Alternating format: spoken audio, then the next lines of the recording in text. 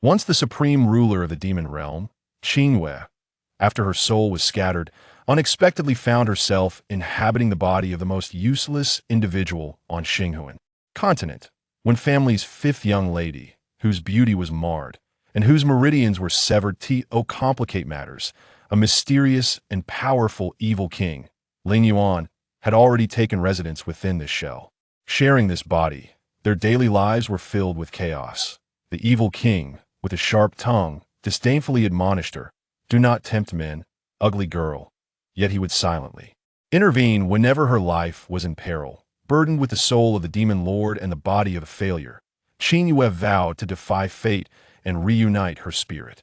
As her stunning beauty reemerged and her formidable cultivation awakened, those who once trampled upon her trembled in submission, and the prince who had once exploited her gazed upon her with fervor. Deep within her consciousness, the low laughter of the red-clad evil spirit lingered. "Child, I protected you for so long. Where do you think you can run?" Chapter 1. A free preview of passionate scenes. Qingyue felt a profound sense of frustration, yet she could not even furrow her brow. 3 days prior, she had been secretly harmed, and a significant portion of her 3 souls and 7 spirits had been scattered.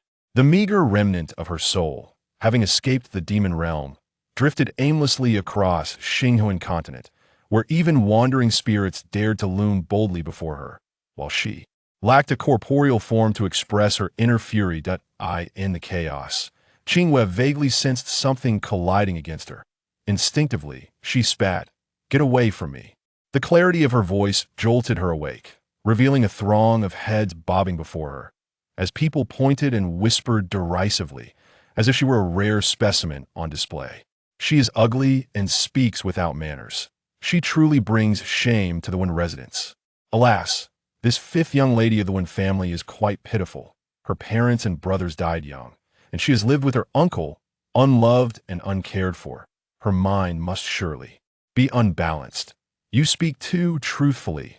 What normal person would lie on the street in broad daylight, dressed in disarray?" That did not concern her. Lying on the ground? She did not quite comprehend its meaning. But to be deemed ugly? How could she accept that? Lowering her gaze, she beheld an unfamiliar body.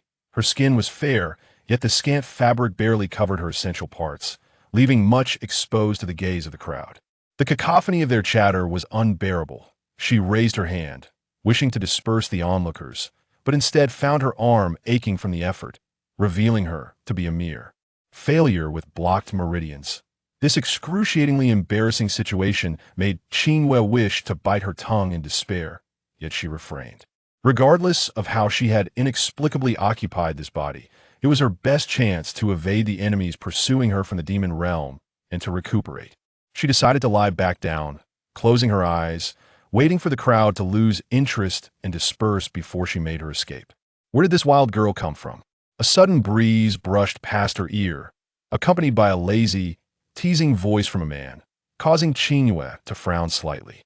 She did not open her eyes, but instead entered the depths of this body's consciousness with her remaining spirit. The man, clad in a red robe, lounged against a throne, propping his head on his hand, gazing at her with a smile that held mischief. 2 steps away, Qingyue halted, brimming with caution. This man exuded an aura from the demon realm. "Who are you?" she inquired. Having lived in the demon realm for nearly 200 years, she had never encountered such a flamboyant character. "That question should be posed to you," Lingyuan replied, surveying the surrounding darkness that enveloped them, silently asserting his dominion. "This soul vessel took me many years to cultivate. If you wish to intrude, you must introduce yourself. That is only polite." Qingyue did not respond immediately. She despised this passive position. A faint red glow flickered from her scattered soul, the only means for her to express her displeasure. Lingyuan remained unhurried, tapping his fingers lightly against his temple, his smile revealing ulterior motives. The powerful pressure surged towards her from all directions, rendering Qingyue powerless, her soul nearly transparent. This man was using his spiritual energy to force her to dissipate. How infuriating! She had never endured such humiliation. However, under the eaves, one must bow their head. She needed to utilize this body to nurture her soul. "Qingyue!" She nearly gritted her teeth as she uttered her name. Lingyuan raised an eyebrow, his fingers still moving, his spiritual energy unrelenting. She resigned herself to repeating her identity. The 9 nether shuns of the demon realm, Qingyue, the 9 nether shuns. Qingyue, Lingyuan narrowed his eyes, a slender, proud figure flashing through his mind, contrasting sharply with the pitiful soul before him, making it hard to believe they were one and the same. What had transpired during their years apart? How had she fallen to such depths? Yet one aspect pleased Lingyuan greatly. Her demeanor was no longer as cold as in her youth. He withdrew his energy, beckoning her closer with a flick of his fingers. "Do you recognize me?" After a pause, he added, "I am Lingyuan." Lingyuan. Qingyue scrutinized him closely, her eyes suddenly sparkling with brilliance, igniting a flicker of excitement in Lingyuan. Could it be that she finally remembered his name? But soon, her once clear gaze returned to its former coldness, tinged with a familiar arrogance. She shook her head lightly. "I do not know you. Who are you? Do you dare to mock me?" Lingyuan's tone darkened, but he was not angry. It was entirely normal for her to have no recollection, as all traces of his presence in the demon realm had been erased. He raised his hand, pressing his fingertip against her brow, a gentle crimson light gradually flowing into her, alleviating much of her discomfort. Qingyue closed her eyes, calmly accepting the spiritual energy he offered. The name Lingyuan felt somewhat familiar, yet among those she knew, no one matched this man's wild and languid demeanor. "This time, I shall repay your grievances with kindness. You owe me." Lingyuan withdrew his hand, and before Qingyue could inquire about his origins or why he utilized a mortal body to forge artifacts and souls, he waved his sleeve and expelled her from his ethereal domain. After a moment of dizziness, when Qingyue opened her eyes again, the sky had darkened. Unbeknownst to her, she had been carried to a street corner, hidden in the shadows, likely because no one wished to witness the grotesque sight of her, an unappealing joke. Sprawled on the street, she refrained from attempting to re-enter Lingyuan's domain. Few possess the ability to utilize mortal bodies for crafting artifacts and forging souls. Even she, who once nearly ascended to the pinnacle of Qingyue City, could not accomplish such feats. His identity and background were undoubtedly intricate, far too complex to be explained in a few inquiries. There was plenty of time ahead. She would eventually uncover the truth. Sitting up, Qingyue glanced around, finding nothing to cover her body. She tapped her forehead and murmured, "Hey, with your powers, you couldn't even provide me with clothing? I am, after all, a girl. Not my concern. Figure out yourself." The man's deep voice brushed past her, sending a shiver down her spine. Cursing under her breath, she ultimately resorted to knocking out a passerby with a brick, thus acquiring some clothing. Perhaps due to her weak soul or the unfamiliar body, Qingyue struggled to walk properly on her way back to the Wen residence, limping awkwardly. Fortunately, it was nighttime, and few pedestrians roamed the streets. Otherwise, come morning, there would undoubtedly be more tales of her clumsy gait. Along the way, while her mind remained clear, she gathered a rough understanding of the tragic backstory of this body she now inhabited. Orphaned at a young age, her elder brother had mysteriously vanished 2 years her senior, leaving her to live with her uncle, Wen Lang, where she faced ostracism from her cousins. Thankfully, her grandfather, Wen Guxiong, doted upon her immensely, and under his protection, her life had been tolerable. However, with Wen Guxiong recently entering seclusion for cultivation, her circumstances had plummeted, leaving her in a woeful state, simply unacceptable. "Hey, you took over someone's consciousness and claimed it as your own. Why did you sever her meridians?"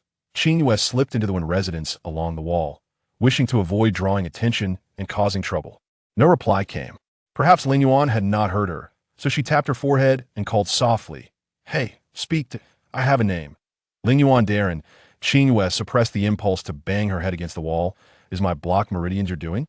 "Indeed," he replied with a light chuckle, clearly amused by her address. "In my reckless possession back then, I inadvertently damaged them. The redness on your face stems from the same cause, redness." Qingyue had initially intended to find a mirror to assess the extent of her current plight, but upon hearing Lingyuan's words, she abandoned all hope. Lingyuan's laughter drifted softly, like a whisper caressing her ear. "Do not worry, it will all come to an end in 2 or 3 months. Please expedite the process. I do not wish to succumb helplessly," Qingyue replied, no longer acknowledging him as she focused on her path. She resolved to remain indoors, waiting patiently for her meridians to clear and her cultivation to progress before re-emerging into the world.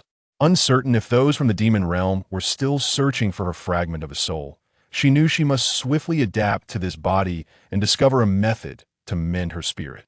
Otherwise, she would perish, leaving nothing behind. Lost in her thoughts, she eventually realized she had strayed from her path, finding herself in an exquisitely tranquil villa. As she turned to leave, a sudden moan reached her ears, halting her steps. The breathy sound was laced with seductive allure and temptation, evoking a flush of heat and a racing heart.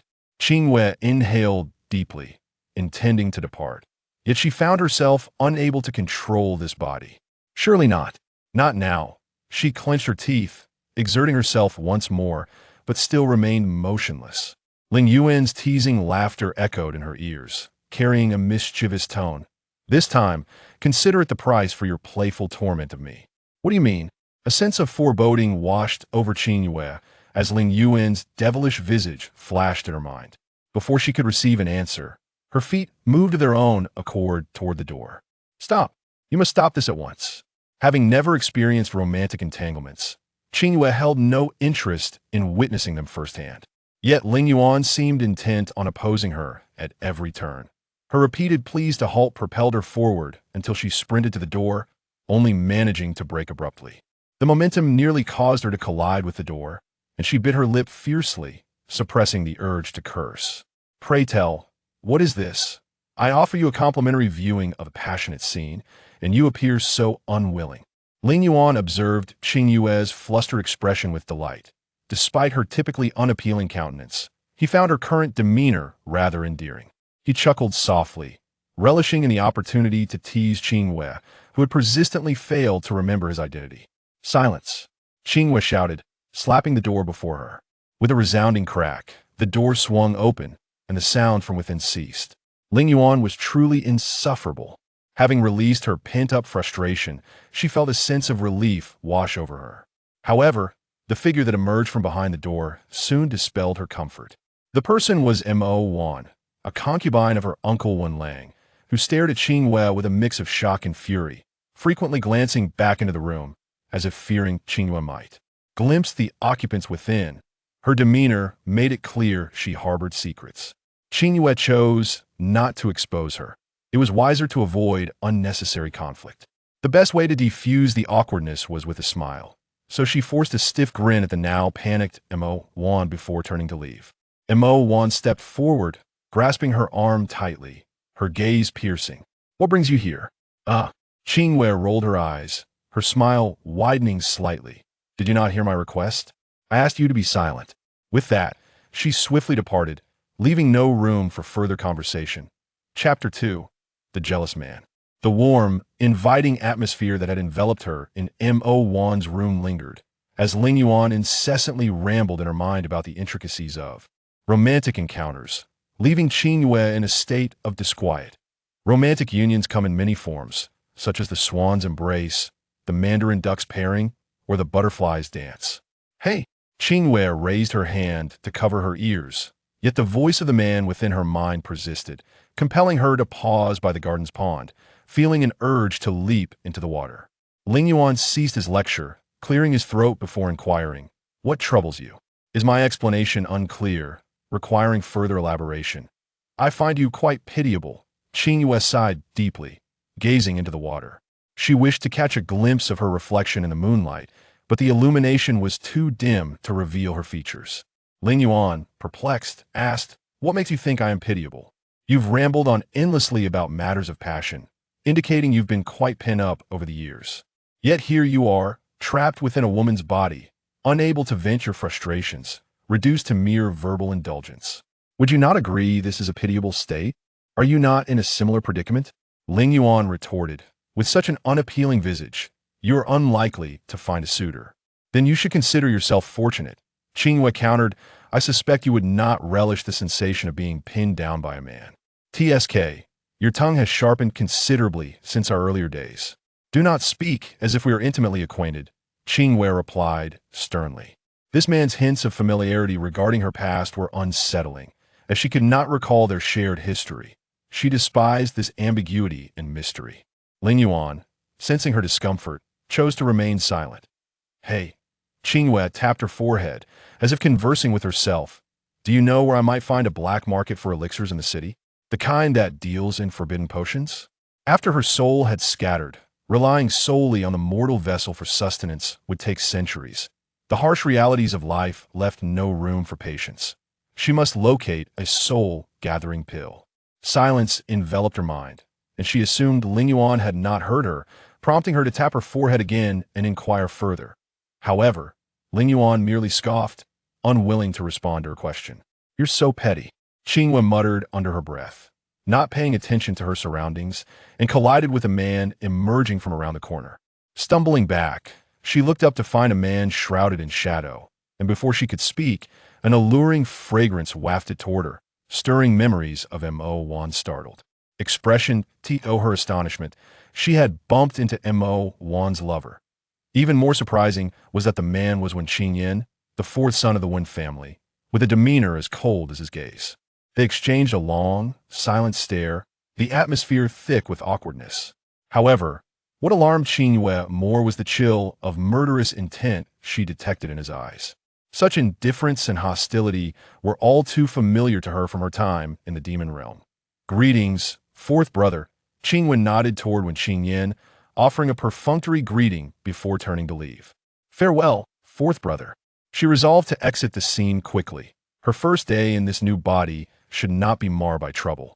As they brushed past one another, Wen Qingyue's icy gaze lingered on her, and he reached out, grasping her arm with a dispassionate tone. "Where are you headed, fifth sister? Dressed like this?" Qingyue discreetly shook off his grip, distancing herself. "I'm not going anywhere. The night is dark and perilous. You should return to Qingyue Pavilion soon." Wen Qingyue cast a brief glance at her before turning away, leaving behind a trace of that familiar fragrance. Watching his retreating figure, Qingyue felt an unsettling sensation rise within her. Memories echoed in her mind, reminding her that this fourth son had always ignored her in the past. Was his sudden concern a sign of guilt? Yet the murderous intent in his gaze. No, she had finally found sanctuary.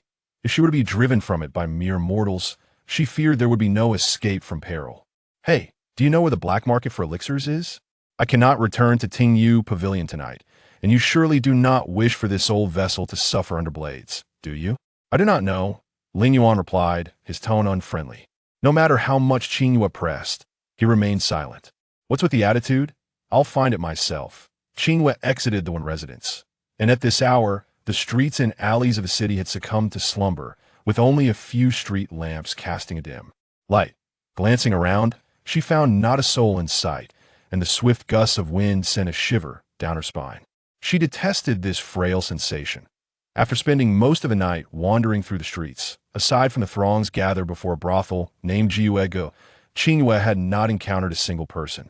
Elsewhere, unable to endure any longer, she sought refuge in a sheltered corner and sat down. As soon as she settled, Lingyuan spoke up. "Foolish woman, why are you out here at this hour instead of sleeping? Are you vying for territory with the homeless? Do you not sense the hidden malice in Wen Qingyue's words?" "It would be truly foolish of me to return and walk into my demise," she retorted. The air was chilly, and Qingyue tightened her garments. Recalling the striking image from earlier that day, she inquired, "What transpired during the day? Whom did that girl offend to be cast onto the street for public display?" "The third young lady of the Wen family, who is notoriously arrogant," Lingyuan replied, sounding somewhat weary. "A word of caution, this girl is no pushover. When you confront her in the future, do not hold back. From your tone, it seems you have long harbored a disdain for her. Why did you not deal with her sooner?" Too lazy to intervene, Qingyue closed her eyes, attempting to delve into her consciousness, but was thwarted by Lingyuan's obstruction. His tone carried a hint of annoyance. "What are you doing? I sense something amiss with you." "I wish to take a look," she attempted once more, only to be rebuffed again. From the depths of her consciousness came Lingyuan's low voice. "I am in a crucial period of soul cultivation. Return quietly, and do not cause trouble, nor disturb me, lest we both perish." Understood. Qingyue recognized the gravity of the situation and refrained from further conversation. However, upon reflection, she began to doubt whether her earlier reaction had been excessively submissive. Leaning against the wall with her eyes closed, she let her thoughts wander for quite some time. When she finally opened her eyes, she was startled to find dawn had arrived, prompting her decision to return to the Wen residence for rest. As she walked part way, two young gentlemen in splendid attire suddenly appeared before her. One, holding a folding fan, smiled charmingly, while the other, handsome yet expressionless, stood beside him. The man with the fan greeted her warmly. "Are you not the Wen girl who lay basking in the sun on the street yesterday? Today, dressed as a man, where do you intend to go? Who are you? What business is it of yours where I go?" Qingyue retorted, scanning them cautiously. Their attire suggested they hailed from affluent families. Noticing her wariness, Ji Lanzhao closed his fan, offering a gentler smile. "Do not misunderstand, my friend and I have some acquaintance with the elder Wen. If you encounter difficulties while he is in seclusion, we could be of assistance." The elder Wen he referred to was Wen Guxiong, the current head of the Wen family, her nominal grandfather, who enjoyed a prestigious reputation throughout Songqing country and the entire Xinghuan continent. Qingyue responded coolly with an "O," perceiving their intentions as an attempt to curry favor with Wen Guxiong through her. She had no interest in further conversation and proceeded to walk past them toward the Wen residence. To her surprise, the two men followed her without any sign of departing. Upon reaching the entrance of the Wen residence, she intended to turn around and send them back, but before she could speak, several servants rushed out from behind the door and seized her, unceremoniously dragging her inside. As she was escorted along, Qingyue noticed a white banner hanging in Mo Wan's courtyard and instantly grasped the situation. Indeed, as she stepped into the main hall, she saw her uncle, Wen Lang, sitting solemnly at the front, flanked by his wives and children, who whispered among themselves upon her entrance. Qingyue observed that when Qingyan, standing at the edge, remained silent, his delicate features calm, as if all of this did not concern him. "Qingyue, you have finally returned," Wen Lang began, causing the room to fall silent as everyone prepared to watch the unfolding drama. He gestured with his sleeve, tossing a bloody dagger at her feet. "This weapon was found at Qingyue Pavilion. How do you explain this?" "Let me think," Qingyue replied nonchalantly, casting a glance at the weapon before turning to Wen Qingyan with a hint of a smile. "Someone suddenly died, and the murderer deliberately concealed the dagger at Qingyue Pavilion to frame someone, correct?"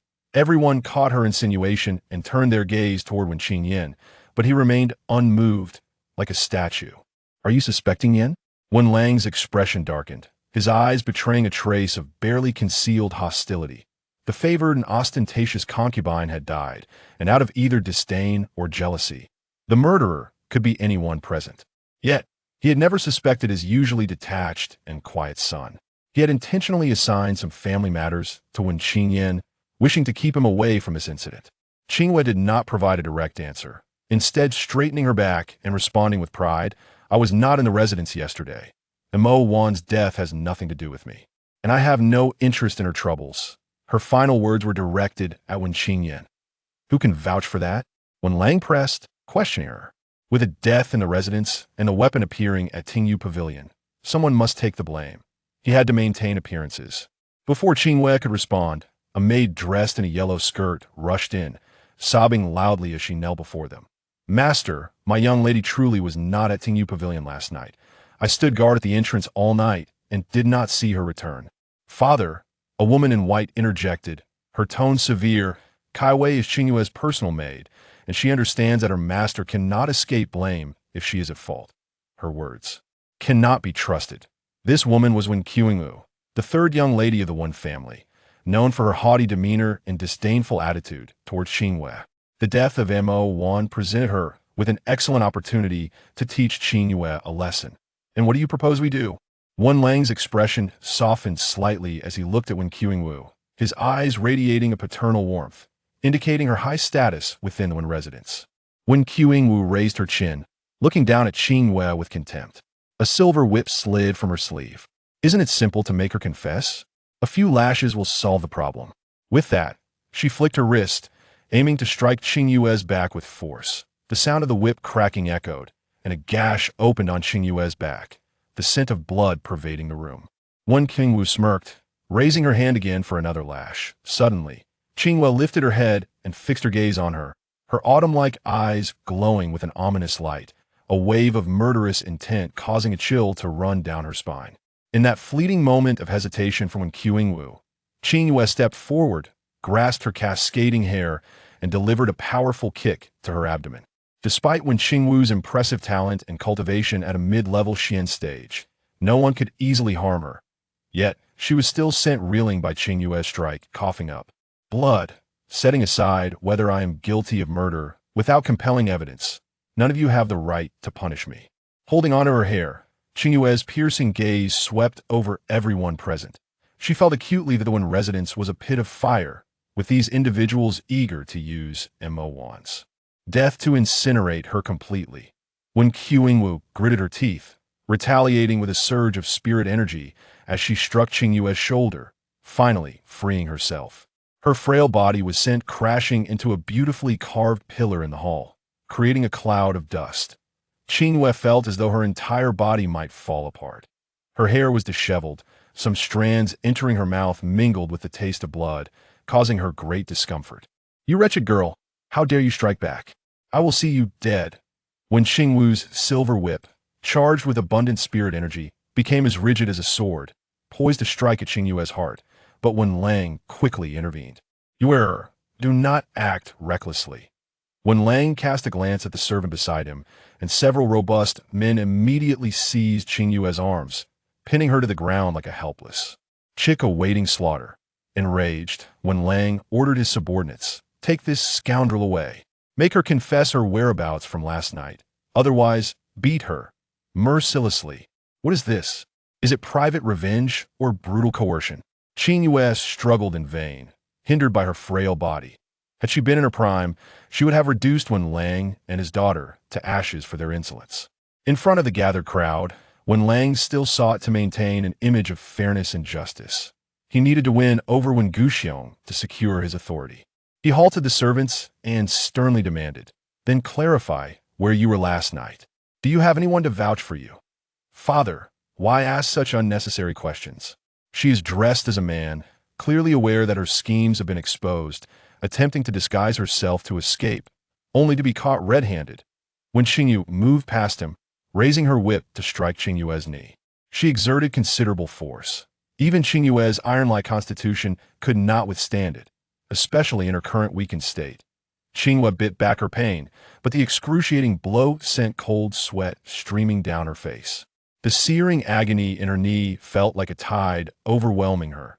She collapsed heavily to the ground without uttering a sound. Another lash followed. Seeing Qingyue lying motionless, when Qingyue grew increasingly smug and admonished her, "The Wen family has always been loyal, yet you turn out to be such a disgrace.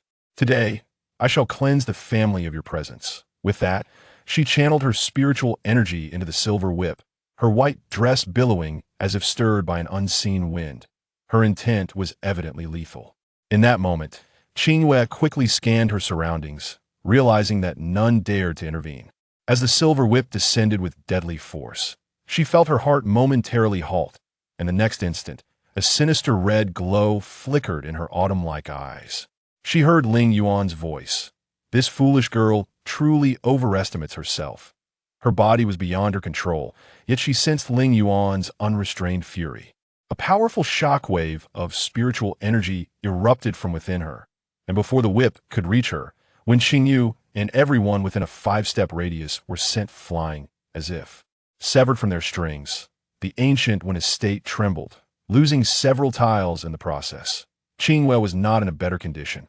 Her already fragile body had endured several strikes, and she could hardly withstand Lingyuan's outburst. She felt her limbs grow weak and achy, akin to the exhaustion after a night of heavy drinking. Are you all right?" The matriarch hurried to Wen Qingyue's side, supporting her daughter and anxiously checking for injuries while glaring furiously at Qingyue. Wen Lang's expression darkened as he approached, grasping Qingyue's wrist tightly, his brow furrowing in confusion. Her pulse was weak and feeble, as if a bead rolling on a plate, utterly incapable of manifesting the previous formidable spiritual energy. Moreover, this girl had been physically incapacitated since birth. How could she possibly contend with Qingyue? Yet, What had just transpired was witnessed by all, leaving no room for doubt. Vile witch, where did you learn such dark arts? Wen Qingyue screamed, her eyes blazing with fury as she glared at Qingyue. The humiliation of being thrown to the ground by someone she deemed powerless was unbearable. Qingyue was reluctant to engage in further discourse. Her body was too weak, barely holding on to consciousness. With her wrist still gripped by Wen Lang, she felt quite displeased, attempting to shake free, but finding his grip tightening.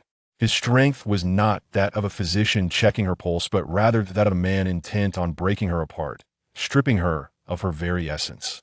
Qingyue, I have always treated you as my own daughter, yet you have slain my beloved concubine, harmed my cherished daughter, and even. Wen Lang slowly rose, maintaining his grip and forcibly lifting Qingyue from the ground. Ignoring her increasingly pale face, he interrogated, "You have even secretly practiced forbidden arts. Do you not know your crimes?" Qingyue scoffed, "Forbidden arts are still arts. To practice them requires spiritual channels. If you wish to slander me, at least use your brain." Her gaze flickered, landing on Wen Qingyue, who had remained silent, and she smirked. "Ultimately, you merely wish to protect him, having committed unethical acts with your own aunt. No matter how you defend him, it is futile." Wen Lang's expression sharpened into a glare. He abruptly released Qingyue's wrist, shifting to grasp her throat. With a slight pressure, he could extinguish her life. However, if Qingyue were to perish, he feared the consequences when Old Master Wen emerged. Sensing his hesitation, when Qingyue approached, clutching her chest, her bloodshot eyes seeming to blaze with the desire to consume Qingyue. "Father." She attempted to harm and escape, framing fourth brother in the process. And who knows where she acquired the dark arts to injure me. Any one of these charges could condemn her to death. Do not hesitate, for even if grandfather learns of this, he will not blame you.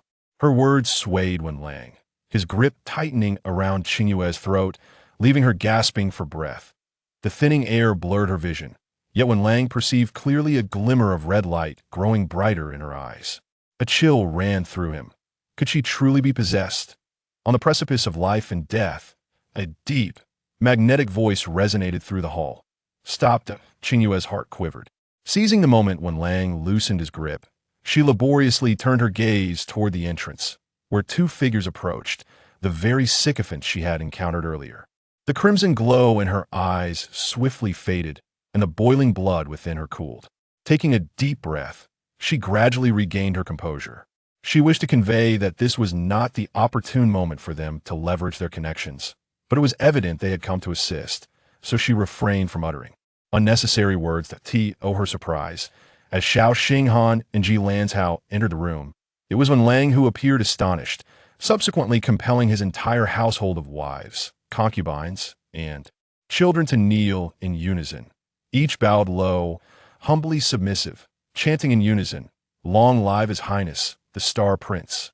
For a moment, Qingyue halted her ministrations on her neck, scrutinizing Xiao Xinghan, whose resplendent attire exuded nobility. She had previously overlooked this detail. Now, it was evident that he was indeed of royal descent. She chided herself for initially assuming he sought to attach himself to the Wen family, realizing that a lack of rest had severely impaired her perceptiveness.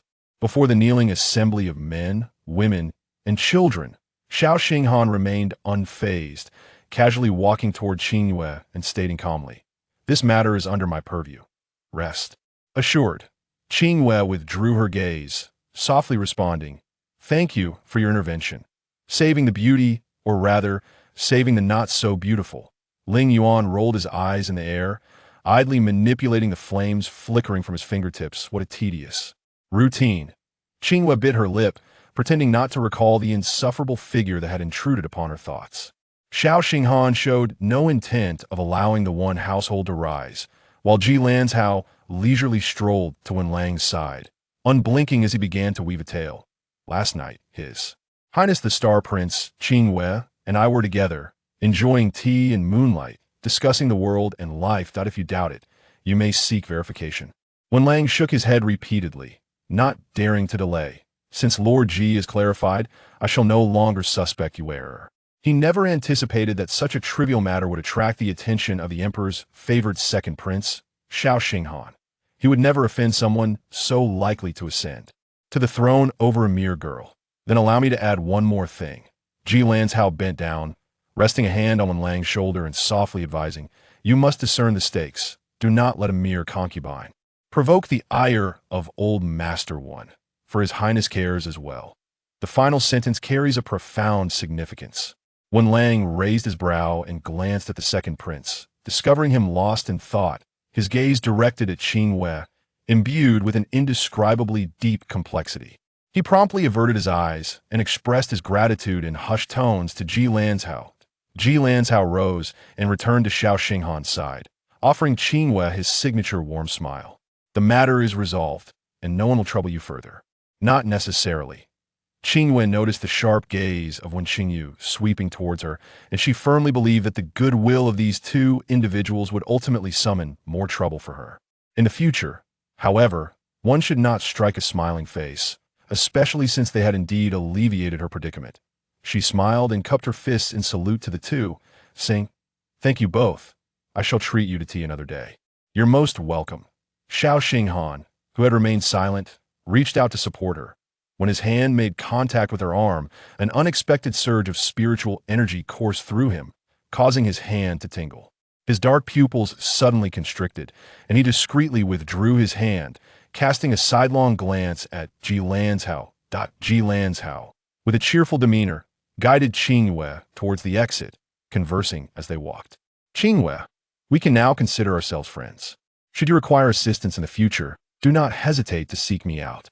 Even if I cannot help, Xingjian will certainly do his utmost." Qingyue smiled lightly and glanced back.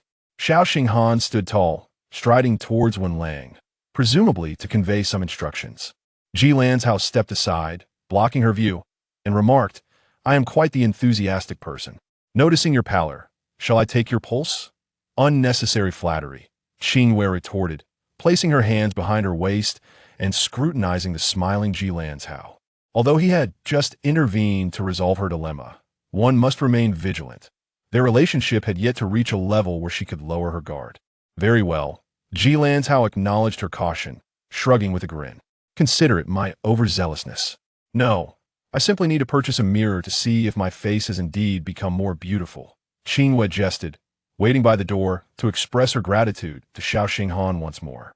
Yet, without warning, a wave of dizziness overwhelmed her, and Ji Lanzhao suddenly multiplied into 3. In the next moment, her head tilted, and she fell to the ground in a most undignified manner, succumbing to unconsciousness. Chapter 4. The art of seduction, or being seduced. The darkness surged like a tide, enveloping Qing Cheng as she floated in and out of consciousness until she arrived at the vast, ethereal realm of her consciousness. "I knew it was your doing." Qingyue, in a state of a fragmented soul, hovered in the void, gazing down at the man in red seated upon the throne. "TSK, within just one night, you have entangled yourself with two seemingly formidable individuals. You possess quite the talent. And how dare you blame me? If it weren't for your reckless desire to visit the other courtyard and stumbling upon Mo Wan and Wen Qingyan's affair, Wen Qingyan would not have resorted to killing Mo Wan to deal with me. Surely, that is not the reason for your dalliance with that fellow, is it?" Lingyuan raised an eyebrow, then smirked. "You might want to take a look at your current state. You're nearly transparent, yet you still have the audacity to flirt." Qingyue lowered her head to inspect herself, and before she could finish her thoughts, her tone veered upwards in surprise. "What?" The nearly transparent remnant of her soul was fading, swaying gently, the scattered fragments failing to coalesce into a whole. This is impossible. If she were in such a state, she would have long lost the strength to float. So how could she have remained in this heavy mortal frame all night without any awareness? Could it be that Lingyuan had been sustaining her all along? Lingyuan lazily straightened his posture, a smirk playing on his lips as he snapped his fingers, revealing a faint blush in her nearly transparent soul. "My dear, you owe me yet another favor." Qingyue furrowed her brow in thought. This man was utilizing his spiritual power to mend her fragmented soul, sparing her from the misfortune of being utterly dispersed once more. This indeed constituted a tremendous favor. Do not think that just because you have my soul artifact nourishing you for years, you can act with impunity. My act of saving you this time is not out of fondness for sharing my body, I simply do not wish for you to die here and tarnish my territory." With a flick of his finger, Qingyue found herself drawn uncontrollably closer to him, and as she gazed into his eyes, her reflection transformed into a breathtaking shade of crimson. Her slender fingers twitched, and she spun in midair, continuing to listen to his ramblings. "You little girl should be more modest given your appearance. Refrain from attracting the attention of those men." She remained silent, attentively absorbing Lingyuan's admonishments, for after all, he was saving her, and it would be wise to hold her tongue at such a moment. A pure yet gentle stream of spiritual energy flowed from the man's fingertips, and she felt as though she were floating on clouds, languorous and reluctant to move. Lingyuan deliberately tempered his strength, creating a soothing atmosphere for her recovery. Qingyue understood this, but did not express her gratitude. She slowly closed her eyes and drifted into a peaceful slumber, observing the tranquil remnants of her being. Lingyuan furrowed his brow slightly before softly uttering 2 words, "Fool." Qingyue slept soundly, completely oblivious to the chaos that had erupted in the Wen residence due to her dramatic fainting spell. As she gradually opened her eyes, a resounding shout pierced the air. "She's awake. The young lady has awakened. Lord Ji, the young lady is awake." Instantly, Qingyue was fully alert. Tilting her head, she saw that the maid named Qingyue had already bounced out of the door, eager to spread the news of her awakening. In the next moment, Ji Lanzhao burst into the room, rushing towards her bed as if he had discovered something extraordinary. Qingyue quickly rolled away just in time to evade Ji Lanzhao's leap. However, her wrist was soon grasped with enthusiasm as Ji Lanzhao half knelt beside her, taking her pulse. After a moment, he let out a long sigh of relief, declaring, it's there. Huh? Is there good news?" Qingyue was bewildered, her first thought being that Lingyuan, unable to endure the long years of solitude, had taken this body to seek pleasure with a man. "What nonsense are you spouting?" Ji Lanzhao reached out to touch her forehead, and upon sensing no anomaly, he explained, "You have been unresponsive for the past 2 days. Your breath and pulse were both absent. It was quite alarming." Exaggerated, Qingyue chuckled lightly, disbelieving his words. "Am I truly resurrected from the dead? If the Wen family knew, they would have long discarded me in a mass grave." Xinghan did not permit them to visit. "No one is aware that you have been dead for 2 days." Ji Lanzhao looked around to ensure no one was present before lowering his voice to continue. "Have you experienced something similar in the past?" Seeing his earnestness, Qingyue felt a pang of frustration. How could she explain this? She furrowed her brows, closed her eyes, raised a hand to her forehead, and muttered through gritted teeth, "Where should I even begin? Oh, I was so focused on mending your soul that I forgot to allow this vessel to breathe." Lingyuan's voice brushed past her ear, and his indifferent expression flashed before her mind. Ji Lanzhao interpreted her reaction as a sign of unspoken troubles. Just as footsteps approached the door, he turned to see Xiao Xinghan entering, followed by a throng of servants from the Wen residence. Xiao Xinghan glanced sideways, and everyone bowed their heads, stopping in their tracks as he entered the room alone. "What brings you here?" Ji Lanzhao stood up, intending to fetch a chair for the bedside, but was halted by a mere glance from Xiao Xinghan. "After court, I had nothing to do, so I came to check on you." Xiao Xinghan stepped forward, locking eyes with Qingyue. He smiled faintly and inquired, "Are you feeling unwell?" "I am well, thank you." As Qingyue sat up, she felt his gaze radiating warmth, causing her cheeks to flush slightly. She clutched the blanket tightly, her heart inexplicably racing. The man responded lightly, bending to adjust the blanket at her feet. "You should rest well for the next few days. I have ensured that no one will disturb your recovery." His actions were incredibly gentle, and Qingyue couldn't help but recall Lingyuan's accusations of her flirting with men. She felt wronged. In this situation, it should be Xiao Xinghan who was flirting with her. She observed him silently, paying attention to every detail of his movements, her heart beginning to race once more. After all, during her time in the demon realm, even when injured, no one had ever cared enough to stay by her side and tend to her with such dedication. Lost in thought, she gazed intently at Xiao Xinghan's handsome face, resembling an infatuated admirer. Noticing her expression, Xiao Xinghan did not call her out, but simply smiled lightly. Then turned to Ji Lanzhao, who immediately understood the cue and stated, Based on her pulse, Qingyue is no longer in danger. In that case, I shall not disturb your rest. Xiao Xinghan looked back at Qingyue, pausing momentarily before adding, on the 7th of next month, there will be a royal hunt, and I hope you can attend. Ji Lancao's jaw dropped in astonishment. Qingyue was at a loss, merely hesitating to nod in response. The two watched as Xiao Xinghan exited, and Ji Lanzhao quickly knelt beside the bed, asking, do you know what it means for Xinghan to invite you to the royal hunt? Why are you so surprised? Qingyue leaned against the wall, her eyelids unmoving, gazing down at him. A hunt is merely a hunt. What else could it signify? You and I. Ji Lanzhao pointed between her and himself, seemingly at a loss for words.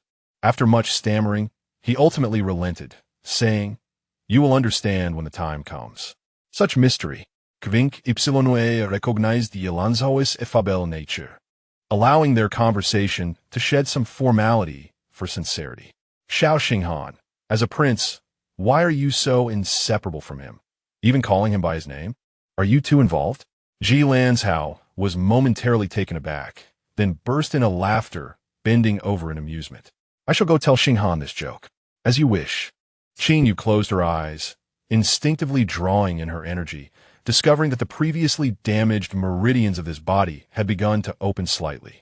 Though not entirely unblocked, she could cultivate her energy to a few key points, which was already a remarkable improvement. Seeing her close her eyes and fall silent, Ji Lanzhao thought she was still fatigued from her recent awakening and chose not to disturb her. He quietly exited the room, instructing the Wen household not to interrupt her. Before leaving, turning the corner, he effortlessly climbed into a golden palanquin and asked, speak. Have you taken an interest in that girl Qingyue because of the demonic aura in her spiritual energy? Seated within, Xiao Xinghan slowly opened his eyes, a complex expression flickering in his gaze. No words are necessary. Ji Lanzhao has already comprehended his thoughts.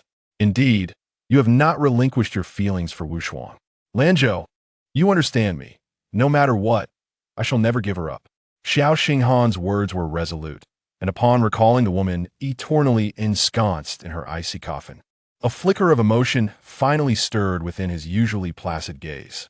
If that is the case, then I shall assist you. Ji Lanzhao sighed and inquired. Yet there is one matter I do not fathom. Since you have resolved to act against Qingyue, why deliberately approach her and disturb her heart? Do you not realize that the pain of a shattered heart is far worse than death? Xiao Xinghan's gaze darkened, for he understood the anguish of a broken heart better than anyone. The moment Wu Shuang closed her eyes in his embrace, a part of his heart departed with her. Were it not for the seemingly ludicrous rumor regarding the forbidden method, he would have willingly departed this world alongside her. However, with even a glimmer of hope to bring Wu Shuang back to his side, how could he possibly let go? Ji Lanzhao observed the transformations in his expression, shook his head, and sighed, enough, enough. I cannot comprehend your thoughts. Yet, Qingyue is ultimately a pitiful girl. I do not wish for you to offer her compassion only to later destroy her with your own hands. That would be too cruel. I did not intend to get close, Xiao Xinghan began, but found it difficult to articulate his thoughts. After a prolonged silence, he finally murmured, her eyes resemble Wu Shuang's. Upon hearing this, Ji Lanzhao instantly understood. Any further admonishments or pleas would be futile. The man beside him was no longer the decisive, cold-hearted second prince, but merely a lovesick soul. Xinghan, your inner turmoil can only be resolved by yourself. My capacity to assist is limited. Ji Lanzhao patted his shoulder and, without uttering another word, departed from the carriage. Chapter 5. New companions. Ji Lanzhao visited the Wen residence frequently, bringing with him rare medicinal pills each time. After a few days of consuming them, Qingyue's health improved rapidly, yet an unease lingered in her heart. These pills not only bolstered her physique, but also served to unblock her meridians and invigorate her qi and blood. Although they could not remedy her damaged channels, they were still beneficial. Could it be that he has sensed something? Qingyue, I shall be busy with the royal hunting event in the coming days and will not be able to visit you. Please take care of yourself. And should any issues arise, do not hesitate to seek me out. Ji Lanzhao placed the pills down and looked at her with an expression devoid of any flaw. In truth, You need not bring me medicine daily.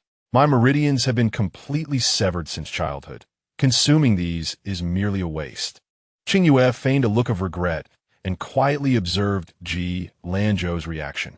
He smiled and tentatively asked, "Do you know what happened that rendered you unable to cultivate?"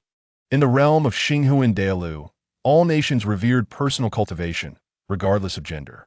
Nobles and heirs placed great emphasis on the cultivation talents of their progeny. However, despite the varying degrees of aptitude, individuals like Qingyue, whose meridians were entirely dysfunctional, were exceedingly rare. Her renown stemmed largely from her beauty and in part from her inability.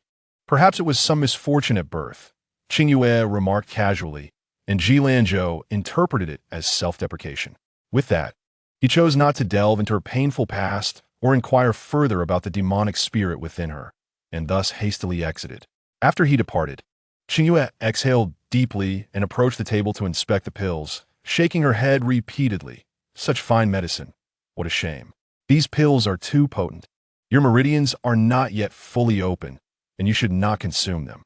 Lingyuan casually flicked a finger, and Qingyue mimicked his motion, tossing all the pills out of the window. Immediately, a woman's voice erupted in scorn, and Qingyue rolled her eyes.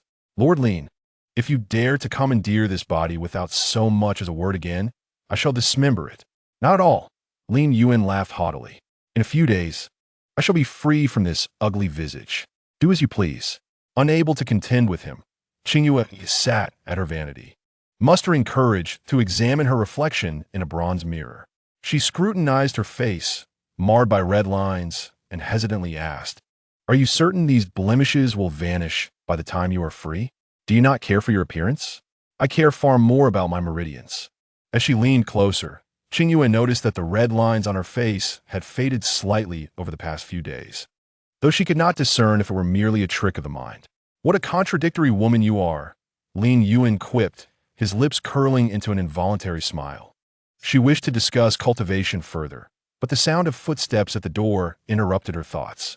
"Ugly creature, did you discard these pills?" Wen Qingyue fumed, hurling a handful of medicinal packets at Qingyue. Qingyue turned her head just in time for the bronze mirror to be struck, shattering upon impact. A chill gripped her hand as she looked down to find shards cutting into her skin. In her mind, she heard Lingyuan's languid laughter. Though the meridians of this body were not entirely connected, dealing with this brash girl would be manageable. "You should be grateful to me." Before confrontation could ensue, Qingyue stood unperturbed, sweeping the shards of the mirror onto the floor as if she had not noticed Wen Qingyue at all. Wen Qingyue, simmering with rage, finally found a reason to vent her frustrations. Leaning against the doorframe, arms crossed, she scoffed, "Ji Lanzhou's daily deliveries of medicine are so diligent. I thought it was something precious.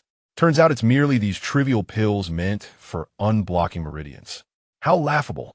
Now that you've had your laugh, kindly take your leave. I have no desire to waste my precious time on you." Qingyue strolled toward the door, not even sparing the arrogant girl a glance as she passed. The sun shone brightly, and a gentle breeze stirred the waters of the pond in Qingyue Pavilion, casting glimmering reflections.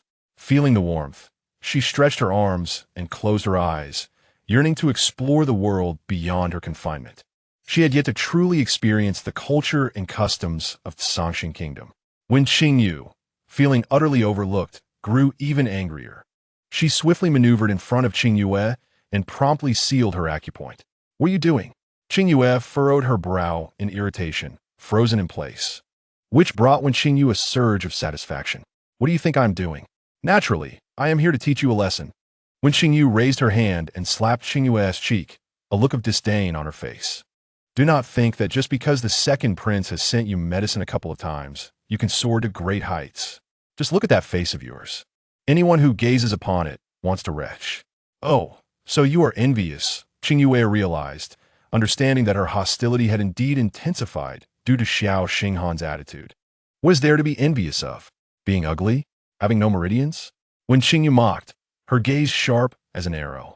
The upcoming royal hunting event was merely a pretext for selecting brides and grooms among the eligible heirs, and nearly all talented youths would be present. Did she believe that by then, the Xingdian would still pay her any heed? "Have you finished?" Qingyue raised an eyebrow, then stepped forward, making her way to the grand garden of the Wen residence, where a larger pond awaited. You, how could you? When Qingyue exclaimed in astonishment. She had clearly sealed her acupoint. Acting alongside someone like you is truly exhausting, Qingyue said, striding confidently, glancing around the empty garden to ensure she could act freely. Upon reaching a small arched bridge in the garden, she turned to face the following Wen Qingyue and declared, "Such meager skills, yet you dare provoke me? You are far too naive. How dare you mock me?" Wen Qingyue seethed, channeling her energy and launching an attack toward Qingyue's chest. Qingyue swiftly sidestepped the strike, refraining from retaliating. She wished not to reveal too much before her meridians were fully restored. After her initial attack failed, Wen Qingyue gathered her energy once more, aiming this time for Qingyue's crown. Should she connect, Qingyue would either be gravely injured or perish. Qingyue had anticipated her adversary's move, patiently awaiting the moment when Wen Qingyue would draw near. With the fruits of her recent training, she intended to unleash a burst of energy, effortlessly tossing the girl into the pond. When the commotion ensued, she would simply feign innocence, claiming that Wen Qingyue, consumed by jealousy, had lost her footing on the slick stones and tumbled into the water. Just as she was silently gathering her strength, a figure suddenly emerged from the other side of the bridge, hurtling towards Wen Qingyue with astonishing speed. In an instant, Wen Qingyue resembled a butterfly with broken wings, descending into the water with a rather ungraceful splash. The resulting droplets leapt into the air, refracting the sunlight into a spectrum of colors.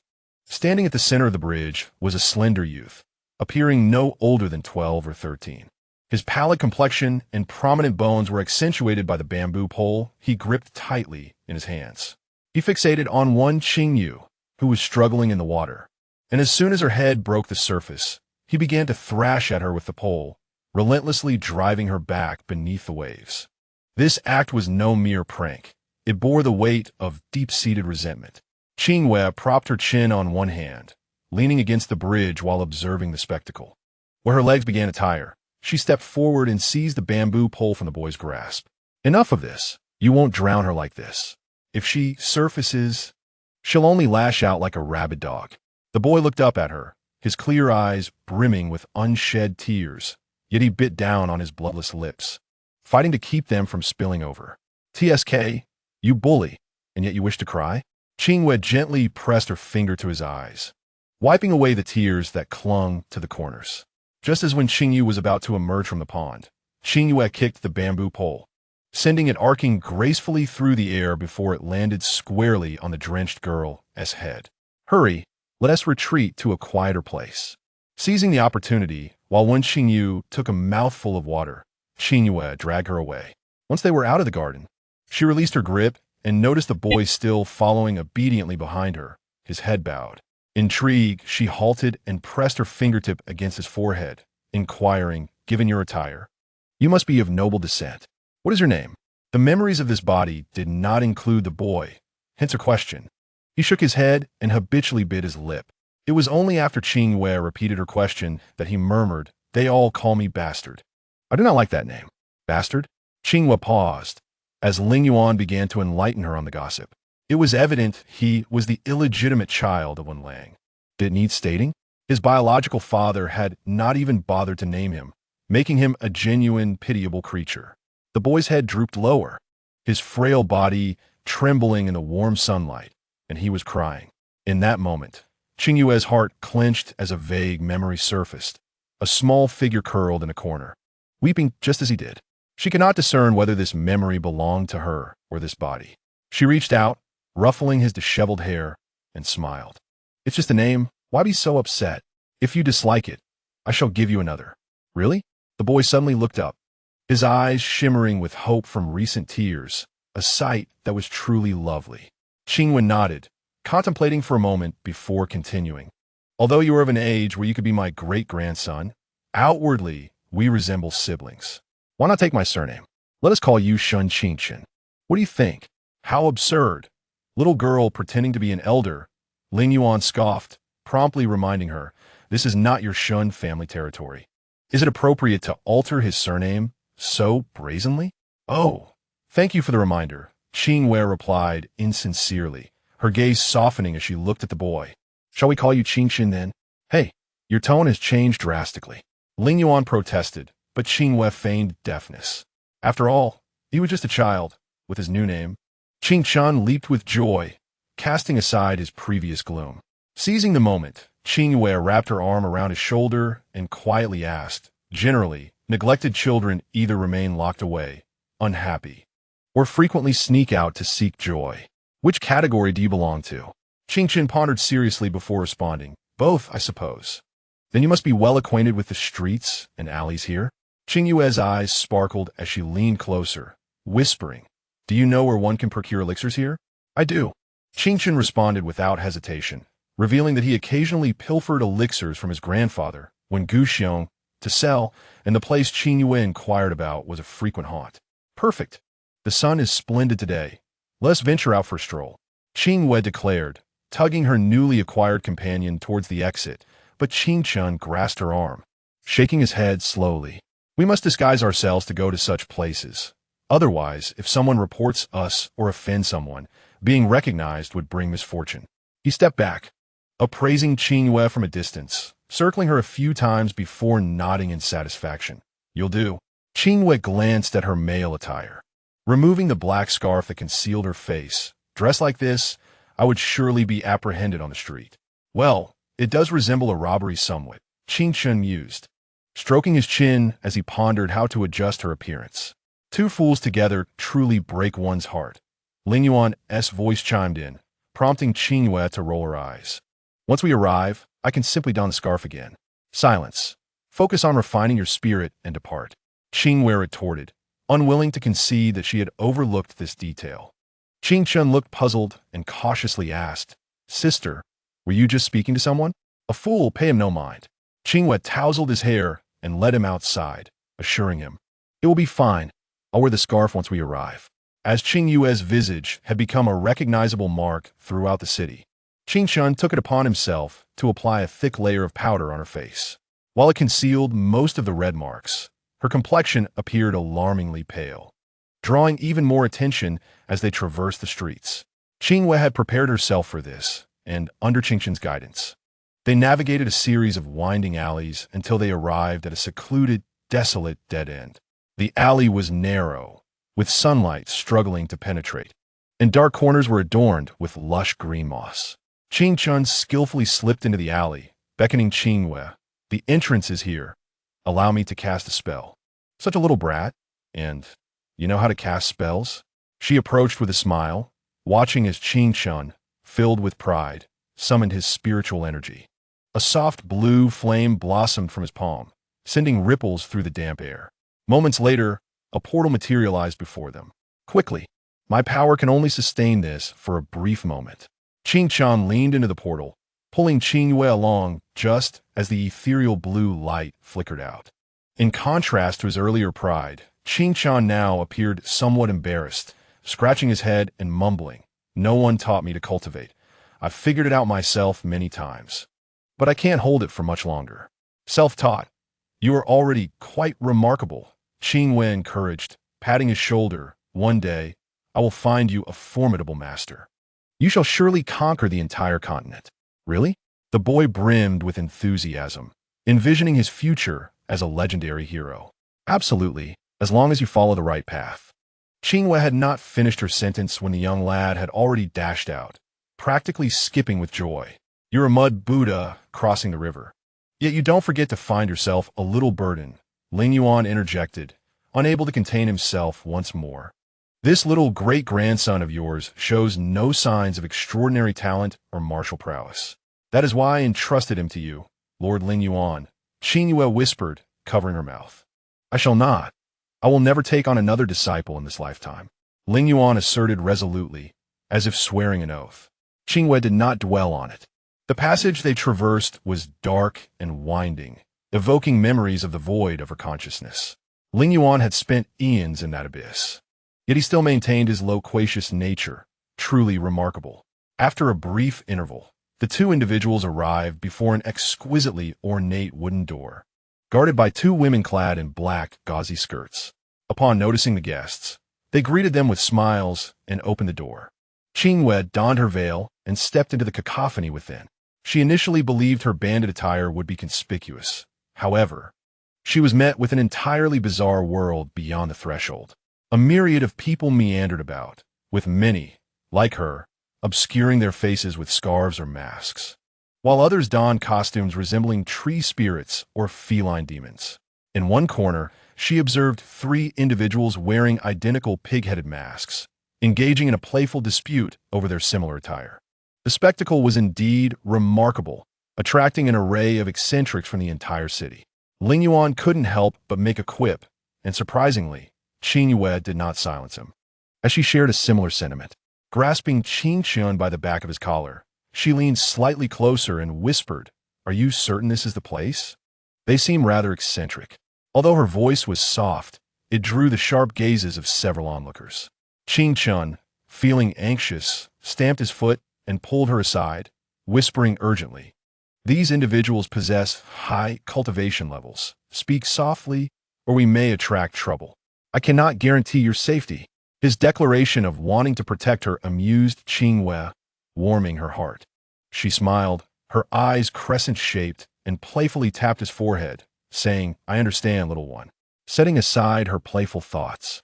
Qingyue circled the expansive venue and discovered a thriving trade in elixirs, ranging from alchemical tools to various forbidden potions, with transactions occurring as long as the prices were reasonable. Most notably, she found vendors peddling Yao Dan, the essence refined from the years of toil by demons in the magical realm. Losing a Yao Dan would not lead to utter annihilation, but the owner would revert to their original form, and in such a brutal world, that fate was hardly preferable to complete obliteration. She had once possessed one, but had sacrificed it in a heroic effort to safeguard her fragile soul. The thought of returning to that past stirred a profound sense of melancholy within her. With a sigh, Qingyue resumed her quest for the soul-gathering pill, but, after 2 laps, found no trace of it. Reluctantly, she approached a vendor for information, only to be met with a vigorous shake of the head upon mentioning the name. "Brother, that is far too advanced for this place. Not only can I not procure it, but even if you found the owner here, it's hopeless. Do you know anyone who might have some leads?" Qingyue inquired, hoping to gather useful information for his sister. "Why not ask the owner? She is here today," the vendor suggested, glancing around before pointing toward the northwest corner. "There she is, the lady in the white dress. A woman managing such a vast underground market?" Qingyue squinted in the direction indicated by the vendor and found the figure somewhat familiar. As she approached for a closer look, the woman in white entered a small room, revealing only her profile. "Sister, do you know her?" Qingyue asked, moving closer to the door. "Go play," Qingyue instructed, pulling him back. "I'll call you when it's time to leave." "But eavesdropping will lead to trouble," he exclaimed, eager to avoid the consequences. Qingyue urged him away and lingered near the small room. To blend in, she purchased a Yao Dan rumored to be from a 500-year-old tree demon. After a short while, the woman in white exited the room. Qingyue's gaze fixed upon her, as the striking beauty of the woman rekindled memories. Her name was Lanqi, the renowned musician of the Qingyue Pavilion in Sanshin Country. It was astonishing that someone of her stature would dare to engage in underground dealings. Qingyue hesitated, contemplating whether to approach her regarding the soul-gathering pill, but her thoughts were interrupted as another figure emerged from within. Dressed in elaborate robes, he was tall and imposing, concealing his face with a folding fan as he strode purposefully toward the exit. Compelled by an inexplicable force, Qingyue followed him. In the process, she recognized the fan. It was often brandished by Ji Lanzhao in her presence, making it impossible to forget. This was a black market for elixirs, and Ji Lanzhao was a court official, the most trusted confidant of Xiao Xinghan. How could he secretly appear here? Was he conducting an undercover investigation? No, if he were representing the court. This place would have been raided long ago. As the ornate door swung open, Qingyue trailed behind him, only to notice his stride falter, as if he had sensed someone following.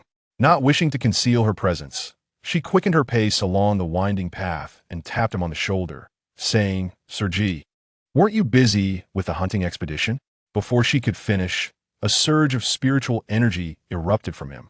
Qingyue instinctively retreated, but before she could distance herself, he struck her shoulder with considerable force, propelling her violently against the wall. A gust of wind rushed past her, and she caught a whiff of blood. Her left arm hung limply, any movement sending sharp pains through her nerves. Cursing under her breath, Qingyue summoned her spiritual energy, a crimson glow bursting forth from her fingertips. Another wave of fierce, spiritual energy bore down upon her, and she prepared to counterattack, only to freeze in shock as she beheld the striking visage before her. Xiao. In that fleeting moment, he caught sight of her clear eyes amidst the dim light, and a jolt of surprise coursed through him. Unable to retract his energy in time, he swiftly turned to evade, his hand crashing against the stone wall beside Qingyue. A thunderous echo reverberated through the vast underground space. Qingyue rushed over, alarmed to find Qingyue injured. "Sister, are you badly hurt?" he asked, his concern evident as he stomped his feet. Without waiting for a response, he forcefully shoved Xiao, shouting, "Why are you attacking without reason? What has my sister done to you? Enough! Your shouting is deafening." Qingyue pulled the frantic boy close. Lowering her voice to Xiao, "I apologize, sir. I mistook you for someone else." With that, she attempted to lead Qingyue away, but Xiao blocked their path. He yanked the black veil from her face, revealing her pallid complexion. Although her skin was unnaturally pale, the makeup concealed the red marks on her face, highlighting her exquisite bone structure. "Qingyue?" Xiao called her name, a mix of astonishment and admiration in his tone. Qingyue was reluctant to meet him in such a place. She was about to deny her identity when Qingyue, straightforward as ever, stepped forward, positioning himself protectively behind her and glaring at Xiao with hostility. "Don't you dare come any closer. We are from the Wen family, and our grandfather is very powerful." Without acknowledging Qingyue's protest, Xiao bypassed him and, without hesitation, scooped Qingyue into his arms, hastening toward the exit while apologizing. "I didn't mean to." "It's fine," Qingyue replied, feeling uncomfortable in his embrace and struggling to free herself. "I can walk on my own." "Stay still." Xiao tightened his grip, his voice carrying an authoritative weight that rendered Qingyue speechless. "Hey, I told you to let go. Can't you hear me?" Qingyue locked eyes with Xiao, her gaze sharp and fiery, as she emanated an overwhelming presence. This felt reminiscent of the oppressive force she sensed when he had previously touched her arm, as if he had transformed in an instant. Xiao halted, meeting her gaze for a brief moment before ultimately releasing her. Chapter 7. You are not my father in the void. Qingyue sat upon an ornate throne, calling out fervently. "Lingyuan, what on earth are you doing?" "Exercising." Lingyuan's voice echoed from above, drifting whimsically. "I haven't moved in years. My muscles are stiff." "You are but a wandering spirit, borrowing a body. What do you know of exercise?" Qingyue rolled her eyes, but reflecting on her own situation, she realized she had no grounds to mock him. Lingyuan disregarded him and merely stated, "You have hands and feet. If you do not wish to walk on your own, I shall carry you." What manner of trickery is this man engaging in? Qingyue found his behavior utterly perplexing, yet at this moment, she was no match for him in strength. Unless he relinquished control of this vessel himself, she had no choice but to remain obediently within this void. "Alas, sister, what are you doing?" In the elongated corridor, Qingyue gasped in surprise, and in the blink of an eye, he found himself grasped by the scruff of his neck and hoisted up by Qingyue, who then turned the world upside down as he was thrown over her shoulder. Blood surged to his head, causing Qingyue's face to flush a deep crimson. He wished to struggle, but dared not move. He could only plead, "Sister, your shoulder is injured. Please put me down. Little brat, be good." The impostor Lingyuan gave a light pat on the boy's backside, and Qingyue ceased all movement. With one shoulder bearing the weight of a person, he glared at Xiao with palpable hostility, speaking curtly. "Do you see? I am in perfect health. Do not allow that surnamed G's white-chopped chicken to bring you medicine and pander to you, nor should you carry any psychological burden from today's events. Let us part ways here, with no intention of meeting again." Without granting Xiao an opportunity to respond, he strode away, carrying the motionless Qingyue, his left arm hanging limply by his side, his silhouette somewhat tragic. Lingyuan moved swiftly, and upon reaching the cave entrance, he unceremoniously dropped Qingyue onto the ground, who proved to be rather heavy. "Sister," Qingyue said, a mix of worry and confusion in his gaze, hesitating to speak. "I am not your foolish sister." "Quickly use your magic to open the door," Lingyuan urged impatiently, having long since existed in a state of spirit, almost forgetting the sensations of being a normal human. The memories of his sealed body, bound for many years, only served to heighten his agitation. As Qingyue rose from the ground, channeling his spiritual energy while covertly glancing sideways, he speculated that his sister might have been stunned by that man's strike. The portal suddenly materialized, and Lingyuan stepped through first. With that step, he returned to the void, relinquishing control of the body. However, his behavior was uncharacteristically silent throughout the process, refraining from mocking the intimate actions between Qingyue and Xiaoxinghan. Qingyue felt that a heartfelt discussion between the two was needed, yet this was not the appropriate moment. In the blink of an eye, the surrounding darkness transformed into a narrow and damp alley, with Qingyue nervously standing beside her, scarcely daring to breathe. "Do not worry, it is but a minor injury." Qingyue smiled at him, not turning her head as she led the way out of the alley. Qingyue followed closely, and once they emerged onto a street, he finally spoke. "Sister, you were quite strange just now." Your demeanor turned fierce. "This is difficult to explain," Qingyue replied, slowing her pace while clutching her injured left shoulder. "You must not speak of today as events to anyone. Do you understand?" Qingyue nodded, his eyes filled with concern. "But what about your injury?" "I will handle it myself." Suddenly, Qingyue halted and turned to the side. The sign of Qingyue Pavilion shimmered in the sunlight, causing her to frown. Lanshi, a renowned musician at Qingyue Pavilion, had brazenly appeared in the underground market, evidently unconcerned about being recognized. Xiaoxinghan was also aware of this black market's existence, yet he took no measures to eradicate it, even meeting Lanshi in private. Was it possible that Qingyue Pavilion was merely a facade, and the true mastermind behind Lanshi was the second prince? "Sister, you cannot enter this place. You are a young lady." Seeing her gaze linger on the sign of Qingyue Pavilion, Qingyue, thinking she wished to enter for amusement, hastily tugged at her clothing and whispered a reminder. Qingyue considered striking his forehead playfully, but momentarily forgot her shoulder's injury. The tearing pain nearly contorted her face.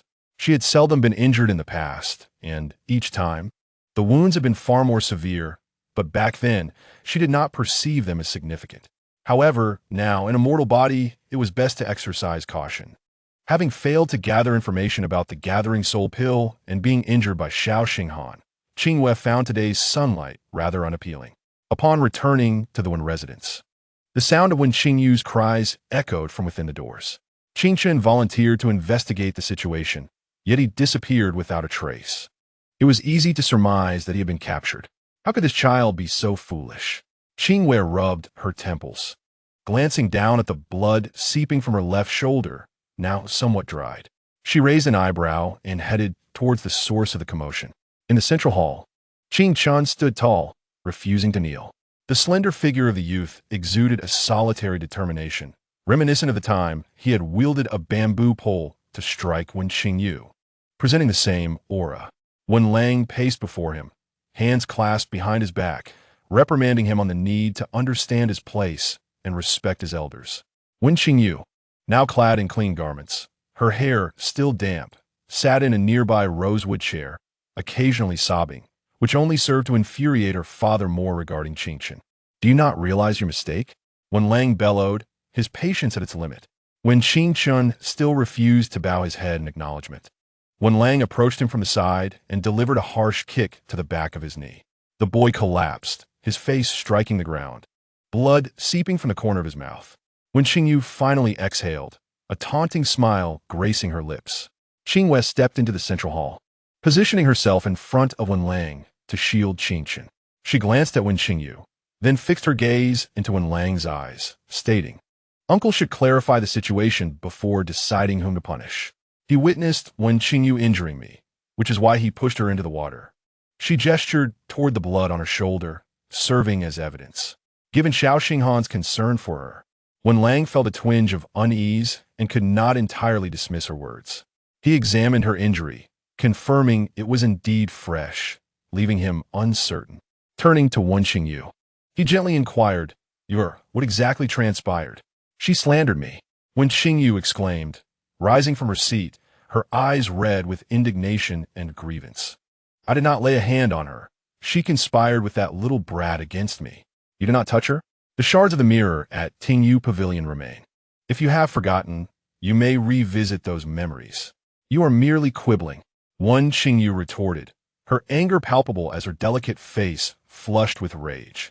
Qingyue ignored her, turning to look at Qingshun, who had managed to rise, wiping the blood from his lips and glaring fiercely at Wen Lang, eyes filled with resentment. At this moment, Qingyue's intervention prevented Wen Lang from striking again. He huffed, tossing his sleeve in frustration as he declared, regardless, Qingyue is your elder sister. No matter her faults, you should not have pushed her into the water. She is not my sister, Qingshun coldly replied, his gaze defiant like that of a wounded beast. And you're not my father. Qingyue stood beside him, feeling his body tremble slightly as he uttered those words. She placed a hand on his shoulder, offering silent support. His words struck Wen Lang like a thunderclap. His body stiffened, and his expression froze in disbelief, unable to fathom that his typically reticent youngest son would dare to openly defy him. Enough. Let today's matters conclude here. Qingyue interjected at an opportune moment, wishing to prevent the situation from spiraling out of control. She cast a glance at Wen Qingyue, donning a facade of magnanimity. This time, I do not wish to pursue the matter further, and I ask the two of you to exercise restraint. She grasped Qingshun's hand and left without looking back. Wen Qingyue attempted to follow, but was halted by Wen Lang. What can you achieve by pursuing? The Star Palace has recently been quite concerned about her. At the mention of Xiaoxinghan, Wen Qingyue's fury intensified. So what? Does the Emperor's favored prince intend to take a plain woman as his consort? You must temper your behavior, Wen Lang admonished, patting her shoulder and lowering his voice. She's your grandfather's treasured possession, and the Wen family is still under his command. Your father hopes you can endure. Father, Wen Qingyue protested, linking her arm with his, her almond eyes chilly. She is nothing but a useless waste. Why not dispose of her quietly? It would be as easy as pie to concoct an excuse for grandfather. One must seek a favorable opportunity. And Wen Lang has also entertained this notion. In recent days, Qingyue has increasingly disregarded him, which poses a looming threat. Lately, Ji Lanzhao has been visiting the residence daily, under the watchful eye of Xing Dian, which necessitates caution. When shall we wait until? I certainly do not wish to encounter her during the royal hunt. It will be most unfortunate. Wen Qingyue possesses great confidence in her appearance, and her innate talent for cultivation is remarkably exceptional among the scions of noble families. Thus, at this royal hunt, she aims to shine brilliantly and draw the attention of Xiaoxinghan. However, should Qingyue be present, she fears her temper may betray her, and any misstep could jeopardize her grand ambitions. Wen Lang is aware of his daughter's long-standing affection for Xiaoxinghan, who is favored by the current emperor and may one day inherit the throne. He seeks to fulfill his daughter's wishes to solidify the status and power of the Wen family, and he will not show mercy towards those whom Wen Qingyue wishes to eliminate. Leave this matter to your father. Focus on preparing for the hunt. I have faith in you. With his assurance, Wen Qingyue finally smiled, yet her mind remained troubled by the events of the morning. She could temporarily overlook Qingyue, but the audacity of that nameless wretch to trample upon her dignity is something she cannot easily forgive. A wicked thought crept into her mind, and Wen Qingyue scoffed. Clenching her fists, dare to offend her? She wishes for him to suffer beyond the grave. Chapter 8. Then you may as well die. Emerging from the hall, Qingshun remained sullen, regardless of Qingyue's attempts to amuse him. The boy's face remained shrouded in clouds of gloom, refusing to smile. Understanding the lad's sorrow, Qingyue ceased her teasing and allowed him solitude in his quarters to gather his thoughts overnight. The following day, she brought the hawthorn cake that Qingyue had prepared, thinking that being a child, the sight of his favorite food would alleviate much of his worries. As she passed through the garden, a quarrel caught her attention. Following the sound, she discovered when Qingyue and when Qingyue in heated debate. Do not be deceived into thinking that father genuinely favors you. Your current status is merely the result of your second brother's obsession with the world outside, unwilling to interfere with household matters. When Qingyue lifted her chin, her expression haughty and laced with sarcasm as she continued, you foolishly defend that little wretch. It merely reveals your own lowly status, does it not? Am I not right? Fourth brother? The deliberate address and mocking tone struck Wen Qingyue as if they were slaps to his face, yet he remained impassive, his countenance revealing no emotion. He exuded an air of detached indifference, standing resolutely before Wen Qingyue, unyielding, the antidote.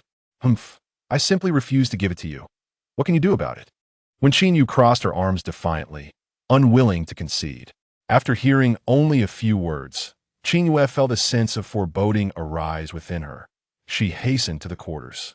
Calling for Qingshan twice yielded no response, and, kicking open the door, she dropped the hawthorn cake in shock. Qingchen! She rushed to the bedside, lifting the pale-faced boy, whose forehead was slick with sweat. She reached for his wrist and found his pulse erratic, a sign of poisoning. Her thoughts raced. Recalling the words she had overheard in the garden, Qingyue concluded that this was the work of Wen Qingyue. She stood to rush out and confront the perpetrator. But Qingchen grasped her hand. The boy's face was ashen, his eyes barely opening, and his lips, devoid of color, slowly murmured, "Sister, it hurts." "I know, dear brother." Qingyue quickly reassured him, holding his hand gently and speaking softly. "Just hold on. I will fetch you the antidote, and you will soon recover. I still need you to protect me." Qingchen, trying to nod in understanding, suddenly trembled violently, twisting in pain and curling up, convulsing incessantly. His sleeve fell away, revealing his purple-black left arm, punctuated by 2 conspicuous needle marks at the elbow. Qingyue realized there was no time to waste. She disregarded the need to comfort Qingchen and dashed outside, only to collide with a familiar chest. "The antidote is here." Wen Qingyue regarded her coolly, bypassing her to reach Qingchen, unceremoniously feeding him a green pill and pressing several acupoints to prevent the spread of the toxin. After executing this series of actions, Wen Qingyue did not linger but turned to leave. As he passed by Qingyue, he paused slightly and uttered, "This time, we owe each other nothing." Without the time to ponder Wen Qingyue's words, Qingyue hurried to examine Qingchen's injuries. The medicine soon took effect, alleviating the boy's painful convulsions, though his brow remained furrowed. Murmuring indistinctly, after guarding him for half the day, Qingyue noticed he had developed a fever, and the color of his left arm remained ominously dark, causing her unease.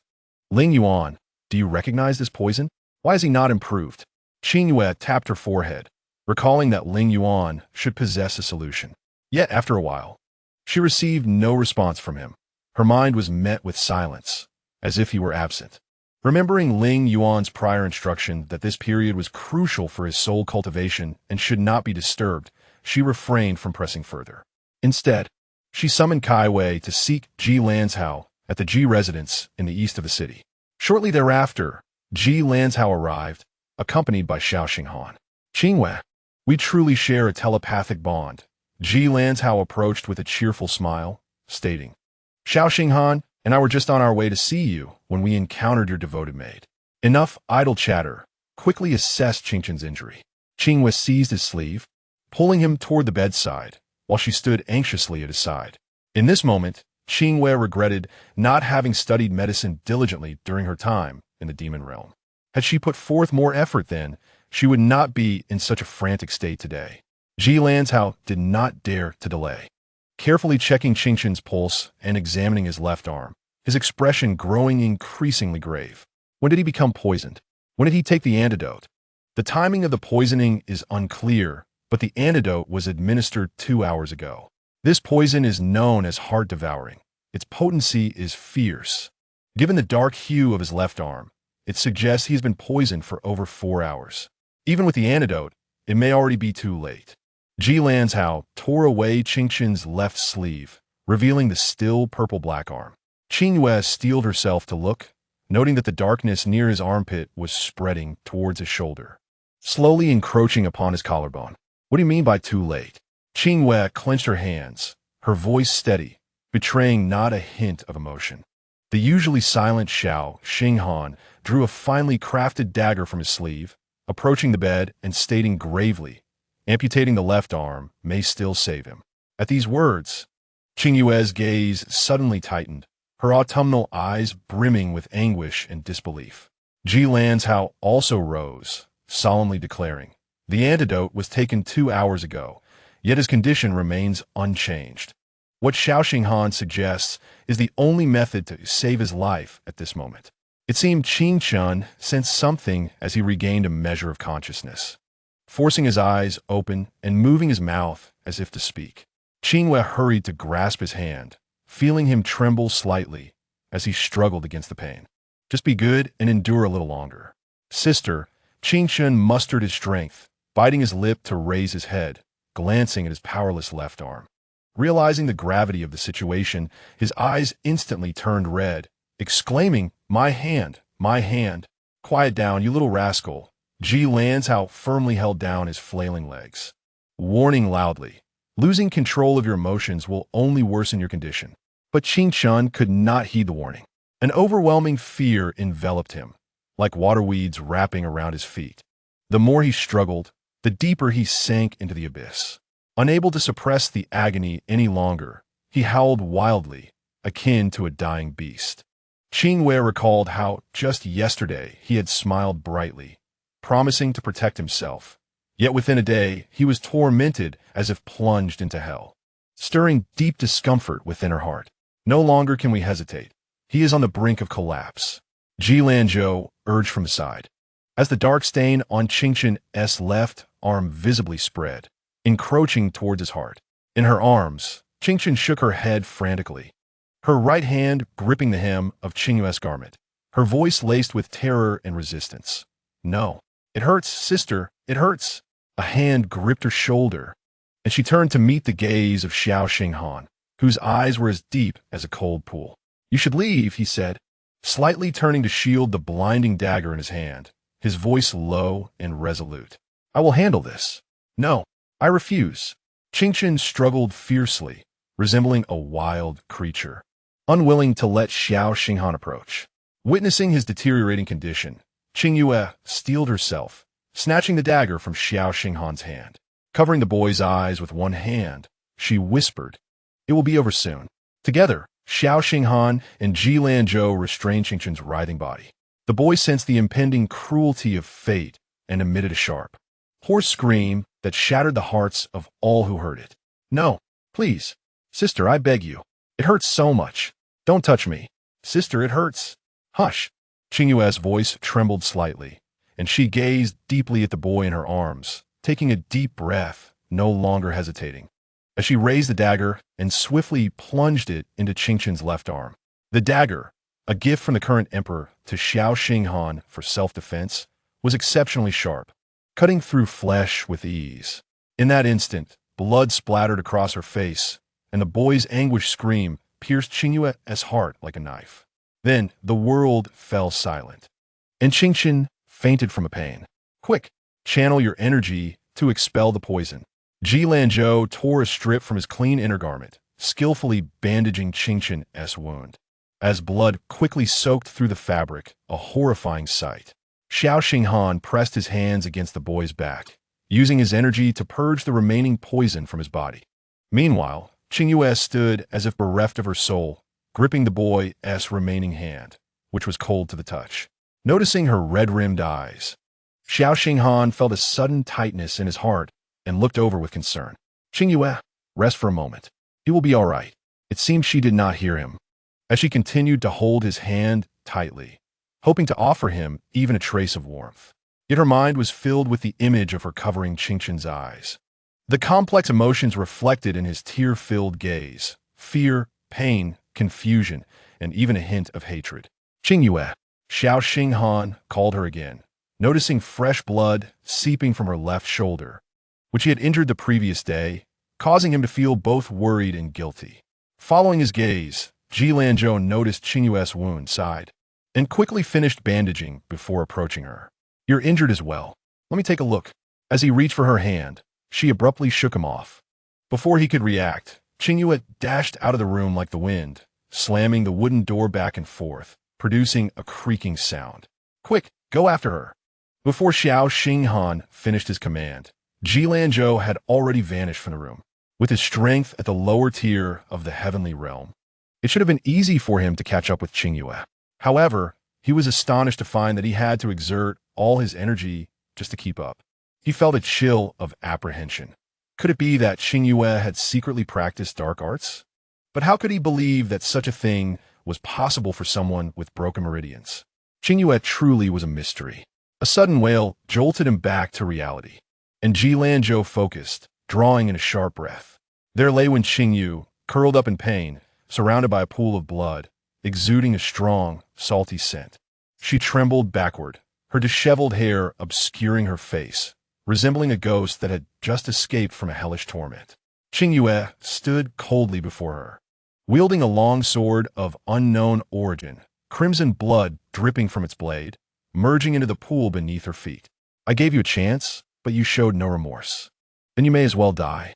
Her voice was unusually calm, yet felt as chilling as winter frost, penetrating to the core.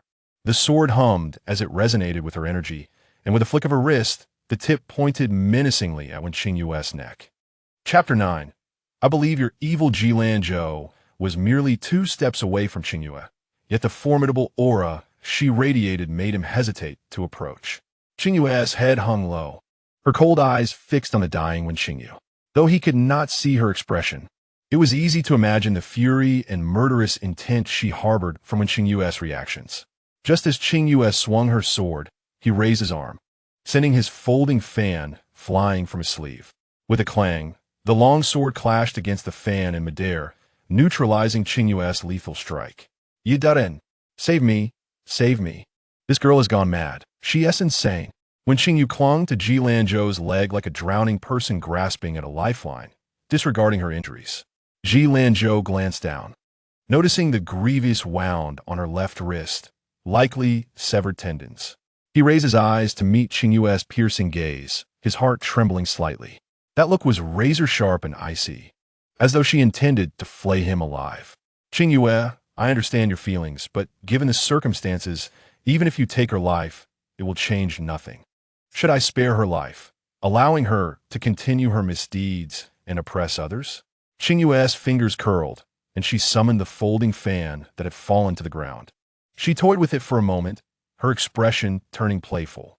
This fan of yours is quite effective for killing. Ji Lanzhou sighed, feeling somewhat helpless. He kicked Wen Qingyue away from his feet and sidestepped. If you wish to kill her, I will not stop you. I merely believe that for someone like her, a life worse than death would be more painful. He refrained from mentioning that Wen Qingyue's death would only complicate Qingyue's situation with the Wen family, knowing that argument would not hold much weight. Indeed, Qingyue seemed to reconsider her murderous intent, her expression darkening as she pondered Ji Lanzhou's suggestion. Wen Qingyue was unprepared for Ji Lanzhou's blunt words. She realized that her life was of little value in the eyes of these two. Despairing, she closed her eyes, waiting for death to come. However, moments later, she heard the sound of the sword clattering to the ground.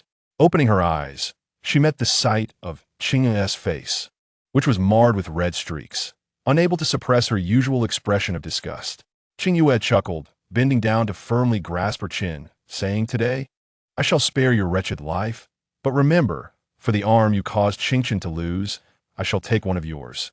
If you disdain my face, I shall ensure yours bears the same scars." Understanding the meaning behind her words, Wen Qingyue recoiled in resistance. But she had lost too much blood and lacked the strength to escape, her eyes wide with terror as she watched Qingyue raise her hand, her fingertips glowing red as they swayed before her eyes. A wave of pain washed over her, warm blood streaming down her face. And Wen Qingyue let out a few pitiful cries before losing consciousness. I once thought you were someone with a backbone." Qingyue cast a disdainful glance at her, rising to her feet and walking back to Ji Lanzhou, tossing the fan back into his arms and insincerely saying, "I apologize for soiling your fan. It is quite precious to me." Ji Lanzhou accepted the fan with a bemused expression, following her as they walked back. Tentatively, he inquired, What is the nature of your spiritual power? Secretly practicing forbidden technique, Qingyue replied réadily. Seeing Ji Lanzhou's solemn demeanor, she smiled and raised an eyebrow. Do you truly believe in such unfounded matters? TSK, Ji Lanzhou pouted, striving to appear nonchalant. You've changed. You dare to joke about such things. Qingyue came to a halt, scrutinizing Ji Lanzhou's face, her smile waning as she solemnly fabricated a tale. Not long ago, I encountered a sage who guided me. My meridians have miraculously healed, and I have secretly practiced some life-preserving techniques. I hope this remains a secret between us. Her expression was grave, her gaze sincere, devoid of the earlier harshness. Were it not for her visible state, Ji Lanzhou would struggle to connect the person before him with the tragic fate of Wen Qingyue. He nodded gravely, refraining from probing further into the aura of darkness within her spiritual energy. The fact that Qingyue could confess to her meridian restoration brought him a sense of relief. One must not be overly greedy. Upon returning to the courtyard where Qingqian resided, the door swung open, and Xiao Xinghan dashed out. Upon seeing the two in the courtyard, he abruptly halted, exhaling lightly. Yet, the next moment his gaze fixated upon Qingyue, who was stained with blood, causing his brow to furrow in concern. Your injury. He approached her, grasping her hand and leading her to sit upon a stone bench in the courtyard. It is my fault. While speaking, he placed his palms against hers, channeling pure yet gentle spiritual energy into her palms. Sensing his intent to heal her, Qingyue instinctively attempted to retract her hand, but Xiao Xinghan's grip tightened, their fingers intertwining, making refusal impossible. Her heart began to race uncontrollably, as if harboring a secret that must not be unveiled. She timidly glanced at Xiao Xinghan several times, her emotions surging within her, rekindling feelings long buried. It was entirely his fault for being so strikingly handsome, with eyes so profound that one could easily become ensnared by a mere glance. Yes, it must be so. As her thoughts spiraled, Qingyue decided to close her eyes, calmly accepting Xiao Xinghan's healing.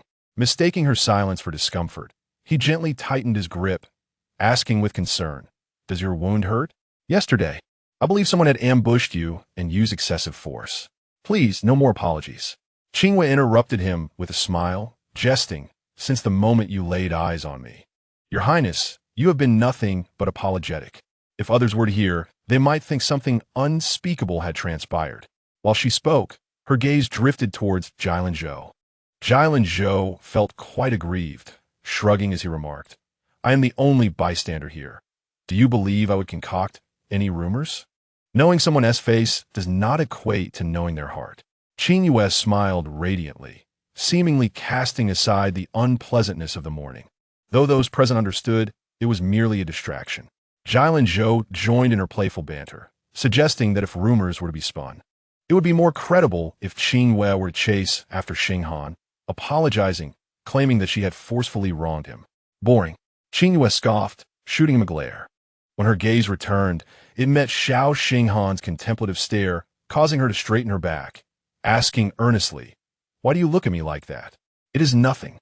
I merely find it somewhat enviable that you two have grown so familiar in such a short time." Xiao Xinghan's tone was casual, yet in his eyes, Qingyue sensed a hint of melancholy. Her heart twisted in sympathy. She had always been skeptical of love at first sight, yet here she was inexplicably drawn to him. Xiao Xinghan had pressing matters to attend to and did not linger, promising to return the following day to heal the siblings. After seeing the two off, Qingyue returned to her room, gazing at the still, slumbering Qingqian. Her brow furrowed deeper. She reflected on her impulsive confrontation with Wen Qingyue, yet upon seeing Qingqian's empty sleeve, she extinguished any lingering regret. It was far too lenient for Wen Qingyue to lose merely a meridian in her appearance. Qingyue felt that revealing her true self too soon would inevitably invite unnecessary troubles, foreseeing unrest in her future. As expected, that afternoon, the Wen residence was in turmoil. Wen Lang, wielding some mysterious influence, summoned dozens of wandering physicians to the estate, drawing considerable curiosity from onlookers. Given Wen Qingyue's nature, she undoubtedly informed Wen Lang of her assailant at the earliest opportunity, Yet as the sun dipped below the horizon, when Lang had yet to confront her, Qingyue speculated that he was preoccupied with treating his precious daughter's injuries, too busy to seek her out. As the moon rose, Qingyue stirred awake. Having only sipped a bit of broth before closing his eyes once more, ignoring Qingyue's attempts to engage him. I know you are angry with me, resentful, but you are still young.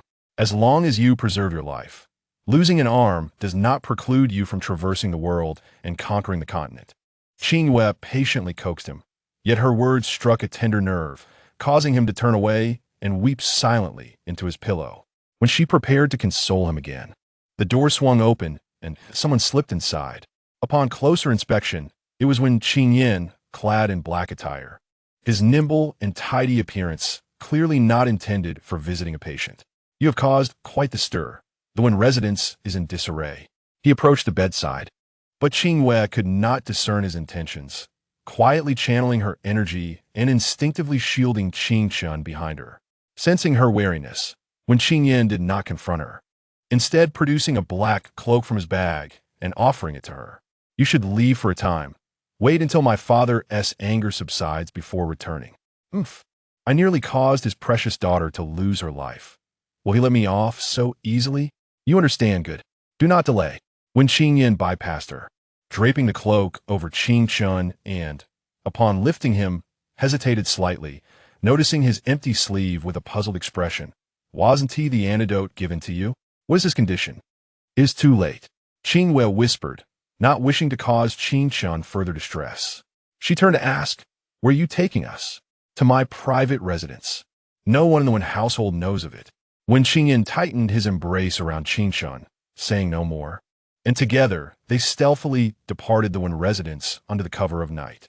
The trio traveled in silence, traversing much of the city until they arrived at an unremarkable yet tranquil abode. You will rest here for the next few days. I will help explain to my father. This was all a consequence, and you do not deserve death. Wen Wu settled Qingyue and then handed his bag to Qingyue. Upon inspection, it contained silver, likely a substantial amount.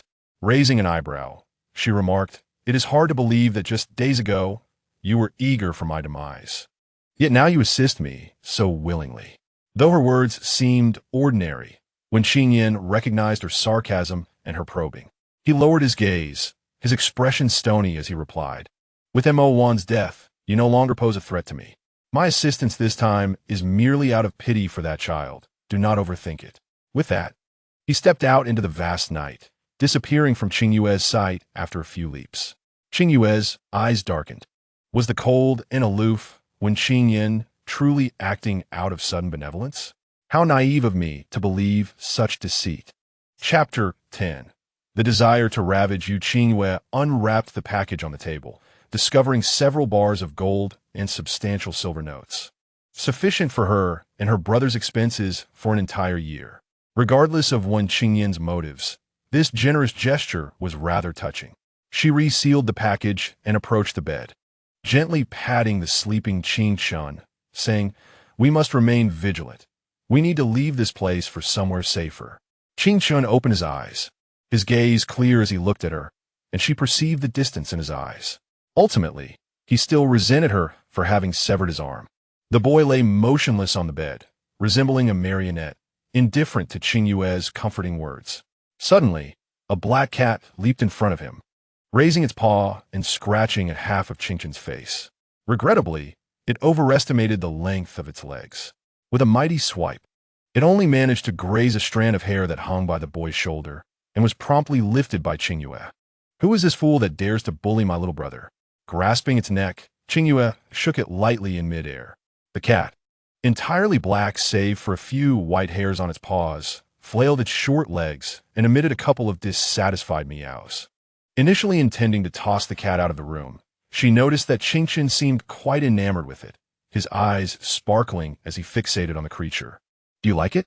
Qingyue, with lips devoid of color yet gleaming eyes, refused to divert his gaze. Finding something to distract him was rare.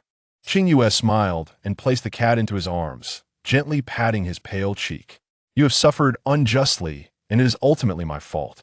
You may ignore me for as long as you wish, but I shall wait for you, dear brother. Qingyue kept his head lowered, using his remaining hand to stroke the black cat, seemingly oblivious to her words. However, the cat was anything but placid, clearly dissatisfied with being treated like a pet. It meowed once, swished its tail, and struck Qingque's face. After hitting its target, it flicked its tail again, this time landing a blow squarely on Qingque's forehead. Realizing the power of its tail, it launched a full-scale assault on the melancholic boy, targeting his nose, chin, ears, and eyes without mercy. "Hey, you cat! Are you doing this on purpose?" Qingyue sensed something amiss and swiftly lifted it again. This time, the black cat had learned its lesson and swung its tail towards Qingyue's face. "Fool! Fool!" Qingyue's voice coincided with another male voice, leaving both individuals momentarily stunned. She was taken aback because the voice and tone were eerily familiar, while Qingque was astonished that the black cat could speak human words. "Put me down at once." The cat squinted its eyes, glaring at Qingyue, its demeanor reminiscent of a certain man in a red robe in the void, equally irksome. In a flash, Qingyue grasped the situation. With a playful smile, she shook the black cat again, raising an eyebrow. "If I put you down just because you ask, wouldn't that be quite shameful, Lord Lingyuan? It seems I have treated you too well recently, allowing you to meow so brazenly." The black cat flailed its legs in midair, suddenly bursting into a cacophony of frantic sounds, sounding rather irritable. Qingyue released her grip, causing the cat to tumble heavily to the ground.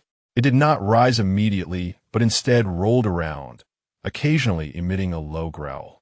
"Umph, I thought you were capable. Yet you cannot even handle possessing a small wild cat. How embarrassing." Qingyue calmly sat at the table, resting her chin in her hand, amused by its antics. The black cat was engaged in a fierce internal struggle, too preoccupied to retort. Moments later, it suddenly straightened its limbs, ceased its movement, then gracefully leaped onto the table, shaking off its fur. This little spirit beast has only cultivated for nearly 200 years, yet possesses a wild nature you cannot comprehend. If you cannot control it, why not find another? Why endure such self-inflicted suffering? There is nothing in this world I cannot master. The black cat raised its proud head, lifted a front paw to scratch its neck, casting a sharp glance at the wooden bed. Qingque, with some difficulty, propped himself up against the wall and gazed over. In just a day, how had this little grandchild transformed into a one-armed hero? "Do not provoke him further." Qingyue raised her hand and slapped the cat, lowering her voice. "When Qingyue harmed me, and in turn, he has suffered. To save his life, he had no choice but to sacrifice his left arm. I have wronged him." "Oh, I thought it was something significant." The black cat leaped down and strolled to the bedside, narrowing its eyes slightly as a red light suddenly appeared, followed by a crimson figure manifesting in midair. He leaned closer to Qingque, who merely stared wide-eyed in astonishment, showing no signs of fear or retreat, causing Lingyuan to smile with satisfaction. "Once, I was a figure of great renown, and now I have fallen to the level of residing within a wild cat. Is that not more tragic than your plight? Yet, do you see me wallowing in self-pity?" Qingque appeared dazed, shaking his head slightly. In truth, he did not recognize the man before him, but he felt the need to comply with the imposing presence. Lingyuan was even more pleased with his response, sweeping his robe dramatically, exuding an air of grace. A man can be missing limbs, but as long as he retains his heart, it is of no consequence. Strength of heart begets respect. The weak do not deserve sympathy or pity. With that, a flash of red light signaled the disappearance of the figure in the air. Had it not been for the man's strikingly handsome face, which lingered in Qingque's memory, he might have thought everything was merely a figment of his imagination. Back within the black cat's body, Lingyuan suddenly jumped into Qingque's arms, clawing at his shoulders with both front paws, while leaning in to whisper near his ear. Qingque dutifully lowered his head, listening intently, his gaze occasionally drifting towards the table. The boy and cat were sharing hushed secrets, a scene that amused Qingyue, who was curious about what the usually aloof Lingyuan would say to Qingque. After a few murmured words, the black cat swiped its tail across the boy's chin. Qingque, appearing to comprehend, nodded seriously, reminiscent of the moment they visited the elixir trading market when he declared he would protect himself. Sister Yue, in the midst of her musings, The gentle call, as light as a feather, snapped Qingyue back to reality. She approached the bedside, noticing the boy's eyes glistening with tears, his lips moving as if to speak, but hesitating. Qingyue's heart ached, and she shook her head, signaling him not to say anything. She then opened her arms, and the boy, feeling a pang in his nose, disregarded the black cat that persistently swatted at his chin, diving into Qingyue's embrace and weeping openly. Sister Yue, I know you mean well, that you're trying to save my life. I should not blame you. I was too petty. Shoo. Qingyue gently patted his back. The boy's understanding words only deepened her compassion. No need to say anything. Sister Yue knows you are sad. Cry as much as you wish. I will always be here. As her words faded, the boy trembled and cried even harder. The black cat, left aside, disdainfully huffed and shook its body, striding to the door. The night breeze was cool, and the boy's loud sobs resonated clearly in the quiet summer night. Fool, crying like that is so noisy. The black cat, irritated, shook itself and narrowed its pupil, a brilliant red light bursting forth, moments later transforming into a crimson mist that enveloped the courtyard. Beyond the mist, the night returned to its tranquil state. After about 2 hours, the black cat, languidly nestled in a corner, dozed off, only to be awakened by a gentle touch upon its fur. It opened its eyes grumpily, meeting Qingyue's smiling gaze. Remove your filthy hands. Lingyuan stretched out, perked up his ears to listen behind him, and lazily remarked, the little ghost has stopped crying? Cried too much, just fell asleep. Qingyue settled beside him on the ground, propping her chin as she gazed at the starry sky devoid of a moon. Tonight, we can only temporarily stay here. I wonder what tomorrow holds. Feeling down? If it were you, would you feel good? Qingyue sighed deeply, a multitude of emotions swirling in her throat, yearning to express them but unsure where to begin. She had only escaped from the demonic realm a little over half a month ago, yet past events now felt as distant as an endless starry sky. Overthinking was pointless. Qingyue did not consider herself a person prone to melancholy. Taking a deep breath, she calmed her emotions. Glancing down, she saw Lingyuan in the form of a black cat, resting on the ground with its head tilted at her. Qingyue couldn't help but smile, feeling a lightheartedness wash over her. It was rare to see Lord Lingyuan so docile. It was truly tempting to indulge in a bit of playful mischief.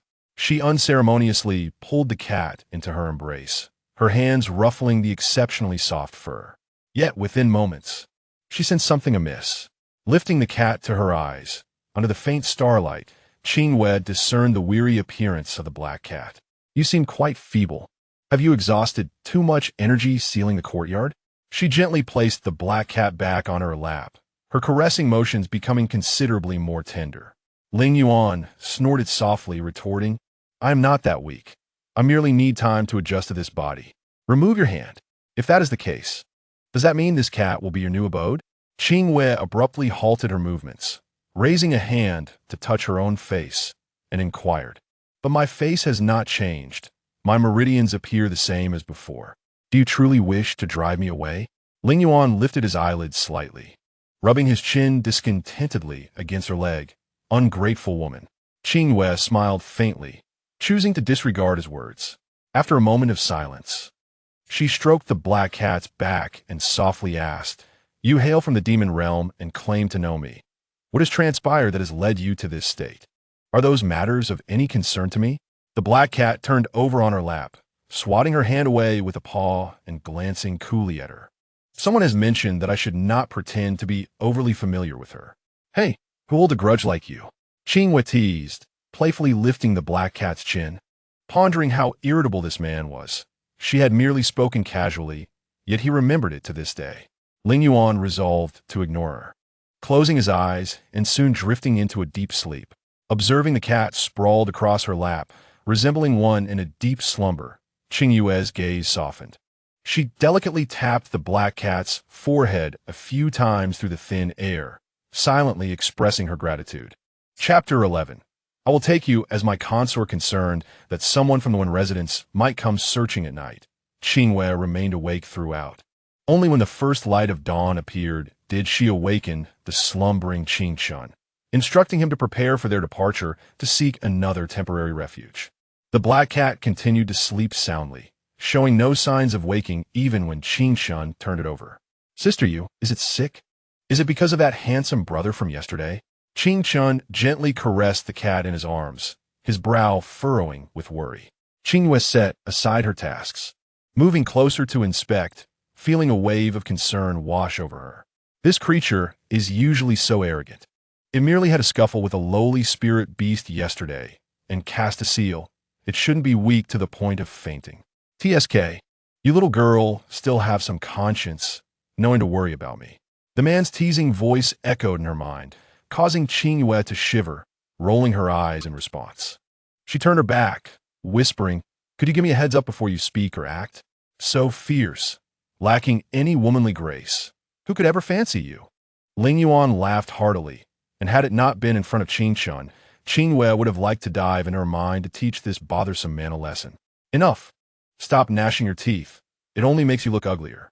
Lingyuan, suppressing his playful demeanor, spoke seriously. "This period is a transition for me as I detach from the soul device. You and that little ghost beside you must take good care of the little wildcat I have brought back. Do not let it slip away. Rest assured, in order for you to leave swiftly, I will exert my utmost effort." Qingyue smiled, winking at the bewildered Qingyue beside her. Just as she was about to inquire about his next steps after detaching from the soul device, the courtyard door creaked open. Qingyue sprang up, jumping to Qingyue's side, his entire body on high alert, his pale face displaying a resolute expression. Even injured and having lost an arm, he had not forgotten to protect Sister Yu. This gesture warmed Qingyue's heart. She gently patted the boy's head, signaling him to stay close, then quietly approached the door, gathering her spiritual energy, waiting for the visitor to enter. However, the person paused at the door, hesitating for a moment before knocking. "Qingyue, are you awake?" Qingyue froze, the crimson light at her fingertips vanishing in an instant. She recognized the voice. It was Xiao Xinghan. When Qingyue had mentioned that no one knew of this private residence's existence. Yet how had Xiao Xinghan found her? Did they share a closer relationship than she had assumed? Another series of quick knocks followed, this time tinged with a hint of unnoticeable worry in Xiao Xinghan's voice. "Qingyue, are you there?" Qingyue tugged at her clothing, looking up inquiringly. Qingyue ruffled his hair, feigning to walk over, then opened the door, initially taken aback before smiling and saying, "Xingdian, how did you find your way here? After leaving the one residence yesterday, I sent a few people to protect you from the shadows." Xiao Xinghan scrutinized Qingyue from head to toe, and upon seeing that she was unharmed, he relaxed. "I am relieved to see you are well." Though intended as a comforting remark, it tightened Qingyue's heartstrings. Xiao Xinghan had dispatched people to protect her. Would the matter of Lingyuan transforming into a black cat and casting a seal also reach his ears? If he inquired, how would she explain? Would she say it was her overwhelming charm that drew this peculiarly aesthetic spirit beast to her? Such an explanation would surely be dismissed as foolishness. "Enough of your chatter. If you continue to ramble, my ears will become calloused." Lingyuan interrupted her train of thought with impatience. "Last night, I searched for you and dealt with those pesky followers." So it was. After a night had passed, Xiao Xinghan hurriedly came to find her upon hearing news of the minion's demise. She stepped aside to let him in, smiling. "Due to circumstances, I couldn't explain everything to you earlier. I truly apologize for wasting your time and effort." "Qingyue, you are being too courteous." Xiao Xinghan stood before her, towering over her, his figure striking yet not imposing. "I have a rough understanding of yesterday's events. This matter is entirely Wen Qingyue's own doing. As for Wen Lang, I will speak with him to ensure he does not make things difficult for you." Convincing Wen Lang sounds more like complicating matters for him. Qingyue jested, placing the sleeping black cat into Qingyue's arms, instructing him to keep watch at the courtyard entrance. She had recounted her plans for revenge against Wen Qingyue in detail to Qingyue, but wished to spare him from the potential aftermath to alleviate any psychological burden. Once Qingyue obediently stepped outside, Xiao Xinghan continued, "Although Wen Lang cherishes his daughter greatly, what he values most is his future. If he desires a smooth political path and does not wish to lose authority, he must comply with my requests, at the very least before the royal haunt. He will not openly oppose me or harm you. As long as we maintain a facade of peace, he will likely secretly assign more personnel to protect you, allowing you to navigate this period safely. Xiao Xinghan spoke with conviction, suggesting he possessed leverage over Wen Lang that could determine both Wen Lang's personal fate and that of the Wen clan. Qingyue refrained from probing for specific details, merely raising an eyebrow and teasingly remarking, "If I can rest easy before the royal hunt, what about afterwards? How do you plan to protect me?" As she spoke, she turned to pour tea for Xiao Xinghan. After all, he had traveled a long way to deliver such a plethora of protective assurances. And for the fact that several of Lingyuan's minions had perished, she felt it only right to offer him some tea. Silence enveloped them from behind, as Xiao Xinghan appeared to contemplate her question seriously, prompting Qingyue to suppress a smile. Did this man truly not comprehend her jest? She turned back to present the teacup to him. He did not move, merely gazing at her with eyes as deep as an abyss. Even in his momentary distraction, his striking features exuded undeniable charm. Qingyue felt a bit flustered and laughed. "Do not overthink. I was merely joking. After the hunt, I will take you as my consort." As two voices emerged simultaneously, the room was soon enveloped in a delicate silence. "Marry you? To be your consort? Am I mistaken?" Qingyue blinked, her heart racing uncontrollably. To make matters worse, Xiao Xinghan continued to gaze at her with his profound eyes, the intensity of his gaze causing her face to flush. She hastily lowered her head to avoid meeting his eyes, offering an awkward smile. "What nonsense are you speaking? Such matters should not be uttered lightly. I am serious." Xiao Xinghan took a slight step closer, capturing her hand in his. A gentle warmth coursed through her, a subtle electric sensation traveling up her arm. Overwhelmed, Qingyue accidentally dropped her teacup, the liquid spilling over her hands. "Ouch!" She winced, feeling the heat. She attempted to withdraw her hand, but Xiao Xinghan tightened his grip. The man used a plain handkerchief to wipe the tea from her hand, then leaned closer, gently blowing on her reddened fingertips. From her perspective, beneath his elegantly arched brows, his starry eyes were slightly lowered, and his thick lashes fluttered, sweeping through her heart in the fragmented sunlight. Looking further down, she noted his handsome nose and then his gentle lips, thin yet alluring. "What are you blowing for? Even if you blow away the air, the burn on my hand will not heal." Lingyuan's voice exploded in her mind, filled with annoyance, interrupting Qingyue's musings. Although she intended to ignore him, her body suddenly felt lighter, a precursor to losing control. "Stop, stop!" Qingchen quickly admonished Lingyuan with her thoughts, preventing any further transgressions. "You need not take action. I shall handle it myself.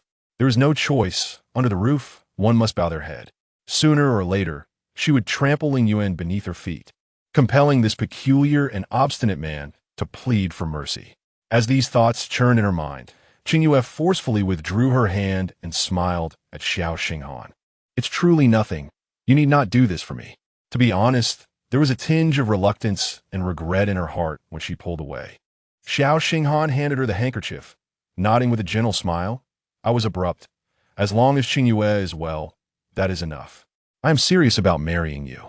You need not respond immediately. I shall wait for you to contemplate." At this, Qingyue felt as if her jaw might drop in astonishment. What had merely been a jest on her part now felt like a pit she had dug for herself. She couldn't help but envision a scene. The handsome Xiao Xinghan standing at the bottom of the pit, tears glistening in his eyes as he waved a handkerchief at her, calling her to come down.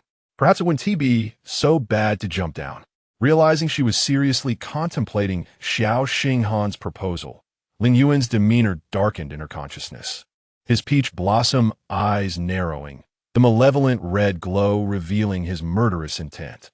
This girl, having not been seen for many years, had lost her once icy demeanor, and even her cleverness seemed to have vanished. He could not fathom what aspect of Xiao Xinghan had captivated Qingyue. They had known each other for only a few days and were far from being able to trust one another. As for appearances, how could he, Lingyuan, possibly be inferior to that fellow? Infuriating. Foolish girl, Xiao Xinghan, after all, was a renowned and eligible prince, possessing the charm to attract any woman he desired. Why was he fixated solely on you? Lingyuan suppressed the surging anger within him and, with his usual sarcastic tone, cautioned Qingyue. His words fell like a bucket of cold water upon her, jolting her back to reality. Surrounded by beauties, why choose me? Before she could finish her question, Qingchen rushed into the room, his face pale as he exclaimed, "Not good. A fight has broken out outside. You two stay inside. I'll go take a look." Xiao Xinghan seemed to disregard Qingyue's inquiry, offering her no response as he turned and exited. Restless, Qingyue followed him outside.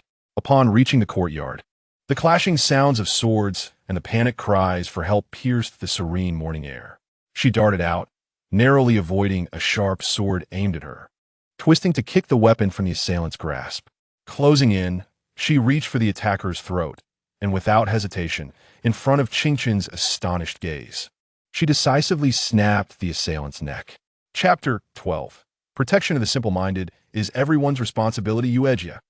Since when do you possess spiritual power?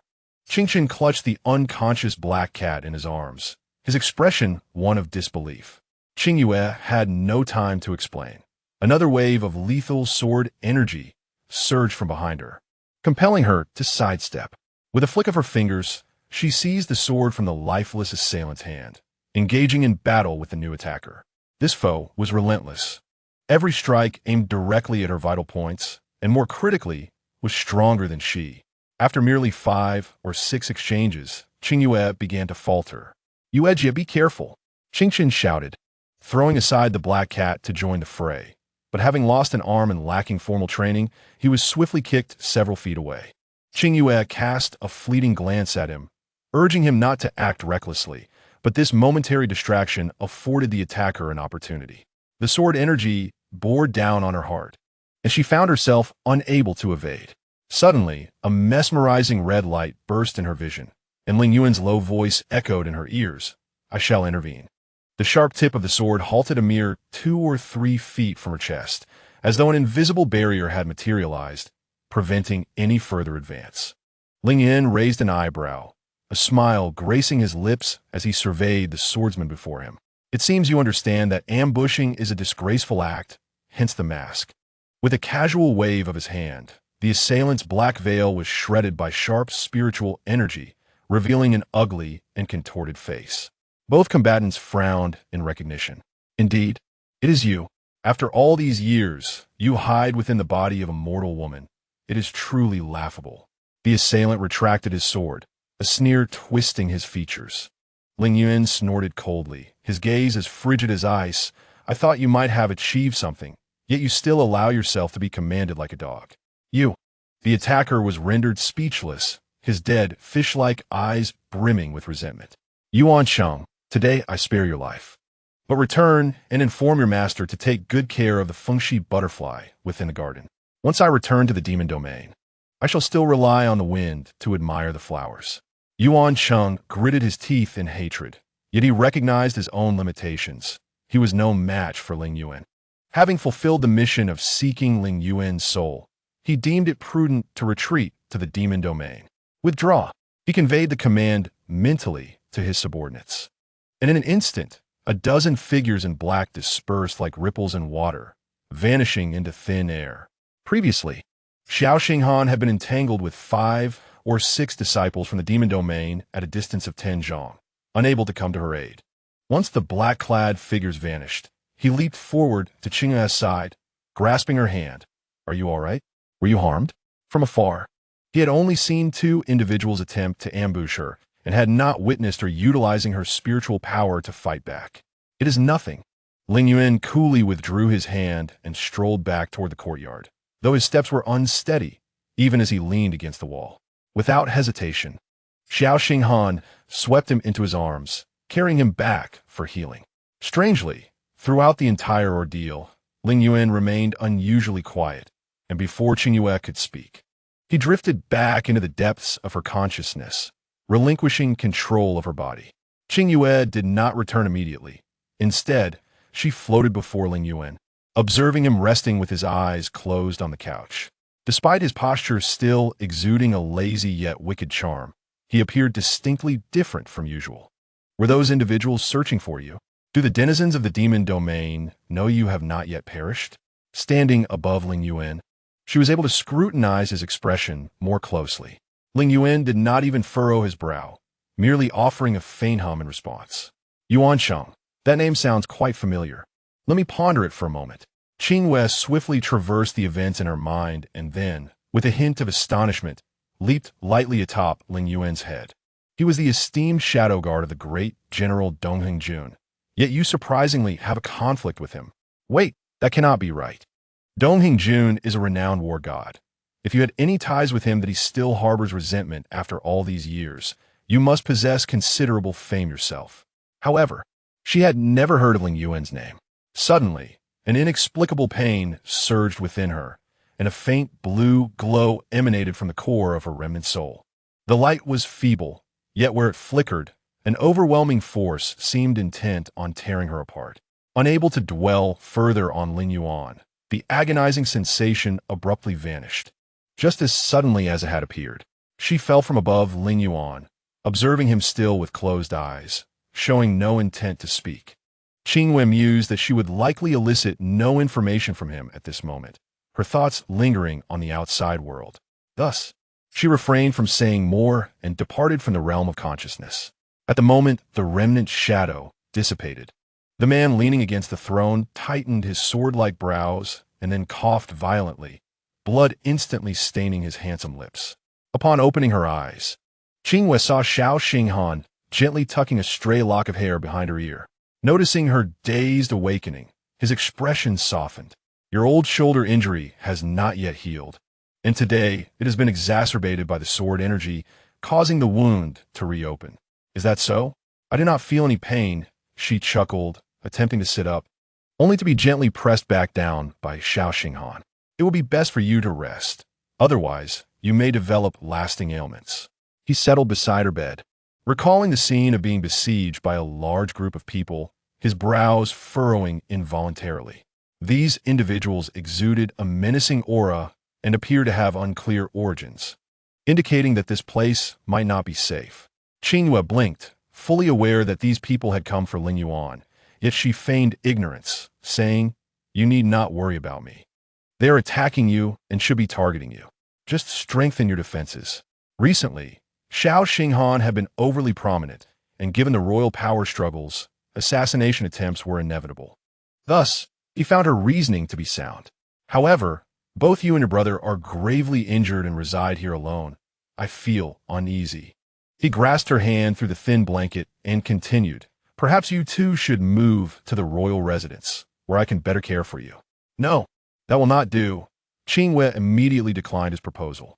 If they were to relocate to the royal residence, living under Xiao Xinghan's watchful eye, the matter of Lingyuan residing within her would surely be exposed, leading to unnecessary complications. Upon her refusal, she noticed a hint of disappointment in Xiao Xinghan's expression.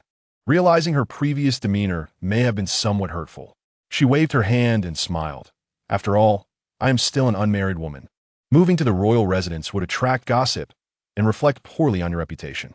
Xiao Xinghan's expression remained placid, and he did not press the issue further, merely nodding as he stood to say, "I will send more people to protect you in the coming days. I must visit the Wen residence now. Please rest well." Once his figure disappeared at the courtyard's entrance, Qingshun closed the door and hurried to Qingyue's side, exhaling a sigh of relief as she softly said, "Sister Yu, thankfully you did not agree to move to the royal residence." "Why do you say that?" Qingyue sat up, inviting him to join her on the bed. Qingshun leaned against her, cradling the sleeping black cat in his arms, murmuring, "I cannot say exactly, but I simply do not like him." "Are you still thinking about the time he struck me?" Qingyue affectionately ruffled his hair, laughing, "That was merely a misunderstanding. I have already let it go. So you should too. I am not petty." Qingshun dodged her hand, pouting in protest. "He treated my injury, and I am grateful, but even so, I still do not like him." "Very well, if you do not like him, then so be it. After all, you do not have to marry him," Qingyue teased, poking his cheek. Her gaze fell upon the black cat in his arms, which remained in a deep slumber, resembling a lifeless creature. Remembering Lingyuan's demeanor earlier, her mood grew serious. This man undoubtedly harbors secret from her, yet his temperament is peculiar and obstinate, if he chooses not to divulge. Prying open his lips, may yield no information. Sister Yu, why is this cat sleeping so soundly? Did that handsome brother do something to it? Qingyue hesitated, kneeling upright and leaning close to her ear, whispering, did he kill the cat? He would never do that. This cat is a spirit beast and cannot easily perish. She reassured him. Then why has it slept for an entire day without waking? Could it be that handsome brother has encountered trouble? Seeing your worried expression, it seems you prefer this peculiar handsome brother over Xiao Xinghan. Qingyue jested. Yes, he is my life mentor, Qingyue declared resolutely, speaking with a surprising maturity. Qingyue's interest piqued, and she probed further. You two met just yesterday. How did he earn the title of your life mentor? The image of the two whispering together from the previous night floated through her mind, and she nudged Qingyue with her shoulder, continuing, what sweet nothings did you exchange? Do share with me. If I tell you, it would no longer be a secret. Qingyue turned his head away, absent-mindedly stroking the black cat in his arms, resolute not to spill the beans. The more he withheld, the more curious Qingyue became. If you tell me, I can share a secret with you in return. Do you not wish to know how I suddenly acquired spiritual power? Qingyue lowered his head, biting his lip, remaining unmoved. Do you not wish to advance like me, rapidly gaining spiritual power and mastering more profound techniques? Of course I do. If you share the answer with me, I can persuade that handsome brother to teach you spiritual methods. Qingyue crossed her arms confidently, certain that this enticing proposition would sway Qingyue. As expected, Qingyue displayed a flicker of hesitation, muttering, if that handsome brother learns I broke my promise, he will surely be angry and would never agree to teach me. Do not worry, I have a way to make him comply. Very well then. Qingyue beckoned her closer, succinctly summarizing, Sister Yu, your mind is not quite right, and you lack self-defense skills. Little ghost, you must be more tolerant of her. Always remember to protect the intellectually challenged. It is everyone's duty. The more he spoke, the more guilty he felt, noticing Qingyue's expression darkening, and he unconsciously swallowed hard. It seemed he had accidentally said too much. Chapter 13. The return of belongings. After Xiao Xinghan departed that day, Qingyue noticed an increase in the number of skilled individuals lurking outside the courtyard, disguised as ordinary citizens. Yet their eyes remained fixed on the modest residence. Fortunately, the masked figures from the demonic realm had not reappeared, and Qingyue mused that Xiao Xinghan likely would not suspect her involvement with the demonic realm. On the third day after moving into her private residence, Wen Qingyue visited and simply stated that the troubles at the Wen residence had temporarily subsided, handing a purchased hawthorn cake to Qingyue before turning to leave. She neither invited her back to the Wen residence nor forced her away. Qingyue raised an eyebrow, thinking it better not to return, as avoiding the people of the Wen residence afforded her peace and tranquility. However, Wen Qingyue's demeanor was somewhat unexpected, though he was often described as cold-blooded and heartless. This time he genuinely offered assistance. While he was also considered kind and considerate, his previous ruthless actions against Mo1 had left a chilling impression. Among the entire Wen residence, he was the only one who treated her decently. Qingyue held the hawthorn cake high above his head, preventing the black cat from stealing bites. This cat had slept for a full 2 days before waking, now appearing as ordinary as any other cat, without any signs of abnormality. Qingyue approached to lift the cat, allowing Qingyue to enjoy his treat in peace. Are you speaking of Wen Qingyue? She asked, sitting at the table, resting her chin on one hand while playfully teasing the cat that was trying to lick her fingers, distractedly inquiring, he is not a good person, but regarding your poisoning, he has indeed been rather kind to you. His kindness towards me may stem from the similarities in our backgrounds. However, he is undeniably more fortunate than I. Possessing a name, Qingyue's voice faded, and he found that even his favorite hawthorn cake had lost its appeal. A gentle force enveloped him from above, and as he lifted his gaze, he met the clear eyes of Qingyue. Your name was given by me. From now on, you shall be my dear younger brother. Do not dwell on the past. Do you understand? Qingyue nodded, his eyes glistening with unshed tears. Why are you crying? Is it because the hawthorn cake is too delicious?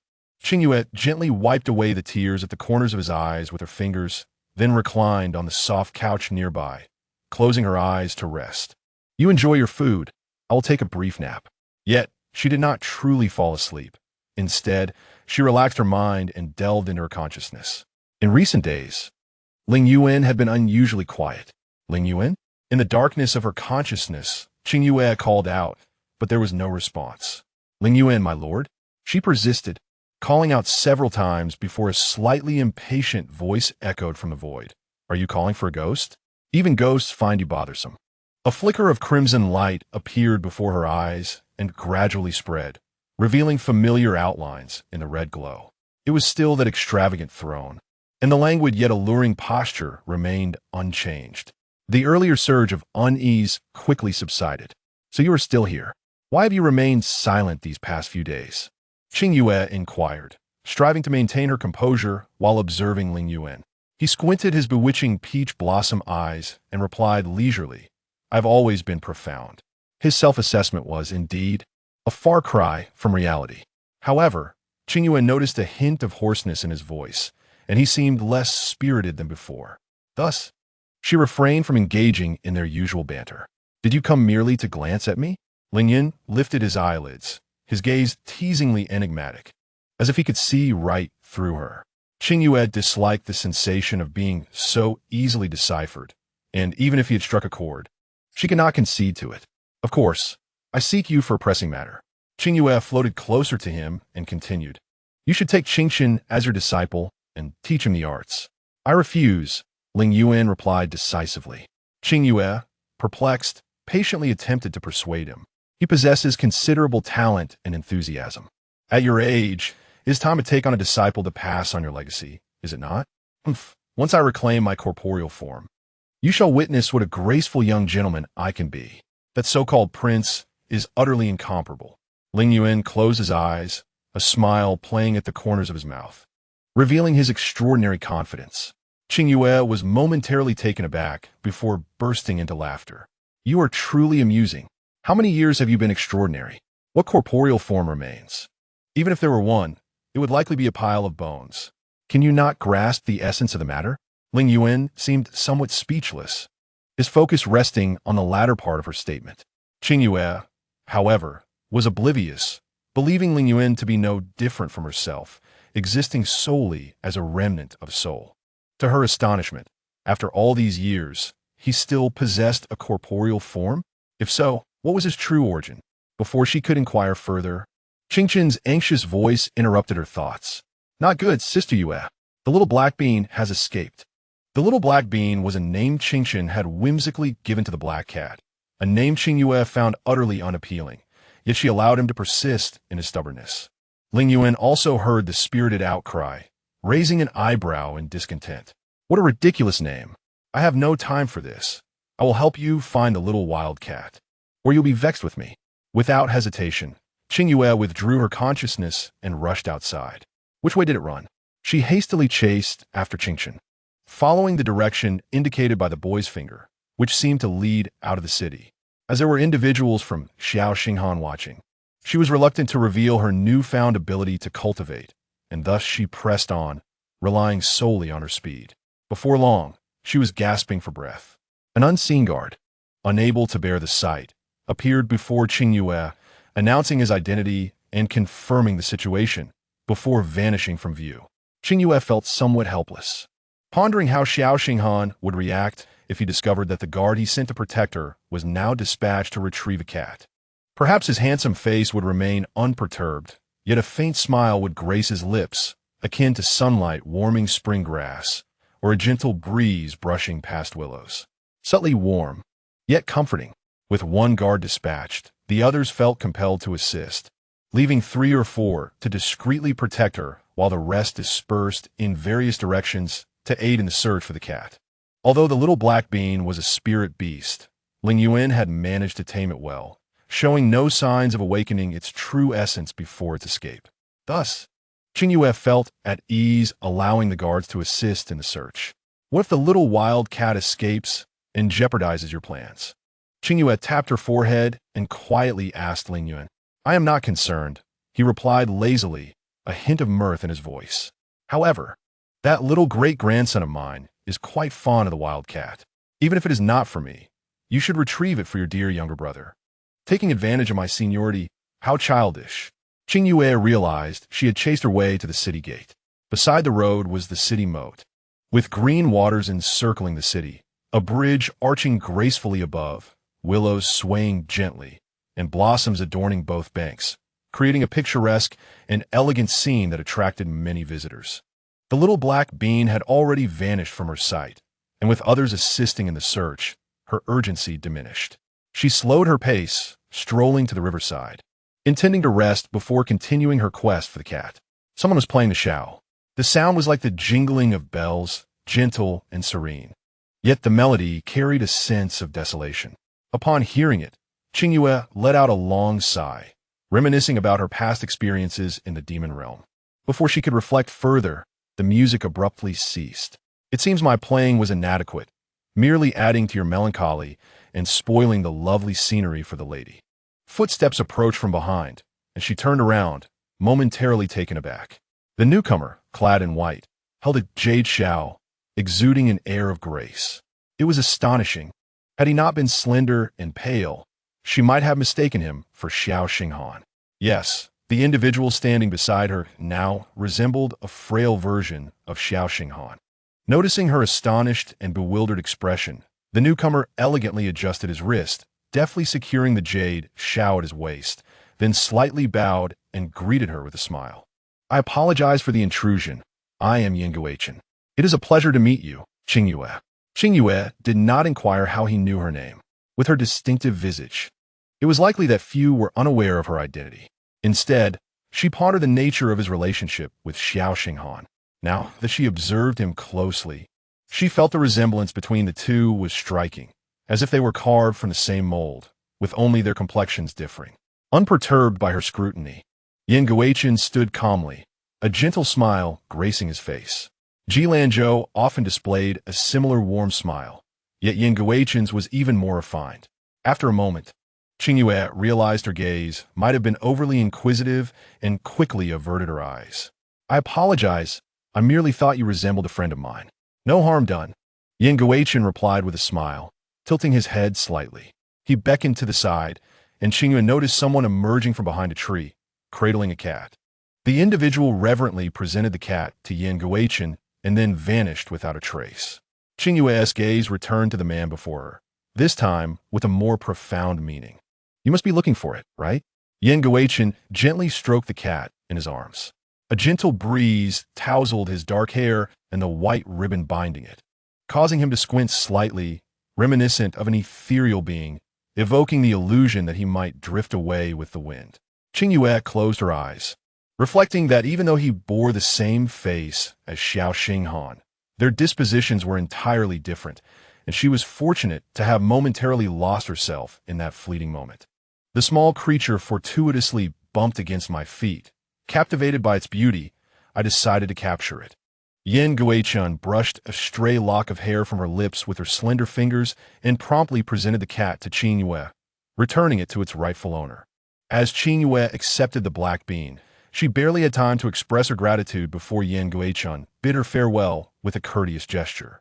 Observing the tall, frail figure retreating, Qingyue couldn't help but feel a surge of confusion. Lingyuan and Xiao Xinghan seemed to embody two extremes, one refined, the other austere, despite sharing the same visage. Their relationship perplexed Qingyue throughout her journey. Upon returning to her temporary residence, Jilanzhou, who had been anxiously waiting, provided her with answers. Have you made your considerations? Lingyuan, how did you come across him? He and Xinghan are twins, naturally resembling each other. Yet their temperaments are as different as night and day, one akin to the father emperor, the other to the mother empress. Upon seeing her safely return, Jilanzhou felt a wave of relief. Pouring himself a cup of tea, he redirected his gaze to the black cat cradled in her arms, which appeared rather mischievous. Explaining why it had managed to escape, Qingyue did not pursue that line of conversation, but continued to inquire about Lingyuan. Given that they were siblings, why do they bear different surnames? The tale is rather convoluted, Jilanzhou said, savoring the teacup in his hands with an air of nonchalance. Let me summarize the key points. Their mother empress mysteriously left the palace shortly after giving birth to the twins and took one child with her. The emperor dispatched people to search for them, taking 15 years to recover the lost child. He set down his teacup and reached out to play with the black cat in her arms, only to have it evade him. Sighing, he continued, I heard that when he was found, he was badly injured and had endured a difficult life. The emperor felt he owed him greatly, and therefore, Yen Guichen is the only prince of a different surname in this dynasty, taking on the surname Yen from his mother. And what of their mother empress? She died, rumored to have passed away shortly after leaving the palace. Lingyuan leaned forward and snatched the black cat, amusing himself by playing with it, casting a glance at Qingyue, who was still deep in thought. These events occurred long ago. Only those directly involved know the specifics. Why share is merely hearsay, so consider it and forget it. Qingyue nodded, the gentle smile of Yen Guichen flashing before her eyes, leading her to ponder whether the refined warmth he exuded was genuinely from the heart or merely a facade of self-protection born from childhood hardships. Sister Yu, I heard that the black bean has been found. A voice called from outside, prompting her to look up and see the one-armed youth, Qingyue, rushing towards her, his left sleeve flapping empty while his right arm waved energetically. She smiled, motioning for him to slow down. By chance, someone found it, saving us a great deal of effort. Little brother, this cat is quite clever. You must keep a close watch on it. Lingyuan handed the black cat to the gleaming-eyed Qingyue, playfully patting his head. Absolutely, I will. The youth nodded eagerly. Having regained the cat, Qingyue hugged and kissed it, utterly disregarding the feline's disdainful expression. All right, as long as you are both well, I must return to report to Xinghan, Lingyuan declared, rising and signaling Qingyue to step outside for private conversation. As they exited the courtyard, he cautioned her, do not wander about in the coming days. The outside is not safe. His tone was serious, a rare sight for Qingyue. Is Wen Lang causing trouble? She pondered, suspecting that Wen Lang, being overly concerned for his daughter, would not remain inactive for so long. Lingyuan nodded, replying, with his limited capabilities, he wouldn't dare confront us openly. He can only act covertly. With Xinghan's people around, he won't succeed. However, while a direct attack is easy to evade, a hidden strike is harder to defend against. So remain vigilant. Understood, Qingyue affirmed, taking his words to heart. The royal hunt was approaching in a few days, and as Qingyue began to speak, Lingyuan hesitated, unsure how to continue. He was typically straightforward, but today he seemed rather hesitant, making Qingyue chuckle. What is it? What troubles you? Lingyuan focused on her smile, and after a moment, as if exhaling a breath of relief, he said, forget it. Consider me silent. You are hiding something from me. Qingyue placed her hands behind her back, scrutinizing him with a look reminiscent of a teacher, prompting Lingyuan to wave his hand dismissively. I merely thought you seemed more beautiful lately. I feared you might take offense at my comment. Who would be upset at a compliment? Qingyue squinted playfully, sensing that Lingyuan had not intended to discuss this matter. However, since he was unwilling to elaborate, she found it pointless to press further. Lingyuan circled her twice before leaning in closer, still smiling, his gaze sincere. I mean it. You are truly beautiful. All right, you've caught me, Qingyue said, gently pushing his head away with her finger, laughing, but you must keep this secret from me. Of course. Lingyuan bid her farewell, taking a few steps before stopping and turning back to say, do not wander too far in the next few days. I shall see you at the hunt. All right. Qingyue waved at him, watching as he turned the corner before returning to her residence. She felt that Lingyuan had something left unsaid, seemingly reluctant for her to participate in the royal hunt, but the reason eluded her. Upon returning home, Qingyue found a mirror and examined her reflection. The redness on her face had faded to a soft pink. Although it remained unsightly, it was no longer as grotesque as before. In just a few days, I shall repair this wretched appearance. How will you express your gratitude? Floated the self-satisfied laughter of Lingyuan in her mind. Setting down the mirror, Qingyue returned to her bed to meditate and softly declared, once your task is complete, you may request anything you desire. Focusing on her cultivation, she felt her meridians opening up considerably. Although her practice was not as effortless as it once was, she could still elevate her abilities enough to ensure her temporary safety. Lingyuan refrained from disturbing her, silently noting her words, plotting how to exploit this opportunity when the time came. 2 days later, a carriage sent by Xiao Xinghan took her on a bumpy journey to the outskirts of the city, finally stopping at the foot of a mountain. Qingyue lifted the curtain of the sedan chair and leaped down, greeted by a vast, open space adorned with exquisite tents, dozens of them, prepared for the noble sons and daughters attending the hunt. Looking up, she beheld a towering mountain shrouded in clouds, its waist entwined with mist, revealing lush greenery that seemed to radiate an aura of spirit. "Qingyue, you have finally arrived." Jilin Zhou rushed to her side, noticing her surveying the surroundings, and eagerly began to describe. This mountain is named Juling. It is known for its spiritual beasts, and it is said that since the time of the founding emperor, he favored hunting and treasure-seeking here.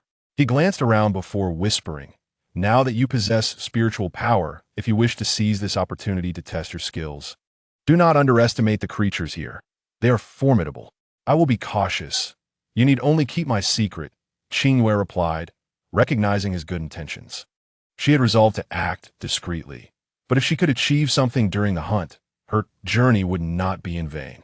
She pulled a veil from her bosom to cover half her face, revealing only her clear, bright eyes.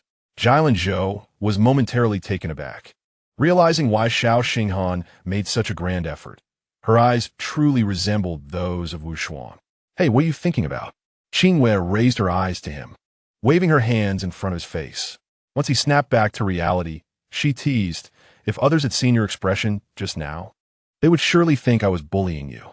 Jilin Zhou chuckled, dismissing the thought that had briefly crossed his mind. "No, she is Qingyue. Those eyes, imbued with a hint of cunning charm, have no resemblance to Wu Xuan. Qingyue is one of a kind and should not be a mere substitute for anyone." Turning around, Qingyue found Xiao Xinghan standing a short distance behind her, waving. His voice was not loud, yet resonated like a spring thunderclap, capturing the attention of many, and sparking whispers among the crowd. Qingyue could not help but glance at Jilin Zhou. Their eyes met, both aware that her intention to remain inconspicuous was likely to be thwarted. A gentle breeze stirred, lifting the hem of Xiao Xinghan's dark attire. Noticing her stillness, he softly called her name, his voice dissipating into the fragrant air, though Qingyue found it somewhat indistinct. Yet, the depth in his dark eyes was unmistakable. Fearing that if she lingered any longer, he might come to take her hand, drawing even more attention to her. Qingyue let out a soft sigh and approached him amidst the multitude of gazes. With her veil lifted, she offered a cheerful smile and inquired, "What is it?" "Your tent is ready. I shall lead you there." Xiao Xinghan grasped her hand firmly, not allowing for rejection, guiding her to familiarize herself with the surroundings. The royal hunt was to last 3 days, with all participants required to stay overnight in this location, as they hailed from noble families. The arrangement of the tents was meticulously planned. This year, due to unforeseen circumstances, the emperor was absent, entrusting Xiao Xinghan with full authority over the hunting affairs, thus situating his tent in the most secure central area, surrounded by guards who continuously patrolled for protection. In a bid to ensure Qingyue's safety, Xiao Xinghan, against the tide of opinion, positioned her tent nearby. Unaware of these intricacies, Qingyue was delighted to find the tent's decor exquisite and elegant, perfectly aligning with her tastes, revealing the considerable thought Xiao Xinghan had invested. "I have heard that you are in charge of this hunt, yet you still concern yourself with my comfort. I am truly grateful," she remarked. Discovering a soft couch within the tent adorned with a luxurious white fur, she bent down to touch it, finding it warm and supple. Crafted from the finest material, Xiao Xinghan, standing behind her, spoke softly. "Although summer has arrived, the mountain nights can be chilly, and given your recent recovery, you must not fall ill." "Thank you for the reminder," Qingyue replied, turning to express her gratitude, only to find him standing very close. Instinctively, she took a step back, stumbling over the couch. A strong hand encircled her waist, steadying her, while Xiao Xinghan leaned in, trapping her between himself and the couch. Her heart skipped a beat. Outside, the rhythmic sound of guards on patrol and the feigned pleasantries of noble youths participating in the hunt filled the air, mingling with the distant fragrance carried by the mountain breeze. She blinked, suddenly aware that all other sounds had faded away, leaving only the rapid thumping of her heart reverberating through her veins, pounding against her eardrums. Have you considered the matter of entering the royal household? Xiao Xinghan's voice was low and husky, his gaze fixated solely on her, leaving no room for anything else. He gently pressed her onto the couch, removing her veil with a tender touch, his fingers caressing her cheek. Qingyue's heart tightened, and without much thought, she pushed against Xiao Xinghan's shoulder, forcefully creating distance. Swiftly rising to reclaim her fallen veil and readjust it to cover half her face. A heavy silence enveloped them, and she glanced at him, noting how he stood there quietly, his sharp brows and bright eyes revealing no emotion. Chapter 15. The royal hunt. Qingyue cleared her throat twice, endeavoring to dissipate the delicate tension that lingered. There are many matters I have yet to contemplate. Before she could finish, an authoritative voice called from outside. The Prince of Yin has arrived. The tent flap was lifted, and Lingyuan entered, clad in flowing white, with bright eyes that sparkled as he moved. Sunlight cascading over him like an ethereal figure from a painting. Yet, his complexion appeared more pallid than during their last encounter, bordering on ill.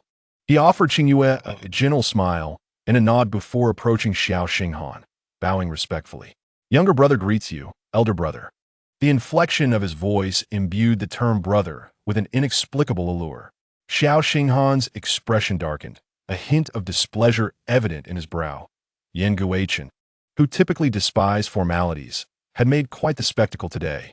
Only my elder brother knows my preferences. Lingyuan smiled lightly. The new servant is yet unaware of these. Do not take offense. In just a few exchanges, Qingyue grasped the underlying discord between the brothers. She observed them closely, noting that while their features were remarkably similar, Xiao Xinghan's striking handsomeness was accentuated by his confident demeanor, whereas Lingyuan appeared more delicate and refined. The sacrificial rites are about to commence, Prince of Yin. Please join us, Xiao Xinghan said, wishing to avoid a verbal confrontation in front of Qingyue. Please proceed, elder brother. I have matters to discuss with Qingyue. Lingyuan turned to her, his eyes curving into a gentle arc, glistening like water. Qingyue was momentarily taken aback, but nodded in acknowledgement, returning his smile. She had yet to thank him for finding the black bean, and it would be impolite to dismiss him now. Xiao Xinghan shot a fleeting, cold glance before turning away and exiting the tent. I did not expect you to be acquainted with my elder brother. I apologize for my earlier intrusion, Lingyuan said, bowing slightly, his voice measured and deliberate. Qingyue waved her hand dismissively, smiling. It is of no consequence. I have yet to express my gratitude for your assistance.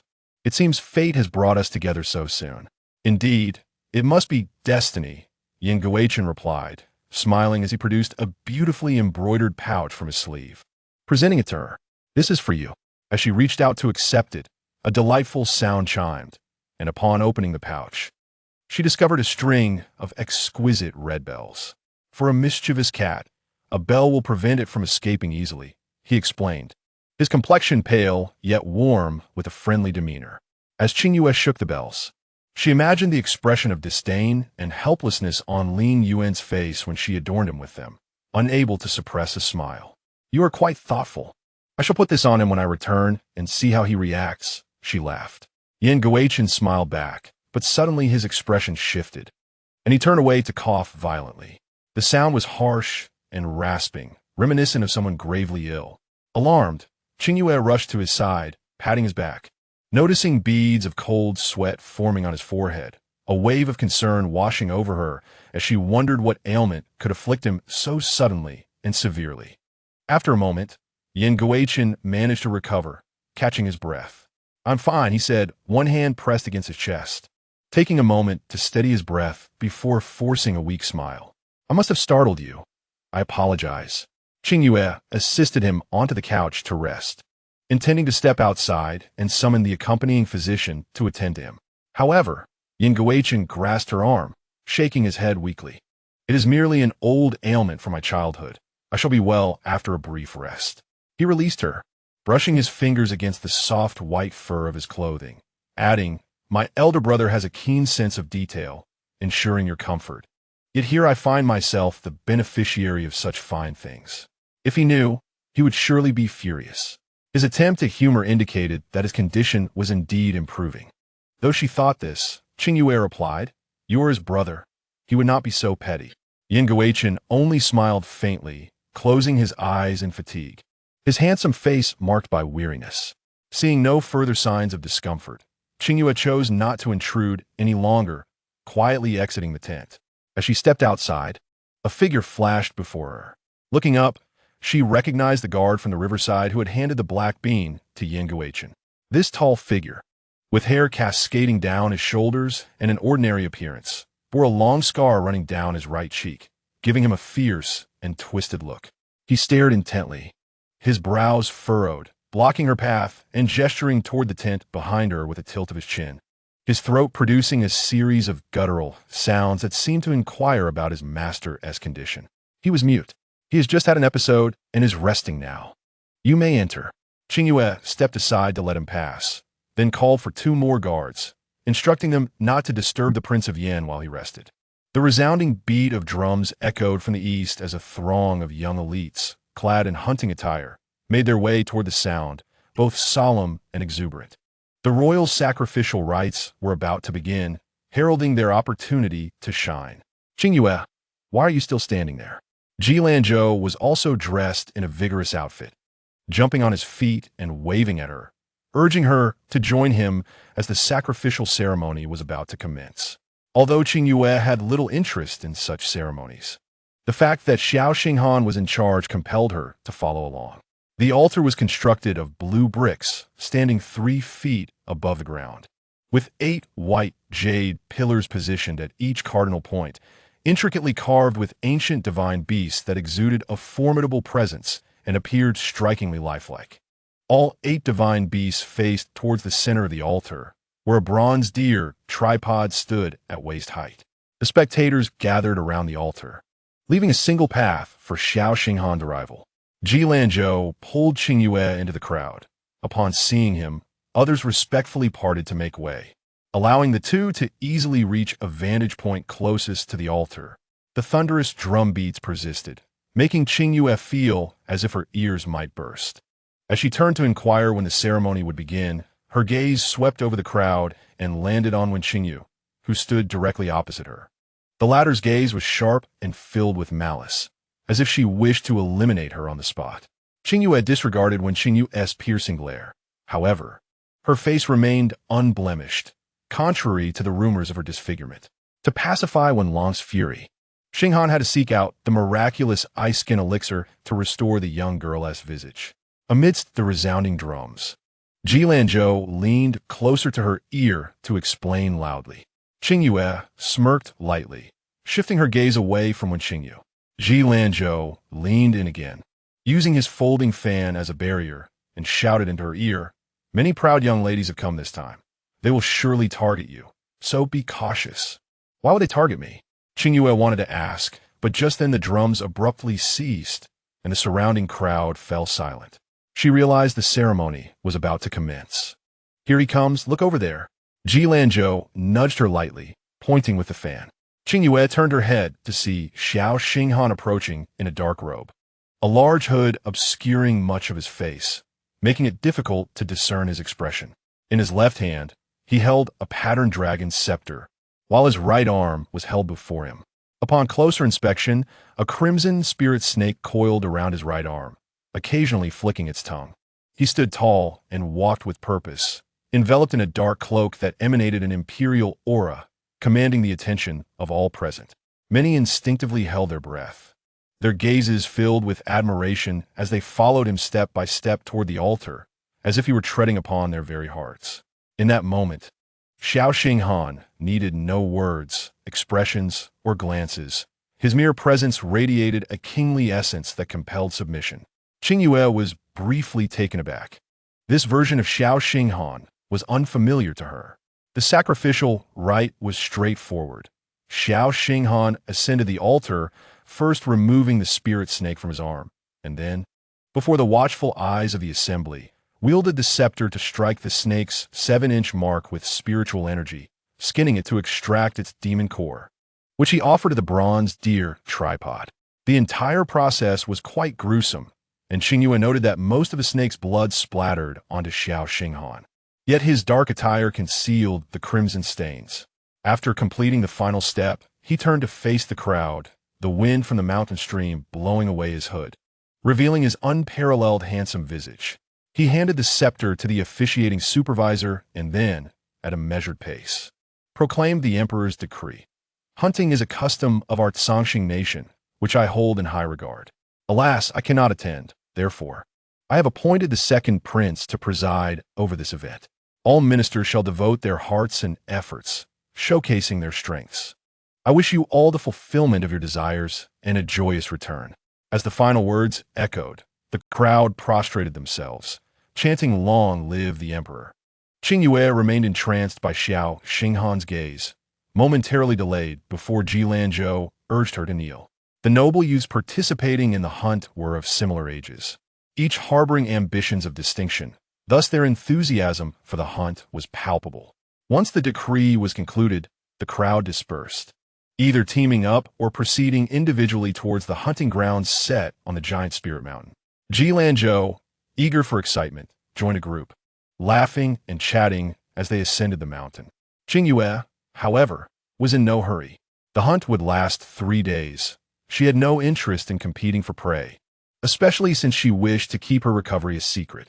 Therefore, she resolved to remain at the camp, waiting for a breakthrough to the celestial stage before exploring the mountains. As she strolled leisurely back, she contemplated performing 3 complete cycles of qi, and if all went well, she could advance to the earth stage within half a day.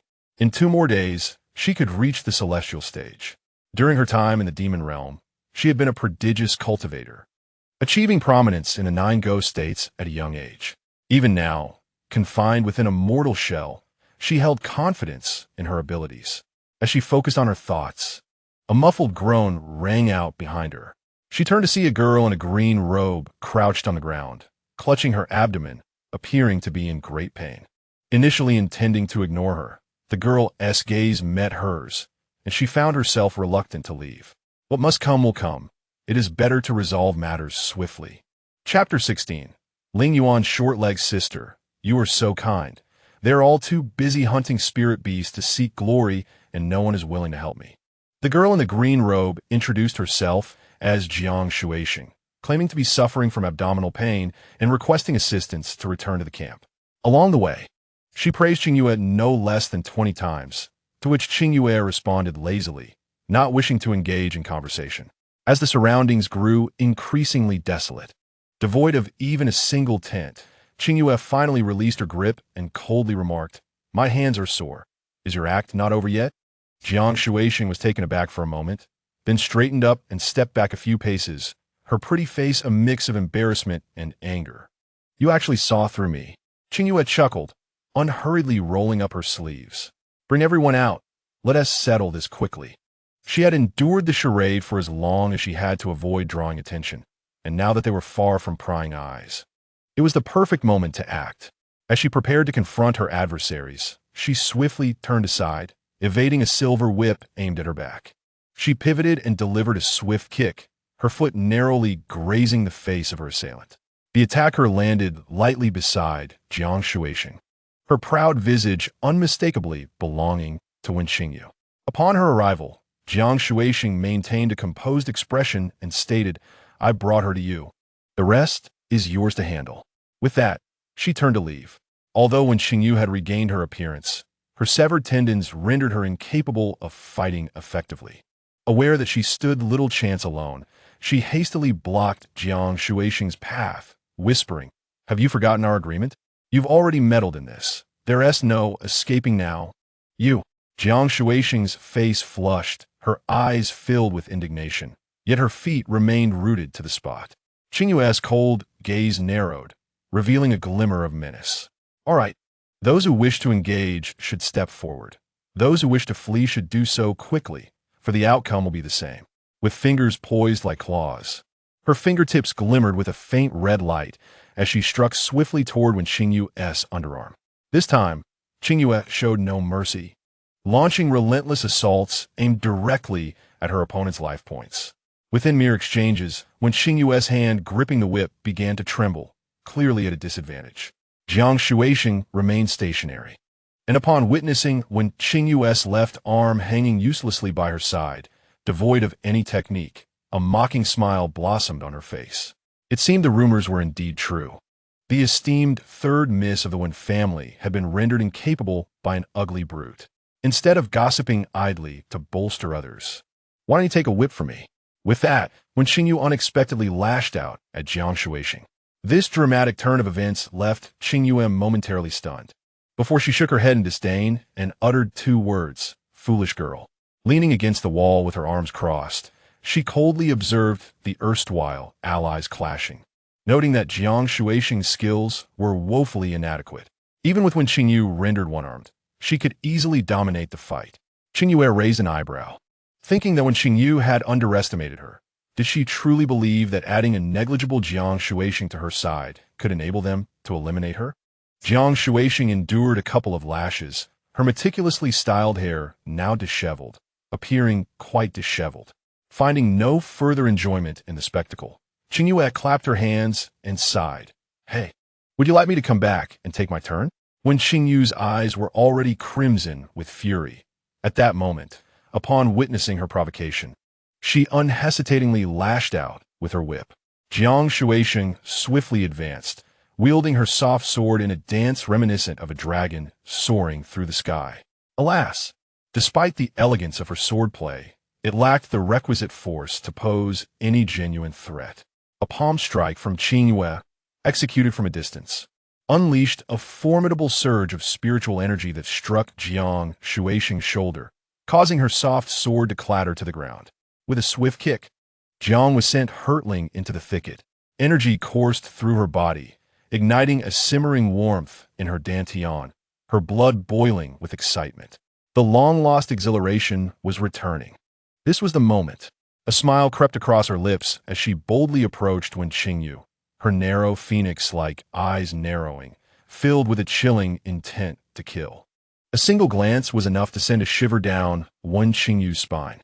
Qingyue, channeling her spiritual power in her left hand, ensnared Wen Qingyue's whip like a serpent, constraining her arm, while her right hand moved with the swiftness of the wind, aiming directly for her face.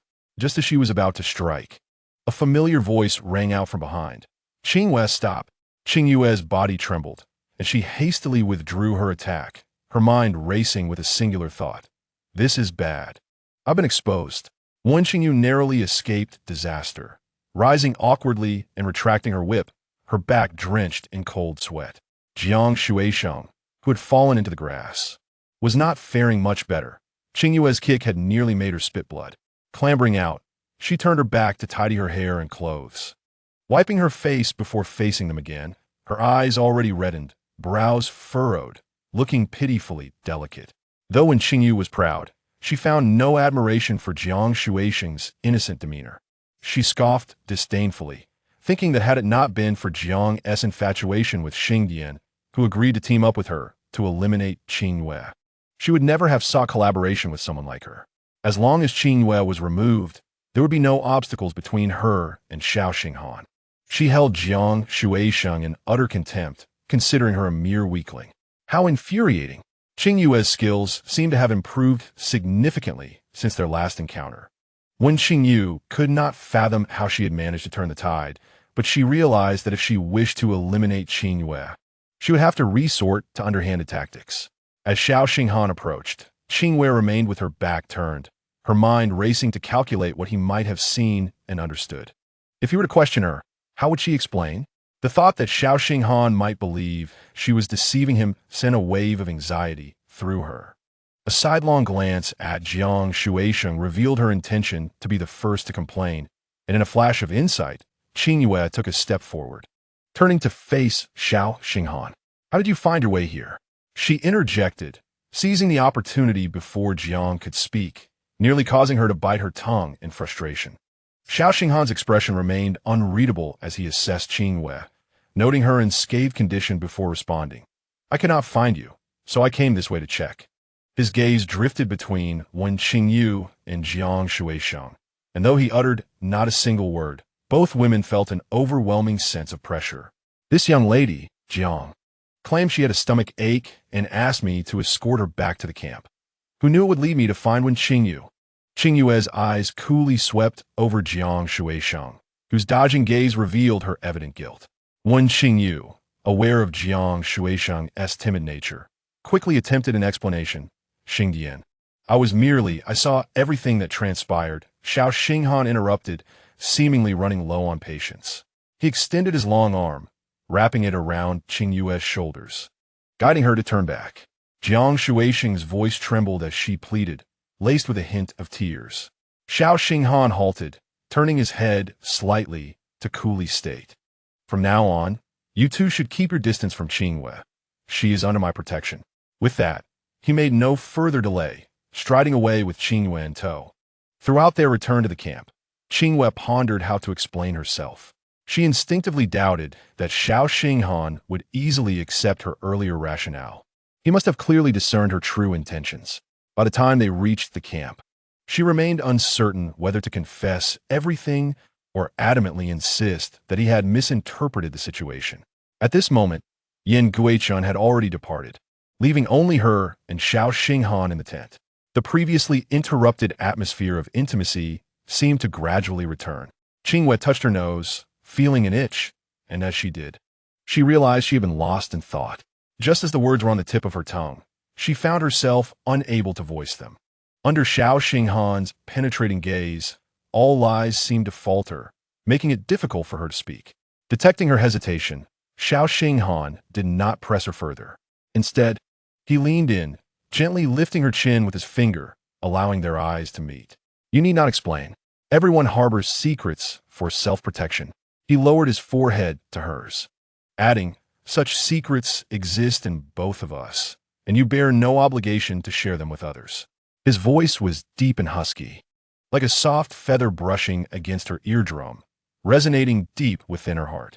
Qingyue gazed into his eyes, her eyelashes almost grazing his taut skin.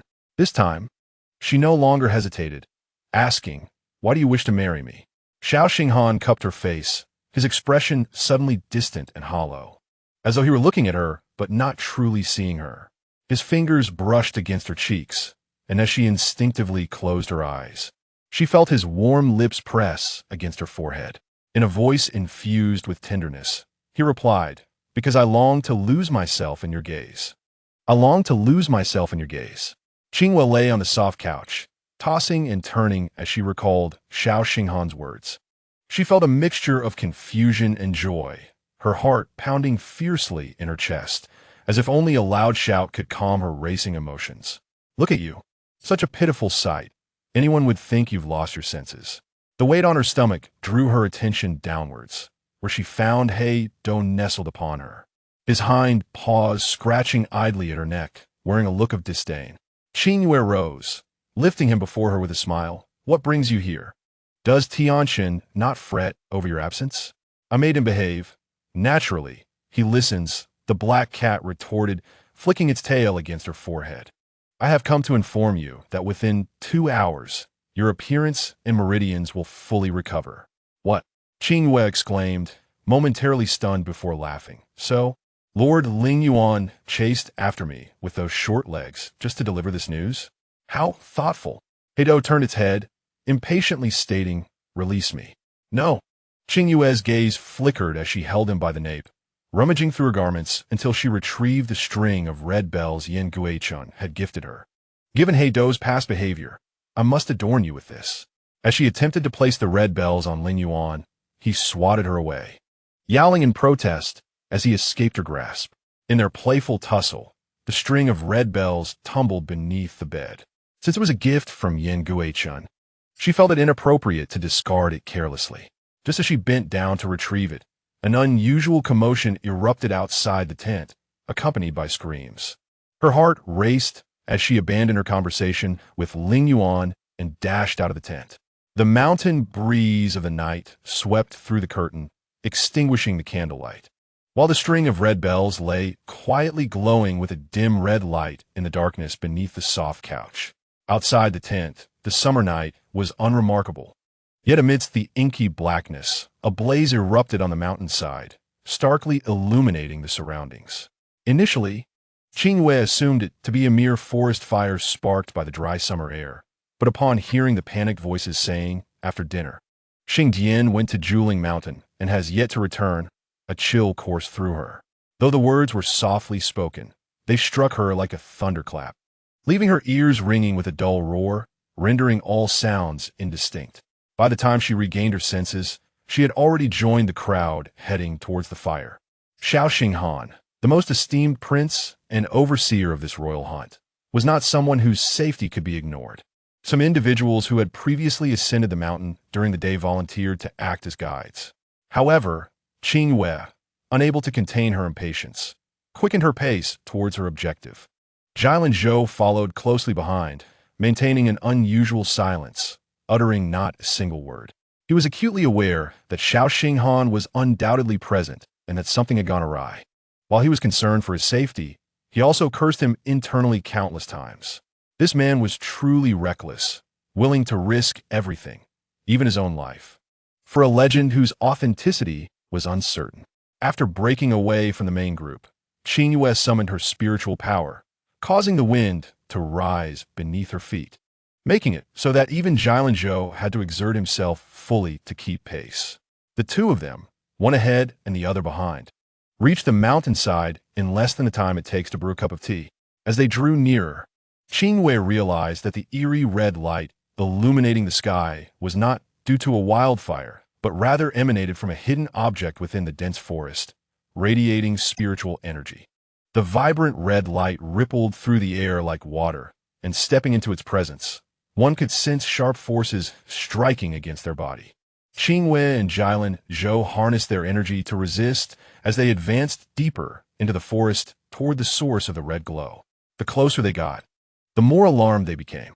Such abundant and powerful spiritual energy was rare even in the Xinghuan continent, and it would be difficult to find any force in the entire demon realm that could rival it. Only a 1,000-year-old spiritual beast could possibly possess such terrifying power. Despite Xiao Xinghan's extraordinary talent, an ordinary human encountering a creature of that caliber would surely meet a gruesome end. With this thought, Qingyue's anxiety intensified, prompting her to quicken her steps again. Yet, just after a few strides, she was seized by Jilin Zhou's arm. "This is a forbidden area. We cannot proceed any further." He pointed ahead at a decrepit tree beneath, which stood a stone tablet inscribed with the words "Forbidden Area" in blood-red characters, surrounded by strange incantations. Qingyue shrugged him off, unleashing a palm strike that shattered the stone tablet into fragments. She glanced sideways, her voice icy. "It was a forbidden area before. It is no longer so." Jilin Zhou shrugged, noncommittal. They advanced a mere few dozen paces into the forest when they spotted Xiao Xinghan. He was kneeling on one leg, propped up by a long sword embedded in the ground, struggling to maintain his balance. He was injured, blood seeping through his robes torn by spiritual energy, and his hair crown shattered, leaving his dark hair to billow in the night wind. Xinghan, Jilin Zhou, and Qingyue rushed to his side, supporting him as they helped him to his feet. Qingyue noted that while he bore many wounds, they seemed not to be deep, nor did they threaten vital areas. It was evident that the enemy sought to humiliate him by showcasing the disparity in their power. "How many times have I told you? I forbade you from entering the forbidden area, yet you refused to listen." Jilin Zhou, devoid of his usual composure, gripped Xiao Xinghan's shoulders, shaking him vigorously, seemingly trying to rouse him. Yet, Xiao Xinghan remained silent, his gaze fixed defiantly beyond Jilin Zhou's shoulder, eyes brimming with a murderous intent. Following his line of sight, Qingyue discovered that within the dazzling red light lay a massive black serpent, languidly coiled around an ancient tree that required 4 or 5 people to encircle, occasionally flicking its forked tongue. It seemed to regard them with utter disdain. "Did you intentionally come here to seek it out?" Qingyue turned to Xiao Xinghan, who continued to stare at the serpent, his eyes bloodshot as if ensorcelled. She felt a surge of alarm and called out to him, "Xiao Xinghan, wake up. You are courting death." At that moment, even if the 3 of them joined forces, their chances of victory were slim. Moreover, She had not paid attention to where Lingyuan, in his black cat form, had wandered off to during her ascent. Xiao Xinghan snapped back to reality at her shout, blinking before turning to Jilin Zhou, speaking hoarsely, "Lanzhao, take Qingyue away from here." "No, you must come with us," Qingyue insisted, gripping his wrist with unwavering determination. Jilin Zhou opened his mouth to persuade, but seeing Xiao Xinghan shake his head, he too wore an expression of firm resolve. "Lanzhao, you know I have compelling reasons to remain. But you need not rush into this situation," Jilin Zhou replied weakly, understanding that Xiao Xinghan's temperament would not be swayed. Suddenly, the giant serpent atop the tree ceased emanating its spiritual light, the crimson radiance vanishing in an instant, leaving only its two copper bell-sized eyes aglow, penetrating the dark forest and locking onto them. Xiao Xinghan released Qingyue's wrist, gently pushing her shoulder, and intoned, "Qingyue, you must leave." Before she could express her determination to stand by him, the serpent flicked its tongue and laughed ominously. "Tonight, you little brats shall not escape. I have not feasted in a long time." The chilling voice echoed through the secluded valley as the night wind whipped through the dry branches and leaves, carrying an aura of lethal intent sharp enough to cut through skin. The three swiftly gathered their energies to defend themselves, but the rushing wind rendered their eyes unable to open, and an immense pressure bore down upon them, causing the soft earth beneath their feet to sink. The serpent remained coiled upon the tree, utterly unmoved, having already restrained the three of them. Should a true confrontation arise, their defeat would be inevitable. Qingyue glanced at Xiao Xinghan beside her, whose gaze remained steadfast, undaunted by death or threats. Why did he dare to venture into the forbidden area at such a perilous risk? "Girl, even at the brink of life and death, you're still fixated on your little romance. You really don't take me seriously, do you?" Two beams of red light flared from the serpent's eyes, and as everyone instinctively closed their eyes, its long tail coiled around Qingyue's waist, swiftly dragging her deeper into the forest. As the serpent slithered, its tail whipped and swayed, leaving Qingyue feeling as though her very bones might be dislocated. The wind howled past her ears, revealing its astonishing speed. She could not rely on Xiao Xinghan and the others to come to her aid. In her current predicament, she could only gamble on her luck, battling against dizziness. Qingyue blinked, diligently searching for the serpent's weak spot, her fingers poised like claws, channeling her spiritual energy, ready to strike at any moment. "Do not mistake me for a simpleton. Your feeble attempts at intimidation barely tickle." The serpent sensed her intentions and turned its head, flicking its tongue against her cheek with a chilling yet sticky sensation, sending a shiver down her spine. Yet she suppressed her discomfort, swiftly grasping the serpent's forked tongue. Hey! Hey! The serpent, taken aback by her sudden response, released its grip, stammering, "Let go of me. If you wish to kill me, do it now. I am not one to concern myself with auspicious locations." With a firm grip, Qingyue seized the moment of the serpent's surprise, freeing herself from its constricting tail, swiftly twisting her body to land between its eyes. With all her might, she struck down, the collision of their immense powers unleashing a powerful shockwave.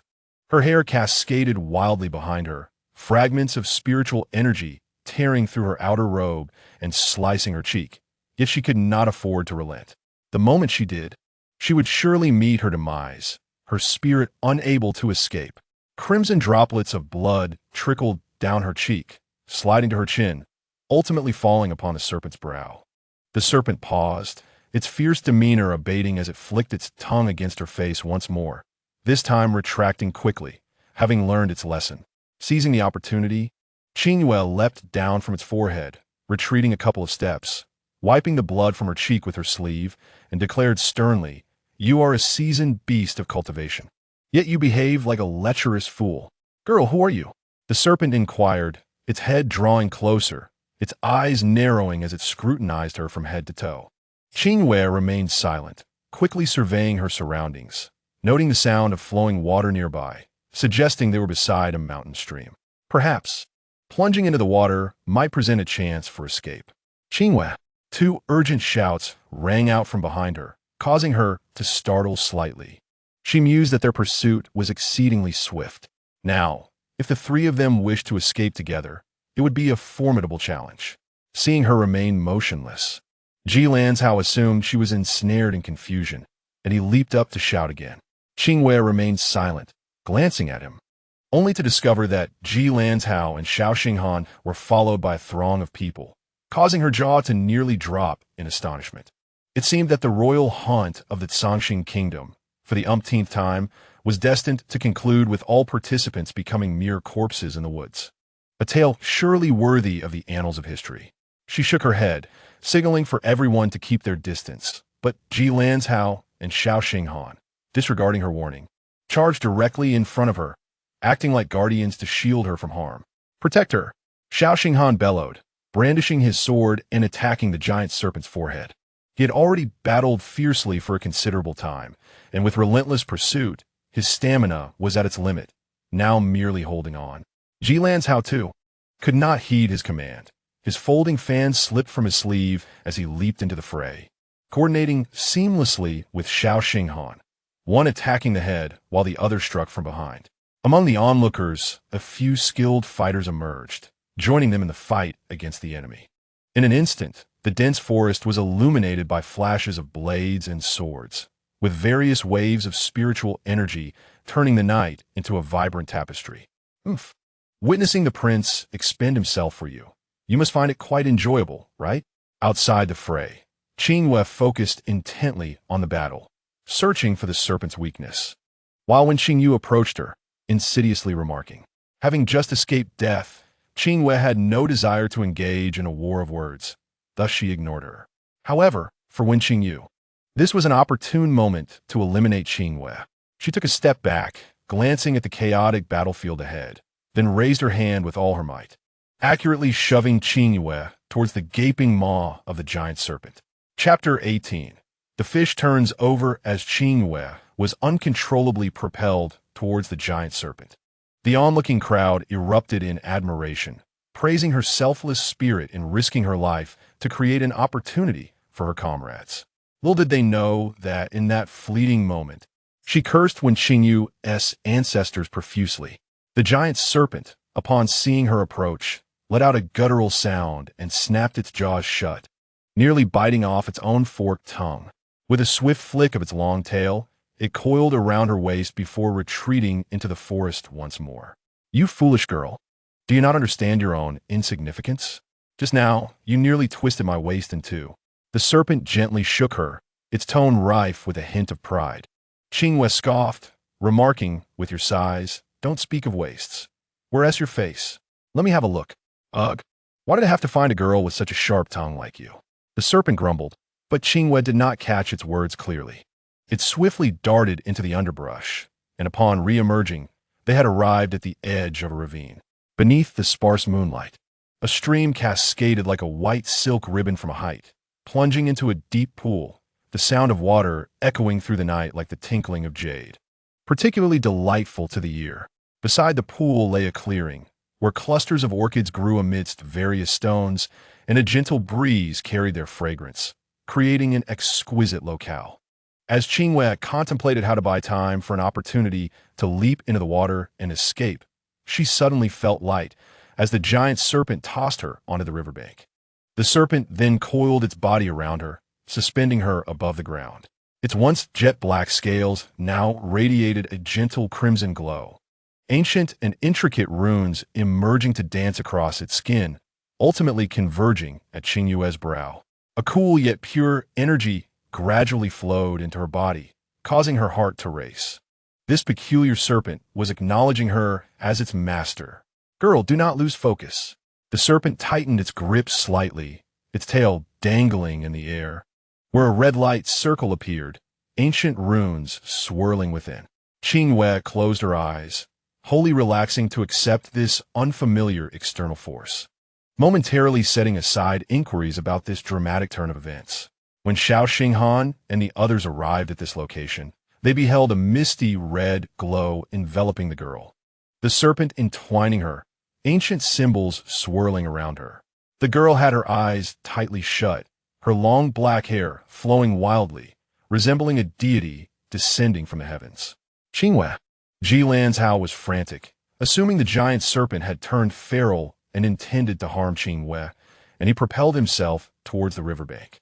However, after advancing only a few steps, he collided with an invisible barrier, being rebounded. As he prepared to charge again, Xiao Xinghan grasped his arm and whispered, "There's a barrier. Then let us break this damned barrier." It was the first time Ji Lanzhao uttered such coarse language. Thunder roared from the heavens, the rumbling sound ultimately exploding above the deep pool, as a blood-red lightning bolt descended from the clouds, striking directly at Qingyue's brow. A tempest seemed to arise within the barrier, whipping her garments and long hair into a frenzy. Yet throughout it all, she maintained an expressionless demeanor, with only faint red marks quietly gathering toward her brow. The spiritual beast cannot be recognizing her as its master, can it? Gasps arose from the crowd. Among them were those who had previously formed contracts with spiritual beasts, yet it merely required mutual activation of the contract symbol. No one knew what it would be like to forge a bond with a millennium-old spiritual beast.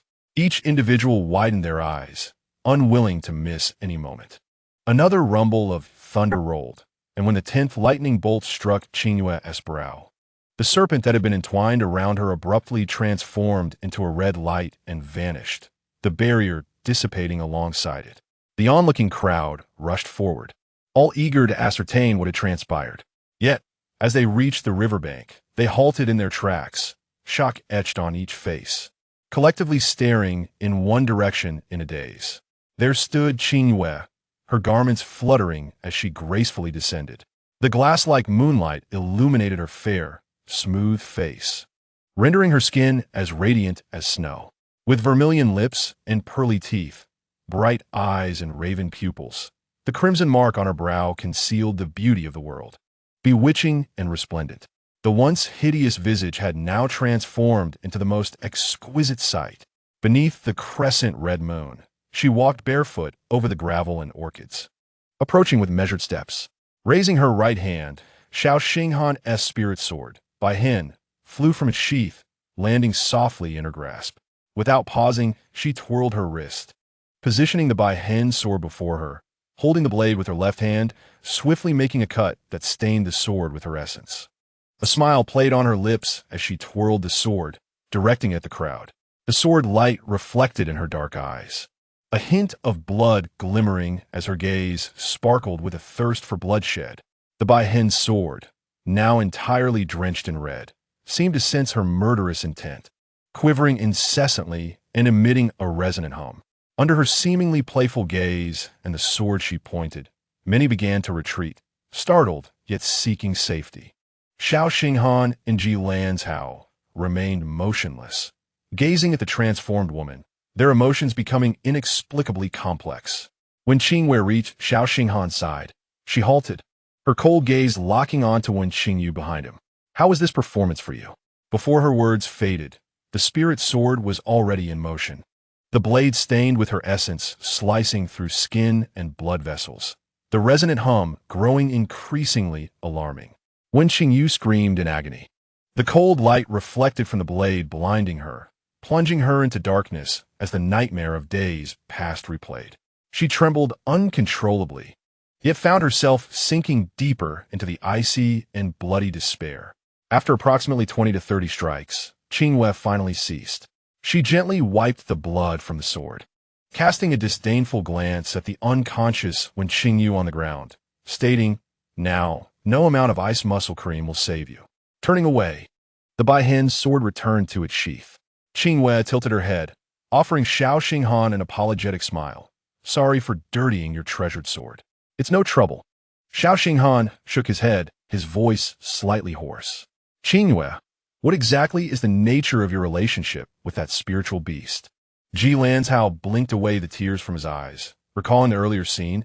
"I thought that beast was going to consume you." Su Qingyue pointed to the crimson mark on her forehead, warning, "The monster is right here. Speak ill of it, and beware that it might come for you tonight." Ji Lanzhao shrugged nonchalantly, but in an instant, the vermilion on Qingyue's brow gleamed brilliantly, and a snake emerged from the ethereal light, threateningly flicking its tongue. "Oh dear!" Ji Lanzhao exclaimed, leaping behind Xiao Xinghan, exposing only his eyes, and protested, Qingyue, hurry and retract your powers. You should at least be mindful of your image. Having a snake suddenly appear from your forehead is quite unsettling. You are so timid, unable to withstand even the slightest jest, Qingyue retorted, retracting the spirit snake and turning her gaze to Xiao Xinghan, stating earnestly, "Did you come alone in the dead of night to seek this spirit beast? Is there any way I may assist you?" "It's all right now," Xiao Xinghan replied, shaking his head, his expression calm as he met her gaze with serene indifference. While such a response was expected, Qingyue still felt a twinge of disappointment within. The atmosphere grew somewhat delicate, prompting Ji Lanzhao to change the subject. "It's getting late. We have a hunt to prepare for in the coming days. Let us all return." The crowd murmured in agreement, but made no move to leave, gazing at Qingyue as if she were a rare spirit beast, occasionally whispering among themselves. The tales of the worthless, ugly girl turning her fortunes around, taming a millennium-old spirit beast, and ruining her cousin's appearance were nothing short of sensational revelations. Qingyue's displeasure was evident as her cold eyes narrowed slightly, casting a frosty glance over the crowd. With just a look, those who had witnessed her ruin when Qingyue's beauty felt an involuntary chill run down their spines, retreating and turning away in haste. Noticing Qingyue still barefoot, Xiao Xinghan stepped forward, lowered himself, and offered, "I will carry you." Qingyue was taken aback at first, then shook her head and smiled. "No need, I'm fine, and you have just sustained an injury." "That is not up for debate," Xiao Xinghan insisted, handing his spirit sword to Ji Lanzhao and resolutely preparing to carry her down the mountain. Unable to refuse, Qingyue acquiesced to his wishes. The three of them walked at the rear, with Ji Lanzhao recalling the perilous encounter in the dense forest, still feeling a bit exhilarated. "Qingyue, why don't you ask that spirit beast its name?" "Jiyo, then ask it how old it is." "Old enough to be your ancestor. Now inquire whether it is male or female. It says it is very eager to eat human flesh." With this remark, Ji Lanzhao successfully silenced himself. Yet, his gaze frequently drifted towards Qingyue, whose beauty was captivating. But what truly held his attention was the composure she exuded, a grace uncommon among ordinary women, evoking an irresistible desire to serve her. Xiao Xinghan carried Qingyue in silence, his mind replaying the image of the barefoot woman under the moonlight, noticing that her once clear, dark eyes seemed different now, no longer resembling the imprint he held in memory. He felt a sense of loss, mingled with a flutter of unease. To resurrect Wu Shuang, he required the demon core of a millennium-old spirit beast and the blood of a being from the demon realm. Now, both these critical elements were concentrated solely within Qingyue. What was he to do? As Qingyue rested against his back, her thoughts became tangled. What secrets did Xiao Xinghan hide from her?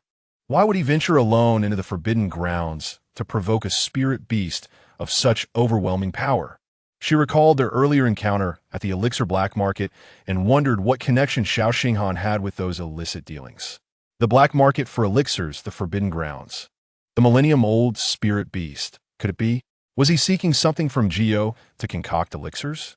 If it was the snake skin, she could negotiate with Jiyo. But if it was the snake gall, what then? Lost in their own thoughts, the trio remained oblivious, and when a feathered arrow pierced the air toward Qingyue's back, no one was able to react in time. The sharp pain swiftly engulfed her, a tingling sensation burrowing into her bones, causing her to gasp. Yet only muffled sounds escaped her throat. Xiao Xinghan swiftly enveloped her in his arms, easing her onto the ground. The spirit sword unsheathed, emanating a soft blue light that illuminated the wound on her back. A wide expanse of blood was visible, yet no weapon could be seen. Faint wisps of black mist could be discerned seeping into her body. "It's poisoned," Ji Lanzhao remarked, furrowing his brow as he raised his hand to cast a barrier around the three of them, swiftly sealing Qingyue's major acupoints. He exchanged a grave glance with Xiao Xinghan. The method of assassination bore the hallmarks of the demon realm. Chapter 19. Death before dishonor. This is not a suitable place to linger. "We must return to the base of the mountain," Xiao Xinghan declared, lifting the unconscious Qingyue and hastening down the mountain, with Ji Lanzhao trailing, his expression heavy. The onlookers noticed Qingyue appeared injured and began chattering, fabricating numerous versions of the incident as they descended. Upon reaching the camp, Xiao Xinghan carried Qingyue inside, where the attending royal physicians, having already received word, quickly surrounded her, each taking turns to examine her, but their faces grew grim as they shook their heads. Hesitant to speak further, Ji Lanzhao, possessing some medical knowledge himself, conferred quietly with several physicians before gesturing for everyone to step back. He then turned to Xiao Xinghan, saying, "Come with me outside." "What is her condition?" Xiao Xinghan pressed, his voice hoarse and unyielding. "Let us discuss it outside," Ji Lanzhao insisted firmly, aware that Qingyue could not hear their conversation, but reluctant to speak of such matters in her presence. Xiao Xinghan cast one last lingering glance at the pale Qingyue lying on the bed before turning to leave. Once only Qingyue remained in the tent. A flash of red light flickered on her brow, and a figure in dark robes appeared beside her bed. His hair was disheveled, and his garments hung loosely, exposing his chest. He appeared wild and unrestrained, his face marked by sharp lines and a devilish grin, yet his grayish-blue eyes retained the slitted pupils of a serpent, glinting with cunning and malice. TSK, what a disappointment. I merely took a nap, and you fell into a trap." The man in dark robes climbed onto the bed, propping his head with one hand while lying beside Qingyue, using the other to grasp her chin, tilting it left and right as he scrutinized her. "Such beauty indeed. It's almost unbearable." He chuckled lightly, parting his thin lips, his forked tongue extending towards Qingyue's lips, just as it was about to touch her soft skin. A familiar voice erupted in his ears. "Old fool, release her at once." Gio raised an eyebrow, a glimmer of amusement crossing his serpentine gaze as he retracted his tongue. Leaping off the bed and kneeling on one knee to pay his respects, "Young master, I've finally found you." "Speak properly," the black cat, Lingyuan, said, striding up to him, lifting his chin and leaping onto the bed. "You haven't changed a bit after all these years." "The young master has changed quite a bit," Gio replied, standing at the edge of the bed with a smile. "You used to despise cats." Lingyuan shot him a glare before moving to Qingyue's side, gently prodding her eyelids and lips with his paw, his expression solemn. "She is under the soul-severing nail. Indeed, this girl has only days to live, young master." "You need not worry," Gio remarked lazily, yawning. "Once her soul dissipates, you will have a place to reside." Lingyuan shot him an icy glance. "Fool." He extracted his soul from the black cat. He commanded Gio to lift Qingyue into a sitting position while he sat behind her, pressing his palms upon her back to channel spiritual energy. "What are you waiting for? Set up a barrier to prevent any interruptions." "Huh?"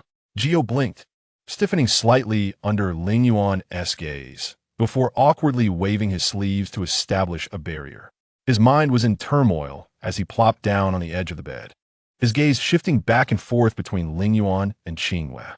After a moment, he slapped his thigh, straightened his back, and exclaimed, "So, I was utterly mistaken." Lingyuan let out a cold snort, closing his eyes to concentrate on expelling the poison from Qingyue. A flash of red light appeared, and Gio transformed into a serpent, coiling around the bed, bypassing Lingyuan and Qingyue, and spoke in human language. "Young master, judging by your ease, this must not be your first time channeling energy for her, right? No wonder her essence is tainted with your aura, causing me to misplace my allegiance." "Silence. You are being utterly bothersome." Lingyuan glared at him, his eyes icy. Although the look was intimidating, Gio, confident in his seniority, chose to ignore it. "Young master, I advise you to cease this behavior. You are well aware of the consequences. With your status and circumstances, there can be no vulnerabilities." Gio coiled around Lingyuan's arm, his serpent head aligned with Lingyuan's ethereal visage, his tone unusually serious. Yet, Lingyuan remained silent, wholly focused on purging the poison from Qingyue. Moments later, Gio sensed something was amiss.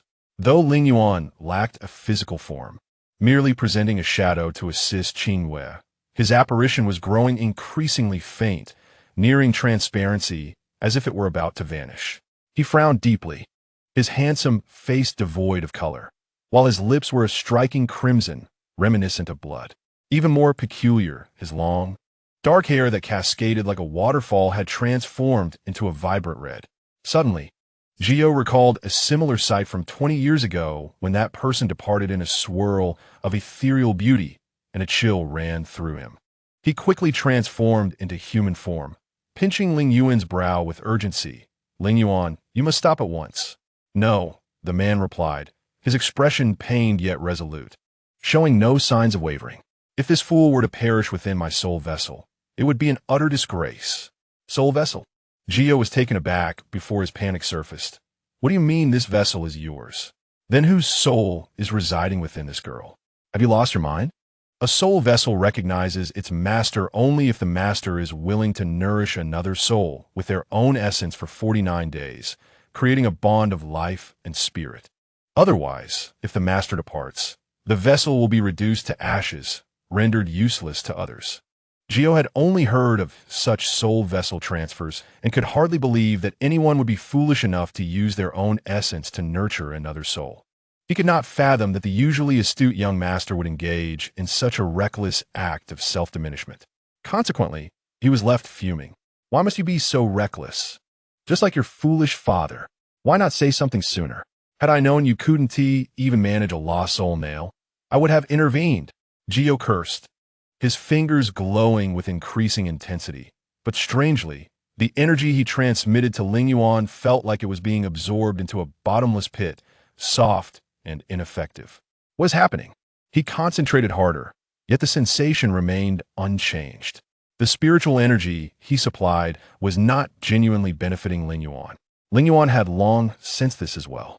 The energy he sought to channel to Qingyue to dispel the poison seemed to be siphoned off by some mysterious force, leaving him no choice but to persist. "This is futile. If we continue like this, we shall all perish." In no time, beads of sweat began to form on Qingyue's forehead, and he was inwardly alarmed. Realizing that Lingyuan had been struggling alone for quite a while, this young man was indeed tenacious. Lingyuan bit his lip, forcing himself to remain alert, and scoffed. "Where did you learn such nonsensical phrases? Truly unrefined. Who else could it be?" "Your father." Qingyue raised an eyebrow, his pupils dimming. "I promised him I would protect you for a lifetime, so you must show some spirit, young master." "Humph, I require no one's protection." Lingyuan shook off Qingyue's hand and pivoted to face Qingyue. He bit his lip until it bled, then grasped Qingyue's head, leaning over her. The moment their lips met, his fiery hair danced like seaweed intertwined with Qingyue's dark locks. It was a kiss, yet it carried a weight far beyond mere affection. He was transferring his essence to her in the most direct and primal manner, simple yet brutally effective. Moments later, Lingyuan abruptly withdrew, swaying, and expelled a mouthful of black blood, while a 2-inch-long black withered branch fell from the wound on Qingyue's back. A wave of relief washed over Lingyuan. That foolish woman should be fine now. Qingyue quickly moved to support him, but his hands passed through Lingyuan's phantom form. "No worries, I will recover with a bit of rest." Lingyuan murmured before transforming into a streak of red light and vanishing into the forehead of a black cat. The lethargic cat shook itself and lazily rested on Qingyue's shoulder, saying, "You must keep tonight's event confidential. A hero saving a beauty, such a romantic tale. Why not let her in on it?" Qingyue questioned, examining Qingyue's pulse. Sensing that the poison from the lost soul nail had been dispelled, though something still felt amiss. Lingyuan, unaware of this, closed his eyes and solemnly declared, "A mere lost soul nail has drained this much of my energy. It is a disgrace." "Tsk," Qingyue shrugged, muttering, "Such vanity." After settling the two patients, Qingyue intended to investigate Qingyue's condition closely when he heard footsteps outside the door. He withdrew the barrier and transformed into a serpent, slithering beneath the bed. In that tumble, he discovered the true culprit. It was a string of exquisitely crafted red bells, glowing faintly in the dark corner beneath the bed. He swam over, circling the string of bells twice, narrowing his gray-green eyes. 2 beams of red light blossomed from his pupils, and with a sharp sound, the bells shattered into powder. Among the crimson dust, he found a talisman the size of a fingernail. He squinted to closely examine the inscription, nearly blinding himself in the process. until he discerned the ancient character for Xie. This seemingly simple character left him in shock.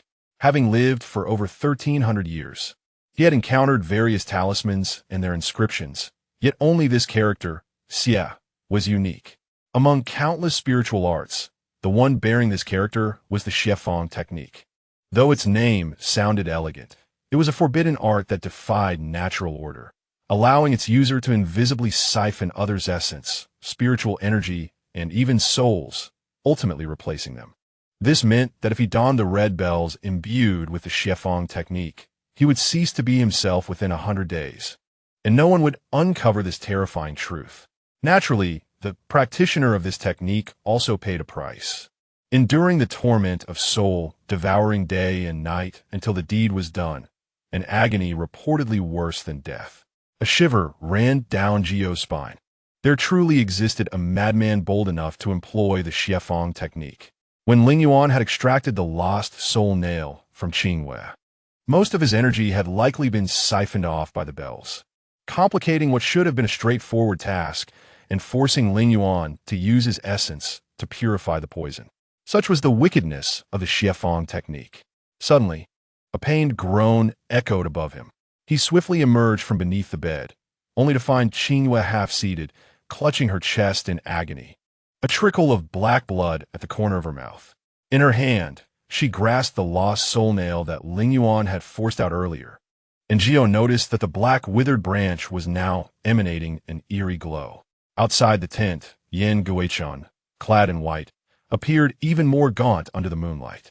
He covered his mouth, coughing violently for a few moments before smirking and gazing up at the sky, sighing, "I didn't expect to be discovered so soon." Chapter 20. The originator Qingyue transformed into human form, snatching the lost soul nail from Qingyue's grasp. He summoned his spiritual power to meticulously investigate. Discovering that the black, withered branch resonated with the Xiefang talisman he had previously found beneath the bed, his vertical pupils tightened, exuding a dangerous glint. "What is wrong?" Qingyue gasped, struggling to sit cross-legged, attempting to regulate her energy and dispel the residual poison. Qingyue firmly grasped her hand, shaking his head as he warned, "Do not act recklessly. This poison is exceedingly perilous. A mere shihinding is not something I fear." Qingyue pushed him away, closed her eyes to circulate her energy, but instead felt a tumult in her dantian, forcing her to spit out a mouthful of black blood. "Why do you not listen?" Yi Ipsilandoho scolded, laying the talismans and the shihinding before her. "This is all a trap." Qingyue replied, puzzled. She had never encountered such a delicate spiritual talisman. Qingyue sighed. This was discovered among a string of tiny bells beneath the bed. "It is the Xiefang Shu." Xiefang Shu. Qingyue's body jolted before she regained her composure. She had heard her father mention this technique during her time in the Moyu. It was extremely dangerous and contrary to familial ties. The shihinding must be infused with another type of venom, and if that string of red bells were to be destroyed, it would trigger the poison. The one who devised this scheme was astutely calculated, truly terrifying. Qingyue seized her wrist, meticulously feeling her pulse, his brow furrowing, then relaxing as if performing a play. Qingyue gazed at the two objects in her palm, her thoughts swirling. It seemed that Yen Guei-chun had plotted this since he presented her with the bell that morning. But was the Xiefang Shu on the red bell aimed at her as well? No, that was not right. The red bell was meant to be worn around the neck of a black cat. Yen Guei-chun's target could not possibly be her. Yet, with countless spiritual beasts in the world, he surely would not fixate solely on this little creature with a century of cultivation. Did he know of Lingyuan's existence? If he did, it would make sense. If the red bell remained intact, Lingyuan was likely to be ensnared.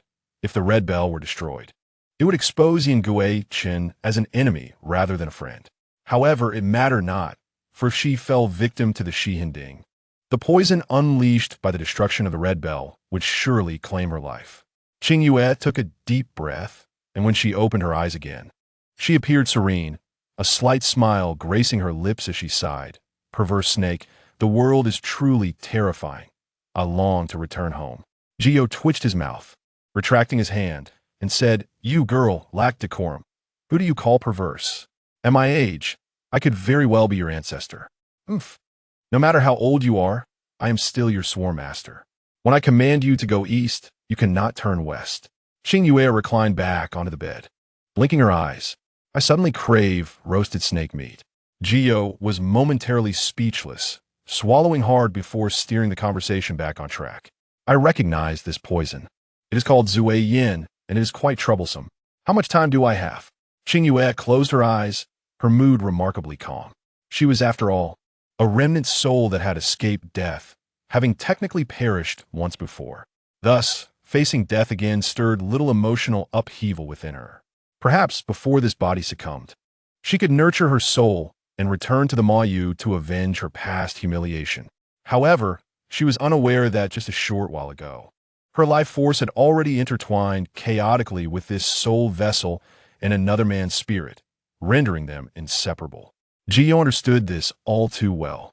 Should this soul vessel perish due to the poison, Qingyue's soul would dissipate, and Lingyuan, connected to her, would be unable to escape his fate. "Half a year," Gio stated, tapping her forehead with a fingertip. "To detoxify, we require a rare ancient elixir known as Feizi Xiao. Find it, and I will ensure your safety."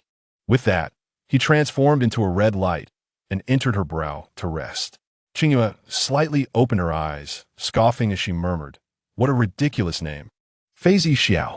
Footsteps approached the tent entrance, and she turned her head to see Xiao Xinghan entering. He appeared grave, seemingly burdened by thoughts. When his gaze fell upon her, he was momentarily taken aback, quickly pressing his right hand behind his back, as if concealing something. Qingyue chose not to expose him, quietly waiting for him to approach before speaking. "The first night of the hunt has not gone smoothly. It is hardly a good omen." Qingyue was not one to wallow in despair. Lanzhou had indicated that she had likely been struck by the Shihinding, though its removal posed challenges. It was not insurmountable. Xiao Xinghan bent down to adjust her blankets, and Qingyue glanced behind him, spotting a dagger. She recognized it as the very blade she had used to sever Qingchen's left arm. Xiao Xinghan sat beside her, noticing the black blood on the ground. His expression tightened as he declared, "I will call Lanzhou." As he began to rise, Qingyue grasped his hand. "It's all right. The Shihinding has already been removed." She presented the severed black branch to Xiao Xinghan, forcing a smile as she said, "See?" Xiao Xinghan's face grew serious, unable to ascertain the truth of her words. "How could you have removed it yourself? Was it that spiritual beast?" "Yes," Qingyue nodded, wishing to reassure him. Yet her brow furrowed as her complexion turned pale, causing her to tremble. Xiao Xinghan reached out to feel her pulse, detecting a heavy thrum. The cold and warm pulses alternated disturbingly. She appeared as if caught in a tempest of ice and fire, shivering under the blanket, her roots drenched in sweat, while her cheeks burned a vivid red. "Lanzhou," he called, steadying his mind. Lanzhou, who had been standing at the entrance, swiftly entered the tent upon hearing his voice. Upon witnessing the scene, he rushed over. "What has happened?" As he reached for Qingyue's forehead, he found her burning hot to the touch, leaving him bewildered. He went on to check her pulse, muttering, "This shouldn't be. The Shihinding does not cause such symptoms." The next moment, his expression tightened, turning pale, leaving him speechless. "It is him, isn't it?" Xiao Xinghan spat coldly, his tone resolute, having already drawn his conclusion. Lanzhou shook his head, still in denial of the facts. "That is impossible. I personally burned all the materials used for poisoning years ago." He cannot. At that moment, Qingyue let out a muffled groan and turned her head to spit out another mouthful of black blood. Her eyes grew dazed, and her cheeks flushed with color. Though her expression was one of agony, it possessed an unusual charm. This intoxicated appearance was precisely the symptom of Zui Yin. He stiffly turned his head, observing Xiao Xinghan's eyes blaze crimson, his fists clenched tightly, his breath becoming increasingly unstable. "Xinghan," he called softly, though he understood that despite the similarities with Zui Yin, it was not definitively that poison. He would call for the physician. Even as he spoke, he remained rooted in place, unwilling to budge. Lanzhou recognized that he was deceiving himself. After a long silence, he swallowed hard and approached Qingyue, pressing on her fainting acupoint to confirm she had indeed lost consciousness. Only then did he quietly say, This is the best opportunity, if you are to act. Do so quickly. Qingyue will not suffer too greatly. With that, Zhou turned his back, refusing to cast another glance at Qingyue.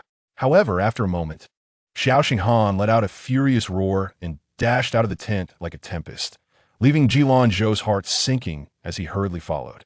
When the tent was once again empty save for Qingyue, Zhou nestled within her brow, let out a soft sigh, lamenting the cruelty of fate.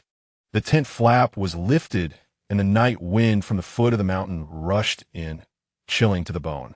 As Yen-Gui-Chen pulled the blanket tighter around him and continued to rest on the soft couch. Yen-Gui-Chen, a voice filled with anger exploded above him, and he smiled as he slowly opened his eyes. Xiao Xinghan, with a countenance mirroring his own, glared furiously at him, his usually calm eyes now bloodshot, filled with a hunger for vengeance. Had it not been for his ever-loyal servant holding him back, Xiao Xinghan would have likely struck him down. Wang Yin, retreat. Yen-Gui-Chen spoke in a nonchalant tone, yet to the fierce guard before him, his words held more weight than an imperial decree.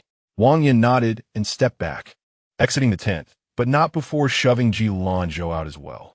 With no hindrance, Xiao Xinghan wasted no time in delivering a punch to Yen-Gui-Chen. Though devoid of spiritual power, he exerted full strength, causing Yen-Gui-Chen's pale cheek to swell and bruise as he leaned against the edge of the couch, blood dripping from his lip. Even in such a disheveled state, Yen-Gui-Chen maintained a smile at the corner of his mouth. Xiao Xinghan seized his collar, pulling him close and demanding the antidote. Bring me the antidote. What antidote? Yen-Gui-Chen replied, unfazed, raising a hand to wipe away the blood at the corner of his mouth. The antidote for Zui Yin. Xiao Xinghan glared at him. Yen-Gui-Chen's eyes curved in a smile, seemingly oblivious to his brother's poor memory. 5 years ago, he had already informed him that the antidote to Zuiyin must be sought by himself. Yen-Gui-Chen, Xiao Xinghan bellowed, his trembling voice laden with the suppressed hatred and anguish of the past 5 years. With a forceful motion, he hurled Yen-Gui-Chen aside, not allowing him a moment to rise before he pinned him down once more. He pressed him firmly to the ground, one hand gripping his neck while the other balled into a fist, mercilessly striking the earth. 5 years ago, I should have ground you to dust. Oh, then why do I still lie here in one piece? Yen-Gui-Chen gasped, his face flushed, yet he clenched his fists tightly, burying his nails into his flesh to stifle the blood that rose in his throat. Xiao Xinghan remained silent, his gaze locked onto Yen-Gui-Chen with a fierce intensity, his silence an unspoken weight. Yen-Gui-Chen began to chuckle foolishly, his long, jade-like fingers brushing against the iron grip that confined his neck, deftly shifting it aside. The cool air pierced his chest anew, causing him to cough several times. Lying on the ground, his raven hair fanned out, resembling water plants, contrasting sharply with his pale skin, which appeared as exquisite as fragile jade. Brother, have you lost your composure tonight? Is it for Qingyue, or is it for Wu Shuang of years past? This single remark struck at Xiao Xinghan's heart, the memory of that night 5 years ago flooding back like a suffocating tide, rendering him breathless, veins throbbing on his forehead. It was on that very night that Wu Shuang's Zuiyin poison seeped into her bones, and she had collapsed in his arms, never to awaken again. Xiao Xinghan seethed, wishing to crush his silver teeth. How dare you mention her? Because of you, she has languished for 5 years in a state that is neither human nor ghost. Yet, his brother was fortunate, encountering Qingyue after merely 5 years, was he not? How special she must be. I need not elaborate further, do I? However, I have heard that tonight she has become an unparalleled beauty by chance. I fear you may be beguiled by her allure and hesitate to take action, which is why I took the liberty of manipulating things a little. Yen-Gui-Chen poked Xiao Xinghan in the chest, his smile radiant. You should be thanking me. A single phrase from Yen-Gui-Chen struck at Xiao Xinghan's most painful wound. Earlier, he had indeed had the opportunity to act.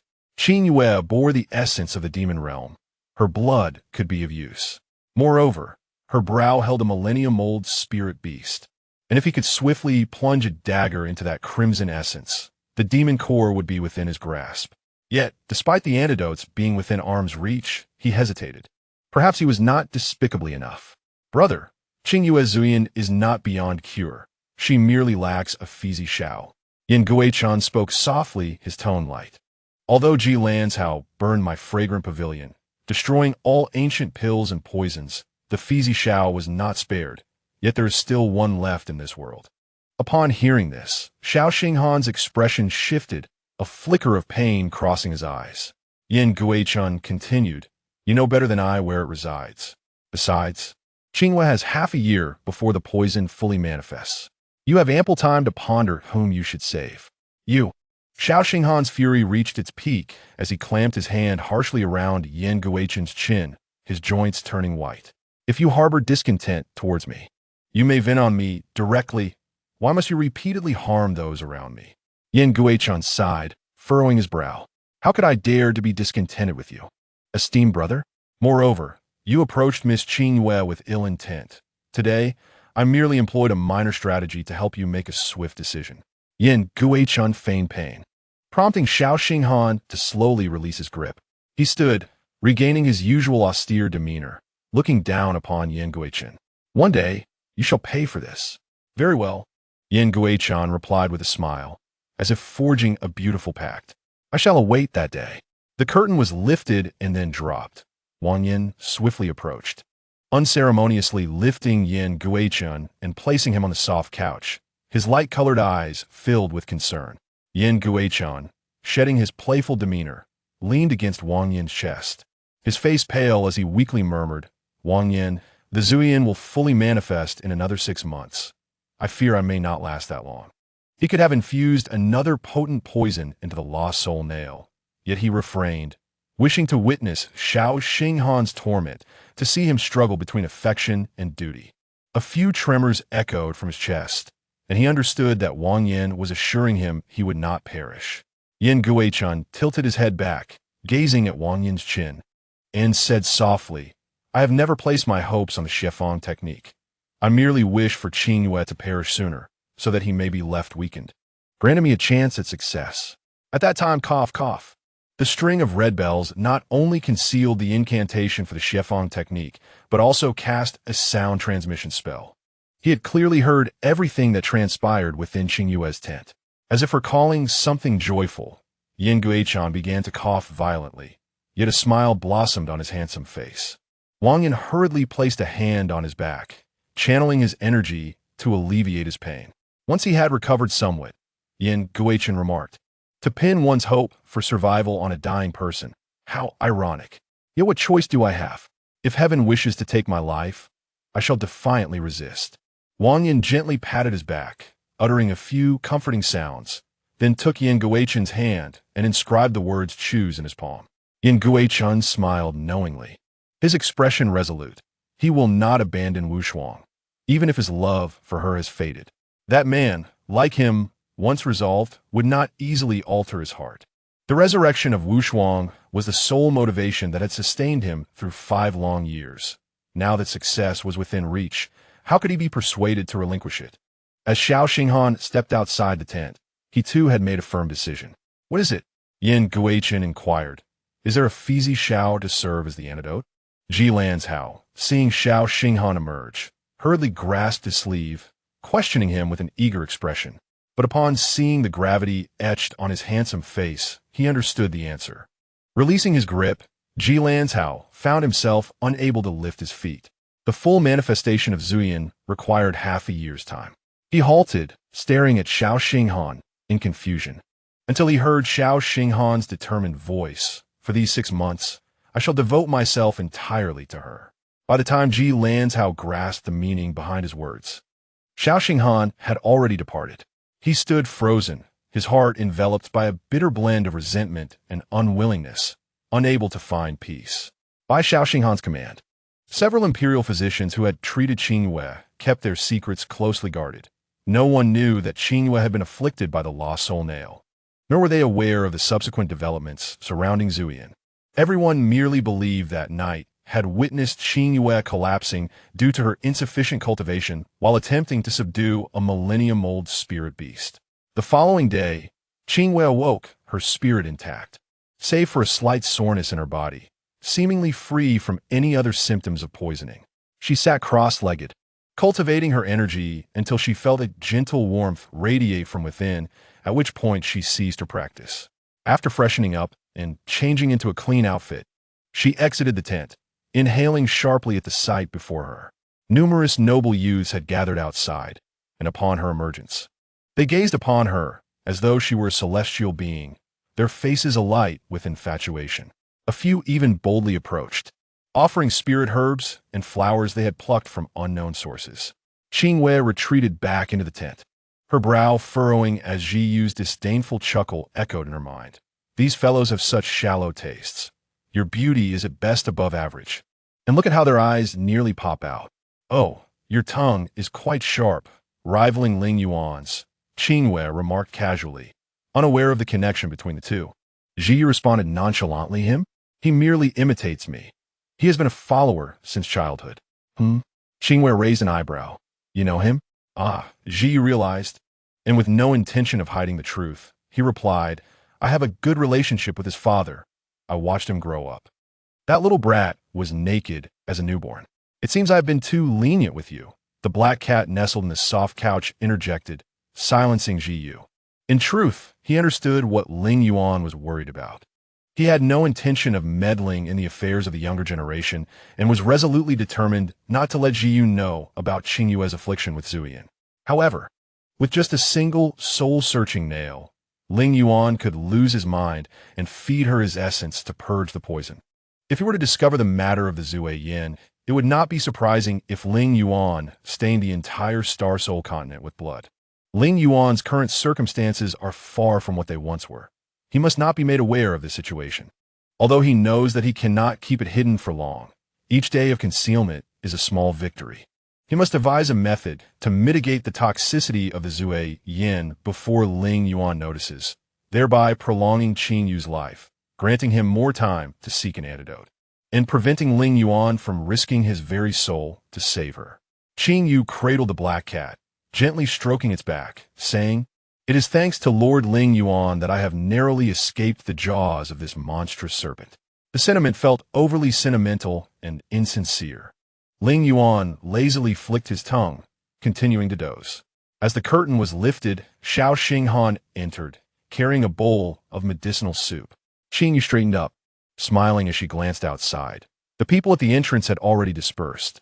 I have instructed them not to approach this tent, Xiao Xinghan said as he stood before her, stirring the deep red concoction with a spoon, gently stirring Qingyue's heart with each motion. He bent down, scooping a spoonful of the broth and bringing it to her lips. Drink. I have tasted it. The temperature is just right. I can do it myself. Qingyue replied, casting a wary glance at the black cat in her arms, fearing it might suddenly leap and knock over the bowl. However, Xiao Xinghan remained still, leaning closer and softly insisting, Let me. Qingyue met his gaze, and in the depths of his eyes, she slowly leaned in, drinking the bitter yet oddly pleasant potion. With each spoonful, the bowl gradually emptied, and the black cat remained quietly nestled in her embrace, warming her heart like the spring sun. What are you thinking? You keep staring at me, Xiao Xinghan said as he set down the bowl and gently wiped away the medicinal residue from her lips, subsequently placing his finger in his own mouth as if to savor it. This ambiguous gesture caused Qingyue's heart to flutter, and she turned her head away, replying, It's nothing. The medicine is just too bitter. I will add some honey tomorrow to lessen the bitterness, he said, draping a water blue cloak over her shoulders. I wish to take you to a certain place, if you don't mind. All right, Qingyue nodded, placing the black cat onto the soft couch before stepping out of the tent with him. The two walked slowly along a rather secluded path, and after a while, a lush expanse of greenery loomed before them, blocking their way. Qingyue, puzzled, asked, Where does Xinghan wish to take me? Xiao Xinghan did not answer. Instead, he plucked a leaf and held it to his lips, producing a few melodious notes. The verdant scenery before them rippled like water, revealing a vibrant array of blossoming flowers. A barrier. Follow me, he instructed, stepping into the colorful realm. Noticing she had not followed, he turned and beckoned her with a gesture. Qingyue. His tone seemed to carry an additional layer of meaning compared to before. With her heart steady, She stepped into the barrier. The ground was adorned with purple, red, white, and blue flowers, dancing in the breeze and releasing a delightful fragrance. While beautiful, it seemed unremarkable at first. Yet, as she observed closely, she noticed that with each step she took, the flowers beneath her skirt would vanish, only to return when she lifted her foot. How extraordinary! She looked up at Xiao Xinghan and smiled brightly. Xiao Xinghan remained silent, guiding her forward for several paces before coming to a halt. He raised his hand, still holding the leaf, and, as he produced another soft melody, the air filled with ethereal sounds that drifted from behind them. Qingyue caught sight of the gentle smile in his eyes, and her throat tightened with emotion. The humming grew closer, and as she slowly turned her head, her autumn-like eyes reflected the multitude of fluttering spirit butterflies. Overjoyed, she extended her delicate hand, and a few of the spirit butterflies alighted upon her fingertips. Looking back down the path, more spirit flowers transformed into butterflies, swirling above her in a splendid display. How beautiful! Qingyue marveled at the butterflies for a moment before waving her hand, sending them soaring into the sky, where they circled around her. Footsteps approached from behind, each step resonating within her heart. She barely heard two soft sighs, but they did not escape his notice. Why are you sighing, Qingyue? It's nothing. The scenery is so beautiful yet fleeting, it always evokes a sense of regret. She lifted her gaze, watching as the butterflies began to disperse, returning to the ground as flowers swaying in the wind. Turning to meet Xiao Xinghan's eyes, she added, "But thank you for bringing me to witness such a unique beauty. It will remain etched in my memory for a lifetime." Qingyue, Xiao Xinghan began, his words measured, a multitude of thoughts swirling in his mind. Yet he ultimately lowered his gaze and said softly, "There will always be a way to counteract the poison." He understood that Qingyue possessed a perceptive heart. The poison resided within her, and with a millennium-old spirit beast lingering in her brow, it was certain she was already aware of the Zue Yan's existence. Qingyue did not respond, observing the guilt etched on his face, unable to suppress a smile. "This is the first time I have seen you display such an expression. You should know, when I first met you on a long street, I thought you were an emotionless person." His face was devoid of expression. Yet he had been brought forth by Ji Lanzhao to cultivate relationships with the Wen family, which only reinforced her impression of him as someone detached. Xiao Xinghan's eyes flickered, grasping her hand as he felt her fingertips grow cold, prompting him to tighten his grip. "I am sorry." His expression was grave, and his voice low. A single apology seemed insufficient to alleviate his gloom. "I apologize for initially deceiving you, approaching you solely for that trace of demonic energy. I am sorry for causing you to be poisoned, resulting in this unforeseen calamity with the Zue Yan.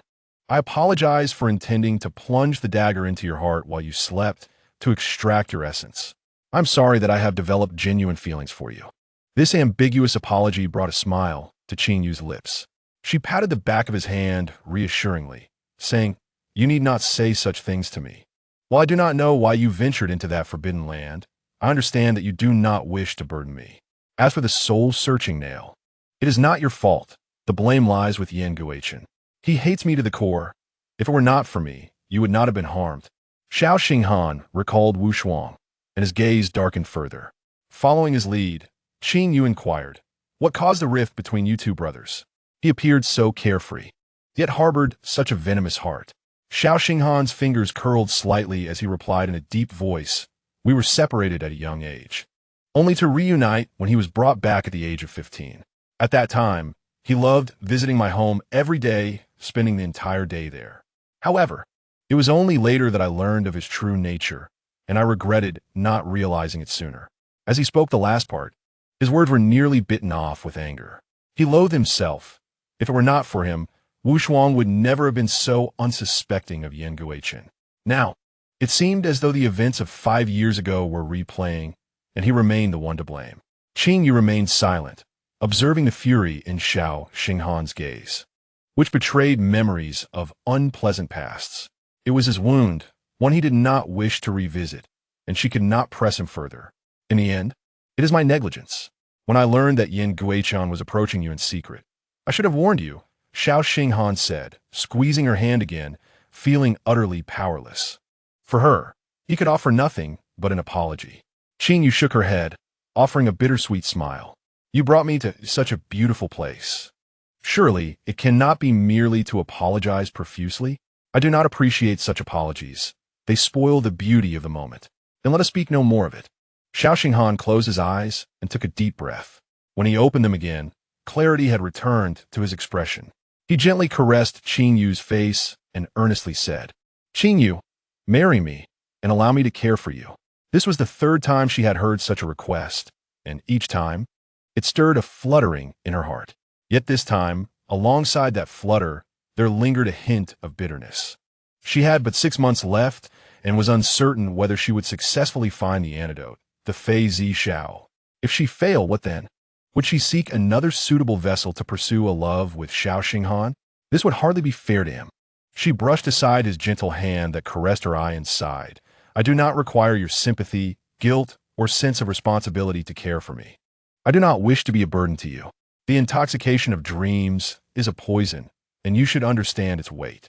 Even if he remains oblivious, Jilan's Hao, who often prides himself on being the divine healer, ought to be aware. Xiao Xinghan seems to have anticipated her evasion, his gaze imbued with sincerity. I desire you. I long for your genuine heart, to cherish you, to spend day and night in your company. Qingyue, be with me. Qingyue sensed an unfamiliarity in Xiao Xinghan today. His usual calm demeanor was replaced by an urgency, as if he feared he might vanish in the next moment. Though she felt a tinge of confusion, warmth enveloped her more profoundly. In both this life and the previous, no one had ever shown her such concern and stirred such emotions. It felt as if drawing closer to him invigorated the very rhythm of her heart. She offered no verbal response, but subtly nodded. Xiao Xinghan, as if granted a reprieve, felt a rush of joy swell within him. He cradled Qingyue's face in his hands. Upon seeing her close her eyes, he leaned in and bestowed a gentle kiss at the corner of her eye. Concealed within the vermilion mark on Qingyue's forehead, the creature known as Qingyue remained vigilant, ready to unleash its wrath should Xiao Xinghan dare to proceed further. Fortunately, Xiao Xinghan adhered to decorum and did not provoke Qingyue's taut nerves. Let us return. I feel somewhat weary. Qingyue lightly coughed to mask her smile. She had often heard that girls should exhibit some restraint. Thus she refrained from appearing too reluctant. Xiao Xinghan nodded, taking her hand as they made their way back, oblivious to the fleeting shadow of a black cat among the swaying spiritual flowers. By the way, how did you discover this exquisite butterfly flower scenery? You even set up a barrier outside, claiming this place as your own, Qingyue teased, noting the somewhat childish and domineering approach reminiscent of Lingyuan. A subtle ripple passed through Xiao Xinghan's eyes as he closed them momentarily before replying. I stumbled upon it by chance, and thought one day to bring someone I cherish here to admire the beauty. Hence I sealed the barrier. Indeed, it is beautiful. I truly adore it. Qingyue nodded. If I can overcome this tribulation, may I return with you next year? Xiao Xinghan turned his gaze toward the spring water, bitterness creeping into his throat. He nodded, granting a promise he had never before contemplated. Very well. As they returned to the camp, the noble youths observed their hands entwined. And soon the news spread, with many declaring that Qingyue had, with her enchanting visage, captured the cold heart of the Star Palace. Passing by Xiao Xinghan's tent, they encountered Yen Guichun, dressed in white. His smile was light, akin to a fluttering butterfly, as it flitted over their joined hands before settling on Xiao Xinghan's frostbitten expression. It appeared that the brother had made his choice. Qingyue tilted her head at him, unsure of what Yen Guichun meant by choice. A steady strength coursed through her hand, and she felt Xiao Xinghan tremble slightly, as if he were struggling to suppress a tempest of anger. She gently scratched his hand, offering silent comfort, and then turned to meet Yen Guichun's gaze. I advise Prince Yen to be more straightforward. It is far more endearing. Speaking in riddles and acting with caution only invites missteps that could backfire. Qingyue's words bore wisdom. Yen Guichun approached, nearly face to face with Xiao Xinghan, and asked with a playful smile, Am I to take it that you are willing, brother? Xiao Xinghan's face darkened, and he replied coldly, Prince Yen, do not overstep. Though our father indulges you, there are limits. I will not relent regarding Qingyue. Oh dear, invoking our father to intimidate me? How frightening. Yin Geichun retreated a couple of steps, feigning a cough, while Wang Yin, silent behind him, patted his back to ease his discomfort. Once the coughing subsided, Yin Guichun's complexion flushed, adding a touch of elegance to his demeanor. Leaning against Wang Yan's chest, he said with a radiant smile, I shall await the outcome of your discussion with our father. Xiao Xinghan scoffed, choosing not to engage further as he led Qingyue back to the tent. As they passed by Yin Guichun, Qingyue overheard him murmur, unparalleled beauty. Confused, she glanced back, catching the mischievous glint in his eyes, stirring an inexplicable agitation within her. Where have you two been? Do you not remember she is still unwell? Upon entering the tent, Ji Lanzhao immediately launched into a tirade, his gaze landing on their clasped hands, momentarily stunned before exclaiming, Oh, so you still have the leisure for romantic interludes, indicating nothing severe has transpired? I shall take my leave, lest I disrupt your little reverie. With that, he grabbed a large medical kit and made to rush out. Xiao Xinghan grasped his arm, visibly displeased. Do not cause a scene. Who is causing a scene? Who is it? Ji Lanzhao forcefully pried his hand away, revealing bloodshot eyes. I have spent countless sleepless nights searching for a remedy to suppress the poison, and yet you carelessly frolic in the moonlight. Pray tell, who is truly causing the ruckus? As tensions rose between them, Qingyue stepped forward and placed a hand on Ji Lanzhao's shoulder, smiling gently. Calm down. We were inconsiderate. You needn't be so irritable. Ji Lanzhao shouted at her, but his unnameable fury seemed to dissipate somewhat. He then pulled her to the bedside, silently extracting plum blossom needles from a medical kit. His gaze fixated on her. Qingyue, feeling somewhat guilty, complied and closed her eyes, leaning against the soft couch as Ji Lanzhao administered a few needles to her head. There are no suitable medicinal herbs here. For the next 2 nights, I will use the needles to suppress the poison. Once we return to the city, I will personally prepare the medicine for you. While it may not entirely eliminate the poison, taking the medicine obediently will at least alleviate your suffering. Ji Lanzhao spoke in a low, hoarse voice, fatigue evident. Qingyue lifted her gaze, noticing the dark circles under his eyes, and softly said, Ji Lanzhao, thank you for everything you have done for me. Ji Lanzhao's hand paused momentarily before he resumed his task in silence. That day, after finishing his needling, Ji Lanzhao remained by Qingyue's side, watching over her as if she were a child. Whenever she wished to take a stroll, he would scold her mercilessly. Qingyue merely smiled, unbothered by his reprimands. How could she be upset when someone cared for her? Yet, she could not shake the lingering thought of Yin Guichun's ambiguous gaze and his words. Unparalleled beauty. Chapter 23. The forest holds secrets under Ji Lanzhao's strict supervision. Qingyue experienced an exceedingly tranquil yet monotonous day.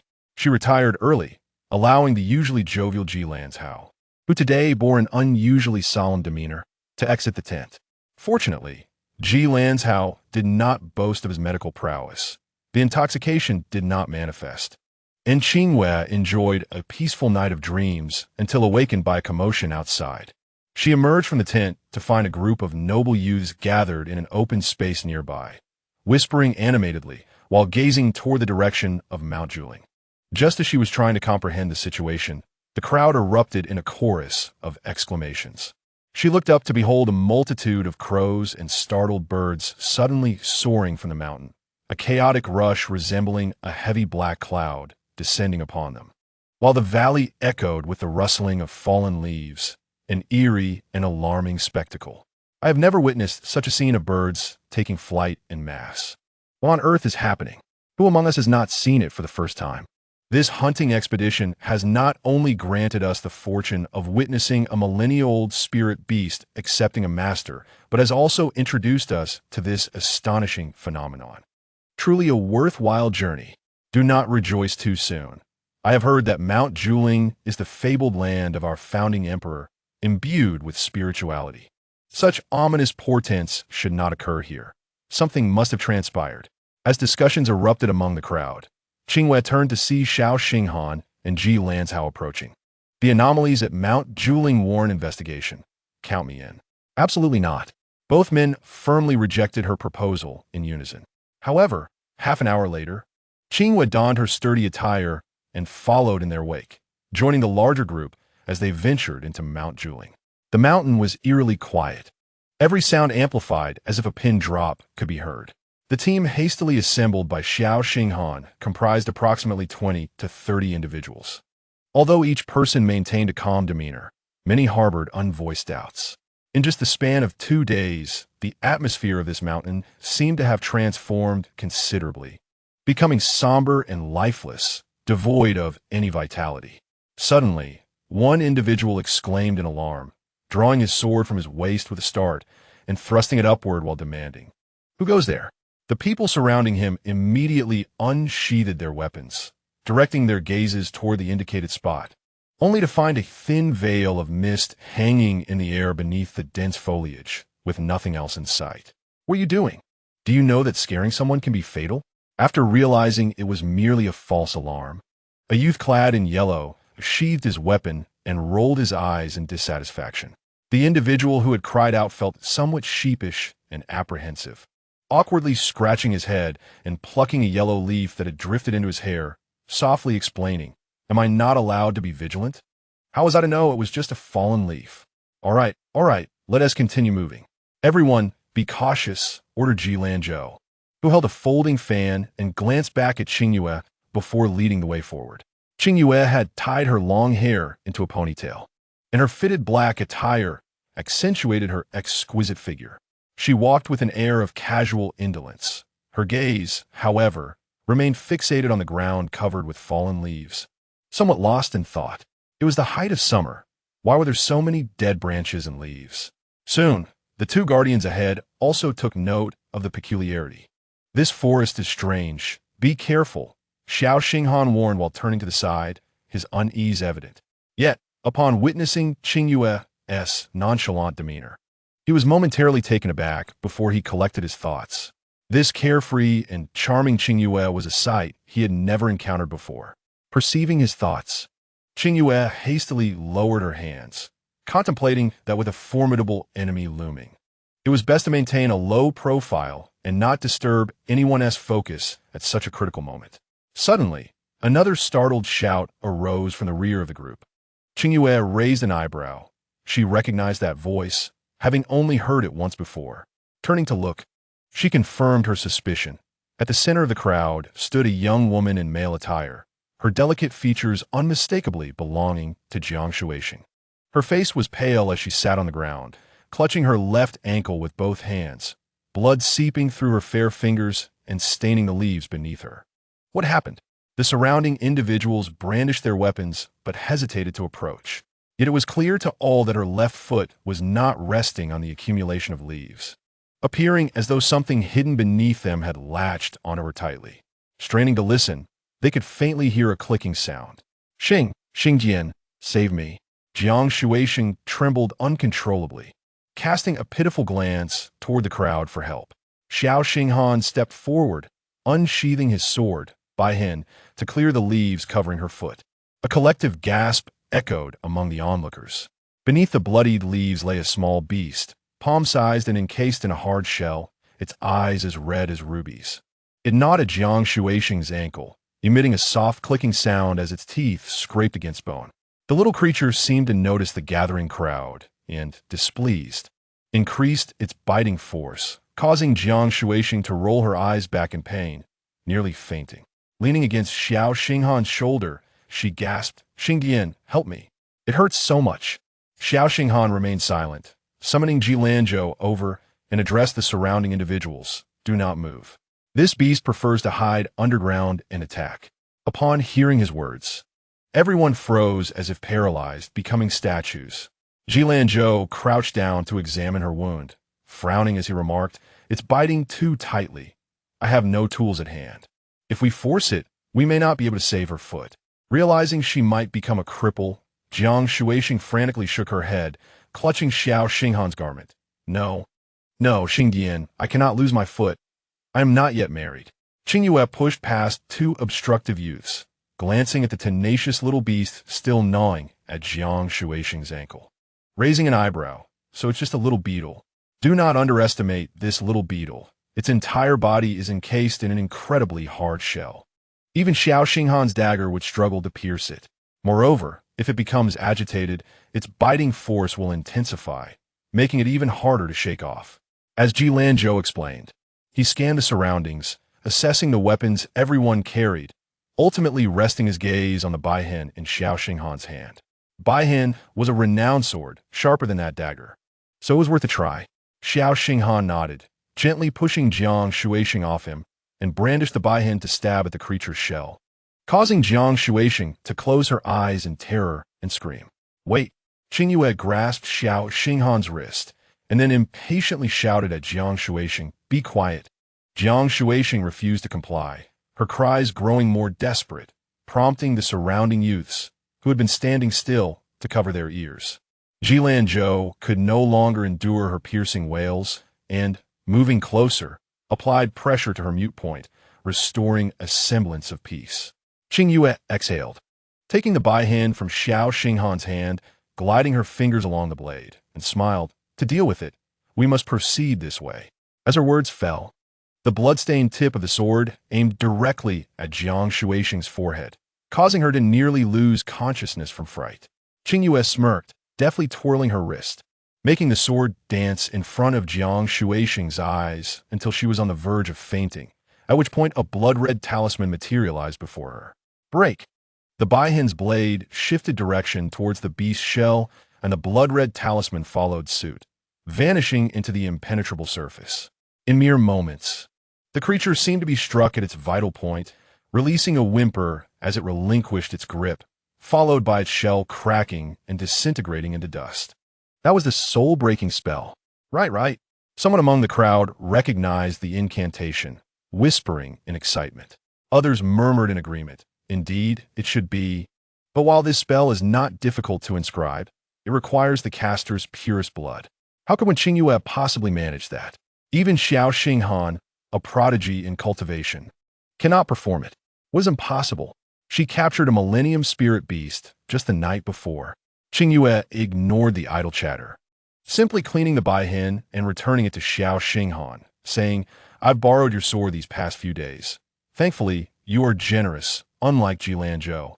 As she was bandaging Jiang Shuixing's wound, Ji Lanzhou, upon hearing this, inadvertently applied more pressure, causing Jiang Shuixing to nearly lose consciousness from pain.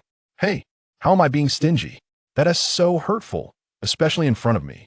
That time at the Wen family. I merely borrowed your fan to teach Wen Qingyue a lesson, and you were the one who was heartbroken. I only made a comment, and I didn't mean it that way." Ji Lanzhou pressed harder, causing Jiang Shuixing to collapse onto the ground, trembling all over. Seeing that Jiang Shuixing had learned her lesson, Qingyue ceased her banter with Ji Lanzhou. Her mention of Wen Qingyue was merely a subtle reminder for the girl, hoping she would not follow the same path. "All right." Xiao Xinghan glanced at the two youth beside him. "You two take her down the mountain. The rest will accompany me." "Xingdian, I believe it would be better if we stayed with the main group." One of them gulped nervously but boldly continued. "We've already come quite a way. And with a seriously injured girl, if another beast like that appears, we might not be able to handle it." The other quickly nodded in agreement. Having just witnessed Qingyue casting the soul-breaking spell, he felt it safer to remain. Ji Lanzhou stood up, casting a glance at Jiang Shuixing, who was being supported by others, and remarked, "Though her injury appears alarming, she can still move. We should not leave her alone at this time." "Very well." Seeing that he also proposed this course of action, Xiao Xinghan nodded and took Qingyue's hand to continue onward. At that moment, Qingyue noticed Wen Qingyan among the crowd, standing silently at the edge with his perpetually cold expression, lacking any presence.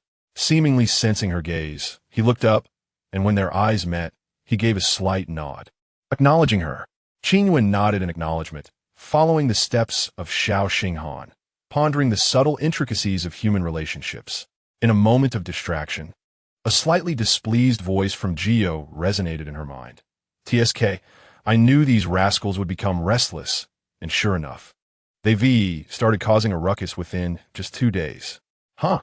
Qingyue was perplexed and had not yet the opportunity to inquire further when Gio added, "They are coming."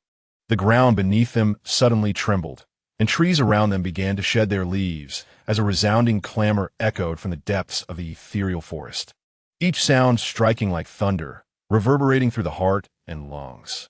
Simultaneously, a white mist from the enigmatic woods advanced towards them at an alarming speed, swiftly enveloping them. Chapter 24. The might of the Mountain King. In an instant, the dense white fog had pressed close, rendering the two of them barely able to distinguish each other's outlines, let alone identify what might approach from the depths of the mist. An air of unknown panic swiftly spread among the crowd. Fortunately, Xiao Xinghan had conducted a brief selection of the companions before ascending the mountain. Apart from the stealthy intruder Jiang Shuisheng, the others maintained their composure, refraining from shouting and disturbing the peace, and swiftly arranged themselves into a defensive formation, leaving no detail unexamined from any direction. Jiang Shuisheng, rendered mute, stood helplessly at the center of the crowd, watching as the white mist threatened to obscure her vision. In a flurry, she dashed to Xiao Xinghan's side, wrapping her arms around his waist. "Oh, look at Jiang girl's agility. Her foot injury has healed quite swiftly," Ji Lanzhao remarked, drawing Qingyue's attention. Xiao Xinghan, with an impassive expression, brushed away her arms, focusing intently on the impending threat. The resounding strikes grew ever closer, yet no one could ascertain the precise direction from which the sound originated. Qingyue closed her eyes, straining to listen, her brow adorned with a faint red glow, while Gio had already stretched half his body out, tasting the bloodied scent wafting through the mist. The fog thickened. Yalanzo sidestepped, attempting to locate Qingyue. But as he squinted in search, he was met with Gio's slate-gray vertical pupils, causing him to gasp in surprise, his heart missing a beat. "It's here," Gio exclaimed, leaping towards the top of the formation. "There's the rascal." Following his voice, the crowd redirected their weapons skyward, infusing their weapons with spiritual energy that illuminated the fog, revealing a silhouette resembling a wolf or a leopard. "Break the illusion," Qingyue commanded. Gio quivered, his long tail sweeping through the air, creating a fierce wind that rapidly dispersed the mist, restoring clarity to the forest. Jiang Shuisheng, hidden within the protective center of the crowd, let out a sigh of relief, but upon looking up, her legs turned to jelly. Grabbing Xiao Xinghan's robe, she stammered, Xingyan, what is that creature?" Xiao Xinghan, with a cold gaze, drew his sword, by hand, slicing away the portion of his robe that Jiang clutched, and then leapt into the air, striking at the oddly shaped spirit beast. You underestimate yourself, little demon." The spirit beast turned, and only then did Xiao Xinghan notice the peculiar curved horn sprouting between its eyes. The clash of by hand against the horn produced a jarring clang. Gio, irritated by the noise, coiled his tail around Xiao Xinghan's waist and swung him downward. "You're annoying. Stop adding to the chaos." Xiao Xinghan landed on a tree branch, regaining his balance before firmly hitting the ground, by hand returning to his grip. "Xinghan, are you all right?" Qingyue rushed over to check on him, and upon seeing his calm head shake, she relaxed. Ji Lanzhao also approached with a guarded expression, his gaze fixed on the spirit beast entangled above, inquiring, "What is the origin of this creature? Your abnormal snake seems incapable of handling it." "It is a Zhen." Xiao Xinghan brushed past him, instructing the companions to rearrange their formation to suppress the beast. Observing Ji Lanzhao's bewilderment, Qingyue patted his shoulder, adding, "It's still a deformity." The Zhen was locked in a fierce battle with Gio, and upon hearing this, it became enraged. "You are the deformity.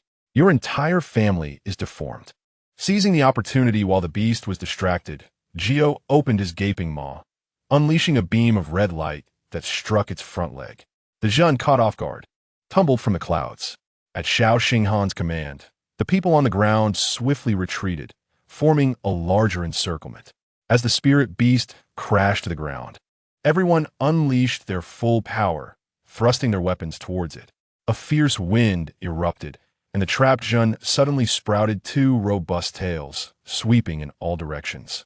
No one anticipated this, and they were sent flying by the force of its tails, the encirclement collapsing in an instant. Qingyue took refuge behind Ji Lanzhao, and once the storm passed, she stepped out, smiling at the enraged beast not far away. "Look, everyone, a proper Zhen possesses 5 tails, yet this one has only 2. Isn't it a deformity?" Qingyue, Why are you adding fuel to the fire? Ji Lanzhao's lips twitched, hoping her words would be carried away by the wind. Unfortunately, the Zhun possessed exceptional hearing, and in the blink of an eye, it leapt in front of Qingyue, lowering its head. Its large nostrils exhaling a furious breath that nearly toppled Ji Lanzhao, who quickly held his breath and pulled Qingyue aside. Qingyue shrugged him off and approached the beast confidently, saying, "You must have violated a taboo during your cultivation, incurring the wrath of the heavens, which caused you to lose a few tails. Now you can only reign in this unknown little mountain, right? You sharp-tongued girl, I'll tear your mouth apart." The Zhun's eyes gleamed red as its twin tails swept towards her. Qingyue deftly leaped into the air, swiftly biting her left wrist, while her right hand traced a blood symbol in the air. Her ponytail danced wildly, the vermilion mark on her brow glowing ever more vividly as her eyes narrowed, concealing the enchanting red in her pupils. With a soft utterance, she called for Qingyue. The massive serpent spiraling above heeded her command, immediately flying down to rest against her forehead. Its immense maw unleashed another wave of red spiritual energy, first shattering her blood symbol, then launching towards the roaring beast below. The Zhun, sensing danger, shot forth a beam of spiritual energy from its horn to fend off the attack. However, it was no match for Qingyue's prowess and could not evade the strike. The blood symbol adhered to its forehead, and it howled in agony, falling onto its back, motionless. Qingyue sat cross-legged upon Qingyue's forehead, her arms crossed, casting a condescending smile. Our first cooperation was quite harmonious. This Zhun is indeed temperamental. It couldn't contain itself after just a few words. I'll go and rip it apart. Qingyue's eyes sparkled with malice, having long found it displeasing. Not yet. Qingyue pressed down on his eyelids, surveying the surroundings, and declared sternly, "Anyone else wishing to court disaster, come forth and witness the consequences of overestimating yourselves." The wind howled, carrying her command infused with the magic of the domain to every corner of the giant spirit mountain. In no time, Qingyue flicked his tongue, murmuring, "Quite a few are on their way, lurking in the shadows." Spirit beasts possess the ability to sense the presence of their kin, and Qingyue trusted Qingyue's judgment. She rose gracefully, leaping down from the serpent's forehead, strolling towards the Zhun she had sealed to the ground, saying, "Today, encountering me is your ill fate. Spare me the pleasantries. Kill or mutilate as you please. Just don't let me see that filthy bug." The Zhun lay on its back. It still held its head high, exuding an arrogant demeanor. "Who are you calling filthy bug?" Qingyue shrank slightly, swimming up to the Zhun's eyes, the dangerous green light reflecting in his vertical pupils. "I'm talking about you." The Zhun refused to back down, glaring at Qingyue in defiance. "Oh, this deformed beast has quite the pride." Witnessing this, Ji Lanzhao crept closer, attempting to poke the Zhun with his folding fan, but Xiao Xinghan, quick-witted, snatched him away just before his arm could be bitten off. In a flash, the Zhun flipped upright, its enormous jaws snapping shut and unexpectedly capturing Qingyue, while its two tails swung towards Qingyue, eager to ensnare her. Qingyue, unfazed, observed as the Zhun's horn inexplicably splintered, deeply embedding into the eye socket of a nearby tree. Blood gushing forth from the eye cavity, its brown fur glimmering ominously with a crimson hue. It's becoming demonic. How could it suddenly transform? Demonic transformation typically occurs during the advanced cultivation process of high-level spirit beasts. Given this Zhun's cultivation level, it should never reach such a state. Moreover, my sealing talisman has never failed before. As the two long-tailed beasts advanced, Qingyue intended to seize the opportunity to leap onto one of them, approaching the struggling and writhing Qingyue still trapped in its jaws. Unexpectedly, a figure flickered before her eyes, and Xiao Xinghan sprang forth, positioning himself protectively in front of her. In the blink of an eye, he was ensnared by the beast's tail. The transformation occurred so swiftly that those who had relaxed were hurriedly grasping their weapons, attacking the rampaging creature from various angles to divert its attention, allowing Xiao Xinghan a chance to escape. Amidst the frenzied turmoil, Xiao Xinghan gripped his sword by hand. Holding his breath and concentrating his energy, he swung the blade downward, causing hot blood to spurt from the tail of the beast. dissipating the terrifying force that threatened to sever him in two. Relieved to see him freed, Qingyue focused intently on finding the right moment to approach Qingyue, which required her blood to manifest its true power after recognizing her as its master. However, the demonized beast seemed to have gone mad, attacking wildly without any semblance of strategy, making it nearly impossible to approach. Did you suddenly vanish to learn such a lowly berserker technique to enhance your power? Qingyue was firmly bitten by the beast, yet maintained an air of nonchalance, showing no signs of distress. The creature remained silent, its pain from the severed tail driving it into further frenzy, with its horns digging deeper into its eye sockets, blood pooling on the ground, forming a small stream.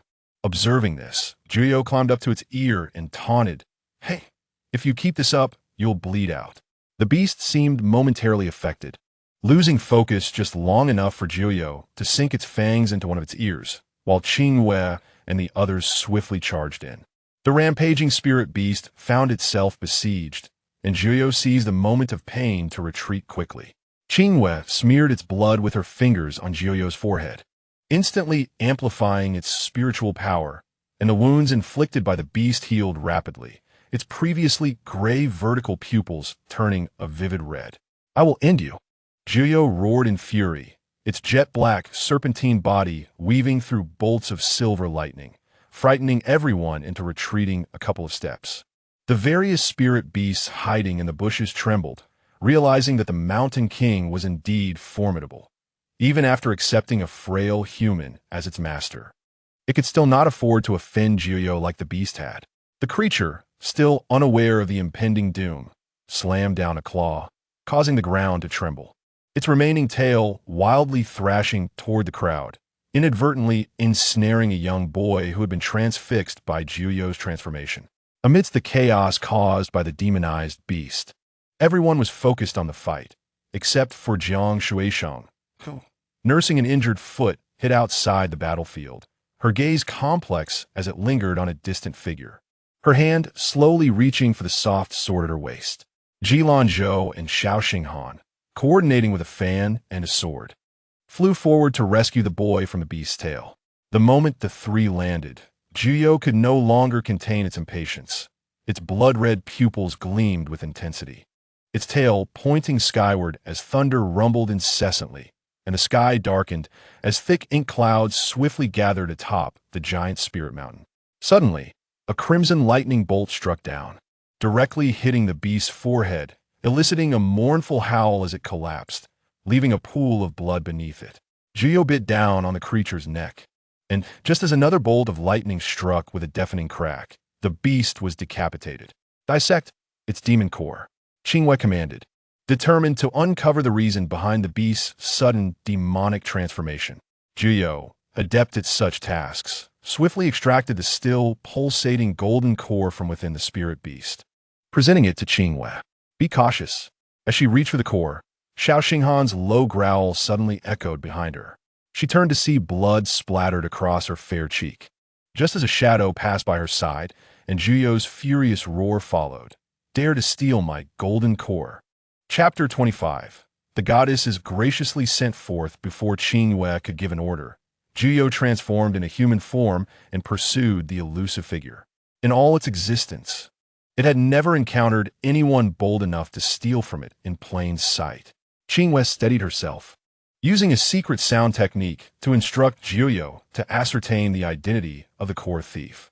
Suspecting that the beast's demonic transformation might have been orchestrated by someone behind the scenes, temporarily setting aside this matter, she stepped aside, her gaze coldly fixated on the sword that had pierced Xiao Xinghan's shoulder before glancing at Wen Qingyan, who still clutched the blade, finally locking her ominous gaze onto Jiang Shuisheng behind the sword's hilt. Seeing that it was Xiao Xinghan who had been injured, Jiang Shuisheng froze for a moment, her face paling as she released her grip, shaking her head repeatedly. Xingdian, I didn't mean to. I did it because..." Xiao Xinghan's expression darkened like water, remaining motionless, while others dared not utter a word, leaving the scene in silence. Jiang Shuisheng's lips trembled. I just saw that shadow rush out, fearing for your safety, so I acted in haste." I truly did not mean to harm you. Few believed her explanation, as the shadow had come and gone in a flash. And even Xiao Xinghan and Jilan Zhou had been unable to react, so how could Jiang Shuisheng, hiding outside the battlefield, have intercepted in time? Yet, Xiao Xinghan remained silent, and no one dared speak further. Qingyue withdrew her stern gaze and inquired, "Is the injury severe? I'm glad it didn't hurt you." Xiao Xinghan shook his head at her, then turned to Wen Qingyan, who still held the sword, saying, "Thank you. I regret that I could not protect you. Please forgive me." Wen Qingyan did not release his grip. Though the sword appeared delicate, if he let go, its weight could exacerbate Xiao Xinghan's wound. "It's fine. The wound isn't deep. Withdraw the sword." Xiao Xinghan controlled his breath, and Jilan Zhou hastily steadied the sword's hilt, and once when Qingyan retracted his hand, he adeptly drew the soft sword. Indeed, as Xiao Xinghan had stated, the wound was not deep, but blood still stained his outer garments. Compared to his injury, Wen Qingyan's attempt to intercept the sword barehanded had resulted in a more severe wound.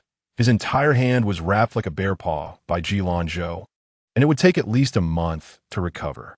Jiang Shuisheng, her face streaked with tears, knelt on the ground, pleading for Xiao Xinghan's forgiveness, looking pitifully like a flower in the rain. Yet throughout, Xiao Xinghan did not direct a single glance her way. Once Jilan Zhou had tended to the wounds of all the injured and accounted for their numbers, he ordered a return. As Qingyue prepared to leave, the various spirit beasts summoned by her suddenly dispelled their invisibility barriers, springing forth from the bushes, creating a dark mass both in the sky and on the ground, blocking the path of the group. "Oh dear, I'm terrified. Where did all these spirit beasts come from?" In the past 2 days, they had hardly seen any signs of spirit beasts in the hunting grounds.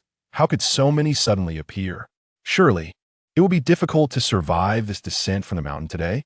Everyone brandished their weapons, mentally preparing for a bloody battle, but unexpectedly, in the next moment, the spirit beasts with legs all knelt in unison, while those without legs simply lay flat on the ground, expressing profound reverence, chanting in unison, "Long live the goddess.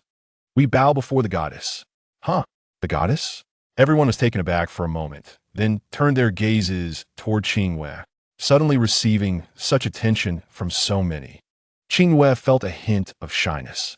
She surveyed the array of spirit beasts from all directions, cleared her throat, and declared, "As you all have seen, if you do not wish to meet the same fate, behave yourselves. Those of lower cultivation and misfortune should relocate elsewhere to avoid being hunted by these people." "Wait, they're leaving. What are we hunting for now?" Jilan Zhou remarked, his expression darkening, quietly reminding Qingyue, only to be ignored. "We swear to follow the goddess unto death." It seemed they had coordinated their battle cry, as the spirit beasts shouted in unison, their momentum soaring to the skies. Qingyue rubbed her temples. She did not feel pride at suddenly gaining a cadre of followers. After all, the spirit beasts residing in such mountains mostly possessed mediocre cultivation, offering little value compared to Qingyue. However, their lack of skill did not diminish their fervor. As Qingyue supported Xiao Xinghan forward, the throng of spirit beasts shifted to follow her, embodying the spirit of where the goddess goes, we follow. This method is not a solution. Even if we do not wish to collect debts, we cannot afford to hurt the feelings of these minions. Otherwise, another demonized beast may emerge, causing greater trouble. By the way, the Zheng has lived here before, and perhaps the spirit beasts in this area know something about the sudden madness that has befallen it. Qingyue instructed Xiao Xinghan and the others to rest momentarily, as she needed to soothe this sudden appearance of spirit beasts. The group of teenagers, around 16 or 17, immediately sat in a row, resting their chins on their hands, eagerly awaiting the spectacle. Jilan Zhou gazed at Qingyue with a look of wonder, while Xiao Xinghan wore a deep expression, lost in thought. "Besides the Ypsilandoheo, who holds the most influence among your circle on this mountain?" "One must maintain composure." Qingyue emphasized this final point. As her words fell, all the spirit beasts raised their respective claws, wings, or tails, pointing in unison to one side. The onlookers craned their necks to see, their gazes landing on a golden-eyed white tiger. Everyone nodded in understanding. Indeed, the tiger is the king of beasts, as expected. Qingyue beckoned to the white tiger, asking, "Come here, what is your name?" The golden-eyed white tiger, in disbelief, looked left and right to confirm that Qingyue was indeed addressing it. Only then did it take a step forward and stammer, "Goddess, I am called Xiaobai." A fleeting sense of illusion washed over Qingyue. She felt that the golden-eyed white tiger's gaze was somewhat erratic, lacking the majestic aura one would expect from the king of beasts. Just as she was about to inquire further, the golden-eyed white tiger flicked its tail and tossed out a crimson umbrella. The umbrella opened on its own, spinning in the air with its 64 bone ribs glowing faintly, and soon a slender girl landed barefoot, adorned in a red dress. Her eyes bore an uncanny red pattern, and a miniature red fan-shaped hairpin was nestled in her hair. She stepped forward lightly, kneeling with one hand on the ground, and bowed to Qingyue, saying, "Goddess, they refer to me. I am Huasu, and Xiaobai is my mount." Huh. This girl appeared to be merely 10 years old. She hardly seemed like a formidable figure. The onlookers could not help but express their skepticism. Qingyue noted her name. She would not judge by appearances, especially since spirit beasts are typically proud and rarely willing to form contracts with humans. The fact that this umbrella demon could make the white tiger willingly submit revealed her capabilities. Today, as chaos caused by the Zheng was indeed unexpected. Everyone recognizes Qingyue, and it is a privilege for me, but there is no need for you all to hold me in such high regard. The inhabitants of Julingshan are still free to come and go as they please. However, if you choose to reside here, I ask that you behave and refrain from causing similar disturbances in the future. Qingyue then turned to Huasu, smiling. In the future, please keep an eye on the happenings around Julingshan. Should there be any unusual occurrences, do not hesitate to seek me out. All the spirit beasts understood her implication. Those willing to heed her words could stay, while those unwilling should depart swiftly. The goddess truly exuded authority. No wonder even an ancient spirit beast like Qingyue was willing to acknowledge her as its master, for following her surely promised good days ahead. Huasa nodded, approached Qingyue, and embraced her with delicate arms before maneuvering past her and the onlookers, arriving in front of Jiang Shueisheng, who was still kneeling and weeping. With her snow-white hands pinching 2 silver needles, her gaze turned icy, the red pattern at the corner of her eyes glimmering ominously. Dare to harm the goddess. You must pay. Jiang Shueisheng had not expected her small act to be witnessed by this group of mysterious spirit beasts, and panic surged within her, bringing to mind the tragic fate of Wen Qingyue, nearly causing her to faint.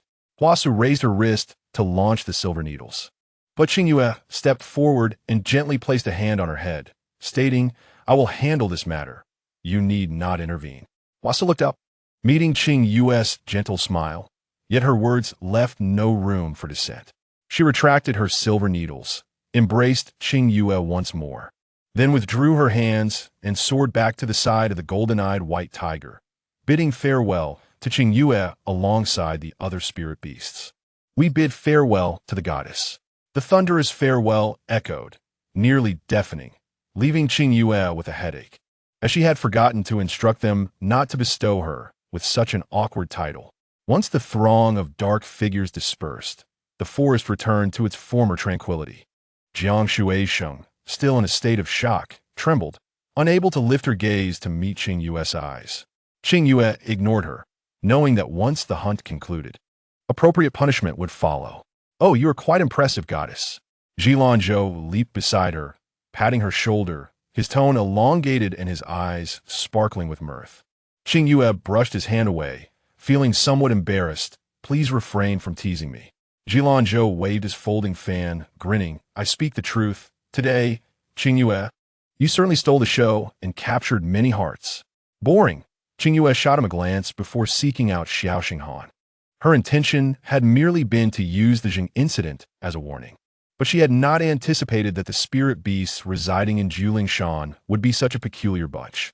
The extent of their support was truly unexpected, whether it stemmed from genuine emotion or feigned loyalty. Upon returning to the encampment at the mountain's base, Xiao Xinghan had just completed his treatment when a guard reported that Yin Wang had fallen ill and returned to the city prematurely. Qingyue was also present, and after the guard departed, she spoke softly. Xinghan, the sudden madness of the Zheng and the theft of the demon core. Do you think these events are related to Yin-Gui-Chen? Uncertain, Xiao Xinghan's gaze darkened, lost in contemplation. Yin-Gui-Chen had always favored using a honeyed blade to kill, wearing a gentle smile while wielding his blade mercilessly. Even when exposed for his vile deeds, he would acknowledge them with a smile, refusing to deny them, knowing well that he could rely on the emperor's long-standing guilt to absolve himself of any blame. The chaos wrought by the Zheng today did not align with his typical style. Xiao Xinghan could not fathom what significance this would hold for Yin-Gui-Chen.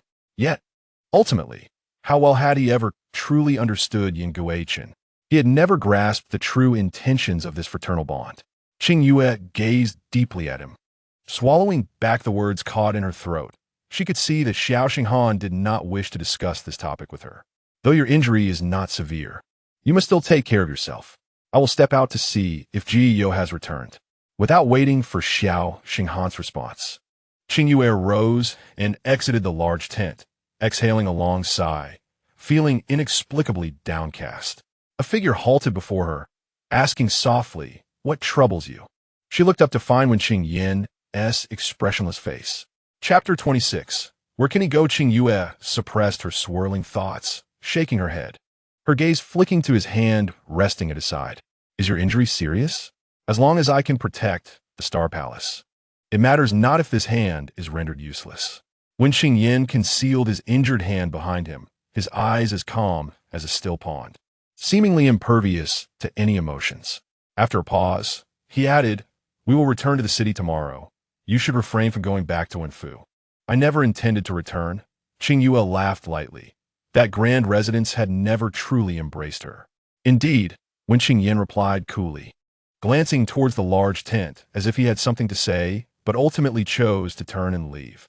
Qingyue discerned his unspoken thoughts and called after his retreating figure, "Xinghan is fine. He has already been bandaged." Wen Qingyan paused, turning his head to nod slightly before striding away. Qingyue could not help but ponder Wen Qingyan's motives in blocking that sword. After all, his father, Wen Long, and Xiao Xinghan shared a rather delicate relationship, although it had not reached a point of open hostility, given her association with Wen Qingyue. The simmering anger might lead to significant trouble in the future. As her hair fluttered slightly, she lifted her gaze, spotting a shadow standing in the shade of a tree. She approached and met the grayish-blue vertical pupils of Qingyue, inquiring, "How goes the investigation?" Qingyue crossed his arms over his chest, his face still filled with indignation. Remaining silent, observing his demeanor, Qingyue knew there was little hope. She was taken aback, yet a hint of mockery surfaced in her heart.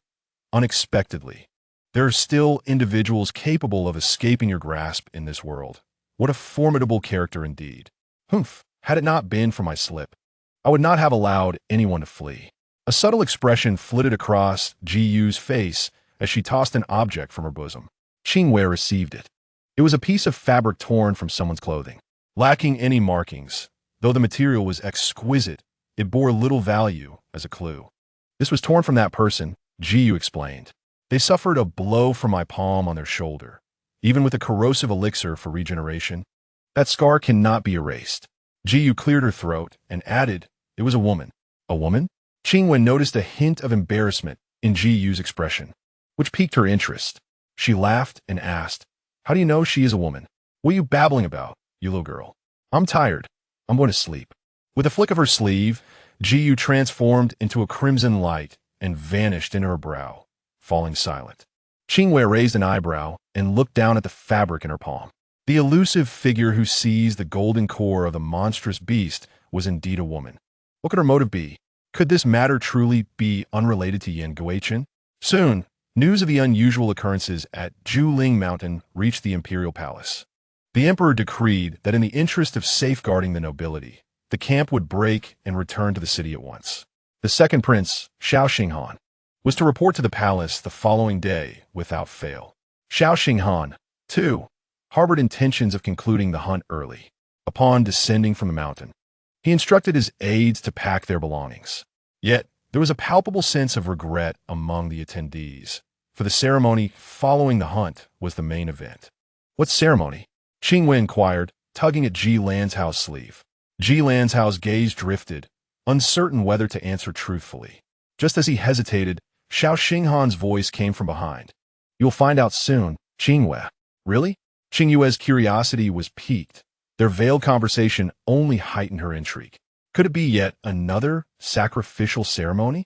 In the afternoon, as the sun's heat subsided, the young ladies and gentlemen of noble families gathered early on the open ground, each wearing expressions of excitement. Ji Lanzhao led Qingyue to the front row to sit on the ground. She noted that the atmosphere was not as solemn as before, suggesting it was likely a traditional entertainment event to celebrate the end of the hunt. However, after observing several pairs exchange tokens among the crowd, she realized it appeared to have transformed into a matchmaking event. Are they exchanging tokens of affection? Qingyue finally spoke after witnessing a daring couple kiss in front of everyone. Ji Lanzhao's expression turned somber, devoid of his usual smile, and he nodded, saying, "Yes, this is the true purpose behind Xinghan inviting you to the hunt." He explained, "In our Zhangxing kingdom, customs regarding marriage are quite open, respecting personal choice. Of course, those participating in the hunt were predetermined, which you surely understand given your intelligence." Qingyue comprehended that the hunt was merely a recreational activity for noble families to foster relationships. Families with intentions of union could provide their youth an opportunity to interact, assess character and cultivation, and deepen their connections, thus solidifying such alliances. Since the hunt's participants were prearranged, the couples exchanging tokens had likely been chosen long ago. Whether by mutual desire or compulsion, as long as a consensus was reached, that sufficed. Realizing this, she found that her thoughts on love had always been rather pessimistic. Despite not being a melancholic person, wow, the Star Prince has finally arrived. Look, look! A shout erupted from the crowd, causing Qingyue's heart to race. She felt a sudden dryness in her throat. Slowly turning her head, she saw Xiao Xinghan approaching, sword at his side, his gaze fixed intently upon her. Ji Lanzhao nudged her shoulder gently, whispering, "Qingyue, I hope you find happiness." Qingyue clenched her fists, unsure of how to respond. Should she stand or wait for Xiao Xinghan to approach? While she contemplated, Xiao Xinghan had already reached her, extending his hand. By the time she regained her composure, she found herself standing face to face with him amidst the crowd, accepting the ardent gazes of those around them. Everyone yearned to witness the moment when the Star Prince's heart would stir and to see what token he would bestow upon her. "Qingyue, the words I wish to convey have already been spoken in Diegu Valley." Xiao Xinghan took her hand, his handsome face radiating deep affection. "Be with me." Recalling that day, Qingyue felt a flutter in her heart. She gazed down at her palm, where lay the Baihen sword. "Take good care, Baihen. Should I not be by your side, let protect you." Xiao Xinghan gently patted her hand, refusing to allow her to decline. Seeing this scene, whispers began to circulate among the onlookers. What? The Star Prince actually gave his personal sword to Qingyue. Baihen is a renowned sword. The Star Prince has been inseparable from it since childhood. To give it away signifies she must hold a special place in his heart. I wonder what gift the young lady will present to the Star Prince. How exciting. The murmurs reached Qingyue's ears, striking her like a thunderbolt. A flush of embarrassment crept across her face. It was all Ji Lanzhao's fault for keeping her in the dark, leaving her unprepared. Xiao Xinghan noticed her discomfort, a smirk playing on his lips as he leaned closer, whispering in her ear, "A kiss will suffice." Qingyue's cheeks warmed as she turned her head to plant a fleeting kiss on his cheek, resolving to make amends with the token later. The crowd erupted in cheers as Xiao Xinghan swept her into his arms, carrying her away from the throng. "Hey, you have an injury on your shoulder. Put me down." Qingyue anxiously glanced at his shoulder but did not struggle, fearing to aggravate his wound. Xiao Xinghan chuckled. "You are light. It's no trouble." As they distanced themselves from the crowd, he sensed her trembling in his embrace. Looking down, he saw that beads of sweat had formed on her forehead. "Qingyue, is the poison acting up?" He quickened his pace, bringing her into the tent, instructing someone to find Ji Lanzhao, then laid her on the bed, channeling his energy to suppress the poison. However, The potency of the Zhe Yin poison was fierce, and he knew its severity. The small amount of vital energy he transmitted to Qingyue was like a drop in the ocean. Ji Lanzhao burst into the tent.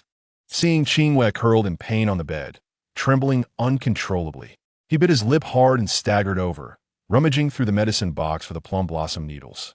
Yet, his fingers trembled too much to administer the needles.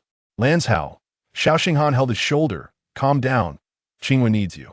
Ji Lanzhao swallowed hard and nodded. Yes, she needs me. I must remain calm. He took a deep breath and slowly exhaled. Once his fingers steadied, he had Xiao Xinghan hold Qingyue still while he applied the needles to several critical acupoints on her head to suppress the poison. Nevertheless, the onset of Zhe Yin was ferocious. Even with Ji Lanzhao's utmost efforts, Qingyue remained mired in agony, her complexion as pale as paper. Her breaths labored as though she were drowning. In her utmost pain, she grasped at the air, and Xiao Xinghan quickly offered his hand. Qingyue pulled him close, her voice hoarse as she managed to utter two words. Leave. No, I will stay with you, Xiao Xinghan replied firmly, gripping her hand in return, believing that while he could not share her pain, he could at least be by her side. However, Qingyue was resolute. She broke free from his grasp. Raising her voice to repeat leave, Ji Lanzhao was taken aback by her fierce command.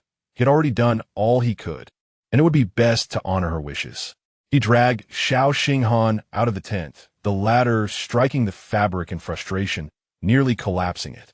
The sight of Qingyue suffering pulled Xiao Xinghan back to 5 years ago, each moment tormenting his heart. Do not complicate matters. You know the severity of Zhe Yin. Do not add fuel to the fire. Ji Lanzhao, regaining his composure, pulled Xiao Xinghan aside to console him and instructed that no one was to approach Qingyue's tent. Once they exited, Qingyue manifested, biting her wrist to draw blood, which she fed to Qingyue. It originates from the realm of Mou, possessing a millennium of cultivation. Although it cannot completely alleviate the poison of the drunken nightmare, it at least offers some degree of suppression. The metallic tang of blood caused Qingyue to furrow her brows.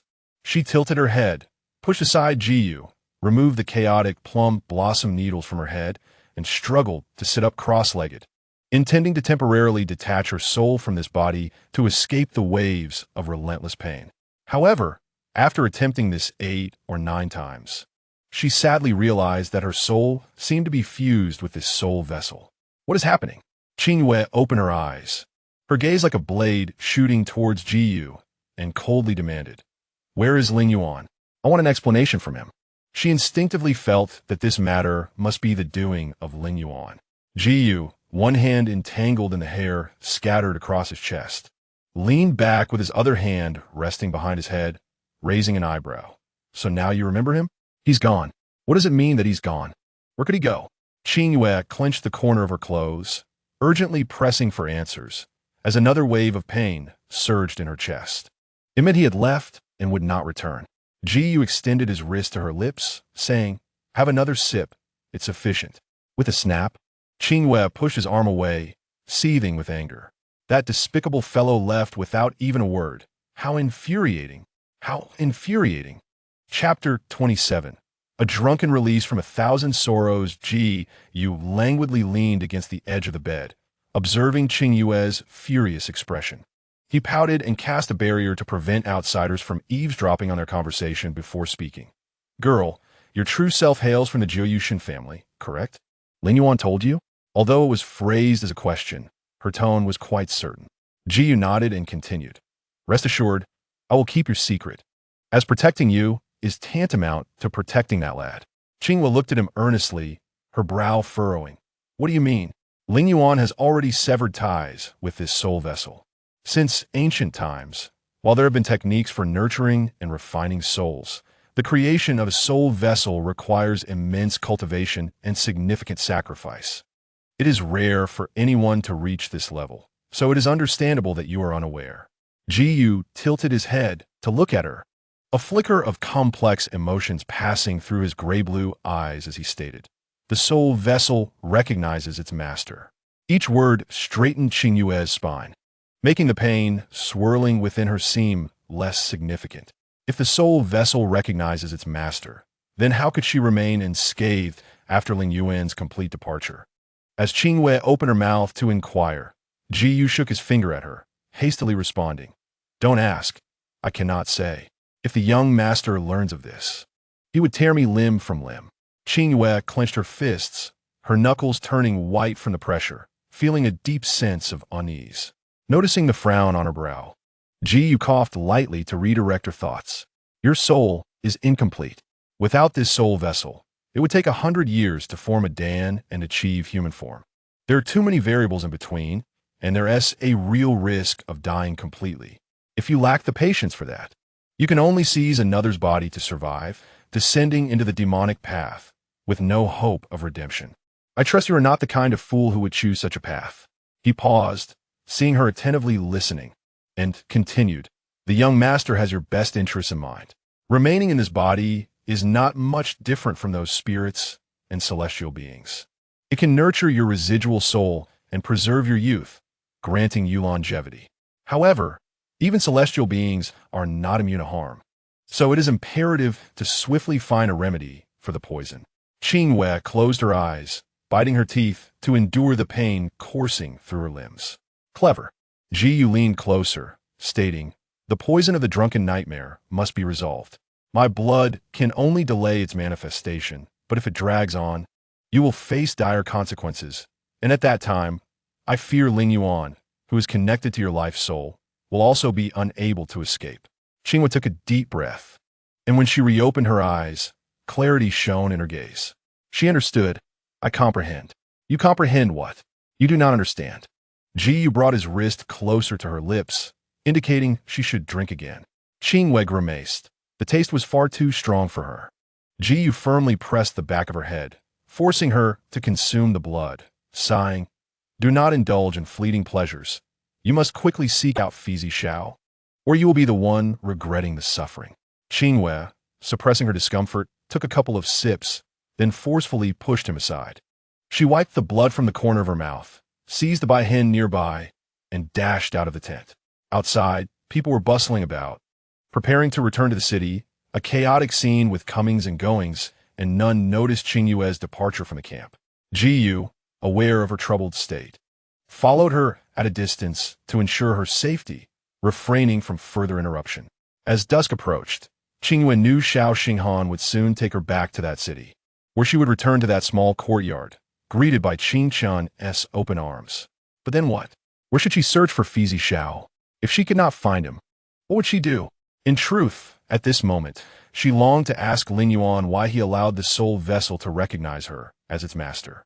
Qingyue had remained silent, but from his expression, Qingyue could surmise that for this to come to fruition, Lingyuan must have made significant sacrifices. That sharp-tongued, temperamental man, why did he leave without even a word? She had many questions that she wished to have answered by him. Growing increasingly restless, Qingyue absent-mindedly tapped her forehead, suddenly reminiscing about that voice that had unexpectedly appeared in her mind. Her thoughts in disarray, she paid little attention to her surroundings. When Qingyue regained her senses, she found herself at the edge of a cliff. A massive tree sprouted from the crevice of a boulder at the cliff's edge, its branches sprawling and lush, seemingly capable of shrouding the sky. Qingyue stepped forward, gazing up at the twisted branches as a silver crescent moon rose in the sky, casting its radiant light. With stars twinkling amidst the leaves, enveloping her eyes in a veil of ethereal color, she leaped onto the tree, leaning against the trunk, half sitting, half lying, with Bai Hen cradled in her arms, murmuring, "At this moment, a bit of wine would be delightful." A rustling sound from the branches caught her attention, and a voice responded respectfully, "Lady, great goddess, I have wine here. Would you like to drink?" Qingyue narrowed her eyes, probing the aura, and realized, so it is a tree spirit. I have stood at this cliff for over 100 years, and this is the first time I have seen someone as beautiful as you. The tree spirit trembled joyfully, but fearing Qingyue's ire. It hastily presented an aged brew buried beneath the tree, saying, "Goddess, please try this jar of wine." Qingyue cracked open the seal, and an intoxicating aroma wafted forth, refreshing her senses and the heaviness in her chest seemed to dissipate significantly. Indeed, there's truth in the saying that a drink can relieve 1,000 sorrows. She tilted her head back and took a sip, the sweet, fragrant liquid sliding down her throat, warming her insides. Another sip brought a spicy sensation that penetrated her being, causing her to cough twice. "Lady, great goddess, are you unhappy?" The tree spirit asked cautiously, unaware of the layer of melancholy that clouded her expression. Qingyue did not respond, continuing to drink until her senses began to blur, at which point she tossed aside the empty wine jar and clambered down the tree. Her sudden movement startled the tree spirit, which feared she might fall off the cliff, anticipating it would be besieged by the mountain spirits the following day. Seeing her safe, the tree spirit sighed with relief and transformed into human form, intending to escort the goddess back. But unexpectedly, under the moonlight, a cold flash of sword light appeared. Instinctively closing its eyes, the tree spirit opened them to find a long sword poised at its neck, and behind it, Qingyue, slightly intoxicated, smiled at it gently. The silver moonlight bathed her, making her appear like a painting, akin to a celestial being. "Little tree spirit, bring your goddess another jar of wine, or do not blame me for being merciless with my sword." Qingyue flicked her wrist, causing the tree spirit to hurriedly offer up its treasured possession while smartly retreating to the side, fearing the goddess might point her sword at it again. Qingyue held the sword in one hand and the wine jar in the other, tilting her head back for another drink, then splashed the wine over the Baihen sword. Her wrist danced gracefully, the sword casting myriad shadows, the Baihen radiating a silvery glow, like frost and ice, as she wielded it with unparalleled vigor. With a twist, her hairpin loosened, and her long hair flowed freely like a cascade. Dressed in a sleek black outfit, the sword dance appeared even more elegant and captivating. The tree spirit crouched at a distance, resting its chin on its hand as it watched the figure dancing with the sword under the moonlight, utterly entranced. Who could possibly evoke such melancholy in a beauty of unparalleled grace, compelling her to come to this desolate place and intoxicate herself with swordplay? A sigh echoed nearby, striking a chord with the tree spirit. It nodded in agreement, only to realize it had spoken too soon and quickly darted aside, only to be pulled back by that person who covered its mouth. "Shoo, do not disturb your goddess while she vents her emotions." The tree spirit glanced sideways at the individual, its eyes widening in shock, rendering it motionless. It was none other than Master Qingyue, who could summon 2 heavenly bolts of lightning with ease, effortlessly dismantling even the most arrogant of beasts. As a mere tree spirit, it dared not move recklessly. Seeing the tree spirit behave so obediently, Qingyue released his grip and jested, "Am I truly that terrifying? You turn into a wooden puppet upon seeing me." The tree spirit, sensing a light-hearted mood, timidly replied, "Master, I am, in fact, a wooden puppet." Amused by the little spirit's wit, Qingyue continued to engage in playful banter. However, their jovial exchange was abruptly interrupted by a muffled groan, prompting Qingyue to turn and discover that Qingyue had collapsed onto the ground. "Goddess!" the tree spirit exclaimed, rushing forward to check on her, but was halted by Qingyue's firm voice. "Do not come closer. I need some solitude." Hearing her calm tone, Qingyue wrapped his arm around the little tree spirit and retreated further, granting her ample personal space. Qingyue herself was unaware of the true cause of her emotional turmoil. She merely assumed she was upset with Lingyuan for leaving without a word and for concealing the truth about the soul vessel. She caressed Baihen and recalled the heartfelt gaze Xiao Xinghan had given her when he gifted her the sword, and how he had stood resolutely to protect her. His sincerity was undeniable. Yet, she also remembered his silence on certain matters, realizing that she and Xiao Xinghan still did not truly understand one another. Could 2 individuals, each harboring secrets, truly last? With this thought, she allowed a soft sigh. "Oh, why does my little sister seem so discontent? What troubles you?" A shadow loomed over her, and she looked up, her hand instinctively drawing Baihen from its sheath. The newcomer, evading her strike, raised his hands in a gesture of peace, saying, "Sister, it has been 3 months since we last parted. Do you no longer recognize your second brother?" Rising to her feet, Qingyue squinted in the moonlight to scrutinize the refined gentleman before her. Her memory confirmed that he was Wen Qingfeng, the second son of the Wen family. She sheathed by Hen, refrained from further conversation, and offered a slight bow, addressing him as second brother, while discreetly signaling Qingyue to remain hidden. Wen Qingfeng chuckled heartily as he approached her, ruffling her hair. The rumors were true. My little sister has indeed blossomed into a stunning beauty, and your skills have improved considerably. Unsure of his intentions, Qingyue brushed aside his hand and coldly inquired, "What brings you here at such a late hour, second brother?" "I have been traveling the rivers and lake for months and found myself missing home," Wen Qingfeng replied, stretching as he stood at the edge of the cliff, smiling at her. "Now that I see my little sister as well, I can rest easy." Chapter 28. A fondness for jumping off cliffs. Standing at the cliff's edge, Wen Qingfeng appeared strikingly handsome, as if bathed in moonlight. Yet, his smile faded within seconds, his expression turning ghostly pale. Little sister, let us head home now. I shall take my leave first." He had been standing precariously at the cliff's edge, and after a casual wave, he stumbled and fell into the abyss below. Qingyue's heart raced, fearing that the second son of the Wen family had met with an unfortunate fate. She dashed forward, only to hear echoes from below. "Yeah, that was exhilarating. It seemed you would not perish." Qingyue averted her gaze, feeling the tumult within her body subside. Whether it was the effectiveness of Qingyue's essence or the lingering effects of the wine that dulled her senses, she could not tell. Suddenly, a powerful gust struck from behind, and she turned her head to evade it, only to feel another strike on her shoulder. Qingyue barely gathered her energy to retaliate, managing to push the assailant back several feet. Bai Hen was drawn, pointed at the intruder. "Who are you?" she demanded coldly. The person did not respond, but instead asked, "Hey, have you seen a tall, handsome man in a green robe, dressed in male attire, yet with a voice that was both delicate and proud?" It was unmistakably a young woman. Seeing that Qingyue merely regarded her with cold eyes and remained silent, the girl stomped her foot and raised her voice. "Hey, I'm asking you." He jumped off the cliff. Qingyue replied honestly. "What?"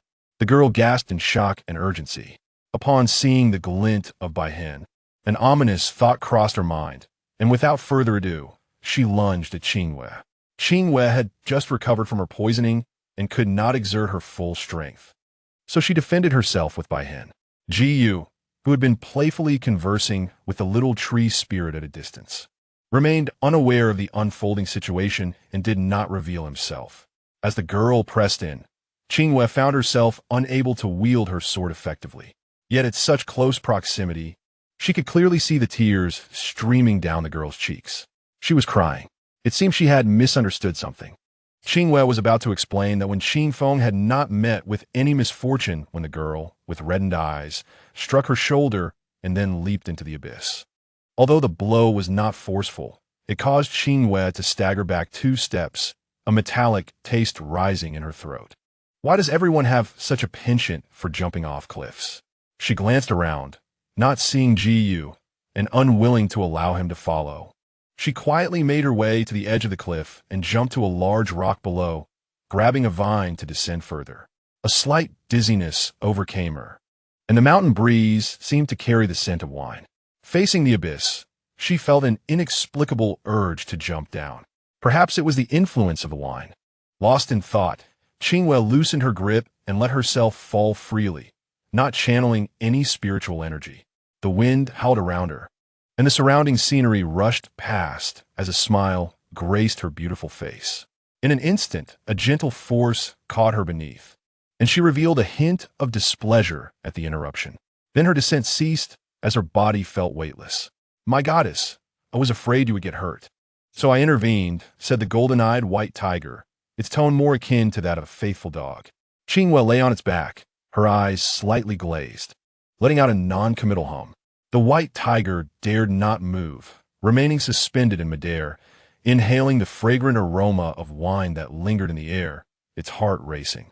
It was said that the tree spirit brewed a concoction so intoxicating that a divine being could sleep for 3 to 5 years after consuming a barrel. Just how much had the goddess consumed? A red parasol twirled, creating gentle breezes as Hua Su landed lightly beside the white tiger. Gazing at the slumbering figure with a frown, confusion flickered in her eyes. After a moment, she extended her delicate hand and gently tapped Qingyue's brow twice. "My lady?" Her voice was soft and tender, perfectly matching her exquisitely sculpted childlike appearance. Qingyue responded with a soft sound, reminding her of the days spent in the demon realm, stirring a sense of nostalgia within her. Hua Su tiptoed, her fingers drawing patterns in the air above Qingyue's forehead before saying, "Zui Yin." Qingyue finally opened her eyes, tilting her head to meet Hua Su's clear and enchanting crimson gaze. "Can you sense the poison within me?" Hua Su nodded and leaped onto the white tiger's head, leaning down toward Qingyue, their faces reflected in each other's eyes. She cradled Qingyue's face in her hands and gently kissed her brow, releasing a subtle yet pure stream of spiritual energy that flowed into Qingyue's body. Suddenly, Qingyue recalled Lingyuan, that ill-tempered man who had once bestowed his power upon her. After a moment, Hua Su lifted her head, blinking her eyes, which were now glistening with tears. "My lady, the Zui Yin has seeped into your very bones. My cultivation is too shallow to be of assistance. You need not blame yourself," Qingyue reassured her, pressing down on her eyes. "To dispel this poison, one must rely on the ancient Dan Fei Zi Shao as a guide. No one else can help." Hua Su appeared somewhat perplexed. After a brief pause, she said, "The method you speak of is indeed another way to detoxify." However, before she could finish her words, a silver lightning bolt struck down from the heavens. Xiaobai swiftly rolled up Hua Su, leaping aside just in time to evade it, yet Qingyue had already fallen into Ji Yu's embrace. The man's face was as dark as coal as he bellowed, "I am still alive. How dare a mere umbrella demon speak ill of me in the presence of the great spirit mountain?" Observing his fierce countenance, Hua Su lowered her gaze and knelt in midair, afraid to utter another word.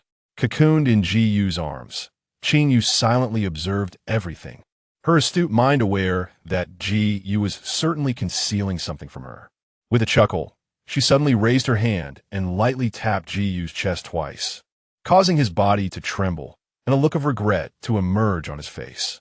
Had he known this unruly girl would bring him trouble, he would never have formed a blood pact with her in the first place. Pushing aside the unmoving Ji Yu, Qingyue wore a smile on her face, though her eyes were as cold as ice. "Do not forget your identity. I am the one who holds dominion here. Tening do Hua-su." She beckoned with her finger and said, "Child, please finish what you were saying." Hua Su raised her gaze, her eyes flickering, hesitating to continue. Ji Yu's brows furrowed deeply, his heart racing with agitation as he glared fiercely at Hua Su.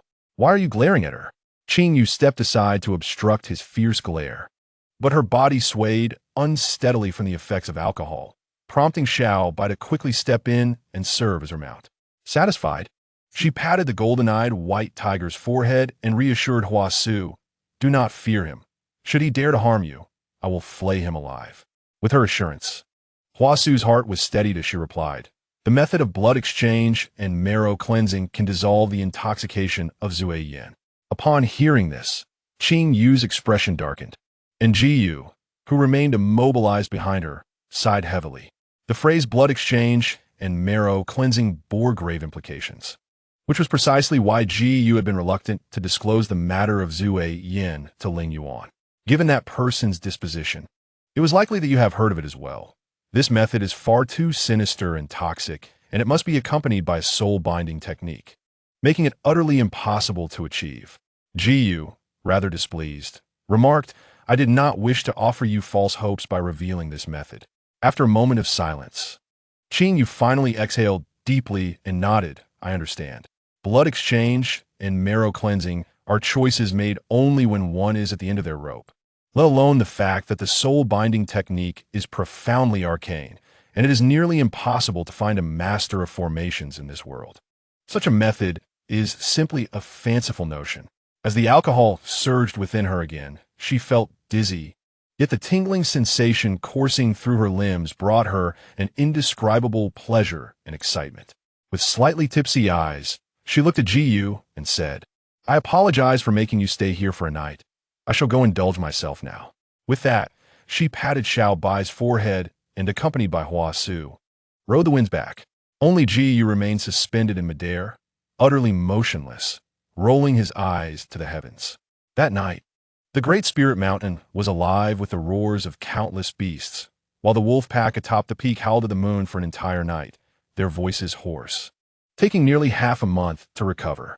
As for the events that followed, Qingyue's recollections were somewhat hazy when she finally regained full consciousness. She found herself lying in the bed of a private residence, with Qing Chun sprawled beside her, drooling onto her pillow. The aftermath of her hangover left her feeling sore all over, prompting her to emit a soft groan. Qing Chun, startled like a cat whose tail had been stepped on, sprang up, blinking as clarity returned to his eyes, only to be met with Qingyue's smiling gaze. "Sister Yu, you have finally awakened." The boy's eyes glistened with excitement as he dove into her embrace, rubbing his eyes against her. He then straightened up and exclaimed, "You slept for 3 days and 3 nights, and it scared me to death." "Ah." Qingyue ruffled his hair, stretched lazily, and asked, "How did I get back?" Upon hearing this, Qing Chen's eyes sparkled like stars as he eagerly grasped her hand, his face brimming with admiration. "Sister, your facial blemishes are gone. You become so beautiful." That night, many spirit beasts I had never seen surrounded you as you descended from the sky, just like a celestial maiden. Almost everyone in the capital witnessed it. "How majestic!" While the boy continued to chatter, Qingyue felt her head pounding even more. In her inebriation, she had only remembered that a drunken stupor could alleviate 1,000 sorrows, forgetting the adage that drunkenness could lead to lifelong regret. Fortunately, that star palace forbids anyone from approaching this residence. Otherwise, it would have turned into a tourist attraction. As Qing Chen babbled on, Qingyue pressed her finger to his lips and pointed her throat. Understanding her signal, he hurriedly got out of bed to fetch her some water. After drinking a cup of warm water, the dryness in her throat was alleviated somewhat.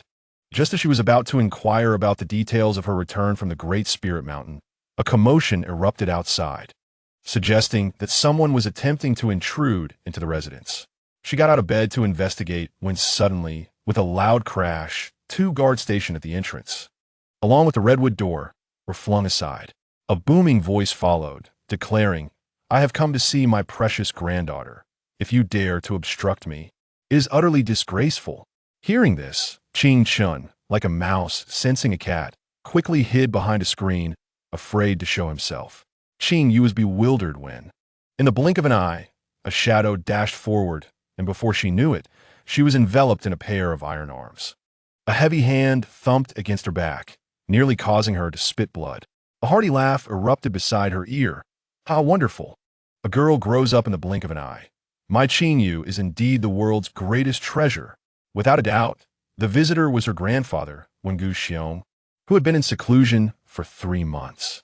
Qingyue found herself tightly embraced, her gaze crossing over his shoulder to meet Qing Chen's behind the screen, her brow furrowing an expression of the current awkwardness. Wen Wu held her for a good while, laughing heartily before finally releasing her, stepping back to scrutinize her thoroughly. This was the first time in 18 years he had seen her true visage. After a long pause, he sighed heavily. "You truly resemble her, just like her." "Resemble? Resemble whom?" Qingyue instinctively touched her face, filled with confusion. Wen Wu stroked his grizzled beard, lifted his garment, and sat down beside the table, sighing of course. "You resemble your mother. However, your high nose is more like your father." Ruer was a remarkably handsome young man in his day. Mentioning his son, who had passed away prematurely, Wen Wu appeared lost in thought. He poured himself a cup of tea and downed it in one gulp, as if attempting to drown the grief of losing his son that had weighed heavily on him for years. Qingyue sat across from the elder, unsure how to respond, and could only lower her gaze in silence, refilling his teacup. Wen Wu stroked the rim of his cup, his gaze distant.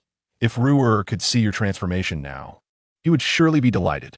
Ultimately, I, as your grandfather, have not been responsible enough to care for his 2 children. I do not even know whether your brother is alive or dead. Qingyue furrowed her brow, searching her mind, having never considered that this body had an older brother. Seeing her silence, Wen Wu continued, It is normal that you do not remember your brother. He is 5 years older than you, and he was taken away by the demons when you were just born. This was my failure to protect him, and I have always felt guilty, which is why I never told you. Taken by the demons? Qingyue seized upon the key point. Having never heard of demons from the demon realm venturing to the Xingyuan continent to abduct children, Wen Wu nodded, recalling the events of that time, and struck the table with his palm, saying, "At that time, you had just been born. That group of thieves came with great force, targeting both you and your brother. It is a pity that I was not present. Your parents fought with all their might to ensure your safety. But Qingyue was captured and has since vanished without a trace. Just born. This would have been 18 years ago, precisely when Lingyuan's soul attached itself to this body. Did those demons come for Lingyuan?" Qingyue suppressed her doubts and asked, "Did you ever seek out my brother afterward? How could I search for him?" Wen Wu shook his head with a sigh. "Your parents were gravely injured and passed away one after another, and the household fell into chaos. You were still in swaddling clothes, and I could not risk losing Ruer, the last of his bloodline." After a pause, he added, "Of course, I dispatched many trusted experts to search, but they all vanished without a trace. Was there truly no clue at all?" Qingyue pressed further. "Regarding that group, I only heard your father mention it before he died. While desperately protecting you, he severed a finger of their leader." Wen Wu's words struck Qingyue like a thunderbolt, leaving her stunned and immobile. A severed finger. Her biological father, the head of the Jiuyou Shun clan, Shun Mingtang, lost a finger 18 years ago. Could this be mere coincidence? Wen Wu, unaware of her thoughts, leaned in to grasp her hand and spoke in a hushed tone. "As soon as I emerged from seclusion, I learned of your affairs. I have heard that you have acquired a 1,000-year-old spirit beast. Is that true?" Upon hearing his inquiry, Qingyue understood his intentions. Most spirit beasts hail from the demon realm, and one as experienced as Jiuyou, with a millennium of cultivation, is far more reliable for information than sending someone to investigate.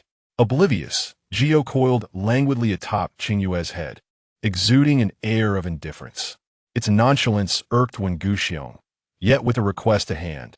He stifled his irritation and asked politely, "Might the spirit sovereign assist in further contemplation or seek out someone for inquiries?" At that time, the newly appointed demon lord was purging influences, and entry into the demon realm required stringent scrutiny. The identities of those individuals must be extraordinary. Wait, a new demon lord? Qingyue detected a discrepancy. Having lived in the demon realm for nearly 2 centuries, the position of demon lord had remained unchanged. She scrutinized Wen Wu's weathered face and wondered if his memory had faltered due to his advanced age. Indeed, the chaos caused by Li Ju's self-proclamation as lord, resulting in the scattering of the previous demon Lord Ling Qinshuang's soul, had stirred great alarm in Xingyuan continent.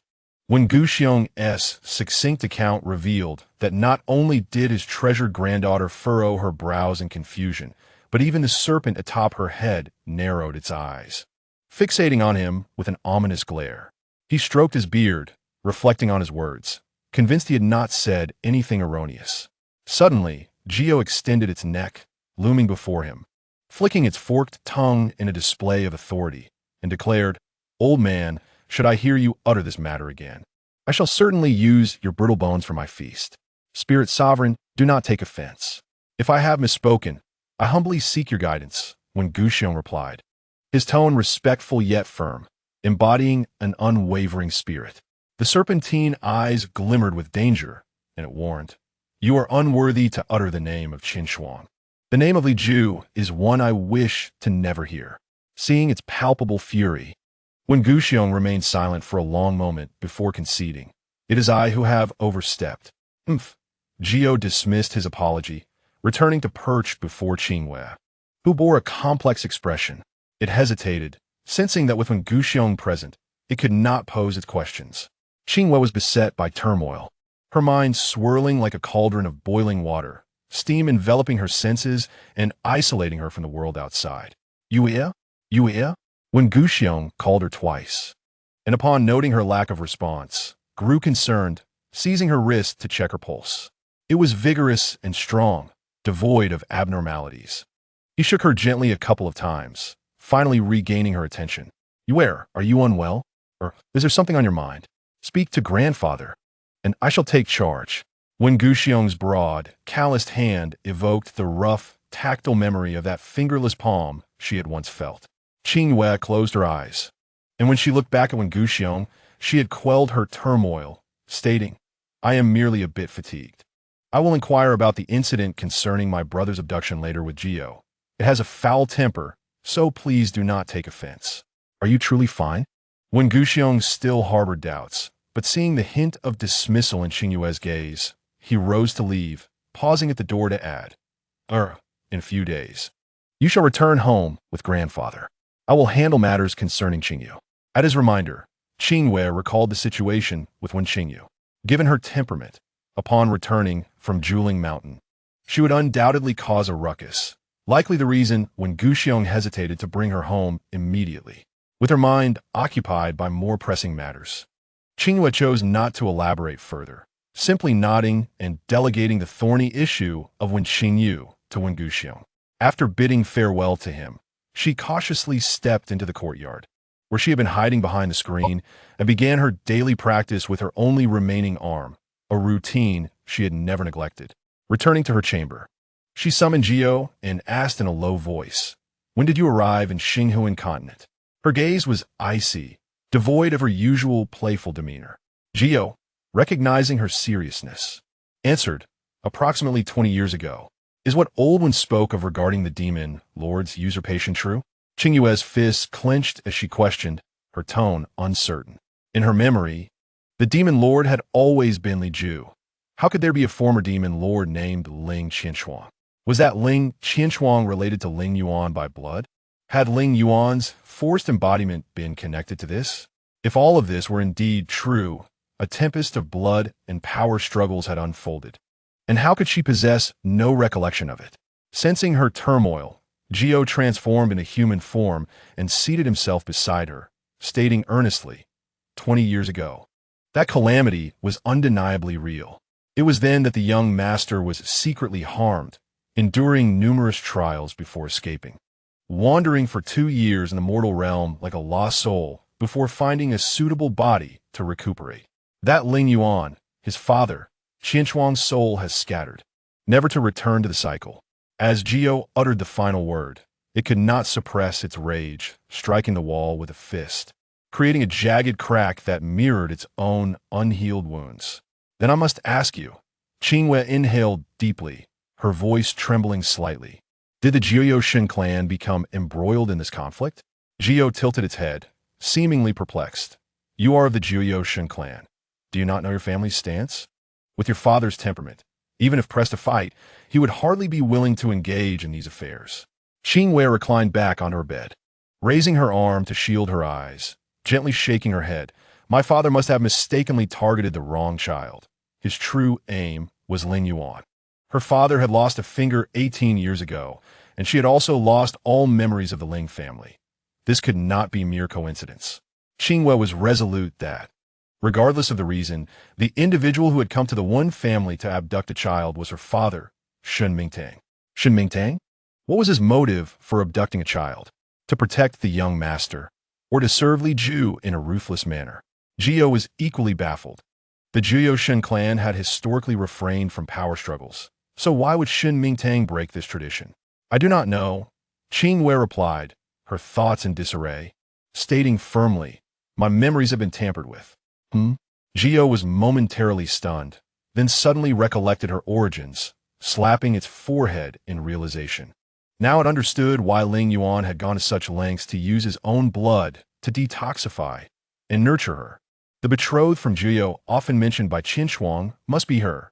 Given her circumstances, the new demon Lord Li Ju would undoubtedly show no mercy. And her survival during that tumultuous period must have stemmed from Shun Mingtang's willingness to forge a deal with Li Ju for his precious daughter. Of course, to survive, sacrifices must be made, and it remained uncertain whether she had willingly chosen to forget. In a flash of insight, Lingyuan had conjured various versions of the narrative.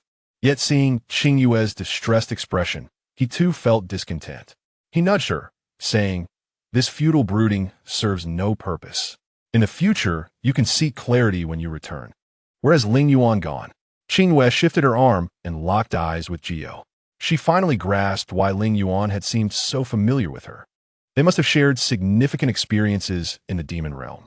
She desired to inquire directly of him.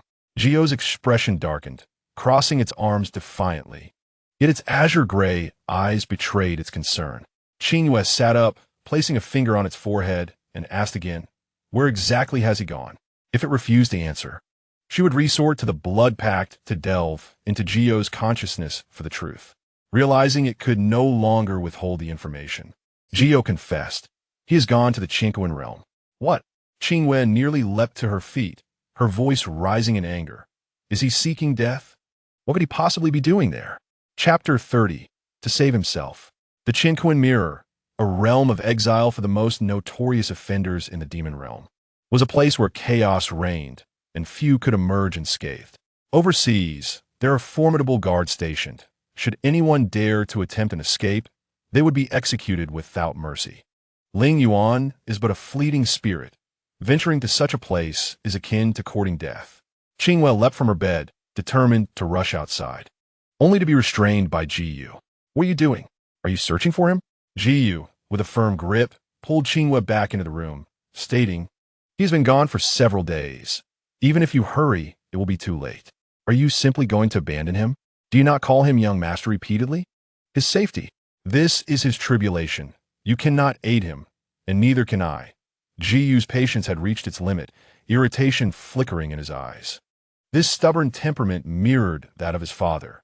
Once he made up his mind, not even a herd of cattle could sway him. Take care of yourself, and do not complicate matters for him. Though he is obstinate, he possesses a sense of propriety. He will be fine. Then what is his purpose in going to the Qingyue Mirror? To save his friends and loved ones? No, he is going to save himself. With that, Qingyue vanished into her brow, leaving her to brood alone. Qingyue was taken aback by the revelation of Wen Wu's appearance, which unveiled a terrifying truth that twisted her understanding of reality. She felt disoriented, uncertain of what was real and what was illusion during her time in the demon realm. "Sister Yu, are you speaking of Brother Lingyuan? He mentioned he was going to find you, but has not shown up since. Where has he gone?" Qingxin's head peeked through the door, his bright eyes filled with concern. Qingyue shook her head, reassuring him, "He is fine. Focus on your training." "Oh." Qingxin obediently returned to the courtyard, but soon rushed back in, his youthful face flushed. He wiped the sweat from his forehead and said, "Sister Yu, there's a beautiful girl outside looking for you. She says she has something to deliver." Qingyue followed him to the door, where she saw Hua Su standing in the courtyard, playing with a bamboo flute. "My lady." Hua Su approached her softly, embracing her briefly before presenting the flute. "This is a flute crafted overnight by the tree spirit. It said you would awaken today, so it sent this for you." "For me?" Qingyue was astonished as she took the flute, inspecting it. It was an exquisite piece without any hidden mechanisms, lacking musical talent. She felt it was a pearl covered in dust in her hands. Seeing her confusion, Hua Su took the flute from her, placed it to her lips, and played a beautiful melody. Even though Qingyue had no affinity for melodies, she found the tune exhilarating and delightful. After the performance, Hua Su presented the flute again, reminding her, "That night, you played this piece continuously." "Me?" Qingyue could hardly believe it, poking her chin with her fingers. "You mean to say I played this tune?" "Yes. All the spirits in the mountains praised your enchanting music." Hua Su, aware that Qingyue had likely forgotten due to intoxication, began recounting her actions that night. Throughout the tale, Qingqian listened in awe, his mouth agape as he gazed at Hua Su's charming face, lost in thought. Meanwhile, Qingyue's headache worsened with each word, struggling to imagine the scene of herself playing the flute atop a tiger's back, surrounded by roaring beasts. "My lady, are you unwell?" Hua Su asked, intending to fetch the tree spirit to help her sober up. "Not necessary." Qingyue took the bamboo flute back, fiddling with it before slowly placing it to her lips. She blew into it, producing a sharp and discordant sound, utterly lacking in beauty. Hua Su was taken aback, while Qingqian burst into laughter without restraint. Qingyue remained unfazed, recalling the melody Hua Su had just played, and tried again, but this time the sound was even worse. She turned to the bewildered Hua Su and asked, "Are you truly certain I played this tune?" Hua Su dared not jest with her. The little umbrella spirit knelt respectfully, stating, "My lady wishes for a bamboo flute of better sound quality to be delivered by the tree spirit within 3 days, as today is the final deadline." Qingyue was utterly flabbergasted, not expecting that her drunkenness had bestowed upon her the skill to play the flute. "Please accept this bamboo flute, or the tree spirit will be anxious and fear trouble will arise," Huasu urged. "Very well. Please thank it for its kind gesture and tell it I liked it very much." Qingyue found the flute awkward, tucking it at her waist to keep it out of sight. Huasu sighed in relief, standing up and surveying the courtyard, her gaze eventually landing on Qingchen. Their eyes met, and he seemed to blush even more. The umbrella spirit gracefully hopped in front of the young man, hands behind her back, leaning in closely, their eyes locked in silence. Qingchen, too shy to breathe, turned crimson as Qingyue stepped forward, patting his shoulder. "This young lady is Huasu. You may introduce yourself." Taking a deep breath, Qingchen seemed to muster courage and extended his hand, stammering, I am Qingchen, Sister Yu's brother. It is a pleasure to meet you." "The brother of my lady?" Huasu glanced at Qingyue, who nodded with a smile, thus embracing the shy youth into her circle.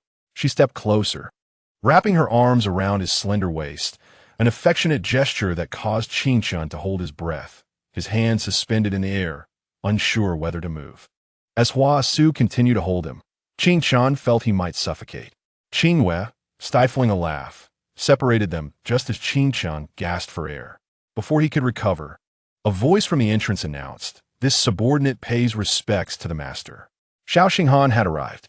Qingyue exchanged a glance with Huasu, who understood and swiftly disappeared from the courtyard, leaving Qingchen in a daze. When Xiao Xinghan entered, the young man merely offered a hasty bow before fleeing. Xiao Xinghan, undeterred, noticed Qingyue standing in the cool breeze, frowning slightly. "The wind has picked up. It is chilly here." He stepped forward, taking her hand and leading her back into the room, adding, "I have received word that someone trespassed here. I initially feared there was a threat, but it turns out to be Wen Lao emerging from seclusion, causing this misunderstanding. I shall apologize on another day." "You mean well. He will not hold it against you." Qingyue sat at the table, meeting his deep gaze and recalling her reckless actions that night. "I surely caused you considerable trouble when I ran from the tent. As long as you are unharmed, that is what matters." Xiao Xinghan held her hand reassuringly. "Lanzhou has prepared a remedy to alleviate the pain from the poison, and he will deliver it shortly." Qingyue lowered her gaze to his hand, pausing before asking, "Will you not inquire where I went that night? If you wish to speak, you will. If not, I shall respect your silence." Xiao Xinghan patted the back of her hand and then called to the door, "Enter." Qingyue turned to see a figure hesitating behind the door, and upon hearing Xiao Xinghan's deeper tone, the person finally steeled their resolve and stepped into her view. "It is you." Although the newcomer wore a flowing celestial dress, no longer in the male guise from that night, Qingyue instantly recognized her as the girl who had pursued when Qing foamed over the cliff. "This is my sister, Xiaoning. She is impulsive and troublesome, never making things easy for anyone." Xiao Xinghan turned to glare at Xiaoning, who, though reluctant, bit her lip and curtsied, kneeling before them. Qingyue furrowed her brow, puzzled by the siblings' exchange. Though kneeling, Xiaoning held her back straight, her expression calm. "That night, upon hearing that brother Feng leapt from the cliff, I panicked and inadvertently harmed you. I apologize for my actions. Punish me as you see fit." This girl was indeed one who took responsibility for her actions. Qingyue waved her hand dismissively, saying, "It is fine. The blow did not injure me. Please rise, princess." Yet, Xiaoning remained kneeling, her gaze shifting to Xiao Xinghan, obediently awaiting his judgment, evidently afraid of his reprimand. Qingyue stifled a laugh, turning to Xiao Xinghan, "It truly does not matter. I should have clarified my intentions," which led the princess to act out of concern, causing this misunderstanding. Indeed. Xiaoning hastily nodded in agreement, noticing the ice-like cracks on her elder brother's face. She shot a pleading glance at Qingyue, silently asking for her assistance in interceding on her behalf. Qingyue raised an eyebrow, but chose to remain silent. Sitting quietly by the side, Xiaoning felt as if she had been doused with a bucket of cold water, frozen in place, unsure of how to proceed. After a moment, Xiao Xinghan let out a snort and remarked, "Qingyue is benevolent and does not wish to place further blame. Yet Xiao Ning, your reckless behavior cannot go unpunished. Otherwise, you will only become more unruly and cause greater calamities. Then let her clean the courtyard for me. Since moving into this residence, I have yet to tidy it up properly. I wonder if the princess would be willing to lower herself to do so." Qingyue interjected, initially intending to tease her. But to her surprise, Xiao Ning eagerly nodded in agreement, sending her an expression of profound gratitude. "I am willing. I am willing." Xiao Ning was indeed more than willing. If punished by Xiao Xinghan, she feared being confined for a month, which would be far more unbearable than death itself. Since Qingyue had already spoken, Xiao Xinghan refrained from contradicting her, casting 2 piercing glances at Xiao Ning that were filled with intimidation. "You must behave yourself and be cautious." Xiao Ning felt as if she had been granted a reprieve, quickly nodding and retreating outside to avoid further disturbance. Qingyue chuckled softly. "It seems she is rather afraid of you." "Indeed," Xiao Xinghan replied, pulling out a royal edict from his robes without reading it aloud, directly handing it to Qingyue. 3 days hence, Father has scheduled a palace banquet and has specifically instructed me to inform you. You want me to attend?" Qingyue opened the edict and glanced over it. It merely stated the time and place, without mentioning the reason for the banquet. Xiao Xinghan ruffled her hair, smiling. "You are the protagonist. How could you be absent?" "Protagonist? What is the purpose of this banquet?" Qingyue insisted on clarifying the reason, not wishing to be caught unprepared like the last time when exchanging tokens of affection. Xiao Xinghan rose, embraced her, and placed a gentle kiss at the corner of her eye, his voice soft. "Naturally, it is to celebrate our engagement." Qingyue's body trembled, a flicker of joy blossoming within her heart, yet it did not swell as it usually did. Rather, it felt fleeting and insubstantial, as if it had no place to settle. Chapter 31.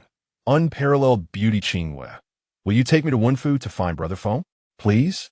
After Xiao Xinghan departed, Xiao Ning rushed over, grasping Qingyue's arm and pleading earnestly. Qingyue lamented inwardly, realizing she had dug herself a deep pit. Had she known this girl would be so clingy, she would not have entertained Xiao Xinghan's remark. It seemed she could no longer shake her off. If you were so eager to see him, why not just go directly to Wen Wu? Worst case, you can wait at his door. Qingyue proposed an unorthodox solution. Xiao Ning pouted and sighed. "I've already done that." He stubbornly hid in his room and went on a hunger strike. I am worried he will harm his health, so I had to give up." Qingyue scrutinized Xiao Ning, acknowledging that although this carefree princess was somewhat reckless, her frankness was endearing, and her beauty was striking. She could not fathom what Xiao Ning had done to make Wen Qingfeng avoid her so vehemently. "Did you not promise Xinghan to tidy the courtyard? Now that he has left, you intend to abandon it?" Qingyue shifted the topic, realizing she would be tormented by this girl otherwise. Xiao Ning recalled her brother's piercing gaze and hastily picked up a broom, obediently getting to work. She executed her tasks diligently and swiftly, without complaint or a trace of princess-like arrogance, which pleasantly surprised Qingyue and shifted her perception of her. However, after finishing lunch in the afternoon, Xiao Ning tossed down the broom and once again clung to her arm, imploring her to seek out Wen Qingfeng. Qingyue, exasperated, could only agree to take her along when Wen Guxiong returned to the manor in a couple of days. Xiao Ning was overjoyed and insisted on dragging her out for a stroll, asserting that youth was fleeting and they should not remain cooped up in a small courtyard, but should explore the beauty of the world. As Qingyue was half dragged out of the courtyard, she felt a twinge of sympathy for Wen Qingfeng. To avoid drawing attention, Qingyue covered her face with a scarf as she wandered through the bustling streets of the capital with Xiao Ning, listening to her narrate the local customs and culture, which was quite entertaining and alleviated her earlier vexation. "You navigate these streets with such ease. You hardly seem like a princess," Qingyue remarked with a smile. "I have a wild spirit, and my father cannot control me, so he entrusted my upbringing to my second brother." Xiao Ning rolled her eyes, leaning closer to Qingyue, and whispered, "I've always feared him the most. He is very gentle. There is no need for you to be afraid. That is only because he is gentle with you alone." Qingyue smiled, but remained silent. They arrived at the city moat, where throngs of people gathered, all drawn to a boat in the river's center. Xiao Ning, the most eager for excitement, without hesitation pulled Qingyue into the crowd, eager to uncover the spectacle. Hey, why are you pushing? You may look small, but you have quite a bit of strength. Don't push. A young lady should have some decorum. Look at Miss Lanqi as an example. Miss Lanqi was the foremost Qin musician of Qingyue Pavilion, both talented and beautiful. Not everyone can aspire to be like her. The people shoved aside by Xiao Ning expressed their discontent, and Qingyue found herself caught up in the commotion. Yet the two paid no heed, and soon they successfully secured a spot in the front row for the best view. The boat glided gracefully along the water, seemingly detached from the world. Standing on the shore, they could only see the glass lanterns hanging from the boat's corners, the Qin table at the bow, and two maidens in light garments standing outside the cabin. Nothing else was visible. What a disappointment. We can't see anyone. Are you sure this is the boat from Qingyue Pavilion? Xiao Ning casually asked a bystander, tiptoeing to peer again, but still saw nothing.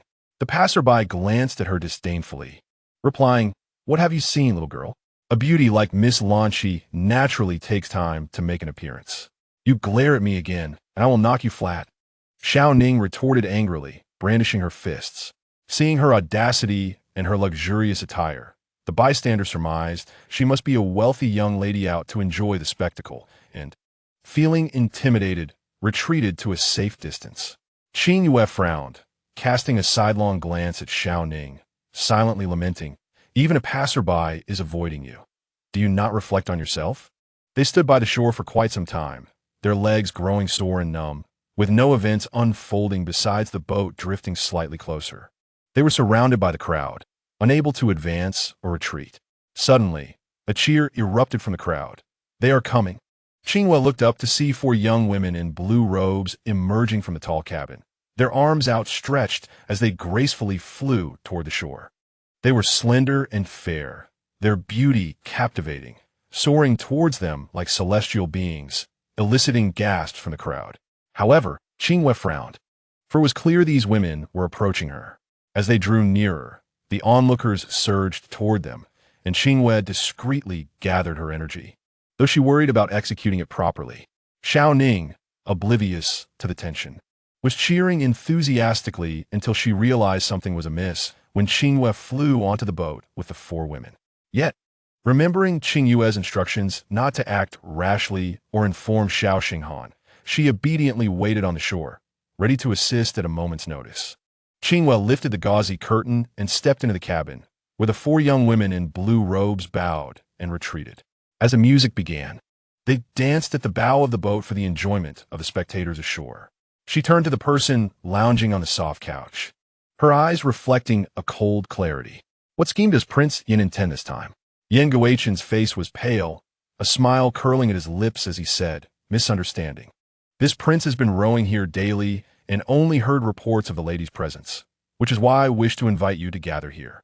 Qingyue regarded him with skepticism. However, since she was already there, she decided to remain composed.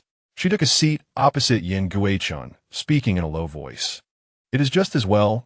We should settle our accounts." "No rush." Yen Guoqian straightened slightly, making a small movement that triggered a bout of coughing. After it subsided, a faint flush appeared on his face, and he smiled. "2 lives on borrowed time.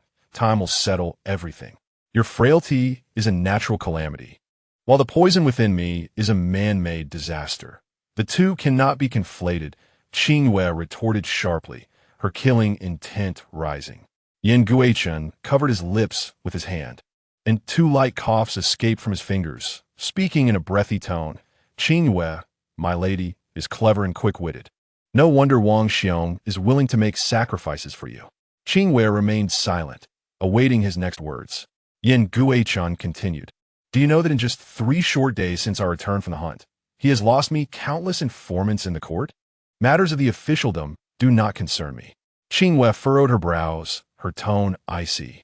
Yen Guoqian went on, "For your sake, he has dared to confront the emperor, nearly exhausting all his connections to undermine 4 of my generals in the court. A man driven by rage for a beautiful face is hardly the demeanor of a wise ruler, yet he disregards the emperor's views. Tell me, Is the poison you wield truly worth it? Qingyue snorted coldly. Unimpressed, if the losses were severe, could the Yin Wang still smile? I'm naturally pained, but I am more curious. Does Wang Xiong cherish you for your exquisite heart, or for your strikingly similar eyes? Yin Guichen's words were veiled and suggestive, recalling to Qingyue the time they brushed past each other outside the camp, where he had described her as unparalleled beauty. However, she understood that Yin Guichen had ulterior motives in his discourse, and she refused to be led by the nose, thus remaining silent. Yin Guichen ceased his chatter, leaning back on the soft couch, half closing his eyes, exhaling faintly. In an instant, Qingyue rose, leaping over the table, and easily seized his throat. The man's eyes sparkled with a playful glimmer, utterly unlike the usual depth and calmness of his gaze. Qingyue was perplexed as to why these twin brothers were so fundamentally different.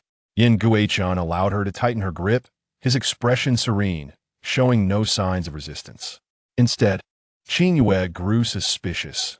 With her other hand, she grasped his wrist, feeling for any pulse, yet found no trace of spiritual energy. Either he possessed unfathomable strength beyond her detection, or he was devoid of any cultivation, making him undetectable. Given his frail appearance, Qingyue concluded he likely belonged to the latter category. In a fleeting moment, a figure flashed before her, and as she withdrew her hand, barely avoiding an incoming strike, Yin Guichen fell into the embrace of the newcomer, no longer allowing anyone to approach. Qingyue, I have poisoned you. I deserve death. Yet, you just examined my pulse, and I have but a few months left to live. When the time comes, you need not lift a finger. I will repay my debt to you. Leaning against the broad chest of the newcomer, Yin Guichen appeared to have regained some vitality. Qingyue scoffed, "Isn't that too lenient for you?" She scrutinized the newcomer, despite his imposing stature and deep cultivation. Her own strength had surged dramatically, and with the help of Qingyue, taking the lives of both master and servant was not a daunting task. What Wang Xiong? His betrothed has slain the current Yin Wang. How could he maintain his position in court? Using such reasoning to seek survival, did Yin Wang not feel ashamed? There is no choice. As long as I can survive, I am willing to sacrifice everything. But alas, fate is unyielding. A flicker of cold malice crossed Yin Guichen's eyes, soon replaced by a layer of mirth. Outside the cabin, the sound of a guqin ceased, and footsteps approached. Qingyue turned to glimpse the first guqin master of Qingyue Pavilion. Lanqi, gracefully clad in white, passing by her with calm composure, stopping before Yingxin, bowing slightly, and softly calling him master. Yin Guichen did not respond, his demeanor frosty. Subsequently, a sharp slap from Wang Yin struck Lanqi's fair face, causing her to tilt her head, revealing a trickle of blood at her lips. Qingyue, I must discipline this ill-mannered servant. I shall take my leave. Yin Guichen gently dismissed her, his eyes filled with frost. In her mind, Qingyue remarked, "This fellow changes his demeanor more swiftly than one can breathe. Shall I deal with him?" Qingyue conveyed a silent message, urging him to refrain from rash actions, calmly withdrawing her gaze from Lanqi and exiting the cabin. After taking a few steps, Yin Guichen's voice called out again, "Qingyue, you might as well return and ask Wang Xiong if he remembers unparalleled beauty." Unparalleled beauty, those 4 words again. Qingyue did not linger, swiftly departing. Inside the splendid boat, Lanqi wiped away the blood from her mouth, her lovely visage devoid of emotion, each movement akin to that of a marionette. Yin Guichen nestled against Wang Yan's broad chest, a faint smile gracing his lips. "This slap is an opportunity for you. Lanqi, make sure to seize it." At these words, a glimmer of hope sparked in Lanqi's eyes, and she bowed deeply in gratitude. "Thank you, master." Chapter 32. The betrothal feast. Upon returning to shore, Qingyue invoked the presence of Wen Qingfeng, successfully sending Xiao Ning back to the palace. On her solitary journey home, Qingyue could no longer contain himself, asking, "Why not seek revenge for your great grievance? With your strength, it would be easy to slay him, especially with my assistance. The timing is not right. TCH, I suspect you are still pining for that Xiaoxing Han. Do you truly covet the position of princess?" Qingyue was indignant, convinced that Qingyue was the betrothed daughter-in-law mentioned by Ling Qinshuang. Thus he was keenly attentive to her romantic entanglements. How he wished he had been more gossipy in the past to uncover more details, so he could now reveal the entire truth to her. Qingyue replied solemnly, Yin Guichun publicly invited me aboard. If he were to die, I would be implicated and would bring trouble upon Xinghan. He is sincere towards me. I cannot harm him. Sincere? Who can match the young master in sincerity? You should be cautious. Ji defended Lingyuan. Indeed. Qingyue paused, her eyes flashing with complex emotions, then added, he gifted me a soul artifact. I have no means to repay this kindness. Forget it. Forget it. I can't grasp your thoughts. Ji brought the topic back on track. That sickly fellow mentioned unparalleled beauty to you. Do you not intend to inquire with Xiao about it? He must be concealing something. Yet he dares to speak of sincerity? Qingyue fell silent, recalling Xiao Xinghan's words from the morning. If you wish to speak, I will naturally hear you. If you do not wish to speak, I will respect your silence. Regarding the implications behind unparalleled beauty, Xiao Xinghan likely did not wish to disclose them, so she would not pry. At present, she was more concerned about the Guqin master from Qingyue Pavilion. Qingyue had seen her at the black market for medicinal pills and noted Xiao Xinghan's previous interactions with her. However, Lanqi had just called Yin Guichun master, so who truly controlled the black market? Did Xiao Xinghan know of Lanqi's connection to Yin Guichun? Wishing to find an opportunity to meet Xiao Xinghan and inform him about Lanqi, Qingyue was thwarted by his busy schedule until the day of the palace banquet, when they finally met at the Longqing Hall. Lanqi was also present. According to the family servant of the Yin Wangfu, Yin Guichun had awoken feeling unwell and was unable to rise, regrettably absent from a feast. To express his apologies, he had lavishly invited the first Guqin master from Qingyue Pavilion to perform for the banquet. Lanqi was renowned, and Emperor Xiao Beifeng had heard of her talents, granting her a seat in the hall to play. Amidst the lively gathering, laughter and clinking cups filled the air, creating a vibrant atmosphere. Qingyue sat beside Xiao Xinghan, periodically toasting and responding to well-wishers, growing increasingly bored. Glancing at the performer in the corner, their eyes met for a fleeting moment, and Qingyue discerned the loneliness and sorrow reflected in Lanqi's gaze. Although the melody played was joyful and uplifting, the performer appeared lost in thought, leading Qingyue to frown. What could she be contemplating so deeply? Xiao Xinghan turned to her, perhaps emboldened by the wine, his eyes slightly glazed, a smile gracing his lips, which softened his entire demeanor. I wonder why my flute playing sounds so dreadful. Qingyue poured tea and handed it to him. You should drink less wine. It is harmful to your health and could lead to mistakes. Indeed, I shall heed your advice. Xiao Xinghan accepted the teacup, gently brushing his fingers against her nose, an expression of utmost tenderness. This gesture caught the attention of both the emperor and empress, both taken aback, as they had never witnessed Xiao Xinghan display such affection. With the emperor's tacit approval, the empress rose, supported by her maid, gracefully descending the 9 steps of the white jade staircase, her face beaming with joy as she approached the table. Qingyue, today marks the first encounter between us, and I bestow upon you this phoenix-headed hairpin. The empress raised her hand to remove the hairpin from her own hair, personally placing it in Qingyue's tresses. This hairpin was granted by the late empress, and you must take great care of it. Xiao Xinghan glanced at the empress and remarked, this hairpin is too precious. Xinghan, this is your father's intention. You must appreciate it well and not let him down. The empress cast a meaningful glance at him before turning back to her seat. Qingyue touched the heavy phoenix hairpin nestled in her hair, pondering whether this was the emperor's subtle indication for Xiao Xinghan to take over the realm.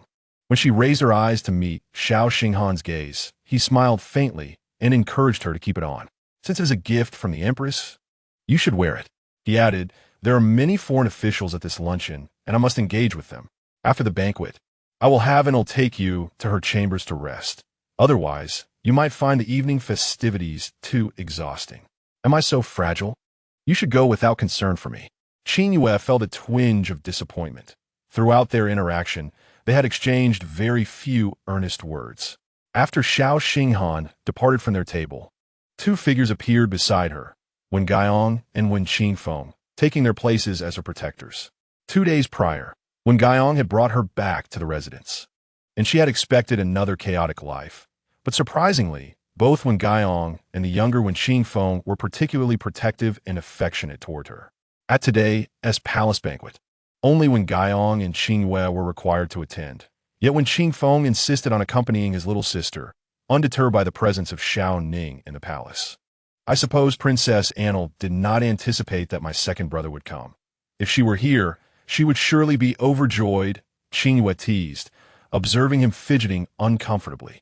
I told that little girl that he went to the imperial kitchen. She is probably still searching for him, when Guiyang chuckled, stroking his beard with a teasing glint in his eyes. Look at you two, treating me as a source of amusement. It is quite unbecoming. When Qingfeng voiced his discontent, yet his gaze kept drifting towards the palace entrance, waiting for Xiao Ning to appear so he could make his exit. Qingyue shook her head and sighed. It is indeed unbecoming for my second brother to be chased about by a young girl. When Qingfeng laughed lightly and playfully flicked her forehead, you are growing bolder. Little sister, daring to jest about your second brother. At that moment, when Guiyang playfully flicked a peanut at Wen Qingfeng's nose, causing him to recoil in surprise. The elder man filled his cup and grumbled, "Do not bully my precious granddaughter. Is she your granddaughter alone? Am I not your grandson? You, a rough old man. Do you really need me to treat her delicately? Am I rough? Then can you share with me your secrets of maintaining such vitality?" Qingyue covered her ears, amused by the banter between the two, marveling at how they could quarrel at any moment, yet quickly unite against Xiao Ning. As the banquet progressed, the empress supported the emperor in retiring for a rest, and the atmosphere within the hall loosened as guests began to toast and engage in laughter. Noticing the incessant banter between the elder and younger men beside her, Qingyue quietly slipped away, unnoticed. She stealthily exited Longqing Hall, escaping the dull and tedious gathering, feeling invigorated as she breathed in the fresh air. In her mind, Qingyue stirred restlessly, craving wine after a long abstinence. You may indulge for half an hour, but do not cause any trouble. Qingyue stretched, feeling generous, and decided not to bind Qingyue with a blood contract. However, Qingyue hesitated. Are you certain you can manage alone? I can take care of myself.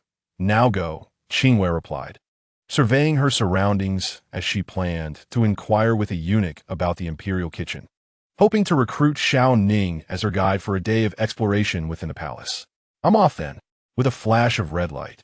She heard Qingyue's joyful call as he disappeared. After his departure, Qingyue removed the phoenix hairpin from her hair, examining it closely, finding nothing amiss. She tucked it into her sleeve and turned to seek the kitchen. However, she soon realized someone was following her. Pretending not to notice, she paused in a secluded spot and coldly said, "Come out, Miss Lanchi." A waft of floral fragrance heralded the appearance of the white-clad musician. Her serene countenance, as unruffled as it had been on the day they crossed paths on the boat. Lanchi bowed politely, her voice ethereal and melodious. "Your hearing is remarkable. I admire it. No, it is your unique fragrance that is particularly captivating amidst Longqing Hall." Qingyue decided against circling around her and directly inquired, "I wonder if Miss Lanchi is following me with something to say?" "Indeed," Lanchi replied, fixing her gaze on Qingyue. "Leave the Xing Hall. Do you harbor feelings for him? Then why do you remain entangled with Yen Guichen?" Qingyue remained composed, though her mind raced with thoughts of Lanchi's identity. "These matters are not for you to know." Lanchi lowered her gaze, concealing her disappointment. "I am not worthy of him." "Then tell me, who is worthy of him?" Qingyue pressed, feeling quite confident in her own merits, questioning how she could be deemed unworthy of Xiao Xinghan. Lanchi appeared momentarily taken aback before responding, "Follow me." Without waiting for Qingyue to ask further, she turned and led the way, her figure appearing cold and solitary, unlike the refined demeanor she had exhibited during their previous encounter at the black market for elixirs. Qingyue followed in silence, remaining vigilant. As they traversed the palace pathways, Lanchi skillfully evaded the patrolling guards, as if she had lived within these palace walls for many years. "You seem quite familiar with this place. Did Yen Guichen inform you?" Qingyue finally broke the silence. Lanchi, however, replied evasively, "Just beyond this corridor." They entered a secluded, deep archway, overgrown with weeds, suggesting it had long been neglected. Qingyue realized they had unknowingly ventured far into the palace's remote corners. Just as she contemplated this, Lanchi leaped over a palace wall, beckoning her from the other side. "Come in, we've arrived." Qingyue lightly tapped her toes, swiftly following suit, discovering a small garden within. Meticulously maintained and elegantly arranged, indicating the owner's attention to detail. This area was surrounded by cold chambers, abandoned by the royal family. Yet Xing Hall would often come here to visit and even stay overnight. Lanchi stood beneath a flowering tree, sunlight filtering through the branches, casting a dappled glow upon her, accentuating her solitude. Qingyue mused, could it be that Xiao Xinghan had hidden a beloved here? Yet he was not that kind of person. Following Lanchi's guidance, she approached a tightly shut redwood door, and she heard Lanchi's voice from behind. This separate palace is named after Xing Hall, called Wushuang Palace. At the mention of Wushuang, her hand, poised to push the door open, began to tremble uncontrollably. Chapter 33. The aphrodisiac Qingyue took a deep breath. Her hand that was about to push the door slowly retracted. The instant she heard Wushuang, she became acutely aware, realizing this was a trap set for her by Yin Guichen. Perhaps this plan had begun the moment she laid eyes on Lanchi aboard the boat. Seeing her turn to re-enter the courtyard, Lanchi displayed a look of confusion. "Are you not curious?" "Of course," Qingyue nodded. "I am very curious about your true identity, about Yin Guichen's repeated attempts to harm me, and even more curious about the Wushuang you frequently mention." "Then why not open the door?" "Afraid there is a mechanism inside." "No, I desire to hear the truth from Xinghan himself." Qingyue stood firm, her autumn-like eyes reflecting unwavering resolve. "I trust and respect him, and he is certainly deserving of my sincerity. Should he deceive or conceal from me, I shall simply regard it as my misfortune in encounters." Lanchi was taken aback. Such a spirited and confident individual, was she not the one truly deserving to stand beside him? Yet, if such a person were to learn the truth, would a simple acknowledgement of misfortune suffice to heal the wounds inflicted? "What are you doing here?" Suddenly, a sharp reprimand echoed from the doorway, causing Lanchi to tremble, unable to dare look in that direction. Xiao Xinghan approached with his hands clasped behind his back, his expression dark and an overwhelming aura of intimidation radiating from him. In that fleeting moment, when Qingyue glanced at him, she discerned a palpable intent to kill in his eyes. "Xinghan, this was merely an accident," she began. But before she could finish her sentence, Xiao Xinghan waved his sleeve, and a fierce gust of wind surged towards Lanchi. The musician was thrown to the ground, her back colliding forcefully with a stone table in the courtyard, eliciting a muffled groan and a spurt of blood. Qingyue had never witnessed such fury in him, and a chill ran down her spine.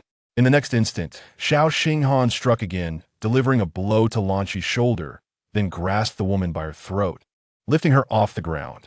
Lanchi's face turned crimson, tears mingled with blood staining her delicate features. Her lips moved silently, repeatedly calling out for him, "Xingdian." Seeing his murderous intent, Qingyue stepped forward, urging, "Xinghan, release her. Even if she has erred, her transgressions do not warrant death." Xiao Xinghan remained unmoved, coldly fixating on Lanchi as if she were an inanimate object, devoid of any emotion. "I have warned you, do not set foot here again, or I shall see to your demise." At that moment, Lanchi was rendered speechless, her eyes widening in disbelief. Yet they still held a lingering affection and reluctance as they met Xiao Xinghan's gaze. Noting that he showed no signs of relenting, Qingyue was compelled to intervene. Forcing his hand to release its grip, Lanchi fell heavily to the ground, gasping as fresh air filled her lungs, triggering a violent coughing fit. Her white garments stained with blood, a gruesome sight. Xiao Xinghan did not intend to relent, advancing once more, but Qingyue swiftly turned to block him. Her voice sharp as she demanded, "Xinghan, why are you so intent on condemning her death? She has merely offended you. A lesson would suffice." Her defense of Lanchi was not born of pure kindness, but rather an unsettling sense of foreboding that had begun to swell within her. Why would such an ordinary residence provoke such wrath from Xiao Xinghan? This indicated that the person residing there held significant importance to him. Yet he was unwilling to reveal who it was. Qingyue, step aside. Xiao Xinghan's eyes held no warmth, and his tone had plummeted to frigid depths. I will not. Qingyue retorted stubbornly, holding her ground defiantly. The two stood in silent opposition, as if the laughter and camaraderie of the banquet had receded, leaving them facing one another like strangers, unable to breach each other's hearts. After a prolonged silence, Xiao Xinghan finally chose to withdraw, sheathing his intent to kill, and addressed Lanqi coolly. Lanqi, startled by his words, Lanqi struggled to rise, kneeling before him, lowering her gaze as she responded, yes. That single word was laced with tremors of pain. From this day forth, I do not wish to see you again. For any matters, consult Lanzhou. With that, Xiao Xinghan turned his back, refusing to cast her another glance. Qingyue furrowed her brow, realizing that Lanqi had been aiding Xiao Xinghan in monitoring Yan Guichen's movements. To him, she was merely a pawn in a larger game. Tears streamed down Lanqi's face, and she bit her lip to stifle the torrent of grief that threatened to spill forth. She prostrated herself in gratitude for Xiao Xinghan's mercy, but as she departed, her once bright eyes now appeared as hollow as ashes. Let's depart. Xiao Xinghan reached for Qingyue's hand, but she sidestepped, avoiding his touch. As she glanced back at the tightly shut wooden door, an unsettling silence enveloped it, as though no one resided within. Yet she was aware that secrets lay hidden behind that door, secrets that could determine the fate of their relationship. She had begun to surmise some aspects, yet remained oblivious to the cruelty of the truth. Is there nothing you wish to say about this unparalleled palace? Qingyue inquired, hoping Xiao Xinghan might offer her an explanation. Even a simple acknowledgement of the other person's existence would suffice, granting her the respect she deserved. However, Xiao Xinghan remained silent for a long while before finally uttering two words, nothing. Standing before him, Qingyue gazed deeply into his eyes, unwavering. Yet Xiao Xinghan appeared as if chiseled from ice, his face a mask of frost. Neither of them moved nor uttered a word. In this silent standoff, it seemed that the first to yield would face utter defeat. Yet, in matters of the heart, is there ever a true victor? Xinghan, why have you come here again? Old Master One and the others said Qingyue has disappeared. Ji Lanzhou's voice echoed from the direction of the entrance, his tone shifting to one of distress. He appeared stunned, swallowed hard, and finally mustered the courage to ask, Qingyue, what are you doing here? Ji Lanzhou's arrival shattered the delicate tension between the two, prompting Qingyue to turn away, leaving without a word. Hey, where are you going, Qingyue? Ji Lanzhou noticed her troubled expression and the dark cloud hovering over Xiao Xinghan's face, and he stomped his foot in frustration. What are you two fighting about? Did she discover something? Xiao Xinghan did not respond, only coldly instructed, follow her. Do not let her come to harm. As he turned to retreat into the lifeless room, Ji Lanzhou let out a heavy sigh and hurriedly pursued the direction in which Qingyue had vanished. However, by the time he arrived, there was no trace of her to be found. Wandering aimlessly through the palace, Qingyue evaded patrolling guards, not wishing to encounter anyone at that moment. Despite having expressed confidence to Lanqi, the knowledge that Xiao Xinghan was deliberately concealing another person's existence filled her with bitterness. If that person existed, why did Xiao Xinghan still pursue her? For a long time, Qingyue had sensed an inexplicable barrier and distance between them, though her feelings for him were profound. She had never truly penetrated the depths of his heart. Yet, upon reflection, she realized she had never been completely honest with Xiao Xinghan either. Such turmoil. Thus, she spent the better part of the day hiding within the palace until, at dusk, she found herself at the royal kitchen. At that moment, Xiao Ning was surely no longer present, and she intended to leave, but the voice of Ji Yu drifted from within. Today, I'm feeling generous, so I won't treat you a lot of snacks. This troublesome and unpredictable creature should never have been let out to forage. Qingyue glanced around, seizing the opportunity when the entrance was unguarded, and slipped inside. Upon entry, she found several royal chefs bound and huddled in a corner, tears glistening in their eyes. Appearing utterly pitiful, the instigator lounged on a beam, cradling a wine jar and belching contentedly. Ah, Little girl, you're here. Come, try this osmanthus wine. It's divine. Qingyue tossed down the wine jar. Qingyue leaped to catch it, taking a sip and finding it delightful, though it lacked the intoxicating quality of that night. I remember only granting you half an hour, Qingyue remarked. Today, I'm in a good mood, so I decided to share. You must be pleased. Ignoring his teasing, Qingyue took another swig, the liquid sliding down her throat, dampening her attire, as her phoenix hairpin slipped from her sleeve and clattered to the ground. She cast a glance, but did not retrieve it. Hey, you're getting a bit too bold, aren't you? Qingyue commented, twisting around to hang upside down from the beam, locking eyes with Qingyue, a mischievous grin adorning his face. Did you have a spat with that Xiao fellow? None of your business. Qingyue shot back, leaping to the beam and delivering a kick that sent him tumbling down. Qingyue landed with a thud, groaning in discontent. What is your problem? But today, I'm feeling magnanimous, so I want to hold against you. Release these chefs at once. Otherwise, everyone in the palace will go hungry. Qingyue swung her legs, tilting her head back to drink, forcing down the turmoil within. The wine jar was soon emptied, and she gestured toward Qingyue for more. Hey, you're starting to take liberties, aren't you? Qingyue grumbled, then began to scour the room for more wine. Having spent the entire afternoon in the kitchen, he had already drained the stock.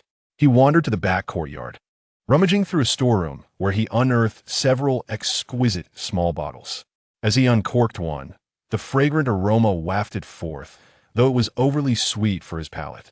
Uncertain of whether Qingyue harbored any affection, Qingyue did not dwell on it and returned to the imperial kitchen, clutching several small bottles. Upon sighting the items in his hands, the chefs, bound and trembling, turned green with envy, their necks craning and eyes bulging, shaking their heads like rattles. Look at you all. It's merely a few bottles of wine. You become quite agitated, Qingyue teased, shaking the bottles before their eyes like one would to amuse a dog, before tossing one to Qingyue. These are the last of our stock. Consider them a gift. Qingyue inhaled deeply, her brows furrowing. What kind of wine is this? The aroma is quite overpowering. This is all there is. If you find it lacking, I can take you to someone whose presence is far more effective than wine, Qingyue suggested, winking at her, hoping for her acquiescence. Yet, as the intoxicating haze began to rise within her once more, Qingyue felt a surge of irritation and ignored him, tilting her head back to gulp down a mouthful. In a corner, a chef, using all his might, bellowed, though much of his voice was muffled by the towel in his mouth. That is an aphrodisiac wine, my lady. What? Qingyue and Qingyue chorused, their faces paling. The chef, glancing at the stunned Qingyue, swallowed hard before stammering. That is a highly concentrated wine meant to enhance intimacy. Stored here to prevent misuse that could harm the dragon's body. Just a drop or two in a meal will suffice. He faltered, fearing the consequences of her consuming an entire bottle. Fuming with rage, Qingyue seized the chef by the collar, lifting him and several others off the ground, exclaiming, "Why on earth didn't you mention this sooner?" I was silenced. The chef protested. Couldn't you have let me go? How could I? Are you questioning me? The chef nearly lost control of his bladder, terror-stricken by Qingyue, who had wreaked havoc in the kitchen for quite some time. I demand to know, is there an antidote for this wretched wine? Qingyue glared at him, his eyes sharp enough to cut. The chef trembled, his face pale. That wine is meant to enhance. There is no antidote. The more, the merrier, he stammered. Enough. Qingyue interjected, pressing her forehead. Untie them and take me out of the palace. Very well. Qingyue acquiesced, his earlier good spirits evaporating. Just as he released the chefs, a young eunuch from the Longqing Hall arrived, taking one look at the disarray in the kitchen before running off to summon the guards. His commotion attracted not only several teams of guards, but also the Wen family searching nearby, including Jilan's Hao. Now, a crowd gathered outside the imperial kitchen, making a discreet exit impossible. Amidst the throng, Qingyue perched upon a beam, her features obscured in the dim light, rendering her indistinguishable from the rest. Yet she alone knew the tingling sensation coursing through her limbs, compelling her to bite her lip to maintain her clarity. Qingyue sidled up beside her, squinting to assess her condition. Hey, can you hold on? He felt a twinge of guilt, knowing he was the one who had procured the wine. Yes, Qingyue nodded, her voice betraying a hint of breathy allure. Tightening Qingyue's chest, he gathered her into his arms, conjuring a black cloak to envelop her, preparing to flee. Yilanzhou, bewildered, failed to grasp the situation, while the elder one and Wen Qingfeng, unfamiliar with Qingyue's appearance, rolled up their sleeves to engage in a brawl. What chaos are you two stirring up? Qingyue, visibly irritated, effortlessly swatted away Wen Qingfeng's sword. However, Wen Guxiong, with formidable prowess, showed no mercy in his quest to reclaim his precious granddaughter, leaving Qingyue trapped. In this duel of experts, no one dared intervene.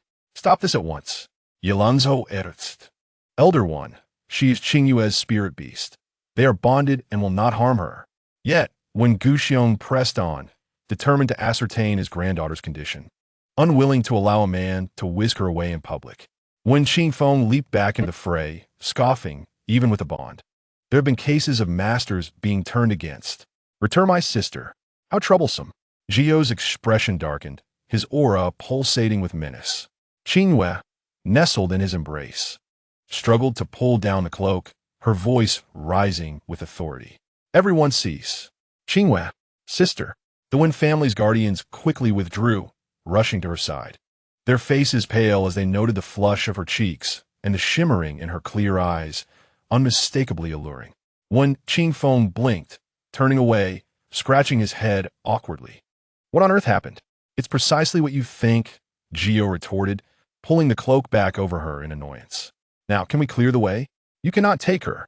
When Guxiong declared, his voice resolute, she will be entrusted to my care. Old man, with the effects of the wine, how can you possibly care for her? Hand her over to that fellow surnamed Shao, and she'll be consumed by desire. Qingyue's words, increasingly light-hearted, reddened the faces of the Wen family. When Guxiong stammered, unable to retort, finally managing to blurt out a disjointed protest, Ji Lanzhao, grasping the situation, hastily dismissed the guards, instructing them to keep quiet, then added, "Let us take Qingyue to the sleeping quarters. I will arrange for a cold bath. That should not delay the evening banquet. Who cares about that wretched banquet? Go tell that fellow surnamed Shao that he is unworthy of Qingyue." Qingyue scoffed, preparing to leave, when the very man he deemed unworthy appeared. "You have no right to speak." Xiao Xinghan's cold voice rang out from nearby, each word striking Qingyue's heart like a nail. She bit her lip tightly, clinging to the last shred of clarity as she recalled the gaze he had cast upon her in that small courtyard, calm, stubborn, and tinged with indifference. Qingyue, hearing her name spoken in his usual gentle tone, made her shut her eyes. Noticing her silence, Xiao Xinghan's expression turned steely, a flicker of unwillingness crossing his features as he coldly extended his hand toward Qingyue, commanding, "Hand her over." The four words resonated with authority, exuding an invisible pressure. Yet, Qingyue, a figure recorded in the annals of the demonic realm, dismissed him entirely. Knowing full well Qingyue's response, he sought to embarrass Xiao Xinghan publicly, raising an eyebrow in mockery. "Let us see if she agrees." Xiao Xinghan's lips pressed into a firm line, his piercing gaze penetrating the cloak, targeting Qingyue's tumultuous heart. Beneath the cloak, her cheeks burned, waves of emptiness and desire crashing within her. She gently bumped her forehead against Qingyue's chest, her voice barely audible, resolutely declaring, "Take me away." A triumphant glint flickered across Qingyue's face as he smirked provocatively at Xiao Xinghan. Then in a flash, he vanished from sight. Elder One would not relent. Following Qingyue's aura, Wen Qingfeng attempted to assist but found himself retreating awkwardly, clasping his fists toward Xiao Xinghan before hastily departing. Xiao Xinghan stood with hands clasped behind his back, his thin lips pressed into a determined line. He had never anticipated that this banquet, which should have been sweet, would devolve into a farce of abandonment.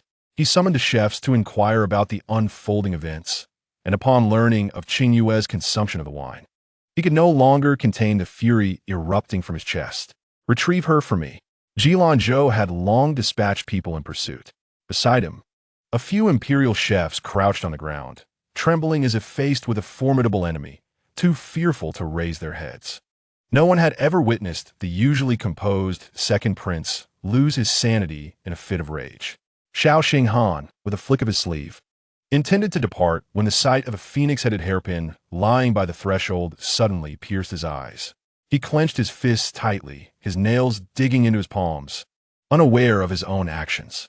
A tumultuous wave of jealousy and anxiety surged within him, leaving him somewhat unsettled. It turned out he had begun to entertain genuine feelings amidst this charade, seemingly wavering from his initial resolve. Qingyue bit through a finger of Qingyue, and upon tasting her blood, his spiritual power was no longer restrained. With a few swift movements, he effortlessly cast aside the clingy spirits, leaving them far behind.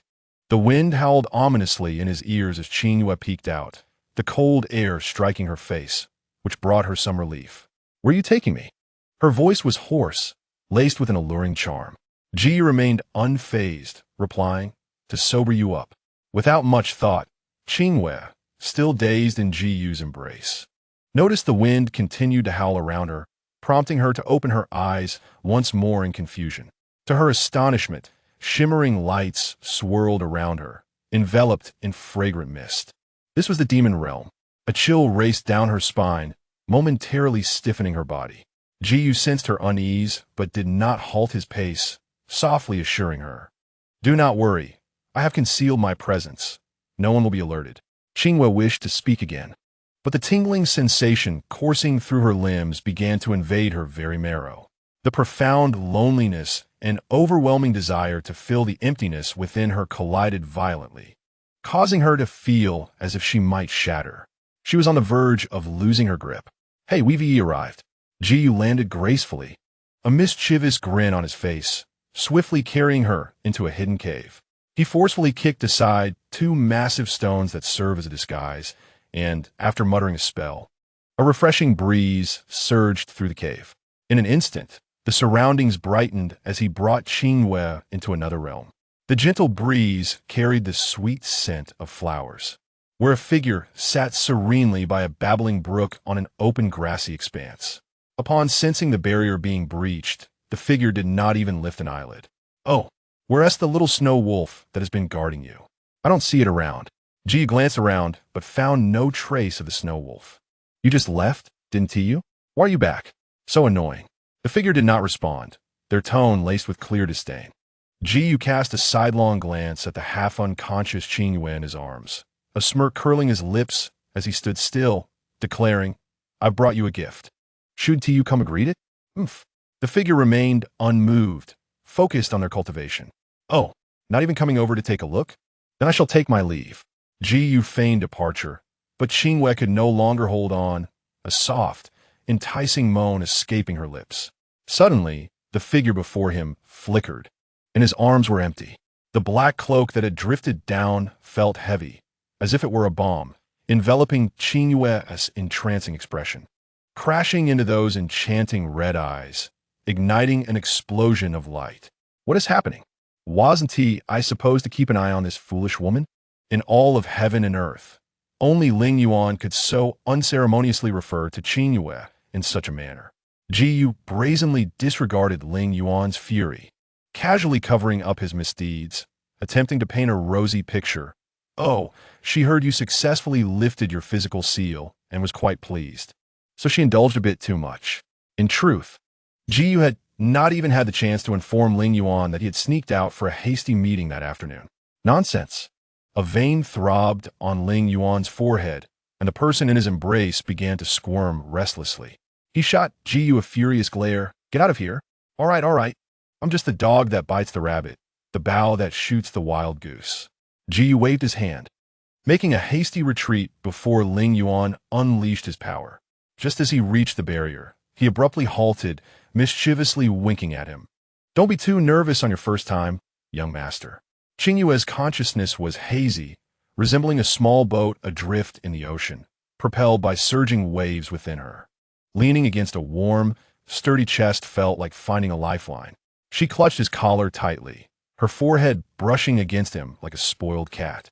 Lingyuan, witnessing her beguiling demeanor, felt a tightness in his throat and abruptly pressed her against the tree trunk, his entire being enveloping her. Qingyue felt as soft as water, her back sliding down as she struggled to remain upright. Lingyuan wedged a leg between hers to hold her descent, wrapping an arm around her slender waist. Their most intimate parts brushing through thin fabric, igniting an unnamed fire in his lower abdomen.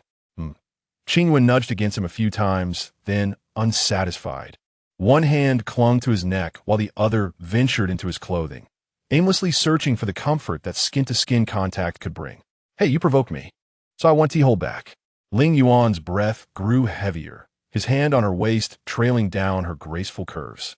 This is a tale of a proud and determined pursuit of love. A gentle reminder for all my friends, this story encompasses a bittersweet romance, where schemes and villains are but mere glass shards in a rainbow candy. I, Dao, cherish sweet stories and hope they bring you joy as well. The decision to publish is quite a paradox. I hope some friends will accompany me on this journey. I have a rather delightful story to share, so please raise a glass in gratitude. Chapter 35. Young Master's wife, Qingyue, sensed his response, letting out a comfortable hum. However, this sound struck Lingyuan like a thunderbolt, making him unreasonably ponder that if she were with anyone else at that moment, the mere thought would drive him to violence. The person he had cherished in his heart for so many years must not be touched by anyone. He quietly cursed, inexplicably growing angry, and settled her against a tree. Noticing his intent to withdraw his hand, Qingyue grasped it tightly, a hint of grievance coloring her flushed cheeks. "Hey!" Lingyuan playfully tapped her face, only to realize his voice sounded oddly hoarse. He quickly coughed a couple of times to clear his throat, attributing his dryness to the lack of conversation over the past 10 days. He had exerted himself too much while reprimanding Qingyue. Yes, surely it was just overexertion. Reassuring himself, he patted Qingyue's face, hoping to rouse her. But Qingyue, dissatisfied, shook her head, wrapping her arms around his neck and pressing her body against him, growing increasingly restless. Throughout it all, she had not even opened her eyes, completely unaware of the identity of the person she was clinging to. This realization ignited a spark in Lingyuan's heart, akin to a wildfire sweeping across a vast prairie. His expression was complex as he encircled Qingyue's slender waist, twisting to pin her against the ground, one hand securing her restless hands above her head, flickering flames dancing in his red eyes. Qingyue felt slightly pained from the pressure, prompting her to open her eyes in displeasure. As her hazy vision slowly focused, she blinked at the familiar face so close to her. Her eyes momentarily cleared, only to cloud over again. She tilted her head back, searching for something to extinguish the fierce heat burning on her cheeks. Lingyuan lowered his lashes, watching as her soft lips brushed against his. He furrowed his brow slightly, a swell of excited joy rising within him, mingled with an inexplicable twinge of jealousy. "Qingyue, take a good look at who I am." His voice was hoarse as he cautiously moved away from her lips, yet he couldn't bear to distance himself too far. It was as if he was punishing her, their lips perpetually on the brink of contact, separated only by a delicate and ephemeral veil. Qingyue perceived his mischievous antics and shot him an indignant glare, yet it lacked any semblance of intimidation, resembling more a playful pout. Lingyuan, utterly captivated by her fleeting gaze, felt a surge of emotions welling up within him, igniting a fervor in the very depths of his recently unsealed body. Clenching his teeth, he buried his head into the delicate curve of her alabaster neck, enveloping her in a tight embrace. It was not that he was indifferent. In fact, his thoughts were in turmoil. However, Qingyue had completely forgotten their shared past, leaving Lingyuan's awkward, pure, and ardent heart fraught with frustration and agitation. Despite yearning for her for many years, he stubbornly desired Qingyue's willing heart, and one that was fully cognizant of her choice. Qingyue tilted her head, playfully nudging Lingyuan's handsome profile, feeling the smoothness and coolness of his skin, which brought her a sense of comfort. She instinctively leaned closer, only to be thwarted the next moment. "Today, I shall spare you, but behave yourself and do not compel me to act like a rogue," Lingyuan warned, jabbing a finger sharply against her forehead before lifting her effortlessly and striding towards the stream. This water possessed healing properties, its cool touch likely to extinguish the wicked fire raging within Qingyue. I have yet to enjoy it myself, yet you benefit from it," he mused, wiping the delicate beads of sweat from her forehead before casting her into the water with a swift motion devoid of any gentleness. Standing at the water's edge, he observed as Qingyue floated and sank into shallow depths, oblivious to the extent to which their years of unfulfilled feelings were a result of his own obstinate nature. The chilling water enveloped her, causing Qingyue to shiver as her long hair, akin to aquatic weeds, obscured her face, leaving her gasping for breath. This moment of suffocation momentarily snapped her back to reality. The cool stream danced before her eyes, and amidst her gradually clarifying vision, a fiery red silhouette emerged. In that instant, she thought of Lingyuan. Such a breathtaking color could only be embodied by him. Her gaze traced the tall figure upwards. Yearning to discern his face, could it be Lingyuan? A flicker of unacknowledged anticipation stirred within her. If it were indeed him, she would demand to know why he had committed the heart-wrenching folly of leaving without a word. How wonderful it would be, she thought, as her vision, heavy as lead, struggled to penetrate the water's surface to meet his countenance. The figure suddenly soared away, as if sensing her intent, fleeing from her probing gaze. In the blink of an eye, a splash erupted behind her as the figure leapt into the water. Then, a sudden force struck her neck, rendering her unconscious. Lingyuan, cradling the fainted Qingyue, sighed with relief, though a flash of discontent crossed his face. He silently gazed at her water-drenched visage, his expression vacant as memories of their first encounter resurfaced. It had also been in water, yet her reaction then had been 100-fold more intense. Her charming face had radiated indignation, striking him across the cheek in a moment of surprise. The two infuriated souls had clashed, battling from the water to the ground, and then into the air, capturing the attention of all around them. That was a momentous encounter, the unforgettable genesis of their tumultuous relationship. The initial coolness had now transformed into a biting chill. If she remained in the water much longer, she risked falling ill. Lingyuan paused his reminiscence, drawing her closer and leaping from the stream, channeling his inner strength to dry her garments. It was only when alone that he allowed his fervent affection and longing for her to surface unreservedly. This was not merely a manifestation of his awkward pride, but a lesson learned from years of power struggles. Never reveal your vulnerabilities, nor allow that weakness to become aware of itself. Once her clothes were dry, Lingyuan, still not reassured, encircled her entirely within his embrace, using his body heat to warm her. It was a comforting embrace, and in her slumber, Qingyue relaxed completely, lost in an exceptionally wonderful dream, oblivious to the deep affection lingering just beyond her eyelids. Time stood still, and the thoughts he had suppressed began to resurface. Taking a deep breath, his crimson eyes grew even more profound as he repeatedly traced the outline of Qingyue's soft lips with a hand resting on her shoulder, unable to resist the temptation. Just as he inclined his head to gently capture those delicate petals, an irksome voice interrupted. "Are you two done yet?" While a brief delay might be bearable, an extended one is detrimental. As the words fell, he sauntered in, noticing that Lingyuan had yet to conclude his clandestine kiss. A knowing smile crept across his face as he jested. "Young master, don't you think I've brought you quite the gift? How shall you express your gratitude?" Lingyuan bit down on Qingyue's lower lip, reluctantly releasing her and directing a piercing gaze at Gio. "If you do not clarify matters, prepare to face dire consequences." Gio's smile faltered immediately, and with a sheepish demeanor, he replied, "This was truly unforeseen. My first thought was to bring her here to you. With me by her side, no one dares to lay a finger on her." Lingyuan's expression darkened, his deep red eyes reminiscent of Ling Qianshuang's wrath from years past. The anger reflected in his son's handsome face was even more sharp and sinister. Gio, undeterred, sighed and recounted the entire incident. Throughout, Lingyuan's expression remained neutral until Gio fell silent. Then, Lingyuan cracked his knuckles ominously. "Which engagement feast is she attending today?"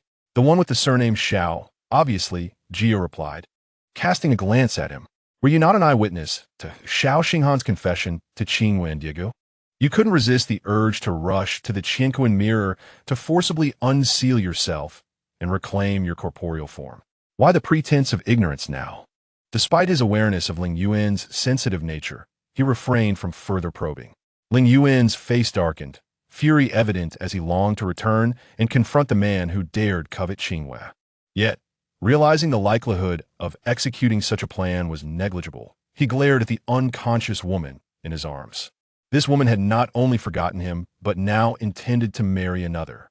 It was utterly absurd. Hey, why the sulking? If you ask me, it was thanks to my bottle of wine that today's engagement feast was disrupted, inadvertently paving the way for your own romance. Isn't that a double blessing? As Qingyue grew increasingly self-satisfied, he emphasized the outcome of the disrupted feast, causing Lingyuan's expression to soften slightly. Lingyuan scoffed, "Let it not happen again." Qingyue nodded vigorously, thumping his chest in assurance. "From now on, the integrity of the young master's beloved will rest in my hands." "Mind your words. She is not merely the young master's beloved," Lingyuan chided, flicking Qingyue's forehead lightly, his tone laced with unspoken grievances. Qingyue patted his shoulder, imparting wisdom. "You little rascal. Don't turn your back on someone who has shown you kindness. Qingyue was never a heartless person. Don't tarnish your father's reputation. Must you always bring up the deceased?" Lingyuan snapped, his anger flaring before quickly subsiding as he turned his head away with a sigh. "I've let her soak in the cold water and knocked her out. You should take her away quickly." Despite his words, he held on to Qingyue, reluctant to part with her for even a moment longer. "Is there any logic in refusing to consume meat that is already on your plate?" Qingyue exclaimed, nearly dropping his jaw in disbelief. "Enough of this nonsense." Lingyuan bit her lip, resolutely placing Qingyue into Qingyue's arms, urging him to leave swiftly. "Hurry up. Do not let her know about this matter. Once I have healed, I shall seek you out." Qingyue, observing Lingyuan with an expression akin to that of a bemused fool, left while glancing back at her multiple times, cradling the still figure of Qingyue in his arms, utterly perplexed. Chapter 36. Tidying up the aftermath, Qingyue concealed his presence, departing the realm of the demon domain with the same quietude as his arrival. He was aware that at this moment, the Sangxing kingdom was likely in turmoil due to Qingyue's absence. Therefore, he had no intention of returning there and headed directly to the giant spirit mountain, where he settled Qingyue in his familiar sanctuary for rest. Reflecting on Lingyuan's actions, Qingyue found himself both amused and vexed. Had he known that his young master would abandon Qingyue, he would have risked nothing and simply resolved the issue by finding a nearby stream. Qingyue slept soundly, drifting into a deep slumber until midday of the following day. Upon awakening, her first instinct was to check her attire. Finding her clothes relatively intact, she sighed in relief. But when she turned her head and saw Qingyue sleeping soundly beside her, his chest exposed, uncertainty began to creep in. "Hey," Qingyue kicked him, her tone brusque as she roused him. "Get up." Qingyue remained still, stretching lazily. Noticing her hesitance to speak, he grinned with a hint of mischief. "How was your sleep, little girl?" What happened after I drank yesterday?" Qingyue stammered, a rare occurrence for her. Qingyue, intent on teasing her, placed his hands over his chest in a mock display of shyness. "You were so passionate, yet now you pretend to have amnesia? How shameless! You owe me an explanation, and you must compensate for your lost innocence and integrity." Annoyed, Qingyue kicked him again, feeling a weight lift from her heart as she recalled only fragmented memories of a shadowy red figure. Perhaps it was merely a dream. However, the fact that she had drunk such potent liquor and dreamt of that person was a secret she could not allow Qingyue to discover. Given his nature, he would surely make a spectacle out of it. Having laughed enough, Qingyue adopted a serious tone to admonish her. "You must be more cautious with alcohol in the future. Don't just grab any bottle and drink. Thankfully, I was firm yesterday and took you away. Otherwise, you would be the one crying today. How can you lecture me? Wasn't it you who handed me the drink?" Qingyue retorted, rising with composure and beckoning Qingyue with a finger. "Let's go back." "Back where?"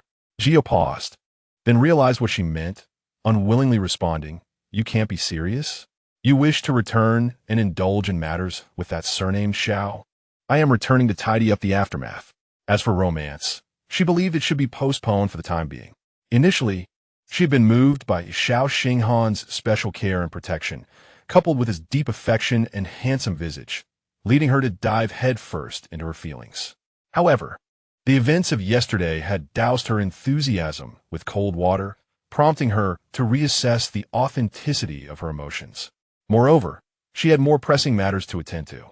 Due to Qingyue's inexplicable absence from the palace banquet, numerous discussions erupted within the palace, and rumors took flight, swiftly spreading through the streets. Countless tales emerged, all converging on the same conclusion. Qingyue had once again become the subject of ridicule. Xiao Xinghan knelt outside the imperial study for an entire night before being granted an audience to explain to his father the reason for Qingyue's absence at the banquet. Of course, omitting significant details. The emperor's expression darkened, resembling the bottom of a pot, full of displeasure, even if she is ill and unable to attend. What the Wen family? They seem to disregard my authority entirely. Do they wish to undermine my sovereignty? Father, please calm your anger, Xiao Xinghan urged. Wen Xiong's eldest son has passed, leaving behind an orphan. Naturally, he would dote on her as his treasure. Qingyue's illness has caused him concern. What a convenient excuse. The emperor remained unyielding, recalling that the banquet was meant to celebrate the engagement of his most favored son and Wen Qingyue, with officials present. The absence of the main character at such a crucial event was akin to a public slap to the royal face. He had long harbored wariness towards Wen Xiong's reputation both within and outside the court, and this incident provided him with a tangible opportunity to strike back. After a moment of contemplation, the emperor softened his tone, addressing Xiao Xinghan. Honor, I recognize your typically composed nature, and I trust you understand my intentions. As the highest authority, one must prioritize the state over personal affairs. You and that girl should cease your entanglements. The emperor did not afford Xiao Xinghan the chance for rebuttal, continuing, in recent years, I have turned a blind eye to your actions concerning the person in the cold palace. However, I am aging, and it is time for you to look forward. His words pierced Xiao Xinghan's heart, prompting him to firmly press his lips together, stifling the protests rising in his throat. The emperor then shifted the topic. Though the Wen family holds no significant positions in the court, there are many loyalists of Wen Xiong within the military. I initially believed that marrying his precious granddaughter would be beneficial for the state, but yesterday's events have shown otherwise. His audacity to disregard me must be dealt with. Father, if you wish to retain me as your son and keep the cold palace as it is, you must remove this thorn in your side. As for that one girl, if you genuinely care for her, I will not intervene. The emperor possessed sufficient faith and understanding of his son, confident that he would comply. Having knelt for an entire night, Xiao Xinghan now felt a numbness creeping up his spine, rendering him almost devoid of emotion. He rigidly held his neck high, meeting the emperor's weary and murky gaze, his face betraying a fierce resolve. I have a condition of my own. In that moment, the emperor did not express anger at his son's disrespect. Instead, a smile of approval graced his lips. Indeed, this was the expression befitting a crown prince. As Xiao Xinghan exited the imperial study, dusk had nearly fallen. The cool breeze made him frown involuntarily, and he realized with a start that his back was slick with a cold sweat, dampening his garments and chilling his skin. He dismissed his attendants, leaning against the palace wall for a moment, becoming enshrouded in the twilight glow until the sky darkened entirely. Only when he saw a palanquin approaching did he stir, moving to meet it. According to palace regulations, apart from the emperor, everyone else must disembark from their palanquins outside the two palace walls. The occupant of the palanquin at this moment was an exception. A frail, pallid hand lifted the curtain, revealing a gentle yet disingenuous smile. The ever-watchful shadow guard quickly emerged. Lifting him from the palanquin, Qingyue nestled in his embrace, nodding at the frostbitten Xiao Xinghan. Brother, how is it you are here? He hesitated, his smile bright yet tinged with guilt. I only learned of last night's banquet today. Is father very angry? What father thinks you should know best, Yinwang. Xiao Xinghan's voice was cold, devoid of any warmth. Once Qingyue had extricated himself from the embrace, he dismissed those around them. Only when they were alone did he say, I merely wished for Qingyue to know you better. I did not expect her to leave in anger. How capricious. Unbeknownst to Qingyue, The events within the imperial kitchen had been kept strictly confidential, and he was unaware that Qingyue had consumed the wrong drink. His ulterior motive in sending Lanqi to Qingyue was to provoke and embarrass Xiao Xinghan, thereby straining their relationship, which he successfully achieved. Xiao Xinghan needed only to reflect calmly on the situation to recognize Yen Guichun's involvement. Ignoring Yen Guichun's insinuations, he replied coldly, "I know you harbor hatred towards me, but that does not give you the right to harm those around me. 5 years ago, I offered you a chance, but this time I shall not." Yen Guichun pressed his lips together and smiled. Indeed, he resented this blood-relative brother, loathed the woman who had taken him from the palace only to abandon him, and despised the father who had returned him to the palace with no warmth. Though they are brothers born of the same mother, why did that woman choose him, leading him into a world filled with filth and shame, subjecting him to endless suffering and affliction? Why did the man who claims to be his father, the emperor, fail to show even a modicum of concern for his past and physical well-being upon his return? And why is it that this brother, who bears his likeness, possesses everything he yearns for? The unjust hand of fate has rendered him loathsome, tormenting him to the point of being utterly broken. Even knowing that a single step forward leads to an abyss, what does it matter? He merely wishes to etch a few scars on those who have wronged him, all while wearing a smile, and to sprinkle the pain he has endured upon their wounds, hoping to drag them down into the depths of despair alongside him. His father, the emperor, awaits him in the study. He cannot linger to converse with his brother. As for what his brother wishes to do with him, he shall comply with every whim, so long as his brother spares his wretched life. Yen Guichun's eyes crinkled into a narrow slit as he smiled, appearing delightfully pleased. This insincere plea for mercy concealed a gentle provocation beneath his smiling facade. As a prince, he deems himself worthless, disregarding dignity entirely. His self-respect perished gloriously during the shattered days of his childhood. "Prince Yen," Xiao Xinghan called out to him. Yen Guichun halted, but did not turn back. He merely tilted his face, the sparse moonlight casting a long shadow of loneliness. Xiao Xinghan's gaze was profound. "I hope you can reconsider your path." Yen Guichun did not respond, moving toward the study amid the chill of the moonlit night. The following morning, Emperor Xiao Beifeng issued an edict, stating that due to Prince Yan's reckless and arrogant behavior, which he had repeatedly failed to amend, he would be punished with a year's salary confiscation, and would be confined within the royal residence to reflect on his actions, unable to leave without a decree. Additionally, the emperor, citing his advanced age and diminishing capacity to govern, appointed the second prince, Xiao Xinghan, to assist in administration, instructing that all matters of state be reported to him. Once these two decrees were issued, the officials understood the implications, fearing that the winds of the Songxing kingdom would shift from this day forth. After court adjourned, Yen Guichun was not surprised. He merely offered a faint smile to Xiao Xinghan, whose face was as cold as frost, before departing, seemingly unfazed by the developments.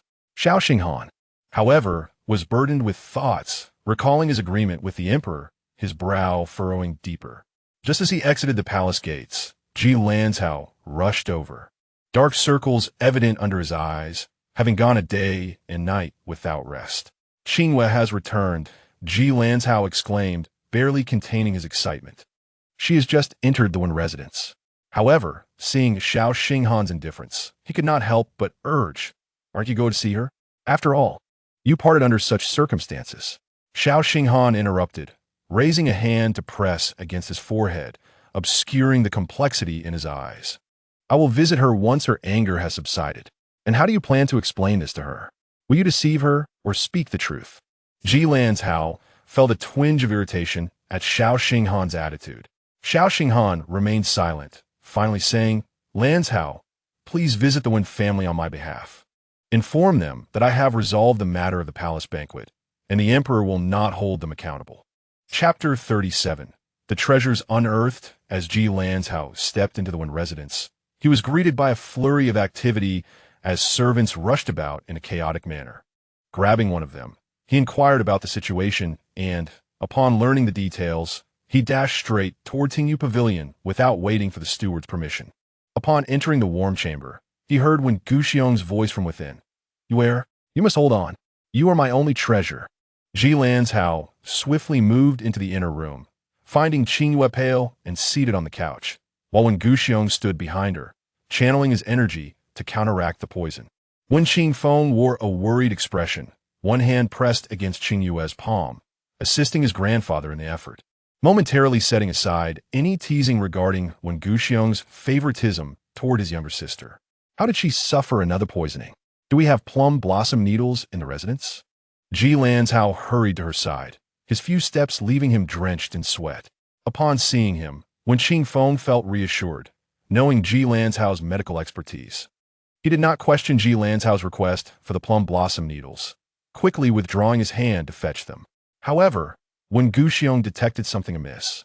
His sharp gaze fixed on Ji Lanzhao as he asked sternly, "Young man, you say Yue has been poisoned again. What do you mean by that? Who harmed her?" Ji Lanzhao found himself momentarily at a loss for words, feeling the weight of the elder's imposing gaze, as if sitting on pins and needles.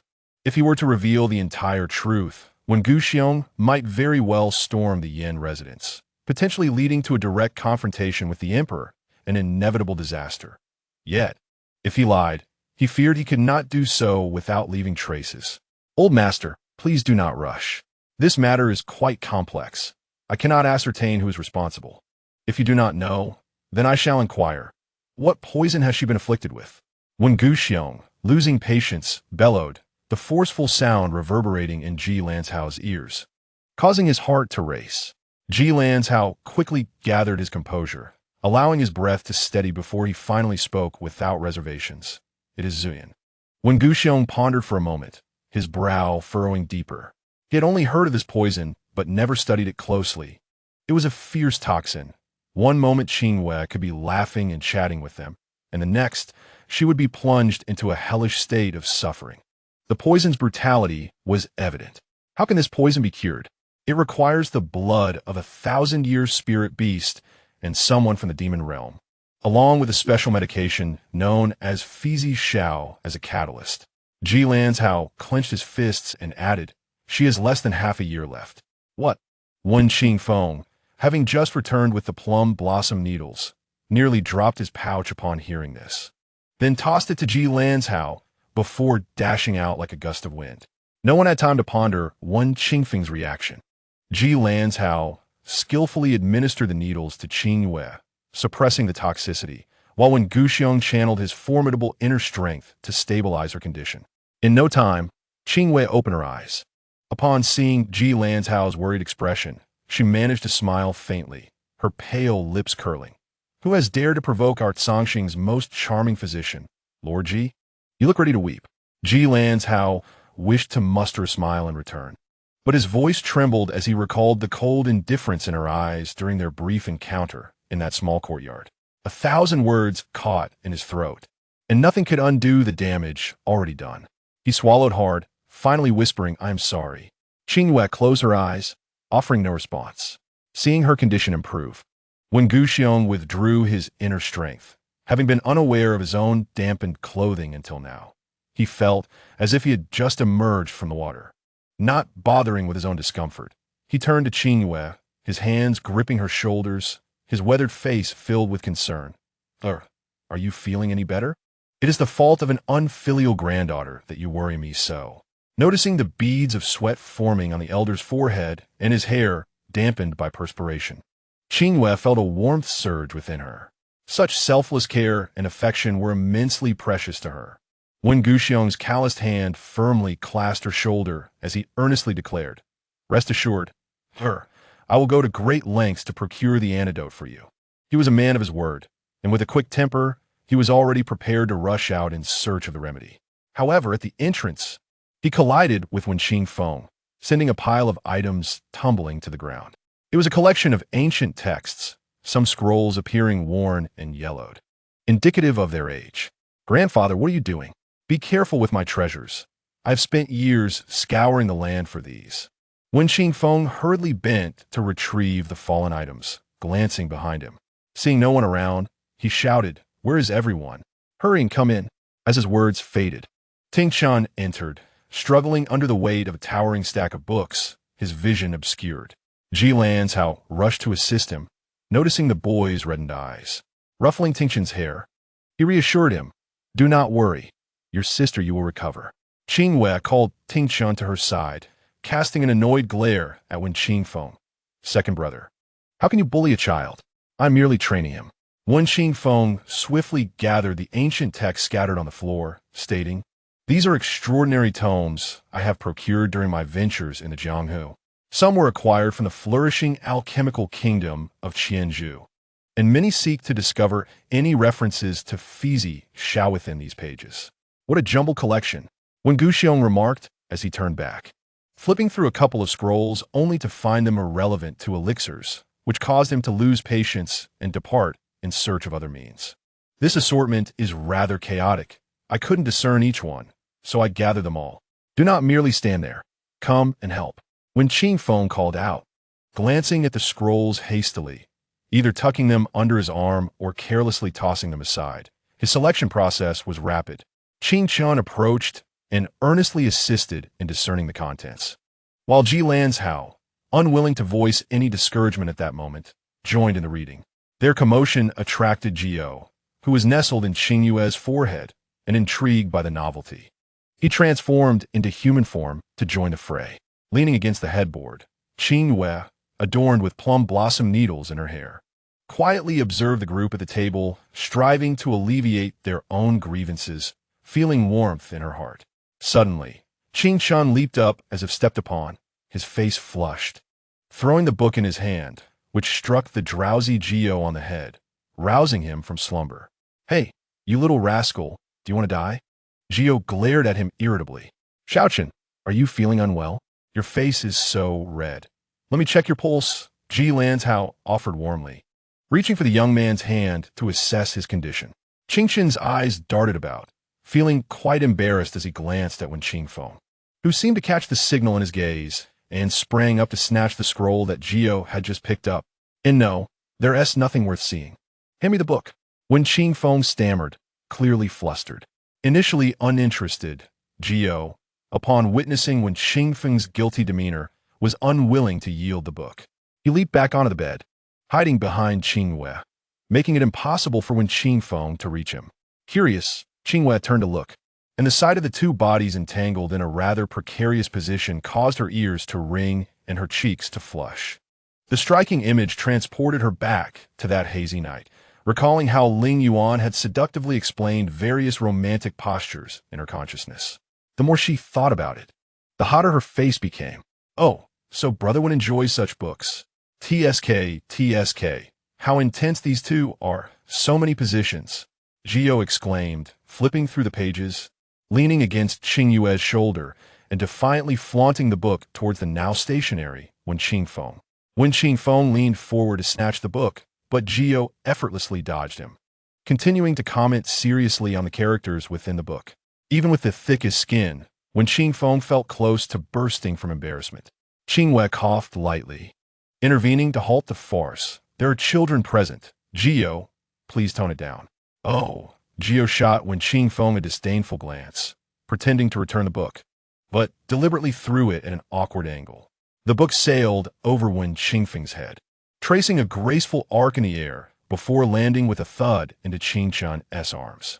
Upon realizing the contents, Qingchen's head felt as if it had exploded into a kaleidoscope, and with a quiver, he tossed the book away as if it were a hot potato. Just then, a familiar voice called from the doorway, prompting Wen Qingfeng to leap out the window in one fluid motion, astonishing everyone present. As Wen Qingfeng's figure vanished from the windowsill, Xiao Ning entered, rubbing her head and holding the very scroll of romantic illustrations. "Sister Yu, why are you carelessly tossing things around? What is this?" Despite being raised like a boy, Xiao Ning was, after all, a young girl on the cusp of blossoming emotions. Upon throwing the book, she covered her eyes with her hands, as if greatly shaken, standing at the doorway, unsure whether to advance or retreat. Ji Lanzhao, amidst her shrieks, removed the needles from Qingyue's head before approaching Xiao Ning to pat her shoulder, saying, "Ning, quiet down. If you keep screaming, you'll go deaf." "Huh? Brother Lanzhao, what are you doing here?" Xiao Ning peeked through her fingers, then released her hands, realizing several pairs of eyes were fixed on her, causing her to blush deeply. I came to check on Qingyue. Now that she is well, I should take my leave. Ji Lanzhao turned to glance at the person on the bed and simply conveyed Xiao Xinghan's intention, but Qingyue remained quietly listening, her pale face betraying no reaction. He asked softly, "Aren't you curious where Xinghan has gone? Why he hasn't come to see you?" Qingyue smiled gently. If he wishes to come, no distance can hinder him. If he does not wish to come, why should I force him? Ji Lanzhao felt a pang in his heart at the warmth of her smile, but was at a loss for how to continue the conversation. Xiao Ning, having heard whispers of the palace banquet, only knew that her brother was quarreling with his intended bride, and thus she casually patted Ji Lanzhao's shoulder, saying, "All right, Brother Lanzhao, do not trouble yourself with their affairs. You may go back now. I have matters to discuss with Sister Yu." With just a few words, she dismissed Ji Lanzhao, then eagerly rushed to the bedside, asking Sister Yu, "Where has Brother Feng gone?" The maid said he was at Qingyue Pavilion, but where is he now? He was scared off by you. Gio lounged nonchalantly on the bed, hands behind his head, brazenly crossing his legs, showing no regard for Xiao Ning. Only then did Xiao Ning notice his presence, her eyes widening in surprise as she looked between him and Qingyue, demanding, "Who are you? Why are you sharing a bed with Sister Yu?" "He is my spirit beast, Gio." Qingyue activated their blood bond, causing Gio to transform into red light and return her brow, then smiled at the astonished Xiao Ning, raising her voice to call out the window, "Brother, come in. Do not hide." Chapter 38. This is a misunderstanding when Qin Feng, initially hiding beneath the window sill, dejectedly rolled himself back inside, and upon seeing Xiao Ning's fierce stance, swiftly dodged and leaped behind Qin, using him as a shield. "Brother Feng, why do you always hide from me?" Xiao Ning glared at him with her hands on her hips, her gaze a mix of resentment and playful charm. Qin felt a chill run down his spine from her piercing stare, thinking that Huasu was far more endearing, being small in stature and possessing an innocent, dreamy gaze that endeared her to many. When Qin Feng extended a hand to rest on Qin's shoulder, standing defiantly before Xiao Ning as a warning to maintain distance, he leaned forward and stated solemnly, "Princess Annel, I have matters of utmost importance today and truly have no time to engage in games of cat and mouse with you." Xiao Ning felt a twinge of hurt, but her heart was as resilient as steel. She earnestly asked, "What is it? Can I help?" Before when Qin Feng could respond, Qin had already leaned over, picking up 2 books on alchemy from the table and handing them to Xiao Ning, stating, "We are searching for such tomes." With that, he returned to the sea of books, ignoring the adult entanglements. "Look, the child is quite sensible. Princess Annel, you ought to read more."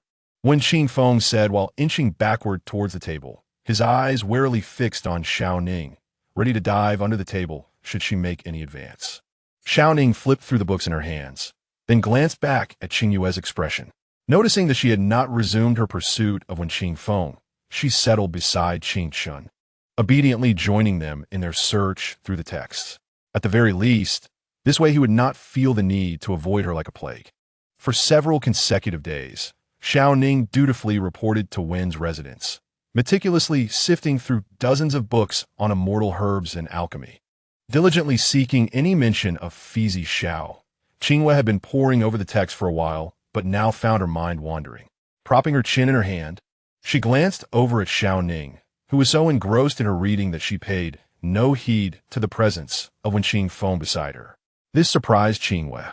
Her heart's desire was so close, yet Xiao Ning demonstrated such remarkable determination to focus so intently. As if having discovered something, Xiao Ning cautiously shifted the book aside and gently poked Wen Qin Feng, engaging in a quiet exchange with him, their heads leaning close together, neither distracted by wandering thoughts. Qingyue raised an eyebrow and averted her gaze. They were all putting in effort, yet she found herself distracted, which was truly not ideal. "Sister Yu, do you feel unwell?"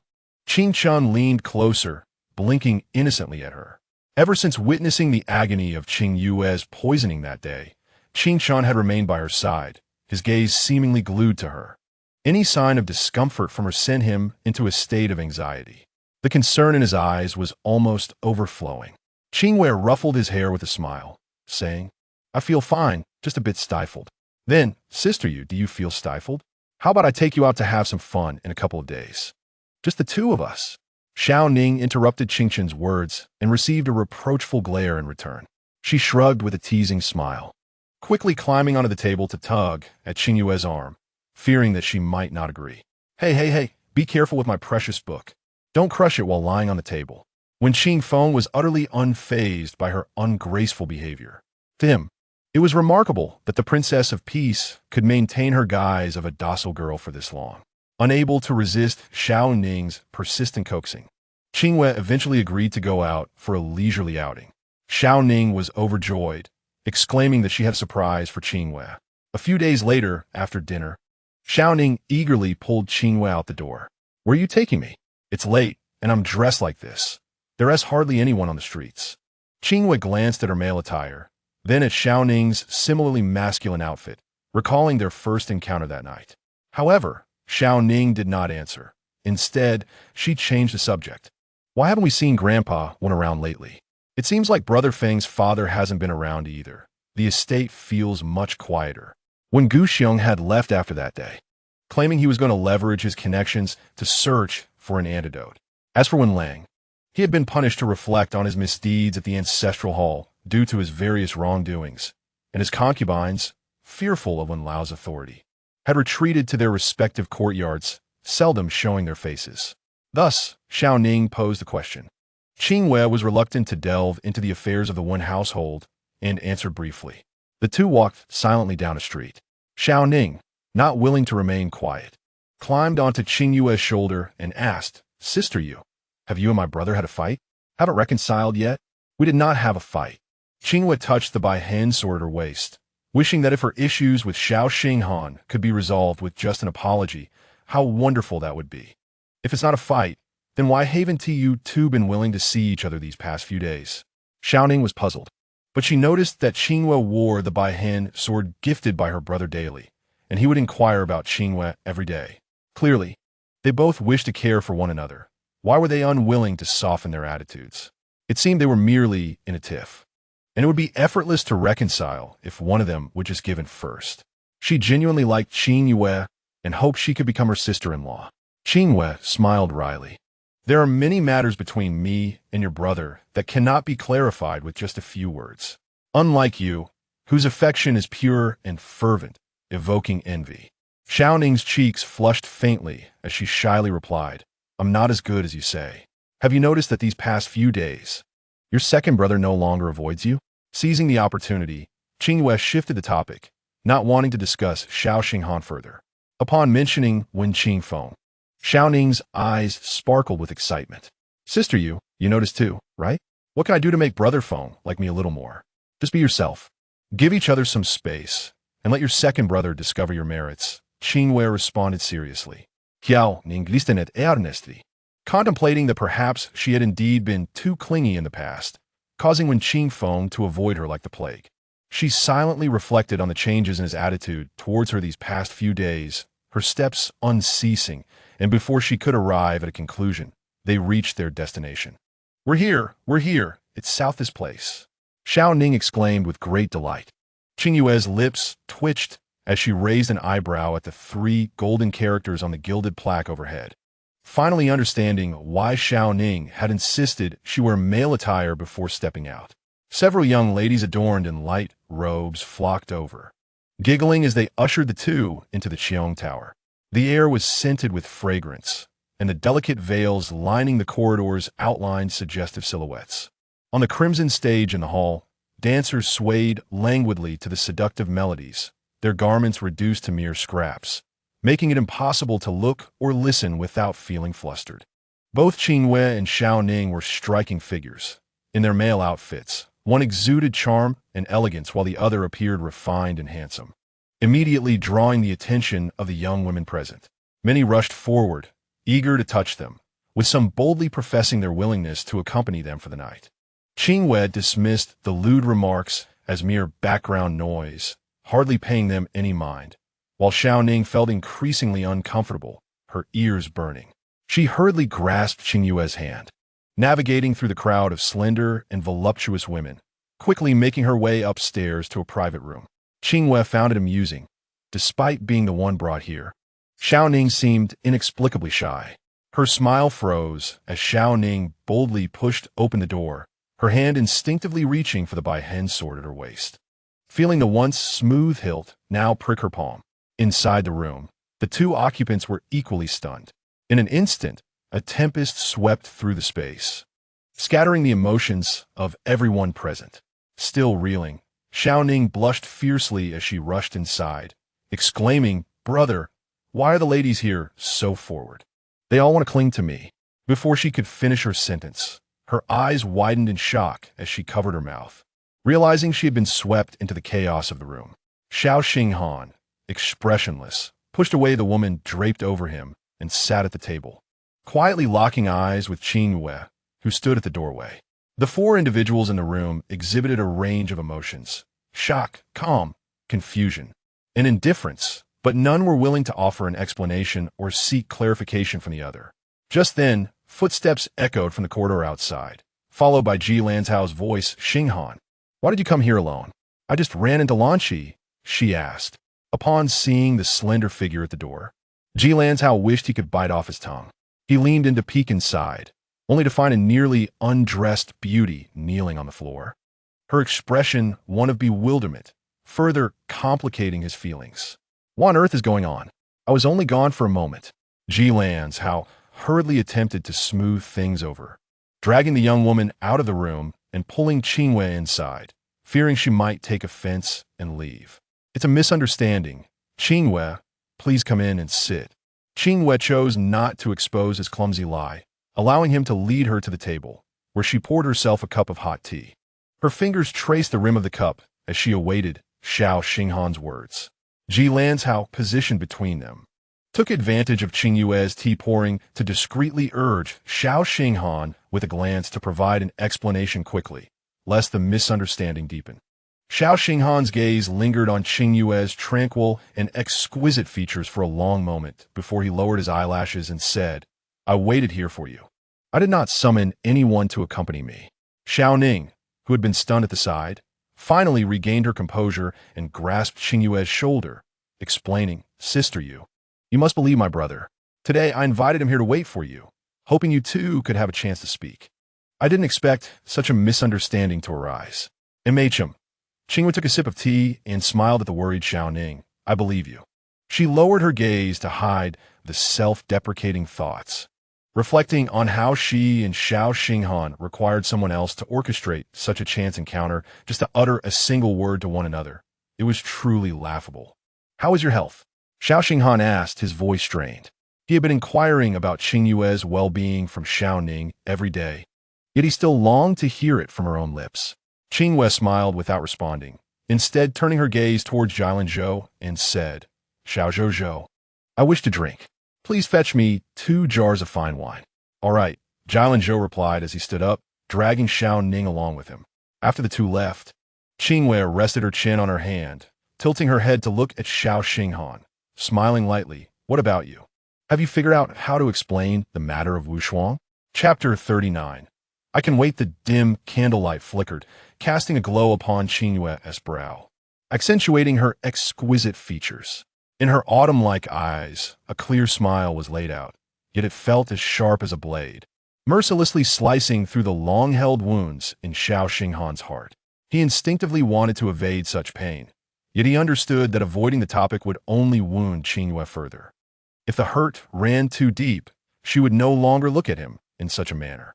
Xiao Xinghan took the teacup from her hand, pouring as he spoke. She is no longer in this world. 5 years ago, she was harmed by Yen Guichen. That other palace was her former residence. A tremor passed through Qingyue's heart, though her expression remained calm as she awaited more. Wu Shuang was my junior sister during my studies outside the palace. She was talented and kind-hearted. Xiao Xinghan paused, lifting his gaze to meet Qingyue's, seemingly choosing his words carefully. Qingyue merely hummed in acknowledgement, relieving him of his hesitation. He continued, 5 years ago, Yen Guichen returned to the capital. He courted my favor in many ways. I truly believed in his brotherly affection. Yet, he exploited that trust to make Wu Shuang ingest poison. He chose not to delve further, wishing to spare Qingyue from pursuing the aftermath.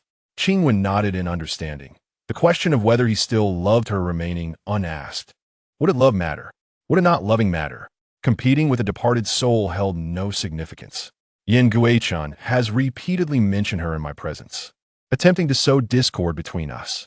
Having heard your explanation today, I naturally will not allow him to succeed. The methods of a Yin prince are despicable. I am concerned for you, Xiao Xinghan said, his hand gently grasping hers, his deep eyes radiating tenderness, as if the prior indifference had vanished in that moment. Qingyue lowered her gaze to the gentle yet resolute hand, a sense of tranquility washing over her. I will not become a second Wushuang. At her words, Xiao Xinghan's hand trembled slightly, and Qingyue withdrew her hand from his grasp. Regardless, my abrupt departure from the banquet that day was indeed a mistake. Lanzhou said the emperor did not pursue the matter, which I believe is thanks to you. I must express my gratitude. Xiao Xinghan lowered his arms, his sleeves concealing his tightly clenched fists. Qingyue, do you intend to distance yourself from me? How could that be? Qingyue laughed, just as Lanzhou returned with the wine. She stood to greet him, breaking the seal and pouring 2 cups, handing one to Xiao Xinghan. I have always been clear in my affections. For this matter, I must toast to you. Her eyes sparkled with joy, and Xiao Xinghan found himself momentarily entranced. Qingyue pressed the cup into his hand and clinked it with his, tilting her head back to drink it all. She smiled at Lanzhou. Xiao Zhou has been considerate enough to bring good wine. We shall not return until we are thoroughly inebriated tonight. Her laughter was sweet and intoxicating, as if all her heart's troubles had been dissolved. Lanzhou, not thinking much of it, sat beside her to drink and chat. I have not visited the Wen residence to see you these past few days. You all have been immersed in one sea of books for days. Have you made any progress? Yes. Qingyue's gaze flickered over to Xiao Xinghan, a wave of sorrow rising within her.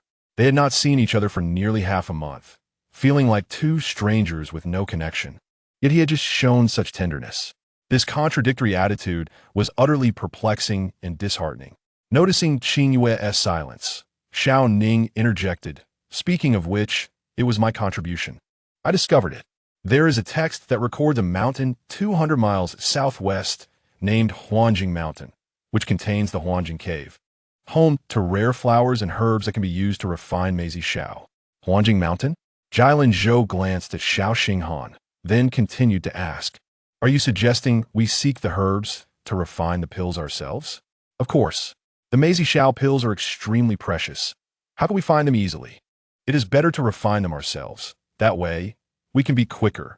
Lanzhou observed her certainty, unable to shatter her illusions of reality. At that moment, Qingyue spoke. Although refining the maize xiao pills is as difficult as ascending to the heavens, it is better than blindly searching for finished products. However, there are very few alchemists in the Zhangxing kingdom. Even if we find the raw materials, how can we refine them in just a few months? Lanzhou furrowed his brows, presenting the most practical concern. Xiao Ning playfully punched him on the chest, rolling her eyes. Brother Feng has been traveling the world these past few years, befriending many high-level alchemists from Qianzhuo. How can we fail to accomplish this with their assistance? Lanzhou looked towards Qingyue, who nodded in affirmation of Xiao Ning's words. Xiao Xinghan, who had remained silent, finally asked, when do we depart? Tomorrow. Qingyue had initially wanted to wait for Wen Guxiong to return to the residence to bid farewell in person, but reconsidering, she felt time was of the essence and did not wish to worry the elder further, so an early departure was preferable. Upon hearing her plans to leave the next day, Lanzhou immediately straightened up, declaring earnestly, I shall accompany you. His medical knowledge and familiarity with various herbs would indeed be beneficial. Qingyue instinctively glanced at Xiao Xinghan, only to find him lowering his gaze, silently drinking another cup of wine. She understood then that he would not be joining her. It made sense, given that Xiao Xinghan was currently managing state affairs. How could he find the time to accompany her in search of those elusive alchemical herbs? Lanzhou noticed a change in her gaze and quickly explained. Xinghan is occupied with matters. He should. It is fine. Qingyue interrupted, raising her glass to clink with his and downing another cup of wine, which left her throat burning. She wiped the drops of wine from her lips and smiled. I will return in just 3 to 5 days. It is nothing. Yes, Xiao Xinghan replied faintly. His gaze filled with guilt as he looked at her. You must take care of yourself. I will await your return. Qingyue smiled, her eyes crinkling at the corners as she raised her glass, the rim brushing her lips as she offered a soft, almost inaudible emma. After 3 rounds of drinks, Jilin Zhou was already feeling tipsy, but he still remembered his promise to accompany Qingyue to find the herbs and insisted on returning to the residence early to prepare, reminding her to bring more clothing for warmth as autumn approached. Though Xiaoning felt a tinge of apprehension regarding the enthusiasm of the young ladies from Qingyue Pavilion, her curiosity got the better of her, and she drank a couple of cups before running off to play. Within the pavilion, the sound of the zither wafted through the air, drifting through the cracks in the door and into the wine cups. The liquor tasting like the sweetest poison in the world, utterly delightful. Qingyue toyed with her glass, lips pursed in a gentle smile, her eyes slightly glazed and cheeks flushed, reminding Xiao Xinghan of the time he had seen her outside the imperial kitchen, tightening his heart. He grasped her delicate wrist, his voice a whisper that day. Where did you go with the spirit beast? I searched for you everywhere. Oh, really? Qingyue rested her chin on his hand, eyes narrowed in laughter. Perhaps it is simply fate that we are not meant to be. Qingyue, do not say that, Xiao Xinghan urged, lifting her chin with one hand while tenderly caressing her eye corner with the other. It was my fault to deceive you. From now on, I shall have no secrets from you. Please do not distance yourself from me, all right? His tone was almost pleading, stripped of any previous aloofness. The alcohol did not dull Qingyue's senses or reason. Faced with such gentle humility from Xiao Xinghan, she should have found it hard to resist. Yet at that moment, she merely gazed up at him, smiling without offering the response he sought, for she could not comprehend the depths of Xiao Xinghan's heart. Believing her to be inebriated, Xiao Xinghan gently rubbed the corner of her eye for a moment, sighed, and then lifted her effortlessly, leaping out of the window, departing from Qingyue Pavilion in a few swift movements. As autumn arrived, the night winds grew chillier. Qingyue, feeling the effects of the intoxication, nestled into Xiao Xinghan's embrace, suddenly recalling the dim, winding corridor beneath Qingyue Pavilion, where he had once held her in a similar manner. Yet, due to the sudden appearance of the peculiar Lingyuan, he had awkwardly lost control of the situation. Upon this realization, Qingyue truly smiled, the intoxication that had stirred within her fading quietly into silence. She patted Xiao Xinghan's chest and declared, "Put me down. I wish to walk on my own." Xiao Xinghan released her, and they strolled side by side through the autumn night. After a moment of contemplation, he retrieved an item from his sleeve and presented it to Qingyue, stating, "This phoenix hairpin was left behind in the imperial kitchen." Under the moonlight, the hairpin, a splendid gift from the empress, shimmered magnificently, captivating the eye. Although you did not attend the banquet, the decree of our marriage is already known throughout the realm. I desire to wed you, Qingyue. If you cannot forgive me, I am willing to wait. Stepping closer, Xiao Xinghan took her hand and solemnly placed the hairpin into her palm. His gaze was fervent, silently awaiting her response. Even the slightest acknowledgement from her would bring him solace and satisfaction. Yet, before he received any indication from Qingyue, a sudden gust of wind swept through the empty, stone-paved street.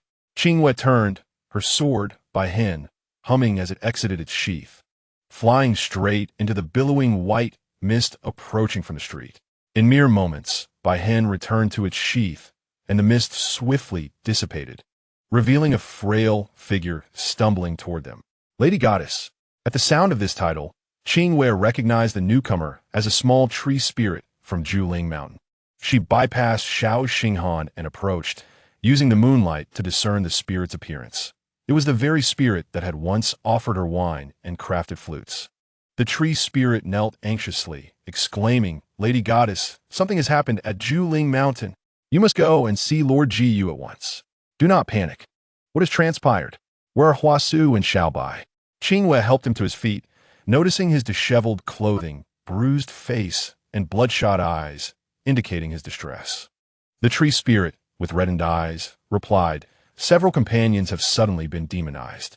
Sister Huasu is leading the effort to suppress them. She sent me to urgently report to you." "Demonized? Qingyue grasped the gravity of the situation, momentarily setting aside her feelings for Xiao Xinghan, urging Qingyue, and together with the tree spirit, they hastened toward Juling Mountain.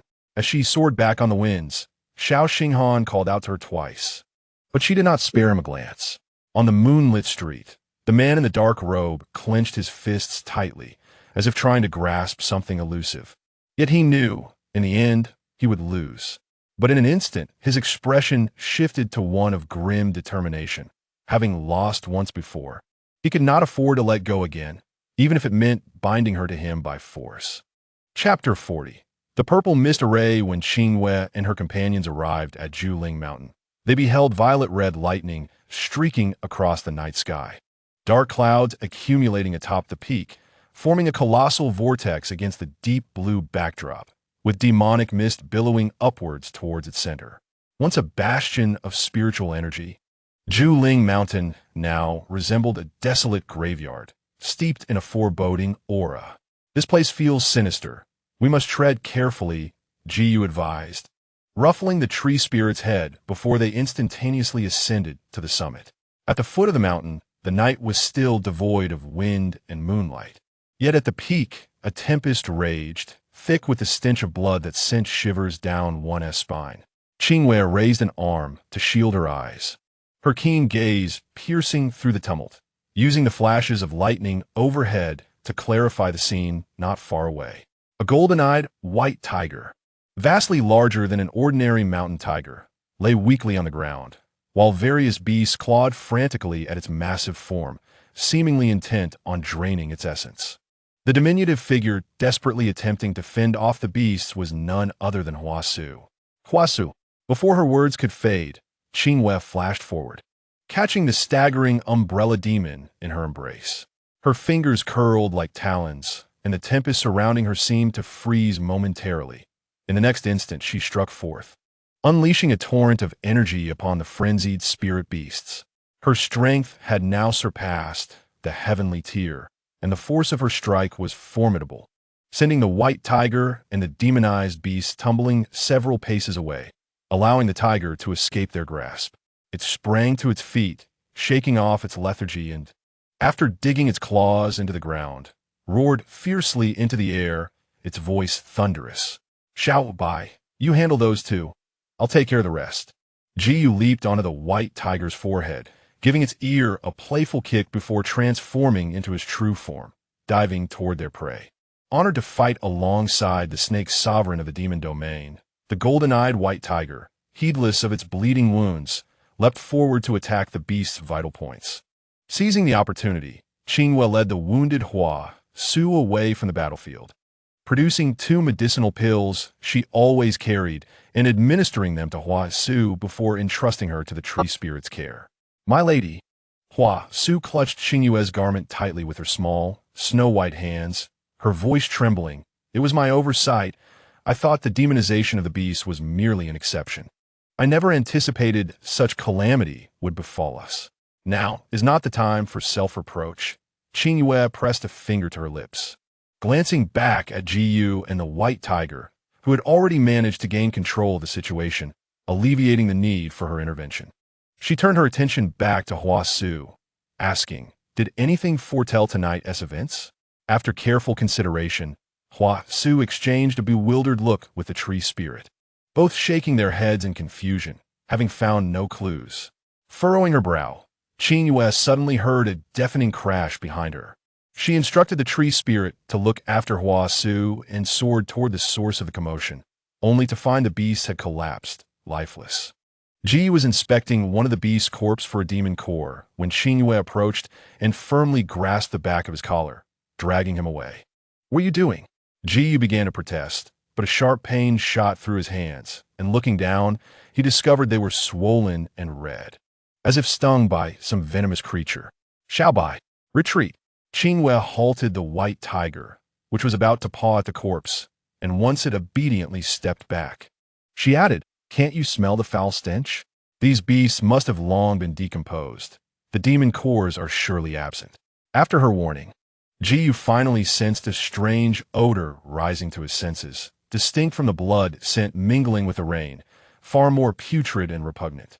Another wave of pain shot through his hands, revealing bone where he had touched the corpse, igniting his anger. He shot a glare at the now normal-sized white tiger, grumbling, "Has your nose failed you? Why didn't you alert me?" The white tiger cowered under his fierce gaze, its tail tucked between its legs, looking woefully pitiful amidst its injuries. Qingyue gently stroked its whiskers, saying, "Ignore him. Focus on healing. You were exceptional tonight." The white tiger beamed at her praise, joy radiating in its golden eyes as it boldly nudged Qingyue's waist, seeking affection, completely forgetting its earlier ferocity. As the storm raged on, with dark clouds and violet lightning threatening to shatter mountains, Qingyue intended to escort Hua Su, the white tiger, and the others back to the city for healing before delving into the matter further. However, before she could do so, several more spirit beasts sprang forth from all directions, their eyes wild with fury, clearly driven mad. One of them, with a gaping maw, drooled viscous saliva that dripped to the ground, causing the surrounding flora to wither and decay, reminiscent of the lifeless beast from before. Despite his injuries, Qingyue dismissed the rabble. Look at it stumbling about. It won't even need me to intervene. It will fall on its own, mark my words." He exchanged a glance with the white tiger, which was unsure how to respond, choosing instead to dig at the ground, quietly gathering strength for the impending battle. Frustrated by the lack of challenge, Qingyue turned his gaze back to Qingyue, who shot him an exasperated look. "Do not underestimate them. Look at the state of your paws. Even if its strength pales in comparison to yours, outnumbered, the demonization of the spirit beasts in the mountains could spell disaster." She ceased her words, wielding by hand and channeling her energy before launching the first strike, cleaving the drooling beast in half. The white tiger and Qingyue soon transformed into their true forms, one unleashing claws while the other whipped its tail, swiftly reducing the demonized beasts to mere dust. Yet, before they could catch their breath, a new wave of beasts, seemingly emerging from nowhere, charged at them mindlessly, devoid of any sense. "My dear girl, you possess the tongue of a crow. This band of scoundrels seems utterly relentless." Qingyue, lacking patience, flicked its tail to dispatch one beast, only to be confronted by another, which heightened its irritation. Qingyue, while deftly parrying with her sword, contemplated the current predicament. She had initially believed that the transformation of the beast encountered during the royal hunt was an isolated incident. Yet the occurrences of this night undoubtedly indicated a deliberate orchestration. What could possibly induce so many spirit beasts to lose their wits simultaneously? Aside from the ensuing bloodshed, the swirling dark clouds atop the mountain were highly suspect. She lifted her gaze, observing crimson lightning branching across the clouds like delicate twigs, as if something lurked within the mist. Just as she sought to scrutinize further, the thick fog at the center of the vortex obscured her view. In this moment of distraction, a beast clawed her shoulder, prompting Qingyue to lash out in anger, exclaiming, "Why must you always lose focus while fighting? Do you think you are as tough as I am?" "Qingyue, handle yourself for a moment. I shall investigate the mist," Qingyue reassured, patting its head before whistling for Baihu. "Shall Bai, let's go." She leapt into the air, and the golden-eyed white tiger, responding to her call, surged forth into the clouds, carrying the girl into the roiling fog.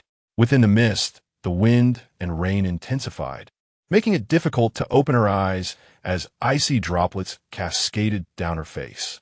Xiao Bai conjured a barrier to shield them from the storm, while Qingyue brandished the Baihen sword before her. With her left hand, she forcefully smeared her blood across her eyes, and upon reopening them, she discerned the enigmatic formation cloaked in the fog. "The Ziming Wu Zhen," Qingyue uttered coolly, her dark pupils reflecting the chilling light of Baihen. More formidable than the tempest outside. Xiao Bai turned to her, catching only a glimpse of her determined jawline. Confused, it shook its head and inquired, "My lady, what is the Ziming Wu Zhen?" "It is a formation that summons evil spirits and can animate the dead. Quite formidable, is it not?" Qingyue mused, realizing that the previous transformation of the beast was likely due to this very formation. However, the events of that day did not bear the same intensity as tonight, and she had overlooked this possibility. Xiao Bai, puzzled, responded, but doesn't that mean everyone could achieve eternal life? Such is merely an illusion, Qingyue replied, wiping the blood from her palms with a gentle smile. Even if the dead were to be resurrected, they would merely be puppets in the hands of the formation's wielder, devoid of consciousness, and their persistence would depend on the wielder's prowess. Xiaobai nodded, questioning, then, are our companions in the mountain also influenced by this formation? Indeed, their cultivation is too low to withstand its effects, Qingyue stated, placing the Baihen sword upon the white tiger's back as she began to disrobe. Hearing rustling above, the white tiger, curious about her actions, turned its head and was startled, nearly losing its footing in the clouds. It quickly steadied itself and stammered, "Milady, what are you doing?" "Drawing a talisman," Qingyue replied, swiftly tearing a piece from her inner garment before redonning her outer clothing. Using her blood as ink, she inscribed a talisman to break the formation on the pristine fabric. Throughout this process, the white tiger dared not move, its thoughts consumed by the fleeting glimpse it had caught earlier, pondering how exceptionally fair her skin was. With fluidity, Qingyue completed the blood talisman in mere moments. She leaped down from the tiger's back, circled to face it, and despite her diminutive stature before the colossal spirit beast, her dark eyes emanated an undeniable power. The white tiger knelt, bowing its head in reverence, squinting to get closer to the girl. She gently caressed its nose, saying, "Xiaobai, when we break the formation, I will need you to assist me in penetrating the core. The purple lightning is merely a ruse. Do you understand?" "Yes, I understand," the white tiger affirmed, glancing at the fabric in her hand, where the blood-inked runes appeared as incomprehensible as celestial scripts to it. It expressed its confusion and admiration, asking, "Milady, I have never heard of such intricate runes. How do you know everything?" Qingyue was momentarily taken aback by its question. She pondered, struggling to recall when she had learned such knowledge. These skills seemed engraved within her very being, and she had never questioned why she possessed them. Was it perhaps related to her fragmented memories? Noticing her distraction, the white tiger nudged her gently. "Milady?" Qingyue suppressed her thoughts, ruffling its fur, and gripped the blood talisman tightly. With a flick of her wrist, she infused the Baihen with spiritual energy, cleaving through the dense fog to reveal a complex formation. The pulsing purple lightning coursed through the formation, radiating a blinding brilliance. The girl mounted the tiger once more, a captivating smile gracing her visage. "Xiaobai, let us proceed." Chapter 41. The reappearance of the Dan thief. Qingyue tore a sleeve from her garment to cover her face, then instructed the white tiger to retract the barrier against the rain. Together, they charged fearlessly into the formation, where purple lightning surged. Upon realizing an intruder had breached the formation, the protective lightning struck down. Yet, the white tiger did not flinch, for its lady had assured it that these were mere illusions. However, a searing pain pierced through its core, causing it to emit a pained groan. Perhaps the goddess had deceived it. "Hold on," Qingyue urged, patting its head before standing atop its back. With the Baihen sword, she twirled it gracefully, directing the blood talisman towards the core while silently chanting a spell. Even as the purple lightning struck, the white tiger remained steadfast, enduring 2 strikes in silence. Suddenly, it realized the pain had ceased. Lifting its golden eyes, it discovered the surrounding purple lightning had been drawn to the sword's tip, the electric currents curling and crackling along the blade, intensifying ominously. Though disheveled and half-concealed, Qingyue's figure appeared increasingly resolute against the blood-stained winds. Her right hand trembled slightly as she suddenly opened her eyes, a fierce light igniting within them as she leaped towards the core, commanding, "Xiaobai, retreat." The white tiger, not daring to hesitate, swiftly withdrew from the formation, only to realize that its lady had remained ensnared within the Ziming Wujan. "My lady," it howled in despair. But its cries were drowned out by a cataclysmic explosion, leaving no response to its anguished call. The stench of blood dissipated amidst the storm, the inky clouds retreating with the purple lightning, gradually restoring clarity to the surroundings. Yet, the white tiger still could not find that familiar figure. Panic surged within it as it let out several more desperate roars, plunging into the gradually dissipating mist, searching frantically but to no avail. A foreboding sense of dread enveloped it, sapping its strength until its limbs felt leaden. With a sudden lurch, it fell from the clouds, crashing heavily to the ground, its massive form creating a deep crater on the summit of the mountain. Qingyue, splattered with mud from the impact, leapt in front of the white tiger, witnessing its vulnerable state with an anger that knew no bounds. How could you be so weak? What are you doing? The golden-eyed white tiger remained motionless, murmuring something that sounded sorrowful. The umbrella spirit, cradled by the tree spirit, glanced at the white tiger, sensing the gravity of the situation. She climbed atop its head, her petite frame fitting perfectly on its face, and gently rubbed its enormous eyelid before asking, "Where's my lady?" Upon hearing this address, the white tiger could not contain its tears, the hot droplets soaking the pale red fabric of the spirit's attire, leaving her momentarily stunned. Qingyue, growing impatient, kicked the white tiger's abdomen, demanding, "Answer me. Where's Qingyue?" "My lady did not emerge when the formation was broken," the white tiger replied, unable to say more. Yet the implication was clear. "Stop your nonsense." In a fit of fury, Qingyue raised his hand, intending to strike the crown of the white tiger. Yet his bony hands lacked the strength to do so. Reluctantly, he withdrew his hand and instead delivered a few kicks to the creature's belly. At that moment, a timid voice emerged from the thicket. "Snake, Lord Snake, I am but a Dishu Jing. My companions said that the goddess seems to be fighting someone by the mountain stream." "Fighting?" Qingyue, half in disbelief, dared not overlook any clue and hurried toward the mountain stream to investigate. Before reaching his destination, he heard the clash of weapons, confirming the little Dishu's information was accurate. However, he was perplexed by how the girl could be battling in the stream after just moments ago breaking formations in the sky. Truly a source of worry. He activated the blood bond to sense Qingyue's precise location, and in the next instant, he flashed to her side, discovering her engaged in a fierce tussle with a cloaked figure. Qingyue's attire was tattered, one sleeve completely missing, exposing her fair arm, while the hem of her garment was shredded, flapping with her every move, revealing a rather disconcerting sight. Clearing his throat, Qingyue averted his gaze and conjured the black cloak from their last encounter, tossing it to Qingyue, saying, "Child, put on some clothing first.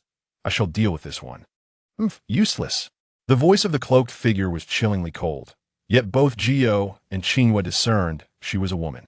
With his bared, fleshless claws, Qingyue lunged forward. The scene appeared somewhat comical, yet his swift winds and abundant spiritual energy, though diminished, were not to be underestimated. The cloaked figure sidestepped, avoiding entanglement with Qingyue, her long crimson spear aimed at Qingyue's underarm. Qingyue leaped gracefully, grasping the spear's tip, and with a fluid motion, she arced through the air, landing deftly behind the cloaked figure. Her strikes were as swift as lightning, aiming for the figure's shoulder. At that moment, Qingyue also advanced, flicking his tongue toward the figure's mask. The cloaked figure, caught between their assault, remained unperturbed, sweeping low to trip Qingyue while thrusting her spear upward to force him back, and then blocking Qingyue's palm strike. As their energies collided, Qingyue smirked, drawing her sword, Baihen, aimed directly at the figure's shoulder. The gleaming blade cast a cold light, revealing a flicker of hesitation in the cloaked woman's eyes. It was this moment of indecision that left her unable to evade, as the fabric on her shoulder was sliced open, exposing a rather gruesome scar on her otherwise smooth skin. Qingyue withdrew her hand, showing no intent to continue the fight, merely gazing at the cloaked figure, saying, "So, it is indeed you." Qingyue also noticed the scar on her shoulder, a remnant of the strike he had landed during the hunt. His expression morphed into one of schadenfreude. Thinking how it had been a disgrace to let her escape last time, he would not let her slip away again. The cloaked figure rose, her gaze chillingly sweeping over Qingyue before settling on the spiritual sword in Qingyue's hand, stating, "Baihen's sword, what is your connection to Xiao Xinghan?" Qingyue did not respond but countered, "Who are you?" The figure raised an eyebrow, removing her face covering to reveal a striking visage. However, her icy eyes lacked warmth, and the upward tilt of her gaze added an air of severity, portraying her as a formidable adversary. "I am a disciple of Tianshan Sanren. Answer my question. Tianshan Sanren? Qingyue had never heard of such a name, directly dismissing the inquiry and stating, return the demonic beast's essence you took last time. It was destroyed. Why destroy it? The essence is rife with malevolence. It cannot be kept. As Qingyue was about to speak again, the figure hoisted the crimson spear onto her shoulder, raising her chin in a defiant manner. It is my turn to ask you, why do you wield Baihen? A gift from a friend. Qingyue sidestepped the inquiry.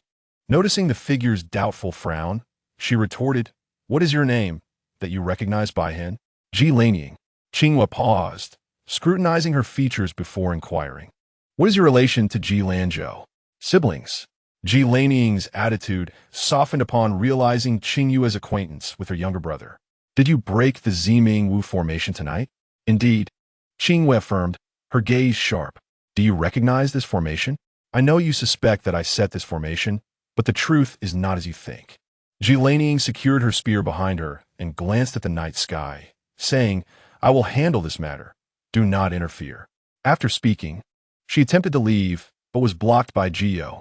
Not so fast. You say it has nothing to do with you, and we should simply believe that? I see you are filled with hostility. You cannot be of good intent. If you wish to depart tonight, you must explain yourself, otherwise. Qingyue was interrupted. Otherwise what? What do you do to me? A hint of mockery crept into Ji Lanying's smile. You used all your strength that night, did you not? Were you able to catch up with me? Her four retorts ignited Qingyue's fury.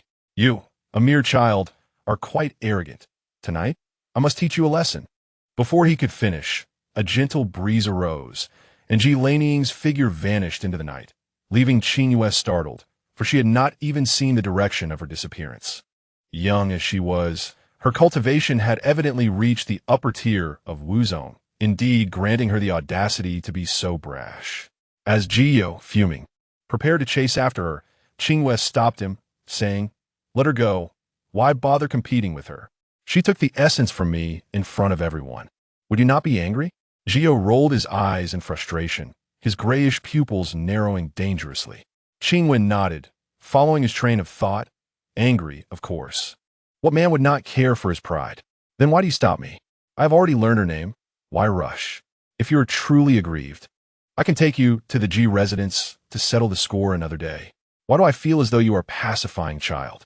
Qingyue shot her a glare, asking irately, how did you encounter her? I find her quite suspicious. She should not be allowed to leave so easily. After the formation was broken, I fell into the stream and happened upon her battling a demonized beast on the shore. The night was too dark, and she mistook me for one of them. We fought without time to explain. Qingyue patted his back, chuckling, this shows she should be on our side. Do not be so agitated. Qingyue snorted disdainfully, stepping away from her. Look at you, barely clothed. What kind of decorum is this? Qingyue adjusted her cloak and turned to walk away first. Where are you going? Qingyue shouted after her. What else? To see if there are any lost spirits in need of my sword to awaken them. I cannot leave the mess to Xiaobai and Huasu, can I? Qingyue shook her head, thinking that the spirit beast she had collected showed no awareness of its role as a follower, leaving her feeling exhausted. Chapter 42. Lullaby. When Qingyue and Qingyue returned to the mountaintop, the golden-eyed white tiger still lay comically on its back, tears streaming down its face, pooling into a puddle beneath it, clearly having cried for quite some time. Qingyue shook her head, teasing Xiaobai, with your propensity for tears, you might as well go to the clouds and become a rain god. At the sound of her voice, the white tiger immediately regained its senses, flipping over and turning toward her. Noticing the girl wrapped in a black cloak, her exquisite face marred by 2 blood streaks, it instantly weakened, collapsing onto the ground and trembling. Goddess, I am deserving of death. Yes, keep crying, and you might just drown yourself, Qingyue jested, opening her arms as Huasu scampered into her embrace. Looking up with innocence, my lady, it is so good to have you back. Do you all truly believe me so fragile? Qingyue teased, playfully poking her nose, then turned to the tree spirit, asking, are there any demonized spirit beasts in the mountains that remain unresolved? There are a few beyond the cliff, but they are my friends, very gentle in nature. The tree spirit suddenly knelt, repeatedly bowing to Qingyue, pleading, I beseech you, Goddess, spare their lives. Please, let's go see. Qingyue allowed it to lead the way, contemplating how to resolve the issue without taking any lives. Initially, she thought the situation would be quite challenging, but upon reaching the edge of the cliff, they were met by a group of tree spirits of various sizes, all standing in unison at the cliff's precipice, swaying their branches and leaves while humming a tune, which appeared rather comical. Qingyue felt a pang of annoyance at this peculiar assembly. The tree spirits, feeling embarrassed, recognized the urgency of preserving their lives, and one of them suddenly knelt down, pleading, "Oh, great goddess, please devise a way to save us. I have stood at this cliff's edge with them for many years, and if they were to perish, I would truly have nothing left to live for. Does your knee not ache? Rise, rise," Qingyue exclaimed as he lifted the spirit, placing a comforting hand on its shoulder. "This is no difficult task. All we need is someone to play a requiem." "A requiem? Will that be effective?" The tree spirit blinked, a glimmer of hope reflecting in its watery eyes. Observing their demeanor, it seemed they were merely being neurotic, not yet driven to madness. A requiem should suffice. Qingyue spoke with unwavering conviction, drawing the spirit's eager gaze upon him. He hastily waved his hand dismissively, saying, "Do not look at me so intently. My hands are in this state. I certainly cannot play.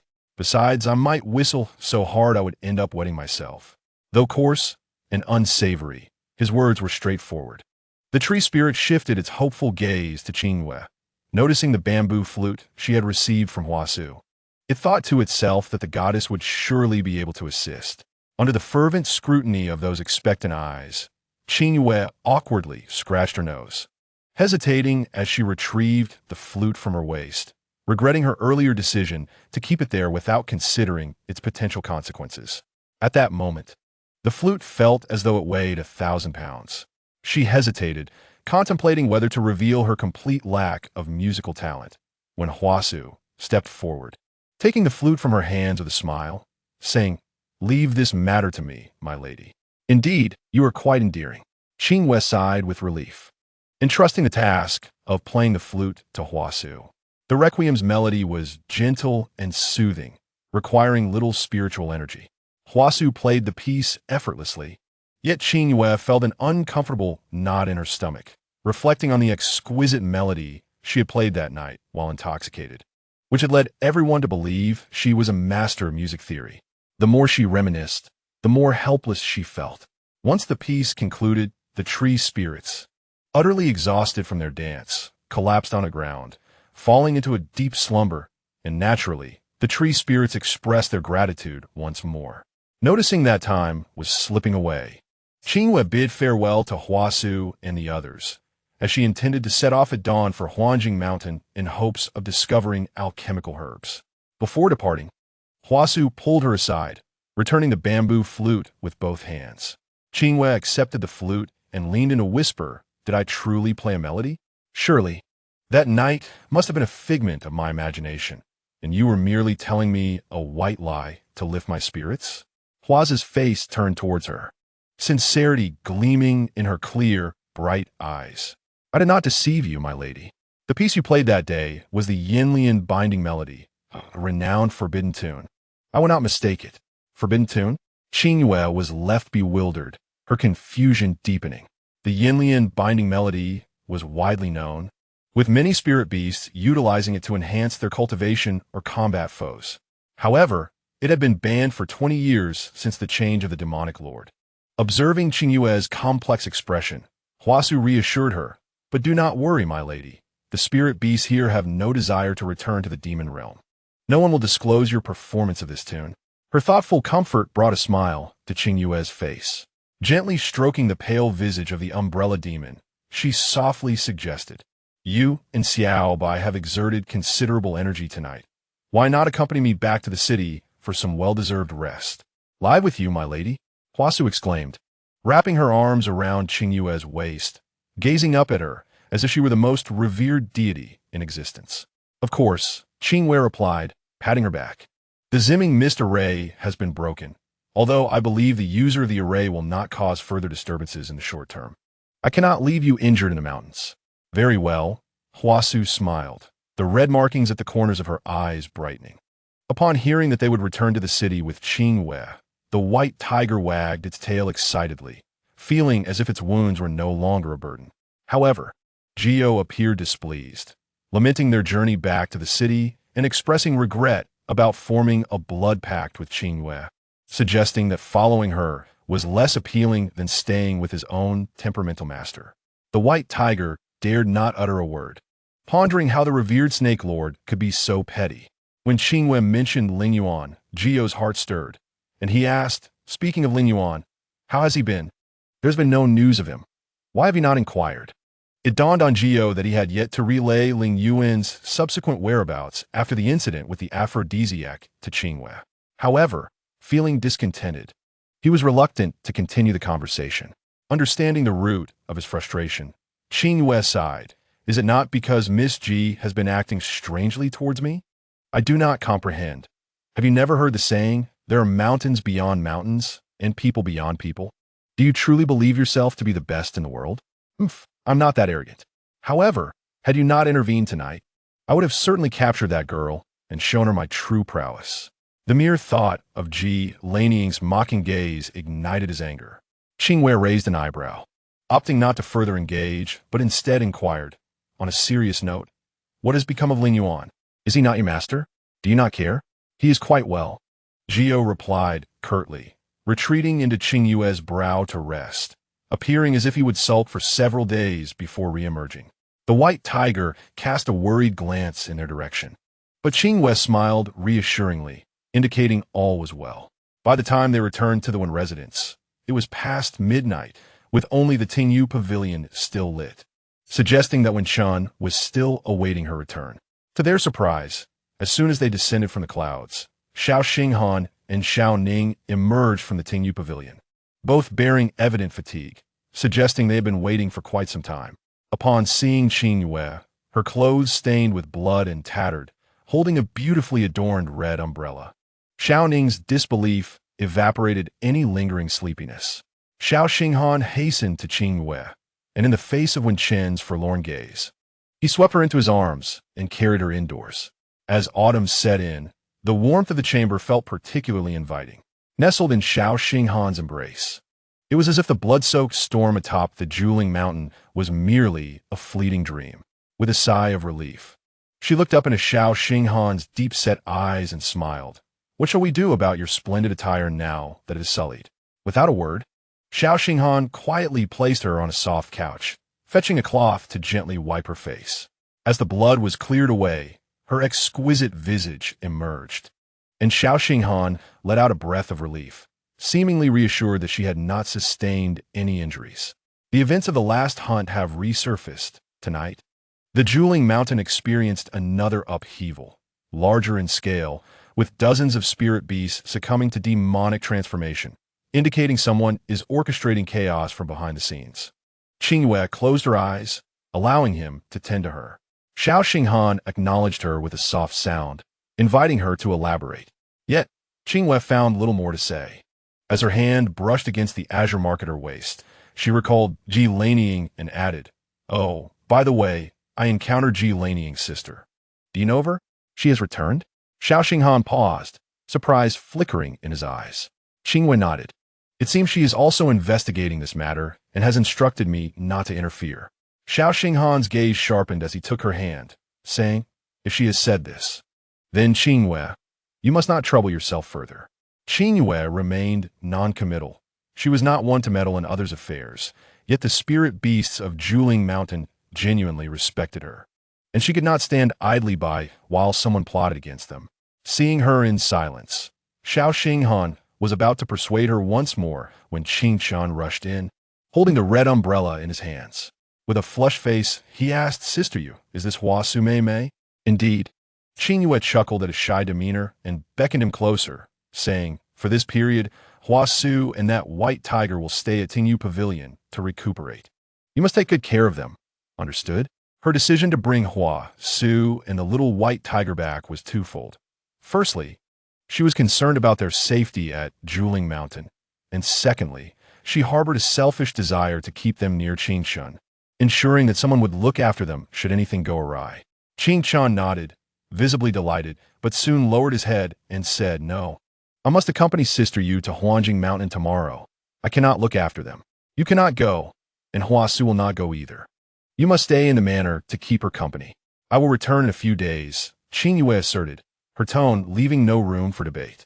Before Qin Shan could respond, she waved her hand, ushering everyone out. "Leave now. I am quite tired and need to rise early tomorrow." Reluctantly, Qin Shan exited, and Xiao Ning, understanding the situation, followed suit. Knowing she would accompany them the next day and could ask her questions later. As Xiao Xinghan reached the door, he turned back, leaning in to kiss Qingyue's lips, reminding her to take care while at Huangjing Mountain. However, Qingyue turned her head, evading the kiss. The two exchanged a long look in the dim candlelight, and something within them crumbled. Chapter 43. Long-awaited reunion to the next day, when Xingfeng rose early and hurried to Qingyue Pavilion. Upon entering, he was momentarily blinded by the sight of the golden-eyed white tiger sleeping on the stone table. Rubbing his eyes to confirm he was not dreaming, he tiptoed into the courtyard, intending to bypass the white tiger to find Qingyue. Although Little White was asleep, its hearing was exceptional. It slightly opened its eyelids and saw a man creeping suspiciously, instantly springing up and arching its back, eyeing Wen Qingfeng warily, ready to pounce if he took another step forward. Wen Qingfeng noticed the hostility in its eyes and dared not move, resulting in a standoff between man and tiger. After a brief moment, Qin Shan emerged, having finished his morning practice, which finally eased the tension between them. During breakfast, Qingyue briefly recounted the events at Juling Mountain to Wen Qingfeng, who could not help but sigh repeatedly, lamenting his missed opportunity for such significant news. "When will grandfather return? Does Erga know?" After sipping a cup of warm water, Qingyue set down her bowl and chopsticks to gather a couple of changes of clothes, preparing to depart as soon as Ji Lanzhao arrived. Wen Qingfeng casually reclined, playfully nudging the white tiger at the table with his foot, saying, "I received word a couple of days ago that he would return soon. He has important matters to discuss with you in person." The white tiger disdainfully swatted his foot away and slipped over to Qingchen's side. Undeterred, Wen Qingfeng moved closer, continuing to tease the spiritual beast, adding, from the messenger's tone, "It must be urgent. Should we wait for him to return before heading to Huangjing Mountain?" Qingyue pondered for a moment before continuing to pack. "No need to wait. He will only be gone for 3 to 5 days, likely arriving almost simultaneously as grandfather. I doubt it will delay anything." "I think the same." When Qingfeng suddenly called out, "Seriously, sister." Qingyue turned to him, observing his earnest expression as he continued, "There will surely be a solution." The sunlight streamed into the warm pavilion, illuminating his eyes with clarity. Qingyue smiled and nodded earnestly. When Qingfeng seemed particularly fascinated by the white tiger, persistently teasing it.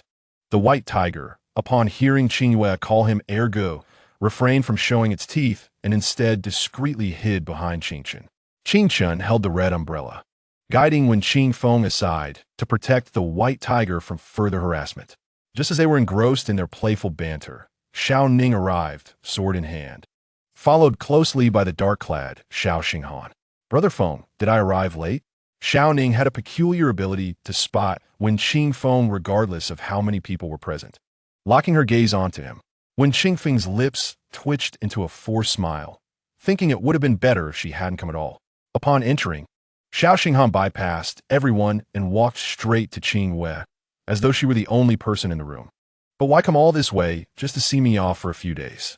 Qingyue asked, straightening up after packing her belongings, a stray lock of hair falling across her forehead and obscuring her vision.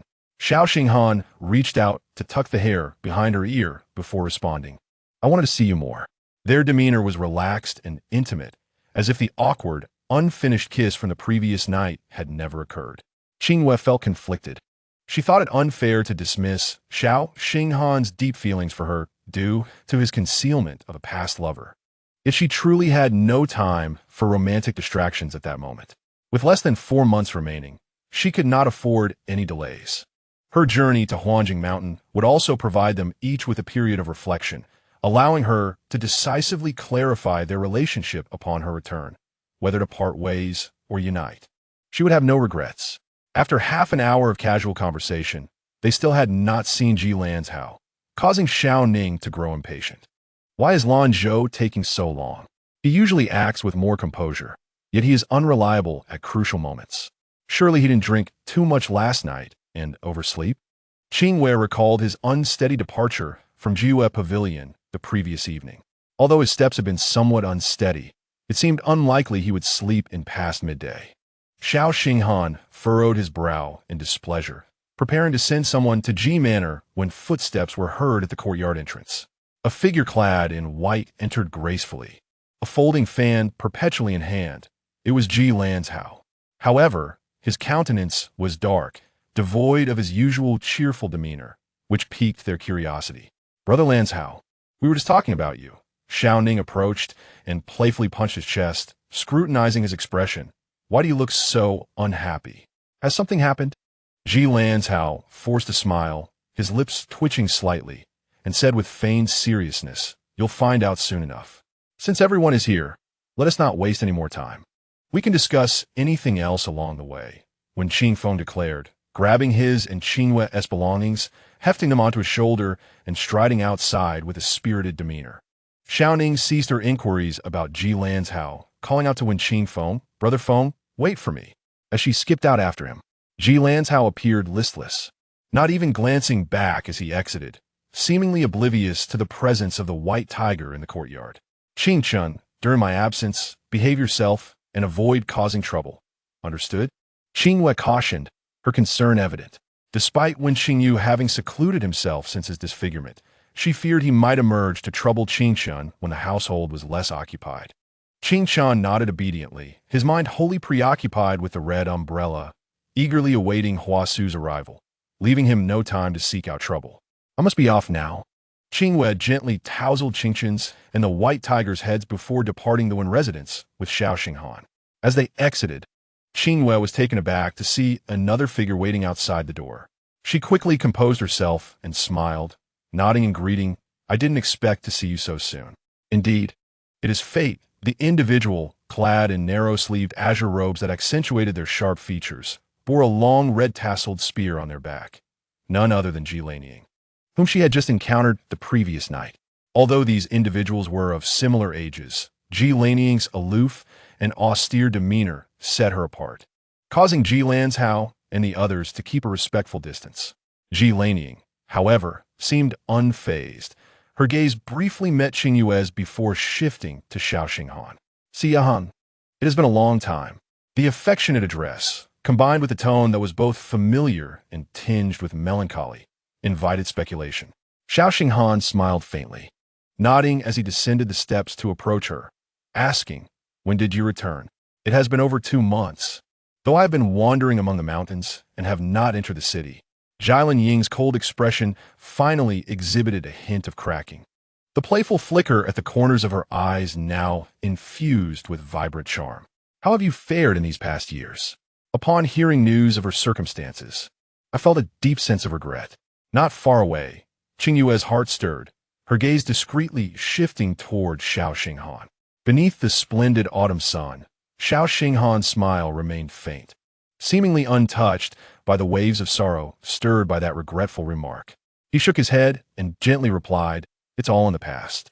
My only desire now is to treat Qingyue well." Jilin Ying's gaze fell upon Qingyue, her eyes still sparkling with a lingering warmth, and she nodded in response, "Yes, quite well." Under her scrutiny, Qingyue felt a sense of unease. Attempting to appear nonchalant felt rather impolite, so she stepped forward, saying, "No wonder Miss Ji recognized by Hen at a glance yesterday. It seems you two are quite familiar with each other. Since you haven't met for a long time, please catch up. We shall make our way first. No need to rush. I will accompany you." After Jilining spoke, she nodded to Xiao Xinghan as a farewell, then turned, bearing her crimson yarn spear, and headed in the direction of the city exit. Qingyue felt a bit perplexed and turned to Ji Lanzhao, who only approached her once his sister had left, dejectedly stating, "My sister insists on accompanying us to Huangjing Mountain. I have no choice in the matter." After all these years, her temperament remains unchanged. Do not be disheartened, Lanzhao. Having an elder sister along will ensure greater safety on this journey. which brings me peace of mind. Xiao Xinghan glanced at the receding figure dressed in blue and remarked, "Humph, Xinghan, you speak so easily, while you are at ease. It is we who will endure the hardships." Ji Lanzhao harbored quite the grievances against his elder sister, but more than that, he felt a sense of trepidation towards her. Thus, despite his complaints, he could only murmur a few words behind her back. When facing his elder sister, he had to lower his head and act obediently. "All right, we must depart." When Qingfeng urged again, noticing Ji Lanzhao's lingering gloom, he placed a reassuring hand on his shoulder, mockingly saying, "Ji, brother, I never imagined you to be such a coward, appearing strong, yet crumbling inside. Your elder sister is merely an ice beauty, not some ferocious demon to frighten you. And who is it that runs away every time they see the princess?" Ji Lanzhao retorted, shaking his folding fan back at him. The two engaged in playful banter as they walked away, leaving space for Qingyue and Xiao Xinghan to bid farewell. Qingyue cast a glance towards the street corner, where Jilin Ying's azure robe faded into the shadows of the wall, becoming somewhat indistinct. When she had mentioned Jilin Ying to Xiao Xinghan the night before, she had not anticipated that he would also refer to her as elder sister, nor did she expect him to be aware of Wu Shuang's circumstances. It seemed that their relationship was indeed quite close. Xiao Xinghan cupped her face, drawing her gaze back from the street corner to himself. Elder sister has practiced with masters from the martial world since childhood, achieving remarkable feats at a young age, although she has not lived in the capital for many years. Her character is upright, her demeanor cool yet warm-hearted. With her accompanying us, I feel much more assured. Indeed, Qingyue mused, considering that they were merely seeking a few spiritual herbs for materials. Xiao Xinghan's concern seemed unwarranted. However, she refrained from voicing her thoughts, lifting her gaze to meet his eyes. Their gazes intertwined, igniting a flicker of tenderness in the golden autumn sunlight. Xiao Xinghan opened his arms, and Qingyue, in turn, gently embraced him. This embrace was brief and tender, devoid of any desire or the weight of parting sorrows. It was merely a light, ethereal hug.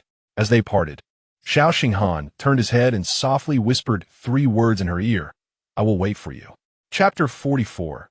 Self-inflicted consequences. As the group departed the city, they opted to walk. Just as Qingyue waved goodbye to Xiao Xinghan and joined the others, she drew the teasing gaze of Wen Qingfeng. She glanced over, raising an eyebrow. "Why do you look at me like that?" With a playful smirk gracing his handsome features, he nudged her with his shoulder and glanced back at the others, saying, "Look at how reluctant Xingdian is to part with you. Even before marriage, you two are already so sweet, it's truly enviable." "Second brother need not envy. Anil is watching you," Qingyue retorted calmly. Wen Qingfeng's smile faltered, and he sidestepped to banter with Ji Lanzhao instead. Once the surroundings quieted, Qingyue turned her gaze back. In the distance, that tall, elegant figure had transformed into a mere black, though she could no longer discern his expression. The memory of that brief embrace warmed her heart. Ultimately, there remained a hint of longing. She pressed her lips together, retracting her gaze, oblivious to the sudden appearance of another figure beside her. Xingdian. The newcomer knelt on one knee, bowing respectfully, his demeanor radiating reverence. Xiao Xinghan stood with his hands behind his back, gazing at the now indistinct figure, his expression dark and cold. After a long moment, his thin lips parted to utter a single sentence. "Is everything prepared?" "All is in order, awaiting Wen Guxiong's return to the estate." The kneeling man's voice was steady, devoid of emotion. "We will conclude matters before Qingyue returns." As that figure finally vanished from sight, Xiao Xinghan waved his sleeve and departed, leaving the kneeling man to rise slowly, his expression a mask of cold indifference. As for Qingyue and her companions, after exiting the city, they intended to summon Jiao to carry them to Huangjing Mountain. However, upon seeing Jilin Ying, Jiao became agitated. "I refuse to let anyone ride me, especially her." Jiao crossed its arms, nostrils flaring, indignant. Wen Qingfeng and Xiao Ning were bewildered, while Qingyue feigned ignorance. Ji Lanzhao sighed inwardly, thinking indeed, "My elder sister's temperament will never be endearing, no matter where she goes." Jilin Ying remained composed, effortlessly tossing her crimson yarn spear into the air, then gracefully leaping to hover steadily above it. She turned her gaze, a hint of mockery dancing in her eyes. Lanzhao, come up. The one named was exceedingly reluctant, attempting to inch away in the opposite direction. When Qingfeng, noticing Xiao Ning's inexplicable blush, had a glint of mischief in his eyes. With a swift motion, he scooped Ji Lanzhao into his embrace, cheerfully suggesting, "Miss Ji, let Princess Anna accompany you.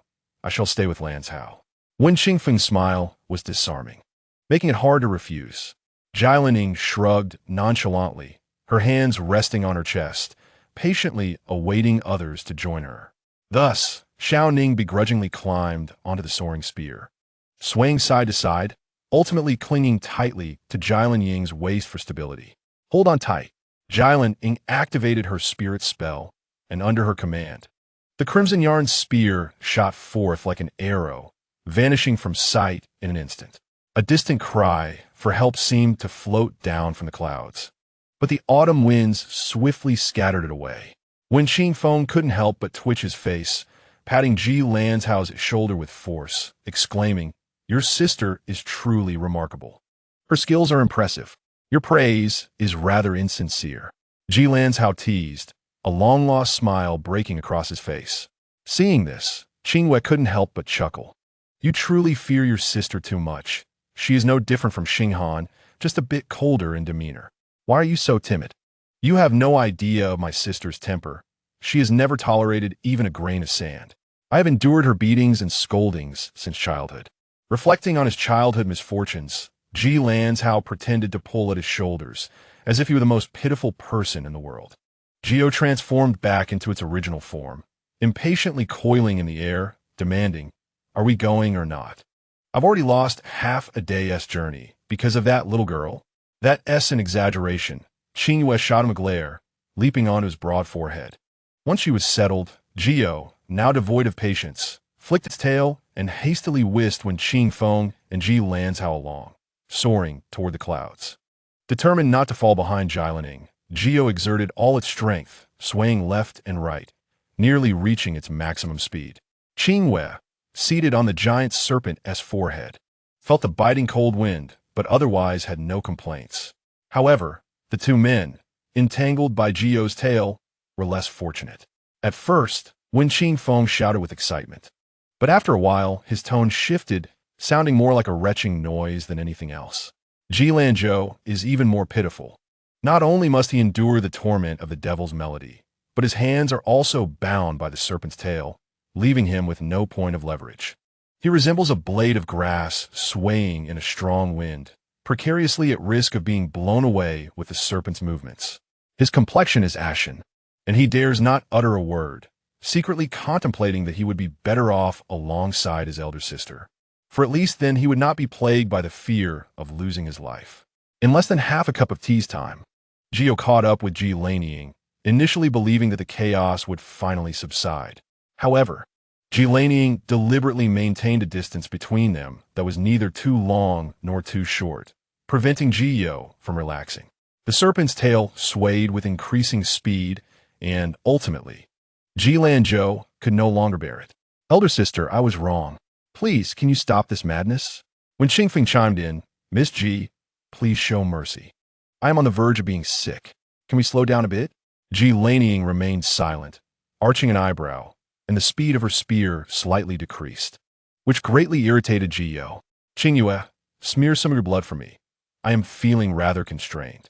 "No," Qingyue replied, glancing back at the two behind her, both pale as death. She patted the spirit beast beneath her, saying, "Slow down, we are almost there."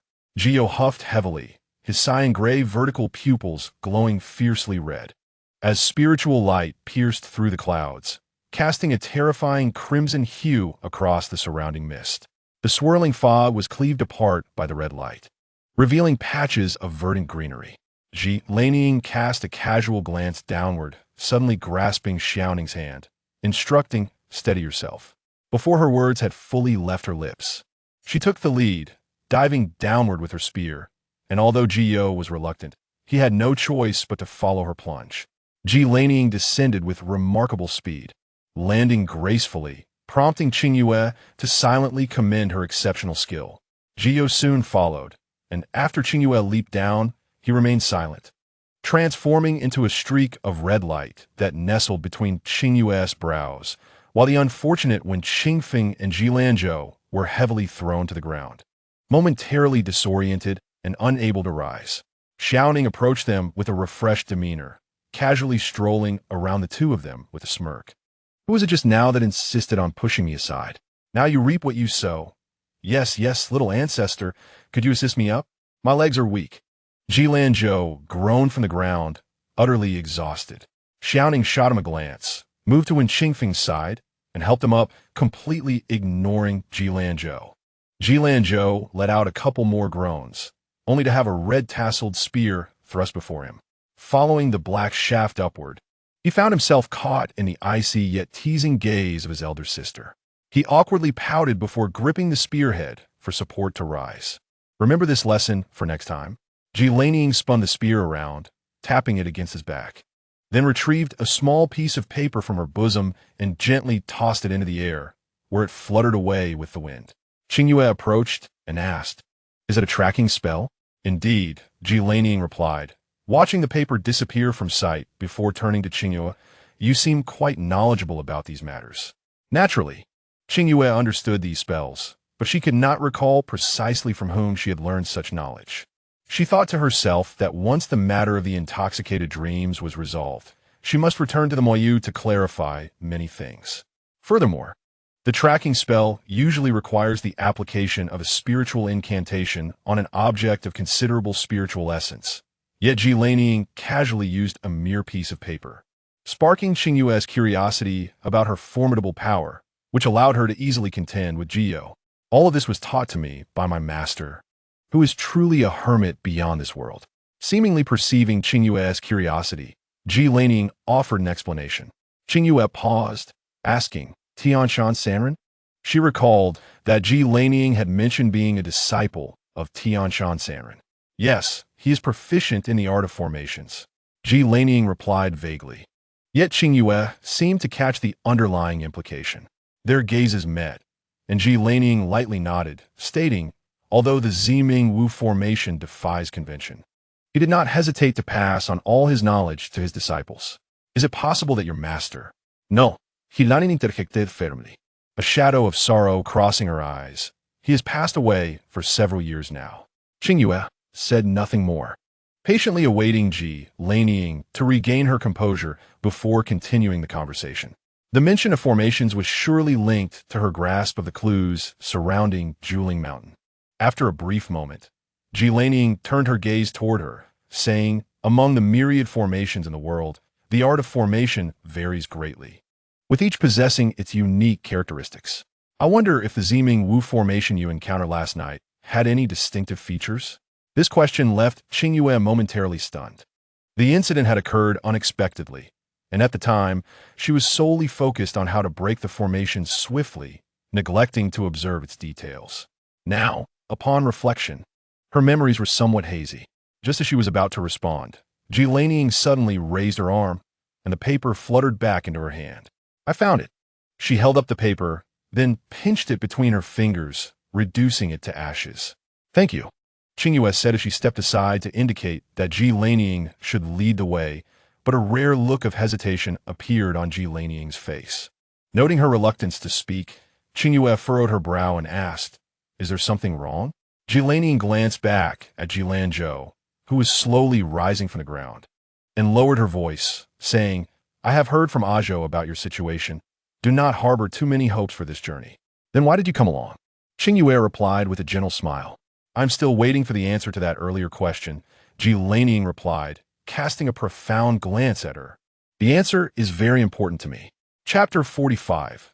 A man of strong resolve, Zhilanzhou led the way, with Qingyue following closely behind, her sword cradled in her arms as she gazed at the slender and upright figure ahead, momentarily lost in thought. Meanwhile, Xiaoning, with a sweet smile, was supporting Wen Qingfeng, who had just been violently ill and lacked the strength to push her away. The most unfortunate among them was Zhilanzhou, who walked last with a hunched back, resembling a pitiful figure devoid of love and care. After walking for half a mile, he could no longer contain himself and weakly called out to Qingyue. She turned back to look at him, unable to suppress a smile, and paused to wait for him to shuffle closer before asking, "Are you all right? Your spirit beast is too fierce. My frail body cannot withstand such torment." Jilanzhou clung to her arm, unwilling to let go. Qingyue, with a complex expression, chose to overlook the ambiguity in his words, draping one of his arms over her shoulder while wrapping her other arm around his waist to support him. Jilanzhou, taking advantage of the situation, leaned a portion of his weight against her, inhaling her light fragrance, feeling a stir of emotions. He selfishly grasped her shoulder, lagging behind with her and chuckling, "But I must admit, I feel quite happy right now. You have always been oblivious to your own fortune. Miss G was considering your well-being just now." Qingyue shot him a glance, her tone cool. Jilanzhou's lips twitched as he replied, "I am merely afraid of her. Who could blame me? She has always been a fierce woman. After not seeing her for several years, I thought she would be warmer towards me, her brother, upon returning. Yet she still maintains that cold, distant demeanor." Qingyue could not agree, stating, "In my opinion, your sister's expressions are far more varied than Xinghan's. TCH, they are both equally cold. That is hardly something to boast about." Jilanzhou frowned, leaning closer to Qingyue and declaring, "From this, one can see that I am a man of remarkable resolve." "Oh." Qingyue was somewhat baffled. Jilanzhou replied earnestly, "I have been surrounded by my sister and Xinghan, both of whom are icy figures. My temperament has flourished without any influence from them. Wouldn't that indicate a strong resolve?" Qingyue was a loss for words and solemnly patted his shoulder, saying, "You have truly endured much." As they chatted, their progress slowed, and Ji Laning's cool voice filtered through the dense underbrush, calling out, "You too, keep up." "Coming," Qingyue replied, raising her head and quickening her pace. But Jilanzhou was not cooperating. He hopped around, feigning injury and leaning against Qingyue's shoulder. The ostentatious display of acting left Qingyue utterly exasperated. She elbowed him sharply in the side and admonished, "Xiao Zhou Zhou, it is time to know your limits." Jilanzhou chuckled, straightened up, and took a step forward, unwilling to withdraw his hand, relishing the rare moment when he could indulge himself a little. He desired to draw even closer to her. As they continued on, Ji Laning resumed her role as the guide. Observing Qingyue wielding a long spear and deftly dispatching the venomous snakes and insects lurking among the underbrush with precision, Qingyue murmured, "Your sister seems quite familiar with this area. She has roamed the mountains for years. It would be strange if she weren't familiar," he replied. Jilanzhou noticed several beads of sweat forming on her forehead. A pang of sadness welled up within him. Yet he could not bring himself to let go of her hand. Instead, he fanned her gently with his folding fan. As Qingyue gasped, caught off guard by the sudden breeze, she coughed and swatted his hand away. Jilanzhou hurriedly patted her back, saying, "Take it easy. Surely my kindness should not surprise you so much." "Such nonsense," Qingyue retorted, steering the conversation back. "I heard your sister learned from the Tianshan Sanren. Has she been wandering outside all these years?" "Yes, her master is notoriously elusive. My sister has been by his side for years without returning home," he explained. Qingyue continued to inquire about the Tianshan Sanren, but Jilanzhou could only express ignorance, stating that the master was too mysterious to glean any information about. However, after a few more steps, Jilanzhou leaned closer to her ear and revealed a secret. "The return of the Yin Wang to the capital 5 years ago is, in fact, intricately linked to my sister." Qingyue looked at him, puzzled, their cheeks brushing lightly against each other, igniting a spark of forbidden desire within Jilanzhou that made his heart race. He nearly sprang away from her side, instantly regretting it. Qingyue rolled her eyes at him, beckoning him back with a gesture, and quietly asked, "What exactly is going on between your sister and Yen?" "I'm not entirely sure," Jilanzhou replied, sensing that she had not taken offense at his earlier behavior. His emotions were somewhat complex, and he offered a wry smile, shaking his head. "My sister refuses to divulge anything. No one can pry it from her. When will you learn to stop leaving people in suspense with your cryptic words?" Qingyue declared, refusing to aid him any further and continuing on her way, ignoring the sounds of his exaggerated complaints behind her. After walking a distance, she noticed the sounds had faded, and Ji Lanzhao had not caught up. Turning back to urge him along, she was startled to find that he had vanished without a trace. Lanzhao, Qingyue called out, retracing her steps. After a few paces, she drew her sword by hand and warned sharply, "It's a trap. Everyone be cautious." The three figures ahead turned, but the path behind them revealed no sign of Ji Lanzhao. Xiao Ning asked in confusion, "Sister Yu, where are you?"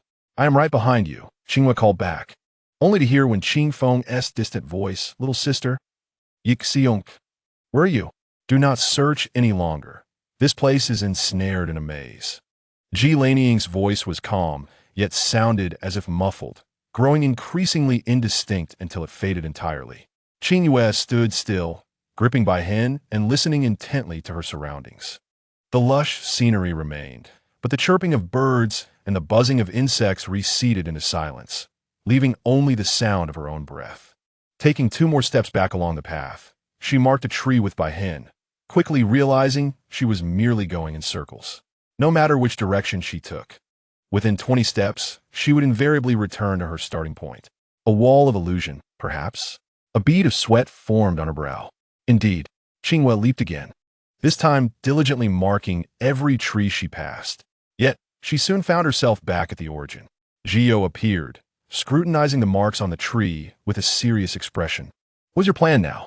Without answering, Qingyue looked up at the sky, mostly obscured by branches, contemplating that if she could not escape by ground, her only option was to ascend. She leapt, by hand slicing through the branches in her path, her toes lightly touching the treetops, propelling her higher. Expectedly, she should have gained a vantage point to survey the ground, but unexpectedly, she collided with an invisible barrier overhead, sending her crashing back to the earth. Qingyue landed gracefully, but was undeterred. She leaped again, this time prepared, swinging by hand upward to unleash a surge of spiritual energy. However, it dissipated as if striking a sponge, leaving the sky above undisturbed. Is this a barrier? Zhio also unleashed a wave of spiritual energy, only to receive the same result.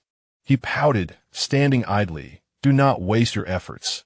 Whoever conjured this trick is quite the rascal. All our efforts are in vain. Are we to remain trapped here?" Though troubled, Qingyue sheathed by hand and returned to his side. "You should observe closely. There may be some hidden intricacies here," Zhio suggested, crossing his arms in front of his chest, concealing the skeletal hands beneath his sleeves. Qingyue understood from his expression that he had discerned something profound. She fell silent, concentrating intently on her surroundings. Holding her breath, she focused her attention, her gaze meticulously traversing every detail. Finally, she discerned something amiss. The surrounding trees swayed gently with the breeze, yet one stood utterly still, appearing deceptively realistic. Qingyue exchanged a silent glance with Zhio, then casually approached the false tree. Circling it twice, drawing by hand from her waist, she remarked, "Given the circumstances, we may not be able to escape anytime soon. Enduring a few days is acceptable, but without food and water, it will be quite unbearable. Perhaps we should take action against it?" Zhio raised an eyebrow, responding, "Indeed, it has been a while since I last indulged." By hand sliced through the air, creating 2 arcs of sword light, then aimed directly at the trunk, seemingly intent on dismantling it piece by piece.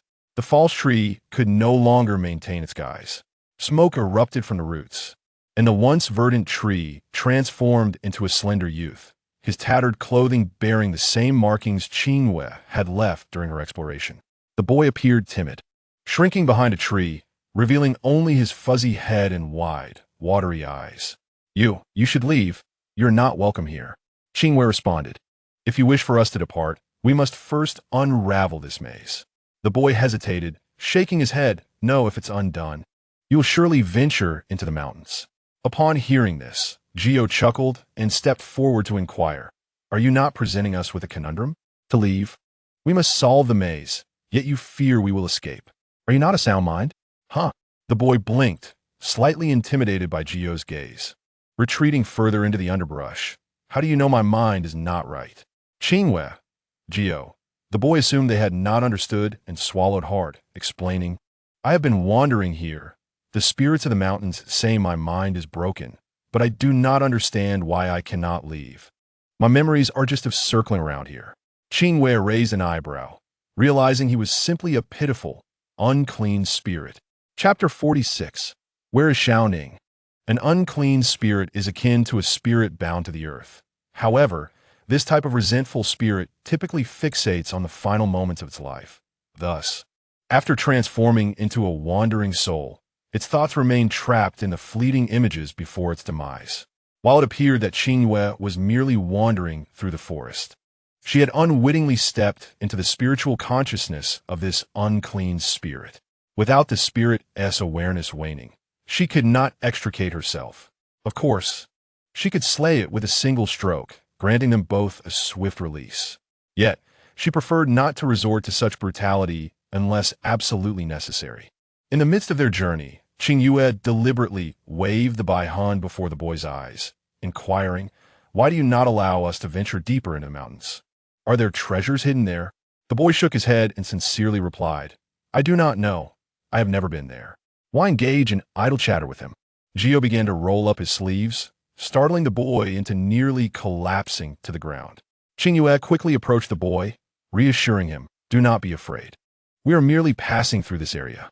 If you could simply lift the illusion, we shall part ways without further entanglement. How does that sound? That is not possible. The boy bit his lip, trembling as he spoke. I know you have come to gather spirit herbs. Many others have ventured here for the same purpose. Yet none have returned alive. Geo scoffed. Perhaps they took a different path down the mountain. No, the boy earnestly countered they died. Just as I did. How did I die? How could I die here? He clutched his head, speaking to himself, his pale face etched with pain and confusion. Qingyue glanced at Geo, who returned her a look that clearly communicated, See, I told you he is mad. As Qingyue hesitated, contemplating whether to strike the boy with her sword to grant him a swift end, he suddenly sprang up, cupping his face with wide eyes fixed upon the void before him, murmuring, Do not kill me. I am merely lost. I do not wish to steal your elixirs and spirit herbs. Monsters. The boy was greatly agitated, running wildly without regard for the consequences. The surrounding scenery transforming rapidly into mere phantoms. Qingyue swiftly seized the back of his collar, pulling him close, saying, Hey, calm down, before her words could fully escape. A brilliant wave of azure energy cleaved through the air, causing the surrounding phantoms to dissipate like smoke. The figures outside the illusion maintained their stances as they prepared to attack, and through the haze, they appeared as mere shadows, further terrifying the boy in Qingyue's grasp. Unable to endure the cacophony, Geo struck the boy atop his head with a palm, just as Qingyue managed to evade the blow, exclaiming, Geo, do not act recklessly. I still have questions to ask. What if you kill him? A weak reply came from behind. I am already dead. Qingyue frowned and shot him a glare, stating, Only when your soul disperses do you truly die. Oh, the boy seemed to grasp the meaning, and his previous mania subsided, though he still shivered when he looked at the approaching Jilan, Ying, and others. To him, those who could find and dispel his illusion were extraordinarily powerful figures. Who was this? Jilan Zhou, his clothes wrinkled and a blade of grass stuck in his hair, held a folding fan, eyeing the suddenly appeared boy with suspicion, his demeanor somewhat comical. Qingyue did not respond, merely lifting her chin to appraise him. Jilan Zhou, feeling awkward, explained, I just twisted my ankle and tumbled into a pile of weeds down the slope. Beside him, Jilan cast an indifferent glance, coolly muttering, Fool. The boy had encountered various individuals in Huanjing Shan, yet he had always remained an observer, too timid to reveal himself. However, from his observations, this group seemed quite formidable. He timidly began, Do you really have to enter the mountains? Yes, Qingyue answered resolutely. I just tend to lose my sanity when my emotions run high. The boy continued, wrapping his fingers around his tattered clothing, his head bowed as he spoke softly. I only know that there are monsters in the mountains that kill in dreams. Although you possess great skills, he faltered, unsure of how to continue. Qingyue understood his meaning and gently placed her hand on his head, saying, We appreciate your good intentions. We must enter the mountains, and perhaps you can assist us. What? The boy looked up, his eyes filled with confusion and innocence. Please provide us with any clues regarding these dream-killing monsters, such as their types or characteristics, so that we may take precautions to minimize danger. The saying, know thyself, and know thy enemy is indeed wise. The boy's gaze darted around, quickly scanning all present before settling back on Qingyue. To alleviate his fears, she smiled encouragingly, causing him to gaze at her in awe. He bashfully averted his eyes, only to be unable to help but glance back. Sister, you are truly beautiful. He scratched his head and said, I've been trapped here for many years, and all I know about the mountains comes from hearsay. It is said that those who enter the mountains are enchanted by the monster's magic, losing all 5 senses to avoid influence. Isn't that a redundant statement? Qingyue interjected, losing all 5 senses? Are we to blind and deafen ourselves before entering the mountains? Qingyue shot him a glare before turning back to the boy with a smile, urging him to continue. The boy shrank his neck, lowering his voice further. Losing all 5 senses is certainly not feasible. One must simply not easily believe what you see, hear, or even touch. When Qingfeng, who had been silent until now, felt a chill run down his spine upon hearing this. He glanced at Xiaoning, who clung to his arm, and suppressed a grimace. Thinking that this girl had been stuck to him since they entered the mountains, it could not possibly be a mere illusion. Qingyue also sensed the gravity of the situation from his words. Although the descriptions were vague, they were sufficient to warrant everyone's attention. She expressed her gratitude sincerely and turned to leave, only to be halted by the boy grasping her sleeve. Sister, can you help me? The boy extended his other hand, revealing a small object the size of a thumb resting in his palm. Upon receiving it, Qingyue recognized it as a fragment of human bone. His gaze was fixed on the bone, his voice choked with emotion. This is my bone. It has endured the ages, and only this small piece remains. Qingyue narrowed her eyes and asked solemnly, Why do you present this to me? It is said that I cannot be reincarnated because my attachments are too deep, and my unresolved matters linger. Yet I cannot even remember who I am or where I come from. I only know that before my death, I wandered endlessly in this forest. As he spoke, tears streamed down his face, and he could say no more. You wish for me to help you leave this place? He pleaded, Sister, once I leave this mountain, please find a place with good feng shui to bury me, and perhaps I will no longer be trapped here. The boy knelt before her, repeatedly bowing his head. Qingyue halted his gestures, saying, This is but a small favor. You need not be so formal. I will surely assist you with this matter. Really? The boy's eyes brimmed with tears, his pallid face alight with joy. Qingyue nodded, and even Xiaoning could not resist chiming in, saying, Poor soul, rest assured, Sister Yue has always been true to her word. You have chosen the right person. Wonderful. The boy wiped his tears and grasped Qingyue's hands tightly, earnestly reiterating, Sister, remember, in times of danger, do not trust what you see or hear. You must escape this mountain with your life. Such matters are not for you to fret over, little ghost. Qingyue impatiently pulled the two apart and urged everyone to move on, though this was merely a minor interlude. All understood that the mountains were not as tranquil as they appeared, and they heightened their vigilance.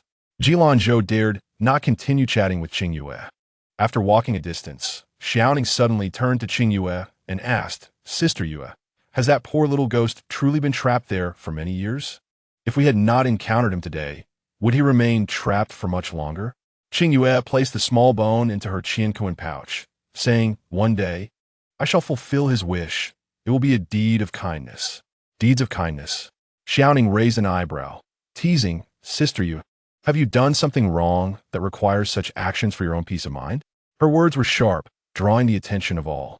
Qingyue frowned, her gaze sharpening as she looked at Xiaoning, who typically spoke to her without such bitterness. Seeing her silent, Xiaoning scoffed and added, If Sister Yue doesn't speak, do you truly believe we are unaware? How could you betray my brother Wang, who has shown you nothing but sincerity? Is this not the mark of a guilty conscience? Anna, what is wrong with you? Wen Qingfeng lightly tapped her forehead, his tone tinged with displeasure. Yet, Xiaoning forcefully pushed him away, stepping forward with an imposing demeanor, and declared, You are nothing but a useless fool with blocked meridians. How can your power suddenly surge? Even breaking through to the Qingyue and entering the Wuzong realm? You are clearly in cahoots with the so-called spirit beast you claim to have bonded with. Both of you are people of the demon realm. Hey, I wonder how this little girl has become so spirited. Qingyue moved to reprimand her, but was intercepted by Qingyue. Qingyue fixed her gaze upon Xiaoning, silently awaiting her next words. Xiaoning's eyes gleamed with intensity as she barked. Why do you not refute my words? Or perhaps I am correct. You are indeed a spy from the demon realm, drawing close to my brother Wang to seize the territory of our Tsangxing kingdom. This accusation was too extreme. Even Ji Lanzhao could not bear to listen. Yet, before he could utter a word in defense of Qingyue, he saw Baihun carve a fierce arc through the air, ultimately landing near Xiaoning's neck. The frost-like glint in Qingyue's dark eyes was sharper than a blade, her voice cutting through the tension. Who are you?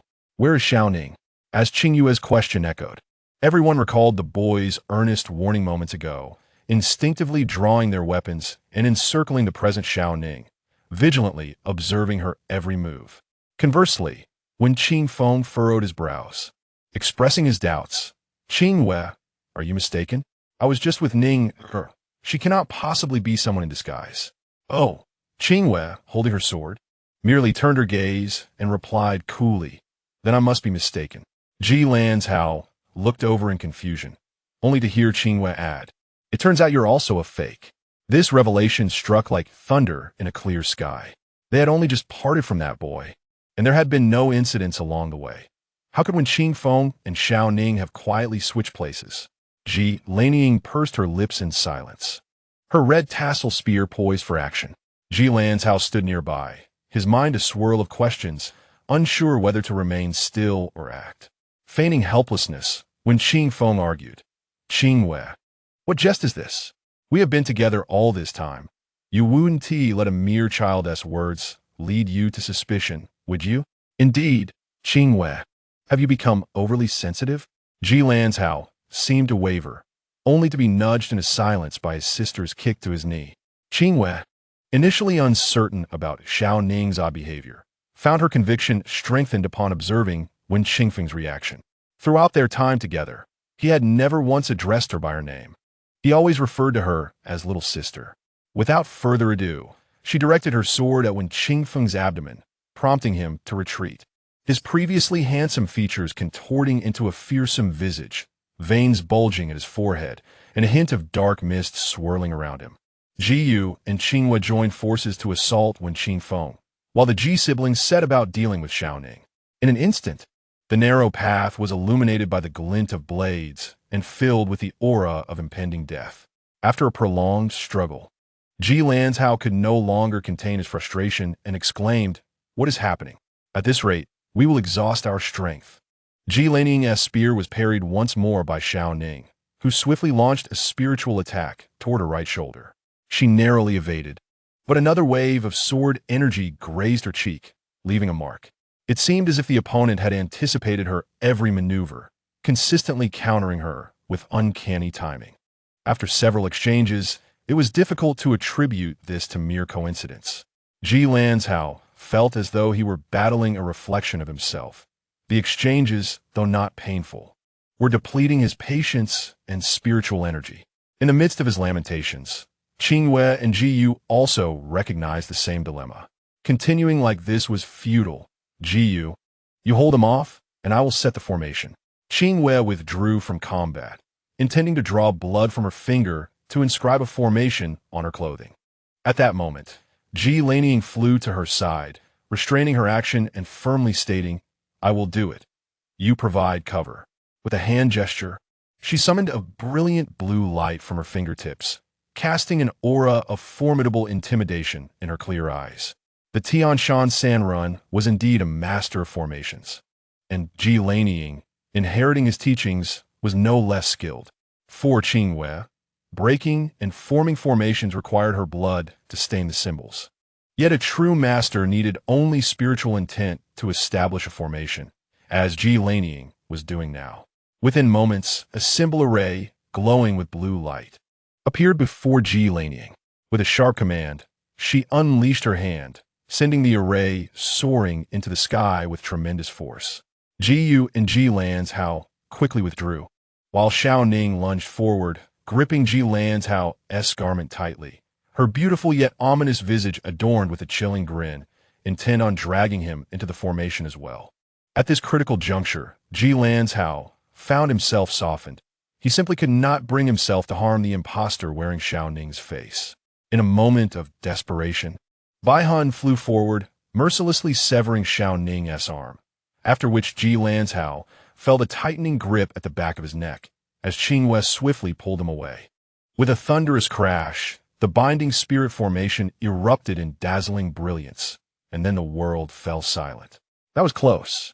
Ji Lanzhao patted his chest, only to feel a sudden heaviness in his arm. Looking down, he was startled to see the severed half of his arm still dangling from his shoulder. Pale and devoid of blood, the skin marred by dark veins, visibly decaying at an alarming rate. A wave of dizziness washed over him once more. Ji Laniying retracted her spear, casting a cold glance at him, her gaze sweeping over his face before uttering 2 words, "You are worthless." A delicate porcelain vial was handed to him, but she raised an eyebrow and did not take it. Qingyue raised her chin and remarked, "You have an injury on your face. Applying some medicine will prevent scarring." "It's nothing," Ji Laniying replied, though she accepted the vial nonetheless. Qingyue, unusually refraining from mocking the injured, passed by her with an air of arrogance, coldly declaring, "Hurry and apply it. If you become ugly, no one will want you." While Ji Lanzhao tended to the aftermath, Qingyue approached Ji Laniying and said, "I believe that my second brother and the others must have encountered trouble shortly after we first parted ways." "Agreed," Ji Laniying nodded, carelessly smearing some medicine from the vial onto her face as she spoke. "At that time, I was too focused on Zhou's injury to pay attention. What do you think we fought against earlier?" Mei Ling Ji Laniying, having wandered the deep mountains for years, had encountered many strange creatures, and she had seen this type of being before, though she had never truly engaged in battle with one. Qingyue pondered, remarking, the Mei Ling clan excels in illusion techniques, capable of silently infiltrating the consciousness. This indeed resembles the creature described by that boy. Their ability to preempt our moves during combat might explain their advantage. You possess considerable knowledge. Ji Laniying regarded her with a faint smile. Though her words were few, they exuded an approachable warmth. As Qingyue grew more familiar with her, she elaborated further. "I have had dealings with them before, but it has been too long. I failed to recall them when I met that boy." Ji Laniying regarded her with a knowing look and said, "You are merely in your 20s, having spent most of your time in seclusion. How could you have encountered them?" Before Qingyue could respond, Ji Laniying added, "Do you truly hail from the demon realm, merely borrowing the body of a girl from the Wen family?" Qingyue fell silent, filled with regret for her careless words. She realized that since the Mei Ling could infiltrate the consciousness to gather information, the fake Xiao Ning's public assertion of her origins was not baseless. She should have anticipated that someone as astute as Ji Laniying would quickly connect the dots. This answer was not of utmost importance. As Ji Laniying lowered her voice, speaking earnestly, "I only wish to know, does Xiao Han know about this?" Qingyue shook her head, tacitly affirming the answer to the previous question. Ji Laniying had always preferred candidness. Thus she posed her question with remarkable directness. "Are you drawn to him out of self-interest?" Qingyue reciprocated with equal forthrightness, stating, "There are no ulterior motives between Xing Han and me. I simply admire him for who he is, independent of status." "That is reassuring," Ji Laniying replied, sealing the porcelain bottle and returning it to her. "Xiao Han is indeed commendable and worthy of cherishing." She refrained from pursuing the matter further, offering Qingyue the respect she deserved, which in turn filled Qingyue with a sense of ease and deep admiration for her. Ji Lanzhou had changed into a fresh outer garment, discarding the tattered clothing that had been marred by his injury, and approached them, asking, "What were you discussing just now?" "Be wary. The enemy is a Mei Ling." Ji Laniying succinctly conveyed the essence of their conversation, denying him the opportunity to delve deeper. She then addressed Qingyue. "First, let us find Wen Xiong and the princess." "Of course," Qingyue nodded. Giving Jilan Zhou a reassuring pat on the shoulder, lead the way to the place where you fell. Oh, very well, Jilan Zhou responded, fanning himself as he led the way, glancing nervously at Qingyue, fearing that if he let his guard down, she might transform into a fearsome beast. Unbeknownst to him, Qingyue was preoccupied, engaged in a mental quarrel with Jiyu. Yes, a quarrel. Jiyu clamored for an opportunity to eliminate Jilan Ying. Convinced that she knew too much, he firmly believed that Jilan Ying would inevitably divulge Qingyue's true origins from the demon realm, which posed a significant risk that must be extinguished at its inception. However, Qingyue disagreed. She felt Jiyu's insistence stemmed from a baffling sense of male pride. Jilan Ying had shown no particular interest in her affairs, nor had she pursued the matter with any depth. Besides, even if the revelation became widely known, what harm had she truly done? Would it incite the world to turn against her? Thus, the two of them quietly engaged in their dispute. Zilanzu, with a sidelong glance at Qingyue's expression, inched closer to his sister and whispered, "Sister, did you just provoke Qingyue? She seems quite displeased." "Me? Zilanzing ziplit, papa." However, upon noticing the unmistakable concern etched on her brother's face, she furrowed her brow and softly warned, "Do not develop feelings for her." Jilan Zhou, his gaze unwavering, appeared to disregard her words entirely. Jilan Ying grasped his shoulder, her tone laden with significance. "Do not get entangled. Otherwise, all three of you will suffer." Jilan Zhou swallowed hard, suppressing the tumultuous emotions that threatened to overwhelm him. His hand clenched tightly in his sleeve until his knuckles turned pale. The group returned to the site of the earlier incident, where the boy who had set the trap did not reappear. Jilan Zhou called out several times, only to receive a muffled response from the overgrown hillside below. "This must be the place," he declared, turning to his companions. He then shouted down the slope, "When ergo, please hold on. I'm coming to rescue you." In an instant, a figure stumbled, and both Qingyue and Jilan Ying reached out, but could not grasp Jilan Zhou in time. Watching helplessly as he tumbled into the thicket that loomed taller than he was, vanishing from sight. Chapter 48. The Illusion of the Beautiful Man Standing Atop the Hillside. Jilan Ying and Qingyue exchanged glances, uncertain how to evaluate Jilan Zhou's second misstep. The tall grass obstructed their view, leaving them unaware of the situation below. Qingyue bent down to call out to the thicket for Jilan Zhou, hearing only a few indistinct murmurs in response. Shaking her head, she said, "We should descend. Waiting here is not a solution." "Agreed," Jilan Ying replied, leading the way down. Having previously traversed this path, she was somewhat familiar with the terrain, parting the grass with her spear to reveal the traces left behind. Following the trail downward proved to be much steeper and longer than it appeared from above. Qingyue recalled the boy's ominous words, which had seemed exaggerated at the time, yet now felt all too real. Jilan Ying surveyed the surroundings, her brow furrowing. This should be the spot where he fell, yet there was no sign of him, and the evidence of his landing had vanished. Qingyue noticed this as well and asked, "Is this truly the place? Perhaps there is another illusion at work." Jilan Ying was noncommittal, suggesting they split up to search for him. To prevent any accidents, they secured one end of a slender rope around their waists, tying it together to ensure they remained connected, lest a repeat of the prior incident with Xiao Ning ensue. Though the rope was not long, it was sufficient to cover a search radius of several paces. After a brief interval, Qingyue and Jilan Ying reconvened at their designated meeting point, both empty-handed and having found no anomalies. The melodious chirping of birds in the mountains took on an eerily jarring quality in the silence that enveloped them. They checked the knots at their waists, confirming their security before lifting their gazes to meet one another's eyes, breaking into spontaneous laughter. Jilan Ying's laughter was soft, yet warmth flickered in her eyes, dispelling the earlier chill of her demeanor.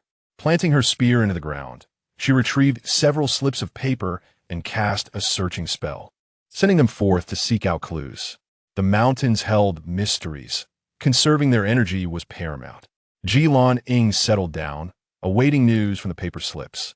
After a moment of quiet, she revisited a previous inquiry. "Have you recalled anything about the anomalies of the Ziming misformation?"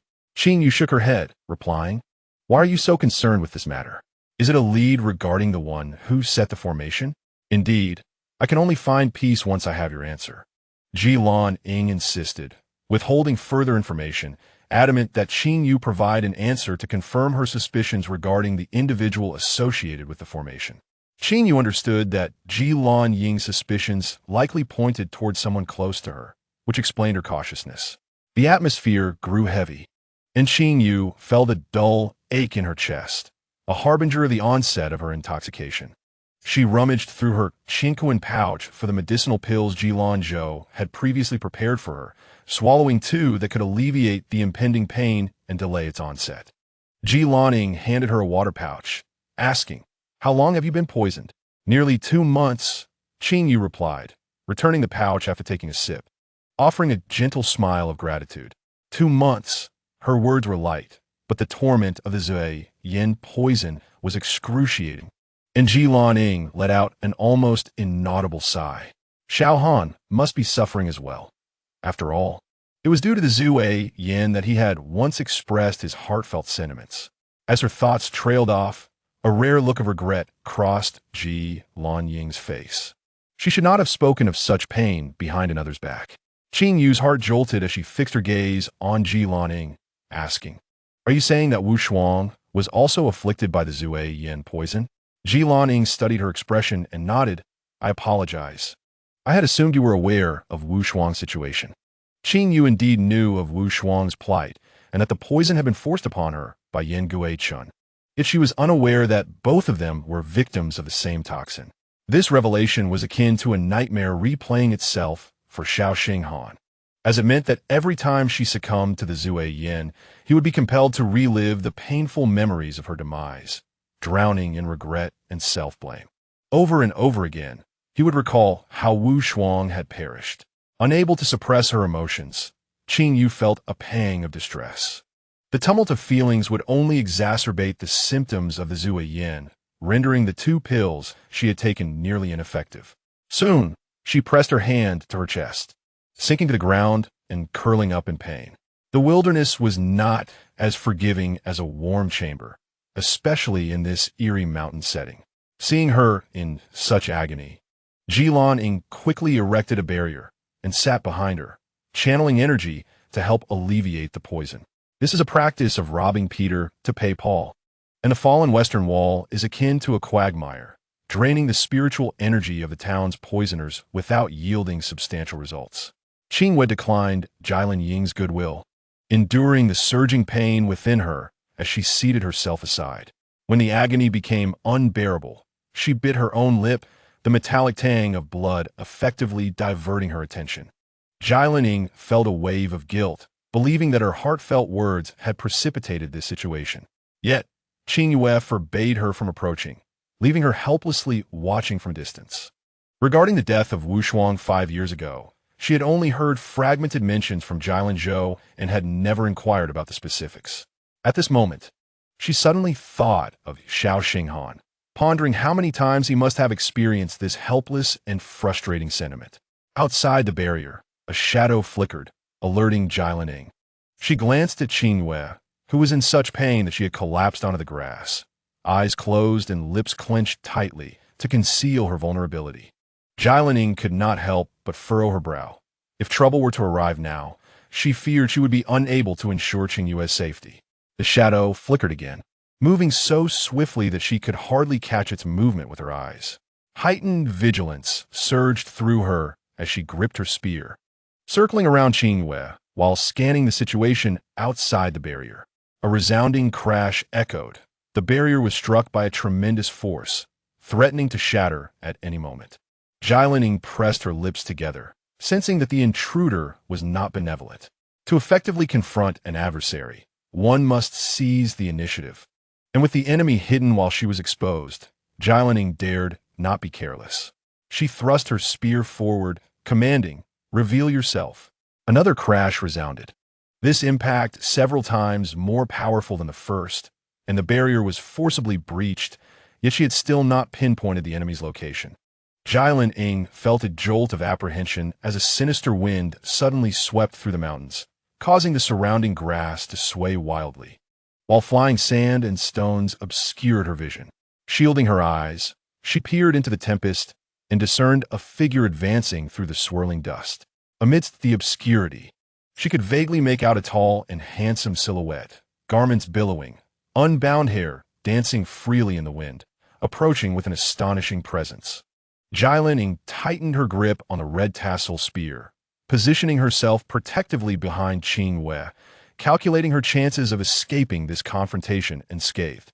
Just at that moment, as she cast a fleeting glance at Qingyue, the figure in the wind surged forward with a speed so swift it was akin to a phantom.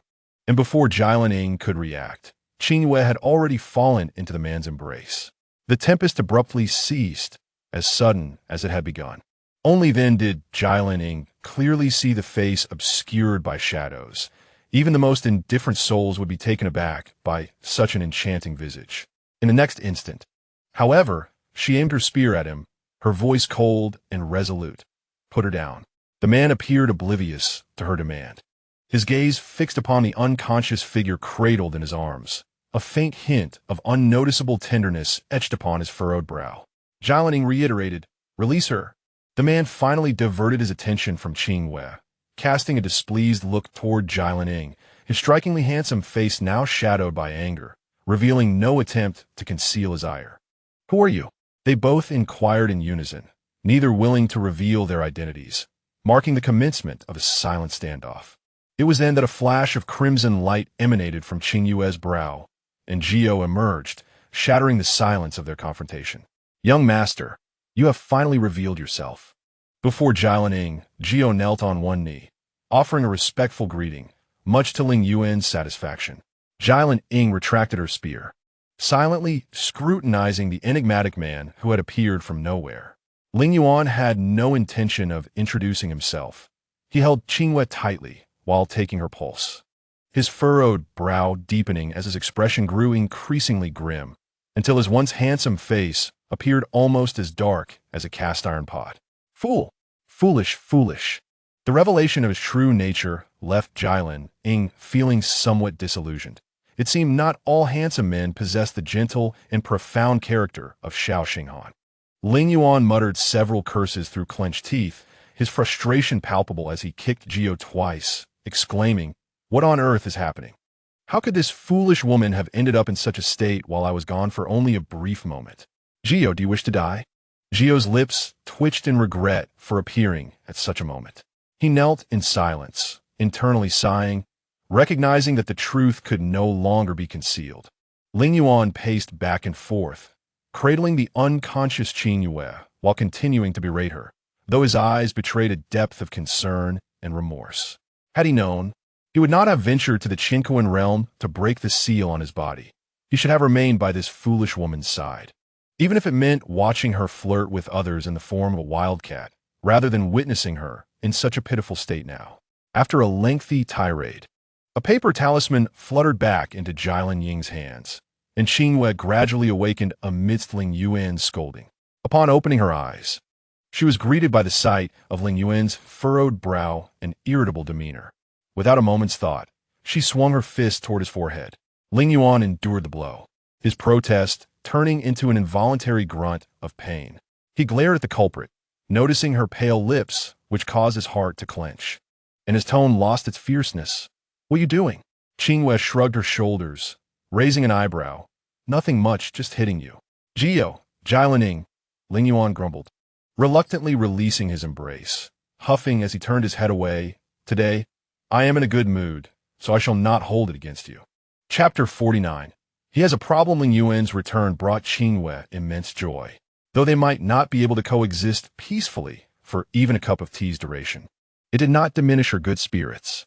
His presence seemed to alleviate the torment of her intoxication considerably. She refrained from inquiring about why his physical form had been sealed in the Qingyuan realm, nor did she rush to ask whether they had crossed paths in the demon domain. After all, they would have ample time to discuss these matters later. Qingyue introduced Lingyuan and Jilin to one another, both responding with a simple acknowledgement, showing no intention of engaging in conversation. Jilin could discern the shift in Qingyue's emotions, her gaze flitting between the two, stirring a hint of curiosity within her. Has your talisman returned? Qingyue recalled more pressing matters, turning to Jialing and refraining from providing further explanations regarding their purpose. Jialing nodded, leading the way, while Lingyuan lingered at the rear. His arms crossed as he scrutinized Qingyue's silhouette, his expression dark as water. During the time he had spent berating, Gio had relayed the details of Qingyue's poisoning. Choosing not to adopt his usual carefree demeanor, recognizing the seriousness of her condition, Lingyuan was well aware of the antidote for the intoxication. He paced, a hint of a bewitching crimson hue flickering within his otherwise black irises. Typically, he presented himself with dark eyes, only revealing this alluring red when his emotions were unstable or when his spiritual energy was either overflowing or depleted. The same could be said for his hair. These traits were all inherited from his father, Ling Qinshuan. Jialing guided them around a small hillside, surveying their surroundings and declaring, "It should be here." She called out for Jialing Zhou, and faint whimpers reached her ears from ahead. Qingyue sensed something amiss when they had sought Wen Qingfeng and Xiao Ning on the hillside. They had received a similar response. Yet, after Jialing Zhou's fall, it was improbable that he had rolled so far. Exchanging glances, they both understood that there might be a deception at play, raising their vigilance to the utmost. Jialing cautiously approached the source of the sound, with Qingyue behind her, gripping by Hen, prepared to draw her sword at any moment. Lingyuan, who had been following closely, fixed his deep gaze on the sword in her hand, his heart racing with tumultuous emotions, ultimately unable to suppress a snort. Hearing the noise, Qingyue turned to look at him and inquired, "What's wrong?" Lingyuan ignored her, glaring at Bai Hen with resentment.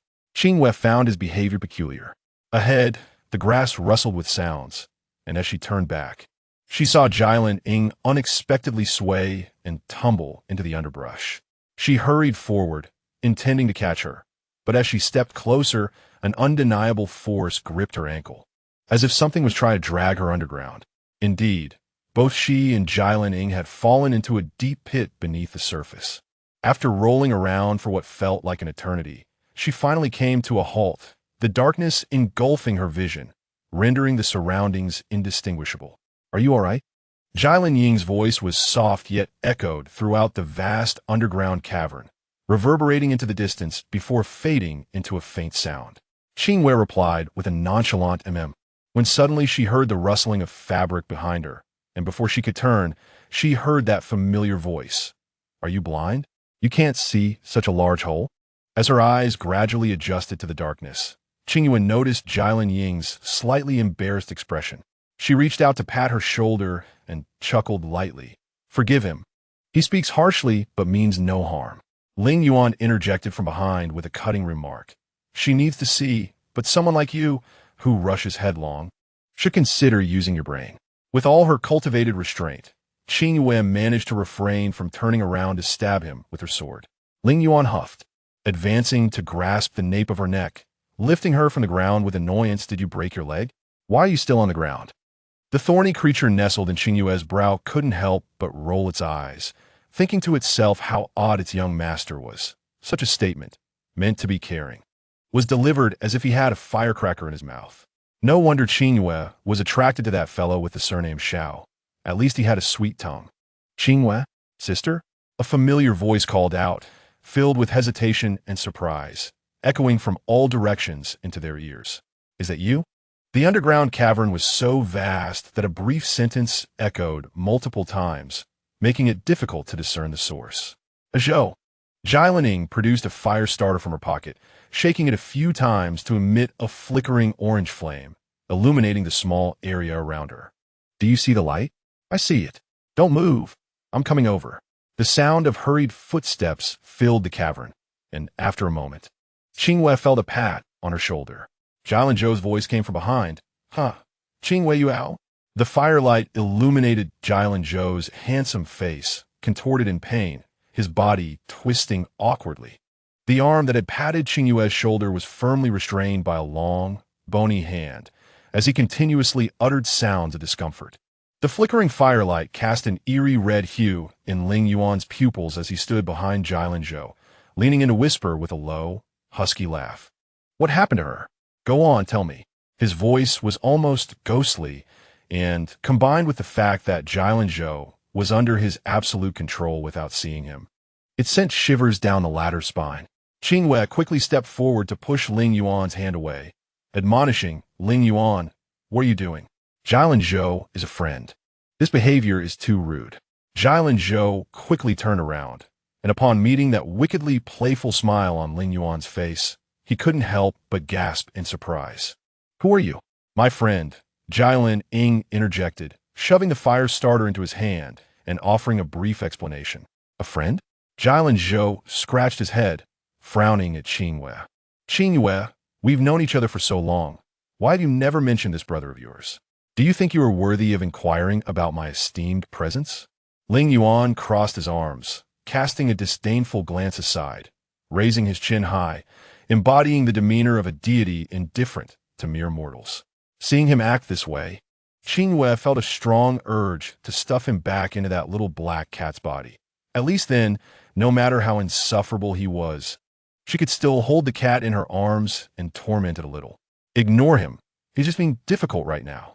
Qingyue deliberately bumped into the still proud Lingyuan with her shoulder before turning back to Lingyuan, asking, Did you see Ergu and the others when you fell?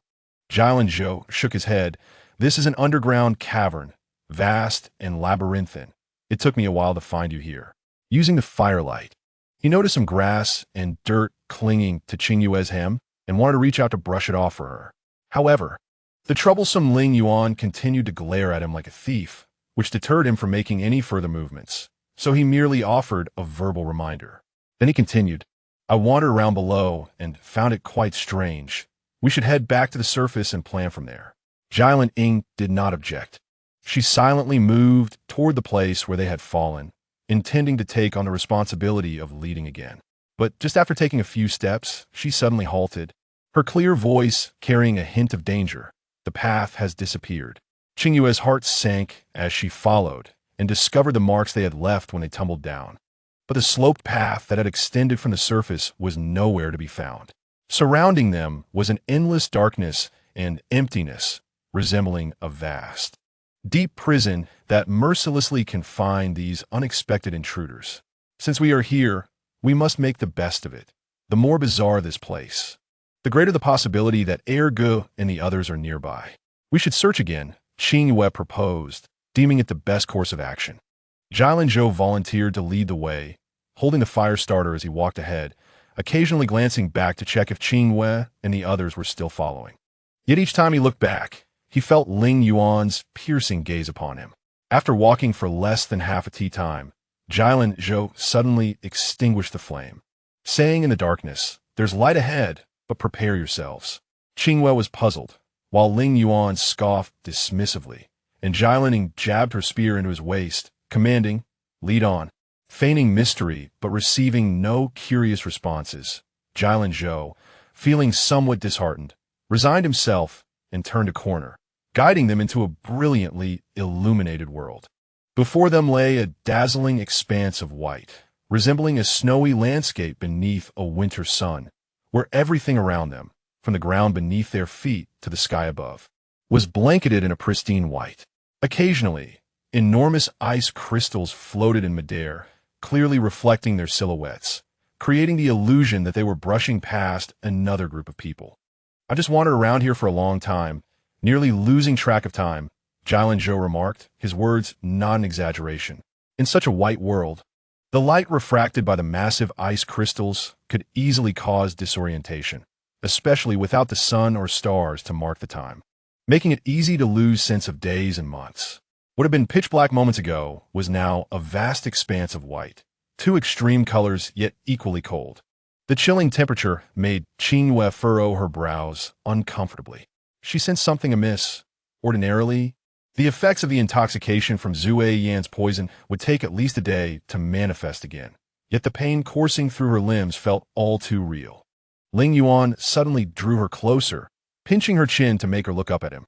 Qingyue, struggling against the pain, blinked to see the displeasure etched on his lips. He raised his hand, biting into his own wrist and offering it to her lips. The Jilin siblings looked on in confusion. and upon seeing Lingyuan reveal his sharp fangs as he bit into his wrist, Jilin Zhou's expression grew serious. Still dazed, Qingyue found Lingyuan impatiently pressing his wrist against her lips, forcefully gripping the back of her head to prevent her from retreating, and exclaimed, "If you don't drink. Do you want to die? Hurry up and drink. There's plenty." Chapter 50. Huangjing Cave, feeling the complex gazes of the Ji family siblings upon her.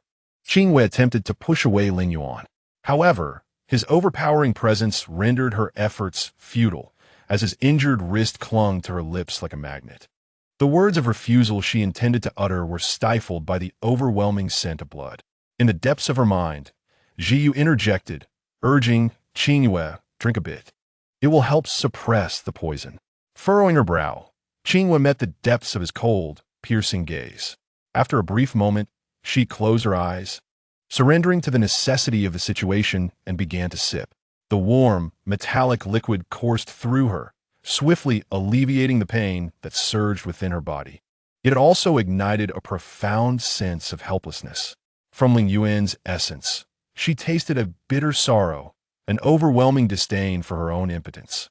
Lingyuan's grip on the back of her head gradually loosened, his thumb inadvertently brushing through her hair in a gentle, comforting gesture, so subtle that it went unnoticed by others. The atmosphere that had been tense between them began to transform into an unapproachable warmth for those around. Ji Laniying observed with a perplexed expression, while Ji Lancao's demeanor darkened. Noticing a viscous liquid trickling from the corner of her lips, Qingyue slowly opened her eyes and tapped Lingyuan's arm, signaling him to withdraw his hand. He complied, discreetly concealing his injured wrist behind his sleeve. "Are you feeling better?" he inquired. "Yes, but please refrain from doing this again. I can endure." Qingyue wiped the blood from her lips, her expression remaining neutral. Lingyuan remained silent, yet the firmness in his eyes conveyed an unyielding resolve. Qingyue chose not to argue with him.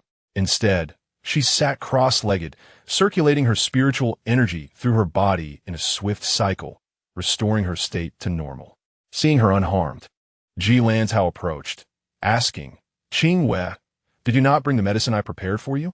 His words, coupled with the earnest concern etched on his face, elicited an even more pronounced hostile gaze from Lingyuan. Qingyue positioned herself defensively behind Lingyuan and nodded. "I brought it, but the symptoms have been particularly frequent today, making the elixirs less effective." Ji Lancao's expression darkened further, indicating that Qingyue's condition had worsened. If the antidote was not administered in a timely manner, even a concoction as potent as Fizixio might fail to counteract the residual poison and compromise her foundation. Time was of the essence. "Over here," Ji Laniying called, stepping towards a massive ice crystal suspended in midair, seemingly having made a discovery. However, upon closer inspection, they found themselves merely staring at their own reflections. The surface remarkably clear, yet devoid of significance. Ji Lanzhao prodded the ice crystal with his folding fan, mimicking the actions of the figure within. "Sister, are you sure you're not mistaken? There's no inscription here." "Wait a moment," Ji Laniying replied, her posture rigid as she gazed intently at the ice crystal. "Yalanzo complied," his eyes darting around until they began to ache. Suddenly, a flash of golden light flickered within the crystal, startlingly bright and fleeting, leaving him unable to discern its meaning. "What did it say?" "I didn't see anything," Ji Lanzhao complained. Ji Laniying, not placing her hopes on him, turned her gaze towards Qingyue, briefly glancing at Lingyuan, whose complexion was less than favorable. The two, responding to her silent cue, spoke in unison, revealing an uncommon synergy. Huangjing Cave. This answer fortuitously aligned with Ji Laniying's previous findings.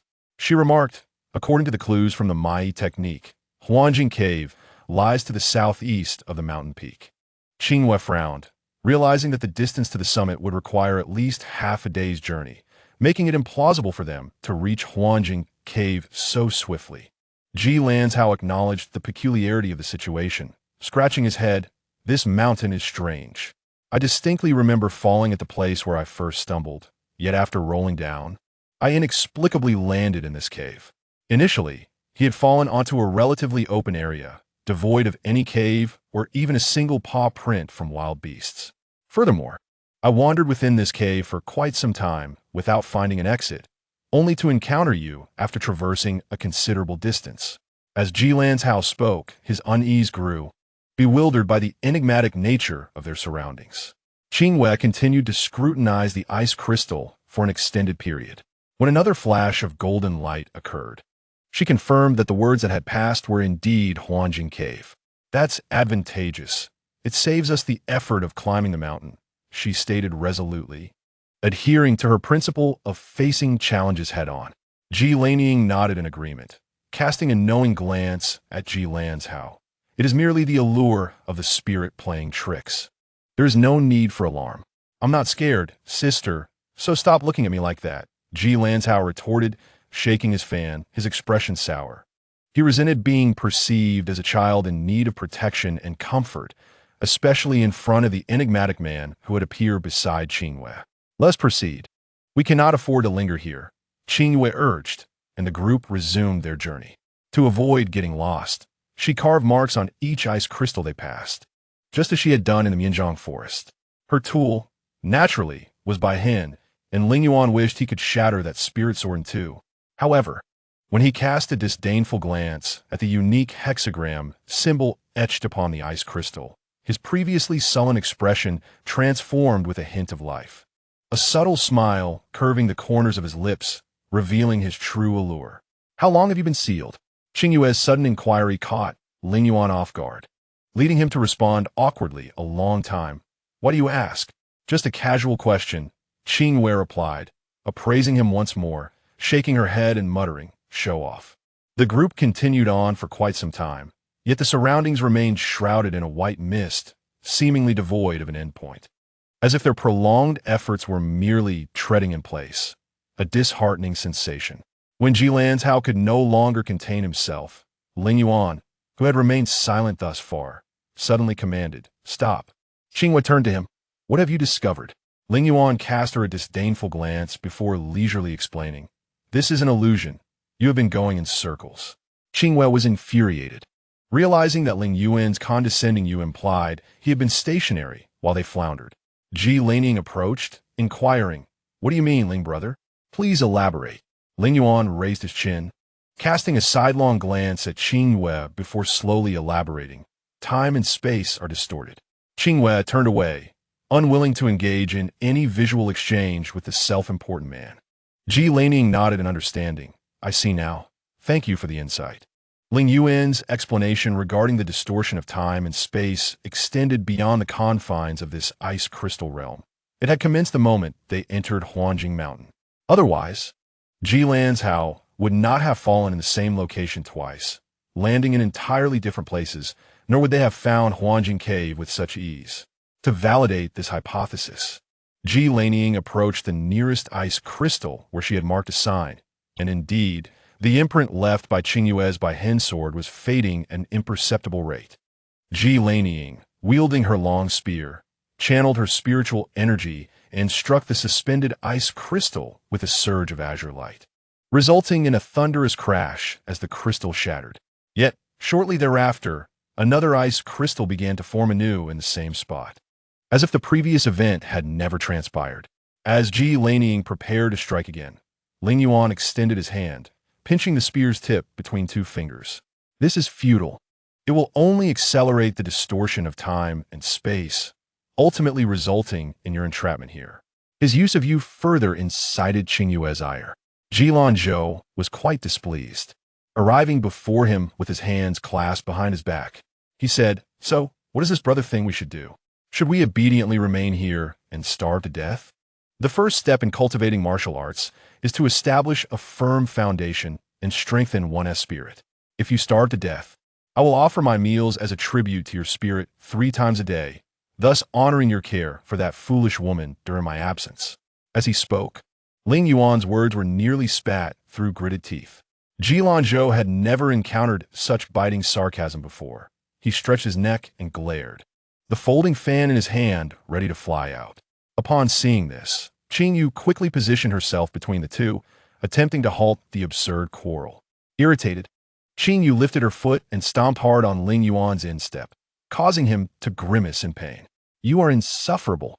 Lingyuan had not anticipated that Qingyue would defend this handsome young man, whom she had only known for a little over 2 months, and his anger flared up instantly. Insufferable or not, Qingyue gritted her teeth and elbowed Lingyuan directly in the abdomen. Lingyuan stepped back 2 paces, his voice low and threatening. "Do you wish to fight?"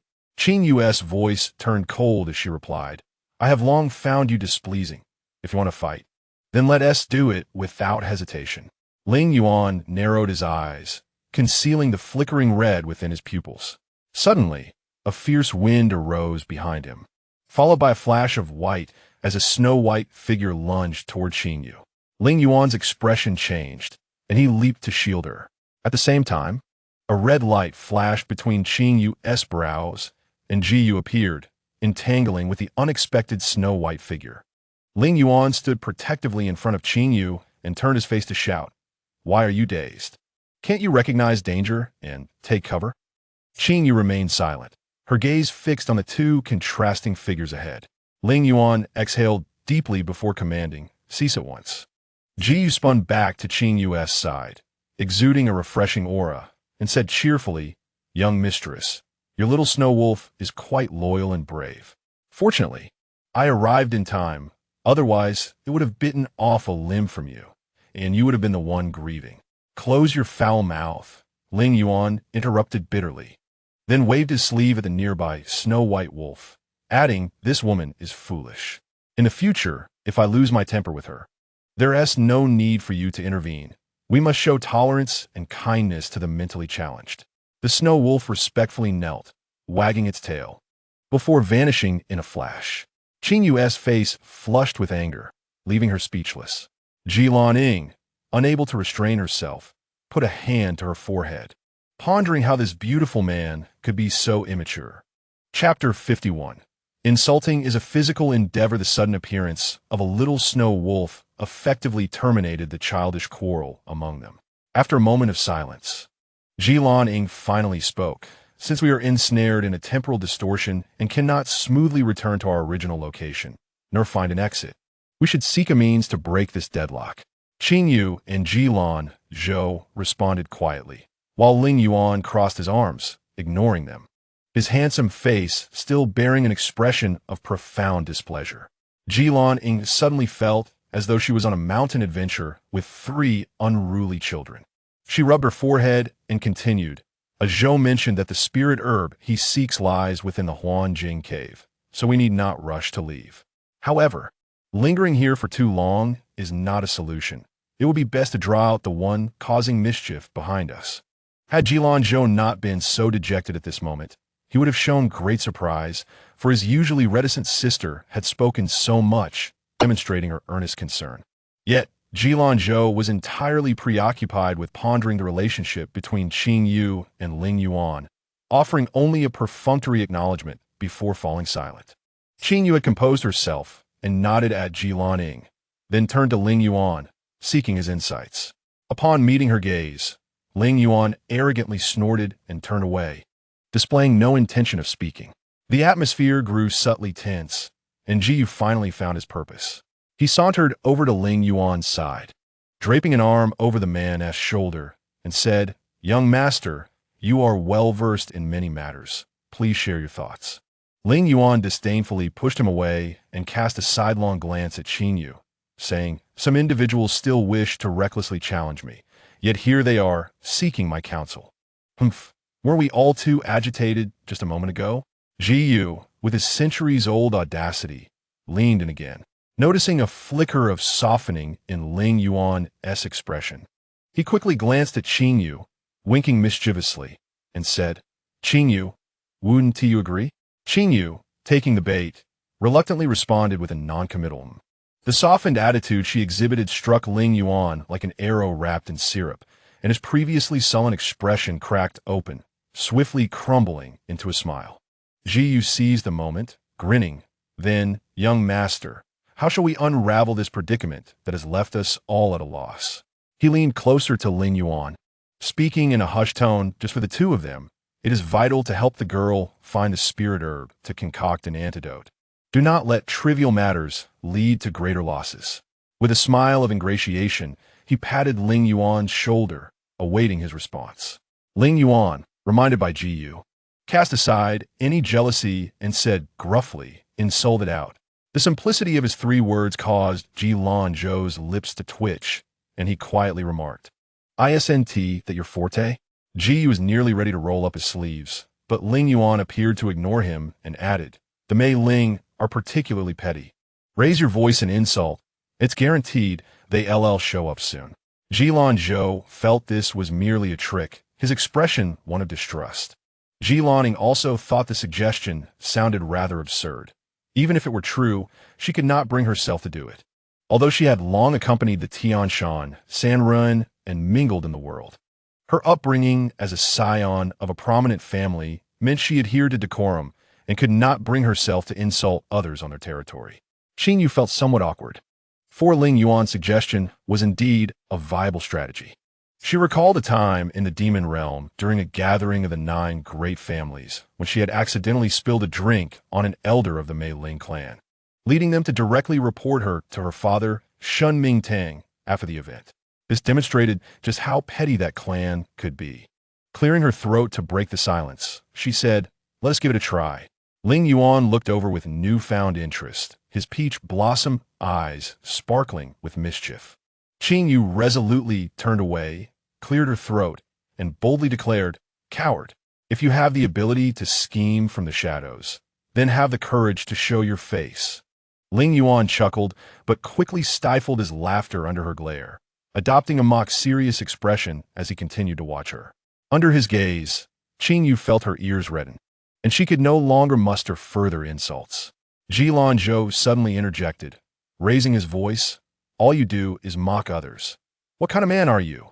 Come out, and let us have a proper fight. I can't stand those who toy with others simply because they possess a few tricks."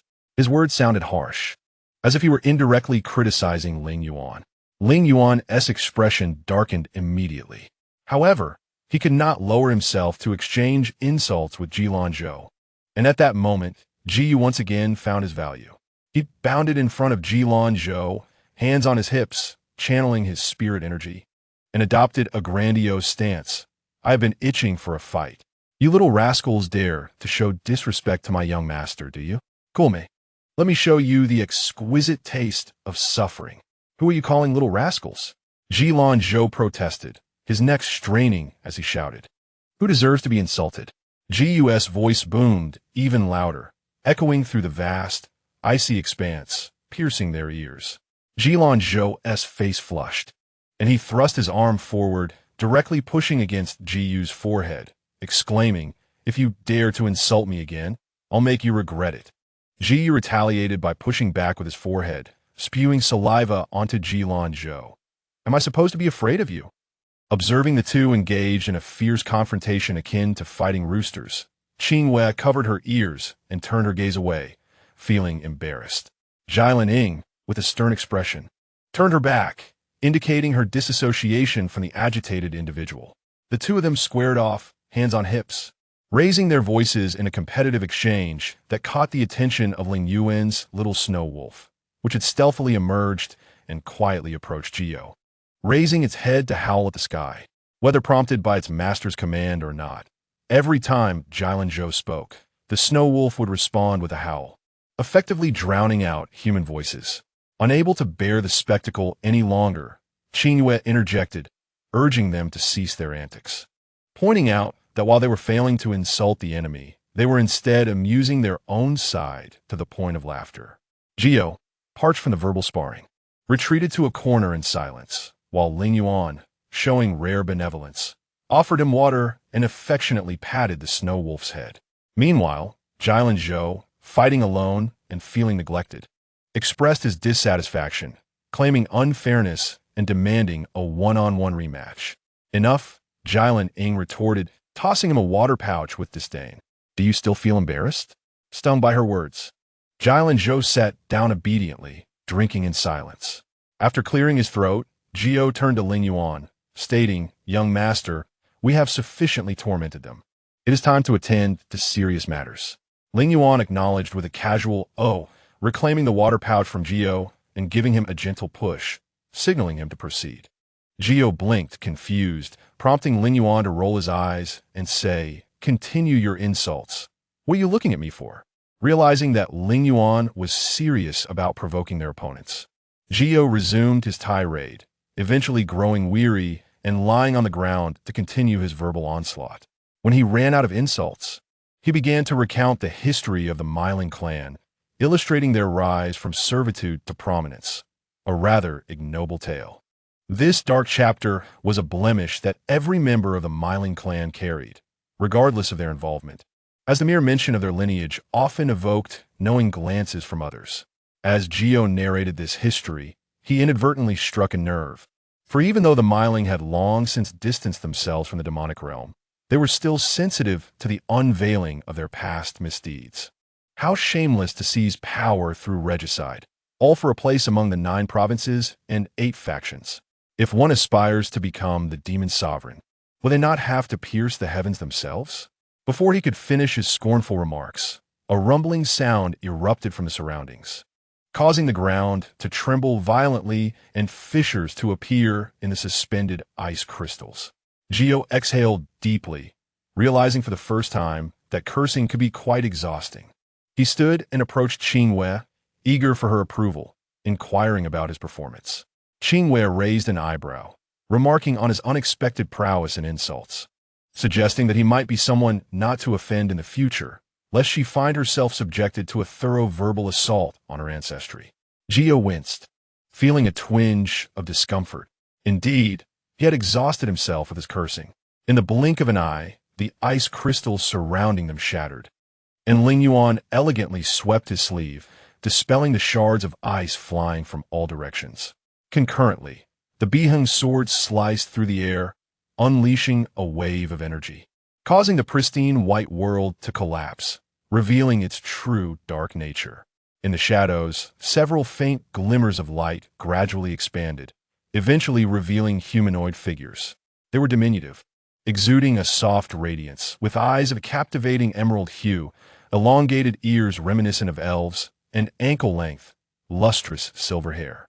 The leader brandished a silver staff adorned with a green gem. Their pale lips pursed, and their cold, green gaze scanned the crowd before inquiring, "Who just dared to criticize my ancestors?" Before Gio could step forward, Lingyuan languidly interjected, "That would be me." Gio cast Lingyuan an admiring glance, only to be met with indifference. The Myling observed him intently, and after a prolonged pause, the leader spoke uncertainly, You are Ling Xiaozuan?" Lingyuan tilted his head, smiling. "It seems your memory serves you well, Qingyue." This revelation drew astonished looks from those around, even from Qingyue, who momentarily appeared surprised before adopting a defensive stance, warning, "Were you not sealed away? Do you not fear my informing the new demon sovereign? He would show you no mercy." Upon hearing the name of the demon sovereign, Li mentioned by Qingyue, everyone except Qingyue turned pale. The expressions of the Jailin's siblings grew deep and complex. Gio was visibly angered, while Lingyuan maintained a mocking smile, though his eyes turned cold, making it unwise for anyone to look too long. The atmosphere plummeted to a chilling silence, prompting Qingyue to sense that this conversation would not be amicable and thus redirected. "Might I inquire, Spirit Sovereign, if we could meet our 2 companions?" A male and a female. The cold emerald eyes shifted to her, questioning, "Who are you?"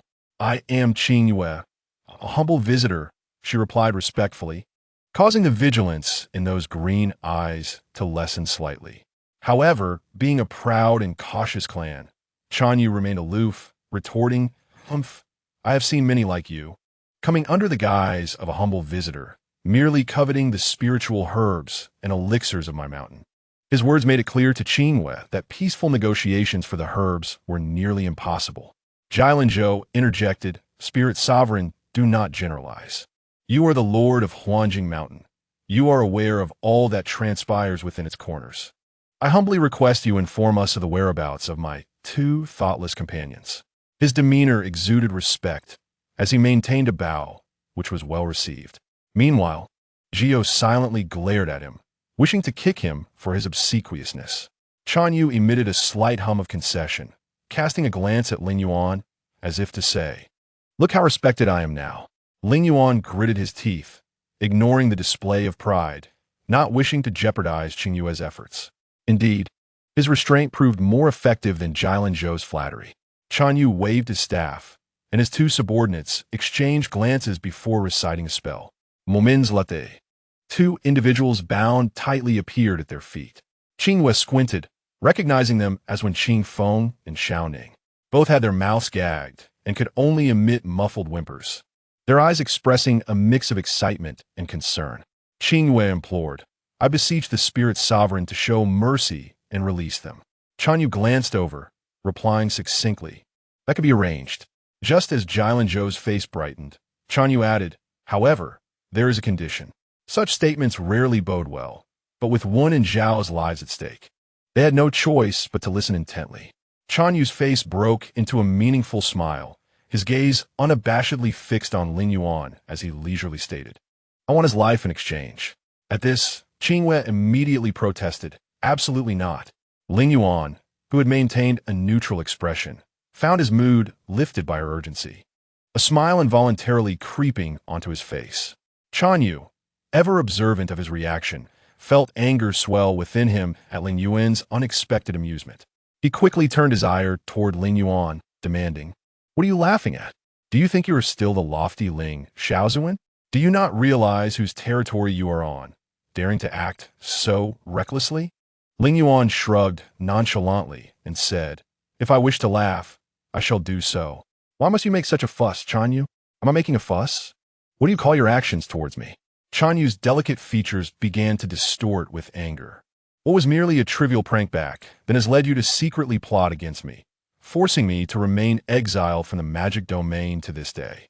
How dare you bring up past grievances?" Lingyuan's voice suddenly dropped to an icy tone, leaving onlookers curious about the enmity between the two. Qingyue felt a chill creep up his spine under Lingyuan's frigid gaze, but he was filled with resentment, having finally encountered the source of his troubles. He was determined not to let this opportunity slip away. "What is wrong with me? I was merely a bystander, not the mastermind. Why must you hold a grudge that led to my banishment?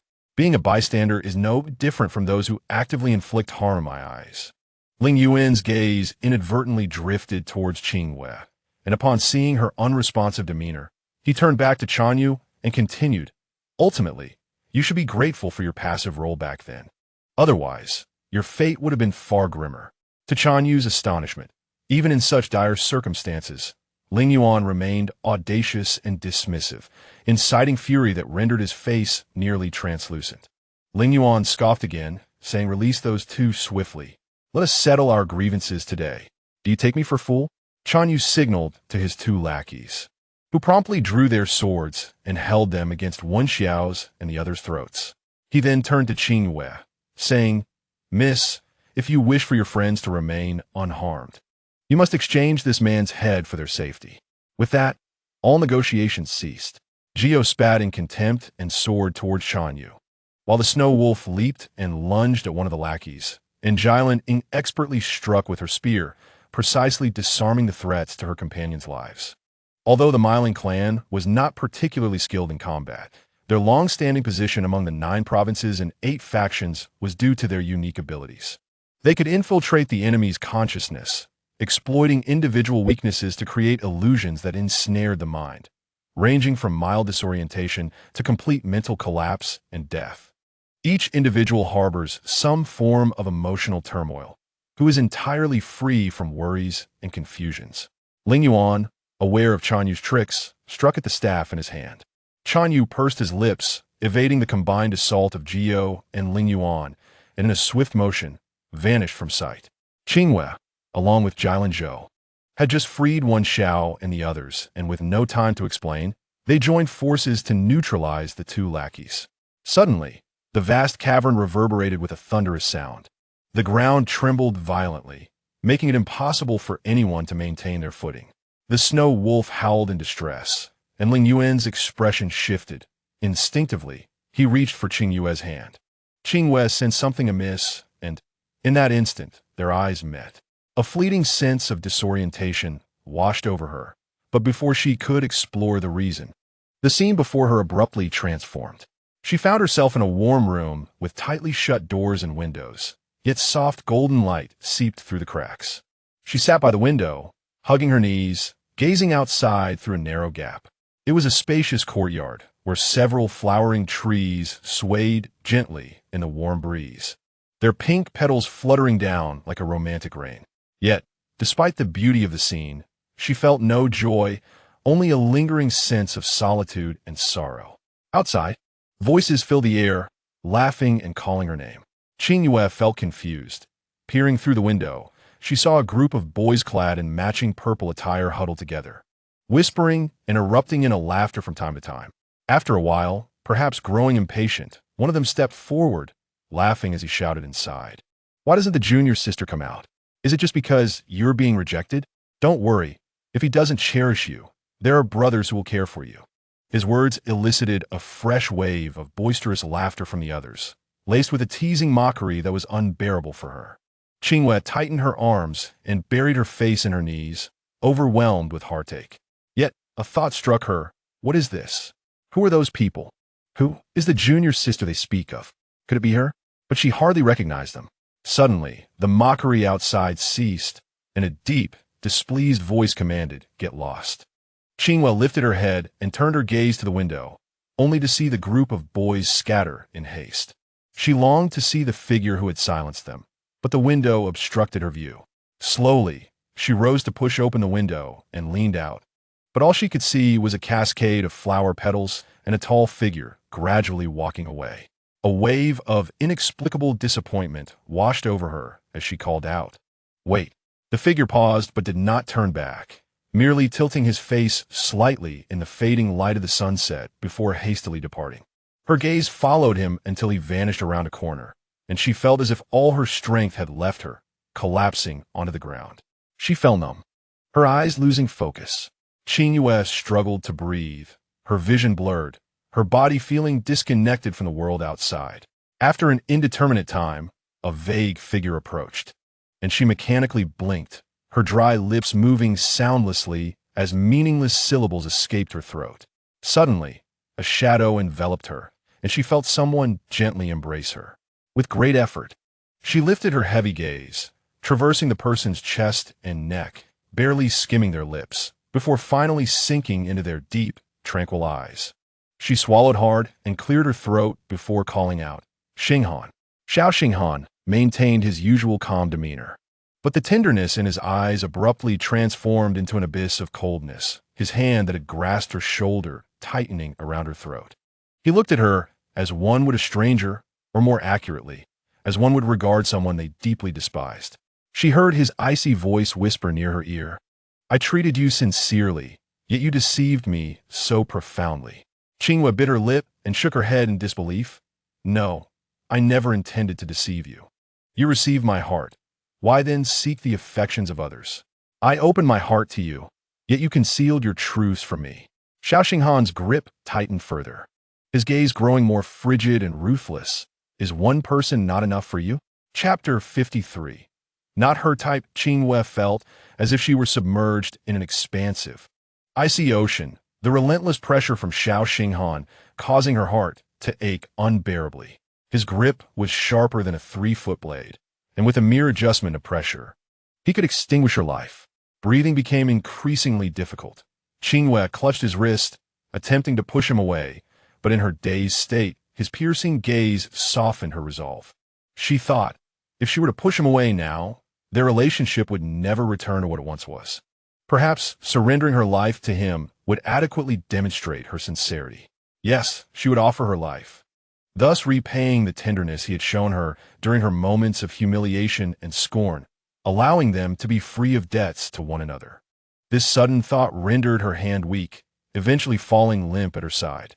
Breathing became even more labored, the sensation of suffocation filling her eyes with blood and rapidly blurring her vision. She blinked, despairing to catch one last glimpse of his face in her final moments. Tears cascaded with the rhythm of her blinking, yet the visage of Xiao Xinghan remained shrouded in obscurity. She observed as his features began to twist, the familiar warmth and sharpness of his eyes and brows fading into a faceless entity. only to be abruptly replaced by the stunning countenance of Lingyuan. His eyes flickered with a fiery hue, beguiling and captivating. A smirk graced his lips, revealing a mocking smile. To call you foolish, and yet you refuse to acknowledge it. That man with the surname Shao intends to take your life, and you must obediently prepare your neck for him, correct? No, he could not truly wish to harm her. The gentle soul who had shown her such kindness could not harbor murderous intent. Their relationship was merely clouded by misunderstandings, easily resolved with a single explanation. Qingyue furrowed her brow, wanting to refute his words, yet found herself utterly voiceless. Give up, there are countless good men in this world. Yet that man with the surname Shao harbors the memory of a deceased individual in his heart. No matter how exceptional you are, you cannot compare to the perfection of the dead. Lingyuan's sharp nails traced slowly across her cheek, his heated breath whispering in her ear, igniting an uncontrollable restlessness within her. Her breath hitched, and the scene around her abruptly shifted. She lay beneath a flowering tree, her limbs limp against the ground. Even with her garments nearly stripped away, it offered scant relief against the raging heat coursing through her body. This familiar sensation revealed that she had fallen victim to an aphrodisiac. While shame coursed through her, she could not suppress the surging desire that threatened to consume her. She could hear her own breath, feel the shivers elicited by the slightest movement of fabric against her skin. Tears welled in her eyes as she despaired over why he would bring her to such a state using such despicable means. Did he see her merely as a plaything for his whims? Did he possess not a shred of genuine affection? In a near state of despair, she closed her eyes. Suddenly, her soul seemed to detach from her body, and she floated weightlessly above the flowering tree, gazing down at her disheveled self, powerless upon the ground. It was unmistakably her form from the realm of magic. She pondered what this truly was. A hallucination? But why would she conjure such an indignantly shameful image? The profound sorrow and despair felt so achingly real. In this moment, who was she longing for while lying there? Familiar mocking laughter echoed around her. And as she regained her senses, she noticed a group of young men clad in purple, having appeared beside her unnoticed. Unmistakably the same group she had glimpsed through the window. They encircled her vulnerable form, their faces adorned with expressions of intense interest, while some gazed at her exposed skin with unabashed longing. Qingyue observed their shifting expressions with disgust. She attempted to push them away with her hand, only to find her strength utterly ineffective, failing to garner even a moment's attention from them. A wave of profound helplessness enveloped her. She fell heavily from the clouds, crashing back into the powerless body that lay beneath the taunting youths, the tingling sensation coursing through her still intense. Yet her heart felt as cold as ice. Qingyue closed her eyes, silently listening to the boys' jeers, remaining unmoved. Her thoughts began to wander uncontrollably in the darkness.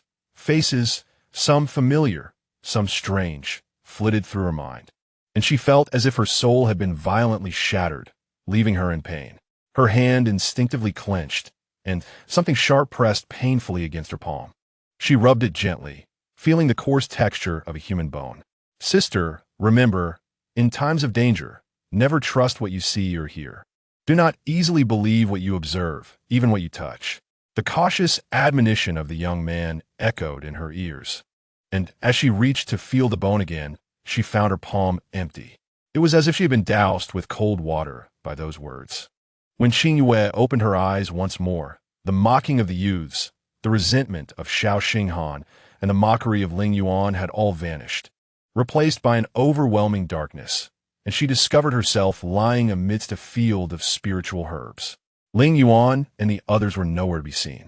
Qingyue rose to her feet, squinting as she surveyed the surrounding herbs, realizing she had just escaped from a hallucination, and these plants must be real. Just as she intended to examine the alchemical herbs closely, a chilling voice pierced the air behind her. "So it is you." Turning around, she found herself staring into a pair of emerald green eyes. Drawing her sword to defend herself, she coldly declared, "It was you causing trouble." Qingyue, wielding a staff, though small in stature, exuded an imposing presence as he bitterly retorted, "It's you, after all." Qingyue detected the underlying message in his words, her expression darkening. Yet she remained silent. Qingyue tightened his grip on the staff, his green eyes reflecting a torrent of hatred. I never expected that after so many years. We would meet again here. From your expression, do you not remember me? Junior sister. The final light-hearted address caused Qingyue to press her lips tightly together. She was uncertain of how much of what had transpired in her hallucination was genuinely real. Though your current appearance may have diminished compared to before, it is still enough to captivate Lingyuan completely. A woman with a face like a celestial being can inspire men to forsake everything for her. It is truly enviable. What are you trying to say? What more can I say? Did I not just take you through it again? Qingyue, filled with rage, pointed his staff at Qingyue.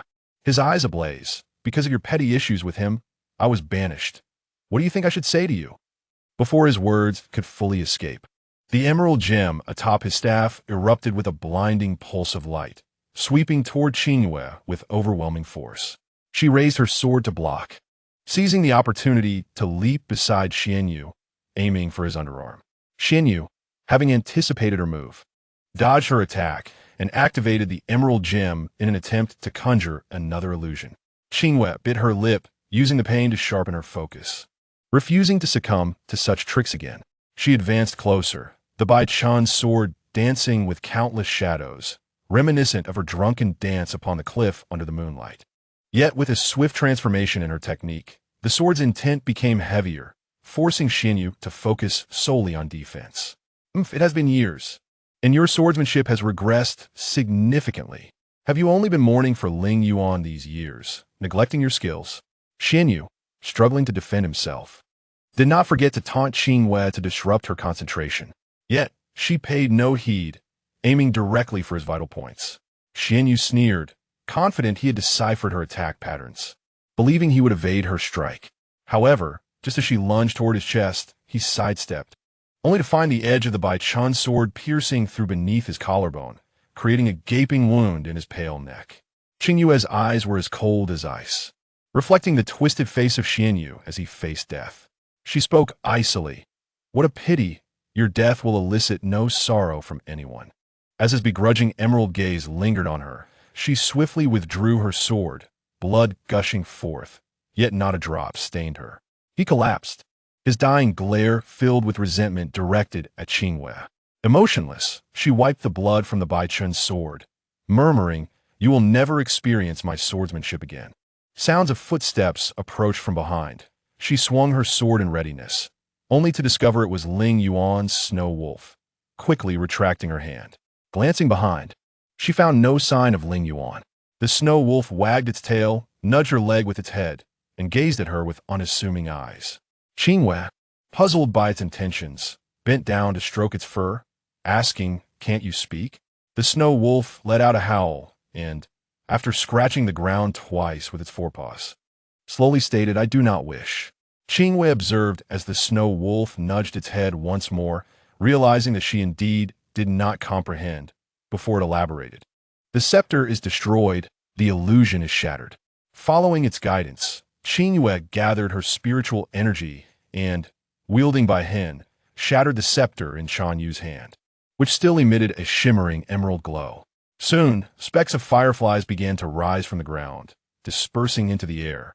A gentle beam of moonlight cascaded from above, and Qingyue discovered that she was in an utterly ordinary cave, where spiritual herbs and celestial flowers flourished, basking in the light of Huangshan.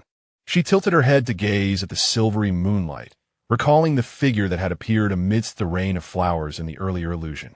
Rubbing the snow wolf's head, she murmured, "Could it truly be him? How is that possible? What are you daydreaming about? Afraid it might bite you?" A gruff voice came from behind. Startled, Qingyue thought, "How could it be him? With such a foul temper, he is certainly not my type." Chapter 54. Whispering affections, Qingyue pressed her lips together and took a deep breath to calm her emotions before turning to face Lingyuan. His black cloak was torn in two places, revealing a fiery red robe beneath, and he approached with an air of confidence, as if surrounded by flames. The vivid red was almost blinding, and Qingyue inexplicably recalled the searing heat reminiscent of wildfire. Her ears flushed beneath her dark hair. Uncomfortably, She turned her head to avoid Lingyuan's gaze, but he forcefully grasped her chin, compelling her to meet his eyes. Lingyuan furrowed his brow, using his thumb to wipe away the blood on her lips, asking, "How did you get hurt?" Qingyue instinctively pressed her lips together, her tongue brushing against his finger, and her mind flashed with enticing yet unbearable images, prompting her to wish she could bury herself in a pit.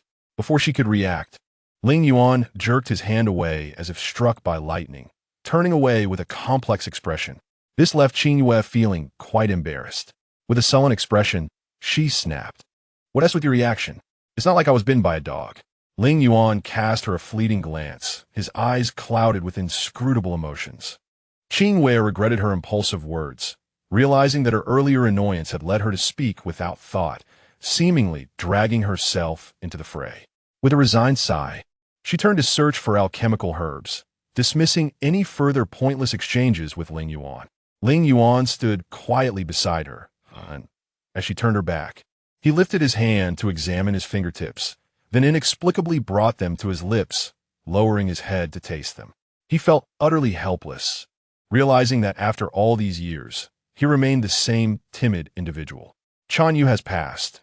Qingyue suddenly spoke among the spiritual herbs, continuing her search as she calmly stated. Before he died, he repeatedly claimed that we were the cause of his expulsion. Lingyuan quickly retracted his hand, casually responding, "Oh," with no intention of providing further explanation. Qingyue glanced at him impressed. "Speak up, what happened?" Though her gaze was merely a casual glance, it struck Lingyuan with great force. He stiffened his neck, retorting, "What else could it be? He offended me, and I taught him a lesson. It was only just. What does that have to do with me? It has nothing to do with you. Qingyue called me junior sister. How could it not concern me? Just because other men address you casually, does that imply a connection between you?" Lingyuan's eyes glinted with anger. He fiercely declared, "If I were to call you my lady, does that mean we have some sort of relationship?" Qingyue halted her movements, standing upright to meet his gaze, asking, "Then what exactly is our relationship?" Their banter felt like a tongue twister, causing the snow wolf to grow increasingly drowsy. It scratched the ground with its forepaw and slipped away, uninterested in further listening. Lingyuan clenched his hand concealed beneath his sleeve, speaking in a low voice. "Do you truly not remember even the slightest detail?" Qingyue should have nodded in agreement, but the memory of the earlier illusion cast a shadow of uncertainty. Seeing that they were alone, she summarized the mocking words of the boy in purple from the illusion, her tone remarkably steady as if recounting another's tale. Lingyuan listened impassively, but as he sensed the inquiring gaze from Qingyue, he choked back the frustration within him, saying, "Those trivial matters are in the past. It is perhaps better that you forget them." This subtly confirmed that the illusion was not entirely fictitious. Qingyue lowered her eyes, the thick lashes casting delicate shadows in the moonlight, hesitantly inquiring, "Was it you I was waiting for back then?" Lingyuan paused, then stepped closer, gripping her chin to lift her gaze. The cool moonlight illuminated his deep, reddish eyes, casting an enchanting glow. "This matter, I shall explain only once." Lingyuan leaned closer, his forehead nearly touching hers, speaking softly, "I did not know you were waiting for me. That letter inviting you out was not penned by my hand, but rather a despicable trap. Those who orchestrated it are not worth your forgiveness or resentment." Qingyue brushed aside his hand, retreating slightly to meet his gaze. This was the first time since their encounter that she scrutinized him earnestly. At that moment, the face that had always seemed arrogant and infuriating appeared almost endearing due to the sincerity flickering in his eyes. Meanwhile, Lingyuan felt a stirring within him. The moonlight was perfectly balanced, and the stillness of the surroundings was undisturbed. The person he had longed for was so close, their eyes sparkling with the same clarity as in the past, causing his heart to thrum with anticipation. He silently inched closer, one arm stealthily wrapping around Qingyue's waist while he contemplated whether to embrace her or hold her head. As they gradually drew near, the warmth of their breaths intertwined in the narrow space, close enough that his prominent nose brushed against her cheek. Qingyue did not shy away. She was not lost in a daze, nor was she immobilized by his encircling arm. She merely gazed into his familiar yet strange eyes with slightly intoxicated eyes. Neither spoke. Their gazes locked as their lips brushed against each other's brows and cheeks, their breaths revealing the long-suppressed feelings.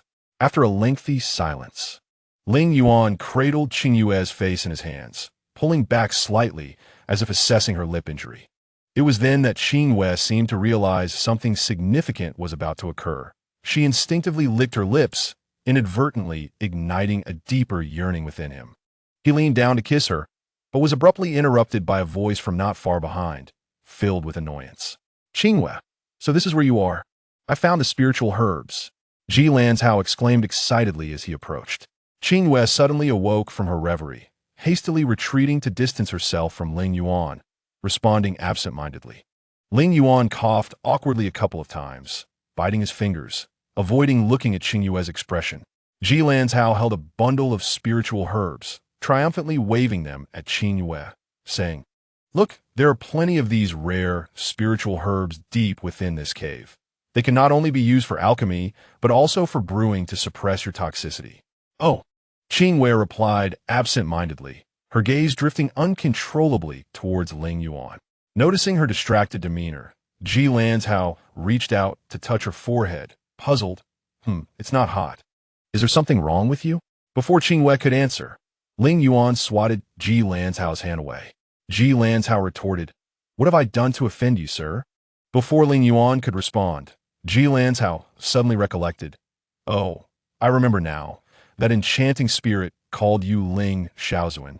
So you must be some important figure from the demon realm.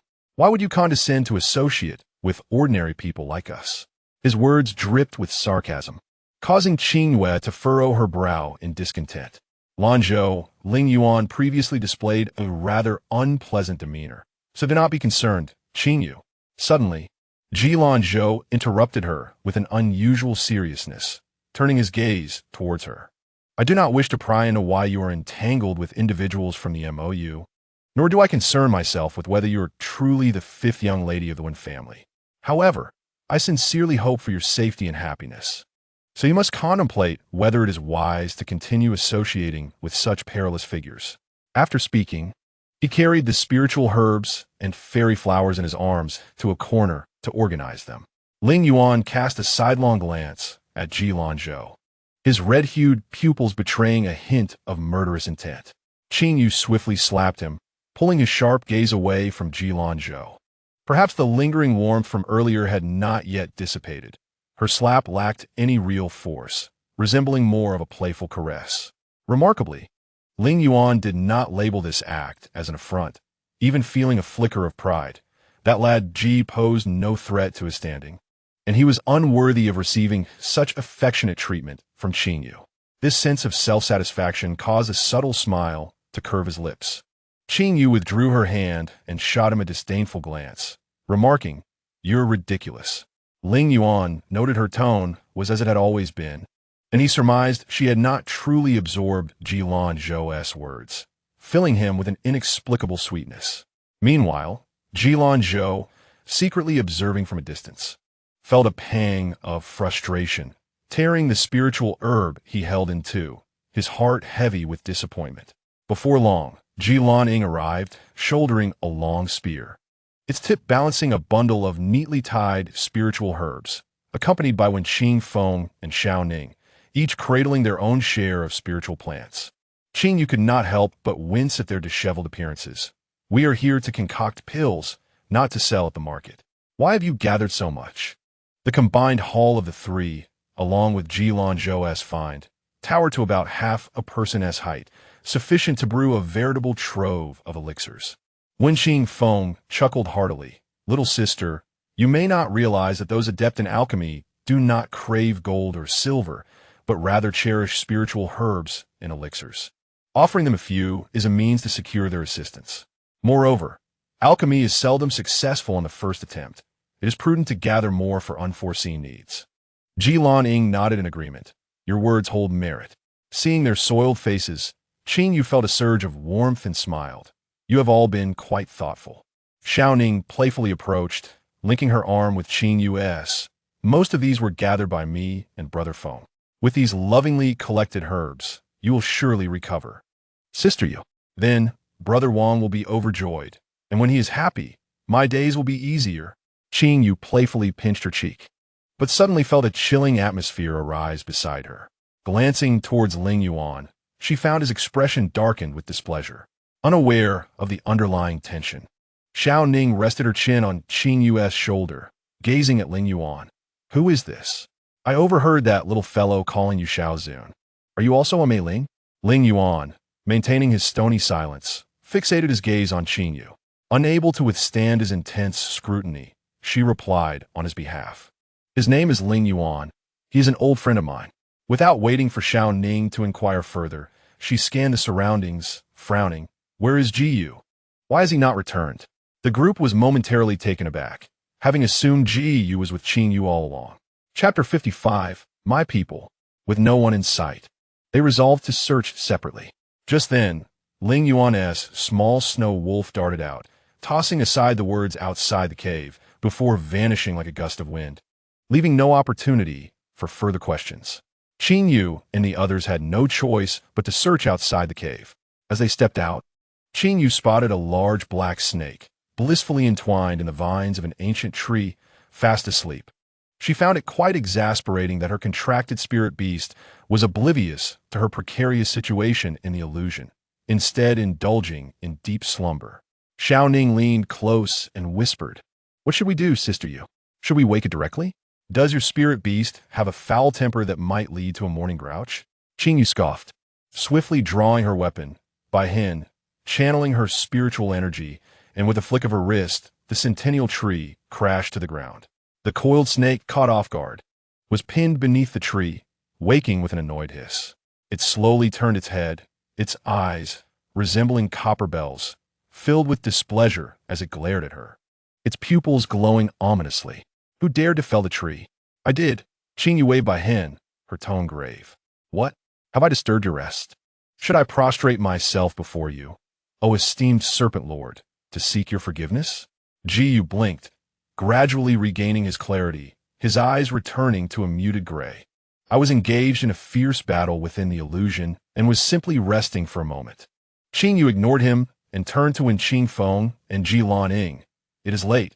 Let us rest for the night and return at dawn. Agreed. They all concurred, retreating into the cave to find places to rest.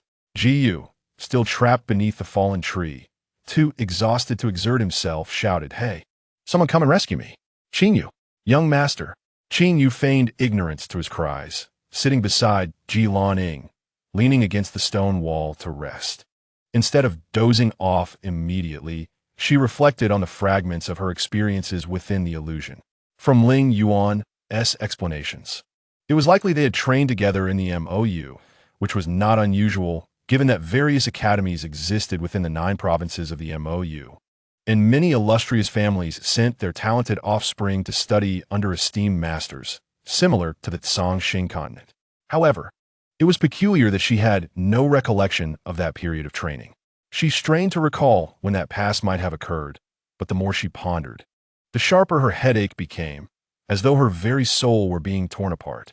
Again, how vexing! Taking a deep breath, she resolved to cease her thoughts, wishing to seek Lingyuan for clues that might unravel the truth of her memories. Yet upon glancing around, she found no trace of him. Rising to search, she spotted him leaning against the large tree she had felled at the cave's entrance, sitting cross-legged with his arms crossed, his tousled hair obscuring half his face, rendering his expression unreadable. She paused behind a large stone at the cave's entrance, hesitating to approach. Qingyue, still pinned beneath the tree, twisted his upper body to slide towards Lingyuan's feet, saying, Young master, do you not tire of wearing such a sour expression all day? Lingyuan shot him a glance, snorted coldly, and maintained a stony silence. Qingyue seemed startled, adding, Young master, have you been possessed? Since I awoke, you have been gnawing on your finger. Lingyuan, irritated, kicked him lightly. I am simply hungry. Is that a crime? The first step in martial cultivation is to establish a solid foundation and refine one's spirit. If you starve, what will become of my daily meals? Ji began to recount Lingyuan's earlier words to Ji Lanzhou, but was quickly interrupted by Lingyuan's reprimand. after receiving a few punches and kicks. Qingyue chuckled, "Young master, you are still quite childish. A mere tease sends you into a rage. Every time Qian Shuang annoys you, he sends me to act as a punching bag for you. Yet I never give him a pleasant countenance. He, a formidable demon lord, becomes the scapegoat between us." His laughter, initially bright, soon carried a tinge of indescribable sadness. Lingyuan stomped on him lightly, muttering, "Cease your laughter. It's more grating than weeping." Qingyue stifled his mirth, stating, "However, to be honest, young master, you ought to amend your temperament. If you care for her, treat her well. Do not act like a child who bullies the one they like. Love should be expressed openly." Lingyuan turned his head, biting his fingers in frustration, and said, "She is too foolish. I have already made my intentions abundantly clear." Qingyue, speechless, replied, "With your awkward demeanor, do you think you can win her over?" Lingyuan shot him a glance and retorted, "Have you ever liked a girl? What right do you have to criticize me?" Qingyue straightened his back and flicked his tongue, declaring, "What a joke. I am a prized flower of the demon realm. I do not need to chase after anyone as they naturally gravitate towards me." Lingyuan gazed at him meaningfully, stating, "Yet you have always been with my father. I have not seen anyone throwing themselves at you." Qingyue replied, "This conversation is futile." Upon seeing him at a loss for words, Lingyuan chuckled softly, and Qingyue could faintly hear his laughter devoid of the usual mockery, prompting her to involuntarily smile. She stepped out from behind a boulder and asked, "What are you discussing that brings you such joy?" Qingyue quickly glanced at Lingyuan and interjected, "Of course we were talking about you. Look how pleased the young master is."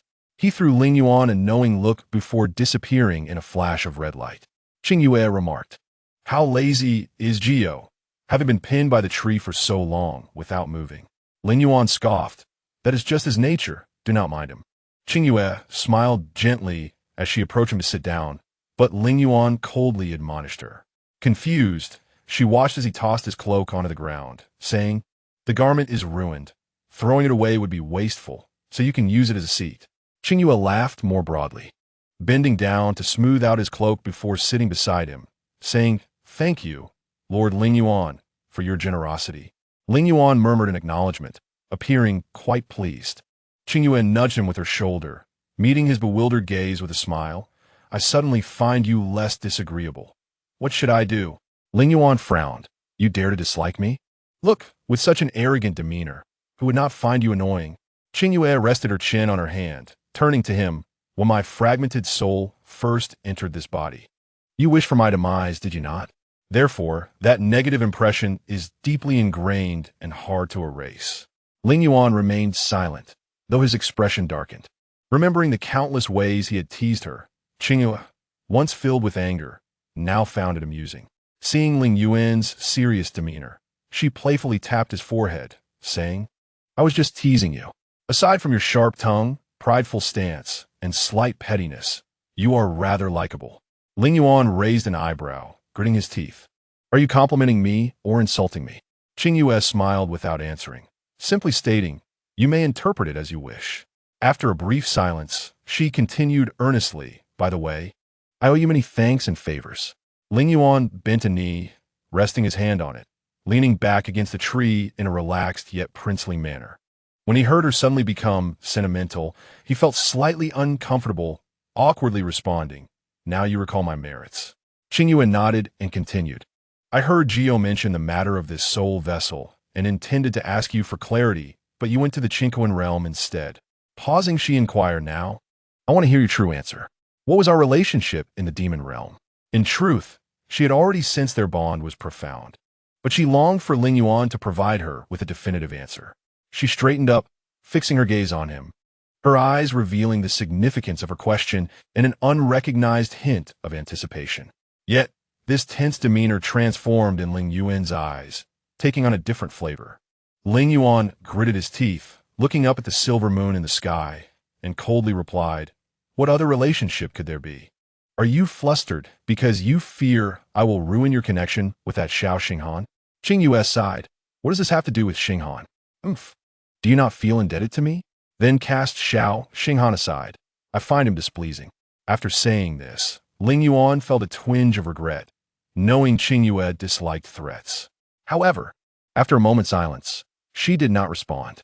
Lingyuan discreetly glanced at her, noticing she was staring intently at him, and felt a twinge of anxiety as he swallowed hard. Turning away, "If you do not wish to, then forget it. I was merely speaking casually. I can promise not to have any dealings with him." "What did you say?" Lingyuan suddenly turned back, realizing his reaction was overly strong. He leaned back again, awkwardly adding, "You need not feel compelled. I mean it." Qingyue's gaze was intense, acknowledging that there were indeed issues between them. She had come to Huanjing Mountain seeking a chance for both to reflect calmly. Lingyuan feigned indifference, asking, "So your conclusion is to sever ties with him?"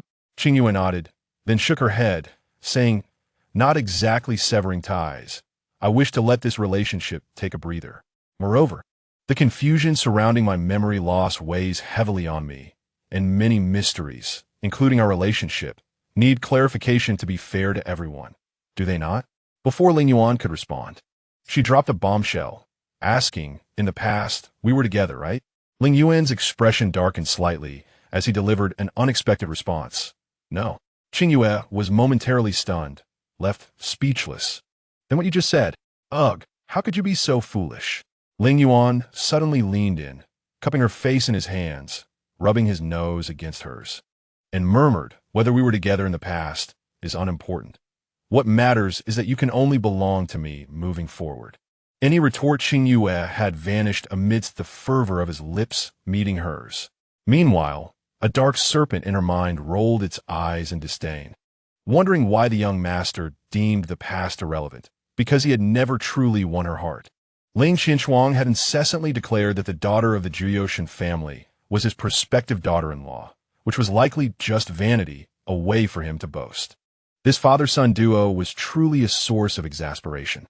Chapter 56.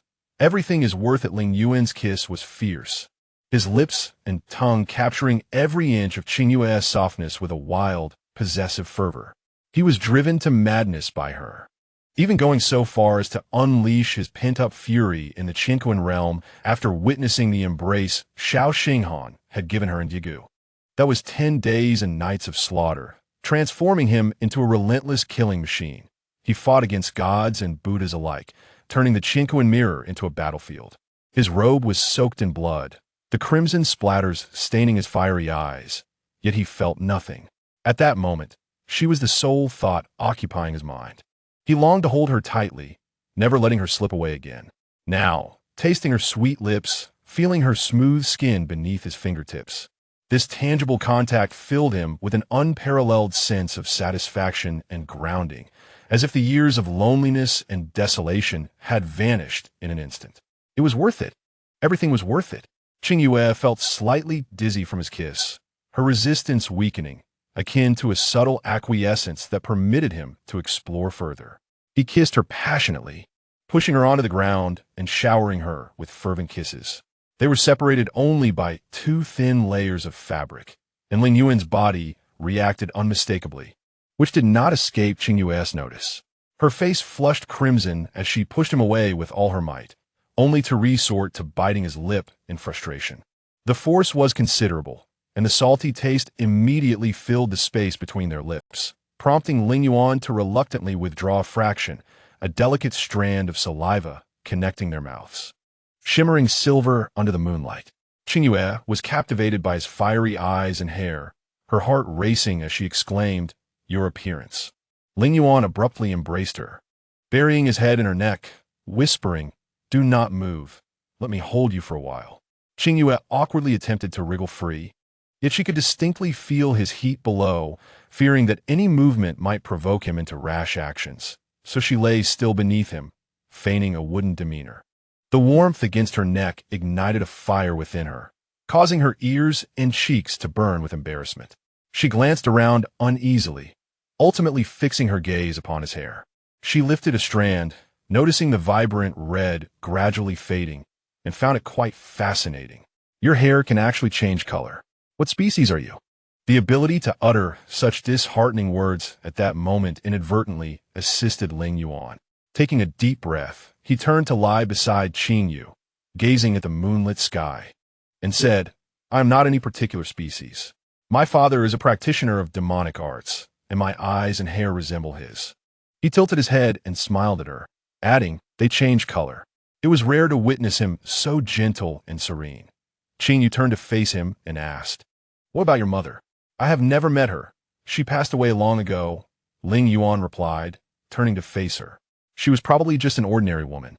In that fleeting moment, the passionate kiss they had shared earlier flooded back to her mind. Qingyue coughed twice and said, I can wait for that. But you must not hide from me just because of our mutual affection, nor are you allowed to have any further ties with that surname Shao. Furrowing her brows, Qingyue retorted, where is the mutual affection in this? You are being overly domineering. Lingyuan's gaze shifted downwards, resting on the green mark at her waist. And he said in a deep voice, throw away that broken sword. Qingyue responded firmly, no way. Lingyuan immediately displayed his displeasure, asking, why not? Do you wish to straddle both sides? Qingyue sat up and replied sternly, you are being unreasonable. I will handle my own belongings without your interference. Lingyuan instinctively wanted to retort, but recalling the progress they had made, he refrained from ruining the delicate atmosphere and swallowed back his harsh words. He lay back, arms crossed, muttering in frustration, do as you wish. Qingyue turned to see his eye-rolling expression and suddenly found him quite childlike. She sighed, saying it's getting late. I am going into sleep. You should as well, there is dew outside. Lingyuan did not even spare her a glance, propping up his leg and replying, with my cultivation, do you think I fear the night dew? It was futile to argue further with him. Qingyue turned and entered the cave, ultimately refraining from inquiring about his past in the demon realm. Her mind was even more chaotic than before. She had intended to seek clues. Yet Lingyuan had suddenly declared his intent to monopolize her future. Unconsciously, her hand touched her lips. It was the first time she had been kissed by a man, while Xiao Xinghan had only ever brushed her eyes with a fleeting kiss. The warmth of Lingyuan's breath seemed to linger on her lips. Suddenly, she recalled their first encounter in this soul vessel's sea of consciousness, where Lingyuan leaned languidly against an extravagant throne amidst darkness, exuding a blend of languor and mischief. The kiss had been fervent and pure, devoid of the earlier teasing tone. His words were likely a confession. For someone as awkward and proud as him, expressing affection would be remarkably challenging. Thus he resorted to such a domineering approach, leaning against the stone wall. She closed her eyes and let her thoughts wander for a while, only to hear faint footsteps at the cave entrance. She cracked her eyes open a sliver and saw Lingyuan sneaking toward her. Qingyue couldn't help but smirk slightly, thinking how peculiar he was. She shut her eyes again, turning her head to listen to the movements beside her. As expected, Lingyuan tiptoed over and sat beside her, nuzzling against her like a small animal until their shoulders brushed, at which point he seemed satisfied and stopped moving. The dim light in the cave cast a soft glow, while Lingyuan's gaze on Qingyue's profile was as intense as sunlight. Feeling uneasy, she shifted her body slightly, only to hear him mutter "fool" softly. Qingyue thought Lingyuan might suffer from a peculiar ailment that left him restless unless he scolded someone, and his sharp tongue had allowed him to escape the repercussions of his behavior for years, likely due to his formidable strength, which deterred others from retaliating. Otherwise, his foul temper would have led him to dire consequences long ago. Her thoughts began to drift, and soon, she fell into a deep slumber. Throughout the night, she dreamt of nothing, and upon waking the next day, her shoulder felt sore. Turning her head, she found Lingyuan sleeping against her left shoulder. She pushed him away, adjusting herself against the stone wall. Lingyuan, somewhat displeased, opened his eyes a crack and shot her a glare before turning away again. Qingyue suppressed the urge to poke him with her sword and push him again, whispering, "Stop moving. My shoulder is sore." "Oh, fine, I don't care," Lingyuan replied disdainfully, sitting up straight, remarking that she was too thin and uncomfortable to lean against. Taking a deep breath, Qingyue resolved not to argue with him. She noticed Ji Lanzhao and Wen Qingfeng were still asleep, while Xiao Ning and Ji Leining were absent from the cave. She got up to find them and, upon stepping outside, saw the two of them sitting behind a windbreak stone, roasting a wild rabbit. "I am not surprised to see Miss Ji up early. But why is you awake so early in Le?" Qingyue sat down beside them, and the aroma of the rabbit began to fill the air. Xiaoning offered a lackluster smile, sitting beside Ji Laniying without speaking. This unusual behavior piqued Qingyue's curiosity, and she asked, "Did you not sleep well? You look rather lethargic." Xiaoning shook her head, hesitating to respond, which only deepened Qingyue's curiosity. Ji Laniying turned the rabbit and bluntly stated, "She saw Lingyuan kiss you last night." Qingyue was taken aback and looked at Xiaoning. Her cheeks flushed and visibly displeased, she nudged Ji Laniying, realizing she could not escape Qingyue's gaze. Reluctantly, she said, "Why would you betray Wen Wu? He treats you so well." Qingyue felt a headache coming on and quickly gathered her thoughts to explain, "It's not as you think. Lingyuan and I do not share that kind of relationship." "He forced you, didn't he?" Xiaoning immediately stood up, addressing Qingyue across the fire pit. "I knew, sister, you wouldn't do something like that. I will go demand an explanation from him." Qingyue hurriedly intercepted the girl, who was charging toward the cave, saying, "Wait, he did not force me into anything." Xiaoning blinked in confusion, asking, "Then what do you two have? What about Wen Wu?" After pausing, her brow furrowed tightly as she hesitated, "Sister, you don't want to consider polyandry, do you?" Ji Laniying placed the roasted rabbit in front of Xiaoning, saying, "Eat, and think less about irrelevant matters." "What is irrelevant about it?" Xiaoning grasped Qingyue's hand urgently, declaring, "I am not a fool. Lingyuan has feelings for you, and I can see it clearly. Brother Lanzhao has noticed it too. We all want you to stop dealing with him." Qingyue felt an overwhelming fatigue. She sighed, "Xiaoning, I have my own reasons for associating with whomever I choose, and I'll be honest with Wen Wu about what you witnessed last night. As for whether we can continue, I truly do not wish to make any hasty decisions right now. I believe we all need some time to think." "Are you really going to abandon my brother for that sudden appearance of a man?" Xiaoning's voice suddenly rose several octaves, her emotions flaring. Qingyue shook her head gently, replying, "I will not be with Lingyuan, at least not at this stage." Just then, a light chuckle came from behind her, causing her eyelids to flutter. When she turned, she saw Lingyuan standing not far away, arms crossed, a smile still on his face. In a moment, their eyes met. He quickly winked at her, his gaze enchanting, yet his brazen flirtation in such an awkward setting was clearly a provocation toward Xiaoning. Furious, Xiaoning was ready to draw her sword, but before she could act, he approached. Lingyuan deliberately stood half a step behind Qingyue, casually draping his long arm over her shoulder, creating the appearance of drawing her into his embrace. Qingyue elbowed him in the abdomen and sidestepped, creating distance between them. Lingyuan did not pursue further. Instead, he tilted his chin at Xiaoning and, with his characteristic arrogance, declared, "Return and inform your royal brother to cease his designs on Qingyue. He is unworthy." You, how dare you?" Xiaoning's eyes burned with fury as she lunged forward, intent on attacking, only to be intercepted by Ji Laniying. She struggled to break free, inadvertently toppling the campfire that had been used to roast the wild rabbit. Flames leaped high, accompanied by greenish smoke, before quickly extinguishing themselves. Lingyuan let out a cold laugh and turned away. Qingyue sighed deeply, pondering why there seemed to be no respite. Chapter 57. You are annoying with the campfire overturned. Ji Laniying's labor from the morning was in vain, yet she could not muster the desire to hunt again and handed the charred rabbit to Ji Lanzhou. Still in a daze, Ji Lanzhou took a couple of bites and remarked, "Sister, this rabbit meat is too tough and unpalatable." Yelunning, unfazed, replied, "One should not speak while eating or sleeping. Just eat." Ji Lanzhou yawned, resignedly uttering an "oh," and continued with his roasted rabbit. Qingyue sat silently beside them, and Jiyu emerged from her brow to catch a breath of fresh air. Upon spotting Lingyuan, he grinned mischievously. "Oh, young master, what happened to your lips?" Everyone turned their attention to Lingyuan, who pressed his lips together, glanced at the still silent Qingyue, and muttered, "I was bitten by a dog." Qingyue's brow twitched. This breakfast had become utterly flavorless. Xiaoning, her teeth clenched in anger, was held back by Ji Laniying, preventing her from launching an attack.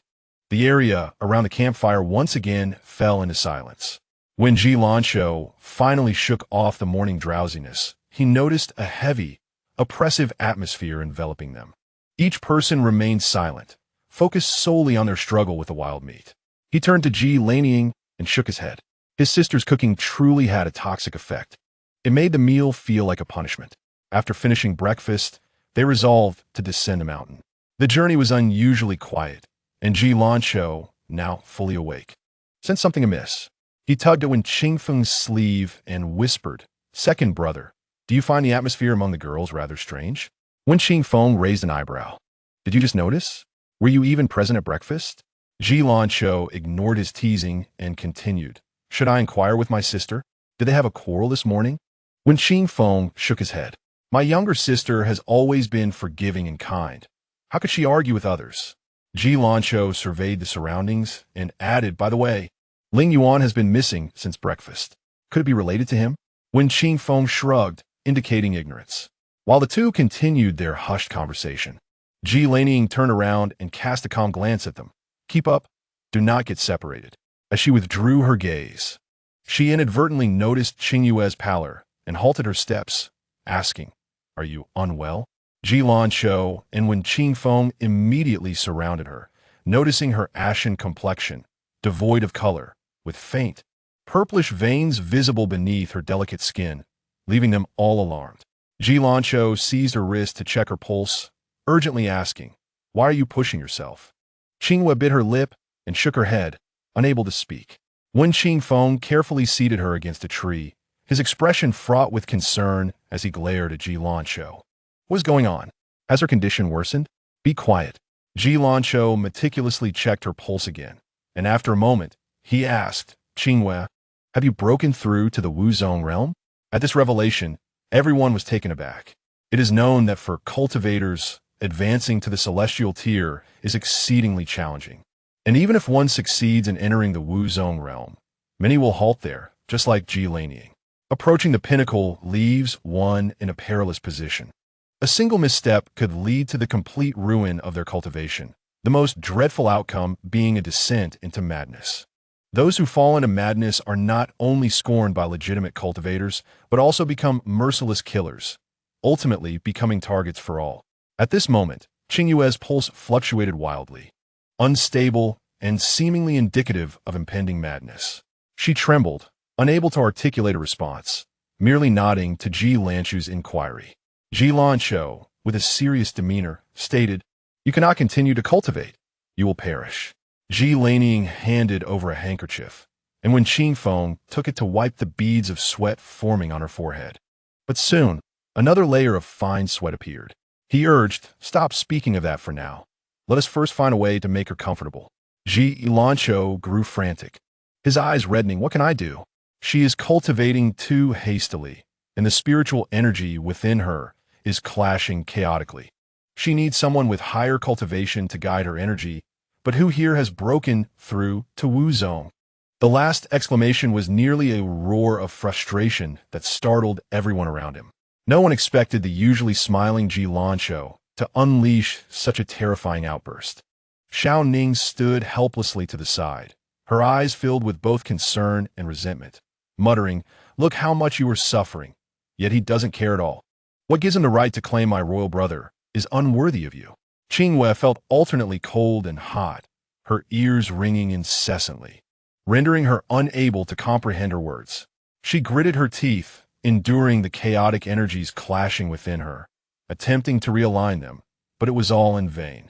Her urgency to cultivate stemmed from the potent spiritual energy within her, effectively staving off the agony of her intoxication. And she was also preparing to return to the demon realm. There lay her enemies. Her current Wu Zone cultivation was insufficient to ensure her survival in that brutal world.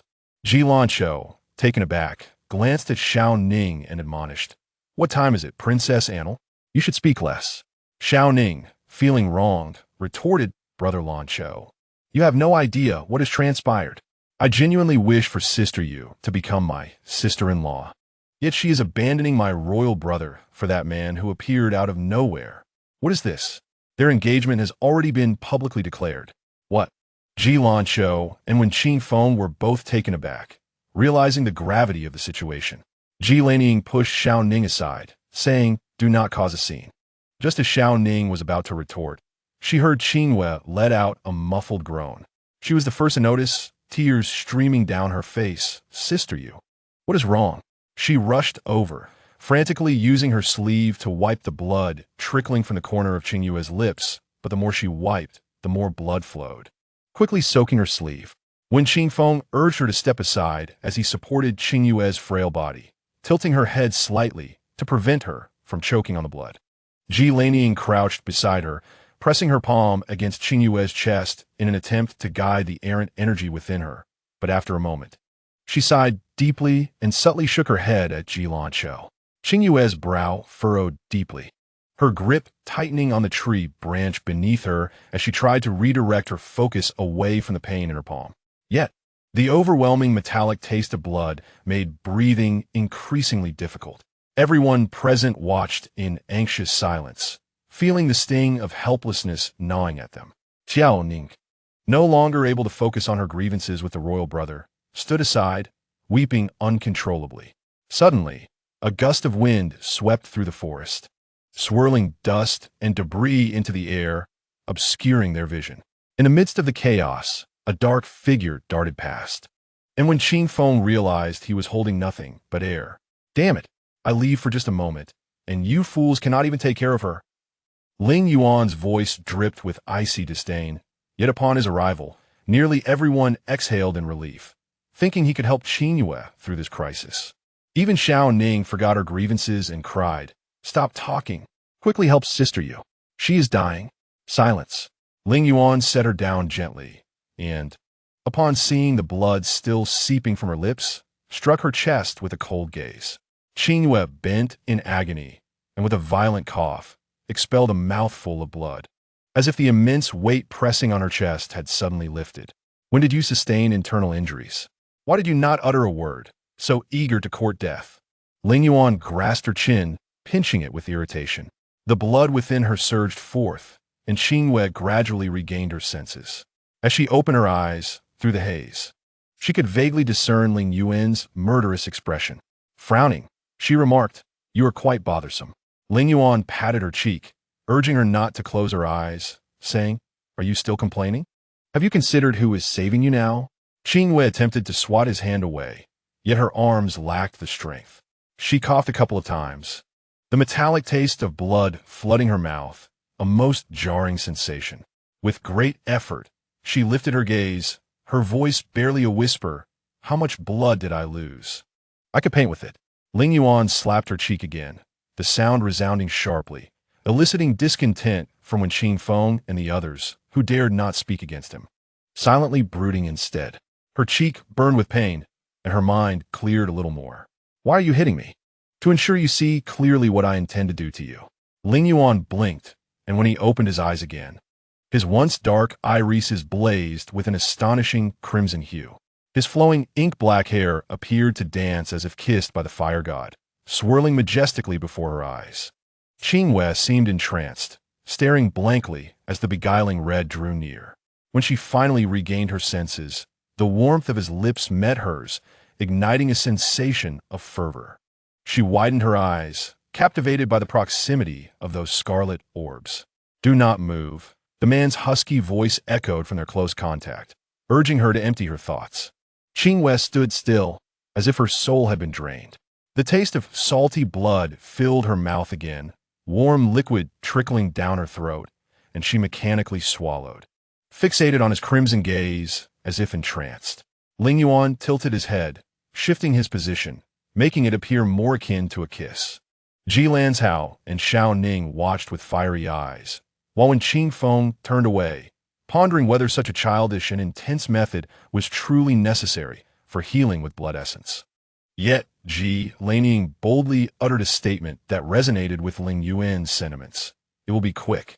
Moments later, Lingyuan withdrew, sitting across from her, their palms facing each other, both bearing traces of crimson on their lips. He spoke in a hushed tone, "Everything will follow my command. Do not breathe erratically, understood?" Qingyue closed her eyes softly, murmuring, "I owe you another favor." Lingyuan tightened his grip on her hand, thinking, "No, it is I who owe you." The others exchanged glances, each lost in their thoughts. After a while, they heard someone humming a tune from the forest. Following the sound, they saw Qingyue seated cross-legged atop a snow wolf, his left hand holding a wild mountain chicken, his right hand carrying several wild rabbits, and vines laden with wild fruits draped over his shoulder, looking quite carefree. He kicked the snow wolf's back, saying, "Hurry up, our young master has left us far behind." The snow wolf remained silent, quickening its pace. When they approached, Qingyue noticed the young master's flaming red hair and immediately tossed aside his food, dashing forward, exclaiming, "Who can tell me what is happening here?" Without waiting for a response, he sternly added, "Lingyuan, cease this at once. Have you forgotten the fate of Qingyue?" Chapter 58. The soul bond. Those who cultivate energy are most averse to interruptions. Qingyue could not intervene, so he stood by, shouting in frustration.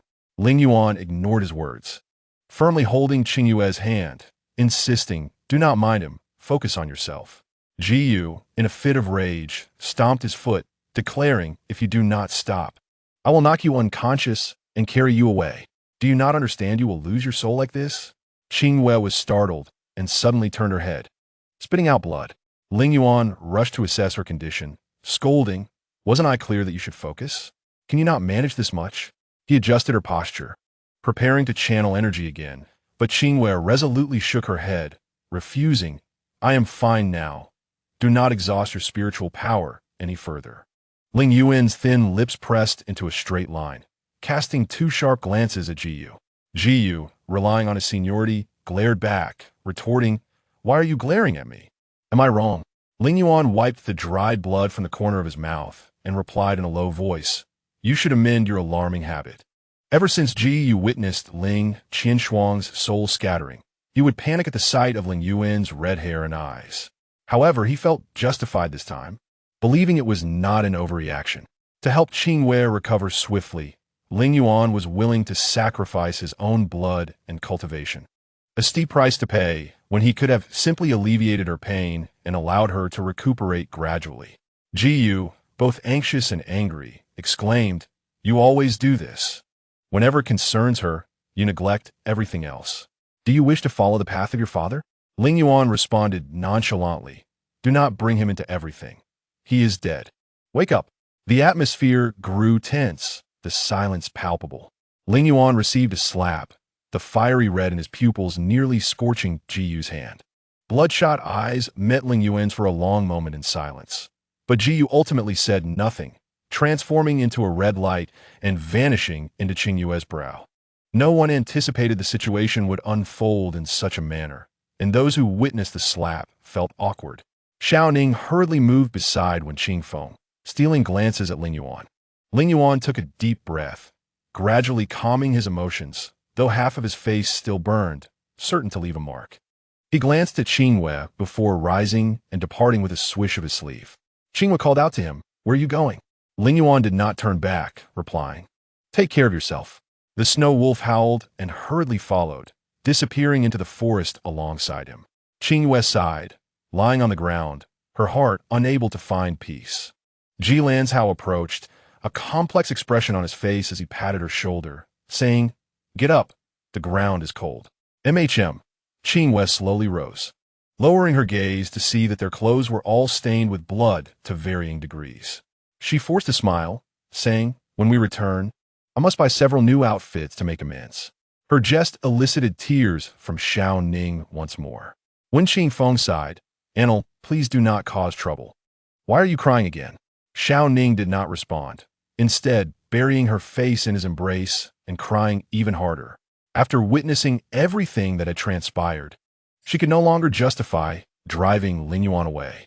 The image of Qingyue spitting blood haunted her, and the possibility of not becoming her brother's sister-in-law weighed heavily on her heart. After resting for a while, the group continued their journey. Wen Qingfeng and Ji Lanzhao attempted to carry Qingyue down the mountain, but she insisted on walking on her own. Wen Qingfeng, settling for a compromise, offered her his arm, saying, "Sister, do you truly have feelings for that person?" Qingyue pursed her lips, remaining silent. Wen Qingfeng scratched his head, rephrasing his question, "Are you truly willing to sever ties with Xingdian for him?" Qingyue tilted her head to look at him, responding, "The matters between Xinghan and me are no one else's concern. For now, I only wish to resolve the poison Azuian. As for romance, I shall set it aside. Perhaps I will end up alone. Hey, do not speak such nonsense. My sister cannot be so disheartened. Wen Qingfeng patted the back of her hand, lowering his voice. Whatever decision you make, second brother will support you. Qingyue smiled and nodded, but a shadow of sorrow crossed her eyes. After several hours, the group finally made their way out of Huangjing Mountain. Initially planning to return the same way, Qingyue suddenly declared he would not proceed any further. Nestled within Qingyue's brow, Qingyue grumbled, "Where is the young master?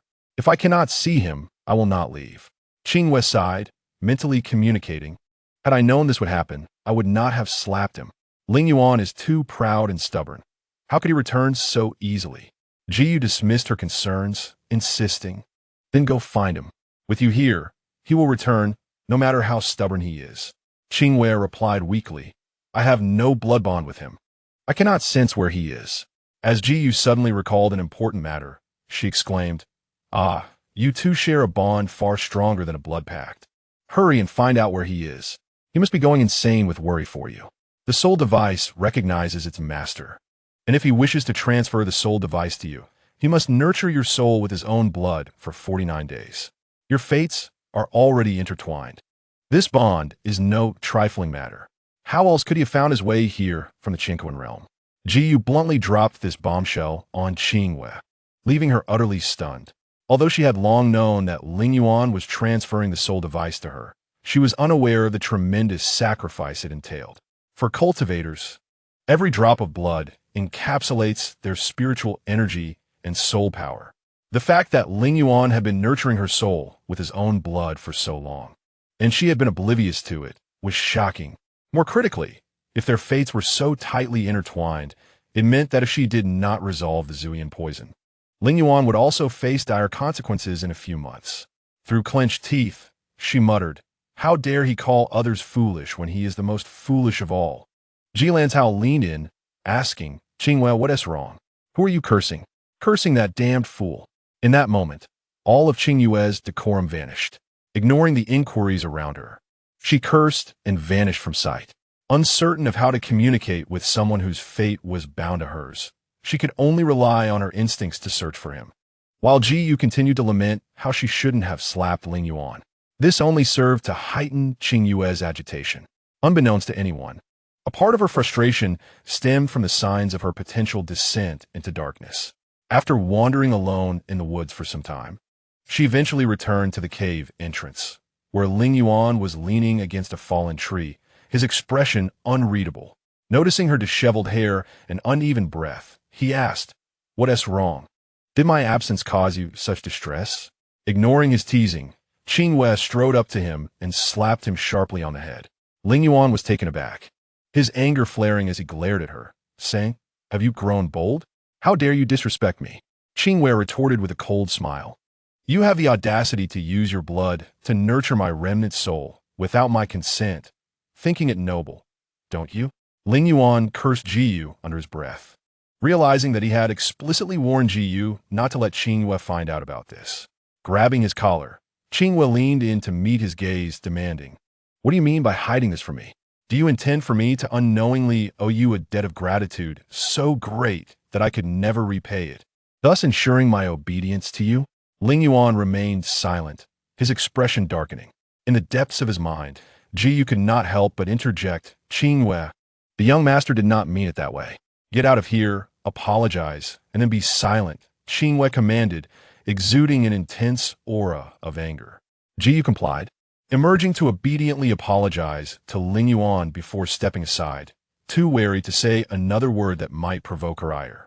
Lingyuan stood up, stiffening his neck as he stated, "The matter of the soul device was merely a trivial effort on my part, not something done specifically for you. You need not react so strongly." Qingyue raised an eyebrow, her anger transforming into a mocking smile. "Do you truly believe I am foolish?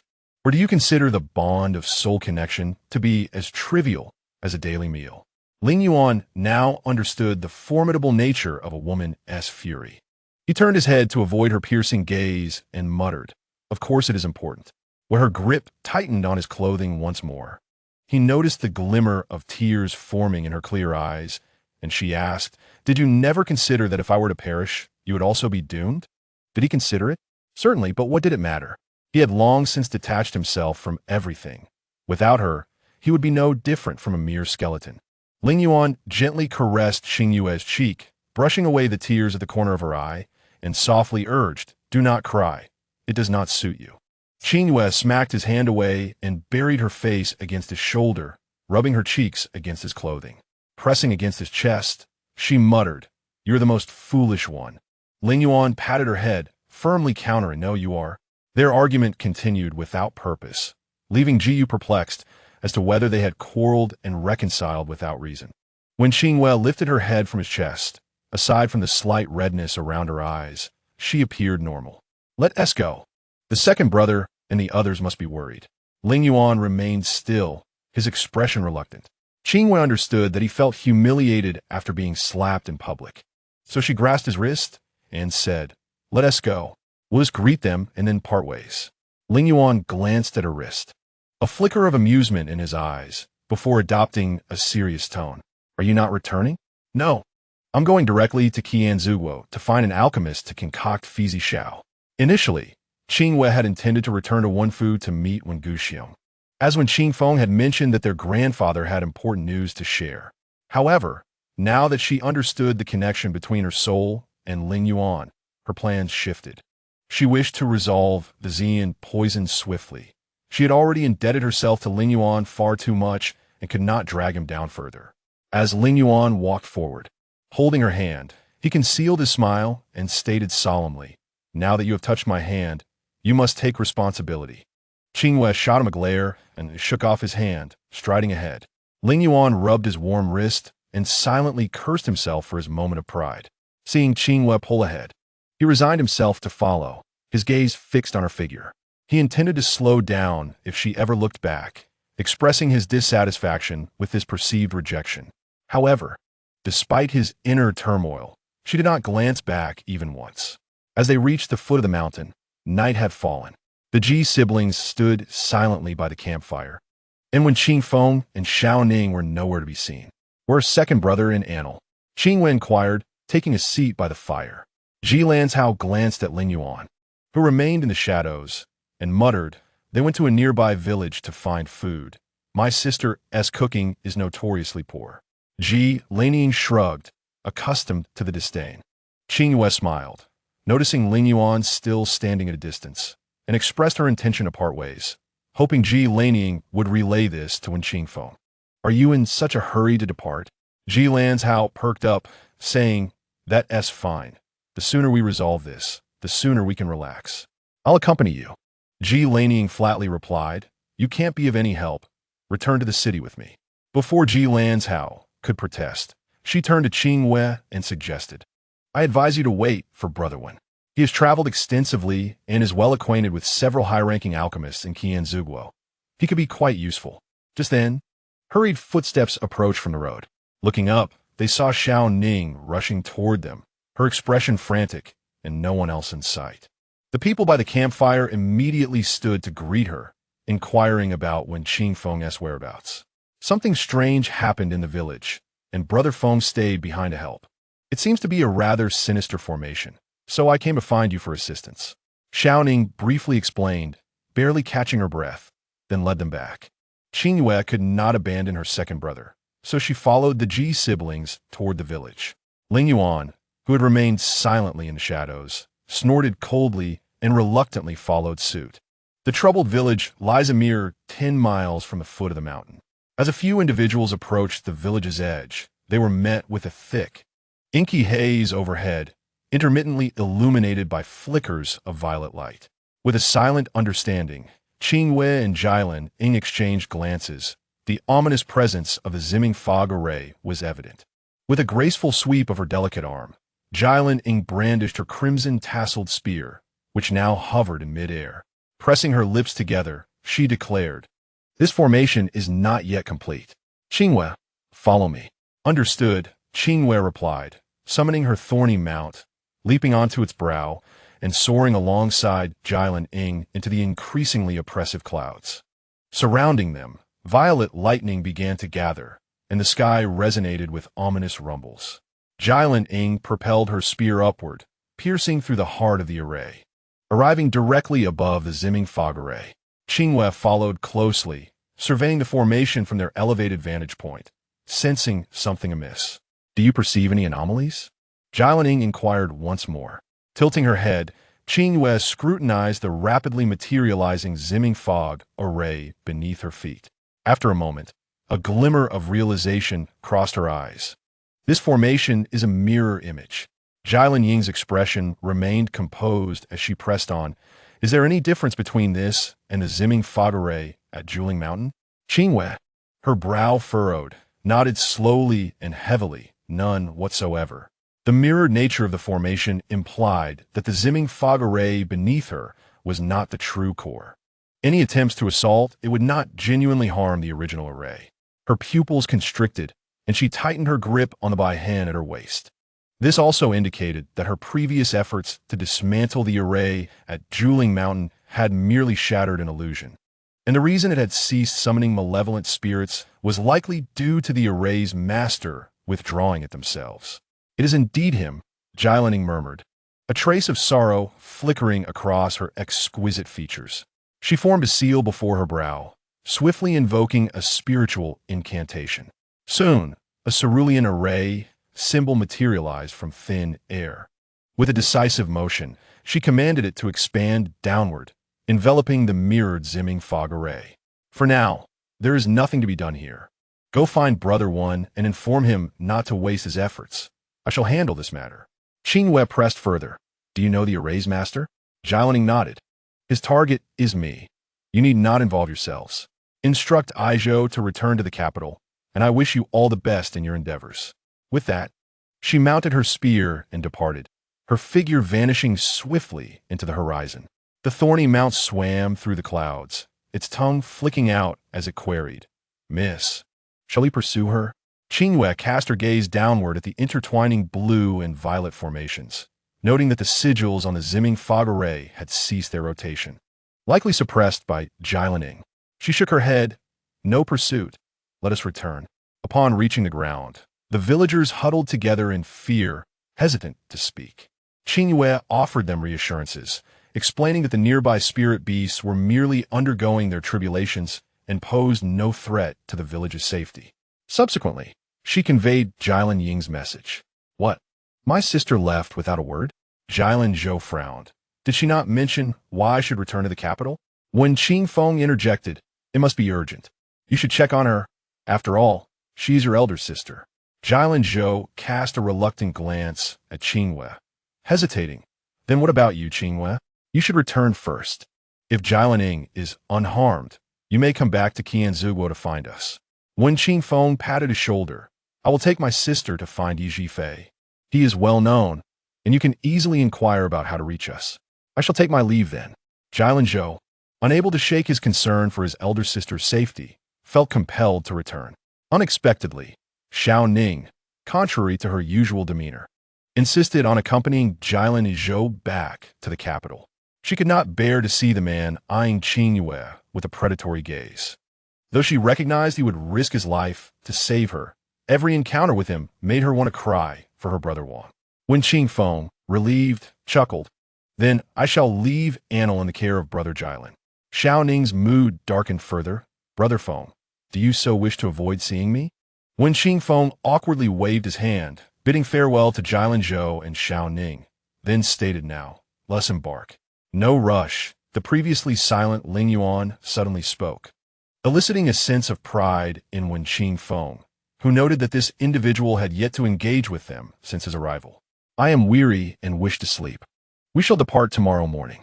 With that, he crossed his arms and turned, entering a reasonably clean household, laying down on their couch, and closing his eyes to sleep.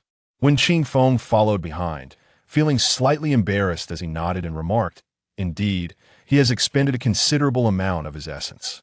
It is only right he be allowed to rest." Qingyue lifted her gaze to the glowing formations still hovering above the village, stating, "It is prudent to remain. Should the formations falter, we can offer assistance." As she stepped outside to retrieve the harvested spiritual herbs, she heard Lingyuan grumble, Why are you so loud? I wish to sleep. Be quiet. Thus, Qingyue tempered her movements. Yet, she soon heard him exclaim, too noisy. Are you doing this on purpose? Look at your second brother. He makes no noise at all while moving things. At that moment, Wen Qingfeng, who had been sipping water at the table, choked, resignedly setting down his cup. He waved at Qingyue. Sister, you should rest. I will handle it. Qingyue smiled at him and softly replied, Then I shall trouble you. Second brother. Wen Qingfeng sighed, moving items while pondering whether he had been unwittingly showcased as a loving brother. As midnight approached, the array enveloping the village finally dissipated, bringing a sense of relief to the villagers. The following morning, Qingyue awoke to a delightful aroma wafting through the air. Upon stepping outside, she was greeted by enthusiastic villagers bearing steaming bowls and dishes, standing in the courtyard.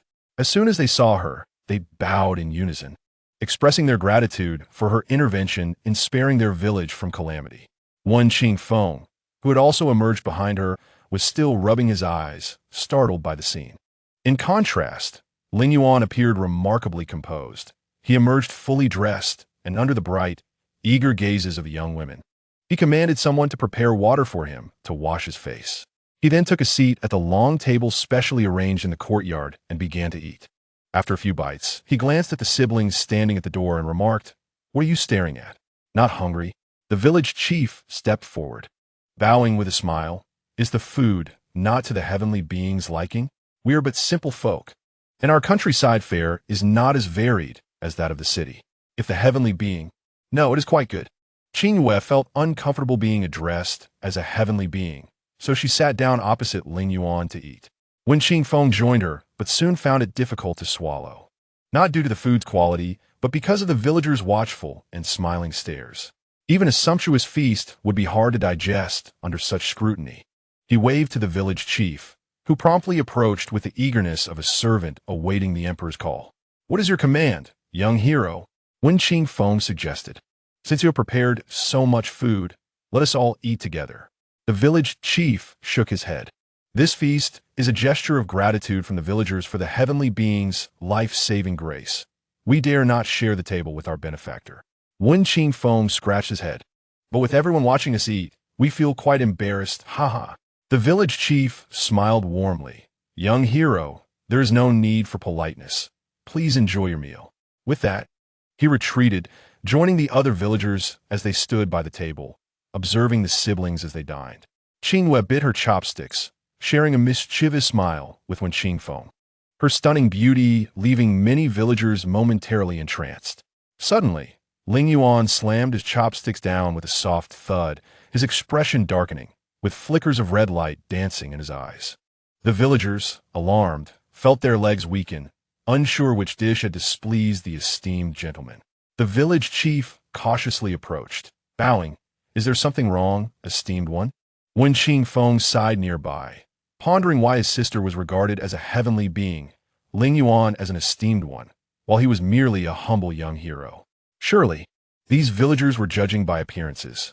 He cast a glance at Lingyuan, who remained silent, resigning himself to the fact that the latter indeed exuded an air of superiority.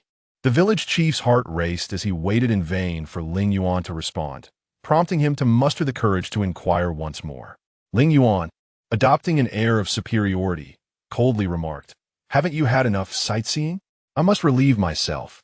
Do you wish to accompany me? At this, Qingyue nearly choked, while the nearby villagers scattered, each returning to their homes. Lingyuan then resumed his meal, deftly tossing a chicken leg into Qingyue's bowl and muttering, Can't you even eat properly? You're as thin as a stick. Wen Qingfeng wished to bury his head in his bowl, wanting nothing more than to block out the conversation. After breakfast, the trio confirmed that there were no signs of the zimming mist array in Yunji, and then set off towards Qingyue.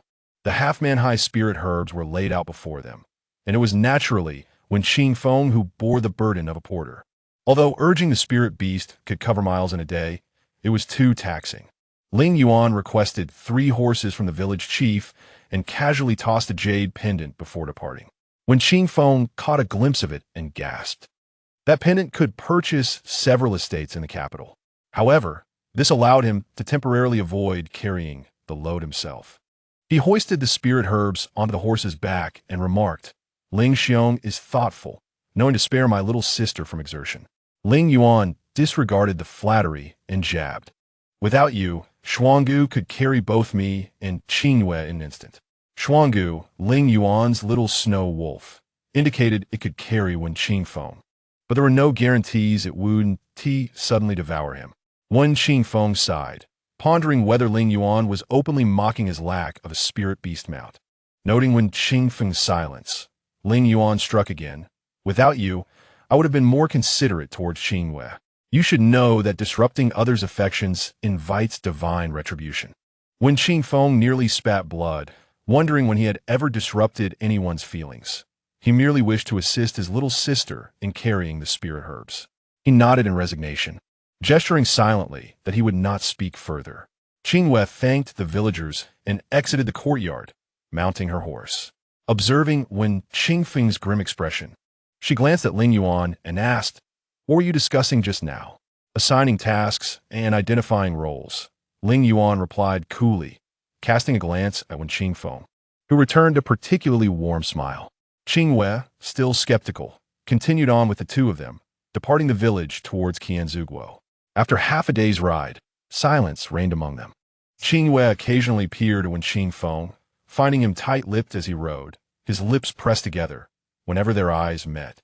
He quickly looked away and gestured for her to ignore him. When they paused to rest, Qingyue rode alongside Wen Qingfeng and asked, Second brother, is the alchemist we are seeking very impressive? Wen Qingfeng nodded, replying succinctly, Yi Zhifei, though young, holds the rank of Danjun. He is indeed a genius in alchemy. Yi Zhifei. Lingyuan suddenly turned his gaze, thoughtfully repeating the familiar name. Qingyue raised an eyebrow. Do you know him? Lingyuan pondered briefly before shaking his head. Perhaps it's merely a coincidence of names. However, the individual I know relishes portraying himself as a genius, basking in the admiration of others. Only by meeting him would one ascertain his true capabilities. Wen Qingfeng, however, smiled and shook his head, asserting that is likely just a coincidence. Yi Zhifei is low-key and humble, not at all as ostentatious as you suggest, Ling Xiong. Lingyuan chose not to elaborate further, falling into contemplative silence. Seeing their exchange was quite normal, Qingyue refrained from probing further into their mysterious morning conversation. After several days of travel, Qingyue's body had adjusted, no longer experiencing uncontrollable surges of spiritual energy, and Lingyuan compelled her to drink a few sips of essence blood daily. The poison of Zhuyin had not flared up violently since then. She proposed abandoning the horses and summoning spirit beasts to expedite their journey to Qingyue, and Lingyuan, unable to refuse, acquiesced. While they were resting, Wen Qingfeng's expression suddenly changed. He leaped atop the roof of a nearby building and whistled sharply, prompting an eagle's cry that pierced the sky. Qingyue looked up to see a strong, majestic eagle soaring overhead before it swooped down, landing on Wen Qingfeng's shoulder. He retrieved a note from its talons, and the few hastily written numbers caused his face to pale, making him lose his footing and fall. Lingyuan swiftly waved his sleeve, using a surge of force to catch Wen Qingfeng, preventing him from injury. Qingyue rushed over, asking, Second brother, what is it? Wen Qingfeng, in a daze, raised his eyes, tears streaming down his cheeks, sending a jolt of dread through Qingyue. She took the trembling paper from his hand and read the 6 words inscribed. Old master, when his past, returned swiftly. Clenching her fists, her eyes reddened as she shook her head. Impossible. Grandfather is strong and healthy. How could this be true? Wen Qingfeng covered his face, his shoulders shaking for a long moment, and when he finally raised his head, he had regained his composure. With bloodshot eyes, he told Qingyue, Little sister, I am sorry. I have no choice but to return now. I will go with you, Qingyue replied, opening her arms to embrace Wen Qingfeng, softly patting his back as she whispered, I do not believe he has left us. I will accompany you to see him.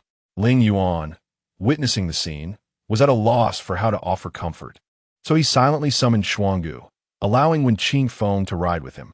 The 3 hastily returned to the Wen residence, covering the distance in under an hour. As Qingyue dismounted, her legs felt weak. The grand red gates of the Wen residence, adorned with a golden plaque, still gleamed under the sunlight. Yet the plaque was now bound in white silk, a stark contrast that was almost blinding. Upon seeing the attendants dressed in mourning white, Wen Qingfeng suddenly felt the weight of his steps, unable to move forward. The young steward, clad in mourning attire, stumbled out from within, collapsing before Wen Qingfeng and Qingyue.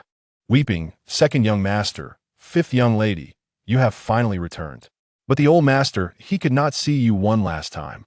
The steward's cries were drowned out by Wen Qingfeng's grief. His eyes reddened as he rushed into the Wen residence, with Qingyue hastily following. They stumbled into the mourning hall. Upon their arrival, the Wen family members gathered around the coffin began to wail anew. Wen Qingfeng suddenly shouted, "Silence!" His roar silenced the weeping wives and concubines of Wen Lang, who dared not utter another sound. When Lang approached, his voice trembling, "Son, bow to your grandfather." Yet, Wen Qingfeng shook his head vehemently, advancing towards the coffin and pounding it with his fist, declaring, "Open the coffin. The old man was fine just days ago. I refuse to believe he has departed so suddenly." When Lang patted his shoulder, saying, "Feng, your father knows you are closest to your grandfather. His sudden departure weighs heavily on him. You must be understanding." Wen Qingfeng felt as though all his strength had been drained, collapsing to his knees before the coffin. Weeping uncontrollably, Qingyue knelt beside him, her tears flowing freely. She recalled that day when she had suffered from the poison of Juyin, and when Guxiong had exhausted himself for half a day to suppress the toxin, his clothes drenched and his body weary. Yet his gaze remained resolute as he assured her he would find the antidote. What had he said to her in those final moments? Qingyue was astonished to remember so vividly his words. "Do not worry. Your grandfather will traverse mountains and seas for the antidote." He had left with a sturdy, unwavering figure, carrying the world's most precious sincerity, never looking back. Little did she know that would be her last glimpse of him. The bond between her and Wen Guxiong had been fleeting, yet it was pure and invaluable, filling her with warmth and gratitude. Fate can be cruel. In an instant, they were separated by an insurmountable chasm. An overwhelming wave of grief and sorrow surged within her, causing her to bite her lip. The taste of blood mingling with her tears, revealing the true essence of losing a beloved family member. Beside the coffin, Wen Qingfeng wept to the point of exhaustion, kneeling for an extended period, unable to rise, burdened by the regret of not having seen Wen Guxiong one last time. Ultimately, Wen Long instructed Wen Qingyan to half-drag, half-support Wen Qingfeng out of the mourning hall. Qingyue accompanied him in a side hall outside, and after his emotions began to stabilize, she softly said, "Second brother, may you find solace in this loss. Grandfather would not wish to see you in such despair." Wen Qingfeng, with reddened eyes, gazed back at her, his expression filled with sorrow. "Little sister, we no longer have grandfather." This light yet poignant statement brought tears to Qingyue's eyes once again. After a prolonged silence, Wen Qingfeng turned to the side and inquired, "What caused his passing?" Wen Qingyan, who had remained silent, replied with an indifferent expression, "Unknown." Qingyue then asked, "When did grandfather depart?" Wen Qingyan paused briefly before stating, 3 days ago. In the morning hall, Wen Long called for him, and Wen Qingyan silently patted Wen Qingfeng's shoulder before turning to leave. Once they were alone in the side hall, Wen Qingfeng murmured, "I still cannot believe it. That old man has lived for over 70 years, stronger than an ox. He could not have left so suddenly. What do you intend to do, second brother?" Qingyue inquired, noticing his resolute demeanor. Wen Qingfeng raised his gaze and firmly uttered 2 words, "Open the coffin." A flicker of surprise crossed Qingyue's eyes, though she shared his doubts. After a moment's contemplation, she nodded and said, "This is a complicated matter. Let us act during the vigil tomorrow night." Wen Qingfeng weakly rubbed his face and replied, "Very well." Qingyue returned to Qingyue Pavilion, her mind distracted. Tingchen had been lying on the bed, sorrowfully weeping alone, when he suddenly heard Baihu calling out "Goddess" in the courtyard. He quickly scrambled up and rushed outside, throwing himself at Qingyue and bursting into tears. His cries tugged at her heart, causing her own eyes to sting. She gently rubbed the back of his head and said softly, "Be good, do not cry." After Tingchen cried for a while longer, he sobbed as he accompanied Qingyue into the house. Once he had calmed down somewhat, Qingyue asked, "You have been in the residence these past few days. Do you know what happened to grandfather?" Tingchen wiped his tears, nodding and shaking his head, seemingly at a loss for words. After gathering his thoughts, he finally spoke in a low voice. "He returned 5 days ago, and as soon as he arrived, he wanted to find you to discuss something important. When I told him you were at Huangjing Mountain, he left. You want to find us?" Qingyue asked, her heart racing. Tingchen shook his head and replied, "It seems he stayed in the study the whole time, eating and sleeping there. I and Huasu snuck in to see him." Qingyue frowned and asked, "And then?" Tingchen's eyes reddened again. "After he stayed in the study for 2 days, he never came out. The steward went to bring him food, but no one answered the door. And that is when they discovered." He could say no more, and Qingyue's heart sank completely. In Chapter 61, Visiting the Master, Qingyue fetched a handkerchief to wipe Tingchen's tears. He trembled as he said, "Every time he saw me, he would tease me sternly, so I always hid from him. Yet, he knew I would sneak into the study to take his precious elixirs to sell. He even left the elixir box unlocked on purpose." "Sister Yue, why was he like this?" "That is simply who he was," Qingyue replied, gently ruffling the boy's hair. "He enjoyed teasing others. Second brother always avoided shouting, and grandfather would mock him for being timid, yet he would still cover for him." The red umbrella shimmered with light as Huasu appeared, leaning against the table and blinking as she asked, "Was he ultimately a good person or a bad one?" Qingyue pondered for a moment and replied earnestly, "He was a gentle soul." Huasu asked again, "Was he an important person to both you and your brother?" Qingyue nodded, "Indeed, irreplaceable." Huasu rested her chin in thought before saying, "During those 2 days when the old gentleman was secluded in the study, my brother and I visited him twice. He seemed to have something significant to convey and wrote many notes." Hearing this, Tingchen ceased his crying, turning to her and asking, "What notes?" "I never saw them." Huasu pressed her lips together and said, "I could not sleep at night and wandered around the residence with Xiao Bai. I saw him still writing late into the night by candlelight.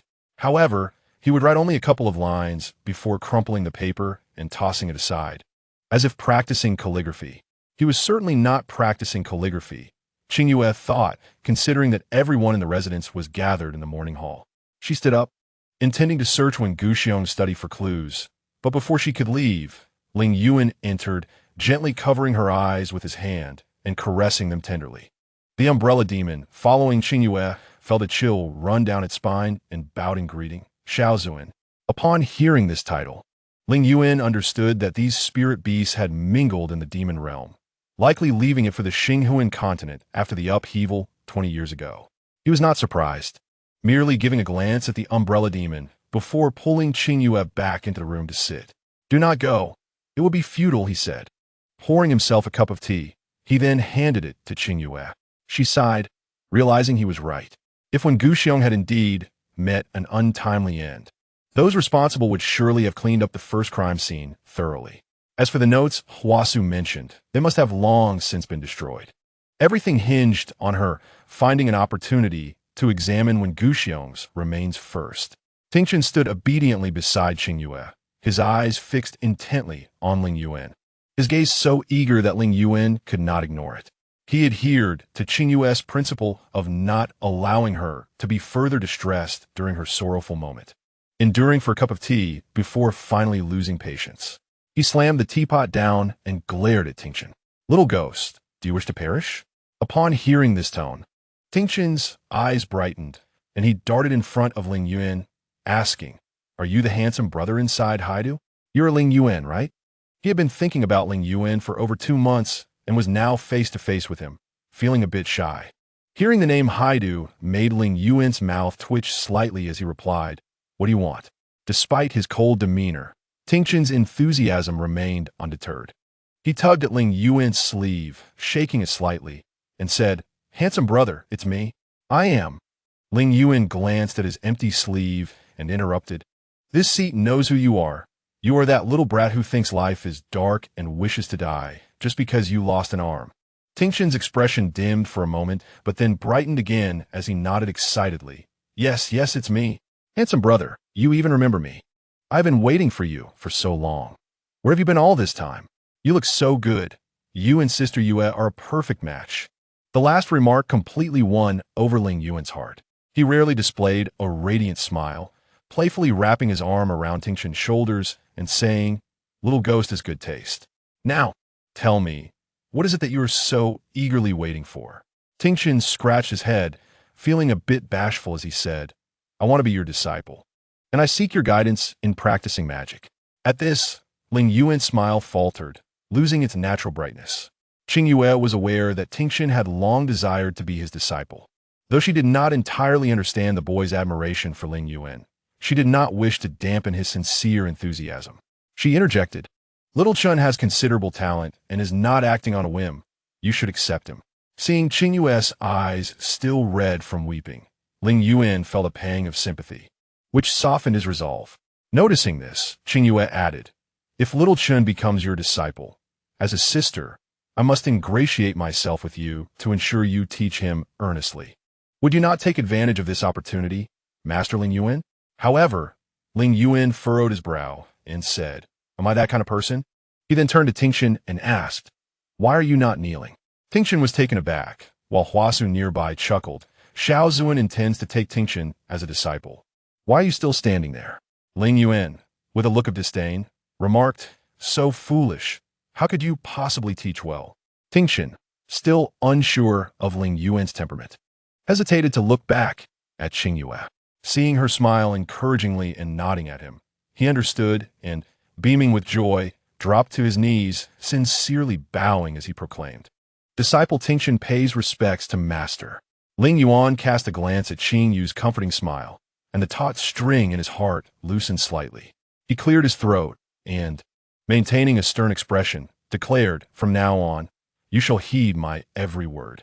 Cultivate diligently, and do not bring shame upon me. I shall obey your command." Tingxin replied with joy.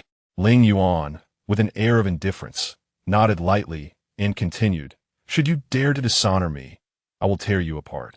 Now rise." Tingxin chuckled softly, stood up, and respectfully served tea to Lingyuan. Lingyuan's desire to take him on as a disciple was not merely a gesture to appease Qingyue. He immediately sought paper and ink to inscribe a section of cultivation methods, which he tossed to Tingxin, instructing, "Take this and contemplate it. If you truly do not understand, ask me. I shall review your progress in a month." Tingxin received it with great reverence, promptly bowed to Lingyuan, and hurried to his room to ponder the teachings. Qingyue sighed and said to Lingyuan, "I am aware that his talent falls short of your standards, and I apologize for the burden it places upon you." Lingyuan shrugged and replied, "His aptitude surpasses yours. Accepting him as a disciple is merely a diversion for me. Do not embellish your own worth." Qingyue refrained from retorting, smiling as she said, "Then I must thank you, Ling Xiao. I do not expect him to conquer the world. I only desire that he acquires enough skills to ensure his own safety throughout his life. Each person has their fate. You need not be so sorrowful." Lingyuan stood by the window, where the hibiscus bloomed beautifully in the deep autumn. A tree laden with blossoms stretched toward the window, and he plucked a branch and tossed it to Qingyue. She looked down at the exquisite flower branch, adorned in shades of white and red. Her lips pursed in silence. After a long moment, she finally spoke, her voice heavy. "Old Master Wen treated me with far more kindness than my own father. Genuine human affection is truly rare. Unlike these flowers that bloom anew, once lost, it is impossible to regain." Lingyuan gazed at her intently, remaining silent. Qingyue sighed. "Though our familial bond is brief, his sincerity is not something everyone can offer, so I cannot neglect his affairs. I must have an explanation." Lingyuan understood she was referring to her impending return to Wen Fu, and he suddenly stepped in front of her, gripping her chin to make her meet his gaze.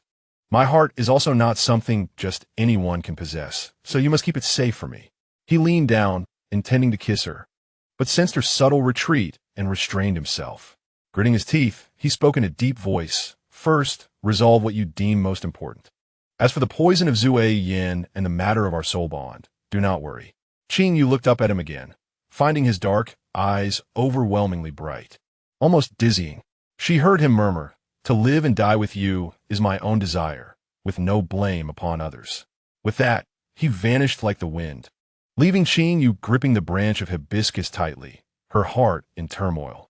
The sudden passing of Wen Wu sent shockwaves throughout the entire Zhongxing kingdom, with people speculating and analyzing the reasons behind the death of the kingdom's foremost expert during their leisure.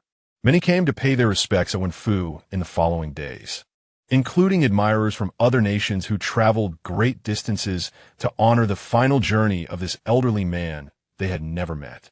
The day after Qingyue returned to the residence, which was the fourth day since Wen Wu's passing, Xiao Xinghan arrived to pay his respects.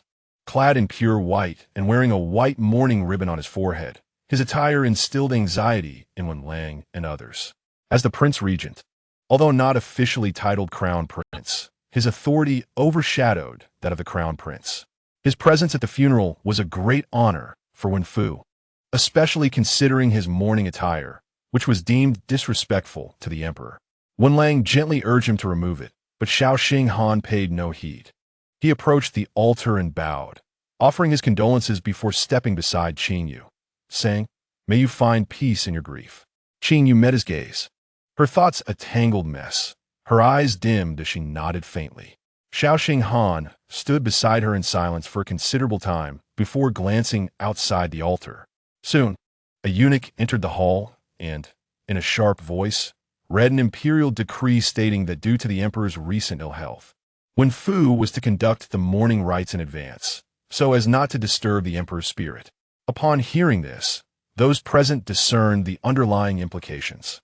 Rumors had long circulated about the emperor's deteriorating health, and now, with the order for Wen Wu's funeral to be expedited, it was feared that the emperor's time was also limited.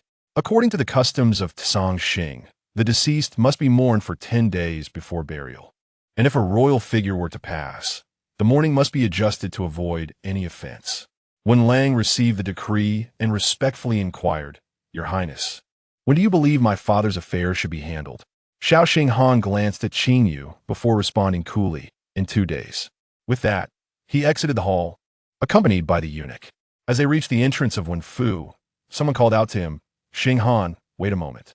He turned, seeing her approach in mourning attire, his heart tightening. Chapter 62. Opening the coffin, Qingyue assessed Xiao Xinghan, who remained composed yet aloof, though dark circles under his eyes hinted at the burdens of state and family weighing heavily upon him. She approached him, her voice slightly hoarse, "Your father." Xiao Xinghan's demeanor remained cold as he replied, "He is fine. His wishes are fulfilled. Whether in life or death, there are no regrets."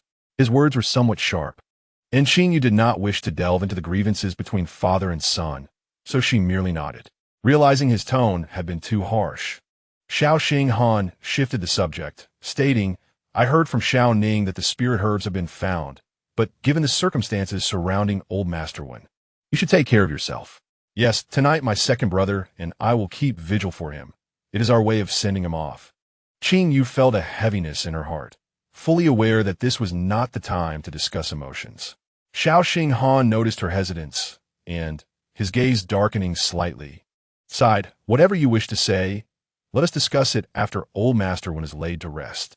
At that time, we can have a proper conversation, shall we?" Qingyue nodded, having nothing more to say, and she bid farewell to Xiao Xinghan before returning to the altar. After her departure, someone emerged from within Wen Fu, standing beside Xiao Xinghan, asking, "What are your orders, Your Highness?" Xiao Xinghan calmly removed the mourning ribbon from his forehead, stating, "Tonight, Qingyue will keep vigil. She will not rest easy and will insist on opening the coffin. Have you taken care of the situation? The wound is beyond recognition. It is unclear what weapon was used." The paper he held pointed to a clue involving an old enemy, now deceased, leaving no witnesses. "Monitor Wen Lang's movements closely in the coming days. I will leave the military arrangements to you." "Understood." Xiao Xinghan looked up at the glaring autumn sun, whispering, "It will soon come to an end." After nightfall, those who had wept and knelt all day retreated to their quarters, leaving only Wen Qingfeng, Qingyue, and Qingchun to keep vigil before Wen Wu's coffin. After a while, Hua Su poked her head into the hall, saying, "Goddess, all the lights in the separate courtyards have been extinguished." Qingyue nodded, ruffling Qing Chen's hair. You stay outside. Remember to report if anyone comes. Qing Chun complied, positioning himself outside the hall alongside Hua Su and Bai Hu, forming a barrier to ensure that if anyone attempted to intrude, the people inside the hall would have ample time to prepare. Wen Qingfeng and Qingyue knelt before the coffin, solemnly bowing 3 times before they began to open it. The coffin's corners had been secured with 8 peachwood nails, and it took nearly an hour for them to carefully extract the nails without damaging them, leaving only a heavy coffin lid between them and the elderly man who had once laughed and played with them. At this moment, the lid felt as though it weighed 1,000 pounds in their hands. Before lifting the lid, Wen Qingfeng murmured, "I am sorry, unfilial grandson." Inside the redwood coffin lay one Gu Xiong, clad in black funeral garments, his face serene and tranquil, though slightly swollen, with dark circles beneath his eyes and lips unnaturally pale. Witnessing this, Wen Qingfeng wiped his eyes and said hoarsely, "Old man." Qingyue composed herself, patting Wen Qingfeng's shoulder. "Second brother, grandfather will understand. We must hurry." Wen Qingfeng nodded slightly, then turned and leaped into the deep coffin, carefully supporting Wen Guxiong and meticulously inspecting his front and back for any wounds. Eventually, they discovered a scar near Wen Guxiong's lower back. Due to the passage of time, the wound had begun to decay, yet it was evident that this area had suffered multiple injuries. In essence, the perpetrator had deliberately lacerated this wound to obscure the weapon type and technique used. Such actions were indeed a profound affront. Wen Qingfeng let out a low growl, unable to alleviate the sorrow and rage swelling within his heart. Qingyue's eyes were misty, her chest surging with overwhelming fury. She silently struck the wall with her palm, and 2 fissures appeared, creeping up the wall toward the ceiling. Wen Qingfeng sat despondently in the coffin, cradling Wen Guxiong's lifeless body, and called out to her in a daze, "Little sister." Qingyue leaned against the coffin, her gaze lowered as she replied, with reddened eyes. Wen Qingfeng said, "Second brother has roamed the Jianghu for several years, witnessing numerous grudges and entanglements. I never understood why some would cling to past grievances and resort to violence, but today I comprehend." Qingyue remained silent, listening intently. This vendetta, Wen Qingfeng concluded, would compel second brother to seek retribution, even if it cost him his life. He carefully dressed Wen Guxiong in his funeral attire once more, speaking as he did, "Though the old man has surpassed 70, should he engage seriously, even combined, we might not be able to defeat him. The wound is on his back, suggesting it was a sneak attack, likely from someone he least suspected." Qingyue turned back, observing the flickering candlelight casting tremulous shadows on his face, and remarked, "I have also considered that grandfather was murdered late at night in his study, making the household members the most suspicious." At that moment, Wen Qingfeng's composure was chillingly unnerving. He spoke coldly, "Do not let me find any evidence. Otherwise, regardless of who it may be, I will not spare familial ties." He gently laid Wen Guxiong back down, arranging his hands over his waist. Well, he sensed something was amiss. What was still clenched in his hand? Wen Qingfeng grasped Wen Guxiong's right hand and noticed that his fist was tightly clenched, leaving only a small corner visible at the fist's opening, resembling a piece of paper. He cautiously pried open Wen Guxiong's fingers and discovered it was a crumpled note. Qingyue brought the candle closer, and as Wen Qingfeng unfolded the note, both of them quickly scanned its content, their faces revealing disbelief. The note contained only a few terse lines, each word piercing like a blade. One Lao's admonition: "The heart of Mu Yu is witnessed by heaven and earth. The matter of the antidote cannot be fully expressed in writing. At the 3rd watch, we shall meet to discuss." The note bore no signature, only a single character Shao, inscribed with vigor, the stroke concluding as cool and composed as its writer, devoid of any sentiment. Such a star character, Shao, offered little clarity. Qingyue heard an inner voice attempting to exonerate Shao Xinghan. She took the note from Wen Qingfeng's hand, bringing the candle closer, feeling the light was too dim, possibly causing her to overlook crucial information. Otherwise, how could she mistakenly believe this letter originated from Shao Xinghan? This time, she meticulously reread the fewer than 30 characters. her gaze seemingly affixed to the character Xiao, unable to divert her attention. Wen Qingfeng arranged his grandfather's remains, then thoroughly checked the coffin for any further clues. He jumped out of the coffin, retrieving the note, and asked, "Little sister, do you think this letter was written by him?" Qingyue tilted her head, responding, "Who is he?" Wen Qingfeng sighed. "Little sister, do not deceive yourself. The phrase the heart of Mu Yue clearly refers to you, and coupled with that unique surname. There is no other candidate but Xiao Xinghan." Wen Qingfeng further inquired, "Is the handwriting on this letter his?" Qingyue shook her head. Her actual days spent with Xiao Xinghan were even fewer than those with Wen Qingfeng, and she did not recognize his handwriting. She bit her lip, remaining silent for a long while before saying, "This could be a frame-up. Even if this letter is genuine, it does not imply that grandfather's death is connected to Xinghan." When Qingfeng stood before her, his deep yet calm gaze locking onto her eyes without uttering a word. Qingyue understood his concerns. She clenched her fists, a heavy heart weighing her down. "Second brother, if this truly relates to him, I will not let it slide easily. Concerning grandfather's matter, you and I share the same resolve." Hearing her words, when Qingfeng exhaled, knowing this matter was too difficult for her to accept, he did not press her for any oaths or guarantees.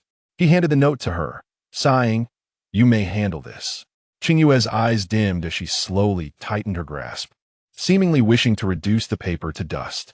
Together, they sealed the coffin once more, driving in the peach with nails, and knelt on either side of the coffin to guard Wen Wuxiong's spirit. Regardless of their previous reluctance to believe, they had no choice but to accept the grim reality of Wen Wuxiong's sudden demise. The foremost priority now was to find the murderer. After a long silence, Wen Qingfeng finally spoke, analyzing the points of suspicion surrounding the matter. The wound on the old man's lower back could not have been concealed, and the presence of this letter was all too evident. He paused momentarily before continuing. Wen Lang could not have overlooked this, yet why does he not pursue it? Qingyue steadied herself and replied, "Are you suspecting that this matter relates to him?" Wen Qingfeng sighed. Wen Lang's character is quite capable of such deeds. He has coveted the position of head of the family for a long time. He was puzzled, however, as to how Xiao Xinghan could possibly be involved if this matter indeed stemmed from Wen Lang. Did they conspire together? Logically and emotionally, Xiao Xinghan possessed no motive to kill Wen Wuxiong. Qingyue pondered another possibility. The day they returned home, second brother intended to open the coffin. Though it was out of urgency, it would serve as a warning. If this matter were indeed perpetrated by Wen Lang, regardless of whether he was aware of grandfather's hidden letter, he would not easily permit the two of us to guard grandfather's spirit alone. "You mean he did not do it?" Qingyue nodded, her fingers tracing the tightly gripped letter in her palm. "I rather think that this letter might be something he deliberately wished for us to see. Is it possible he was certain we would open the coffin tonight, intending to sow discord between you and Xiao Xinghan?" Wen Qingfeng felt that this possibility was too remote. Moreover, dragging Xiao Xinghan into trouble would not yield any tangible benefits for Wen Lang. A person like Wen Lang, who recognized only power and not kinship, would never act against Xiao Xinghan, who was likely to inherit the throne. Otherwise, where would his future prospects lie? Qingyue furrowed her brow deeply. Regardless, Wen Lang's indifference toward grandfather's death raises serious concerns. We must remain vigilant. As for Xinghan, I will confront him directly. Wen Qingfeng nodded. "Let be as you say."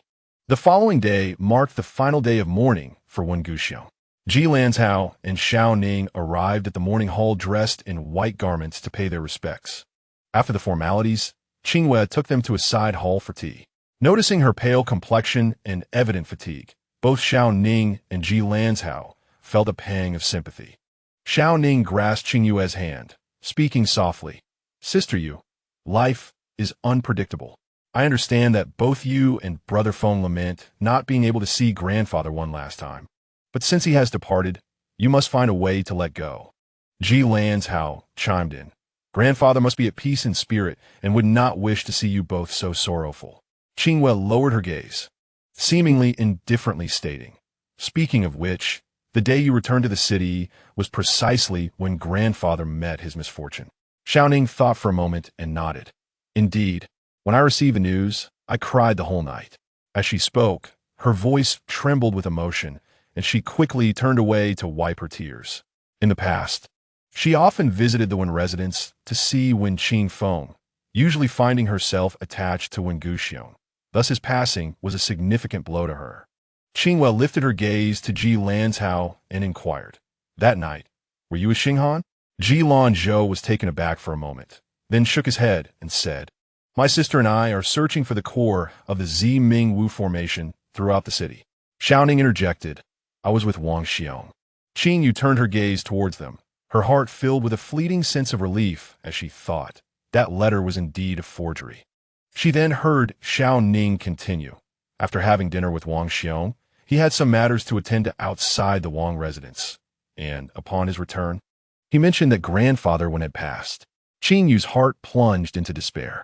Noticing her sudden change in expression, even Xiao Ning, who was usually oblivious, began to grasp the implications of Qingyue's indirect hints.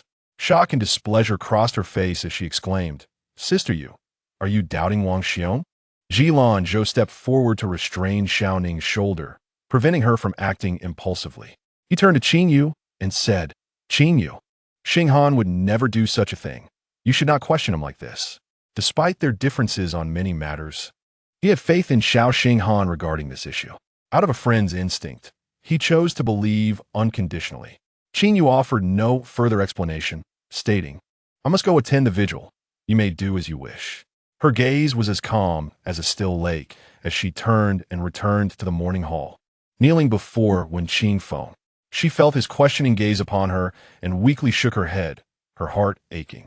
Xiao Ning, in a state of panic, stomped her feet and cried, "What does she mean? After all this time with Wang Xiong, she still doubts his character?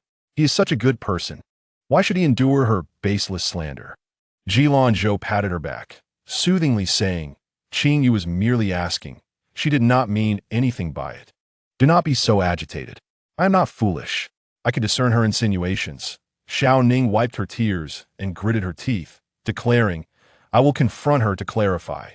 I need to see if she has been bewitched by that demon." Losing her sense of loyalty and treachery, she took a few steps outside, only to feel a chill at her neck as a long sword pressed against her throat.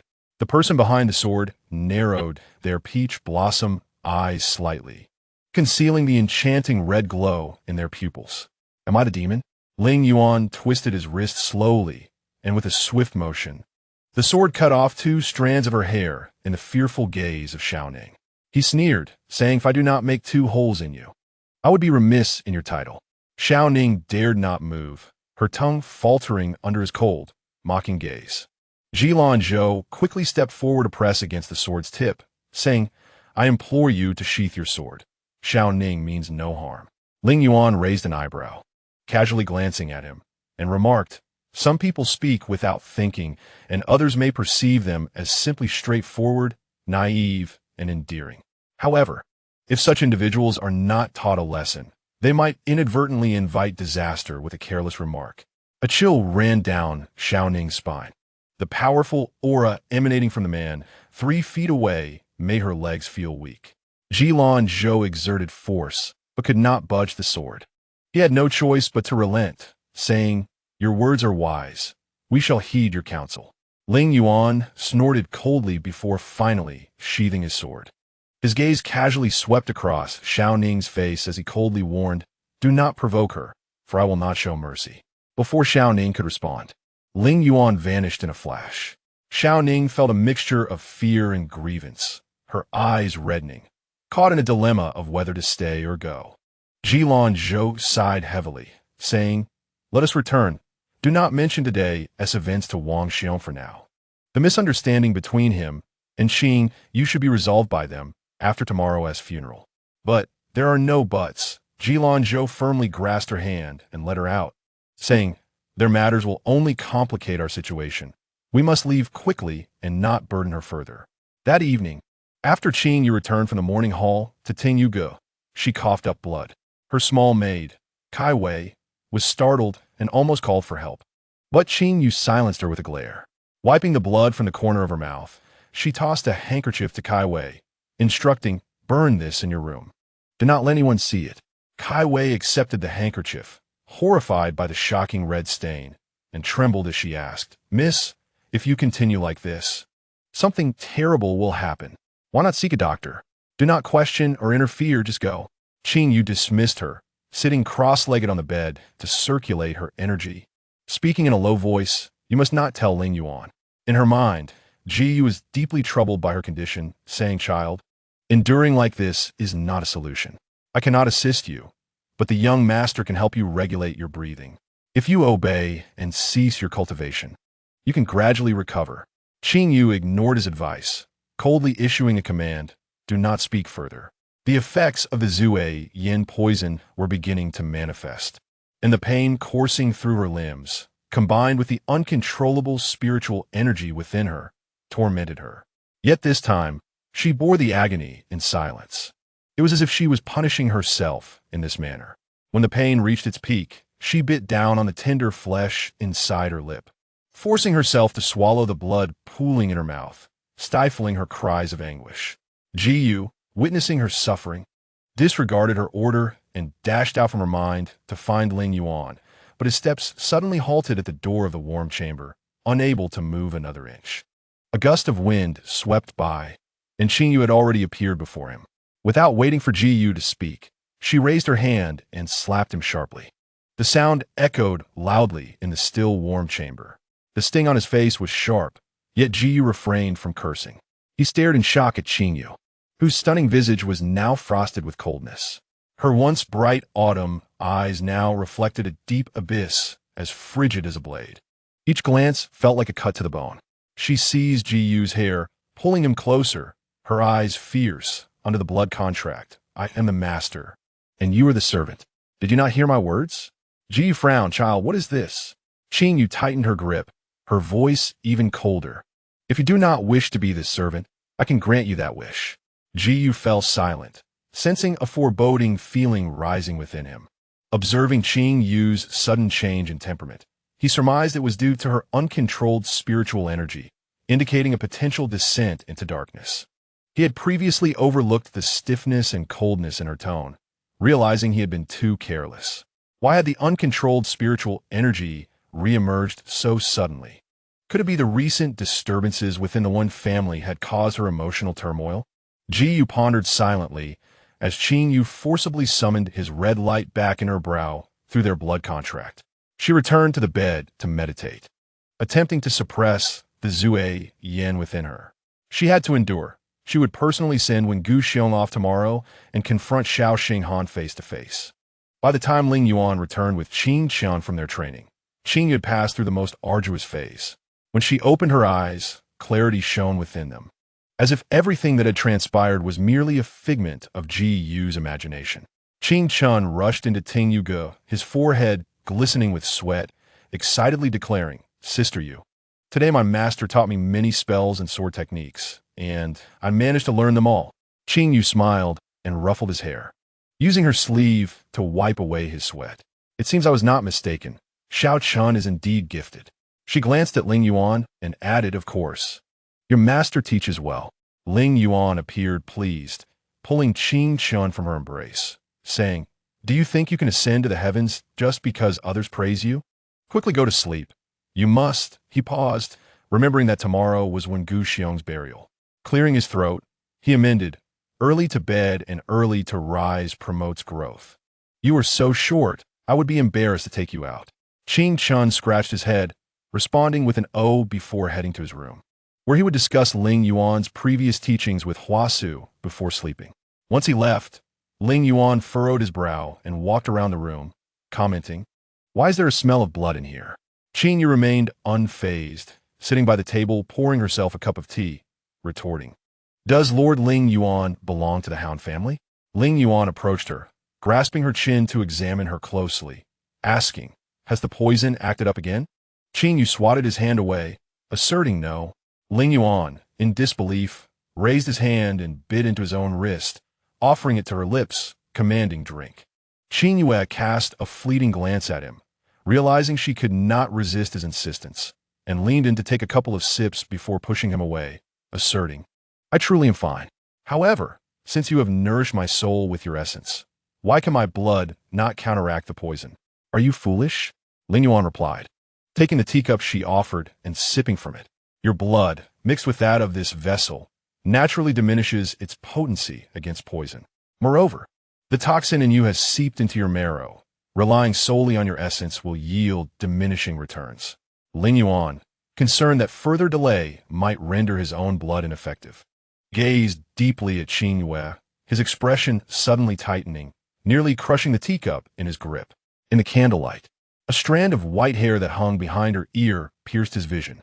He averted his gaze, nonchalantly stating, I shall set out tomorrow to seek Yi Fei for alchemy. Your poison must be resolved swiftly.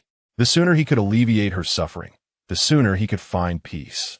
Qingyue lowered her eyes and nodded. Very well. Once matters here are concluded, I shall seek you out. Lingyuan let out a barely audible sigh. Good. Chapter 64. A body unwilling on the following morning. As Qingyue washed up, she caught sight of that strand of white hair in the bronze mirror. She took a pair of scissors and cut it off at the roots. Dressed in simple white mourning attire, she composedly made her way to the mourning hall. The hall was filled with weeping. The warm and various wives and concubines of the Wen family were prostrated on the ground in grief. Qingyue's cold gaze swept over them, noting even when Qingyue, who had rarely been seen recently, had appeared. Veiled, she knelt beside Wen Qingyue, her face betraying no tears. Qingyue knelt at the very end of the younger generation, turning her head to gaze absent-mindedly at the memorial tablet inscribed with Wen Guxiong's name behind the coffin, feeling the intoxication of the poison stirring within her. Qing Tian tugged at her sleeve, whispering, Sister Yu, your complexion does not look well. Are you unwell again? Qingyue turned her eyes to him, shaking her head. It's nothing. Did you instruct Hua Su and Xiao by not to show themselves today? Qing Tian nodded. Yes, today my master also instructed them to remain in their place. Just as they spoke, the wailing outside the hall intensified, indicating that someone had come to send off the deceased. Qingyue looked towards the sound, her gaze suddenly tightening. Xiao Xinghan arrived in simple white attire, entered the mourning hall, and bowed to the coffin before addressing Wen Lang. Father commanded me to accompany Wen Lao on his final journey. Let us proceed at noon. Wen Lang lowered his head in compliance, glancing at the time. There was still a quarter of an hour remaining. He reported his need to instruct those carrying the coffin and then exited the mourning hall with Wen Qingyue. Xiao Xinghan turned to stand behind the Wen family, hands clasped behind his back, awaiting the departure. Two sharp and icy gazes fell upon him, and when he looked back, he met Qingyue's pale visage. His heart tightened, and he took a few steps closer, leaning down to softly say, Qingyue, you appear exhausted. Your complexion is rather poor. Qingyue met his gaze, her thick eyelashes fluttering like the wings of cicadas. She grasped his hand, which had reached out to smooth her errant strands, and without much emotion, stated, Is there nothing else you wish to say to me? Xiao Xinghan grasped her hand in return, softly responding, Did we not agree? After Wen Lao is laid to rest, we shall have a proper conversation. I have much to share with you. His gaze was so tender yet profound that it instilled in Qingyue a profound sense of helplessness. Under such affectionate scrutiny, she found herself unable to voice her questions. Lowering her eyes to conceal the tumult of emotions within, she quietly said, There is something I wish to ask you, and I hope you will answer me truthfully. Xiao Xinghan gently patted the back of her hand, as if to soothe her feelings. Very well. I have promised not to deceive you again. Qingyue swallowed hard before asking, On the night 5 days ago, did you meet my grandfather? The comforting gesture faltered for a brief moment, and at that instant, Qingyue's heart seemed to halt.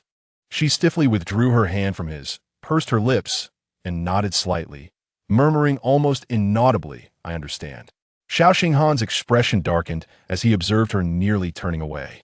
He suddenly grasped her shoulder, turning her towards him with a hint of roughness, and said in a low voice, Qingyue, clarify your words.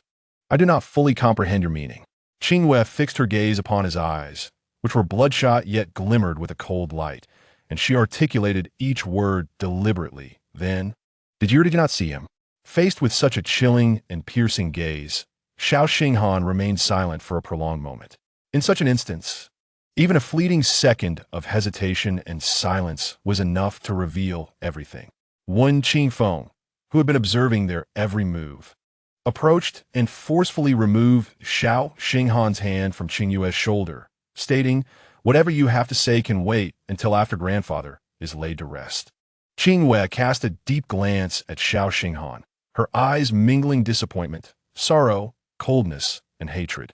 The most unbearable for Xiao Xinghan was the unfamiliar emotion that pierced through his heart like a sharp arrow. No, he had reluctantly committed so many acts against his will, not to lose her. He was prepared to accept that she might hate and resent him, but he could not bear to be regarded with the eyes of a stranger. He pushed past Wen Qingfeng, enveloping Qingyue in his embrace, softly saying, "Qingyue, do not look at me like that."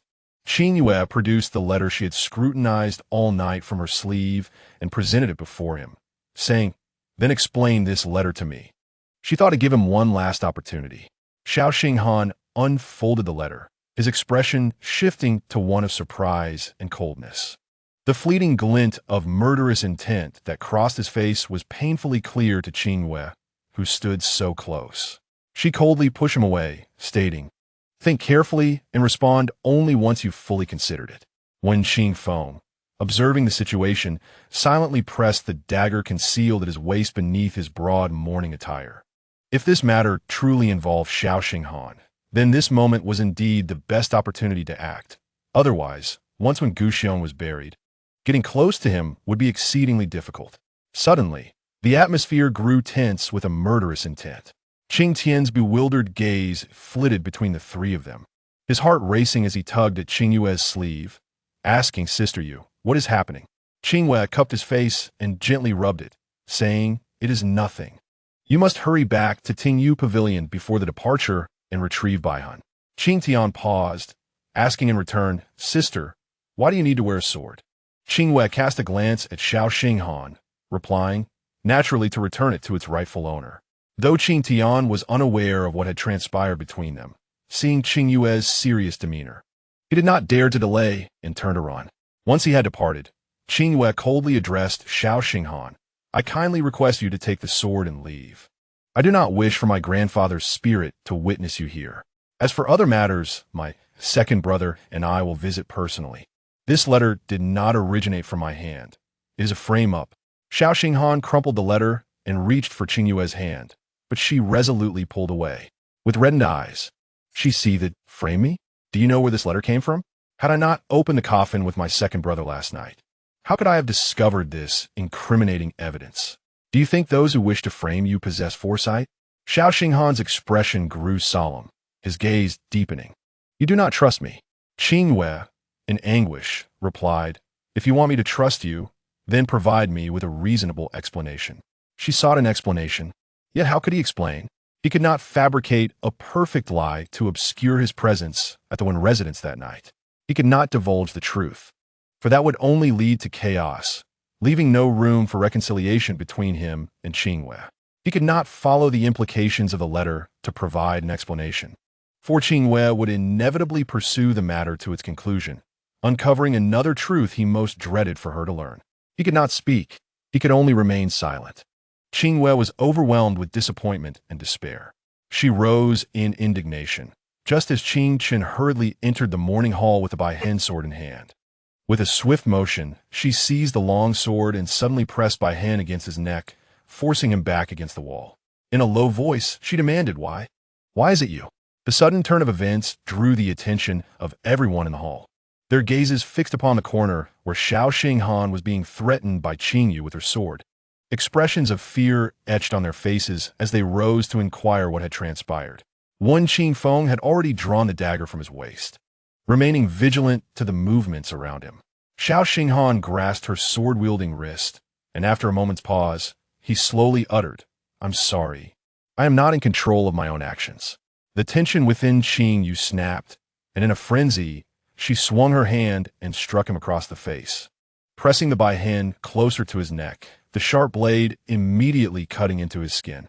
When Qingfeng, his head ringing, lashed out with his dagger toward Xiao Xinghan, shouting, "To hell with being not in control. I demand you pay with your life." Suddenly, he felt a numbness in his hand, the dagger slipping from his grip and embedding itself into the wall beside Xiao Xinghan. The folding fan spun back into Ji Lanzhao's hand as he sternly admonished, Wen Qingfeng, regain your composure. With the dagger gone, Wen Qingfeng aimed to strike with his palm, but Xiao Xinghan evaded by deflecting Qingyue aside. He noticed Qingyue leaning against the wall with a pale complexion, clutching her chest, and worry surged within him as he rushed to support her, only to be coldly brushed away. Ji Lanzhao, not wishing to waste words, picked up his folding fan and engaged in combat with Wen Qingfeng, preventing him from approaching Xiao Xinghan. Upon entering the morning hall, Xiao Ning witnessed Ji Lanzhao and Wen Qingfeng fighting, and without hesitation, she joined the fray, assisting Wen Qingfeng in their assault. The morning hall swiftly transformed into a battlefield, leaving the one family at a loss for how to respond.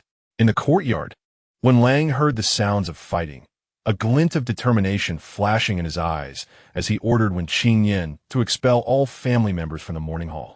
He then led a group of soldiers who had appeared from nowhere, surrounding everyone tightly. Seeing the situation, all combat ceased. When Lang stood tall, declaring, "It appears that today, the old master shall find no peace. It is only fitting that, as a dutiful son, I must avenge his blood feud." Pausing briefly, he bowed to Xiao Xinghan and remarked, "Would you not agree, Your Highness?" Xiao Xinghan ignored him, frowning as he glanced at Qingyue, whose condition seemed dire. Was she succumbing to the effects of the drunken haze once more? Wen Lang chuckled darkly, seeing Your Highness's concern for Qingyue.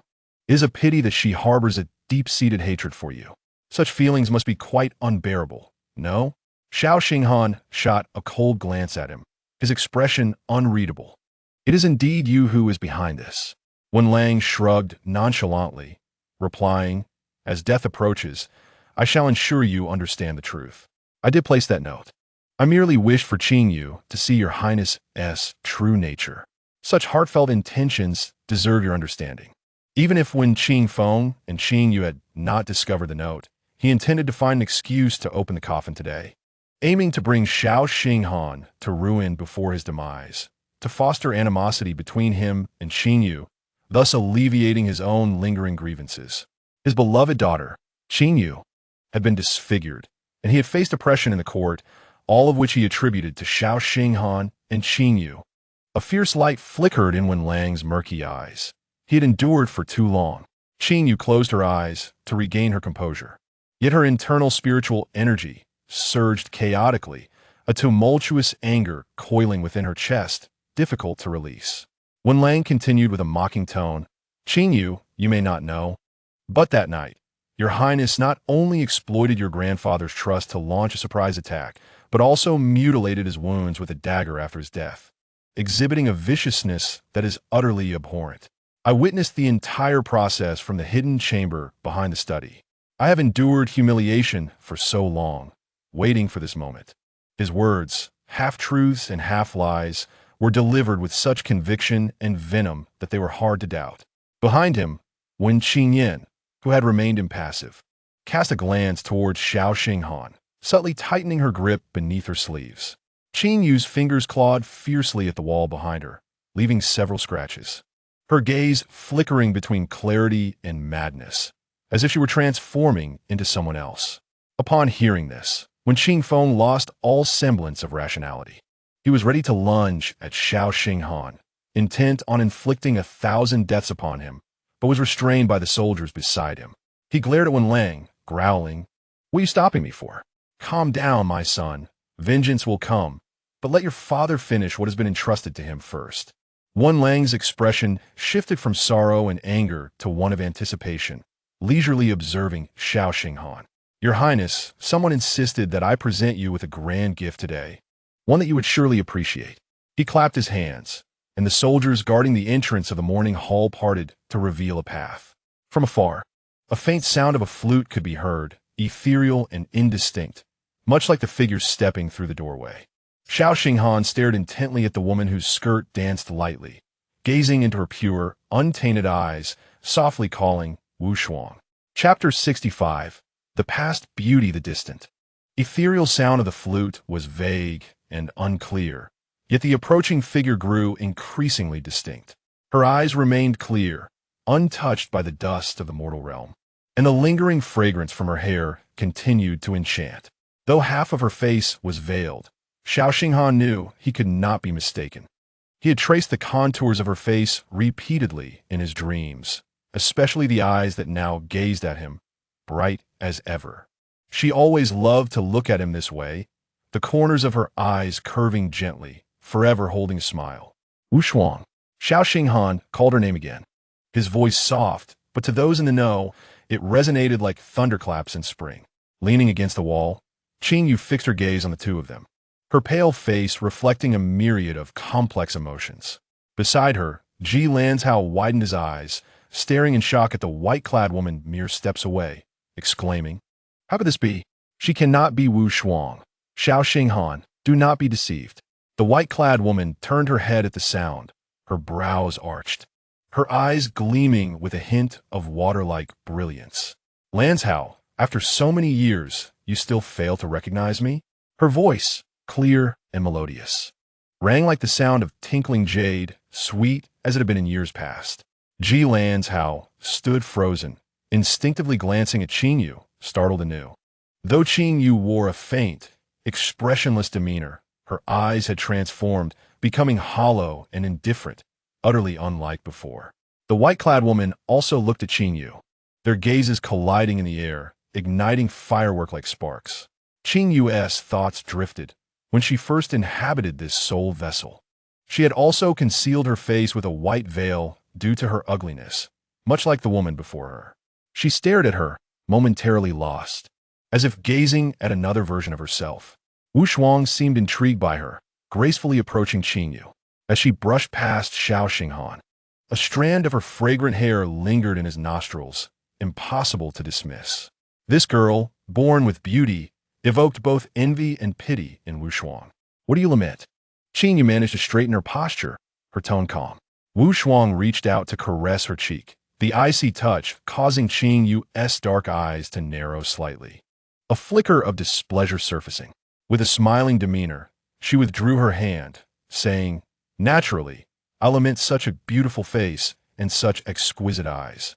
As she spoke, she returned to Xiao Xinghan's side, leaning into the dazed man's embrace, tilting her head to gaze directly at Qingyue.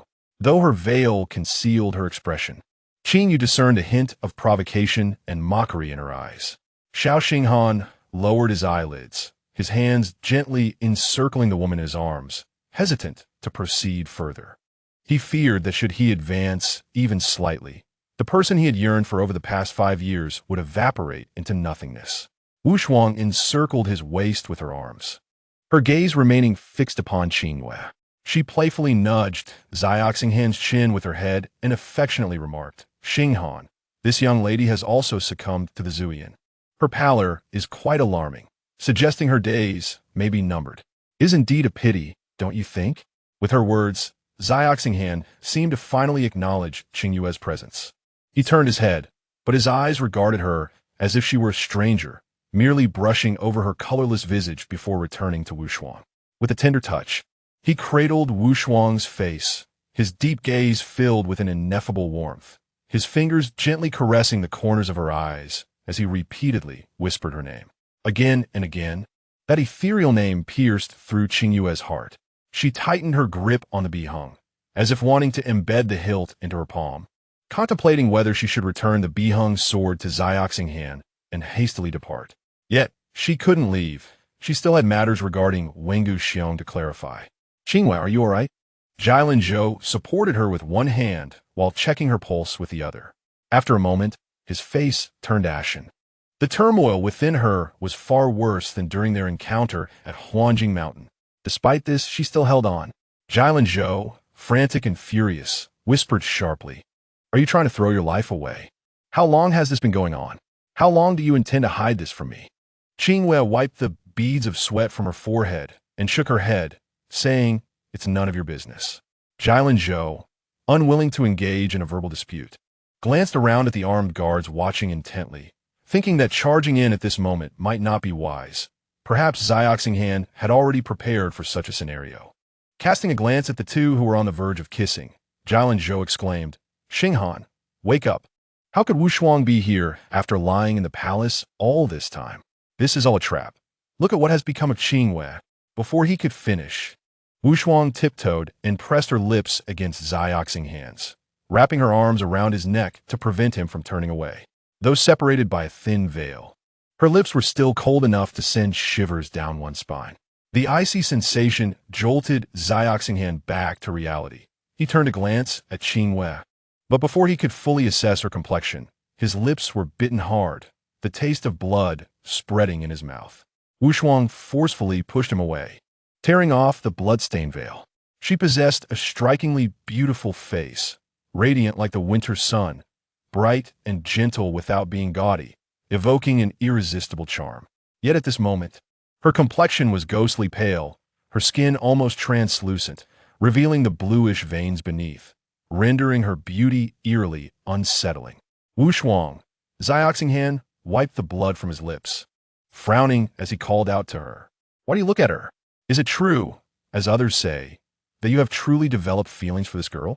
Wu Shuang tossed aside the veil in her hand, her figure flashing to Qingyue's side as she swatted Jilanzhou aside and seized Qingyue's hair, pulling their faces closer together. "What do you like about her? Is it her face, or merely because we share a semblance in our eyes?" "Xinghan, answer me." Qingyue allowed herself to be tugged by her hair, turning her gaze to meet Wu Shuang's eyes, which were now mere inches apart. She had seen her current appearance countless times in the copper mirror, but in this close proximity, she suddenly understood the familiarity she had felt upon seeing Wu Shuang approach with her face veiled. They were indeed strikingly similar. This extreme resemblance prompted Qingyue to uncontrollably reminisce about the moment she had shared with Zioxing hand. She recalled his words in the tent beneath the giant spirit mountain, expressing his desire to drown in her eyes, and the tenderness with which he kissed the corners of her eyes. At this moment, she too wished to pose the same question to Zioxing hand. "Ultimately, in your heart, do you truly prefer me? Or is it merely my eyes that bear a resemblance to hers?" Zioxing hand frowned in silence, only insisting, "Wu Shuang, let her go. Qingyue is innocent." Wu Shuang refused, increasing her grip, pulling Qingyue's thoughts back into turmoil. She turned to Zioxing hand and was struck by the realization that he resembled a child caught in wrongdoing, his face a mask of confusion and struggle, entirely unlike the composed and austere second prince of Ur. It seemed that from the moment Wu Shuang had stepped into the room, the cold facade Zioxing hand had maintained for so long had shattered. His gaze had gained warmth, his expression had changed, and his emotions were now in turmoil. Qingyue blinked numbly, and with great effort, she managed to force out 3 parched words, "Answer her." Zioxing hand had never anticipated facing such a predicament. He was engulfed in inner turmoil, unable to provide an answer, resorting instead to silence as a means of resistance. Wu Shuang let out a sinister laugh and tilted her head.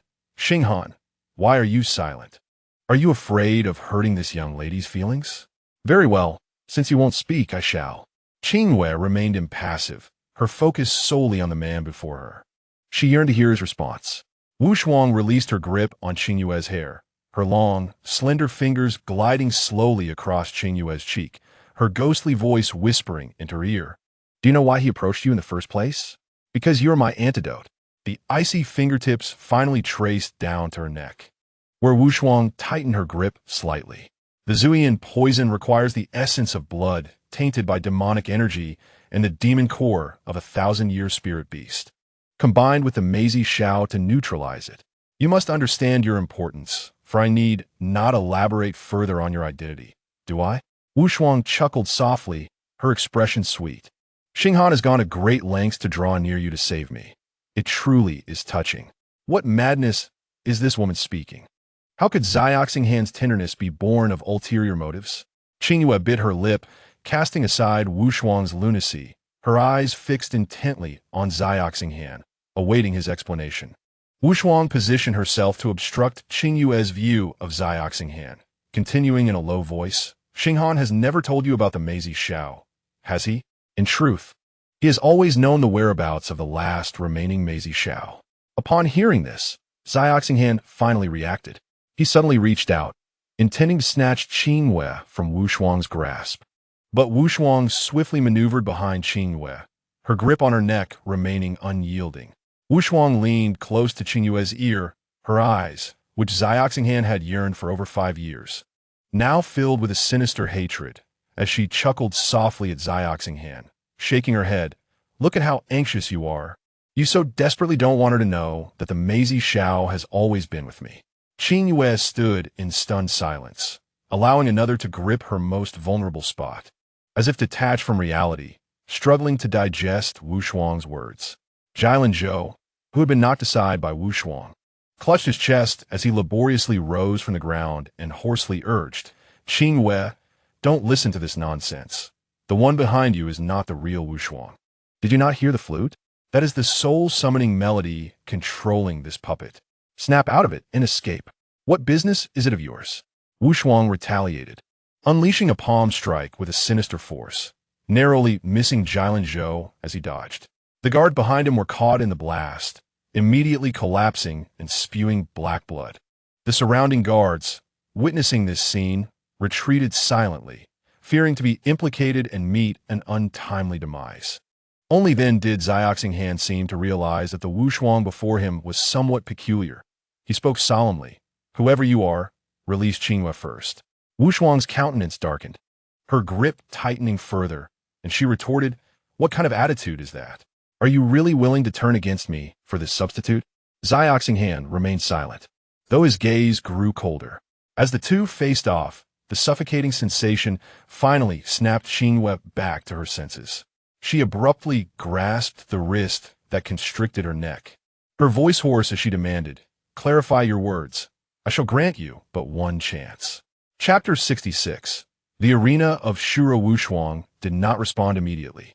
A glimmer of mockery danced in her eyes as she cast a glance at Xiao Xinghan.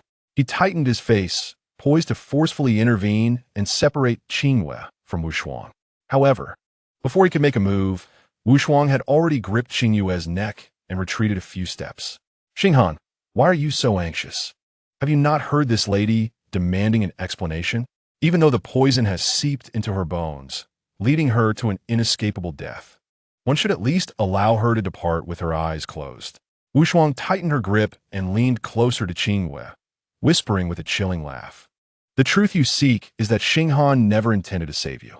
Xiao Xinghan's breath caught in his throat, hastily retorting, "No. Qingyue, do not believe her." Qingyue remained silent, the spiritual energy within her spiraling out of control. The pain induced by the intoxication of the poison was drowned out. Accustomed to such torment, she found it no longer unbearable. Wu Shuang, lingering behind her, sweetly smiled at Xiao Xinghan. "Xinghan, you have always loved only me. Why do you refuse to admit it? The remaining smile of the concubine lies with me. If you truly loved her, how could you stand by and watch her perish?" With an innocent smile, she continued, "Ultimately, you cannot let me go." Wu Shuang muttered something further, but Qingyue did not catch the words. All sounds seemed to be drawn from her world in that instant. It felt as though she had been struck down, her essence trapped in a wall of pain, immovable and eternally unable to rise. Her breathing grew increasingly labored, and within the silence, she heard the muffled thuds resonating in her heart, causing her acute pain. A sudden inclination to laugh overtook her. It dawned on her that, to Xiao Xinghan, she was merely a vessel of antidote. His gentleness towards her was perhaps rooted in a twinge of guilt. Thus, he refrained from piercing her heart and drawing her blood. Instead, he enveloped her with overwhelming tenderness, waiting for her to drown in happiness within his embrace, so he could claim her essence without remorse to save the woman he cherished most. What a beautiful thought! Qingyue blinked mechanically, turning her gaze to the man standing 2 paces away, who was watching her with concern. A smile crept upon her lips. She heard her laughter, strange and unrecognizable. Interspersed with desolation, mockery, and derision, she managed to force out from her nearly parched throat, "Very well." Wu Shuang's expression darkened, her grip tightening around Qingyue's neck.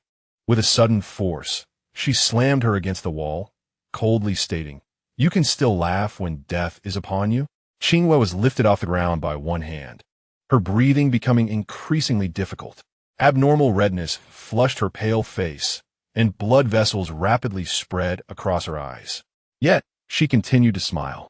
Her smile was ghostly, her presence akin to a Shura, The smile of a concubine is something you should cherish. As for him, Qingyue halted, raising her hand to press against Wu Shuang's brow. Her blood-red eyes gleaming with intensified mirth. I no longer desire it. In that moment, Xiao Xinghan felt as though he had plunged into an icy abyss. It was then that a brilliant crimson light surged from Qingyue's fingertips, and an immensely powerful spiritual blade cleaved Wu Shuang in two. In the blink of an eye, Wu Shuang transformed into two streams of dark energy, rapidly circling the spirit hall before converging back into one entity, reappearing beside Qingyue. A sinisterly potent gust of wind struck Qingyue's face, yet she calmly raised the Baihen sword to cleave the force in two, tilting her head with a smile. A layer of deadly ice glimmered in her eyes, sending chills down one spine with just a glance. Wu Shuang's face twisted in fury, her fingers gesturing threateningly. I did not expect to underestimate you. Ignoring her, Qingyue swung her sword, unleashing a barrage of spiritual blades at Wu Shuang with the ferocity of a thunderstorm. Each time Wu Shuang was struck, she dissipated into dark mist only to reconstitute herself. For a time, they exchanged blows, with no one able to intervene, while several slow-reacting guards fell to Qingyue's blade. Ji Lanzhao urged, "Qingyue, this is futile. She will only exhaust your spiritual energy and then strike back." Yet, Qingyue seemed deaf to his words, relentlessly wielding her sword, the endless agony surging within her clamoring for one word: kill. Her gaze turned feral and icy, a cold, wicked smile gracing her lips. She felt an unprecedented exhilaration coursing through her. Kill. Eliminate all who sought her life, and show them who truly holds dominion. Wipe out those who attempted to plunge her into the depths of despair, letting them fall into the hell she had painstakingly constructed. Kill. Obliterate them all. A seductive voice echoed in her mind, igniting her blood to a boil. The Baihen sword trembled and hummed in her grip, and she licked her lips, yearning to taste blood. Suddenly, the ethereal sound of a flute ceased, causing Wu Shuang to falter. In her hesitation, the Baihen sword struck her shoulder. And this time she could not escape, but instead cast a begrudging glance at Xiao Xinghan, pleading for help. At that moment, Xiao Xinghan was wholly consumed by thoughts of Qingyue's plight. Observing her state, he hastily leaped forward, wrapping his arms around her from behind. "Qingyue, stop. I will explain everything about the past. Grant me one chance." Qingyue turned her face, her ice-cold gaze flashing with indifference as she coldly replied, "Get away." In her hand, the 3-foot-long azure blade suddenly radiated a blinding light, followed by Wu Shuang's piercing scream that shattered the roof, blood gushing forth and splattering both Xiao Xinghan and Qingyue. Xiao Xinghan lowered his gaze to the unmoving Wu Shuang on the ground, his expression marred by pain. Qingyue let out a sinister laugh, striking Xiao Xinghan's shoulder and pushing him away. She looked down at the vibrating and trembling spiritual sword in her hand and disdainfully remarked, "Useless." With a flick of her wrist, the Baihen danced through the air, carving out elegant arcs. She called out to Xiao Xinghan, "Currently, I lack suitable weapons. I shall borrow this for the time being and return it later." With that, she charged toward the group of guards by the entrance, a storm of killing intent swirling around her. When Wen Lang realized the flute's melody had ceased, he understood that the spectacle was drawing to a close. Turning to Wen Qingyue, he said, "Yinner, since we have accomplished the task entrusted by the noble, we should not delay any longer. Command them to act." Wen Qingyue responded lightly, then clapped his hands, and another squad of fully armed guards surged forth, encircling the entire spear hall. This group of guards was under Wen Lang's command. Wen Lang was taken aback, glaring furiously at his son. What is the meaning of this?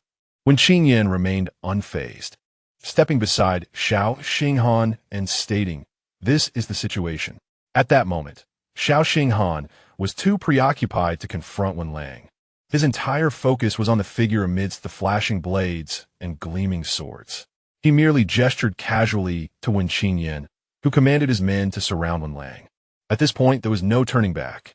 With death looming on either side, Wen Lang chose to fight desperately, believing he might carve out a path. Especially if matters in the palace proceeded smoothly, he might still have an opportunity to gain a title and high office, rising above the rest. When Lang issued a ruthless command to slay everyone present without mercy, oblivious to the fact that his eldest son, Wen Qingfeng, was being held at knife point. The spirit hall abruptly transformed into a battlefield of chaos, a grand farce indeed. Blades clashed, swords were merciless, and everyone was blinded by rage. Qingyue resembled a stunning Shura emerging from hell, perceiving no distinction between friend and foe. She only yearned to quell the boiling fury within her with the blood of others. Ji Lanzhao desperately attempted to intervene, hoping to bring her back to her senses by shouting out Jiyu's name, wishing for him to appear and halt Qingyue. Yet, Qingyue had already restricted Jiyu's movements with a blood contract, and Ji Lanzhao then sought to call upon Lingyuan, but he was absent. Qingyue, provoked by him, even swung her sword in his direction. Blood stained her white funeral garments. Her hairpin fell loose, and her long tresses danced wildly in the blood mist, unnoticed as they gradually transformed to a grayish-white hue. In the midst of an impending battle, when Qingfeng forcefully broke through the military guard's blockade and lunged towards Xiao Xinghan. Despite the fact that everyone else had forgotten Wen Guxiong's death, he had not. He had sworn to avenge the old man, even at the cost of his own life. As Xiao Xinghan made his way towards Qingyue, he remained oblivious to the danger approaching from behind. Xiaoning kicked aside a guard and leaped forward, positioning himself protectively in front of Xiao Xinghan, blocking the dagger aimed at his back. Gritting his teeth against the pain from his shoulder wound, Xiaoning pleaded, "Brother Feng, I beg you. He is my royal brother." When Qingfeng's eyes blazed with fury as he shouted, "Then why did he not consider that man to be my grandfather?" At that moment, two more guards swung their swords at him, but when Qingfeng swiftly pulled Xiaoning into his embrace, sweeping his leg to send the two men flying. He feigned another attack on Xiao Xinghan, but was halted by Wen Qingyan, who grasped his wrist firmly. With bloodshot eyes, Wen Qingfeng bellowed, attempting to rouse him from his stupor, "Fourth brother, he is the murderer of our grandfather. You cannot stop me, nor can you sacrifice yourself for him." Wen Qingyan's calm demeanor stood in stark contrast to Wen Qingfeng's rage. He replied with unwavering composure, "You have misidentified the culprit." Disbelief washed over Wen Qingfeng as he stared at him, his voice trembling. "What do you mean?" Wen Qingyan confessed, "I am the one who killed him.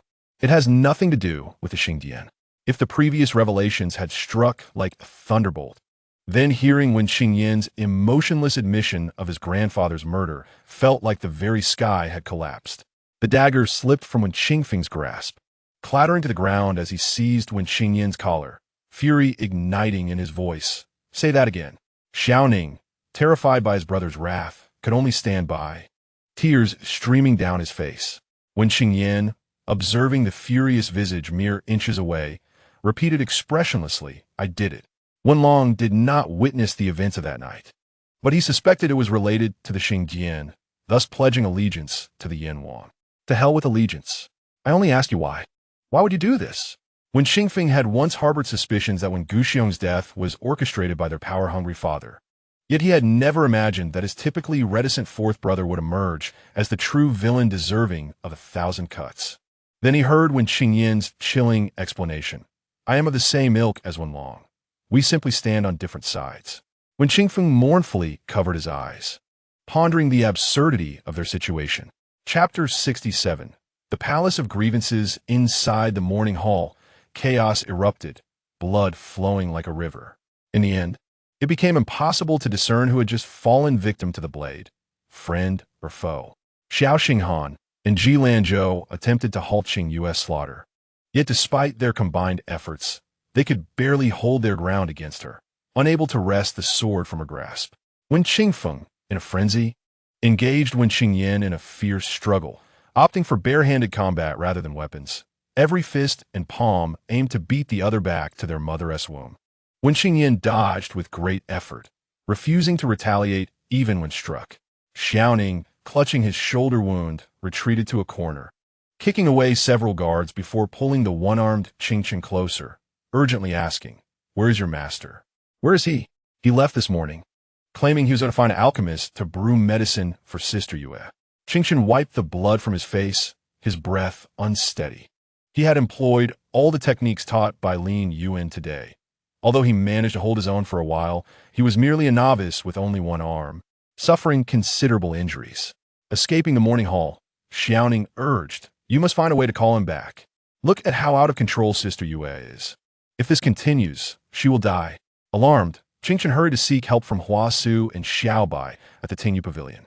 Xiaoning hastily bandaged his wound, staunching the bleeding before rejoining the fray, guarding Wen Qingfeng's side with utmost vigilance. A voice, deliberately prolonged, rushed in from the entrance. As the messenger stumbled into the morning hall, upon witnessing the blood-soaked scene, his legs weakened, and he collapsed to the ground. What was happening? Wasn't the funeral supposed to commence? Why is there a fight? Noting the evident casualties, he wondered if it might be wise to withdraw. Xiao Xinghan cast a swift glance outside before leaping behind Qingyue, attempting to seize the sword from her grasp, only to be forced back several paces by a spiritual blade. In the brief respite, he shouted towards the entrance, "What is going on? Speak." The messenger, still grappling with his thoughts, hastily reported, "Your Highness, Yin Wang has amassed troops and is currently confronting the imperial guards at the Palace of Grievances. The emperor's health is deteriorating." Before he could finish, two startled exclamations rang out from within the hall. "Qingyue!" Immediately, a figure darted out like a wraith. And before the messenger could discern the color of the person's clothing, he had already met a grisly fate. Qingyue surged forth, her speed astonishing, leaving Xiao Xinghan and Ji Lanzhou in her wake. The howling wind cut through the air, yet it could not extinguish the fervent bloodlust coursing through her veins. Her eyes, cold and piercing, glimmered with a sinister fire, all senses dulled except for her insatiable thirst for blood. Where she headed, Ji Lanzhou gazed at the receding silhouette, filled with trepidation. Xiao Xinghan gritted his teeth and pursued, asserting, "It must be the Imperial Palace. We need to hurry." He was correct. Qingyue's next destination was indeed the palace, where Yin Guochen was stirring up chaos. As they approached the palace, the sky darkened ominously. Thick clouds gathering directly above the Palace of Grievances, casting an oppressive gloom that felt as if night had descended. Qingyue soared through the clouds, the array of Ziming Wuzhen still not fully dissipated. She descended with grace, her sword, Bihun, sweeping through the throng of ants beneath her. In a spray of blood, she descended like a vengeful spirit. The soldiers surrounding her recoiled in terror at the sight of the bloodthirsty madwoman, desperately retreating to distance themselves from her wrath. An unintentional path opened before her, revealing Yin Guochen standing atop the high steps, clad in white. He remained poised, leaning against a red-tasseled spear. Jilanyi turned to see the commotion below and was momentarily stunned by Qingyue's blood-soaked appearance. As Qingyue's gaze met his, her expression remained inscrutable, save for her piercingly sharp eyes. Yin Guochen chuckled, the spear trembling with his laughter, as Jilanyi pressed the weapon forward, displeased. "Why do you laugh? It seems brother has chosen this woman after all." Yin Guochen's smile was warm, yet tinged with regret. "What a pity that I could not attend the morning hall to witness this drama of love lost." Jilanyi lamented, "We have been apart for mere years. Why have you changed so drastically? Where has my gentle and caring junior brother gone?" Yin Guochen's smile faded as he gently pushed aside the spear. Stepping closer to Jilanyi, "I have always been this way. Why must you deceive yourself at this juncture?" The blood-red wind surged from the steps, and Yin Guochen raised an arm to shield his face. As he lowered it, Qingyue had already advanced upon him. A flicker of surprise crossed his eyes as he realized her cultivation had surpassed the martial sovereign level. Holding her sword horizontally, Bihan rested against Yin Guochen's neck as she turned her head towards Jilanyi, coldly inquiring, "The Ziming Wuzhen, is it your doing?" Jilanyi remained silent, casting a glance at Qingyue's hair, now streaked with gray. "Qingyue, you have lost control." Qingyue repeated her question, "Is it him?" Jilanyi's response veered off topic. "If this continues, you will suffer a backlash. Your hair is the best evidence." Qingyue paid no heed to her hair, abandoning her inquiries towards Jilanyi. Instead, she turned her attention to the composed Yin Guochen, declaring, "Regardless of whether it is you, the outcome remains unchanged." Yen Guochen nodded in agreement, gazing skyward with a light-hearted smile. Let this end today. I am here to fulfill your wishes. Qingyue fiercely slashed with her sword, the ethereal blade grazing Yen Guochen's neck. Yen Guochen swiftly retreated, while his ever-present companion, Wang Yin, stood before him, intercepting Qingyue's attack. At that moment, Xiao Xinghan and Ji Lanzhao arrived at Lihan Palace, with Ji Lanzhao shouting, "Sister, why are you still dawdling? Quickly suppress Qingyue. She will suffer a backlash."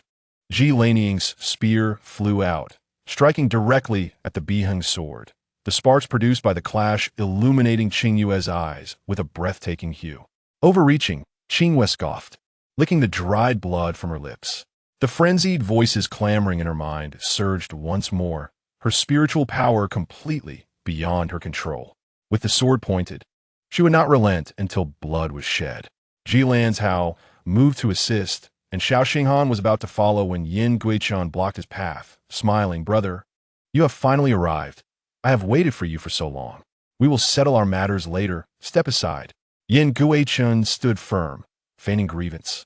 Why does my brother ignore my sincere intentions? I have attempted to arrange the Ziming mist formation multiple times, just to allow Wu Shuang to walk before you, fulfilling your 5-year obsession. How could you so easily turn your affections elsewhere? Xiao Xinghan pursed his lips in silence, frost and snow reflected in his eyes. Yen Guochen glanced at the bloodthirsty Qingyue, smiling like a spring breeze. "So, my brother has changed his tastes, preferring such a fierce beauty. I truly feel sorry for Wu Shuang." Xiao Xinghan, unable to endure further, struck his palm against Yen Guochen's chest, yet found him unmoved. This left Xiao Xinghan astounded. As far as he knew, Yen Guochen had no spiritual power, making it impossible for him to easily deflect his blow. Yen Guochen lowered his gaze and brushed his chest, saying, as blood-related siblings, "We should be the closest of kin. Why does my brother treat me as if I were nothing, unwilling to spare even a moment for me?" Xiao Xinghan remained on high alert, scrutinizing him. "When did you cultivate? Your illness was all an act? When you could no longer pretend? Did you resort to medication to feign weakness?" Yen Guochen smiled at him, speaking casually, "It's not entirely an act. I was indeed plagued by ailments in my youth, unable to cultivate, but thanks to my master's blessings, I not only shed years of suffering, but also gained remarkable cultivation." "How dare you?" Yelaniuk suddenly admonished. Thrusting her spear forward, Yen Guochen sidestepped, moving to Xiao Xinghan's side, cheerfully saying, "Sister, do not be angry. My master left this world peacefully, without a trace of pain." The usually stern gaze of Ji Laniying was now tinged with an inerasable sorrow as she stared incredulously at Yen Guochen.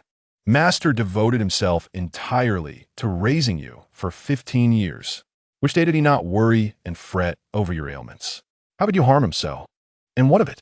Yen Guochen shrugged. "Did he not repeatedly express his desire for my well-being? I must seize his cultivation to live as a normal person. He sacrificed himself for my sake, and I will remember him for a lifetime." Ji Laniying trembled, her voice quivering. "I deeply regret it. Had I known today would come, I should never have let you learn of your heritage, nor of Xiao Han's existence." Yen Guochen raised an eyebrow, smiling. "I must thank you, sister, for allowing me to no longer drift aimlessly through life, for revealing my purpose, to drag each of you down to hell." He suddenly struck out, his fingers clawing towards Xiao Xinghan's side, while Ji Laniying, suppressing her anguish, urged Xiao Xinghan, "Attack his ribs." Since Yen Guochen's entire cultivation was seized from Tianshan Sanren, his vital points must be equally vulnerable. The smile on Yen Guochen's face faded slightly. "Sister, this is indeed unbecoming of a gentleman. You commit fratricide and seek to harm your father and brother. Why must I adhere to the principles of righteousness?" Ji Laniying's voice was icy. Xiao Xinghan was utterly shocked. "What fratricide? What have you done?" Yen Guochen's smile vanished entirely, and he spoke harshly. That woman is worthy of being called my mother. She heartlessly abandoned me in the wilderness. Allowing her to live for a decade was already lenient. Beast." Though Xiao Xinghan had never met his mother and received no affection from her, the more he knew, the more perfect she appeared in his heart. He glared fiercely at this man, so similar to him, a torrent of hatred surging within him. Yingyue raised an eyebrow. "Brother, we are alike." Thunder rumbled across the sky, and Yingyue raised his hand, forming a seal towards the heavens, his starry eyes as cold as ice. "Let us part ways as brothers, never to meet again." In an instant, it seemed as if lightning and fire coursed through his fingertips. Ji Laning's expression changed. She suddenly pushed Xiao Xinghan aside and lunged at Yingyue, crying out, "No!" Chapter 68. Mutual destruction in the blink of an eye. Two bolts of heavenly lightning struck down from the ink-black clouds, descending with overwhelming force. Xiao Xinghan was violently shoved aside by Ji Laning. As he saw the light rapidly engulfed, he realized the danger and flew towards Qingyue. Qingyue quickly glanced at the sky, grinning maliciously, kicking Wang Yin away, abandoning the fight, and leaping into the lightning array, her crimson garments swiftly disappearing into the black mist and electric light. "Qingyue, sister!" Xiao Xinghan and Ji Lanzhao shouted simultaneously. But the deafening roar of the thunder drowned out their heart-wrenching cries. The thunder array unleashed its might, catching both opposing forces at Lihan Palace completely off guard, drawing them into the formation to suffer divine retribution. Ji Lanzhao, eyes reddened, attempted to charge into the chaotic array, only to be halted by Xiao Xinghan. "Let me go. My sister is in there. Qingyue is there too. Lanzhao, calm down. You want to calm down. My sister is risking herself for you. Qingyue's current state is largely due to you. How can you expect me to be calm now?" Ji Lanzhao clutched Xiao Xinghan's front, screaming frantically. This was the first time in nearly 20 years he had erupted at Xiao Xinghan, and in that moment, a malicious thought crossed his mind. Why doesn't Xiao Xinghan just die? Xiao Xinghan, despondent, loosened his grip, staring blankly at the immense lightning array. Pondering the same question, why didn't he just die? Within the dense, ink-like mist, the crackling sounds of electricity grew louder, and a faint red glow seemed to break through the center of the array. Xiao Xinghan and Ji Lanzhao turned to look, witnessing the red light growing ever more magnificent, until a dazzling spiritual light shot into the heavens, accompanying a tremendous rumble, casting them several feet away with a powerful shockwave. As the black mist gradually dispersed, two figures emerged, standing opposed, one with a sword held to the other's chest, frozen in time as if the world had come to a standstill. "Oh, impressive. Just half a day apart, and you're already brandishing your sword so boldly." His mocking smile mirrored the disdain he had shown during their first encounter in the vast dark sea of consciousness, utterly irksome. Qingyue snorted coldly. "You seek your own demise." She attempted to withdraw her sword, but Lingyuan pressed down on the blade, stepping toward Qingyue. The Biheng sword passed through his shoulder, yet he did not flinch. Qingyue regarded him with a cold gaze, as if observing a stranger gone mad. Only when his shoulder pressed against the sword's hilt, unable to advance further, did Lingyuan release his grip and grasp Qingyue's chin, saying, "What madness is this?" Qingyue swatted his hand away, casting a disinterested glance at Yingyue, who lay unconscious at her feet, visibly displeased. "You stole my prey. He is not dead yet. If you wish to kill, then do so. I shall not contest you." Lingyuan spoke with a hint of endearment he himself was unaware of, attempting to pry the annoying spiritual sword from her grasp, only to realize he had been so focused on displaying his charm that he neglected the sword's length. He could not extract it smoothly on his own, leading to an awkward situation. Lingyuan, unwilling to let Qingyue touch the Biheng sword again, turned his back, frowning as he slowly pulled the spiritual sword free. Observing this, Qingyue could not help but utter two words in response: "Fool." Lingyuan's eyelids twitched as he gritted his teeth, yanking Biheng out completely and flinging it backward. The weapon pierced through the thin mist and accurately struck the bluestone tiles at Xiao Xinghan's feet. He turned to glance at Qingyue and commanded, "Return with me to tend to your wounds." Ignoring him, Qingyue crouched beside Yingyue, intending to strike at his Tianling point, but found such a method lacking in excitement. Discontentedly, she remarked, "You ruined my plans. Does it matter whether you kill someone while they are awake or asleep?" Lingyuan's expression soured as he approached, intent on forcibly taking her away. But Qingyue suddenly pushed him away, circling behind him to attack. Lingyuan evaded with a flick of his sleeve, and as the mist cleared, he finally noticed Qingyue's head of gray-white hair. No longer in the mood for teasing. His temper flared as he scolded, "You are truly insufferable. Come with me." He felt both pained and unable to speak harshly.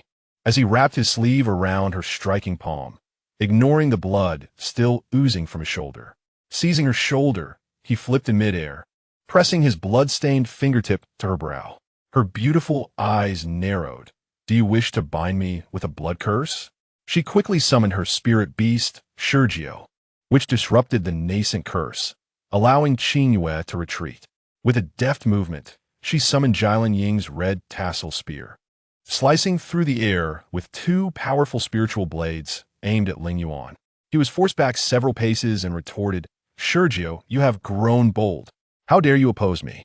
Qingyue wept silently, having no chance to express its grievances to its young master before being recalled. "Yeah." Jilin Zhou rushed over, gathering the unconscious figure beside Yin Guichan into his arms. Checking for breath and pulse, he sighed in relief, only to turn and find a red tassel spear pointed at him. Meeting the cold gaze of Qingyue, he pleaded, "Qingyue, I beg you to awaken. Do not let yourself fall into irretrievable depths." Qingyue blinked and suddenly turned to face the slowly approaching Xiao Xinghan. Pausing for a moment, she tossed the spear aside. Xiao Xinghan stood before her, his heart aching at her gray-white hair. Qingyue approached him, her white mourning attire stained a deep crimson, the fabric swirling without wind, releasing a strong scent of blood. She smiled brightly, smearing her bloodied hand across her lips, adorning them with the most vibrant hue. "Did you not wish to marry me? Does this attire not please your eyes?" Hearing this, Xiao Xinghan felt as if he were choking. Lingyuan stormed over, grabbing Qingyue and hastily wiping the blood from her mouth, exclaiming, "What madness are you speaking? Marriage? If you wish to ruin yourself, at least consider whether that person is worthy." Before he could finish, a sudden sharp pain pierced his back. Looking down, he saw the spear's tip, stained with blood, gleaming ominously. Qingyue furrowed her brow, feeling an inexplicable tightness in her chest, despite being unharmed. Following the spear embedded in Lingyuan's chest, she glanced back to see Yin Guichan grinning grotesquely, prompting her to strike, only to realize her spiritual energy was rapidly depleting. Yin Guichan laughed heartily, his eyes greedily fixed on Lingyuan. This was the first time he had been so close to the prey he had long desired, and success was within reach. "Your name is Lingyuan, is it not? I never expected you to possess such a fine exterior." He withdrew the red tassel spear and aimed for Lingyuan's brow, barely missing. Undeterred, he lunged forward, akin to a playful cheetah, swift yet composed. Lingyuan, seething with anger, retorted, "You brothers are equally detestable."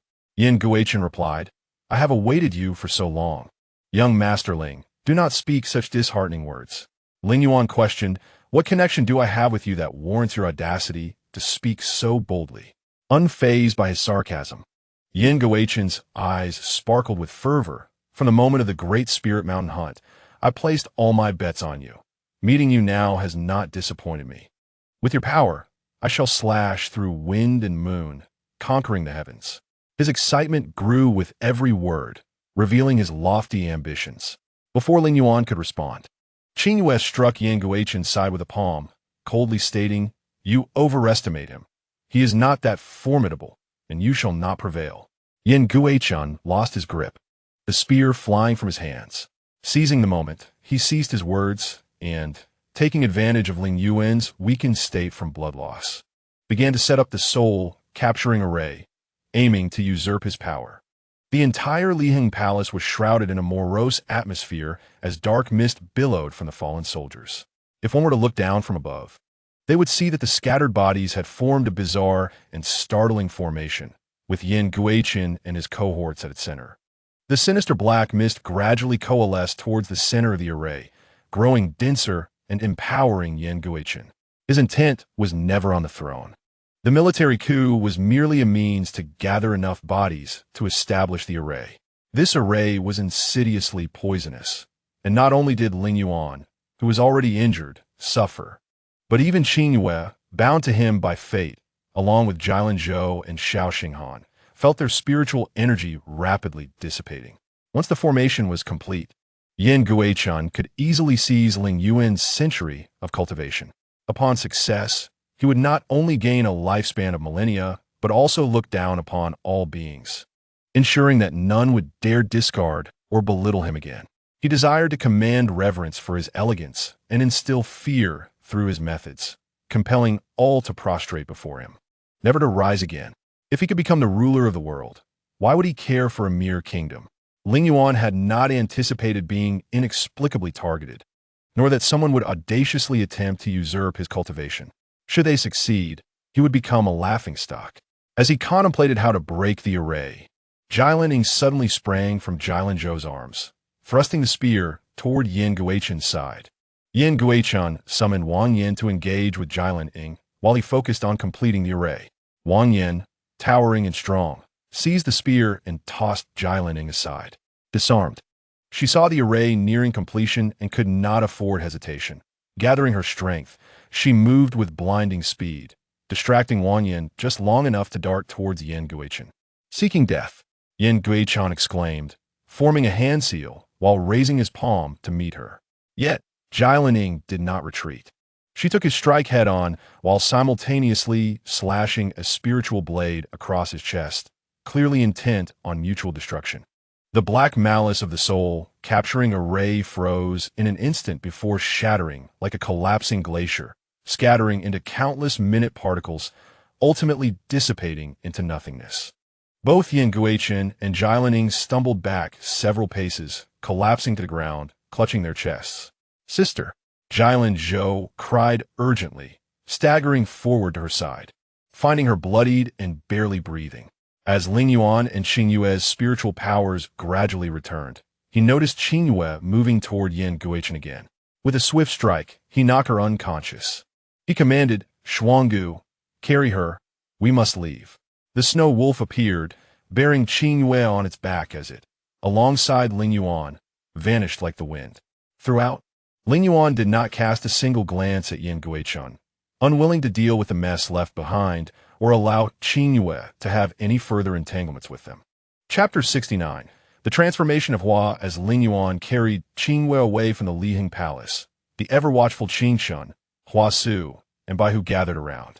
The three pairs of eyes were glued to the unconscious Qingyue. Upon seeing his sister's gray-white hair, Qingshun's eyes reddened as he trembled and asked, "Master, will my sister die?" Lingyuan retorted sharply, "Do you think I am dead? She wishes to die. She must first seek my permission." Baihu glanced at Lingyuan with reverence, but noticed the two gaping wounds in his shoulder and chest, still bleeding. It nearly caused him to kneel. It gently nudged Hua Su, who shook her head at it, choosing to refrain from mentioning Lingyuan's wound. Instead, she suggested, "Xiaozuan, we cannot return to the Wen family. For the time being, let us escort the goddess back to Zhulingshan. It is a safe haven where she can focus on her recovery." Leading the way, Hua Su and Baihu guided Lingyuan and the others back to the cave within Zhulingshan, a place where they often sought respite. Inside the cave, there was a simple stone table and chairs, adorned with a few worn, chipped teacups.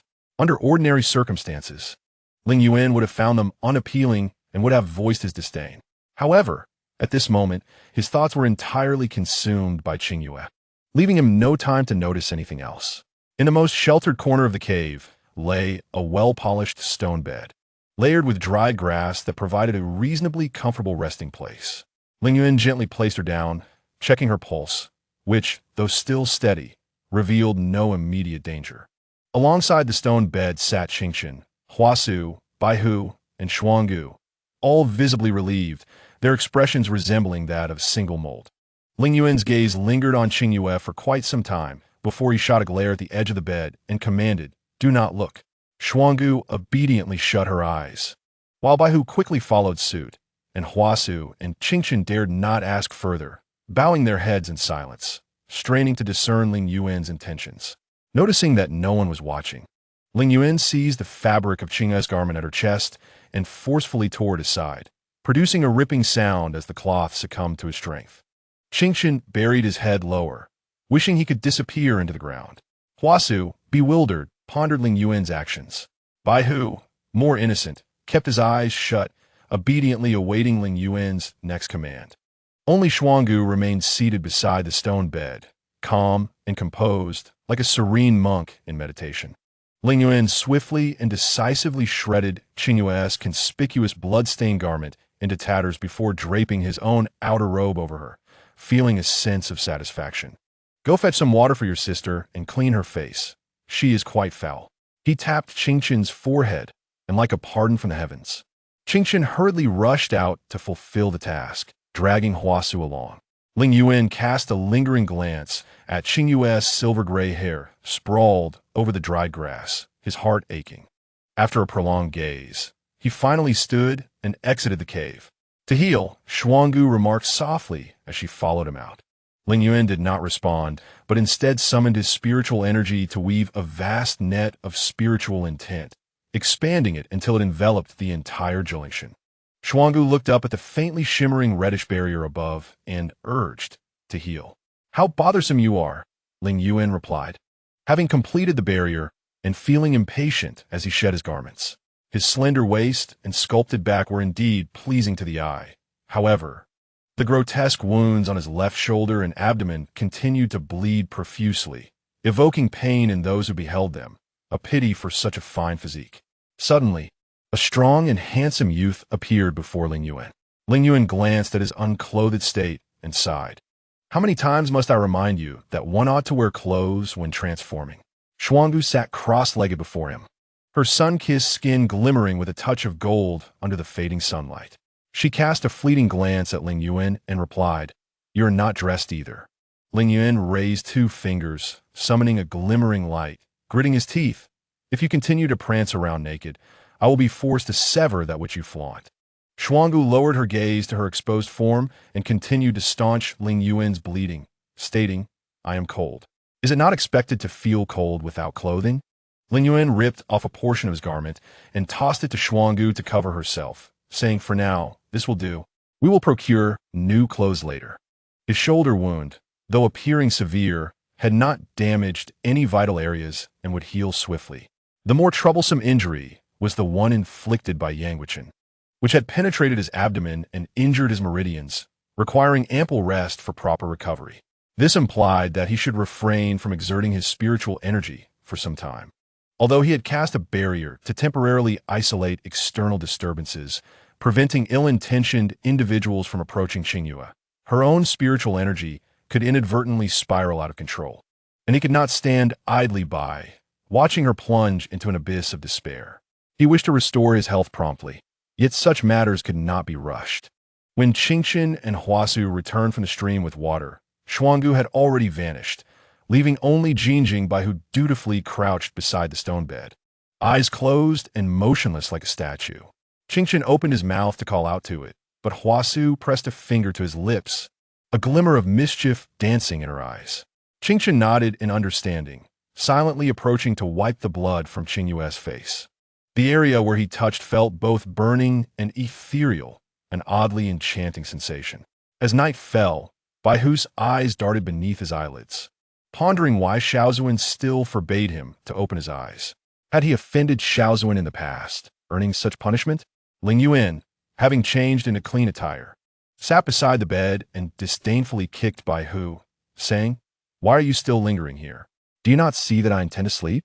Bai Hu thought to reply that he was indeed with his eyes closed, thus could not see, but he dare not speak back and hurriedly retreated. Lingyuan noticed Qingyue's lips appeared somewhat dry. Dipping his fingers in water, he gently wiped her lips before lying down beside her, still clothed. He delicately lifted a strand of her silvery hair, which seemed even lighter than during the day. He pressed his lips to it gently, feeling a heartache. Drawing closer, he embraced her tightly, sighing deeply, "How foolish you are. Is it worth it for such a heartless man?"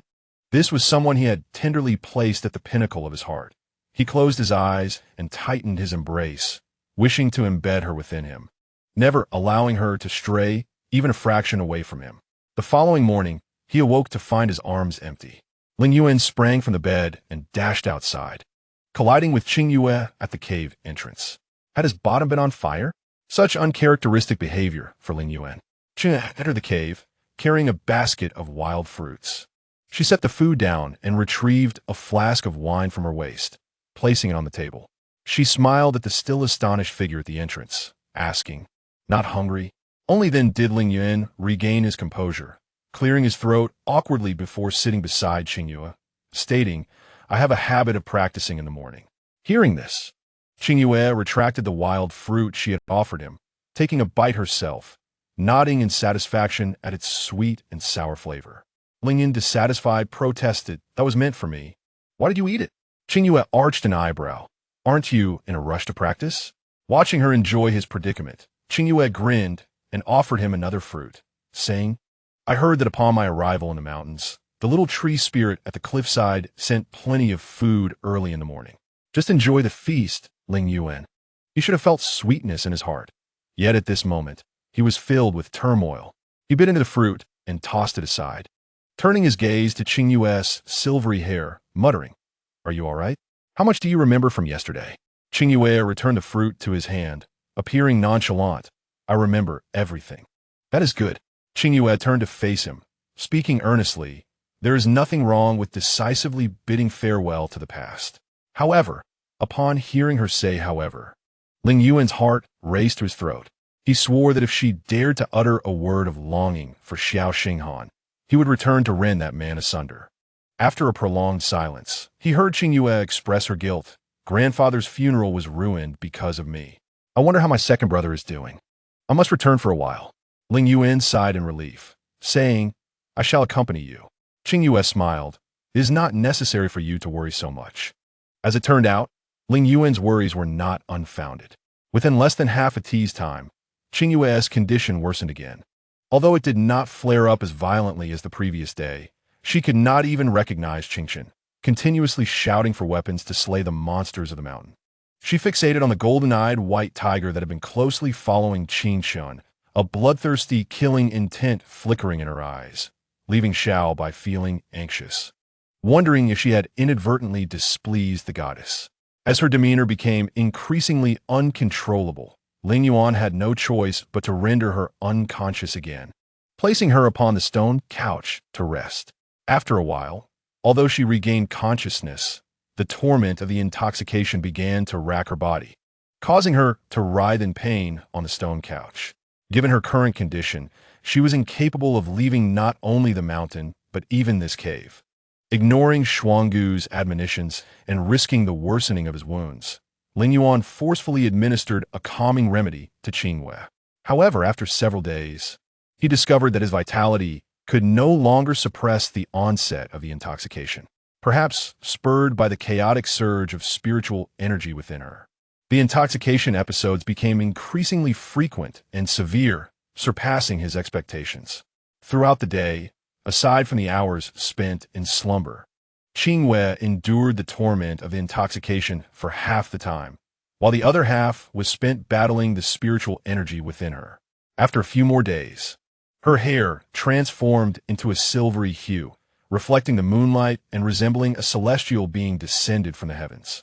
Yet, this exquisite appearance only deepened the sorrow in people's hearts, for this silvery mane was a testament to her numerous tribulations, rather than a positive omen.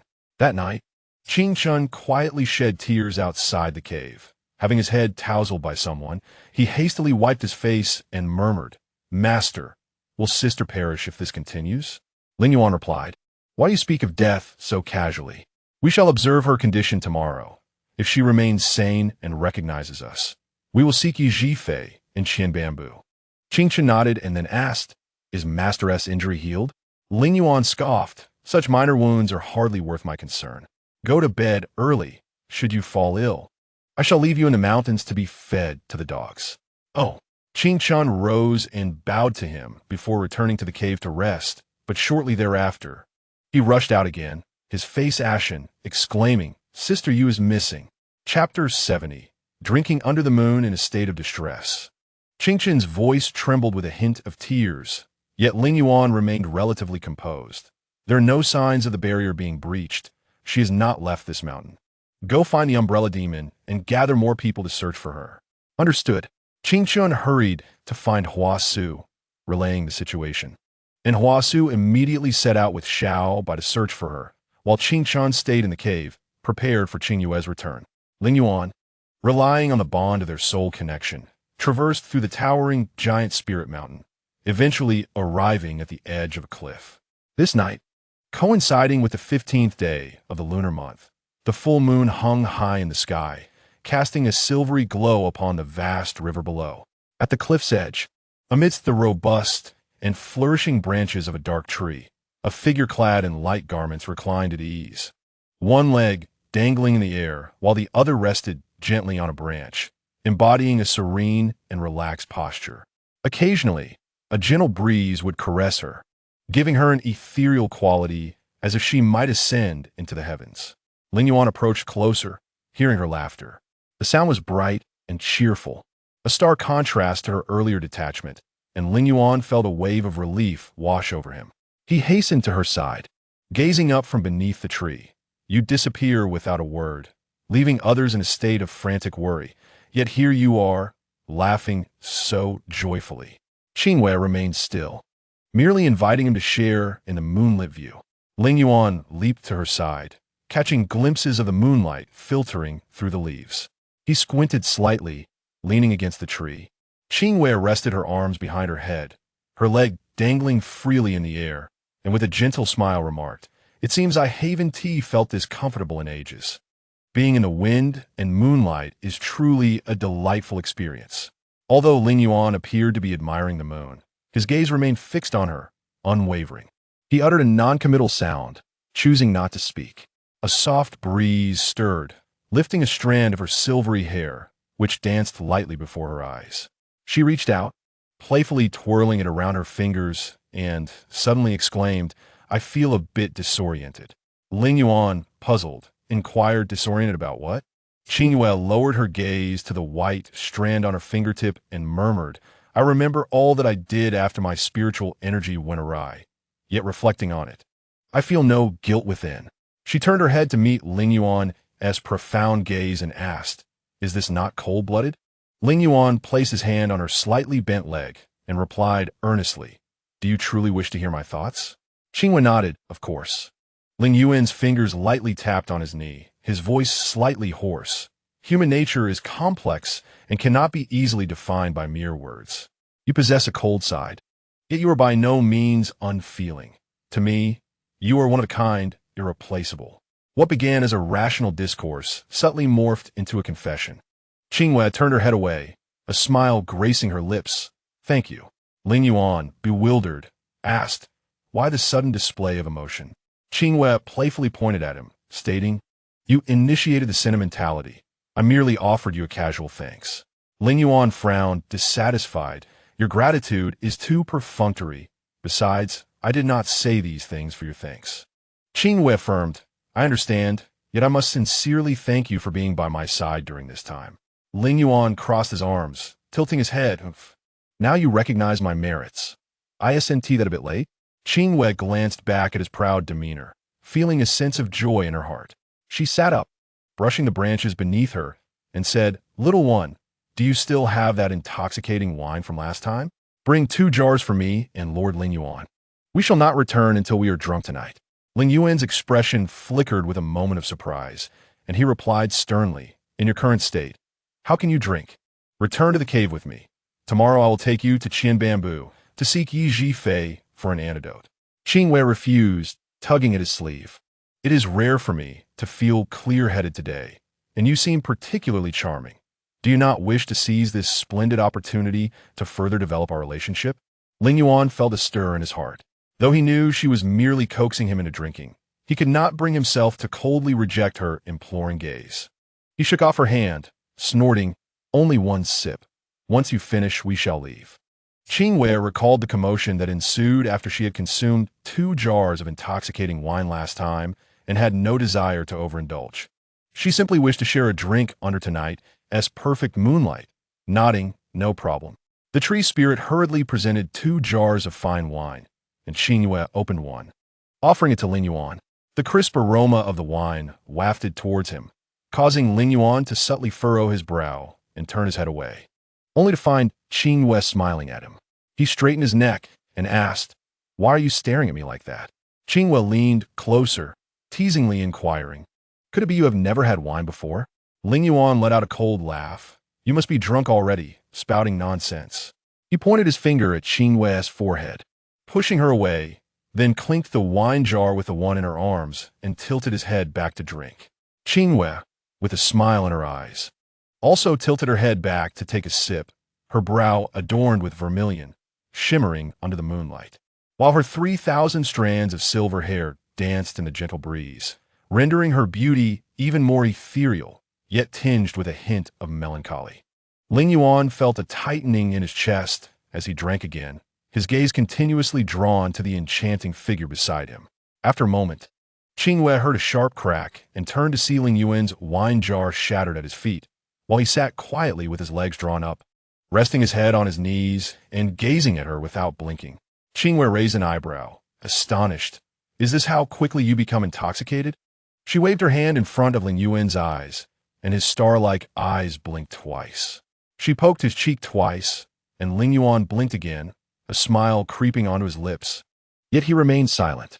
Qingyue giggled, realizing that Lingyuan had such a low tolerance for alcohol, and, surprisingly, became adorably obedient when drunk.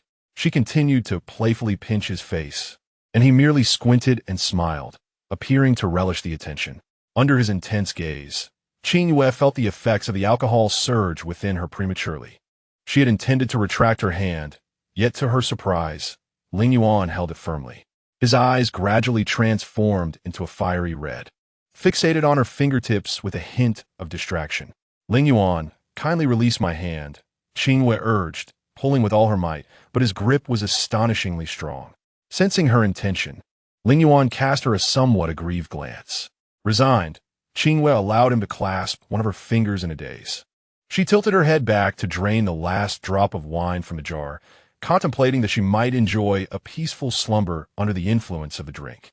As she stood to lead Lingyuan back, he yanked her down to the ground with surprising force. "Do not leave," he murmured, cradling her finger in his hands, his tone reminiscent of a child who had misbehaved. Qingyue felt a pang of regret for coaxing him to drink, and she leaned closer to pat his hand reassuringly, saying, "All right, I won't leave, but you're hurting my hand. Could you please let go?" Lingyuan studied her for a long moment, seemingly confirming with her gaze that she would not depart, and then reluctantly released her grip. Qingyue settled beside him, resting her chin on her hand as they exchanged glances. Lingyuan leaned closer, inching towards her, prompting Qingyue to place a finger on his lips and tease. "You are actually awake, aren't you? Engaging in mischief under the influence?" Lingyuan wore a wounded expression, biting his lip and turning away, motionless as he faced away from her.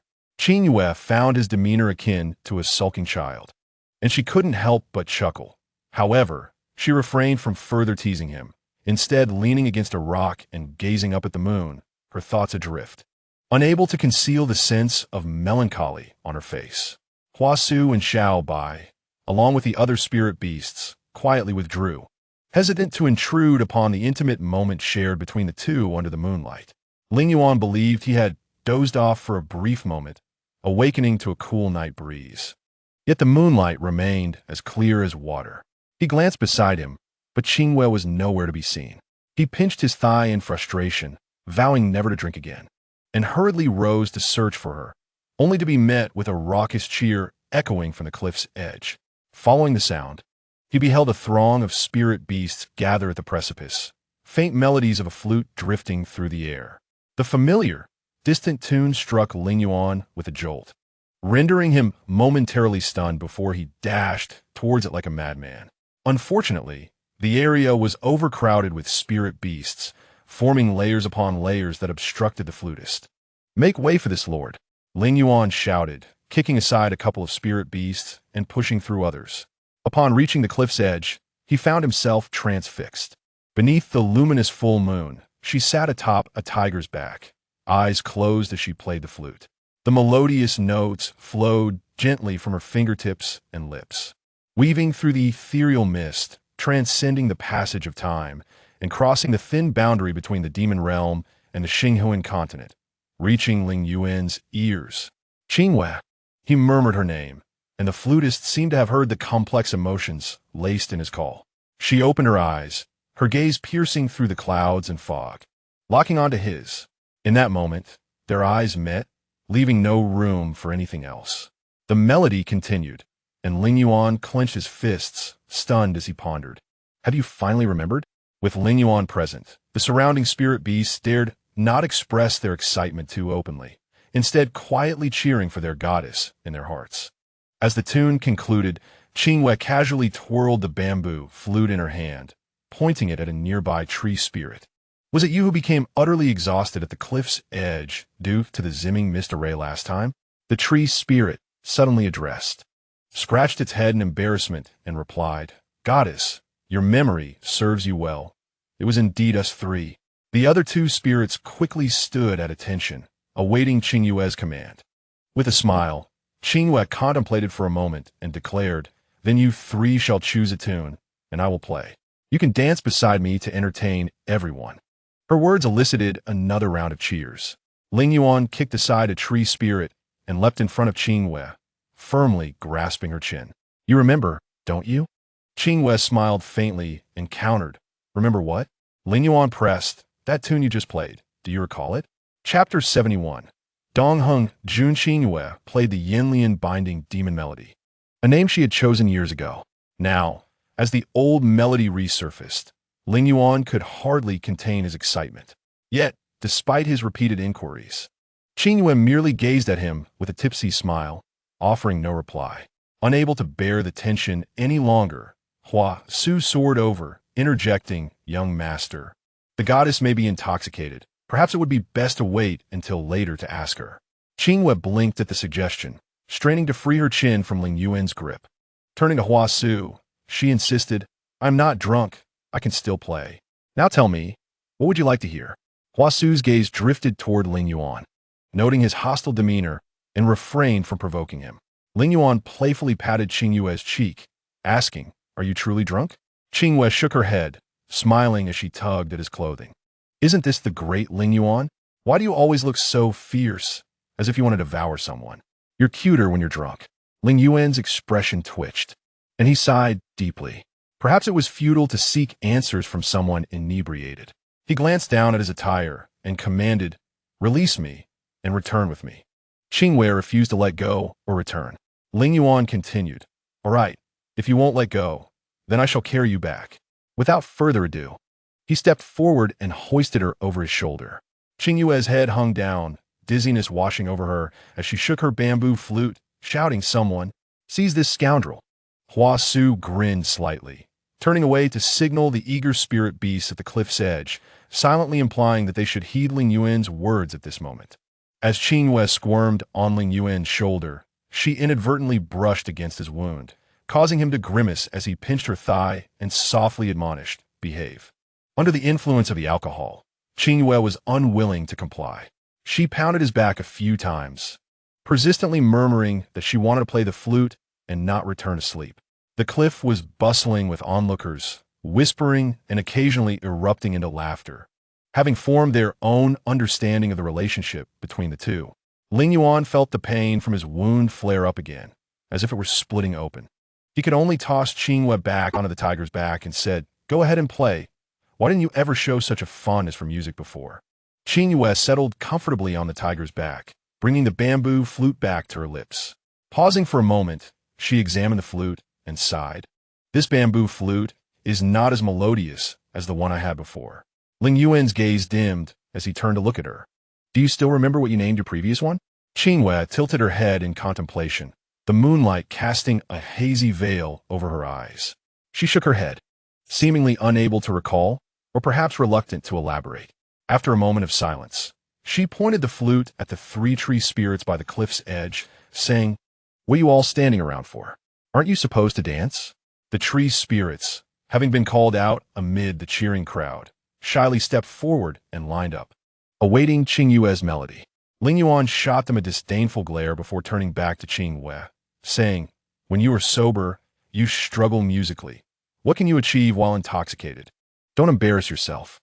However, Qingyue paid no heed to his mockery, responding, Lord Lingyuan, why don't you join the dance?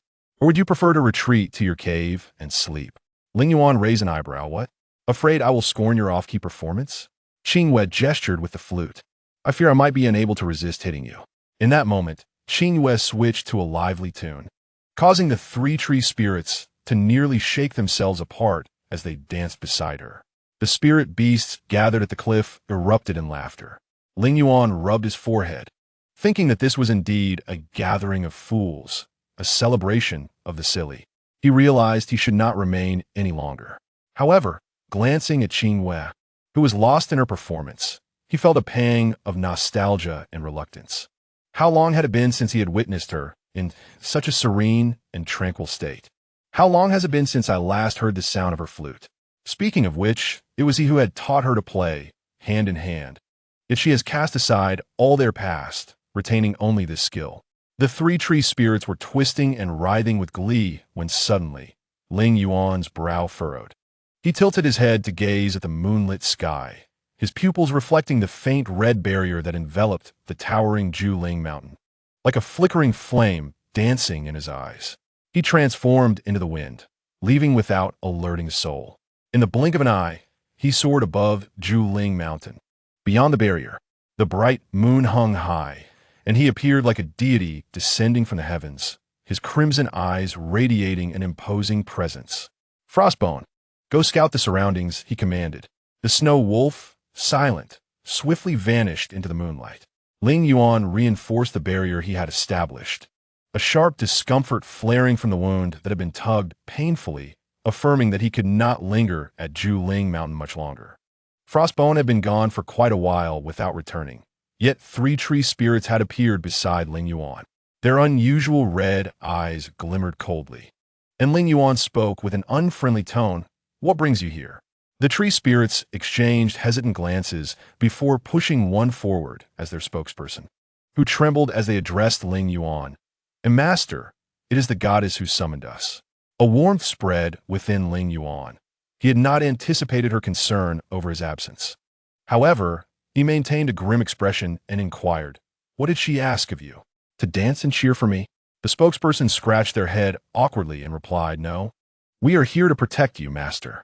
Lingyuan was incensed, nearly spitting blood in frustration, and before he could shoo the three away, a chilling, mocking laughter echoed from the shadows. After so many years, Master has taken to reigning over this little hillock. Truly astonishing. This voice, Lingyuan could never forget. He maintained a composed demeanor, pushing the three tree spirits behind him, and commanded sternly, Show yourself. A bone-chilling gale erupted, causing one tree spirit to lose its footing and cry out before being swept away into the clouds, vanishing from sight. The remaining two clung to one another, too fearful to move. Lingyuan flicked his sleeve, calming the ferocious wind, and in an instant, a man in a blue robe stood before him. The man was strikingly handsome, though a scar marred his forehead, slanting into his hairline and adding an air of wickedness to his presence. Yet to Lingyuan, his face bore little difference from the past, save for the fact that his gaze no longer held the steadiness and tranquility it once did. The person standing before him was no longer the one he once knew. The newcomer bowed respectfully, as if they were still in the days of yore. Master, I trust you have been well. Lingyuan regarded him coldly, his face betraying no hint of anger, and replied nonchalantly, I hear you have been appointed as Dongheng Jun by Li Ju, a title that certainly carries more weight than before. Dongheng Junshin Huaizhao stood with his hands clasped behind his back, grinning with self-satisfaction. No matter how imposing my title, it pales in comparison to the reverence bestowed upon you, master. Even in a moment of downfall, you can still command the spirits of the mountain. With that, he cast a glance behind Lingyuan, the implication of mockery unmistakable. The two tree spirits, huddling together, took note of his gaze and began whispering about preparing powder. Should he make a move, they would be the first to douse him in powder and deliver a sound thrashing. Qin Huaizhao appeared to sense their vigilance, retracting his gaze to focus on Lingyuan. Last time, I sent Mingyuan to seek you out, not expecting any success. However, When he reported that you were hiding within a woman's body, I could hardly believe it. Someone of your pride and stature. How could you relinquish your dignity? Lingyuan, irritated by this line of discourse, interrupted. What is your purpose here? Speak plainly. I have no time for your roundabout words. Otherwise, the person you would see now would be Liju, not me. Hearing Qin Huaizhao mention Liju without a hint of reverence stirred Lingyuan's thoughts. He remarked, "Are you attempting to curry favor with me? Is it that Liju has mistreated you, and you wish to employ old tricks, seeking my assistance against him?" Qin Huaizhao's smile faded, his voice turning somber. "After all these years, you still speak in ways that wound." Lingyuan snorted derisively. "Compared to the underhanded attacks of Dong Hongjun, I graciously concede." Qin Huaizhao's expression turned utterly cold. The two tree spirits clutched their powder tightly, their eyes fixed anxiously upon him. Since they had come, they were determined to fulfill the sacred mission entrusted by the goddess. At that moment, Frostbone returned to Lingyuan's side, shaking off the dew from its fur. No abnormalities.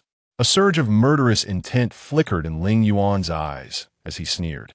"Qin Huaizhao, your courage remains unwavering as ever, coming here alone without fear that I might ensure you never return."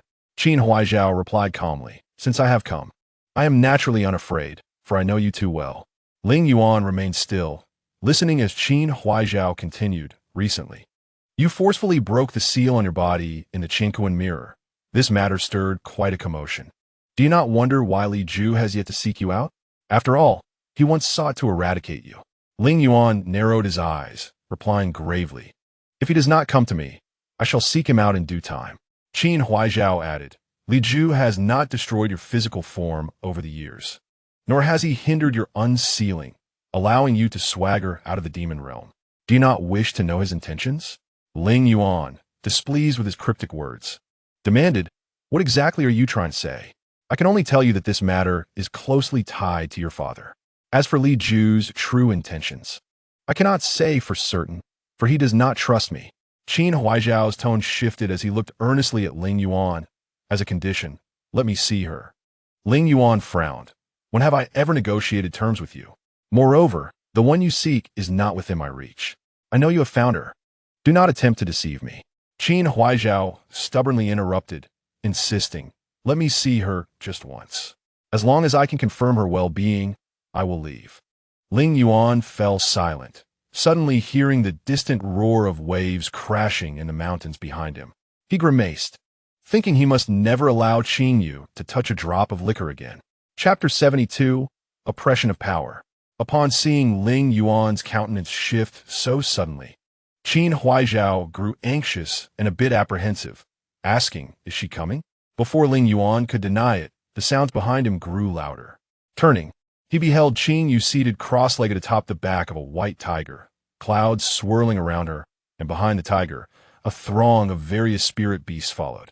The spirit beasts, invigorated by a symphony of sounds, were most eager to accompany Qingyue in her mountain patrol. What a grand and exhilarating moment it was. Each of them raced forward, howling as if competing to see who could be the loudest, unwilling to be outdone.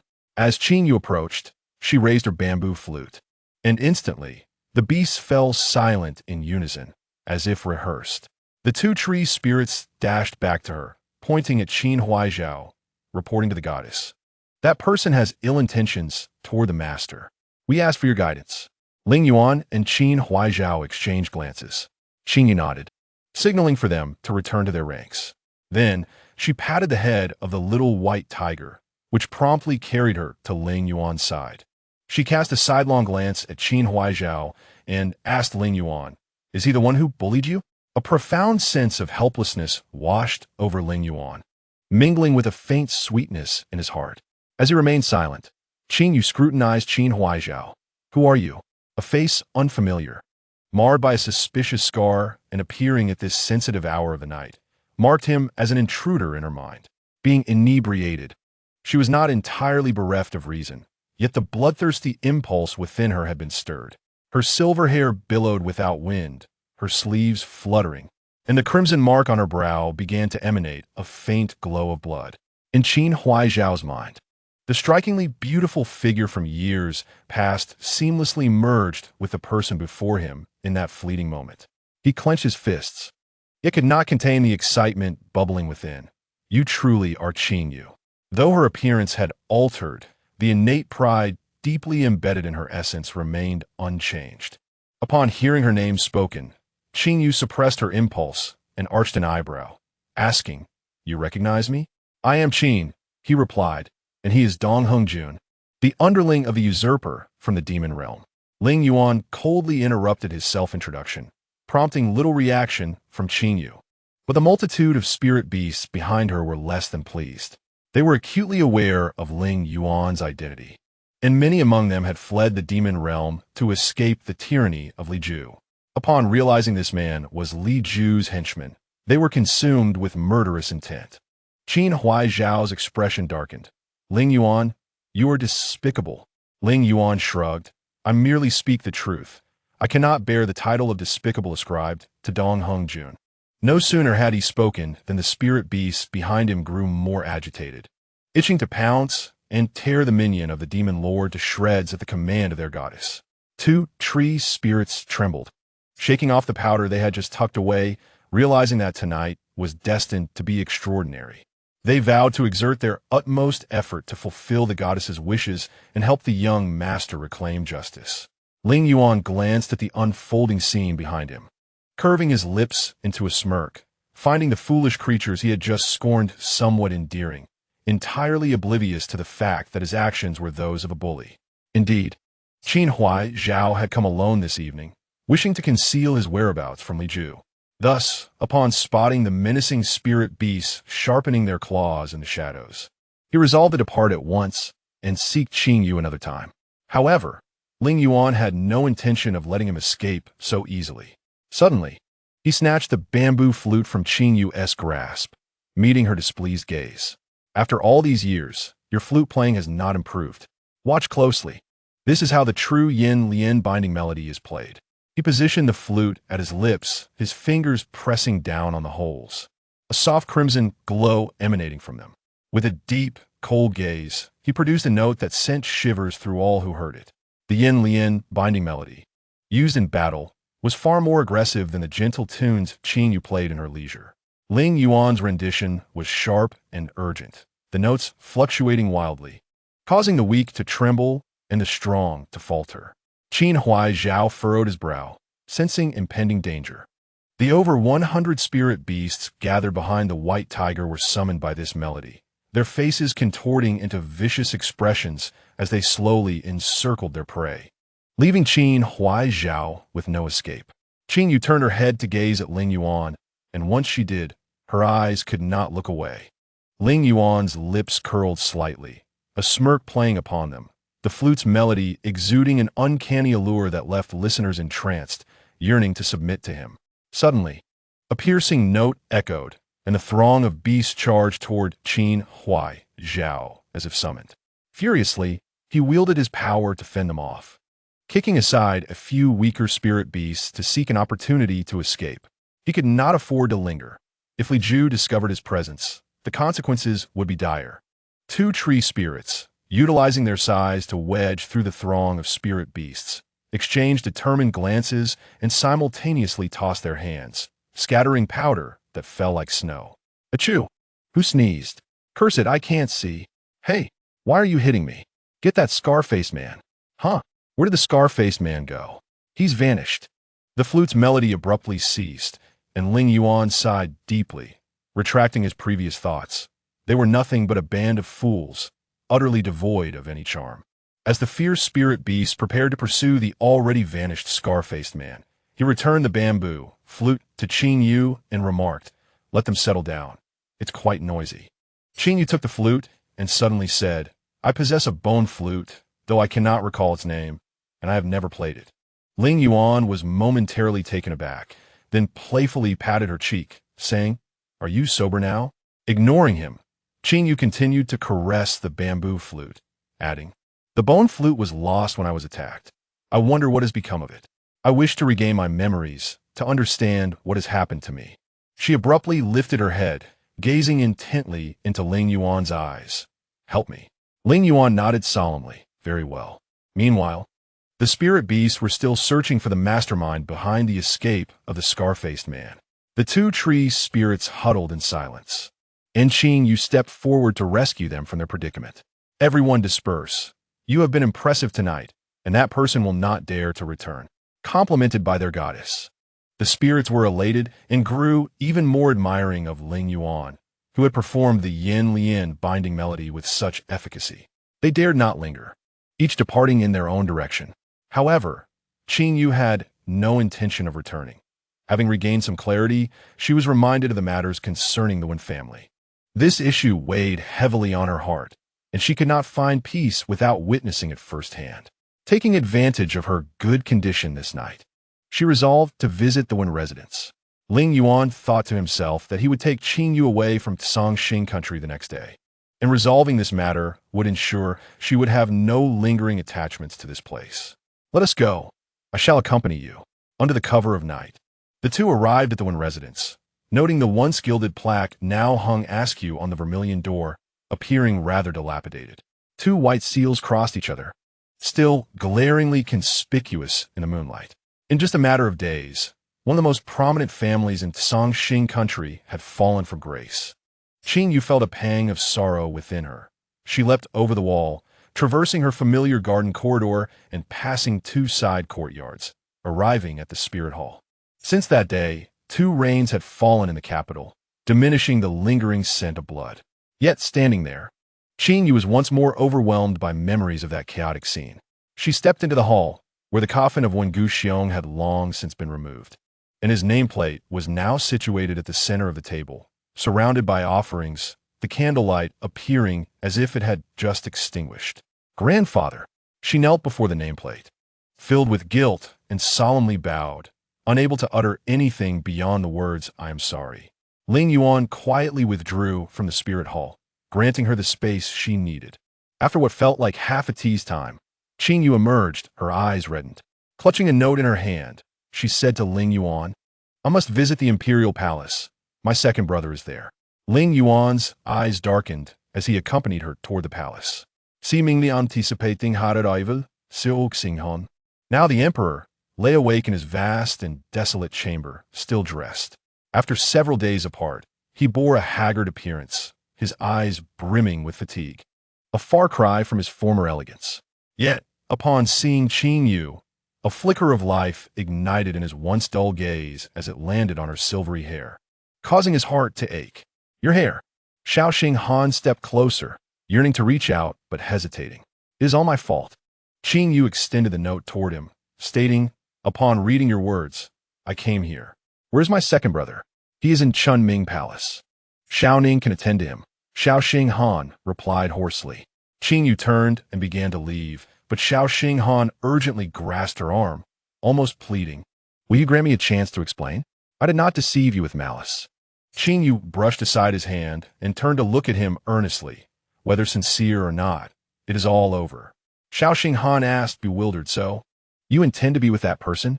Before Qingyue could respond, Lingyuan entered from outside the hall and pulled her into his embrace, declaring, You care only about her relationship with me? From the moment we met until now, have you asked once about her well-being? A person like you deserves to be alone for all eternity. Faced with such reproach, Xiaoxing Han found himself utterly speechless.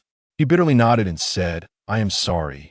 Qingyue, at that time, I sincerely hoped that Wu Shuang would awaken. Indeed, the Fizi Xiao was placed in Wu Shuang's chamber, but on that day, Yan Guichen's formation summoned the souls, and the Fizi Xiao was already destroyed. I'm unable to assist you. Lingyuan scoffed coldly. How insincere. Chapter 73. Farewell to the past. Qingyue felt that there was no need for further words. The already bleak story did not require additional shades of darkness. She tugged at Lingyuan's sleeve and said, Let us depart. Xiaoxing Han called out to her, saying regarding Old Man Wen, I do not wish to place all the blame on Wen Qingyan. Ultimately, this matter is my fault. Do you have nothing to say to me? His voice trembled. And even if Qingyue were to tell him, I will never forgive you, he would feel somewhat relieved, as it would at least indicate that he still held some weight in her heart, however negligible. As Qingyue reached the palace door and heard his words, She slowly turned back, gazing at the face that had once stirred a flicker of affection in her heart, and smiled brightly. I wish you a lasting empire and endless longevity. As a ruler, such blessings should have been the most beautiful, yet upon hearing them, Xiao Xinghan felt as though he had been subjected to torture, collapsing to the ground, unable to regain his composure for a long while. On the way to Quming Palace, Qingyue cast a casual glance at Lingyuan and asked, "Why do you keep chuckling? If something brings you joy, why not share with everyone?" Lingyuan immediately adopted a serious expression and replied, "Where have I been chuckling?" Qingyue retorted calmly, "There is no possibility for me and Xinghan. But that does not mean I must accept you." At this, Lingyuan's face truly fell. Perhaps Xiao Xinghan had issued a command in advance, as no one obstructed their passage, though they could not escape the curious gazes of patrolling guards, unsure of the origins of the white-haired woman. Upon reaching the palace entrance, they heard Xiao Ning's tearful voice. "Brother Feng, I beg you, you must not continue like this. You will only bring yourself down. Please, let me find a physician to take a look at you." Qingyue quickly approached the hall, only to find Xiao Ning crying by the bedside. She asked, "What has happened to Erge?" Xiao Ning turned her gaze toward the voice, only to be stunned at the sight of her white hair. On the bed, Wen Feng, who had been silent with his eyes closed, suddenly sat up and turned toward her. "Is it you, Qingyue?" Qingyue had already reached the bedside, but when Qingfeng's eyes remained vacant, as if he could not see her, her heart tightened. Yet she tried to maintain her composure, waving her hand in front of him. He felt a gentle breeze brushing against his skin and reached out to grasp her hand. Only then did he lift his gaze toward her and smiled. "The candlelight is too dim. Erge did not see you." Lingyuan surveyed the surroundings and noted that the flickering candlelight illuminated the chamber even brighter than daylight. Wen Qingfeng's deception was painfully transparent. Xiao Ning wiped her tears and stared blankly at Qingyue. "Sister Yuyur." Qingyue pressed her finger to her lips, shaking her head to prevent her from continuing. She did not want Wen Qingfeng to worry about her at such a moment. She grasped Wen Qingfeng's hand and asked, "Erge, what is wrong with your eyes?" Wen Qingfeng remained silent, his smile stiffening. Xiao Ning angrily exclaimed, "It is all Wen Qingyan's fault. He not only admitted to killing Grandfather Wen, but also used sinister means to injure Brother Feng's eyes." Wen Qingfeng abruptly interrupted her, his expression darkening. "The price has already been paid. There is no need to speak of it further." Yet Xiao Ning was still furious, and upon seeing Wen Qingfeng's grim demeanor, she swallowed her words. Qingyue understood that Wen Qingfeng valued family above all, and his hatred for Wen Qingyan was palpable, but that man was still his kin, his brother. Now that the one family lay in ruins, Wen Qingfeng was undoubtedly the most heartbroken. The state of his eyes only compounded his sorrow. Lingyuan approached to assess Wen Qingfeng's condition and pondered for a moment before saying, "Your injury may still be treatable by Yi Fei." Wen Qingfeng was taken aback before responding. "He seems only skilled in alchemy and not in healing. Regardless, your situation calls for desperate measures. Tomorrow, we shall take you along and see if this Yi Fei is indeed the scoundrel I know." Lingyuan decisively made arrangements without consulting the person involved. Qingyue concurred and advised, "Erge, you should come with me. Your eyes need treatment and cannot be delayed." "Very well, but before we leave, let us pay our respects at Grandfather's tomb, for it will be a long time before we can return to see him." "That is only natural." Xiao Ning, after a brief pause, eagerly added, "I want to go with you." However, Wen Qingfeng was reluctant. He turned his vacant eyes toward her and, with an unprecedented seriousness, said, "Annel, I know your feelings for me. I have always regarded you as a sister, and now that such events have transpired, there is no possibility between us." Xiao Ning's eyes turned red instantly, trembling as she asked, "Why?" "Brother Feng, if it is because of my royal brother, I can accompany you. I will never return to the palace. Even if I remain in Quming Palace for my life, there will be no outcome for us." Wen Qingfeng stumbled out of bed, and Qingyue hurried to support him, but he shook his head and continued toward the palace exit. Xiao Ning rushed forward, crying bitterly and refusing to let go. Yet, Wen Qingfeng wore an expression of cold indifference she had never seen before, showing no signs of softening despite her tears and pleas. Seeing her heart-wrenching cries, Qingyue felt compassion and softly said, This is too cruel to Xiao Ning. Wen Qingfeng tightened his grip on her hand and replied, "Better to end the pain quickly than to prolong it. I must completely sever her hopes. Do not look back, do not look back." He solemnly uttered these words, unsure if he was instructing Qingyue or warning himself against yielding to compassion. To spare Qingyue some effort, Lingyuan summoned Shuanggu to carry Wen Qingfeng out of the palace, leaving Xiao Ning's despair behind. Under Wen Qingfeng's guidance, they first paid their respects to Wen Guxiong. On the return journey, Qingyue inquired about the situation of the Ji siblings.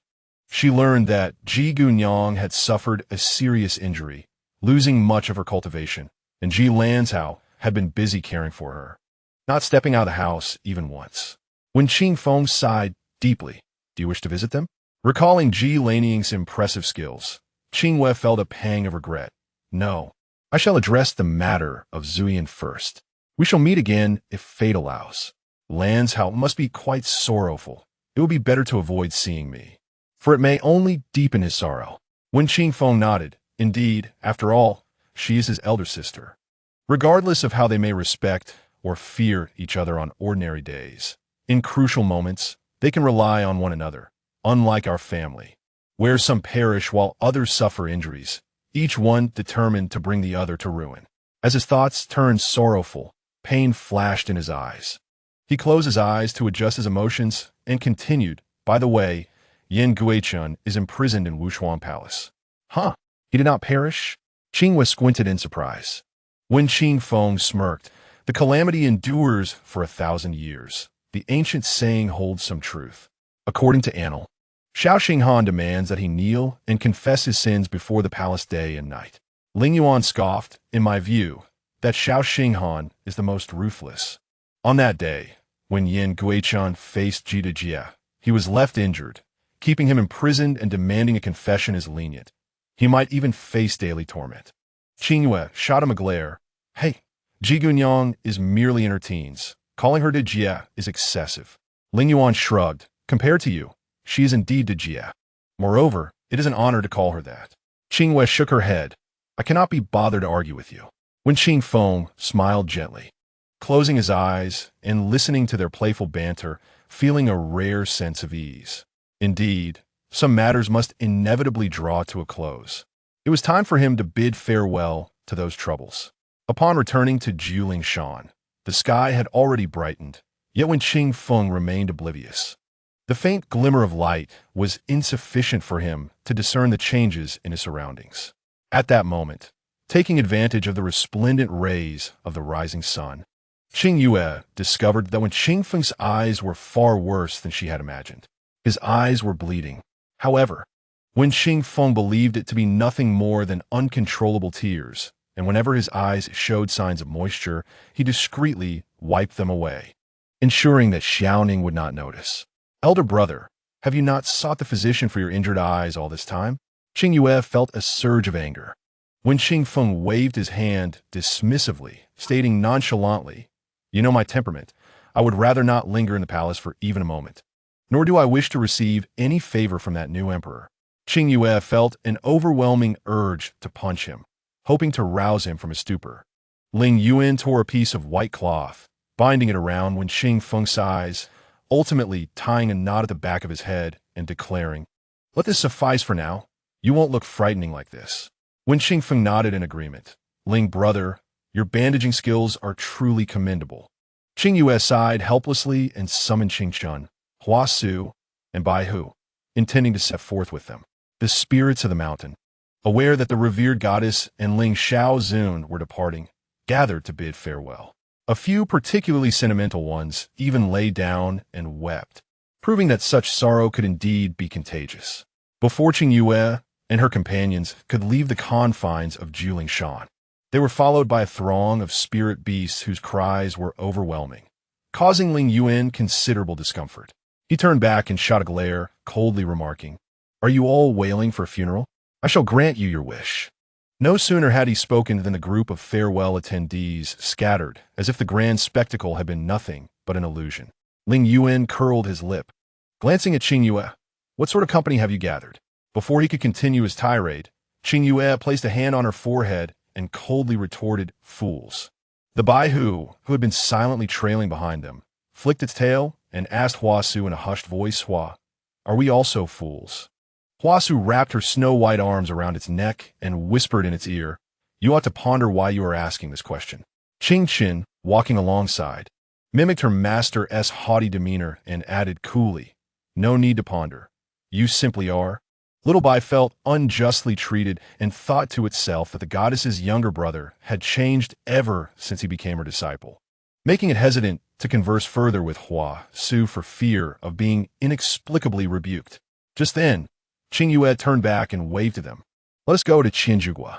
Chapter 74. The Long Road to Find Someone in the Realm of Xinghuan Dalu. The territory of Tsang, Qingyue occupies less than a third of the land, while to its east lies an even more expansive domain, stretching from north to south, known as Qingyue. Unlike the martial prowess favored in Tsang Qingyue, the vast Qingyue, blessed with an optimal geographical position, is replete with bizarre mountains and waters, yielding gold, jade, and spiritual herbs. Hence its populace predominantly engages in alchemy and artifact crafting. Qingyue is essentially a confederation, governed by various lords who maintain their own rule and refrain from interference in one another's affairs. The monarch holds a mere ceremonial title, hosting an annual gathering of alchemists in the capital to commend the most outstanding alchemists of the year, thereby reinforcing his significance. Yeji Fei is one such lord, who attends the capital almost every year to receive accolades, and the praise he receives is indeed far from exaggerated. It is said that despite being in his early 20s, his cultivation has already reached the level of Donjuan. It is worth noting that, across the expanse of Xinghuan Dalu, only a little over 100 individuals achieve such a feat in their lifetime, and fewer than 10 manage to ascend to the ranks of Donling or Donxing. Yeji Fei, having scaled the heights of many dreams at such a tender age, is destined to be regarded as a divine being, living within the admiration, reverence, or envy of all. Along the journey, Lingyuan was nearly driven to madness by the incessant mention of this name. They first traveled to Yeji Fei's domain, only to learn from a steward that the esteemed Ye was in the capital attending the annual alchemist convention. Then they ventured to the capital, and each time they inquired about Yeji Fei's whereabouts, they were met with a barrage of miraculous tales regarding his alchemical feats, even knowing the color of the outer garment he wore when crafting some earth-shattering pill. Yet, his current location remained a mystery. Qingyue leaned against the carriage, her fingers tapping restlessly on her forehead as she remarked, "We have been wandering around the city for several days. Could he be deliberately evading us?" Lingyuan grunted irritably. "He better not be, or I shall break his legs, ensuring he never goes anywhere again." When Qingfeng hurriedly interjected, "He is certainly not avoiding us. Your brother is simply a bit unpredictable, haha. I recall once waiting for him at his residence for an entire month just to see him." Lingyuan responded, "That was because he feared you would eat him out of house and home if he didn't show up."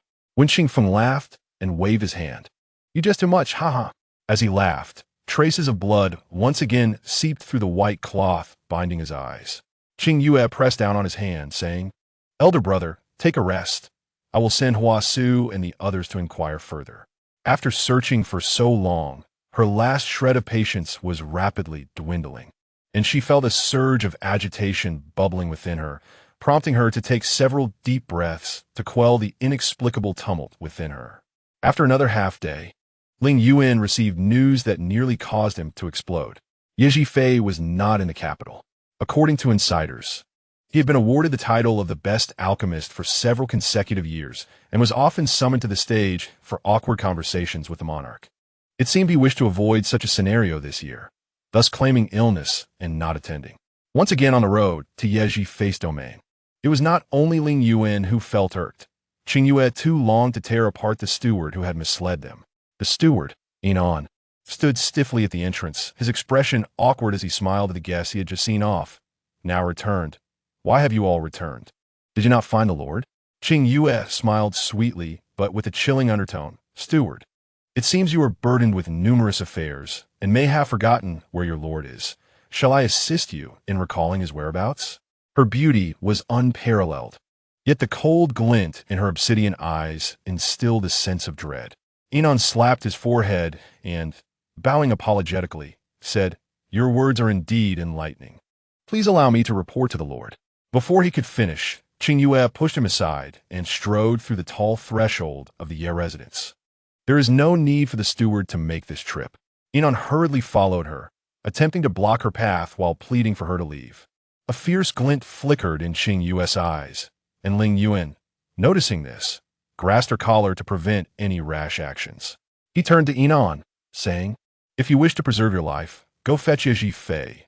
Otherwise, I cannot guarantee your safety." Enon clearly perceived the fleeting crimson light in Lingyuan's eyes.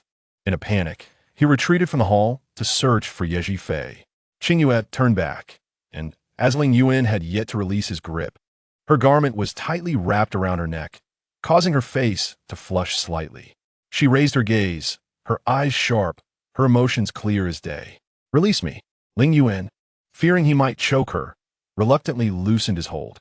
Qingyue brushed past him in pursuit of Enon, and Lingyuan sighed before hastily following.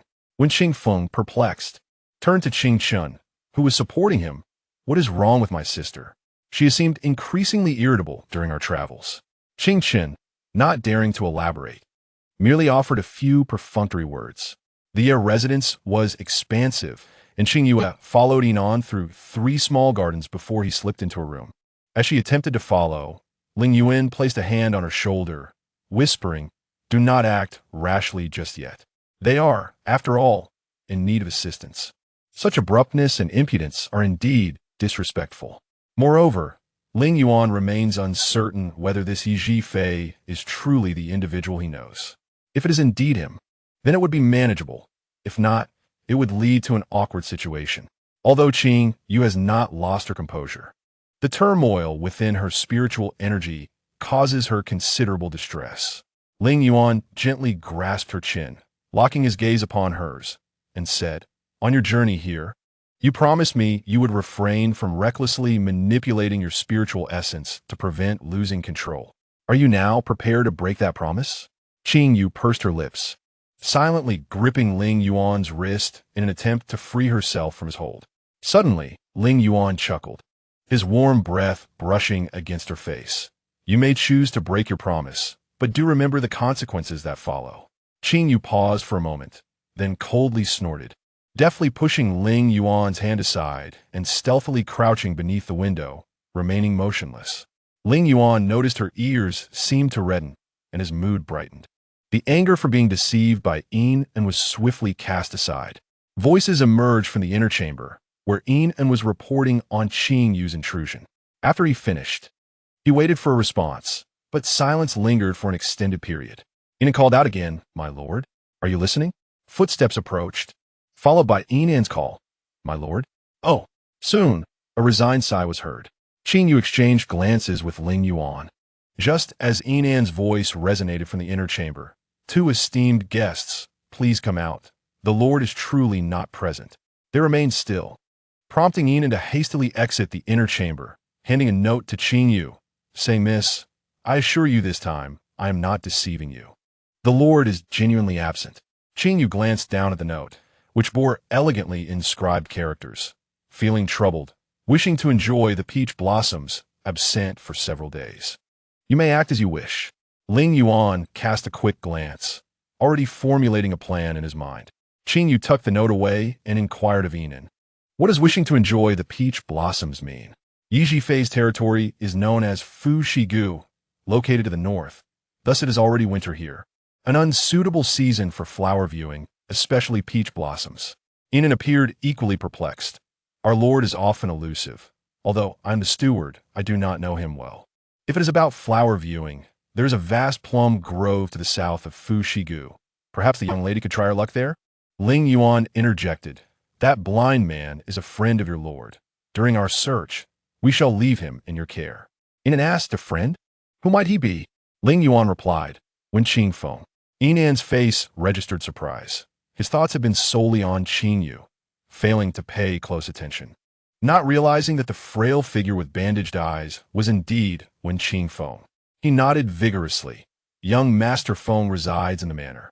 I shall ensure he is well looked after." Lingyuan left Qingchun, Huasu, and Bai Hu at the manor and set off with Qingyue to search for the individual. Upon exiting the manor, he sees the arm of someone heading south. Meeting her puzzled gaze, shaking his head, he stated, "He is certainly not in the plum grove enjoying the blossoms." Qingyue retorted, "How do you know?" Lingyuan did not respond but took her hand, leading her down the street to inquire of a passerby, "Where is the finest brothel in this area?" Qingyue. The passerby scrutinized them with a complicated expression before pointing the way. Lingyuan tossed a casual thank you over his shoulder as he turned to lead Qingyue away. The passerby mused that while the silver-haired girl was indeed beautiful, it was unfortunate that she seemed foolish, being sold into a brothel. One's beauty often leads to a short life. Standing at the entrance of the brothel, Lingyuan and Qingyue once again faced the scrutinizing gaze of the matron. Lingyuan, quite impatient, asked, "Why is entry denied? Is the gold I provided insufficient?" He casually tossed another ingot of gold, the weight of it snapping the matron back to reality. With a troubled smile, she said, "Esteemed sir, this is a place of romance. Your companion does not seem fitting."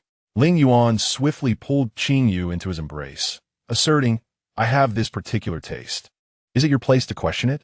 A wealthy man is always in the right, especially one who exudes such an imposing presence." She dared not provoke him further, nor could she ask more, and thus respectfully ushered the man with peculiar tastes inside, arranging for him and the silver-haired girl to have the most serene and elegant private room available. The matron then inquired if he required companionship, to which Qingyue cast a meaningful glance at Lingyuan and coldly replied, "Bring in the two most beautiful girls to help this esteemed sir relieve his frustrations." Lingyuan's expression darkened immediately, and the matron, bewildered, retreated. Shortly after, a girl knocked on the door with a flirtatious laugh, only to be sent away by Lingyuan in a huff. The bewildered courtesan returned downstairs, whispering to others that a strange pair had come today, choosing to run to a brothel instead of enjoying each other's company at home. Lingyuan pushed Qingyue against the wall, his voice low and intense. "Are you deliberately provoking me?" Qingyue scoffed. "You abandoned the main task to come here. Isn't this precisely what you wanted?" Lingyuan's eyes darkened as he stepped closer, whispering, "You know that I cannot do without you." Chapter 75. Yiji Fei. Qingyue wrapped her arms around his neck, her beautiful eyes slightly glazed, and Lingyuan's handsome face seemed to dissolve into her gaze filled with autumn waters. She gently nudged his cheek with her nose, a sly smile forming on her lips as she said, "Dream on." Before the words could settle, she resolutely pushed him away. Lingyuan, with darkened eyes, watched her retreat to the door, pondering how much her temperament had changed. She would not have teased him so in the past. Qingyue opened the door and glanced around. They were on the third floor, with about 10 rooms, presumably occupied by discreet guests seeking privacy. As the corridor was devoid of any presence, Lingyuan approached her, saying, "Knock on each door one by one. You will surely find the person you seek." Qingyue shot him a particularly skeptical look before commencing her knocking. On her first knock, a voice from within impatiently inquired who it was. Growing more irritable, she kicked the door open, her expression blank as she surveyed the entangled figures on the large bed, before turning to leave. Lingyuan frowned, shutting the door to muffle the curses from within, and quickly intercepted Qingyue before she could kick open the next door, pulling her back slightly. With her kick missing its target, an irritable expression flickered across Qingyue's brow. Lingyuan gently nudged her aside, stating, "Allow me to demonstrate how it's done." Under Qingyue's cold gaze, Ling Xiaozun cleared his throat, knocked on the door, and without waiting for a response, called out in a high-pitched voice, "Young Master Yi, I have come to play the qin for your entertainment." What followed was a chorus of bewildered curses. Qingyue chuckled and moved on to the next door. She initially intended to kick it open, but her mind recalled Lingyuan's prior agreement. Should she lose control again, she would have to share a bed with him for 3 months, a level of intimacy she was not ready to embrace. Taking a deep breath, she suppressed the urge to use her spiritual power to blast the door off its hinges and instead knocked in a manner reminiscent of Lingyuan. "Is this young Master Yi?" A voice from within responded, "What is it?" Qingyue's face rigidly stated, "Do you require my assistance in playing the qin?" The voice replied again, with fine wine flowing and a beauty in one's arms. Such is a splendid affair. If you bring a delightful tune to enhance the evening, I would certainly welcome it. Qingyue pushed the door open, her figure ethereal, and amidst the startled exclamations of beauty, she pressed her bamboo flute against the throat of the man lounging with a drink, her lips curling into a smile that straddled the line between jest and inquiry. "You are Yi Fei?" Without awaiting a response from the man, a sudden dull pain struck the back of her neck, causing Qingyue to collapse softly into Lingyuan's embrace, slipping into unconsciousness.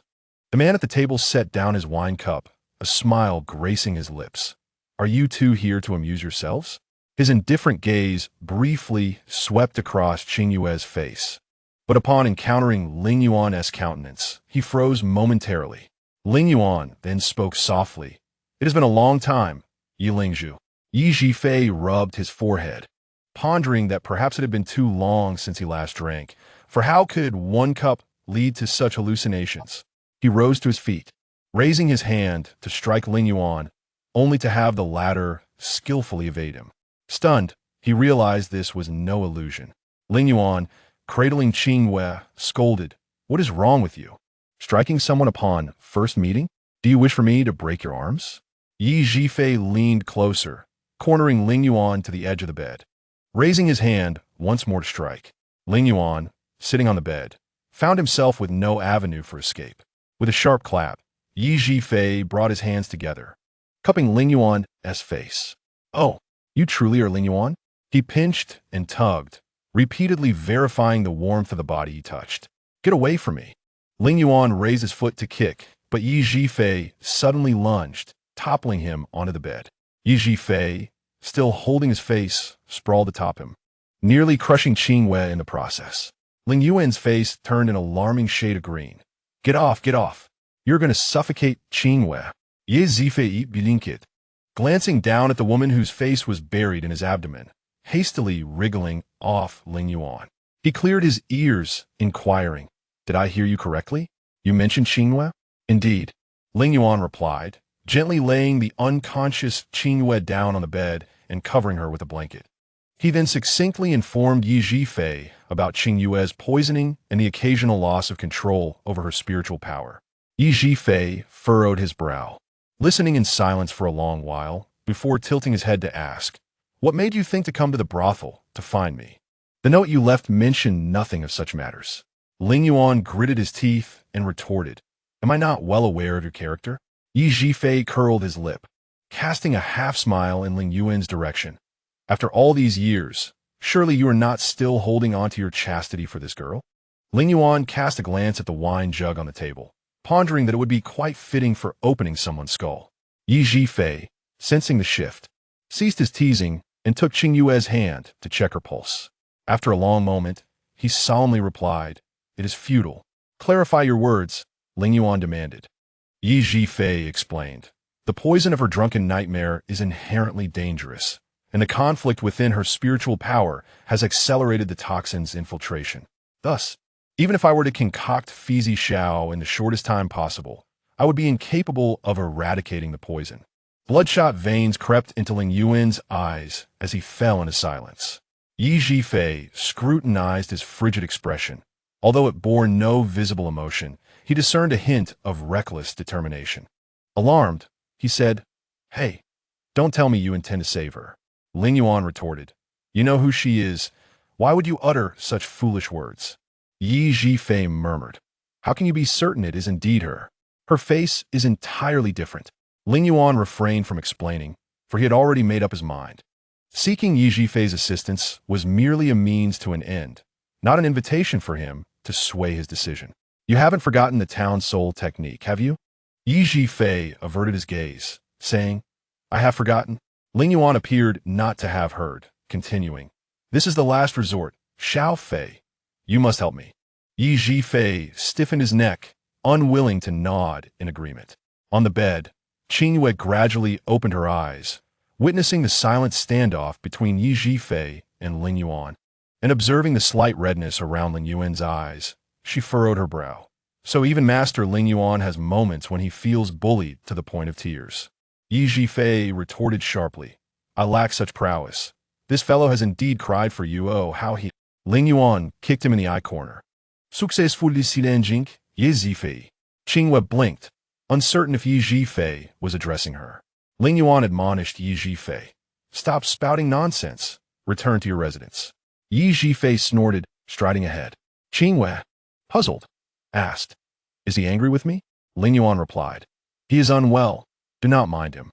Following Yi Zhifei, Qingyue witnessed the remarkable speed at which one's demeanor could change, transforming from a grim countenance within the door to a charming, amiable gentleman once outside, beloved by all. The moment they stepped outside, Yi Zhifei, once scowling and speaking in a sardonic tone, became the adored young leader revered and envied by all in Fuxi Valley. Along the way, citizens recognizing Yi Zhifei approached warmly to greet him, and he responded with a smile and a nod, exuding the benevolent aura of a lord. What was initially a mere 2 streets felt interminably long as Yi Zhifei engaged with the townsfolk. Upon returning to his residence, Yi Zhifei slumped his shoulders, discarding his makeup-stained outer robe, and hurried to the hall for a large bowl of tea to soothe his throat. Lingyuan, sitting with his arms crossed, remarked, How many years have you been pretending to be a youthful talent here? Not long, just a few years since settling in Fuxi Valley, Yi Zhifei replied, instructing Yin and to arrange guest rooms. He added, I've been wandering in Qingyue continent, seeking your whereabouts. Lingyuan raised an eyebrow. You have found me in a brothel. Your loyalty truly moves me. Yi Zhifei intended to tease him, but swallowed his words upon seeing Qingyue enter. He straightened his face, saying, The turmoil within your spiritual power can only be suppressed by yourself. In times of distress, you must remain calm. If you cannot endure, release your feelings in a timely manner, or you may risk descending into madness, rendering any number of elixirs useless. Qingyue nodded. I admit I've been somewhat erratic lately. I apologize for my earlier confrontation with Lord Yi. Yi Zhifei remained silent, his gaze towards Qingyue filled with skepticism, for she bore little resemblance to the Qingyue he remembered. She continued, My second brother is also in the residence. I hope the Lord will check on his condition. Yi Zhifei, without batting an eyelash, asked, Who is your second brother? No sooner had he spoken than Yin entered, assisting Wen Qingfeng. Although Wen Qingfeng was blind, his laughter remained bright and clear. Yi Xiong, it has been 2 years. Do you still remember me? Yi Zhifei paused in surprise, quickly rising to greet him, grasping his wrist. What happened to your eyes? Who blinded you? Wen Qingfeng, choosing not to divulge the reason, firmly grasped Yi Zhifei's hand. It is regrettable that our reunion comes under such circumstances. Yi Zhifei softened his tone, helping him to sit. Let me take a look. Wen Qingfeng chuckled. I did not expect you to be skilled in healing. I thought you were only proficient in alchemy.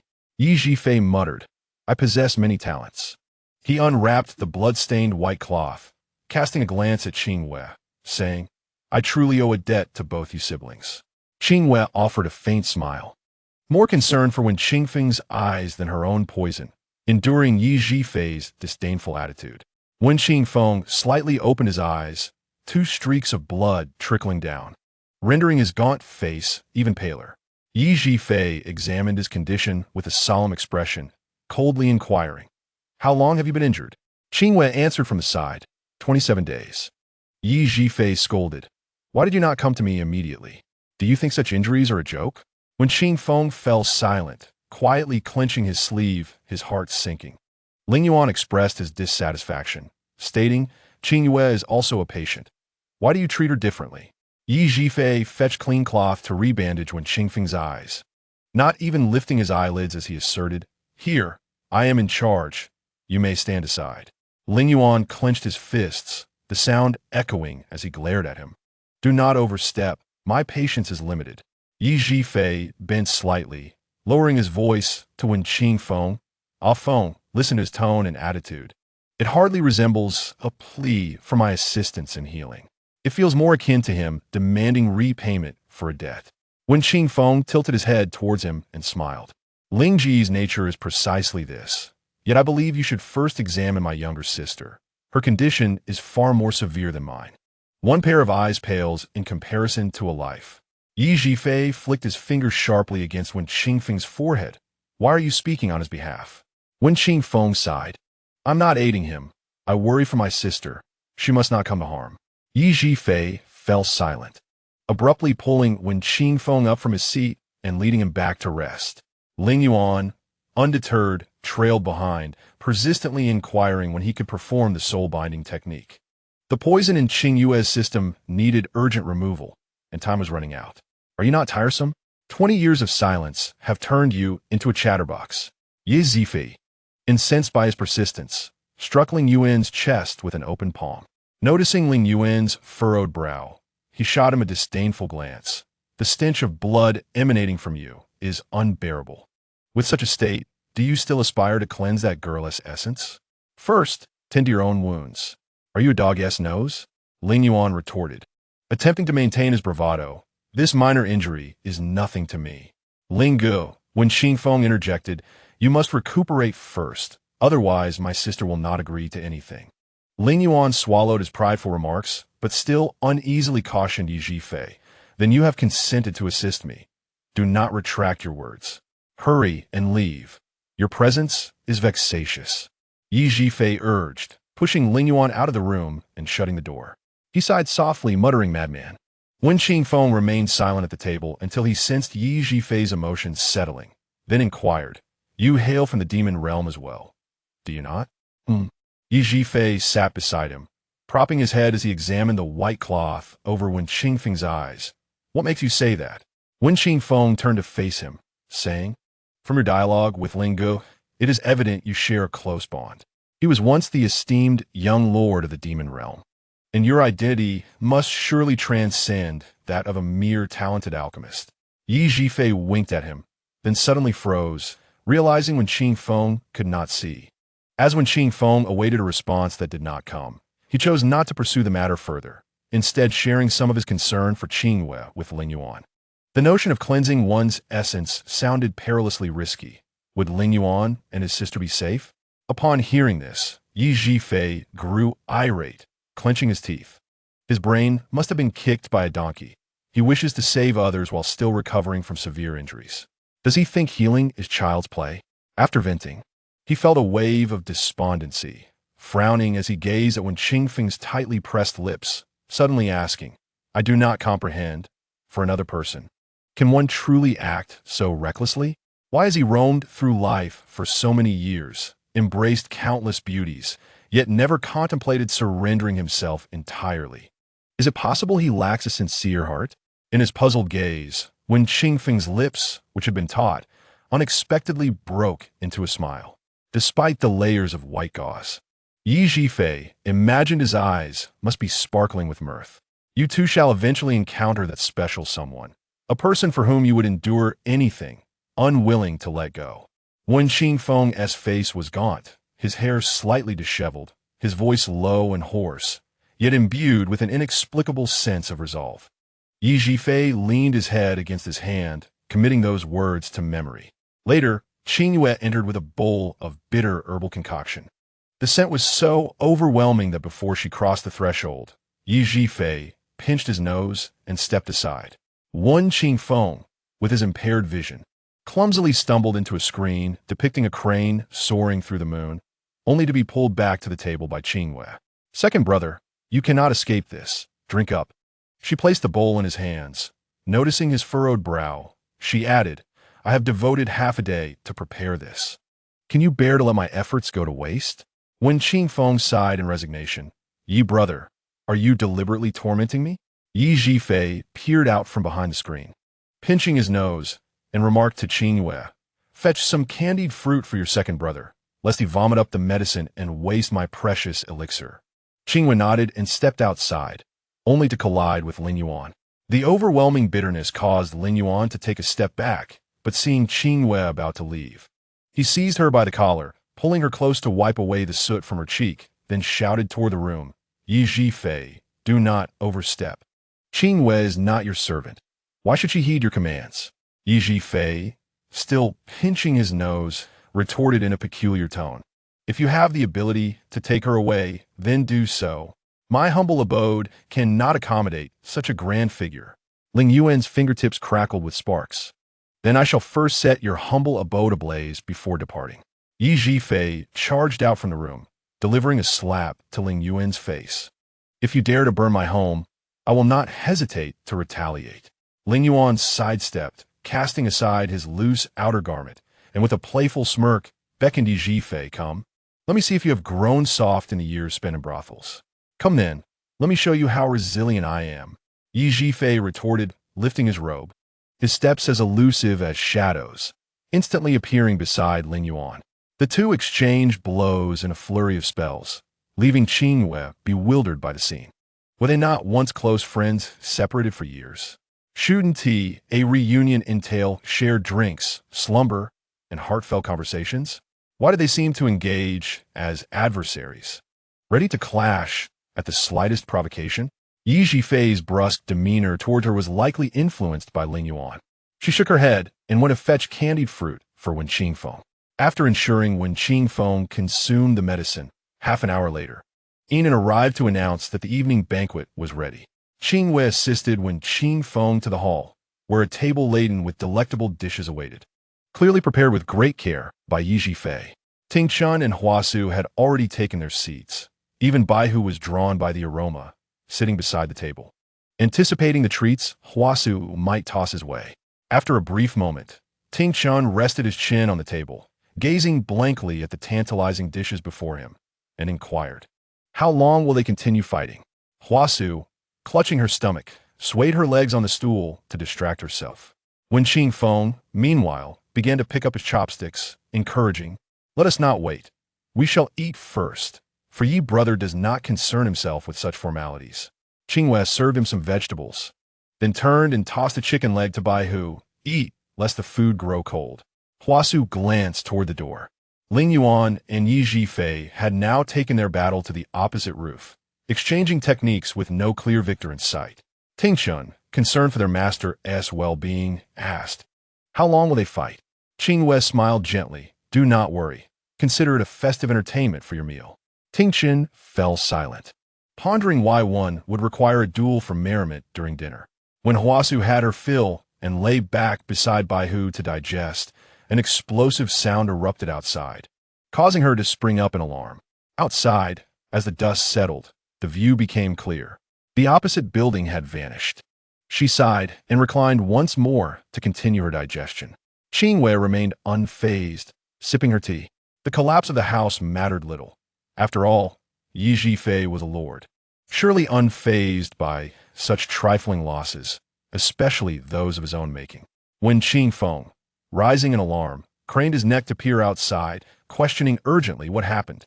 Could it be that Yi brother was killed by Lingyuan? Qingyue raised an eyebrow, lightly patting her brother's hand. The house merely collapsed. He himself is quite unharmed. As soon as Qingyue and Wen Qingfeng each drank a pot of calming tea and prepared to return to their rooms for rest, Yi Zhifei and Lingyuan collapsed in the midst of the ruins, finally ceasing their quarrel. Their hair was tousled, their clothes torn and disheveled by spiritual energy, and both were sweating profusely as they lay amidst the wreckage, glaring at each other with solemn expressions for a moment. Yi Zhifei was the first to succumb to laughter, bursting out with a chuckle that made Lingyuan unable to maintain his composure, muttering idiot before joining in the laughter. They laughed heartily for quite some time until Yi Zhifei felt the corners of his eyes dampen. He stifled his laughter, gazing at the night sky above, and murmured, 20 years have passed. How swiftly time flies. Lingyuan, with a hand resting on his forehead, squinted to behold the expanse of the Milky Way reflected in his eyes. Responding with a simple Yi Zhifei nudged closer to him, and together they lay side by side beneath the starry sky, the silvery night wrapping them in a tender embrace, as if time itself flowed backward, returning them to the happiest moments of their past. During their time with the old Master Xian, they often sneaked out to admire the stars and the moon. I would complain to you about the tedium of academia, while your heart and mind were only ever occupied by one person. Yi Zhifei tilted his head to look at him, a smile gracing his lips as he replied, hearing that makes me utterly vexed. Lingyuan remained silent, but from the side, one could see him smiling. Yi Zhifei pouted with such devotion It is a disservice to your fickle appearance. Lingyuan froze mid-laughter, casting a sidelong glance. What kind of ridiculous description is that? A shadow loomed in their peripheral vision, prompting both to glance upward, where they saw Qingyue, her white hair billowing gracefully, a gentle smile gracing her lips. Oh, have you finally entered the normal mode of a long-lost friendship? Chapter 77.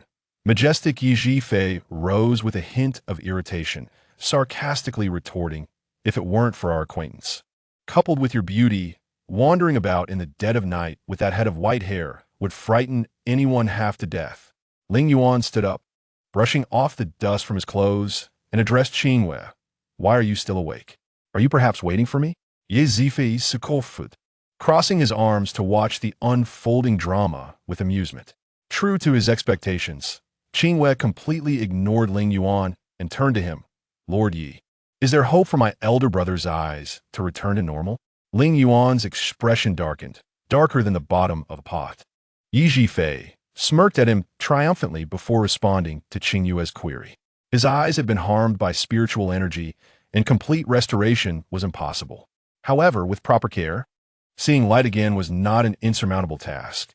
At the very least, he would not bleed so easily as he did now. Then it is all entrusted to you, Lord. If there is anything you require of me, do not hesitate to command, Qingyue continued, but was abruptly interrupted by Lingyuan. Who is this someone? Qingyue, without turning back, merely offered Yi Zifei a meaningful smile. Yi Zifei suddenly found her quite intriguing. Though she lacked the familiar visage of an old friend and was not as silent and aloof as in the past, this version of Qingyue seemed more vibrant, her personality aligning better with his own tastes. Yi Zifei returned her a knowing smile, united on the matter of teasing Lingyuan. The ignored figure was infuriated, grabbing Qingyue and dragging her back to the guest room, declaring, I shall sleep with you tonight. Qingyue shot him a cold glance. What madness is this? Lingyuan began to undress, pointing to the bleeding wound on his chest with an unflinching expression, frowning as he said, This was inflicted for you. You must take responsibility. Qingyue glanced at the wound, noticing it had torn open further, and snapped, I thought you had healed before coming to disturb Yi Zifei. Did Yenguachen's spear strike your forehead? She huffed and pushed the door open, but Lingyuan quickly followed. Are you truly so heartless? Qingyue shook off his hand. Not looking back as she replied, I will go get you medicine. You wait here. Lingyuan returned, feeling quite pleased, swiftly stripping down and lying on the bed, pulling the blanket up to his waist, awaiting Qingyue's return with the ointment. A gust of wind blew through the window, and Jiyu climbed onto the bed. He had been forcibly confined in Lingyuan's consciousness by Qingyue for over half a month, unable to utter a word, and was on the verge of going mad. Now, he appeared beside Lingyuan, who lay half-naked on the bed with an expectant expression, and he wore a knowing grin, teasingly lifting the blanket. Young master, I did not expect you to make such progress in over half a month, employing the tactic of marriage before love with Miss Qingyue. Lingyuan swiftly pulled the blanket over his shoulder, kicking Jiyu away. What are you doing here? Get lost. Jiyu laughed suggestively. I will leave. But let me give you a piece of advice. Given Qingyue's temperament, she likely prefers softness over force. You must think carefully. Are you filled with nonsense? I am merely waiting for her to apply the medicine, Lingyuan retorted, kicking him again, his brows furrowed deeply. Jiyu remained unconvinced. Does applying medicine require you to be completely undressed? He was kicked off the bed, but hung upside down from the beam, facing Lingyuan, grinning. Young master, heed my words. Take it slow. Be more affectionate, just like tonight's pitiful act seeking a hug. You will surely win her heart. Get lost, get lost. What kind of person do you think I am? How could I lower myself to such pathetic tactics? Lingyuan replied with righteous indignation. A moment later, he frowned, biting his lip, unable to suppress a muffled groan, turning his head to avoid looking at the wound. Qingyue lifted her gaze to him, her hand hesitating slightly. Does it hurt? Lingyuan replied hoarsely, apply your medicine. Where am I hurt? After speaking, he turned his head toward the wall. Qingyue sighed, her touch becoming gentler, her fingertips brushing against the warm skin surrounding the wound, the cool sensation eliciting a comfortable squint from Lingyuan. though he still put on a facade of enduring pain. His acting skills were so profound that Qingyue, hiding in the shadows, felt a deep admiration. All done, Qingyue tucked away the ointment. Observing the feigned helplessness of Lingyuan sprawled on the bed, shaking her head in exasperation. This act was rather exaggerated. He had been lively moments ago and had not complained of discomfort, yet now, with the application of ointment, he appeared as if he were gravely ill. Did he take her for a fool?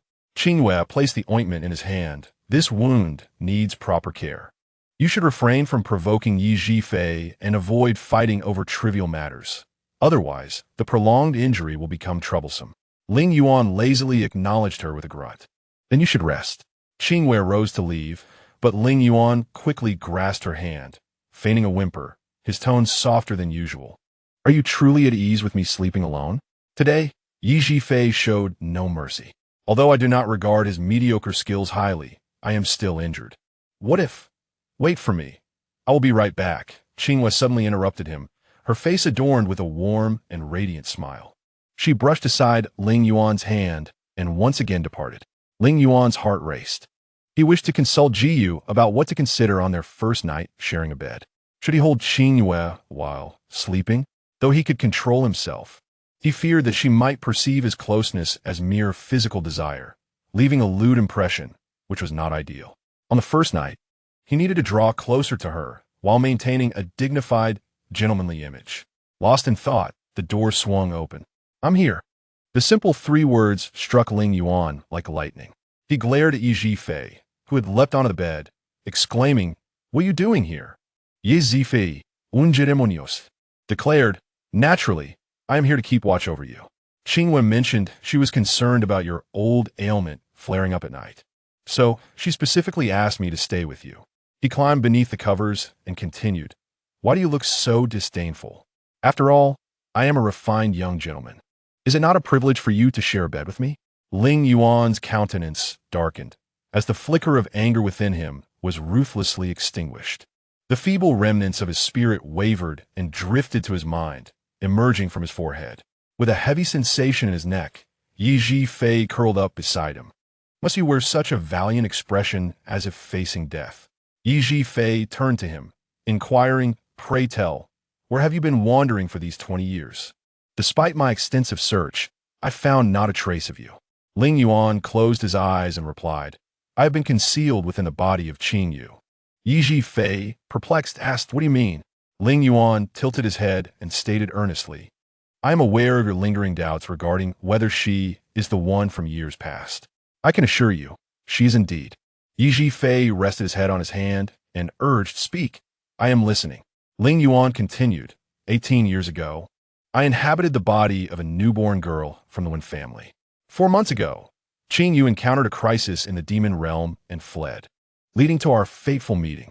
I forged this body into a soul weapon, which I then bestowed upon her. Upon hearing of the soul weapon's transfer, Yi Zhifei was not surprised, for this individual was willing to risk everything to cleanse and rejuvenate Qingyue. His concerns lay elsewhere.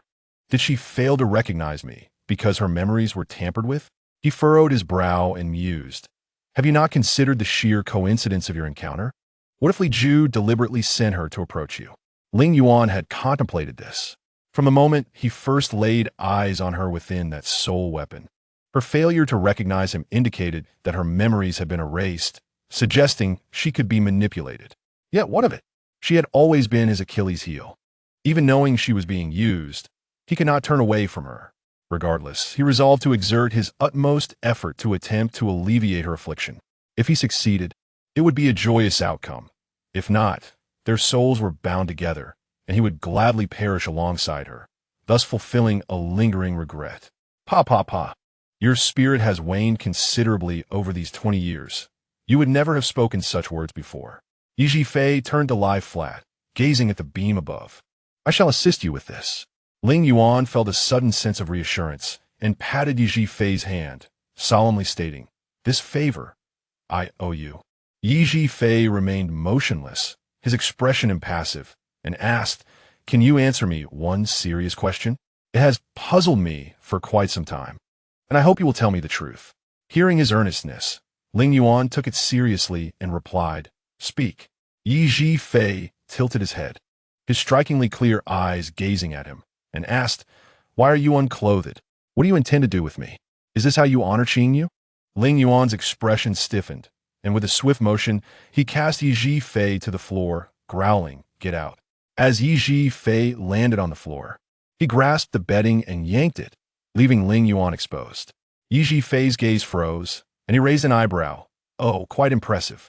Lingyuan gritted his teeth, grabbed a soft pillow to shield himself, and with a darkened expression pointed toward the door, declaring, "I grant you one chance to escape. Leave quickly." Yi Zhifei, clutching the blanket, refused to budge, resolutely declaring he intended to rest there. "I have yet to share the tales of my tumultuous experiences over the past 20 years, which are far more riveting than any story you may tell. Are you not interested?" "Not in the slightest." "Then I shall stay," Yi Zhifei insisted, climbing back onto the bed with a smile. "Qingyue has entrusted me to attend to you. I must exert myself diligently. Otherwise, when she inquires tomorrow, how shall I explain myself?" Lingyuan, maintaining a cold demeanor, pulled the blanket over himself, wrapping himself tightly and refusing to engage with the robe beside him. He silently vowed that his state of undress was merely due to the desire to keep his clothes clean after a dirty battle, not wanting to offend Qingyue. The next morning, Qing Chun was energetically practicing in the courtyard when he saw his master emerge, his expression clouded with displeasure, with a handsome face marked by irritation. He approached Lingyuan, concern etched on his features. "Master, are you unwell? Did you not sleep well?" Lingyuan, half closing his eyes, grunted and sat at the stone table, propping his head with one hand in silence. Qing Chun was about to fetch him a garment and a cup of hot tea when he saw Yi Zhifei lazily stretch as he exited Lingyuan's room. The youth paused momentarily. Then Yi Zhifei turned and greeted him with a broad smile. At breakfast, Yi Zhifei drastically altered his previously antagonistic demeanor, enthusiastically serving Qingyue food and attentively inquiring if the dishes suited her taste. Lingyuan observed him with cold contempt, exuding an air of hostility that even when Qing Feng could feel. "Ling, why are you not eating? Are you still waking up?" Yi Zhifei chiming. "He sleeps quite well. Being completely bare must be quite comfortable, right, Lingyuan?" Qing Chun suddenly coughed, his face flushing red, unable to continue his meal.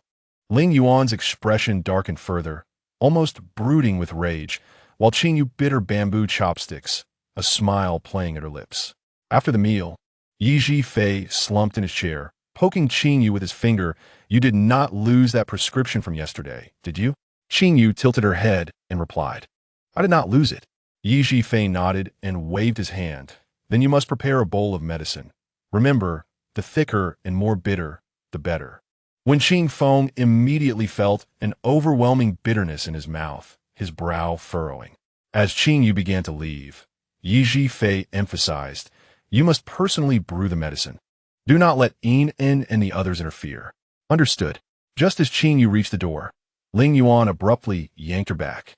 Having bottled up his anger since early morning, Lingyuan finally erupted. Once again, the same issue arose.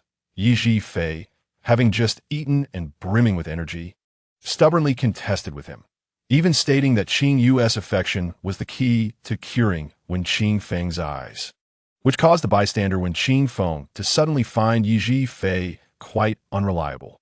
Caught between the two, Qingyue felt her ears nearly ringing from their incessant bickering. She raised her hands in a gesture of mediation and said, "You two continue your quarrel. I shall first go brew the medicine. When I return, let me know who has triumphed."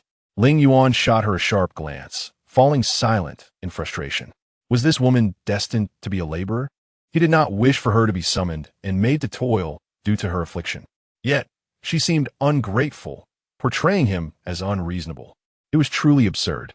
Yi Zhifei, reveling in his temporary victory, departed with a sense of satisfaction. He had a multitude of documents to attend to, and later would instruct several disciples on the art of alchemy. Unlike some, he did not spend his days idly being served. Though this dispute was settled, it was inevitable that when Qingyue next brewed medicine, Lingyuan and Yi Zhifei would fall back into their old patterns, as if their only mode of communication was conflict. If all else failed, they would resort to physical confrontation. However, as Lingyuan aimed to recover swiftly, he typically refrained from escalating matters, opting instead to leave with a haughty demeanor, signaling to Yi Fei that he deemed it beneath him to engage further. You could not fathom the necessity of such arguments. She was the one brewing the medicine, and the task was not particularly arduous. It merely required her to remain by the alchemy furnace and the medicine pot, demanding her focus. She mused that Lingyuan did not need to be so pedantic. Days passed, and Qingyue gleaned some of Yi Fei's good intentions from the process of brewing medicine. The list of elixirs contained 13 varieties, which required her meticulous attention as she melted them in the alchemy furnace. Once fully dissolved, she needed to transfer them to the medicine pot and simmer them carefully over low heat. During this time, she also had to add specific spiritual herbs at Yi Fei's behest, ensuring the correct order, which consumed a significant portion of her day in concentrated focus. Despite the mental exertion, she found herself free from the irritability and confusion that had plagued her in recent days. Even though her internal spiritual energy occasionally showed signs of losing control, she could swiftly extinguish any potential danger by focusing on other matters. She solemnly conveyed this change in her physical condition to Lingyuan. Lingyuan sharply flicked her forehead with his finger, questioning, "Have you lost your mind from exhaustion? Yi Fei takes pleasure in teasing others, and here you are, being sold out while helping to count the money. How foolish." After lunch that day, Yi Fei still went to ask Qingyue to brew medicine. Hua Su, leaning her head on her hand, was prepared to once again witness the spectacle of Ling, Xiao, Zun arguing with someone. However, after waiting for a considerable time, she only heard him let out a heavy hum before turning around to retreat to his room for rest. She blinked in confusion and tilted her head to Qing Chun, asking what's wrong with Xiao Zun. Qing Chun, accustomed to the daily routine of arguments, was equally puzzled by the sudden absence of conflict. "Sister Yu, what did you say to the master? He seems a bit strange." Qingyue shrugged, smiling at Yi Fei, and replied, "I merely spoke of the Lord's good intentions. He understood, and naturally, he wouldn't act unreasonable." Yi Fei glanced left and right, then poked her own chest with her finger and raised an eyebrow, saying, "Are you talking about me? What good intentions do I have?" Qingyue chose not to elaborate further and turned back to continue brewing medicine for Wen Qingfeng. After a while, footsteps approached from behind, but Qingyue did not turn around, remaining focused on the alchemical furnace. Suddenly, two slender fingers appeared before her, snapping, and a burst of orange-red flames leapt from the fingertips. This was different from the manifestation of a martial artist's spiritual energy. It was a spiritual fire forged from mental energy, capable of refining tools or elixirs, and could also be used to kill or rob. The flames extinguished instantly, and Yi Fei darted in front of Qingyue, smiling at her over the alchemical furnace, his black and white eyes shimmering with a hint of anticipation. Qingyue quickly glanced at him before returning her focus to the furnace, saying, "I understand." Yi Fei urged, "Then show me how your mental energy works." This time, Qingyue studied him for a moment, confirming his seriousness before responding, "Is it merely about concentration?" Yi Fei tilted his head, contemplating before responding. Refining elixirs and tools is interconnected. Both require practitioners to possess formidable willpower and mental strength. For someone at your beginner stage, complete focus is essential, but at my level, I could be a bit more carefree. Although his words hinted at self-aggrandizement, they held some truth. Qingyue extended her hand, her dark eyes fixed on his long fingers. And Yi Fei leaned closer, both of them sharing a somewhat humorous moment of silence. Hua Su and Bai Hu, strolling in the courtyard, noticed them and joined in, all staring at Qingyue's fingertips. After a while, nothing happened at her fingertip, while the alchemical furnace emitted faint sounds, akin to an oil lamp bursting into flames. Yi Fei and Qingyue exchanged glances, while Hua Su leaned over, looking back and forth with Xiaobai, confused about their endeavor. Yi Fei awkwardly scratched his head and chuckled, "Ha, it's all right. I was too impatient. You've only been brewing medicine for 10 days.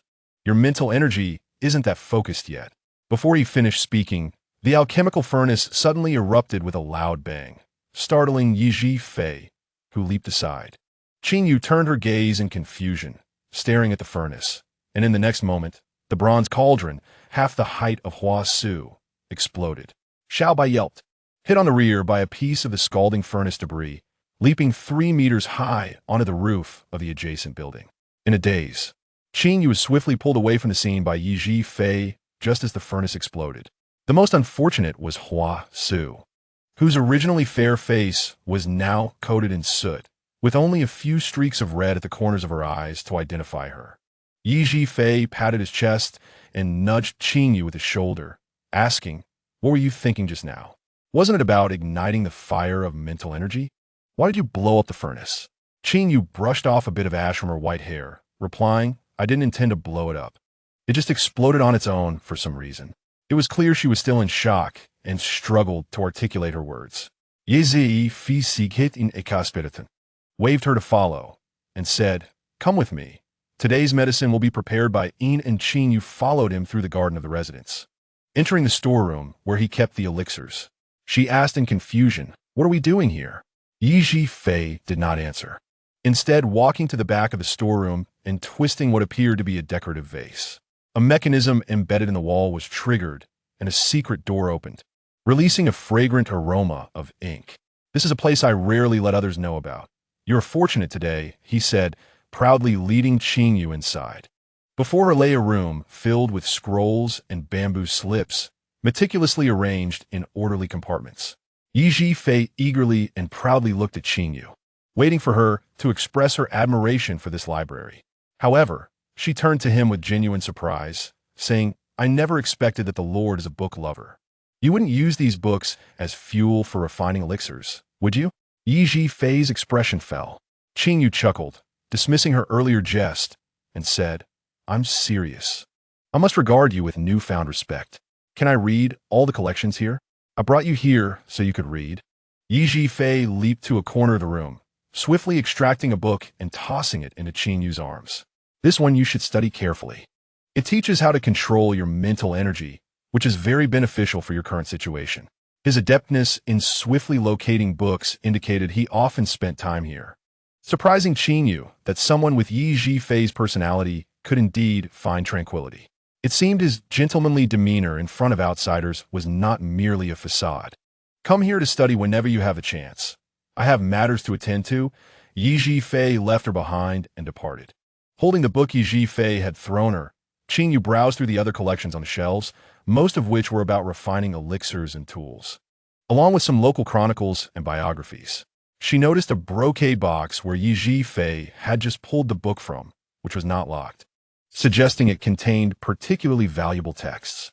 She leaped to retrieve it, carefully opening it to find it contained explicit illustrations. Stunned, she returned the brocade box to its original place, beginning to question what kind of books Yi Fei perused in the library. Chapter 79, Blood-Cursed Dinner. Lingyuan noticed Qingyue was absent and wondered, "Where is she? Did she inhale too much while brewing medicine?" Yi Fei casually replied, "Oh, she is probably still reading. Don't disturb her." Lingyuan frowned, displeased. "What is she reading? She's on the brink of death and still neglects to eat and rest. How can this be good?" Yi Fei abruptly tossed down his chopsticks, looking at him irritably. "Lingyuan, do you know why you haven't won her heart all these years?" Lingyuan was stung by a sharp question, his face darkening further. "What do you mean?" Yi Fei stated, "You care for her, yet you've never sincerely expressed it. Moreover, you don't genuinely care for her. You merely wish for her to comply with your wishes." At the dining table, Lingyuan's tone turned even colder. "What qualifications do you have to speak to me this way? How much do you truly understand about the matters between us?" Wen Qingfeng felt that Yi Fei's temper was unusually volatile today, and his words were somewhat excessive. He set down his bowl and chopsticks, reaching out to grasp Yi Fei's sleeve, saying, "Brother Yi, you are overstepping, although Brother Ling's attitude can be a bit harsh at times. It is indeed for Qingyue's sake, as everyone can see." Qing Chun sensed the atmosphere at the table was tense, unlike their usual playful banter, and felt that the master was genuinely angry. He gently set down his bowl and quietly exchanged glances with Hua Su, and together they slipped out of the hall to find Qingyue. Yi Fei abruptly shook off Wen Qingfeng's hand and shouted at him, "Why do you help him and not me?" Who has been helping you with your eyes, huh? No gratitude. When Qingfeng's hand hesitated in midair, momentarily lost in thought before retracting it, lips pressed together in silence. Lingyuan, arms crossed, supported his chin with one hand, gazing languidly at Ye Zhifei as he called out softly, Xiao Fei. Ye Zhifei's body stiffened abruptly as he turned to face him. His eyes were already marred with crimson veins, of vivid scarlet hue. Were when Qingfeng able to see, you have noticed the blood-red, intricate patterns creeping from that person's chest, ascending to his collarbone, neck, and finally enveloping half of his cheek. The once elegant and handsome visage now appeared pallid and almost translucent, the skin reflecting the hue of his blood-stained lips, exuding a striking yet eerie beauty. Xiao Fei. Lingyuan called again, his voice heavy, piercing through the thin veil of Ye Zhifei's confusion, causing the red markings to swiftly recede, and his complexion gradually returned to normalcy. Everything transpired so swiftly that it felt as though it had never happened. Ye Zhifei's clenched fists suddenly relaxed, and he dejectedly sank back into his chair, ruffling his disheveled hair as he muttered, "I apologize. I lost my composure." Lingyuan remained silent, offering no response, oblivious to the recent turmoil, when Qingfeng smiled and gestured for calm, saying, "If we all take a moment to settle down and converse, there is nothing to fret about." Ye Zhifei responded with a muffled acknowledgement, his enthusiasm for the meal extinguished. He urged Wen Qingfeng to rest well and turned to exit the hall. Rather than returning to his room, he departed the estate, heading southward. The winter night brought a biting chill, and clad only in a thin azure robe, his silhouette appeared even more solitary in the dim light. The plum grove was in bloom, and as he walked among the trees, a subtle fragrance wafted through the air, stirring his senses. He slowed his pace slightly, waiting for the person behind him to draw near before sighing, "Do not take my words to heart tonight. You know they were but the ravings of a madman." Suddenly, he felt a weight upon his shoulder as a long robe draped over him, offering a comforting warmth. He turned to meet Lingyuan's profound gaze. Lingyuan turned his face toward him, scrutinizing the side of his cheek that had been marked by the ghastly patterns, and asked solemnly, "Blood curse?" Ye Zhifei nodded in tacit agreement. Lingyuan's expression darkened further. The blood curse was exceedingly malevolent. The afflicted would become violently savage on each new moon, only subdued by the power of blood itself. Such a primal urge for bloodshed would, over time, transform the cursed into a demon, estranged from kin and humanity alike. Gradually, they would find themselves utterly alone, surrounded by an abyss of emptiness and an insatiable thirst for blood. The torment of the mind often surpassed that of the body 1,000-fold. To escape this suffering, only the soul of the curse caster could be shattered. Lingyuan asked gravely, "Who is responsible? Who else could it be?" "Naturally, it is Qin Huaizhao." Ye Zhifei brushed aside his hand, scoffing, astonished that someone who once appeared so meek could resort to such sinister measures.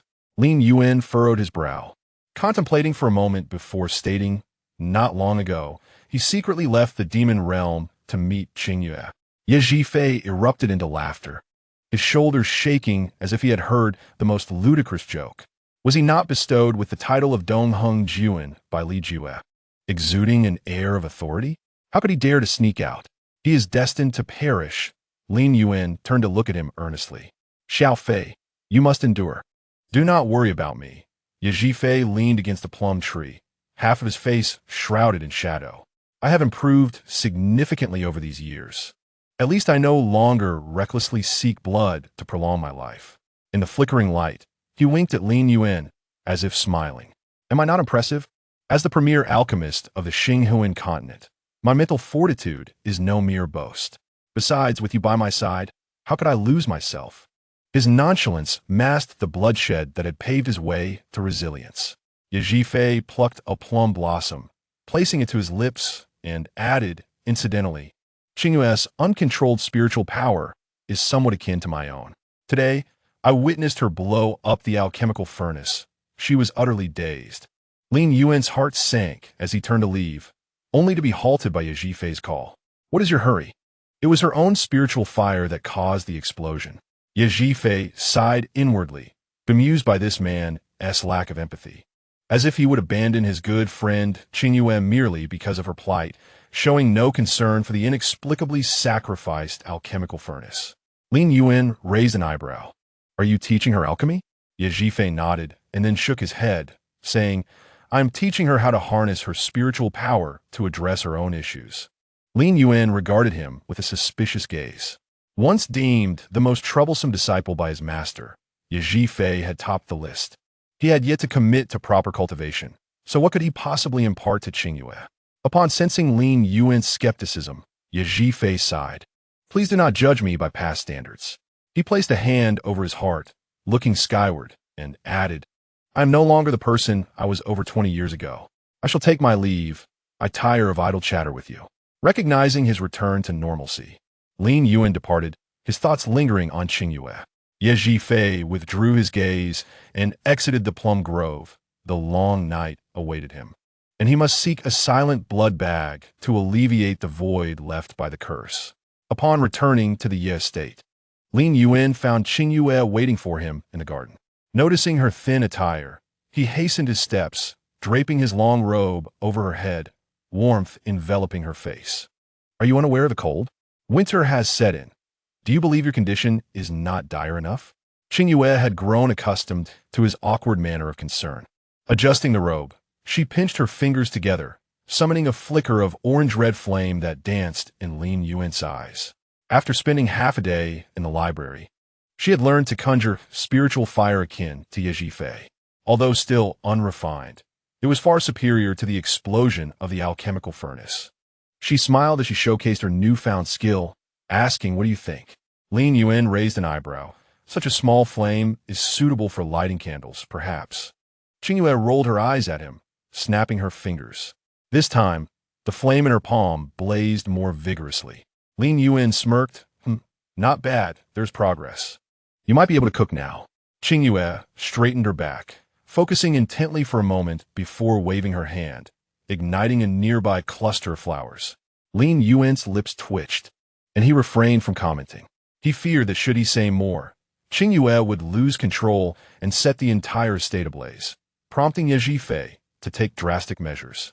The fire from the flower bed quickly drew the attention of a servant, who, upon seeing the rare spiritual herbs cherished by their master being scorched, rushed to summon help to extinguish the flames. Lingyuan hurriedly pulled Qingyue back into the room, exclaiming, "Is this what Yejifei has taught you?" Qingyue calmly approached the couch, retrieving a box of ointment from beside the pillow and returning to Lingyuan, saying, "He taught me, and I also learned from the texts. It's quite impressive, no? Have you shown this new skill to anyone else? You're the first." Lingyuan's mood brightened instantly. He smiled, removing his outer garment for Qingyue to apply the ointment. The scar on his chest had healed, no longer prone to tearing, though the skin around it retained a hint of purplish hue, starkly contrasting with the surrounding flesh. Qingyue delicately traced the scar with her fingertip, saying, "You should no longer need the ointment." Lingyuan grasped her hand, saying, "The internal injuries have also nearly healed. In a few days, Yejifei and I will work together to purge the poison." He did not specify the method of detoxification, yet Qingyue understood. They had resided in the Ye estate for nearly half a month, and throughout this time, she had not witnessed Yejifei practicing alchemy. Thus, the detoxification method he spoke of could not possibly involve the infamous Jingfei Xiao. The final solution would be a cleansing of the marrow and blood. A mere 4 characters, yet fraught with peril. A moment's carelessness could spell disaster, not only for her, but also for Lingyuan, who might struggle to escape unscathed. Lingyuan tightly embraced her, his arms firmly encircling her, denying her even the slightest movement. The warmth of his breath brushed against her ear, his voice deep and husky, captivating her heart. "Do not think too much. With me by your side, I shall accompany you through life and death." In that moment, the ice wall that Qingyue had built within her heart shattered, creating a vast chasm. She yearned for pure and fervent affection, desiring his raw and beating heart. Slowly yet resolutely, she reciprocated Lingyuan's embrace, burying her face against his neck, feeling the rhythm of his pulse, and softly murmured, "All right." Chapter 80. Do you like your master? The two remained tightly entwined, the atmosphere thick with tenderness, neither willing to disrupt the moment. It was not until Qingyue felt a slight discomfort in her waist that she gently patted Lingyuan's back, signaling him to release her. However, her feet suddenly left the ground as Lingyuan lifted her effortlessly, and upon looking up, she met his enchanting and profound gaze. "We shall sleep together tonight." He strode toward the bed, and within her consciousness, the mischievous Qingyue erupted in laughter, teasing, "Agree to him, agree to him." Qingyue felt a wave of irritation wash over her. She placed her hand against Lingyuan's chest, her brow adorned with a hint of crimson, and said, "If you want me to sleep with you, that is acceptable." Lingyuan's mind buzzed. He had not anticipated her acquiescence. Yet, she continued, "But first, let us roast that detestable snake and have a feast." Qingyue, sensing the precarious situation, swiftly transformed into a red light and fled the room, appearing on the rooftop. Sighing deeply, alas, the world has indeed fallen into depravity. Inside, Lingyuan extinguished the candle flame with a single sweep of his hand. In the enveloping darkness, every sensation was amplified.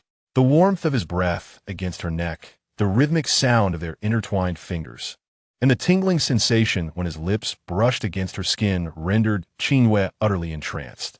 She tilted her head and gently kissed the crown of Lingyuan's head. It was a feather-light touch, akin to the delicate wings of a butterfly, yet it felt as if she had kissed the very core of his heart. In that instant, Qingyue could distinctly sense the shift in his body weight above her. Her cheeks flushed in the darkness, and feeling a tad embarrassed, she tightened her grip. "You're..." Lingyuan inhaled deeply, his lips capturing the tip of her ear, softly whispering, "Be good, do not move." His breath grew heavier, imbued with a wild and seductive allure that stirred Qingyue's heart. She felt a dryness in her throat. Unable to resist, she extended her tongue to moisten her parched lips. Yet the overwhelming heat remained unabated. After a prolonged moment of contemplation, she resolutely closed her eyes and declared, "Come." In the darkness, two fiery and luminous gazes locked onto her face. Lingyuan chuckled at her adventurous expression, finding her both adorably foolish and endearing. He pulled the silk quilt over them, wrapping her tightly in his embrace, and said, "I am not that desperate." Qingyue peered through a narrow slit in her eyelids, tilting her head to study him. Lingyuan swiftly covered her eyes with his hand, his voice low and commanding, "Sleep well, do not test my limits." Obediently, Qingyue closed her eyes. In the darkness, Lingyuan gradually withdrew his hand, his gentle yet profound gaze resting upon her serene sleeping face, a smile gracing his lips. He had waited for this moment for many years and was willing to wait a little longer for her wholehearted surrender. When she awoke the next morning, Qingyue was still nestled in his arms. Lingyuan held her close, his eyes fixed intently on her features. It was only when her long lashes fluttered that he closed his eyes, feigning sleep. The memories of their intimate encounter from the previous night flashed through Qingyue's mind, causing her to stiffen momentarily. Listening to the steady rhythm of Lingyuan's breathing beside her, she relaxed and gently removed his arm from her waist. Stealthily, she slipped out of bed and approached the door. Glancing back, she saw him turn over, facing the door, seemingly still asleep. Only then did she exhale a sigh of relief, stealthily opening the door and slipping out of the room. As the door closed behind her, Lingyuan smirked, "How utterly adorable." Qingyue pressed her forehead against the door, contemplating why she had impulsively stayed the night. Finding no answer, she turned to return to her room for a change of clothes, only to be surrounded at the door by the unexpected arrivals of Qingshun, Huasu, Qingyue, and Yizhifei, each wearing various expressions as they stared at her. Wen Qingfeng, with his eyes wrapped in cloth, stood at the outer circle, smiling brightly in her direction. Next to him, a cute white tiger crouched, casting a curious glance her way. Thankful for her resilient heart, which had been forged through adversity, she did not succumb to fright at their sudden appearance. With an unruffled demeanor, she inquired, "What brings you all here?" Yizhifei and Qingyue, with their arms slung around each other as shoulders, shared a conspiratorial grin, teasingly asking, "So, how many times did you two stir things up last night?"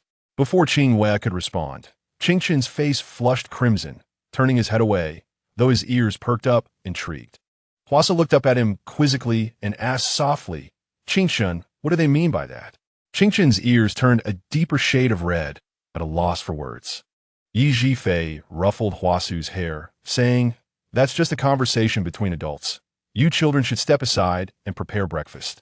Qingshun quickly glanced at Qingyue before tugging Huasu away. Qingyue sighed helplessly, her gaze drifting past Yi Zhifei to the still laughing Wen Qingfeng, saying, "Second brother, it is one thing for them to jest. But why are you joining in?" Wen Qingfeng quickly wiped the smile off his face, fumbled about in front of him, and frowned. Old? Weren't we heading to the dining hall? Little Bai, why did you bring me here?" The Jing Bai Hu, recently relegated to the role of a guide, let out a displeased growl and led Wen Qingfeng toward the dining hall, tail wagging. "All right, now that there are no outsiders, Qingyue, are you going to come clean?" Yi Zhifei raised an eyebrow, his curiosity piqued. Qingyue shot him a cold glance, retorting, "To be honest, among this group, Yi Lingzhu is the only outsider. Ye Zifei replied. But as the foremost alchemist of the Xinghuan continent, one cannot easily brush me off. Besides, I truly care about my friend's first experience." He leaned closer, smiling. "Whether insider or outsider, we are all friends. There's no need to be shy." Lingyuan. The door creaked open, and Lingyuan, clad in disheveled attire, leaned against the doorframe, revealing his sculpted and alluring physique. With a smile, he beckoned to Yi Zhifei, saying, "Xiao Fei, come here. I will personally tell you the answer." At that moment, his stunningly handsome face bore a smile more radiant than dawn, yet the playful glint in his lazy eyes held no warmth. Yi Zhifei shivered involuntarily and waved him off. Gio had already been lured away by the enticing aromas wafting from the dining hall, chuckling to himself as he vanished. "Fei!" Lingyuan shook his head. "All of them are such timid gossipers." Qingyue turned to glance at his disheveled appearance, memories of the previous night flooding her mind. Without a thought for how chilly it might be, she hurried back to her room. Lingyuan raised an eyebrow, in a splendid mood, humming a tune as he returned to change. At the dining table, Yi Zhifei and Juyo occasionally exchanged whispers, their laughter hinting at shared secrets, while Wen Qingfeng feigned ignorance. And Qingshun's face grew increasingly red. Finally, Qingchan slammed his chopsticks down and declared, "I'm full. I'm going to practice before hastily fleeing." Ye Zifei de market. "What is up with that little guy?" Wen Qingfeng reminded him, "He is not a child anymore. At 14, he is already quite perceptive." Lingyuan, Liang remarked, "More understanding than you." Yi Zhifei. Wen Qingfeng nodded in deep agreement. After residing in the mansion for such an extended period, he suddenly realized how blind he had been in the past, failing to discern that Yi Zhifei's previous demeanor of humility and low profile was merely a facade. When Qingyue arrived in the garden, she found Qingshun wielding a wooden sword, striking at a pile of spiritual herbs with a blank expression that radiated an aura of aloofness. "Qingshun, come here." Qingyue beckoned him from the pavilion, and Qingshun discarded the wooden sword and approached. After wiping the sweat from his forehead, Qingyue inquired, "Are you unhappy because you do not wish for me to be with Lingyuan?" Qingshun remained silent, gazing at her with a youthful innocence and fervor, and asked, "Do you like your master? Do you like him?" Qingyue pondered, contemplating that perhaps she did indeed harbor feelings for him. Otherwise, given her nature, she would have decisively rejected his daily unreasonable demands. But when did this affection truly begin? She could not ascertain. Was it when she could not bear to push away his careful grip on her garment that fateful night on Juling Mountain? Or was it when she felt a sense of peace upon seeing him in the misty haze of Lihing Palace? Or perhaps it was even earlier, to a time she could no longer trace, when that affection had quietly taken root. Qingyue found herself lost in thought. The boy held onto the hem of her garment, waiting expectantly for an answer, growing anxious as time passed. "Sister Yu, do you not like your master?" Qingyue came back to her senses, humorously responding, "Do you wish for us to be together or not?" Qingshun pursed his lips, silently seeking an answer. Qingyue became serious, placing a hand on his shoulder, stating, "I have experienced many things recently, and your master has been by my side, offering unconditional companionship and protection, which I truly cherish. Can you understand that?" Qingyue blinked, replying, "But Master has a terrible temper." Having undergone rigorous training under Lingyuan's guidance, he had fully experienced the man's notorious temperament. Qingyue smiled gently, ruffling his hair, and said, "Do you not think that is rather endearing?" Qingyue's lips twitched, wondering if Sister Yu had fallen into the mode of seeing beauty in her beloved. "Enough of this. Focus on your training. I must delve into my studies," Qingyue declared, turning towards the library to research methods of cultivating spiritual energy. Once she departed the pavilion, Qingyue extended his palm, producing a crisp clap that echoed within the pavilion, signaling the arrival of another person. Dressed in a crimson robe with flowing black hair, he possessed an unparalleled grace. With a face capable of enchanting the masses, he asked eagerly, "So, how did she respond?" Chapter 81. A conversation among men. Qingyue relayed every word he had heard from Qingyue to Lingyuan. Lingyuan furrowed his brow, appearing quite vexed. In the end, she did not utter a single word of affection. Qingyue sat nearby, observing him intently, and said, "Master, I wish to engage in a conversation among men." Lingyuan tilted his head to look at him. The boy's eyes sparkled like stars in the night, and though he was merely a youth of about 10 years, the seriousness in his gaze was not to be underestimated. He raised an eyebrow and replied, "Speak, I am listening." Qingyue met his gaze steadily, saying, "My sister is a kind and stubborn person. During her bouts of intoxication, she endures pain, yet that man, surnamed Shao, in his misguided belief that he had told a trivial lie, nearly drove her to madness." Lingyuan's expression turned stern. "What do you wish to convey?" Usually, the sight of his grim countenance would send shivers down Qingyue's spine, fearing the wrath that might follow. But this time he felt no fear. "I see clearly the care you have for my sister, but should your heart waver in the future, I will show no mercy." The boy's words resonated with conviction, and Lingyuan, sensing the depth of his resolve, felt a swell of pride. "As expected of my disciple, your character is indeed beyond compare." Lingyuan extended his hand, tilting his chin toward Qingyue. "Rest assured, your sister is destined to be with me in this lifetime. She cannot escape." A smile broke across Qingyue's face as he struck his palm against Lingyuan's. Unbeknownst to Qingyue, her fate had been entrusted to her brother in that moment. After this pact, Qingyue officially labeled Lingyuan as a prospective brother-in-law in his heart. Being family, there would be no reservations. He addressed Lingyuan, "Master, aside from the words you entrusted to me, I also took the liberty to ask Sister Yu one more question." Lingyuan's interest piqued. "What question?" Qingyue scratched his head, hesitating. "You must promise not to be angry first." Lingyuan, in a good mood, would not take offense. "Speak quickly." I asked Sister Yu, with Master having such a foul temper, does she not dislike it?"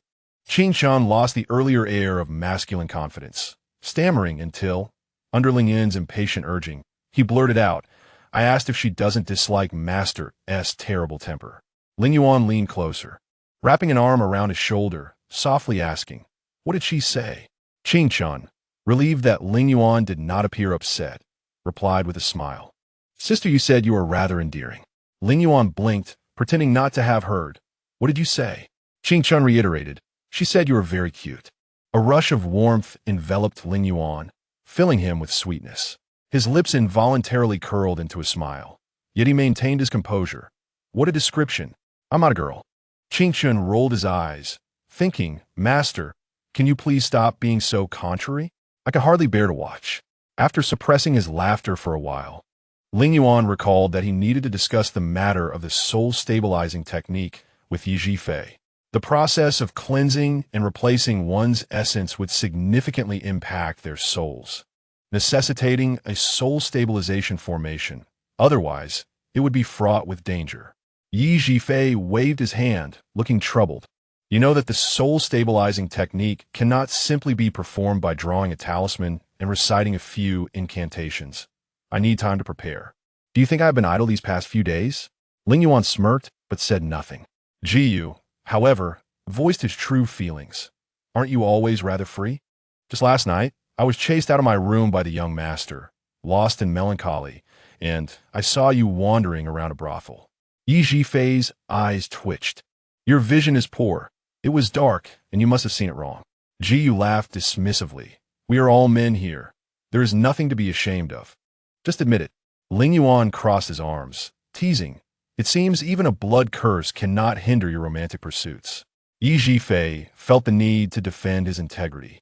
I did not go there for that purpose. I went to find a compliant girl to resolve the blood curse issue. Lingyuan's expression dimmed slightly. Is this how you have spent these years? Yi Zhifei nodded. I do not wish to become something inhuman. Thus, I have been forced to use this method for suppression.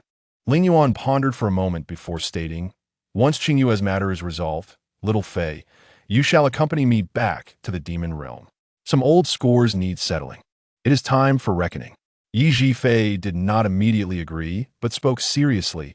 Do not act impulsively. Even if the cleansing and replacement are successful, it will severely deplete your spiritual power. You will not return to your peak state for at least a year or a year and a half. It is crucial to remain low-key during this time. Noticing a hint of worry in Lingyuan's gaze, he understood his thoughts. I have endured for 20 years. I do not mind waiting another 3 to 5 years. But if we wish to overthrow that person, we must seize the opportunity and ensure a clean strike. The reasoning of a young lad is indeed sound. Jiyu Dao, Qianshuang's former associates, are mostly valiant and loyal warriors. During this period of dormancy, I shall gather those among them who are trustworthy to serve as support. Since both of them are so insistent, Lingyuan nodded in agreement. Very well. Let us put this topic aside for now. Yi Zhifei pressed his palms together, took a deep breath, and then lunged towards Lingyuan, his eyes sparkling with curiosity. Inquiring, honestly, have you and Qingyue already? Lingyuan cast a cold glance at him, swiftly delivering a slap to his face, pushing him out of his sight, and solemnly declared, vulgar. Undeterred, Yi Zhifei leaned closer again, asking, what is there to be embarrassed about? Just tell me if this iron tree of yours has blossomed. Jiyu, casually reclining in a redwood chair, toyed with a strand of black hair, gazing at Lingyuan with a smile, feeling an inexplicable sense of satisfaction that his young master had finally fulfilled his long-cherished wish. Ultimately, the answer Lingyuan provided nearly caused him to topple from his chair. No. Lingyuan struck Yi Zhifei's forehead with a palm, rising to leave, adding, do not mention this matter again, or I shall burn down your entire storeroom. Inside the room, Yi Zhifei and Jiyu exchanged bewildered glances. What did he mean? Could it be that he truly did not partake? Yi Zhifei found it hard to believe. A solitary man and woman, each harboring mutual affection, both in good health, unencumbered by illness or intoxication, sharing a room and sleeping in the same bed. Under such opportune circumstances, how could nothing have transpired? Yi Zhifei expressed his bewilderment. Jiyu sighed deeply, pondering that his young master was indeed too much of a gentleman. At such a time, where had that usually domineering demeanor vanished? Could it be that Lingyuan was still holding on to his words about taking it slow? 2 days later, Qingyue was engrossed in a tome on weapon forging in the library when, just as she was captivated by its profundities, a hidden door in the wall suddenly swung open, and Yi Zhifei hurriedly slipped inside. Once the door closed behind him, he exhaled a sigh of relief. Qingyue set her book aside and approached him, teasing, were you being chased by dogs outside? Yi Zhifei nodded earnestly. How did you know? Qingyue. Yi Zhifei waved his sleeve to fan himself, taking a seat at the table in the pavilion, explaining, those people are more troublesome than dogs. A dog will bite and then run away, but they insist on devouring every last bone before leaving. As Qingyue became more familiar with him, she naturally grew concerned about his affairs. You, a renowned master alchemist, still have people daring enough to seek trouble? Yi Zhifei frowned, his irritation palpable, replying, that hollow-headed monarch has long harbored disdain for us feudal lords, especially towards me. My absence from that farcical alchemist award ceremony a month ago provided him with a pretext to stir up trouble. I fear those envious of your fame and fortune are fanning the flames. Qingyue sat beside him, pouring him a cup of tea to soothe his temper. Yi Zhifei drained the cup in one go, casting an admiring glance at her. Clever, you hit the nail on the head. Qingyue then inquired, is it very troublesome? Yi Zhifei shook his head, stating, I am too lazy to show my face. Let Ian handle them. At this stage, I must focus on matters concerning you and Lingyuan. Qingyue furrowed her brow, but felt a warmth in her heart. She suddenly realized how fortunate she was. Despite encountering a few duplicitous individuals along her journey, there were still those who stood by her, genuinely concerned for her well-being. Such companions need not be many. Having 2 or 3 was already quite satisfying. To be honest, I have long wished to abandon this role of lordship. Initially, I thought it would be amusing to be a ruler, but I soon discovered the overwhelming burden of trivial matters and the need to engage in power struggles with those petty individuals. It has nearly driven me to despair. Yi Fei tousled his hair in frustration, lamenting, "Had I known, I should have left this wretched place alongside your second brother. How delightful it would be to roam the rivers and lakes."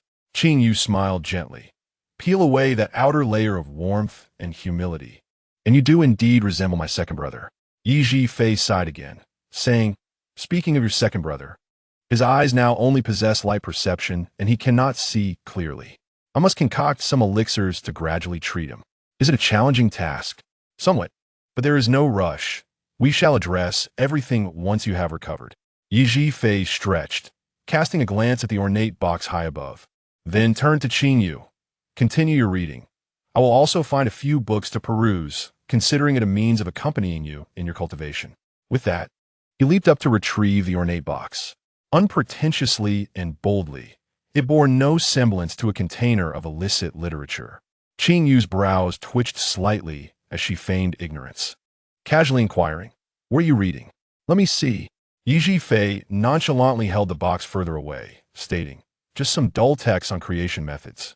You would surely find them uninteresting." Qingyue admired his ability to speak with such solemnity while weaving fanciful tales. Creation methods, indeed. It must be a compendium of human designs. Chapter 82. Tonight, you shall be mine. With a month and a half remaining until the year's end, Yi Fei finally declared himself ready, prepared to assist Lingyuan at any moment. Qingyue's condition had recently deteriorated. Although the frequency of her intoxicated slumber episodes had diminished significantly due to Yi Fei's elixirs, each occurrence left her nearly unconscious for half a day before she could awaken. She understood that time was running short and could no longer delay. Thus, tomorrow it shall be. Qingyue set the date, lifting her gaze to the winter sun, half hidden behind ominous clouds. Perhaps this would be her final glimpse of the sun. That evening's dinner was particularly sumptuous. Even Ian joined the table to toast Qingyue with a cup of clear wine. Amidst the cheerful banter, the topic of tomorrow's affairs was conspicuously absent, a tacit agreement among the gathering. With one hand propping her head and the other holding her wine cup to her lips, Qingyue smiled faintly, her gaze sweeping over each guest before finally resting on Lingyuan's face beside her. He returned her gaze with the same posture. Unlike their previous encounters, this time both felt an unusual calm, as if the impending calamity concerning life and death bore no relevance to the two of them. Lingyuan had not touched a drop of alcohol, yet felt slightly intoxicated. He reached out to entwine a strand of her white hair with his fingers, gently pulling her closer, prompting Qingyue to set her cup down and lean in. Amidst the sounds of celebration, their lips met. In that moment, Qingyue silently pondered what she would wish to do if she were to perish without a burial tomorrow. With her enchanting eyes slightly glazed, reflecting the depth of his crimson gaze, she found her answer. What she yearned for most was an unrestrained embrace with Lingyuan, a passionate entanglement that would leave no regrets. She thought, if only she could die in his arms, how wonderful that would be. Lingyuan slightly withdrew, resting his forehead against hers, his voice husky. "What are you thinking?" Qingyue gently nudged his cheek with her nose, her lashes brushing against his skin as she became lost in his crimson eyes, softly yet resolutely telling him, "The willingness you desire, I am ready to give." Time seemed to freeze in that instant. Lingyuan's breath caught in his throat. "Hey, what are you two whispering about?" Yizei fi gurumlet. Wrapping the table with his hand, covering Hua Su's eyes to shield her from the inappropriate scene, Jiyu also attempted to cover Chen's eyes, only to be brushed aside by the youth. He was already 14 and understood everything. No need for covering. Lingyuan spared him not a single glance, effortlessly sweeping Qingyue into his arms, turning away as he declared, "Qingyue is drunk and needs to return to rest." Nestled in his embrace, Qingyue chuckled softly. When Qin Feng set down his bowl and chopsticks, tilting his head to listen, frowning. Is my little sister truly drunk? Yi Zhifei wore a look of sudden realization. Exchanging a knowing smile with Jiyu, the iron tree is about to bloom. What iron tree? Huasu inquired, eager to see. She peered through his fingers, looking left and right, but saw no sign of any iron tree blooming. Qin Chun suddenly sprang up, shooting Yi Zhifei a fierce glare, then declared, Huasu, come with me to do our homework. There are a few lines in the heart technique given by my master that I do not quite comprehend. His little umbrella spirit was rather innocent in this regard and should not be led astray by someone like Yi Zhifei. Huasu nodded in acknowledgement, her face adorned with questions as she followed him, occasionally glancing back to search for Tai Shu. Ah, Tieshu, no, Lingyuan, trudling Xingyue. Returned to their chamber without lighting the lamp, directly plunging into the soft embrace of the brocade quilt. A beam of silvery moonlight slanted in, filtering through the sheer azure curtains, delicately dotting the intertwined strands of crimson hair and silvery threads upon the plush bedding. His elongated fingers caressed her mesmerizing, fiery eyes, repeatedly stroking them, igniting a swift rush of warmth that coursed through every corner of her being. The breaths grew increasingly ragged, as the man's red locks cascaded down to his chest, sculpting a wild and captivating silhouette. He cupped her face in one hand, clinging to the last vestiges of reason, and hoarsely inquired, Have you made up your mind? His fingers had already wandered to his heart, where the vibrant thrum of his pulse resonated beneath her fingertips. Qingyue did not respond, but instead countered, What about you? Have you decided? Lingyuan held her hand firmly, his gaze intense. This heart has long been yours. Do you wish to accept it or not? Pressing her palm against his, Qingyue resolutely declared, I do. That one emphatic word shattered Lingyuan's remaining rationality, igniting the desires that had already consumed every inch of his skin into a conflagration that threatened to engulf both him and Qingyue.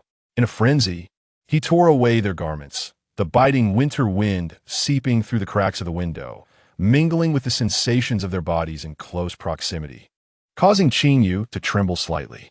Lingyuan tightened his embrace, his scorching lips trailing from the corners of her eyes downwards, igniting flames wherever they touched.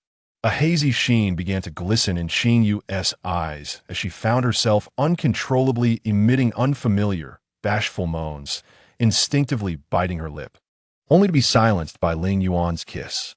As their lips entwined, the man's voice was laced with seduction. Don't hold back. I want to hear you. A hum reverberated, her ears ablaze at the heat ignited by Lingyuan, and she turned her head to evade his tantalizing, fervent gaze, acutely aware of his lips and hands journeying downward. One hand rested upon her forehead, while the other tangled in Lingyuan's hair, unsure whether to resist or yield.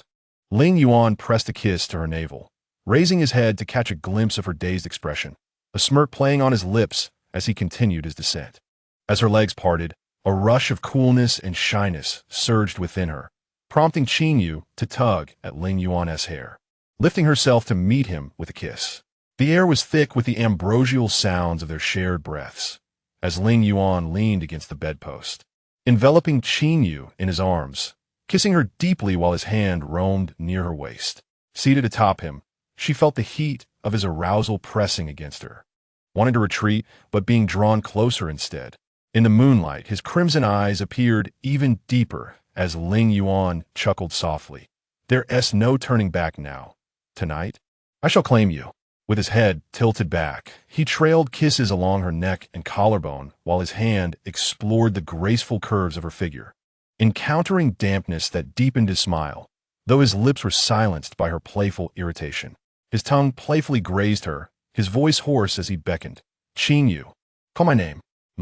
Qingyue, she encircled his neck, her head bowing to kiss the fiery strands of his hair, obediently responding, Lingyuan, Lingyuan. The tender murmur was tinged with desire, tugging at Lingyuan's heartstrings. He wrapped his arms around her waist, pressing her down beneath him, whispering, Qingyue, I love you. Love you, love you. Amidst his repeated declarations of affection, Lingyuan entered her body gently, an intense warmth mingling with a twinge of discomfort that caused both to frown slightly. He lowered his head, bestowing gentle kisses upon her brow and lips. "Be good. Relax a bit. You're too tight, and it pains us both." Qingyue shot him a glare, though it lacked any real menace, appearing more like an affectionate tease, which only served to further excite him. Lingyuan could distinctly feel her body tense once more. He chuckled softly, leaning down to claim her soft lips, rhythmically meeting her body, capturing the delicate moans that escaped her. Soon, waves of unutterable pleasure surged through Qingyue, lifting her in ebbs and flows.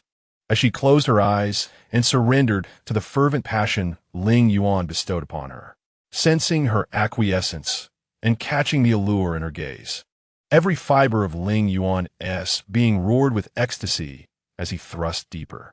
He was consumed by his madness for her, desiring her to be equally enchanted. Whatever intoxication or enchantment may exist, they could be damned. At this moment, the only truth was the warmth of their entwined bodies, raw and fervent. They engaged in their passionate dance until the stroke of midnight marked their cessation. The air within the room still carried traces of their fervor.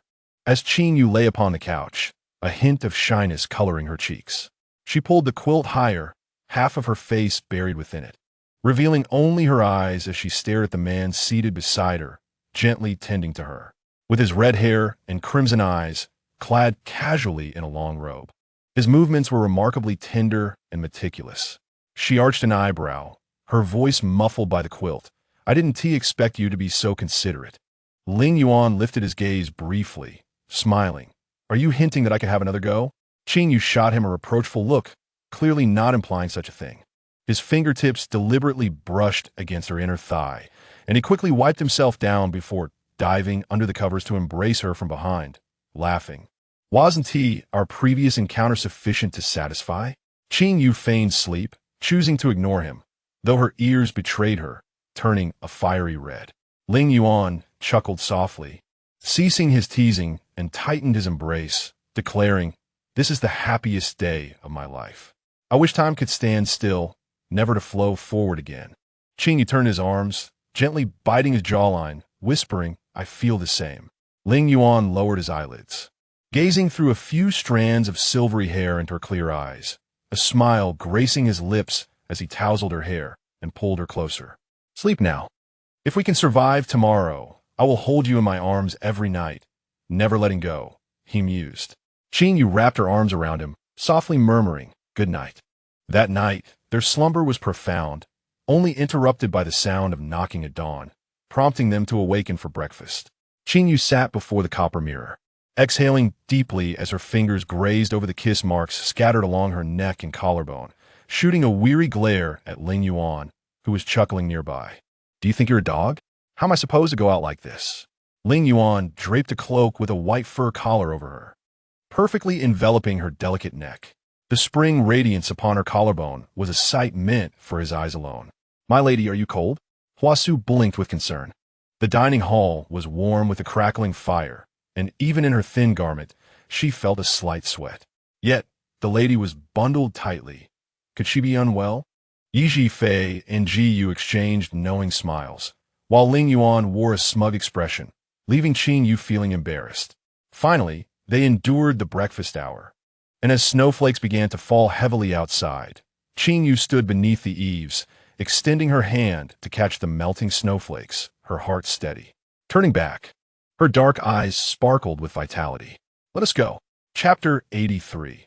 The blood exchange in the underground palace. Yi Fei led the way, guiding Qingyue and Lingyuan directly to the plum grove south of Fuxi Valley. The snow fell increasingly thick, blanketing the world in white, with crimson plums dotting the landscape, creating a breathtaking sight. As they ventured deeper into the grove, Yi Fei waved aside a purplish-red barrier and advanced a few more paces, ultimately arriving before a mysterious underground palace. Two guards stood by the stone door, and upon seeing Yi Fei, they respectfully knelt in greeting, simultaneously calling out "Lord," before activating the mechanism within the wall to open the palace doors.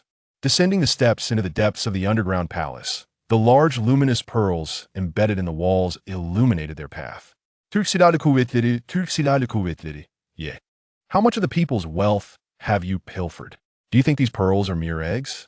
Such ostentatious wealth is dangerously conspicuous, Qingyue remarked, crossing his arms and shaking his head, eyeing Yi Zhifei as if he were a corrupt official. Yi Zhifei shrugged and remarked, every year, there are thousands who come to seek me out, drawn by my reputation. None would arrive empty-handed. Little by little, it accumulates. He reached out to embrace Wen Qingfeng's shoulder, chuckling. Remember when a phone took a few fine books from my library and later gifted me several luminous pearls? Ha ha, brother Yi, your memory is remarkable, Wen Qingfeng replied, smiling awkwardly. Qingyue, who stood nearby, inquired softly, what fine books? Are they your treasured tomes of creation? Yi Zhifei laughed heartily. Indeed, they are the tomes of creation, showcasing various postures. Wen Qingfeng felt even more embarrassed, while Qingqian rolled her eyes, pulling Huasu to slow their pace, accepting bribes without a hint of shame, and openly disseminating obscene literature. He wanted Huasu to keep her distance from such a person. The light-hearted atmosphere did not linger long. The descending steps vanished, and their group stood at the edge, staring blankly at the immense pit beneath them, which spanned several yards. A gust of wind howled by, and when Qingfeng turned to Yi Zhifei, asking, is this a cliff? Close enough, Yi Zhifei replied, snapping his fingers. Instantly, flames illuminated the circular pit, revealing the surroundings to everyone more clearly. Xiao Bai, Qingyue called to the white tiger, and Xiao Bai leapt forth, carrying her above the pit.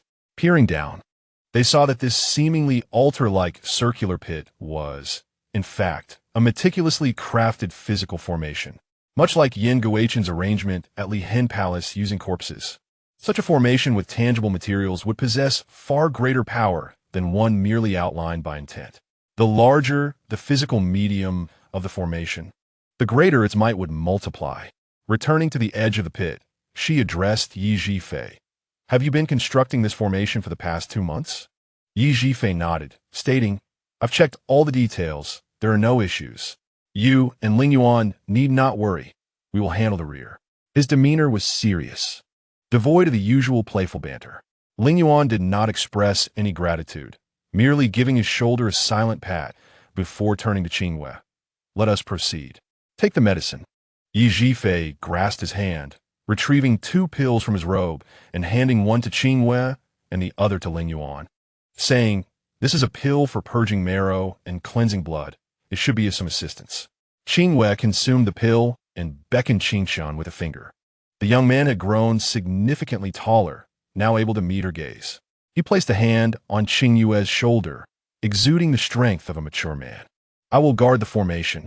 I await your return. A smile graced Qingyue's lips, nostalgic for the fleeting months since the boy who once wielded a bamboo stick could now protect her. She returned a warm embrace to Wen Qingfeng and Huasu before stepping to the cliff's edge, hand in hand with Lingyuan, leaping into the massive formation below. Yi Zhifei and Qingyue's discontent echoed from above. Why didn't Qingyue hug me? Young master, do you have nothing to say to me? Everyone was acutely aware that this departure could very well be a final farewell, yet no one voiced it. The atmosphere remained unburdened. The thoughts of those at the cliff's edge were singular. Protect the formation and await their return. Lingyuan and Qingyue descended gracefully to the center of the formation, only to discover the intricate runes engraved on the ground. The runes were exquisitely detailed, unmistakably crafted by a skilled artisan. This alone bore testament to Yi Zhifei's painstaking efforts. At the center stood a circular pool 7 feet in diameter, from which steam rose, revealing a hot spring. In the center of the spring, a stone platform was submerged in the water, and Qingyue removed her outer robe, sitting atop it. Lingyuan stood outside the pool, his gaze fixed intently upon her. The first step of the blood-cleansing process required the expulsion of all toxic blood from within, a task she could only accomplish alone, for he could offer no assistance. Above, Yi Zhifei's voice called out, We are in position. Let us begin. Qingyue, Yi Zhifei, Huasu, and Xiao Bai, along with Wen Qingfeng and Qingqian, divided into 4 groups, standing at the north, south, east, and west of the formation, ready to wield the formation to summon souls. They had rehearsed countless times in private, committing the incantations of the soul-summoning technique to memory, all in preparation for this moment of calm and composure. Lingyuan's profound gaze parted the mist, resting upon Qingyue's face. "Are you prepared?" he asked. Qingyue nodded and suddenly called out to him, "Lingyuan." Lingyuan stepped into the spring, approaching her and grasping her slightly chilled hand. "I like you," Qingyue confessed with a gentle smile. Lingyuan tightened his grip, a bittersweet sensation rising within him. He muttered, "You foolish woman, must you confess now? It's not as if there won't be a future." He had merely recalled that he had never sincerely spoken such words to her. Qingyue interrupted, warmth in her eyes, expressing that her affection had been growing for an unknown duration, yet she wished for him to know. "Yes, I understand," Lingyuan replied, pulling her in close, pressing his lips against hers, cool and soft. "Let any further words be reserved for later." Qingyue rested her forehead against his, a smile gracing her lips. "Very well." After a while, Lingyuan retreated to the edge of the pool, while Qingyue sat cross-legged, slowly closing her eyes to regulate her breathing, channeling the power of the marrow-cleansing pill she had just ingested. The pill coursed through her body, invigorating her veins with spiritual energy, and gradually, a painful sensation akin to being gnawed at by tiny insects spread through her limbs, causing her brows to furrow, yet she dared not relax her focus. Simultaneously, Yi Fei and the others at the four corners of the formation unleashed their spiritual energy. The ground beneath Lingyuan shimmered with a crimson glow, rippling like waves, scattering and tracing the intricate ancient runes, sending them forth into the distance. On the platform, Qingyue sensed her blood accelerating in response to the formation's call, her temperature rising uncontrollably, as if on the verge of boiling. Soon, she was drenched in sweat. The thin garment clinging to her was soaked, her graceful form barely discernible amidst the mist, exuding an alluring charm. 2 strands of damp silver hair hung by her cheeks, accentuating her beauty, while her lips turned a vivid red, as though they might bleed. Exquisite yet eerie. Lingyuan's gaze, fixated upon her, suddenly constricted, his hands, concealed beneath his robe, clenched tightly. Anguish piercing his heart as he witnessed her white garment gradually stained a deep crimson. The warm steam rising from the spring opened her pores, causing blood to mix with sweat, swiftly transforming her into a figure of crimson. The scent was both pungent and bitter, lingering heavily in the air. Half an hour passed, and most of the blood within Qingyue had been expelled, yet the significant loss of blood left her increasingly weak, each moment of endurance demanding immense mental fortitude. She gritted her teeth, persisting in forcing the blood outwards. At this moment, the stone walls surrounding the formation began to glimmer with crimson light, intensifying until it converged into fiery beams of blood. The beams swirled around the walls before reflecting onto the vermilion mark on Qingyue's forehead. It felt as though an ancient force filled her being, and under the weight of this inexplicable power, her veins throbbed, blood surged, and her chest throbbed with searing pain. Shortly thereafter, she let out a muffled groan, her body swaying as she turned her head to expel a mouthful of black blood. This blood was thick as ink, foul and acrid, perhaps having rotted within her for an eternity. Lingyuan, resolute, did not rush to support her at such a critical moment. He could not disrupt her focus or rhythm. He could only stand by, a silent witness to her suffering. Qingyue's lips still bled as she casually wiped them, forcing herself to sit up and continue her meditative breathing. The bloodlight from the stone walls flowed into her forehead, coursing through her veins, compelling the remnants of blood to be expelled from her mouth and nose, until even her eyes and ears began to bleed. The water in the spring turned an eerie black red, and the rising steam bore a hint of crimson. When the last drop of stagnant blood was expelled, Qingyue fell into darkness. Lingyuan leapt to her side, enveloping her exhausted form in his arms. He tore away her blood-soaked garment, and his fingers elongated into sharp claws, slicing through her back. "Xiao Fei, command the formation." The anguished roar of a man echoed through the vast underground palace, piercing the depths of the soul. In the midst of a hazy blood mist, Qingyue beheld his fiery red hair and his piercing, demonic eyes, resolute yet sharp, which concealed a flicker of deep, heart-wrenching affection. With a heavy heart, she closed her eyes, wishing she could gaze upon him just one more time. Above the formation, various spiritual energies surged abruptly, causing the ground to tremble slightly. Spring water gushed forth, carrying with it the congealed blood, flowing into the formation and staining the intricate patterns and runes of vibrant red. On the spring platform, Lingyuan sat behind Qingyue, his sharp nails piercing her back, touching her withered veins and spine. He steadied his mind, urging his own essence to seep in her body, stabilizing her breath and pulse. Next, he aimed to cleanse her marrow in the shortest time possible. Only by expelling the residual toxins could he ensure that her newly formed blood would not harbor the traces of the intoxicating nightmare. Lingyuan summoned the spiritual elixirs within him, channeling pure spiritual energy to his fingertips to assist Qingyue in refining her marrow. Though she had fallen unconscious, her body still endured the torturous process, suffering as if she were living in hell. In truth, Lingyuan's own condition was scarcely better. The marrow was the root of bodily regeneration, capable of producing essence and sustaining life. Due to their soul bond, the purifying fire within Qingyue's marrow now raged within him. The insidious pain crawled through his bones, gnawing at the remnants of his will and strength, leaving him helpless, awaiting consumption, awaiting annihilation. The endless torment was inescapable. At this moment, he felt her pain, and he could not help but speculate whether, during her own nights of agony, she had suffered as he did now. How detestable! How he loathed himself for being unable to share even a fraction of her burden.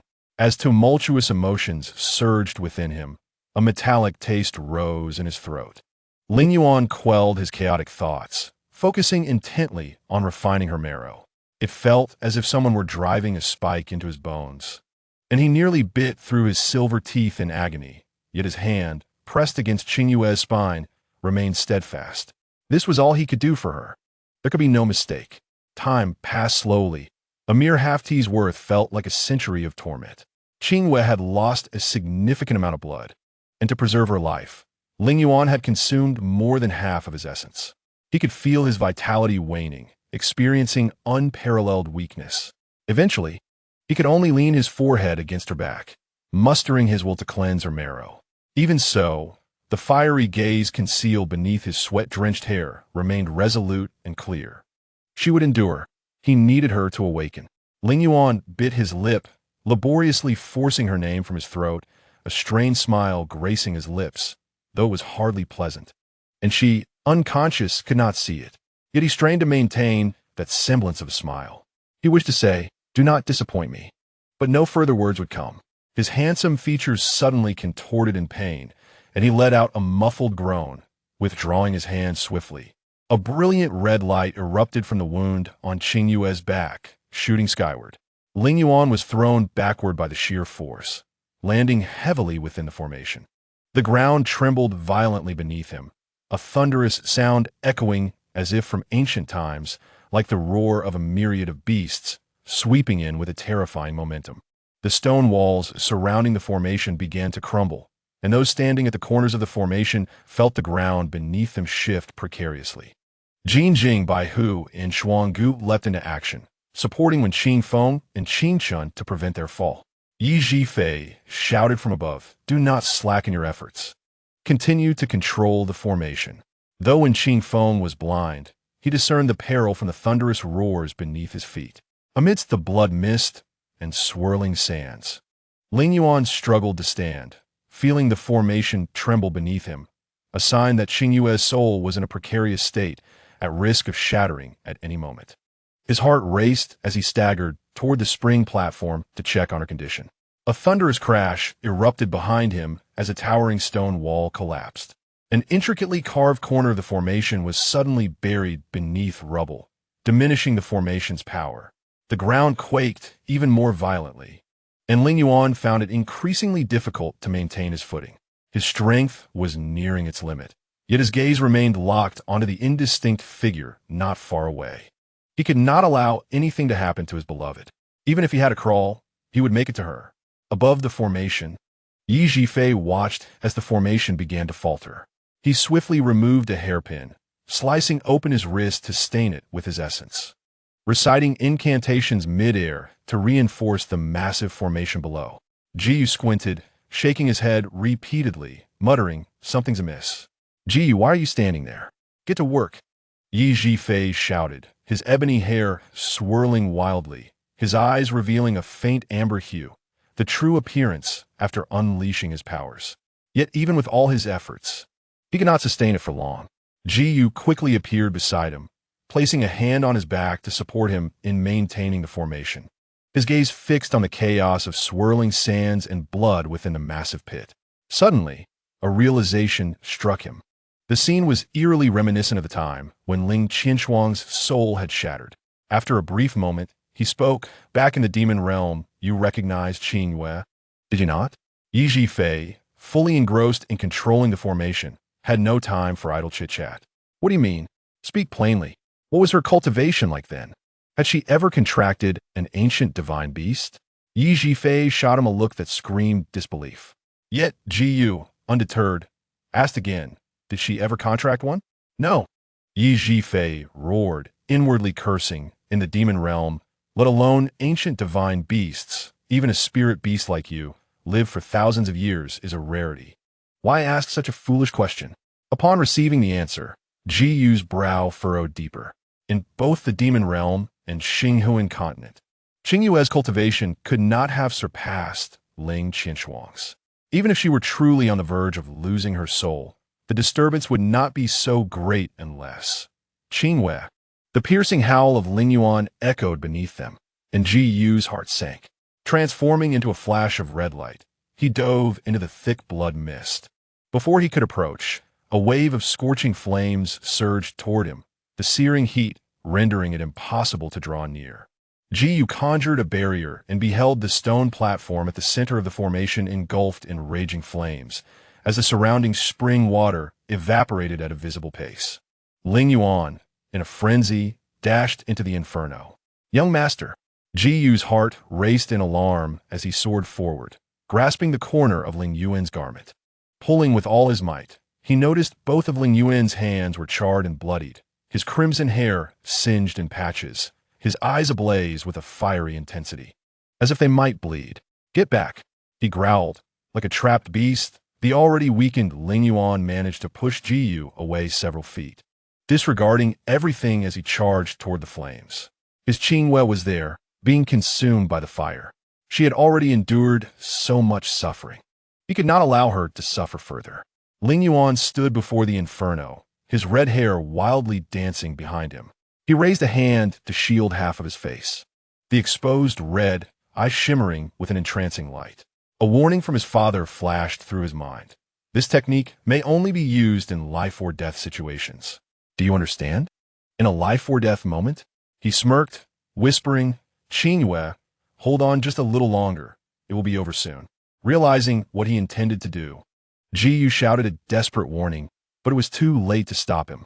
A single tear fell, and in the instant his red eye widened, a violent gale erupted, casting the man's shadow against the distant stone wall, momentarily revealing the shape of colossal wings. In the blink of an eye, the flames extinguished, and the earth ceased to tremble. Save for the swirling winds and sands, all fell silent. The shadows cast upon the stone wall flitted by in a hurried manner, reminiscent of a breathtaking illusion. Lingyuan lay motionless on the ground, and Qingyue rushed over to lift him for inspection. His breath was so faint it was almost undetectable. Looking towards the stone platform, although the flames had extinguished, a swirling mist of blood still enveloped it, obscuring any clarity regarding Qingyue's condition, rendering it impossible to discern if there was a figure present. The formation was broken, and Yi Zhifei dove down, but upon witnessing the scene, he could not help but be lost in melancholy. Baihu and Xuanggu carried Qingchen, while when Qingfeng landed on the ground, Qingchen collapsed, staring blankly at the stone platform. Huasu held the young man's shoulder, her eyes reddening, but she remained silent. Only when Qingfeng, sensing the reality, yet unwilling to accept it, glanced around and exclaimed, "Why is everyone silent?" Has my little sister fainted? What about Lingyuan? Speak up. Qingyue felt the urge to weep, but clenched his teeth, suppressing the sound. He naively and stubbornly believed that as long as he did not cry, it meant his elder sister was safe and sound. After a prolonged silence without answers, Wen Qingfeng trembled and nodded, saying, all right, you all are bullying me, a blind man, unable to see. I will search for my sister myself. I, Wen Qingfeng, do not need anyone's help. He groped his way towards the stone platform. It seemed as though Qingyue was guiding him from some unseen realm. For despite his weak sense of light, he walked steadily towards the platform. A wave of scorching heat brushed against his face. Wen Qingfeng swallowed hard and leaned forward a bit more. At that touch, the blood-colored mist on the stone platform suddenly burst forth with a dazzling brilliance. And a resounding phoenix cry echoed throughout the underground palace, reminiscent of ancient times, filled with sorrow and longing, stirring the hearts of all who heard it. Qingyue was momentarily stunned. Then a flash of multicolored light raced through his grayish-blue vertical pupils, akin to fireworks exploding in the night. The ancient divine beast appeared out of thin air, flapping its wings and soaring above the crowd, its vividly colored feathers resembling a splendid, radiant cloud. Another phoenix cry pierced through the underground palace, traversing the thick earth, resonating throughout the entire Fushi Valley. The sound of the phoenix was clear and high-pitched, causing the entire valley to tremble. People rushed to the long street, bowing their heads and kneeling in reverence to the deity. Yi Zhifei gazed up in a daze at the divine beast circling above, stammering slightly. Qingyue seemed to breathe a sigh of relief as he slumped to the ground, casting his gaze down at the unconscious Lingyuan in his arms, murmuring almost inaudibly, "Your father's truly insufferable." The golden-eyed white tiger moved closer to Hua Su, inquiring telepathically, "Is this the phoenix?" Hua Su embraced its head, gently rubbing it without uttering a word. The divine beast circled for a long while before diving down. A flash of brilliance appeared, and it transformed into a human figure, approaching gracefully. Tall and elegant, with silver hair and a white robe, his features were exquisitely refined. Yet the pale hue in his silver eyes added an icy demeanor to his presence. Judging solely by appearance, he resembled not a phoenix reborn from flames, but rather a king emerging from a realm of ice and snow, distant and frigid. Perhaps due to the inherent majesty of an ancient divine beast, with every step he took, the earth trembled slightly. "I am the Xue Huang, sent by my master to save those who must be saved." The Xue Huang approached, cradling one person in his arms, sharing the same silver-white hair, igniting a warmth within Qingyue's frozen blood. He could not concern himself with whether or not the individual was an ancient divine beast. He merely needed to ascertain that his elder sister was alive. The one-armed youth staggered forward, seeing the tranquil visage of the person in the Xue Huang's embrace. Tears streamed down his face in an instant, and he exclaimed joyfully, "It really is my elder sister." With one hand, the Xue Huang held the person while with the other, he gently waved, dismissing the ecstatic Qingyue. He stepped before Qingyue, looking down upon him, and calmly stated, "Long time no see." The words "long time no see" were as cold as ice. Given the current circumstances, Qingyue had no desire for pleasantries. He held Lingyuan tightly, addressing the Xue Huang. "There is no time for idle talk. You must see to the young master's condition." The Xue Huang did not move, his long white lashes drooping slightly, his gaze falling upon Lingyuan's bloodied face, and he remarked, "This is how you take care of his bloodline? Pathetic." His cold, cutting words were laden with reproach, disdain, and indifference. Qingyue gritted his teeth. This insufferable phoenix remained obstinately unpleasant. He retorted urgently, "He is barely clinging to life. Either save him or get lost." Before his words faded, a flash of multicolored light swept by, and the Xue Huang vanished from sight. Yi Zhifei exclaimed, "He truly has disappeared. Qingyue is still in his grasp." Qingyue cursed under his breath, "Damn it." A rumbling sound echoed once more from the depths of the vast underground palace. Loose stones began to fall from above. "The palace is collapsing. We must leave at once." Yi Zhifei urgently pulled Wen Qingfeng beside him, while Jiao lifted Lingyuan, swiftly exiting the underground palace alongside Qingxin, Huasu, and the others. As they fled, rocks tumbled down, coating Jiao's face in dust. Once outside, they turned to see the ground collapsing into a massive pit, far more astonishing than the one excavated for the soul-ensuring ritual. Jiao wiped his face, shaking his head at Yi Zhifei. Are you trying to dig a grave to bury us all? Yi Zhifei shot him a glare. Saving lives takes precedence. Upon their return to the residence, Ina was anxiously pacing at the entrance, glancing around. Spotting their figures from afar, he rushed towards them, exclaiming, "Lord, there are immortals fighting in the backyard. Where did these immortals come from?" Before Yi Zhifei could finish his question, he recalled the suddenly vanished Xue Huang and pushed Wen Qingfeng towards Inan, leaping into the backyard in a few bounds. Just as his feet touched the ground, a spiritual blade shot towards his face. He widened his eyes and twisted to evade it, feeling a chill run down his spine. Looking into the courtyard, he saw Qingyue and the Xue Huang engaged in battle, both emanating immense pressure that deterred anyone from approaching. They both donned silver hair and white garments, moving with such speed that they appeared to blur. This was indeed a clash of immortals. Qingyue's attacks were fierce and unyielding, brimming with violent energy. Witnessing this, Yi Zhifei could not help but contemplate his chances of surviving a confrontation with such a murderous Qingyue. In contrast, the Xue Huang, dressed in white, deftly dodged left and right, his robes flowing gracefully, showing no signs of distress. More importantly, throughout the ordeal, his hands remained clasped behind his back, lacking any intent to counterattack. It was evident how this conflict would unfold. Yi Zhifei dared not intervene recklessly and instead called out, "Qingyue has just undergone a transformation. I kindly ask the esteemed elder to show mercy." With a light tap of his toes, the Xue Huang suddenly appeared behind Yi Zhifei like a ghost. Before Yi Zhifei could react, the Xue Huang swept him up with a flick of his sleeve, tossing him into the courtyard. Just as he regained his footing, another spiritual blade struck towards him, and with no means of avoiding it, he raised his hand to take the hit.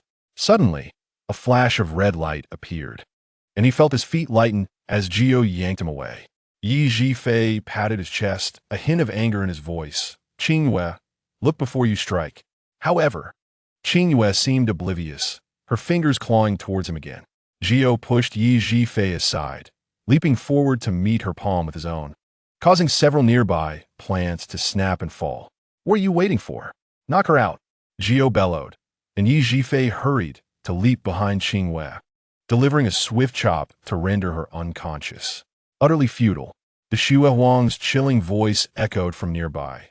"The seal has lifted. Spiritual energy is out of control. It must be vented to avoid succumbing to darkness." Yi Zhifei retorted, "Why didn't you say so earlier?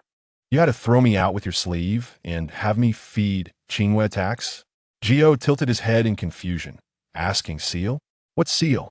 The Xue Huang directly ignored his question, leaving the courtyard and heading straight for Lingyuan's recovery room. Yi Zhifei blinked at the ethereal figure, pondering, "He seems quite familiar with my residence. Hey, I'm talking to you. Didn't you hear me?" Jiao exclaimed irritably as he chased after him. Yi Zhifei cast a glance at the person slumbering in her embrace. Clad only in a sheer garment, her exquisite curves and porcelain skin were partially revealed, rendering him somewhat awkward. Should Lingyuan witness this scene, he would likely be reduced to a state of utter fury. Hastily, he removed his outer garment and draped it over Qingyue, before lifting her in his arms and proceeding onward. With Lingyuan's life hanging by a thread and Qingyue's condition uncertain, it was prudent for the fated lovers to remain together for mutual care. Although the window was ajar, the pungent scent of blood pervaded the room, exacerbated by the howling northwestern wind that swept in, transforming the blood on Lingyuan's face and body into desiccated stains. He lay quietly on the couch, his chest rising and falling only faintly, likely still preoccupied with concerns for Qingyue, as his handsome brows remained tightly knitted, refusing to relax.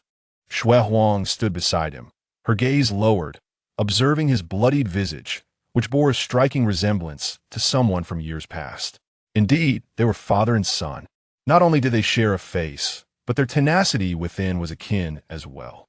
Qingyue, ever patient, stood by the couch for a prolonged duration until he could no longer restrain himself, inquiring, after gazing for so long, "How is the young master faring?" Shui Huang turned her eyes towards him, replying, "You have already formed a conclusion. There is no need for further inquiry." Qingyue's heart sank sharply.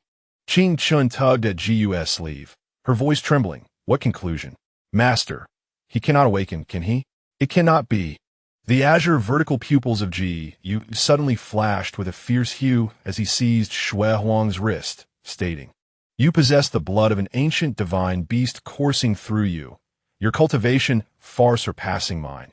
You must have a way to save him." Shui Huang remained unmoved, allowing him to grip her hand. Qingyue forcefully pulled her towards the couch, insisting, "You must save him.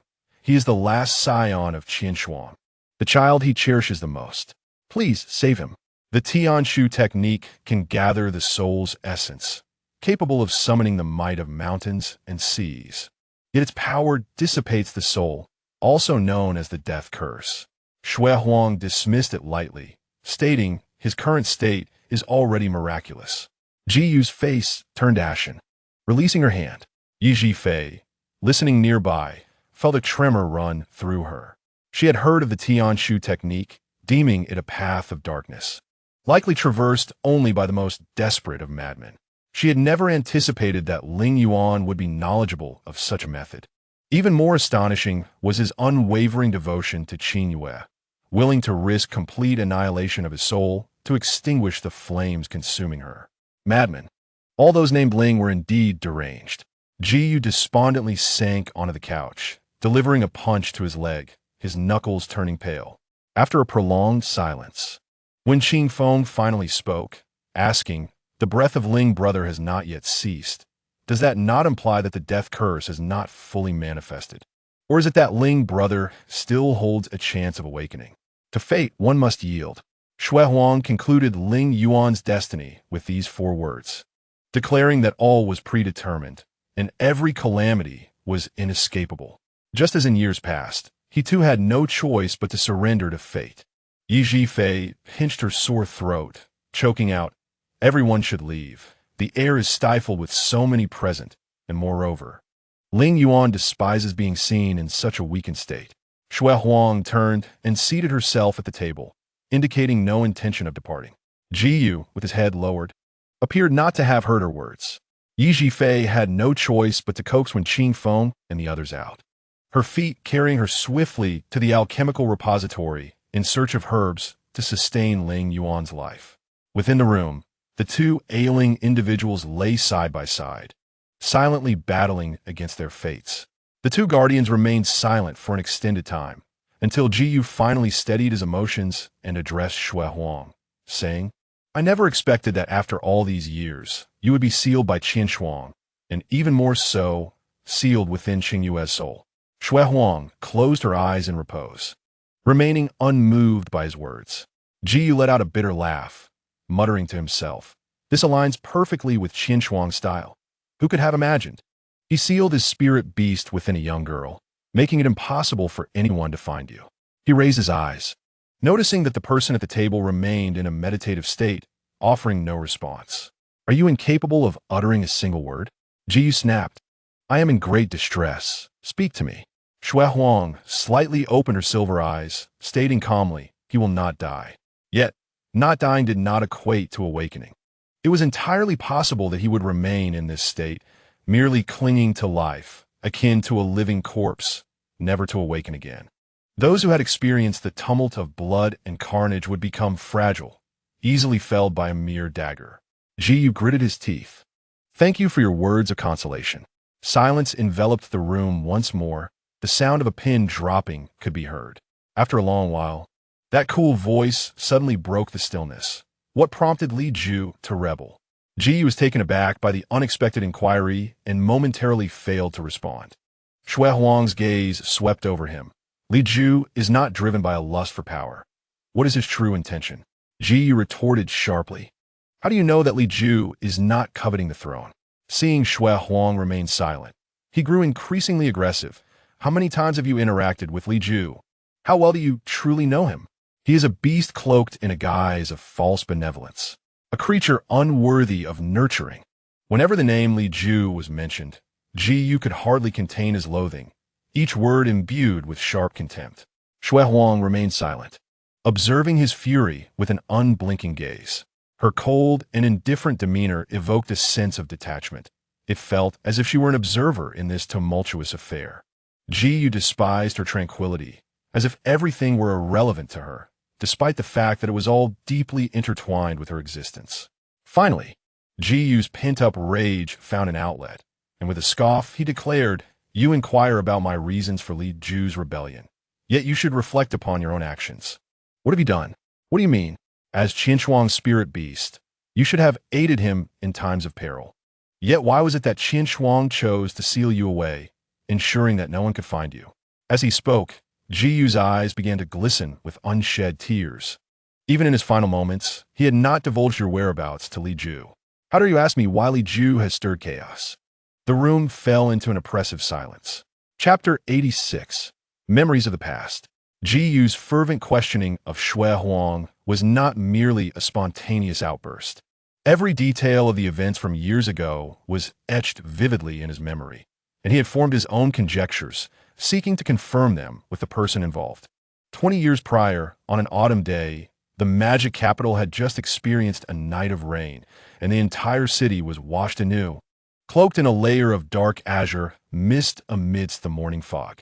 Qingyue, uncharacteristically rising early, was greeted by the refreshing scenery visible through the window, which lifted his spirits immensely. He squinted and stretched, stepping out to seek out Ling Qingyuan for breakfast. Along the way, 2 squads of ironclad guards were diligently patrolling, showing no signs of irregularity. Qingyue mused that with such fine weather, he would persuade Ling Qingyuan to join him for a stroll outdoors to clear his mind. That individual had not stepped outside for several months. Every encounter left him wearing a forced smile, his mind elsewhere, which made Qingyue want to shake him awake. What could possibly trouble that usually vibrant person so deeply? It could not merely be Lingyuan's withdrawal from Xuanji Mountain. Even if Ling Qingyuan felt disheartened, it would not lead to months of melancholy. Determined, he resolved to pry open that man's lips today, no matter the means. Upon arriving at Ling Qingyuan's chambers, the maid guarding the entrance informed him that the demon lord had yet to rise, forbidding anyone from entering and disturbing him. Qingyue clearly did not consider himself part of that anyone. He winked at the few maids blocking his path, exuding confidence, before slipping into the chamber. Inside, the remnants of candles had long burned out, and the tightly shut doors and layers of drapes blocked the soft morning light of autumn, casting the room into a dim hue, an ideal atmosphere for slumber. "Hey, Qingyuan, what are you up to? Who was it that solemnly instructed me to rise early?" Qingyue parted the cascading dark azure curtains, maneuvering around a screen depicting a dragon entering the sea, and strode directly to the couch, abruptly lifting the bed curtains, his expression shifting dramatically. In the gloom, the figure on the couch, with hair as fiery as flames, lay sprawled across the bed. His complexion was as pale as paper, and his elegant brows were furrowed tightly together. The knuckles of his hand gripping the blanket turned white as he struggled to endure the pain. "What on earth is wrong with you?" Qingyue rushed to check his pulse, gritting his teeth. If I hadn't come, the illustrious demon lord would have inexplicably died in bed, and who knows how people would mock and twist the tale. Hearing the familiar voice, Ling Qingyuan opened his eyes, revealing a flicker of demonic red amidst the dim light. Qingyue was startled. "Your eyes." Ling Qingyuan shook his head, pressing down Qingyue's hand that sought to channel spiritual power, saying, "It's nothing. I'm just too tired. A half-day's rest will suffice." This was clearly a dismissal. "Do you take me for blind or foolish?" Qingyue retorted with annoyance. "Your face is paler than a ghost's. Tell me, how many concubines did you entertain last night to end up in such a state?" Ling Qingyuan tugged at the corner of his mouth, further infuriating Qingyue. "Still smiling? Your smile is uglier than a cry. Conserve your strength." Ling Qingyuan sighed softly. "Yuan has inherited your sharp tongue." Qingyue suddenly stood and walked outside, saying, "If you want to speak the truth, I'll fetch the young master." His father is ill. He cannot ignore it. Don't. Ling Qinshuang propped himself up to call after him. But in his haste, he choked and began to cough violently. Qingyue hurried back to pat his back and help him breathe, saying, "You're in this condition, and you still want to keep it from him? He has grown up. You should let him." "Last night, I went to Qingyue," Ling Qinshuang suddenly interrupted. Qingyue blinked, momentarily taken aback. "Qingyue? You want to find that girl named Shun Qingyue?" "Yes, that S her." Ling Qinshuang lay back under the quilt, smiling with his eyes curved, reluctantly admitting, "I must concede, my son has good taste. That girl is talented and beautiful, quite a match for you on her." Yet, Qingyue shook his head repeatedly. "What good is that? The young master has been back from Xuanji Mountain for 3 to 5 months, and I haven't heard him mention that girl once. I don't see it happening. Not to mention, that old man from the Shun family has always disliked interacting with other states. Matters concerning the demon realm require the leaders of the 9 states and 8 clans to decide. He will either abstain or remain neutral. Do you think he would agree to marry his daughter into the fire pit?" Ling Qinshuang smiled wryly. "Marrying the demon lord shouldn't be that terrible, right?" Qingyue scoffed, steering the conversation back on track. "Let us not discuss their youthful affairs. You still haven't explained why you sought that girl without reason. Surely it isn't merely to matchmake them? I want to entrust her with something, hoping she would protect it from me." Ling Qinshuang was unwilling to elaborate further. And before Qingyue could pry, he dropped another bombshell. "Yesterday, I received word that someone discovered Li Ju at Huangyang Slope." That brat isn't dead?" Qingyue pondered. "You've been frowning and losing sleep over him for the past few months, haven't you?" After some thought, Qingyue surmised that this was indeed the case. Ling Qinshuang remained silent for a long time, effectively acknowledging Qingyue's conclusion. "Back then, you saved that little wolf cub, providing him with sustenance and teaching him your techniques, but what was the outcome? He vanished without a trace, leaving no sign for months. As a master, you seem to lack authority. Ultimately, it is my failure as a mentor." Ling Qinshuang placed a hand on his forehead, shutting his heavy eyelids, murmuring, "Li Ju should be returning soon. Does he even have the face to come back?" Qingyue coldly snorted, cracking his knuckles. "If he returns, I will give him a proper lesson, so he dares not play the disappearing act again." His brows darkened with evident disdain. Qingyue had no fondness for Li Ju. Whenever he mentioned him, it was seldom with praise, often concluding with "humph." That ungrateful wolf cub might bite the hand that feeds him one day. Yet, Ling Qinshuang remained unfazed, for Li Ju was his disciple, not merely a pet. As the sun rose higher, the light in the hall grew clearer. Qingyue sat cross-legged on the bed, engaging in idle chatter with Ling Qinshuang. He casually glanced behind him and noticed the color of his hair, causing him to frown even more. "I see your hair has turned redder again. Are you truly unscathed?" "Much better." Ling Qinshuang reclined for a while longer before sitting up, getting dressed, and joining Qingyue for a meal. The breakfast hour had long passed, so they decided to skip to lunch. Ling Qinshuang's hair remained untied, and he walked steadily ahead. Qingyue noticed that his posture was once again upright, and his complexion no longer pale. He chose not to dwell on it, assuming his earlier state was merely due to exhaustion from a night spent rushing between 2 cities. Ling Qinshuang appeared unusually cheerful, even sending someone to invite Lingyuan to join them for the meal. Qingyue nearly choked, exclaiming, "The last time I had a meal with that little ancestor was years ago. Each time you meet, you two end up arguing. I'm still hungry. Can I eat first before you call Lingyuan?" Ling Qinshuang smiled and added several dishes to Qingyue's bowl, saying, "Eat more while you honor isn't here. Lest we end up arguing later and you miss out." Qingyue rolled his eyes, suspecting this was all intentional. Shortly after, the maid returned to apologize, saying the young master was fasting and meditating, thus not eating. Qingyue sighed in relief, ready to indulge in the feast. Ling Qinshuang set down his chopsticks, ordered wine to be brought, and then dismissed the attendants, smiling at Qingyue. "Since you honor isnt present, let us share a couple of cups." "What is the point of drinking during midday?" Qingyue grumbled, yet still accepted the cup. Ling Qinshuang smiled. "Let us call it my indulgence."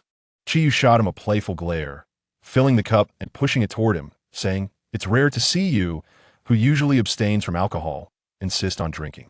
Yet every time I invite you to drink with me, you refuse. It's rather dull." Ling Qianshuang smiled lightly, raising his cup to clink it with Qiyue's. This time, I'll drink with you. The smile behind the cup was as radiant as the sun, vibrant and warm, prompting Qiyue to reminisce about their first encounter. Exclaiming, "Have we known each other for over 100 years now?" Ling Qianshuang set his cup down, saying, "In 3 months, it will be a full century." Qiyue squinted, reflecting on the passage of time. At this moment, Ling Qianshuang sat beside him, still tall and imposing, exuding an undeniable regal air. Yet the anger of his younger days had faded, replaced by a clarity and determination that was even more compelling. Over the century, he had learned to temper his demeanor and understand the essence of trust. "Qianshuang," Qiyue suddenly called him earnestly. Ling Qianshuang looked up, their eyes meeting, and Qiyue continued, "Your attachment to that little wolf cub stems from seeing your own reflection in him, doesn't it? Thus, you strive to offer him warmth and affection, hoping he will not harbor hatred and indifference towards the world." Ling Qianshuang rested his head on his hand, toying with the wine cup, replying, "Li Ju witnessed the slaughter of his entire clan. His temperament is inevitably skewed. As someone who has been through it, I can understand his occasional extreme actions. Moreover, he has always respected me, and this time he left is not solely his fault. As long as he returns, I will still give him a chance. This is what you taught me." In my view, he is not like you." Qiyue pouted, wanted to voice his opinions on the ungrateful wolf cub, but he held back, knowing Ling Qianshuang disliked hearing such remarks. "Indeed, he is different from me. In his most difficult times, he was alone." Ling Qianshuang smiled slightly, tilting his head to look at Qiyue, "But I met you." The glimmer in his red eyes stirred something warm within Qiyue, rendering him unable to look away. In the midst of their gaze, a sudden commotion arose from outside as someone rushed in with an urgent announcement. "Your Excellency, young Masterly has returned." A sense of displeasure surged within Qiyue, who retorted angrily, "So what if he has returned? Let him kneel in the grand hall. Why rush here in such a fluster?"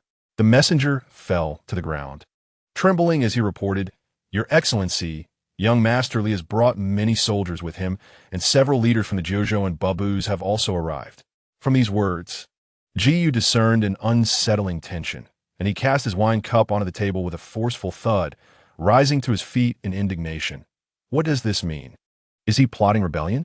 Ling Qianshuang restrained his hand, signaling him to calm down. He turned to the entrance, asking in a low voice, "Where is Li Ju now?" "Back to your Excellency.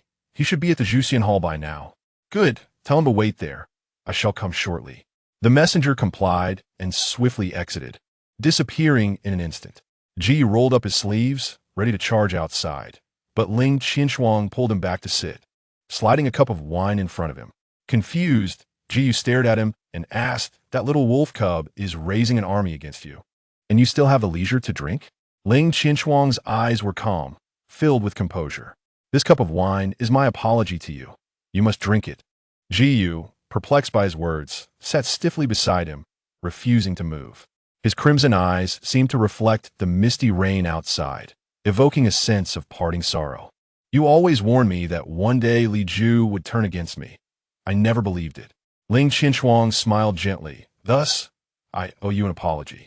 Unable to bear such talk, Qiyue frowned and retorted, "Are you afraid of him?" What if the leaders from Juzhou and Babu have come? Even if the entire demon realm arrived, with you and me joining forces, and your phoenix that soars to the heavens, they could stir no storm."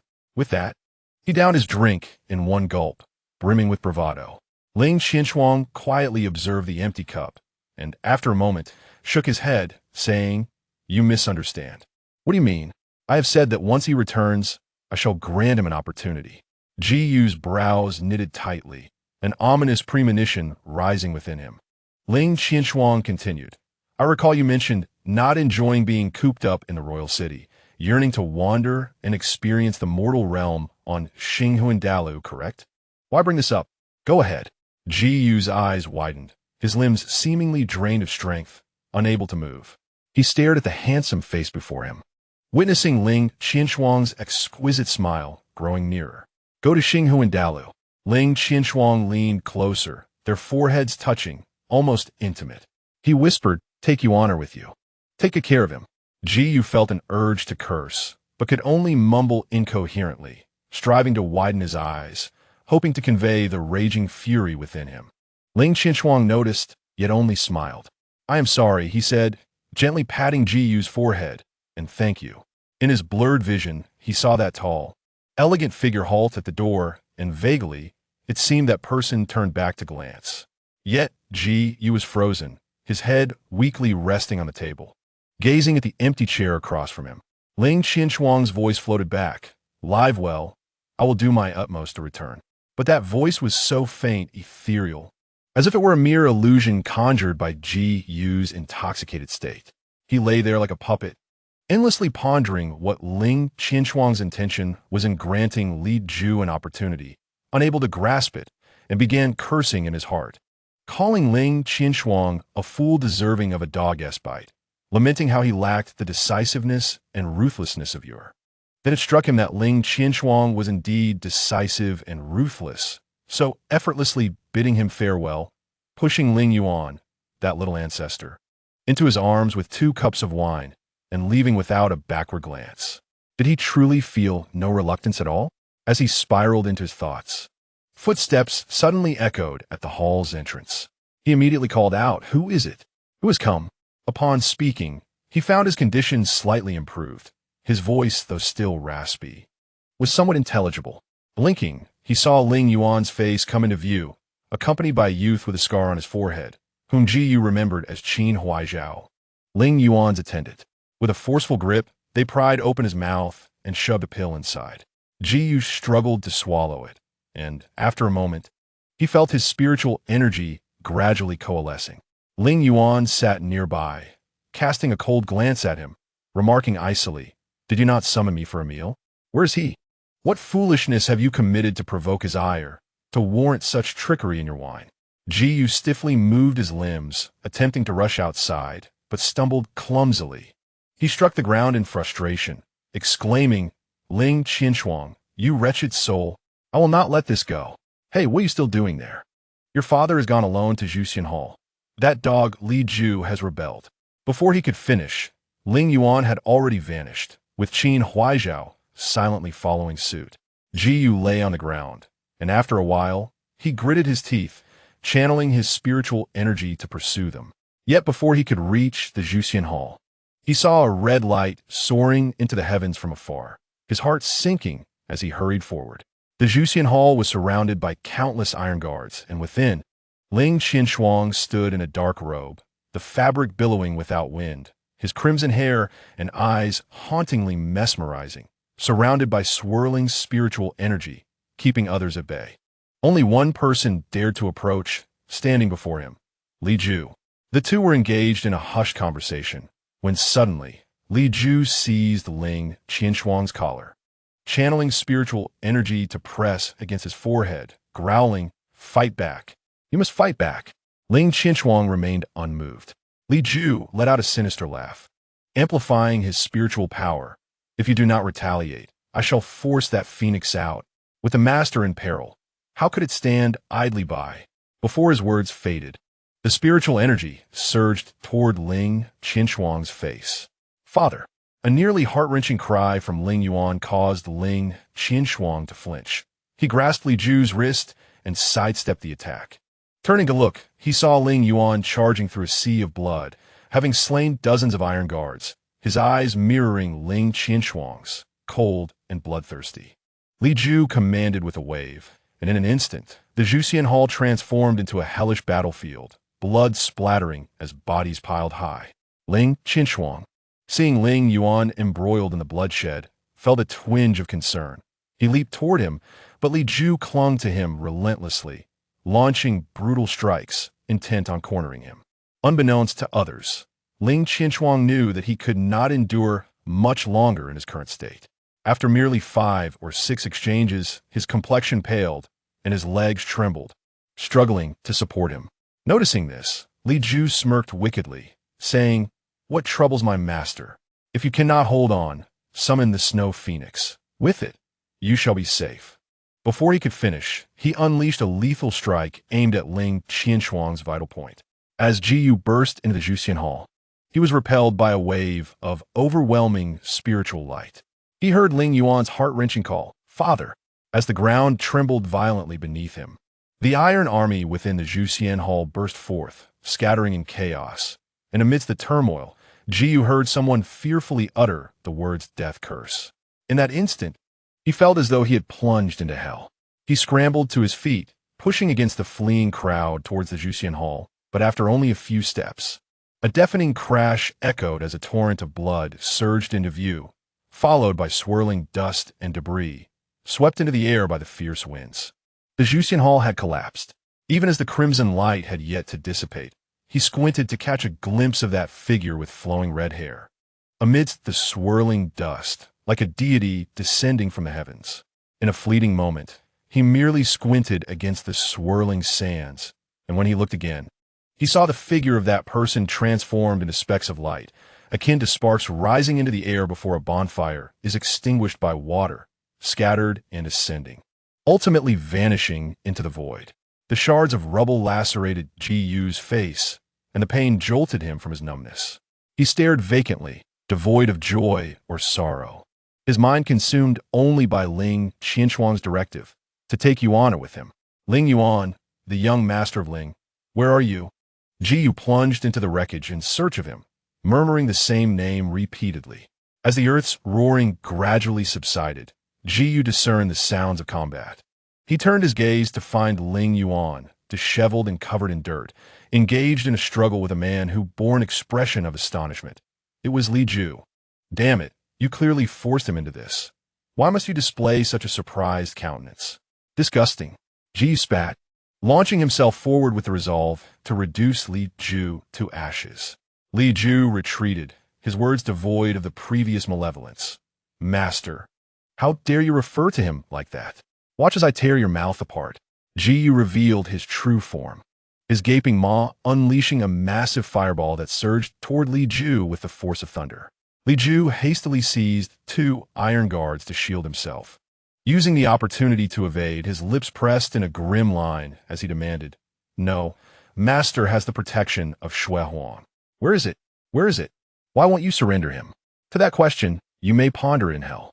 Lingyuan raised a hand to shield half of his face. His pupils and hair rapidly transformed to a blood-red hue, mirroring the appearance and stance of Ling Qinshuang just before his soul was shattered, causing Qingyue's expression to change. Qingyue sensed the impending danger and leaped to obstruct Lingyuan from casting a fatal curse. He could not allow this father-son duo to tread the same irreversible path. In a critical moment, Lingyuan furrowed his brow, letting his hand drop feebly, a trickle of blood sliding from the corner of his mouth. He turned his head in shock, his red eyes reflecting a face all too familiar, the scar on the forehead glaringly obvious. He had no time for any emotional expression before he collapsed to the ground, a broken soul talisman pressed against his back. When he had once taught him to draw himself, Qingyue could not bear to witness a tragedy repeat itself. Ling Qinshuang's smiling visage remained vividly etched in his mind as he abandoned Qingyue and soared toward Lingyuan. Upon seeing the broken soul talisman on Lingyuan's back, he let out a furious roar, striking Qin Huaizhao several feet away with his tail, then activating a formation to gather Lingyuan's soul before it dissipated. Everything that followed felt like a distant memory. At this moment, Qingyue merely wished to calmly inquire of Shuehuang. Why does Qingyue cling so desperately to your manifestation? If his intentions are not to seize royal power or to cause Qinshuang's soul to scatter, then what is the purpose? Shuehuang remained silent, her silver eyes beneath white lashes reflecting a tempest of snow. Qingyue weakly covered his aching eyes, trembling as he spoke. Qinshuang died to protect you. Today, honor that sentiment and exert yourself for his honor. Chapter 88. Will he awaken? The light within the room gradually dimmed until the last vestiges of the setting sun faded into oblivion. Qingyue wiped his face, stood, and moved towards the exit. Take care. I'm going to find something to eat. I feel famished. Once he departed, the person at the table slowly rose and seated themselves beside the bed. Fingers as cold as ice traced the contours of Lingyuan's face, sketching his features with a sense of longing in their emotionless gaze. How strikingly similar he is. The outline reflected in silver eyes began to merge with a visage glimpsed through a flicker of fire many years prior, deep set and handsome. Even the way his brow furrowed evoked a painful ache. The fingertip lingered at the brow, pressing gently as if to smooth the slight crease. To no avail. A barely audible sigh echoed in the dim room. What weighs upon the mind? Why is it so difficult to find peace? Her gaze shifted slightly to another face. Her voice brightening. Since you have awakened, do not suffer in silence. The shadows of two lashes quivered slightly, and Qingyue, enveloped in darkness, met the cold gaze of the person beside the bed. Her scarlet lips parted, and with difficulty, she managed to utter a few words. You are Shui. The words faltered as she grimaced in pain, her head feeling as if it were being struck repeatedly by a hammer, throbbing painfully. Shui Huang leaned closer, pressing her fingertip against the crimson mark on Qingyue's brow, a cool and gentle energy flowing in, alleviating her suffering. Your seal was abruptly released with great force. Your spirit in disarray. The clash of spiritual energy must be resolved in a timely manner. In times of turmoil, tranquility is necessary. Shui Huang withdrew, calmly stating, I am Shui Huang. Qingyue murmured a few incoherent words, a vague sense of familiarity rising within her, yet she could not articulate why. The throbbing pain at the back of her head surged again, compelling her to dismiss the thought, and the agony receded like a receding tide. Her head drooped weakly to one side, her gaze falling upon Lingyuan's serene, sleeping face. She suddenly sat upright to check his pulse. This touch drained the color from her face further. She vaguely recalled the scene before losing consciousness from blood loss. Lingyuan's crimson eyes, like a demon, cradling her in his embrace. What transpired thereafter, she did not know. Yet she believed she should bear the dire consequences of the blood-cleansing ritual. Why? Why had she awakened? Yet Lingyuan's pulse was so weak it was nearly imperceptible. What had happened to him? Qingyue's hands trembled as she attempted to loosen his clothing, desperate to uncover his injuries, even though she understood that the most perilous wounds often left no trace. Tears streamed uncontrollably down her cheeks as she sniffed, focusing intently on the knot she had tied around Lingyuan's waist. Shui Huang remained silent for a long while before gently restraining her movements, saying, The blood cleansing has disrupted the seal on your soul, summoning the phoenix fire to consume your body. He believed you were in peril and invoked a death curse to preserve your soul intact. Originally, he had no intention of revealing himself, intending to follow Ling Qinshuang's wishes to remain dormant within this girl's soul. However, at the moment he cast the death curse, Shui Huang detected an aura strikingly similar to Ling Qinshuang's. In a life-and-death moment, he could not afford to hesitate and shattered the seal to emerge into the world.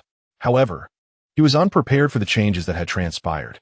Qingyue appeared bewildered by his words, unable to comprehend the seal, the phoenix fire, or the death curse. All she could focus on was a singular question. Would Lingyuan awaken? Shui Huang furrowed his brow slightly, seemingly aware that everyone he encountered had posed the same question. His gaze lingered on that handsome face, feeling a twinge of envy. Even in slumber, so many cared for him. He must be very fortunate indeed. Shui Huang's eyes flickered, then turned inward, reflecting upon himself. Although he had descended from the primordial chaos, throughout the long river of time, the only one who had genuinely cared for him was Ling Qinshuang.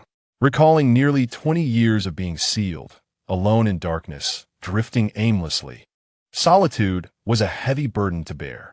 Yet he held onto memories, nurturing hopes, making the days less arduous. He envisioned a day when he would once again see him. But now, responding to that familiar aura, he had broken free from the seal, only to discover that the one person who had cared for him had already perished. It seemed as if everything had returned to the primordial chaos. He remained alone. Yet something felt different. Without that person in this vast world, there was no longer a place for him. His white lashes trembled, his resolve firm. So be it, this is his only bloodline. If it could awaken Lingyuan, he believed Ling Qinshuang would not hold it against him. However, before that, he must fulfill the task entrusted by Ling Qinshuang. He needed to ensure the safety of this young lady. You shall recuperate first, and once you are unharmed, he shall surely awaken. Qingyue tilted her head to glance at him, her eyes shimmering with unshed tears. Xue Huang reached out and brushed the corner of her eye, causing a clear tear to slip down, landing softly in his palm. The delicate, moist trace burned in Xue Huang's grasp. Qingyue had just endured a life-threatening ordeal, and it was solely due to the residual power of Xue Huang that she had awakened so swiftly from her stupor. Her heart was a tumult of emotions, and after guarding Lingyuan for a brief moment, she succumbed to a deep slumber once more. Nevertheless, she clutched Lingyuan's hand tightly, unwilling to let go. As night deepened, Yi Zhifei instructed his men to set up a bed in the outer chamber, while he remained indoors to be prepared for any unforeseen circumstances. In the dead of night, Qingyue awakened twice, each time appearing disoriented, rushing out to seek someone to spar with. Yi Zhifei lamented, unable to sleep soundly. Terrified that Qingyue might suddenly emerge and strike him down, such a fate would be his undoing. The following day, Yi Zhifei bore dark circles under his eyes and told Qingyue, "You take the watch tonight." Qingyue, in a foul mood, retorted, "It is said that there are no dutiful sons by the bedside of a protracted illness. This saying holds true. Lingyuan has only been down for a day, and you can no longer endure?" Unexpectedly demoted in status, Yi Zhifei's anger surged. However, he yawned as he spoke, diminishing his imposing demeanor. Slumping his shoulders, he leaned against Wen Qingfeng, saying, "Qingyue lashes out at me at the slightest provocation, leaving me unable to get a restful sleep. You are her spirit beast. A few blows won't kill you, so you should take the watch." Qingyue huffed dismissively, his gray vertical pupils narrowing into a perilous slit. Yet he ultimately did not refuse.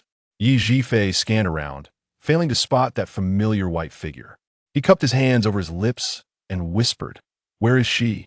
"Unknown," Qingyue replied curtly before turning to enter the inner chamber, where he found her sitting by the bed, gazing vacantly at Lingyuan. Since their conversation yesterday, the two had not crossed paths. Now, seeing her, Qingyue's anger dissipated, and he approached her, saying, "Do not linger. Staring will not awaken him any sooner. Go rest for a while." Xue Huang turned to him, replying coolly, "You speak wisely." Qingyue raised an eyebrow, countering, "Which of my many wise sayings do you refer to?" Xue Huang replied, "All of them." Qingyue thought Xue Huang might be losing his wits from isolation, misunderstanding his words. Yet, he heard that cool voice again. "While I do not comprehend why Li Ju clings to me, you are correct. Qin died for me. I owe him a debt of gratitude." Qingyue suddenly turned to him. "What do you mean?" Yet Xue Huang remained silent. His once bright eyes now dulled as he cast them downward. Qingyue spoke hoarsely. "What I said yesterday was nonsense. Do not take it to heart. Qin risked everything to seal you away and conceal your whereabouts, surely for a reason." Xue Huang closed his eyes. Such matters no longer held significance. Days passed, and Qingyue's condition gradually improved. She no longer exhibited uncontrollable surges of spiritual energy, and the blood regenerating within her system was free of the lingering toxins of Zhuanyan. Each day, her waking hours increased. Simultaneously, she began to recall everything. The seal that had confined her memories of Lingyuan vanished, restoring her recollection of their shared past. Yet, Lingyuan's time seemed frozen in that underground palace. His fiery red hair, furrowed brow, and slightly pursed lips appeared unchanged from that fateful day. After another heavy snowfall, the streets of Fuxi Valley erupted with the sounds of firecrackers, heralding the arrival of New Year's Eve. Qingyue, holding a damp cloth, gently cleansed Lingyuan's face. Smiling as she said, "The snow fell all night, breaking many branches in the plum grove. You've been lying here for so long. It's time for you to wake up and move about, don't you think?" Noticing his lips were slightly chapped, Qingyue leaned in and tenderly licked them a few times, continuing, "We bid farewell to the old year and welcome the new. It's tradition, so do not act aloof. Wake up quickly and accompany Qingshun and buy to set off firecrackers." After speaking for quite some time, while holding his hand, Qingyue finally stepped out of the room. Outside, in a world blanketed in white, those clad in silver hair and white robes seemed to blend into the environment. Xue Huang, Qingyue approached, asking, "What are you pondering that has you so entranced?" His icy, snow-like eyes turned to her, and in his usually frigid tone, he expressed an unusual warmth. "You love him dearly." Qingyue smiled gently, bending down to gather a handful of snow, rolling it into a small white ball, her waist-length white hair cascading into the snow, speckled with tiny ice crystals. Xue Huang's voice rang out above her. "What if he cannot awaken for a long time?" Qingyue continued to mold the snowball, not lifting her head as she inquired, "How long is a long time?" Xue Huang paused, uncertain of what constituted a long duration in his lengthy existence. He had little concept of time. After a moment of contemplation, he replied, 20 years. Qingyue smiled softly, tilting her head to meet his gaze. "Then I shall wait for 20 years. Xue Huang pressed further. "If, after 20 years, you find he cannot awaken, what will you do?" Qingyue halted her movements, then stood, cradling the snowball in her hands, earnestly looking at Xue Huang. "I will continue to live well." This unexpected response bewildered him. If one truly loved, should they not accompany the beloved into death? Xue Huang lowered his gaze, reaching out to touch the cool snowball in her palm. Qingyue flipped the snowball into his hands, stating, "He exhausted all his strength to save my fragile life. If I were to perish without cause, would that not diminish his earnestness?" After she departed, Xue Huang stood alone, holding the white sphere for a long while, until his palm was soaked with melting snow. On Chapter 89, New Year's Eve, Yi Zhifei instructed Yin to prepare a lavish feast, formally naming it the Welcoming the New Year banquet.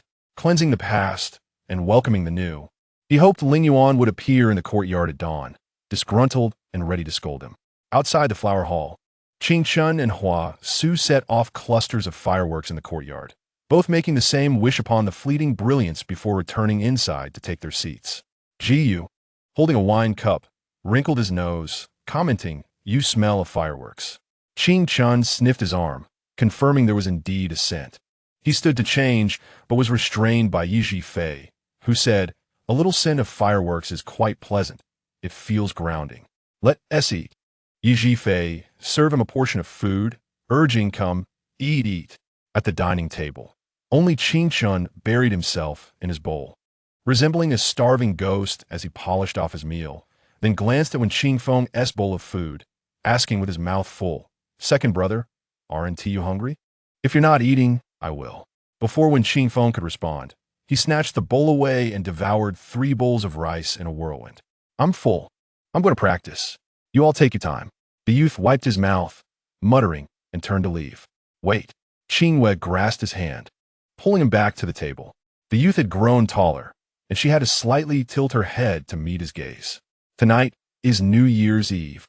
Do not practice. Your master will not hold it against you." Qingyue patted his shoulder, saying, "Sit beside Sister Yu and help welcome the new year."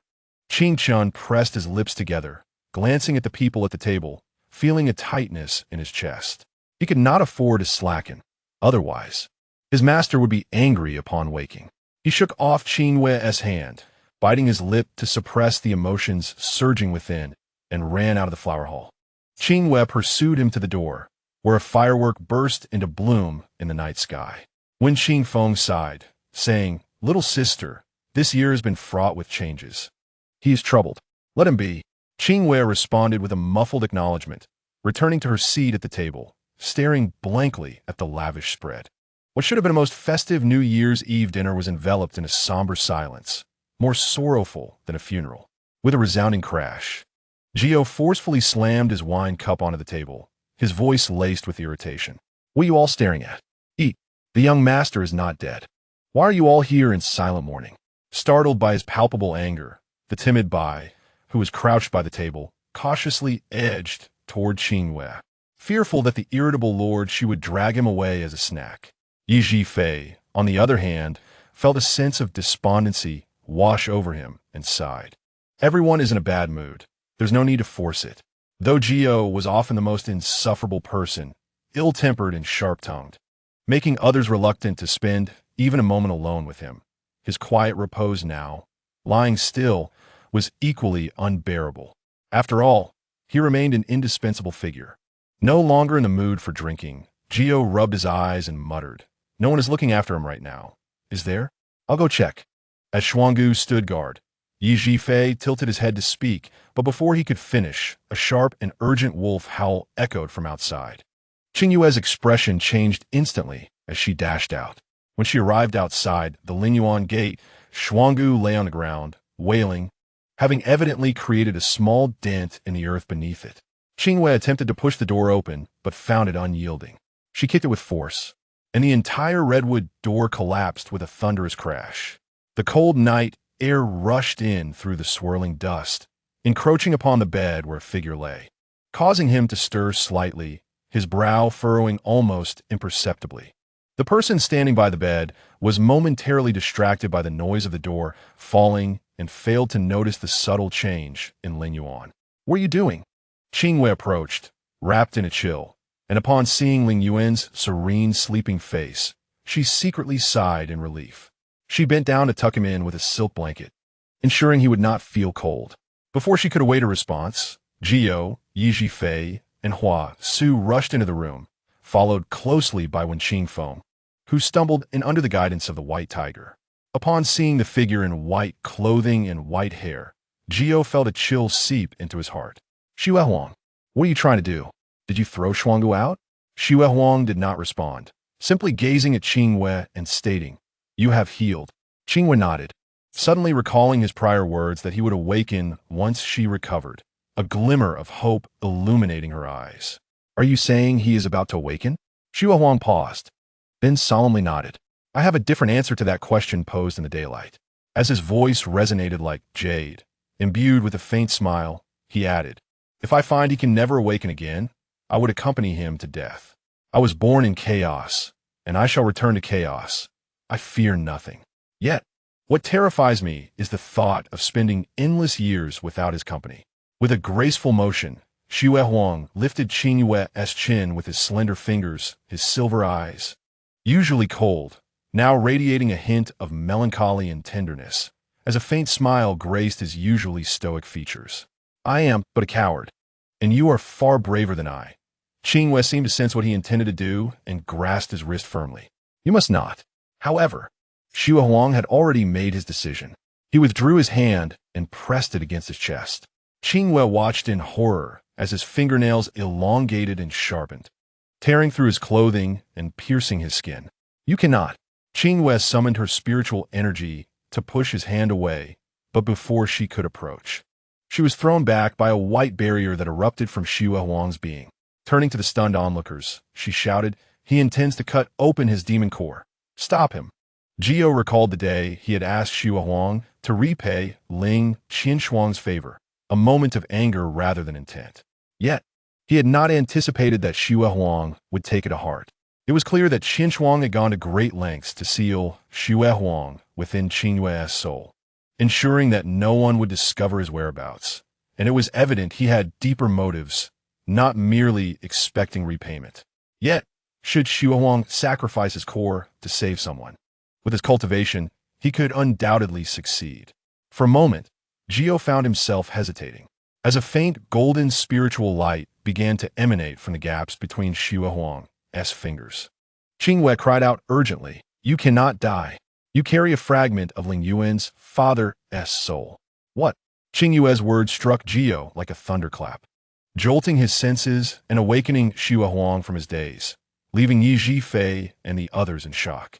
Xue Huang blinked, his pupils reflecting the golden light, transforming into a pale gold hue. From his gaze, Qingyue sensed doubt. She continued, "I remember everything, including the night Lingyuan's father came to Jiao to find me. He sealed you within my soul, and I remember it all." His eyelashes trembled, and his nails pressed deeper into his chest. "Why do you not believe me? That night, you willingly allowed yourself to be sealed. It would not have taken him much effort. Why, then, did Li Ju rebel the next day, unable to withstand it? His soul scattering? It was because he performed the soul-splitting technique, dividing a fragment of his soul to bind to you." Qingyue poured out the truth, then stood resolutely before Xue Huang, no longer obstructing him. "If you still wish to sacrifice your core, then do as you wish. I will await Lingyuan's awakening in peace." At that moment, Jiao seemed to regain his senses and seized the opportunity to ambush Xue Huang from behind, disrupting his sacrificial technique. He then staggered in front of Qingyue, trembling lips betraying his excitement as he asked, "Qingyue, clarify this for me. Did Qingyue entrust you with something important? Is it this matter?" Her beautiful eyes glinted with frost, as cold as snow. "There is no need for me to lie." She could have simply let Xue Huang proceed with his sacrifice, standing by and waiting for Lingyuan to awaken. However, doing so would mean condemning Lingyuan's father to never return. She understood how much Lingyuan valued his father. She could not bear to be that cruel. Xue Huang lowered his gaze, forlornly watching as the wound on his chest gradually healed, shaking his head. "I cannot sense his presence." The soul-splitting technique consumes both time and energy. Lingyuan's father had said his time was limited, and he could only reluctantly divide a fragment of his soul, making a faint presence entirely normal. Qingyue turned her gaze to Qingyue, stating, "He instructed me that if he were to encounter misfortune, I should seek you and Lingyuan in the Xinghuan continent. He said you would know what to do." Upon hearing this, Qingyue collapsed, his legs giving way as he sank to the ground, devoid of any semblance of a high-ranking spiritual lord. It turned out that Ling Qinshuang had long since prepared for the possibility of his soul scattering. He had abandoned everything, taking a tremendous risk, all to provide Li Ju with a chance to turn back from the edge of the abyss. Though he had left himself a path of retreat, he had not considered what would happen if Qingyue were unreliable or faced any misfortune. Damn it, this guy really is reckless. He had once thought that Ling Qinshuang had changed much over time, yet it turned out that beneath the veneer of a gentle and composed monarch, he remained that obstinate individual. Once he set his mind on something, he would pursue it relentlessly, even at the cost of his own bloodshed. I said, as long as he returns, I would give him a chance. The words echoed in his mind. The smile on that face now felt infuriating. Qingyue took a deep breath, laughing as he cursed. Damn it, I've been played by Ling Qinshuang for 20 years. Does he really think I have no temper? His laughter grew louder, until he could no longer stand upright, tears of mirth welling in his eyes. Yi Zhifei, witnessing his manic display, understood that he was now a mix of joy and anger, allowing him to vent without intervention. After a moment, Qingyue finally managed to scramble to his feet, turning to leave without a backward glance. "Don't go." Yi Zhifei grasped his arm, saying, "Though Lingyuan's move is perilous, there is still hope for him to return to the mortal realm. He said you know what to do, so please share if there is a way we can assist. We will not hesitate. Live well, and I will do my utmost to return." Qingyue looked down at the ground, gathering his emotions before continuing. "This was his last message to me. He talks about doing his utmost, yet in the end, it's still me who is being dragged into saving him." Yi Zhifei blinked, unsure of the meaning behind his words. Qingyue shook off his grip and headed toward the flower hall, saying, "Did he say to save me? Just go save me?" Laozi vehemently declared his intent to indulge in wine. Yi Zhifei questioned whether this was an appropriate moment for such a temperamental display. A figure as pure as snow swiftly pursued him, leaving behind a chilling remark, "I shall accompany you for a drink."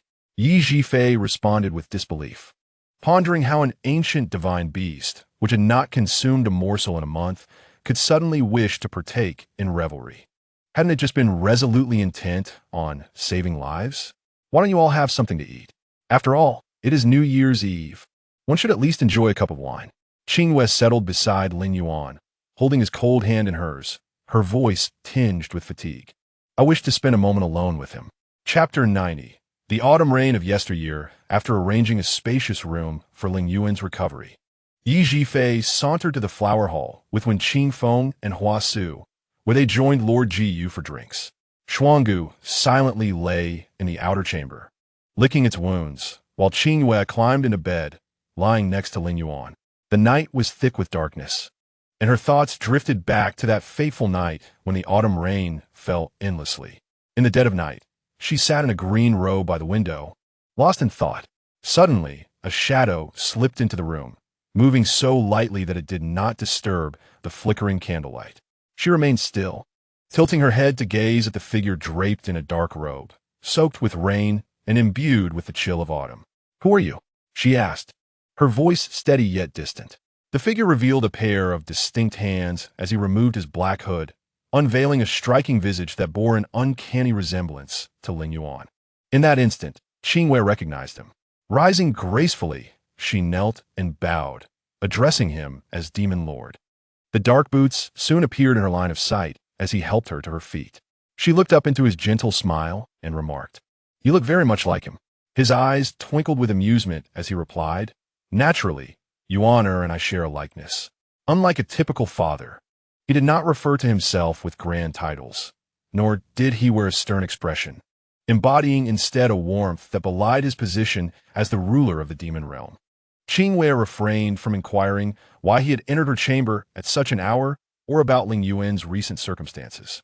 Instead, she regarded the man before her with genuine curiosity, contemplating whether Lingyuan would eventually grow to resemble him after many decades. "Qingyue, my dear, I entrust my son Yuan to your care from now on."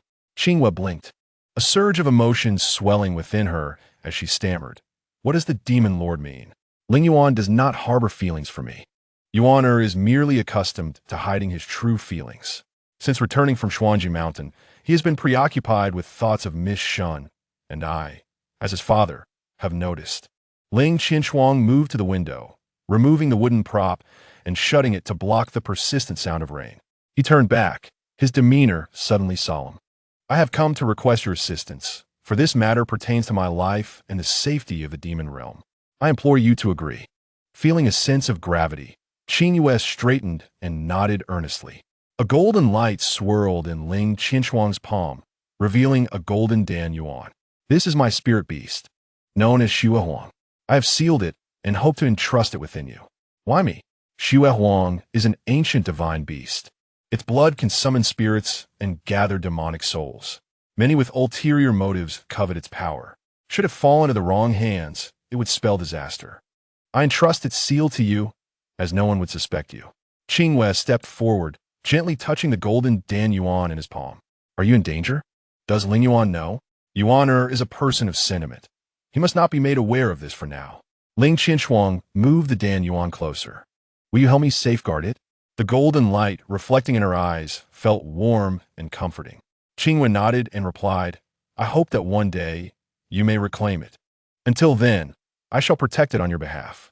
Ling Qinshuang smiled softly, swiftly sealing Xue Huang's Dan Yuan within Qingyue's essence. The process was swift and painless. She merely felt a flicker of golden light before it concluded. She touched her slightly warm heart and smiled back at Ling Qinshuang. Estimating the time, Ling Qinshuang sat down on the floor, preparing to perform the soul-splitting technique. Qingyue stood nearby, watching as his hair gradually turned fiery red while his complexion paled.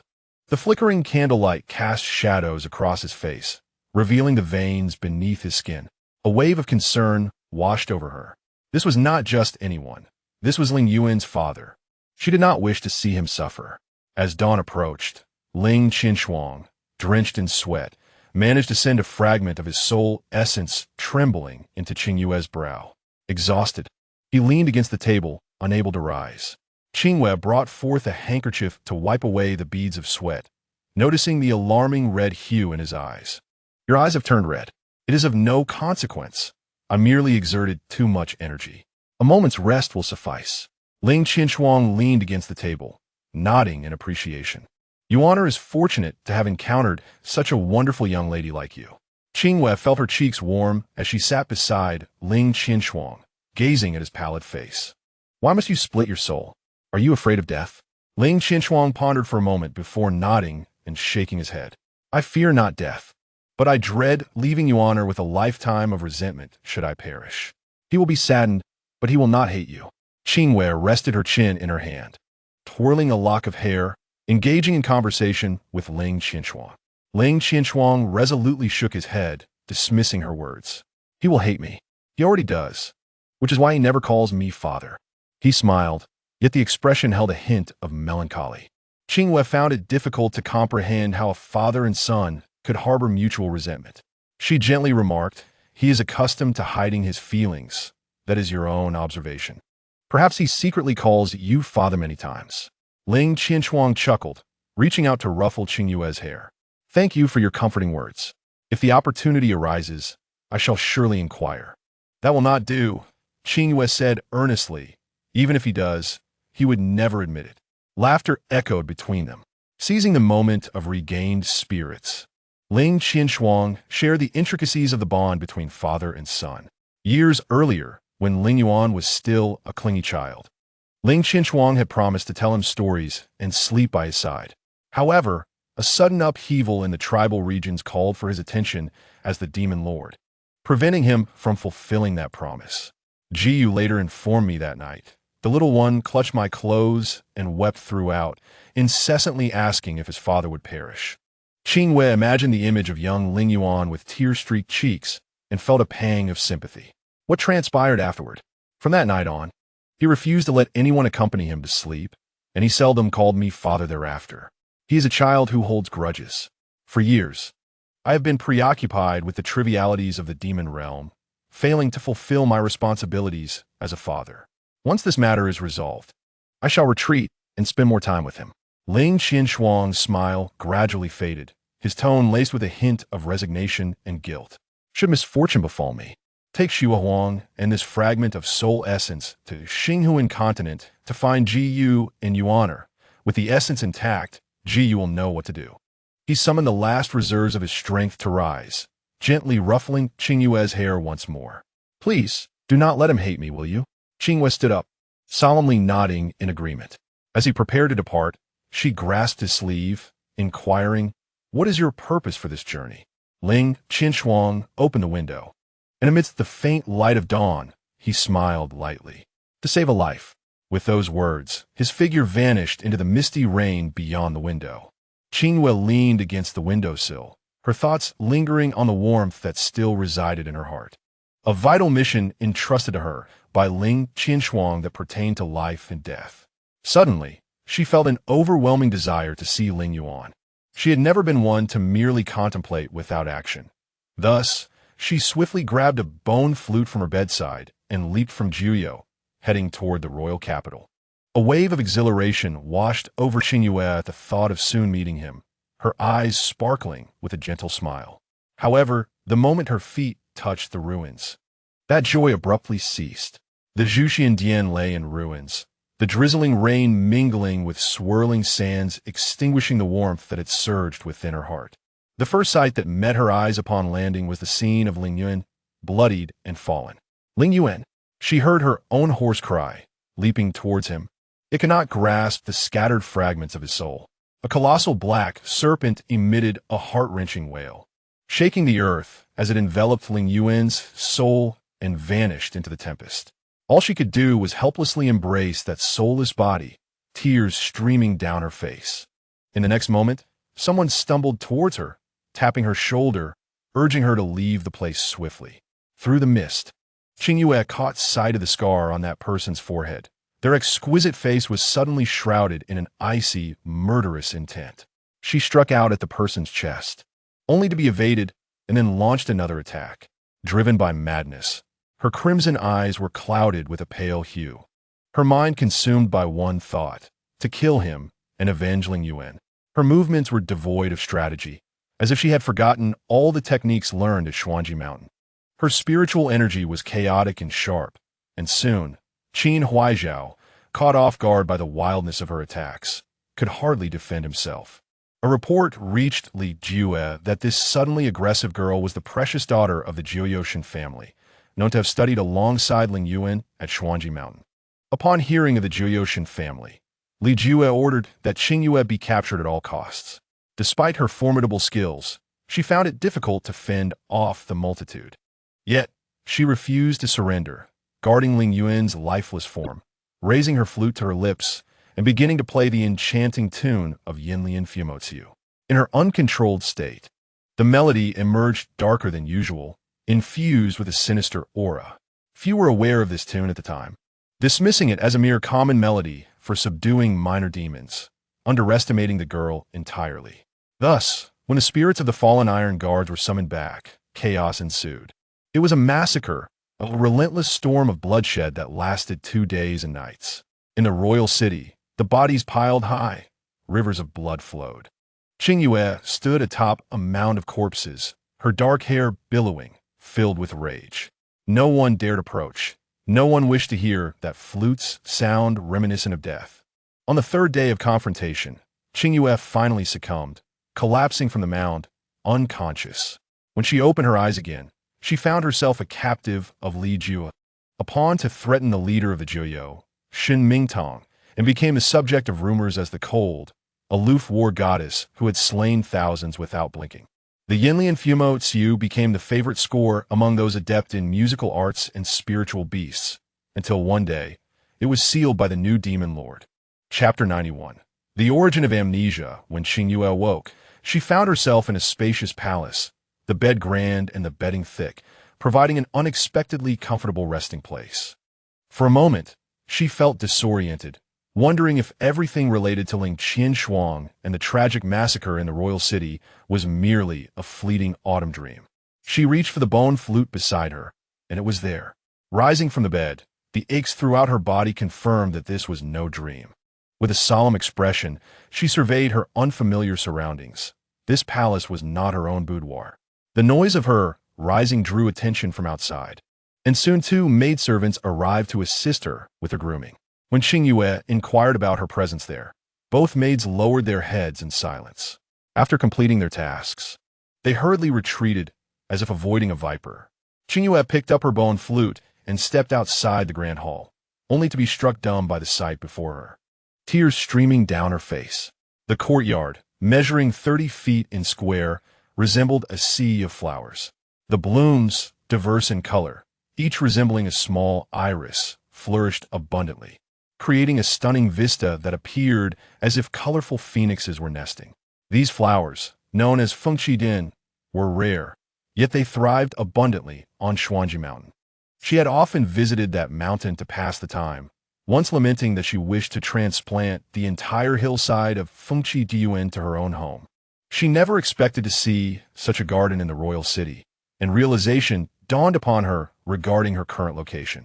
Leaning against the doorframe, Qingyue sank to the ground in despair, her tears soaking the vibrant flowers around her. How did our fierce war goddess come to weep? A mocking voice drifted through the floral expanse, prompting Qingyue to dry her tears and look up, only to meet the striking yet sinister face of the speaker. Her gaze swiftly shifted past him to the person standing behind, who stared at her with an infatuated expression, and a surge of murderous intent surged within her. Clutching her bone flute tightly, she charged forward, but without any spiritual energy, she was powerless against him. Qingyue, you have sustained severe internal injuries and require recuperation. Qin Huaijiao's tone betrayed his concern, inviting Li Jue's taunts. Look how considerate our Dongheng Juan is. Li Jue stood with arms crossed, observing Qingyue with a smile that never reached his eyes. I wonder if Miss Shin would be willing to forget Lingyuan and seek solace in Dongheng Jun's embrace. Qingyue turned her cold gaze towards Qin Huaijiao, her eyes sharp as blades, piercing him with a deadly intent. Ah, what a Dongheng Juan! Qin Huaijiao pressed his lips together, avoiding her icy stare. Li Jue surveyed the garden of Fengqidiyuan, nodding with a smile. I never expected such a domineering young master as Lingyuan would deign to engage in agriculture.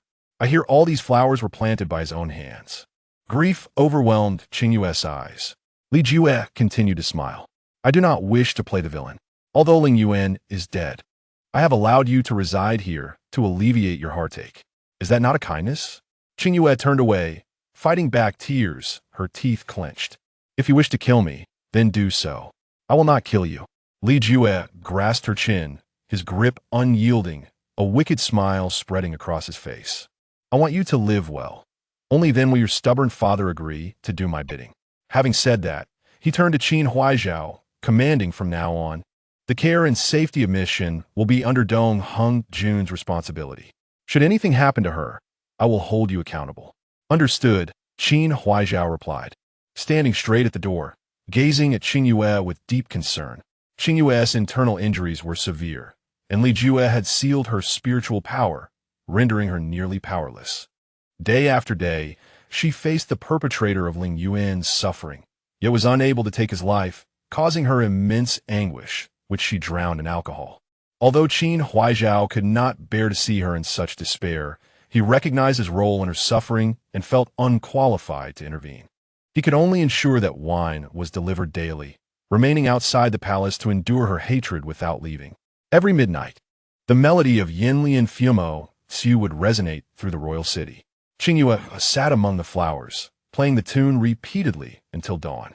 Afterward, she would sleep in the palace, waking to drink again, only to resume playing the flute until midnight. Day after day, her life became a repetitive cycle with no end in sight, oblivious to the passage of time. Yet deep down, she kept a meticulous count of the days since Lingyuan had left her. On the 745th day since Lingyuan's departure, she finally saw her father, Shenmingtong.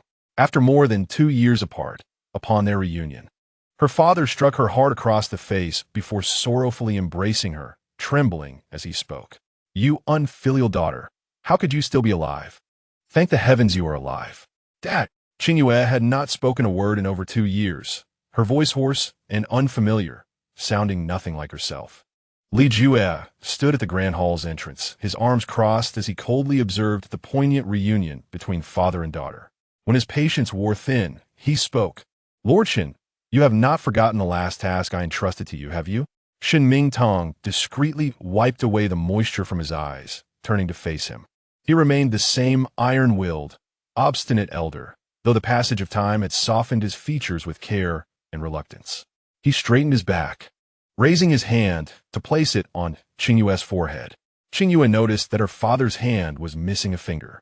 Upon reflection, it became apparent that the injuries sustained by his father were a consequence of being compelled by Li Ju to seize the child possessed by Lingyuan's soul at the one family estate. She gazed at her father in confusion and inquired, "What did you promise him?" Her intuition warned her that it could not be anything good, and she attempted to retreat. Yet her body remained immobile, as if paralyzed in place. Shun Mingtang, feeling a pang of compassion, instructed her, "Close your eyes. No. Tell me what deal you made with him." Qingyue's defiant gaze caused Shun Mingtang's hand to tremble slightly. Li Ju, coldly observing from his side, remarked, "Why does Lord Shen show such weakness? As long as you fulfill your promise, I shall comply with my word and release her. At that time, you may enjoy familial bliss in the 9 netherworlds, and I will not intrude upon your happiness." Upon hearing this, Qingyue seemed to grasp something profound. She fixed her gaze on Shun Mingtang and implored, "Father, you must not." However, Shun Mingtang had made up his mind, no longer hesitating, and declared, "Forget him. Come home and live well with your father." "No, I beg you, father." Her voice, hoarse and tinged with tears, betrayed her desperation, yet it could not alter the inevitable. Shun Mingtang covered her swollen eyes with one hand while the other pressed against her forehead, erasing all traces of that individual from her life. In that fleeting moment of disorientation, she and Lingyuan became inhabitants of 2 separate realms. Henceforth, in her memories, she was eternally cherished as the most beloved pearl of the Shun family in the 9 netherworlds, never having ventured to Xuanji Mountain for studies, and oblivious to the monumental event of the demon lord's reincarnation. She even forgot that a fragment of soul essence had once been sealed within her spirit alongside an ancient divine beast. Her temperament, once somber, had transformed. She became more talkative and no longer maintained distance from others. This change brought great comfort to Shun Mingtang, as it was preferable for a daughter to be lively. Yet, despite his reassurances about the steadfastness of her memory's seal, he could not alter certain habits and preferences of Qingyue. For instance, she adored seeking the fragrant traces of Fengqi Daiyuan in the mountains, always carrying a bone flute at her waist, though she had never played it. Without Lingyuan's guidance, Qingyue remained tone-deaf. It seemed that forgetting him had rendered no significant difference in her life. In fact, she was even more carefree than when she had remembered him. Yet why did the pain, so profound it felt like a wound to the bone, persist in her heart, refusing to fade? Perhaps the essence of love is entwined with the sweetest, softest honey of the world, tempered with the most tender, sweetest poison, perpetually causing one's heart to ache while simultaneously being irresistibly sweet, refusing to let go until death. Qingyue lay on her side in bed, quietly watching Lingyuan's serene, sleeping visage beneath the shroud of night, reminiscing about the solitude and bitterness of yesteryears. Clutching his cold hand tightly, she reflected that it was all worth it.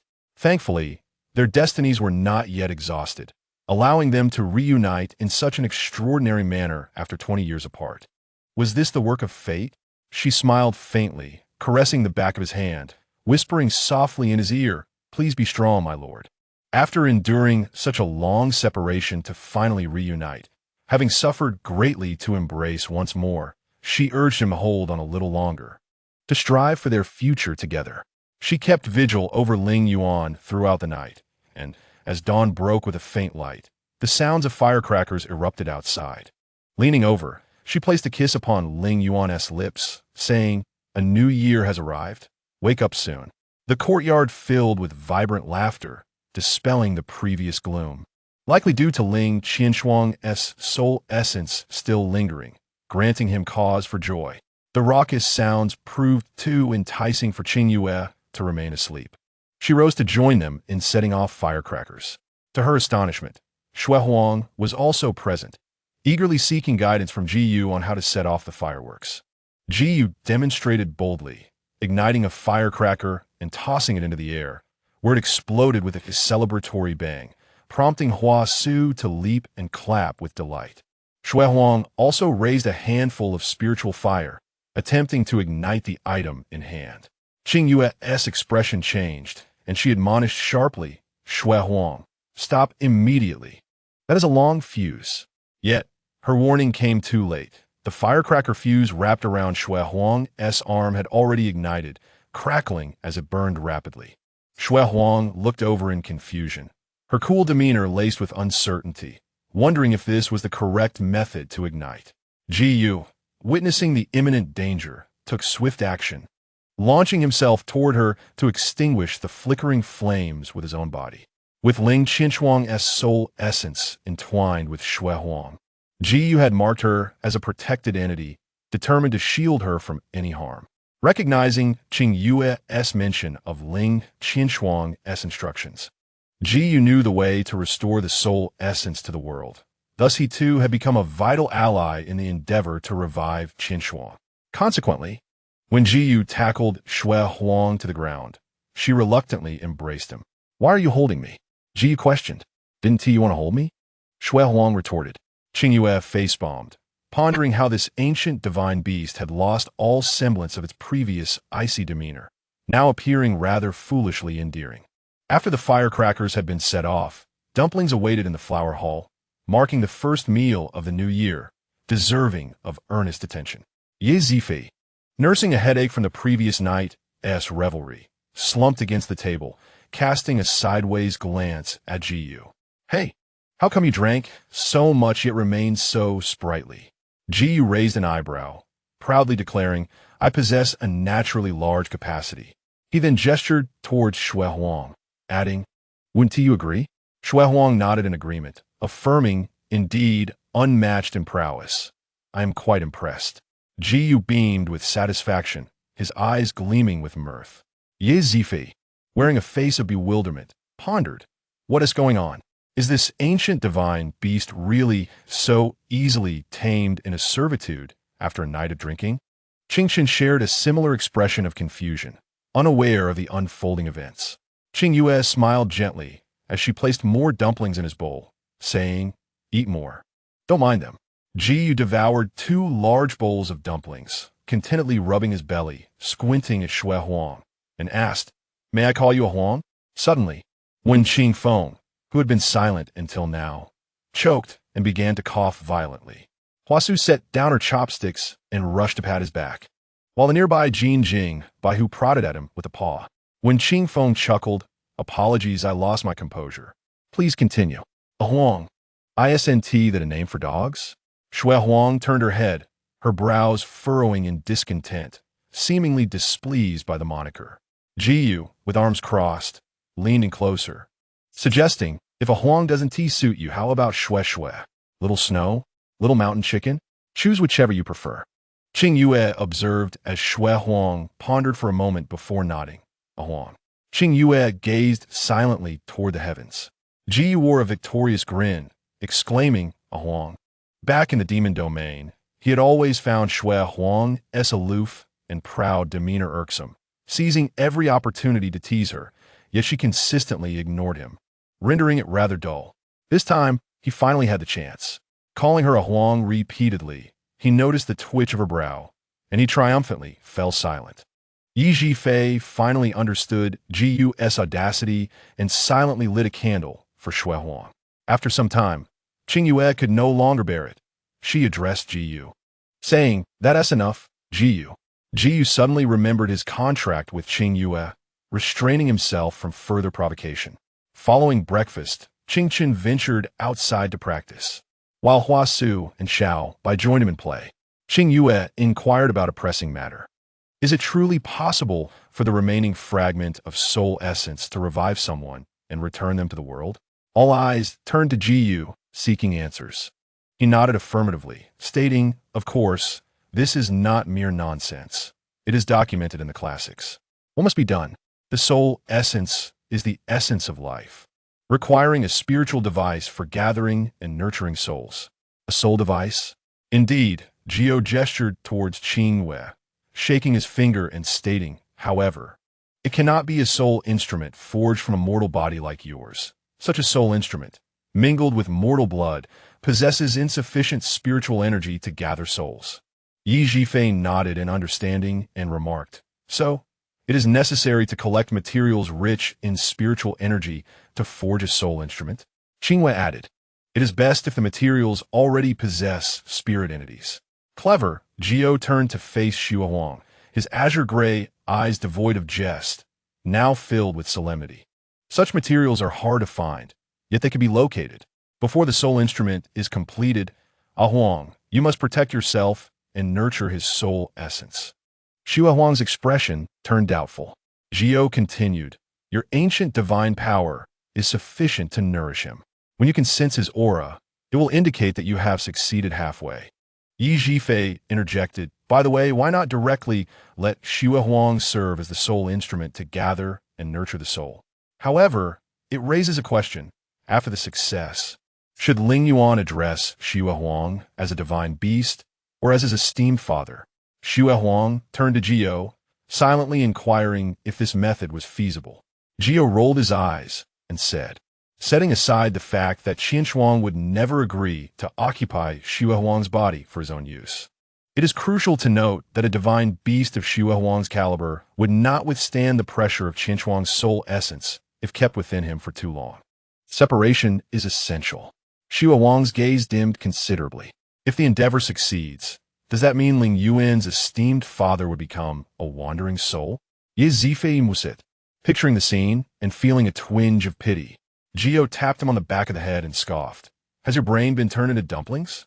Qingyue laughed beside them, saying, "Spirit entities can cultivate into human forms. All it requires is ample time." Jiu nodded, his expression laden with meaning. "While lack the least is time, I can wait patiently." Shui Huang echoed, "Yes, wait." Yi Zhifei rubbed the back of his head, feeling somewhat disoriented, as if still recovering from a hangover. He stood, stretched, and yawned, saying, "After discussing such significant matters, I am utterly exhausted. I shall take a nap, and I implore you not to disturb me." Qingyue also rose, intending to visit Yi Zhifei's library to continue studying some texts on forging. Initially, her interest had been casual, but now, with Lingyuan's situation on her mind, she approached her studies with a more purposeful intent.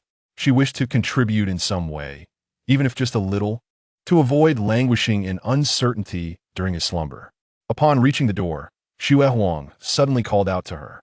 Qingyue turned back to see him fluttering his white eyelashes, hesitating to speak, and she understood. Lingyuan's feelings for his esteemed father ran deep. She surmised he would not wish to jeopardize the last glimmer of hope for his father's return to the world because of her.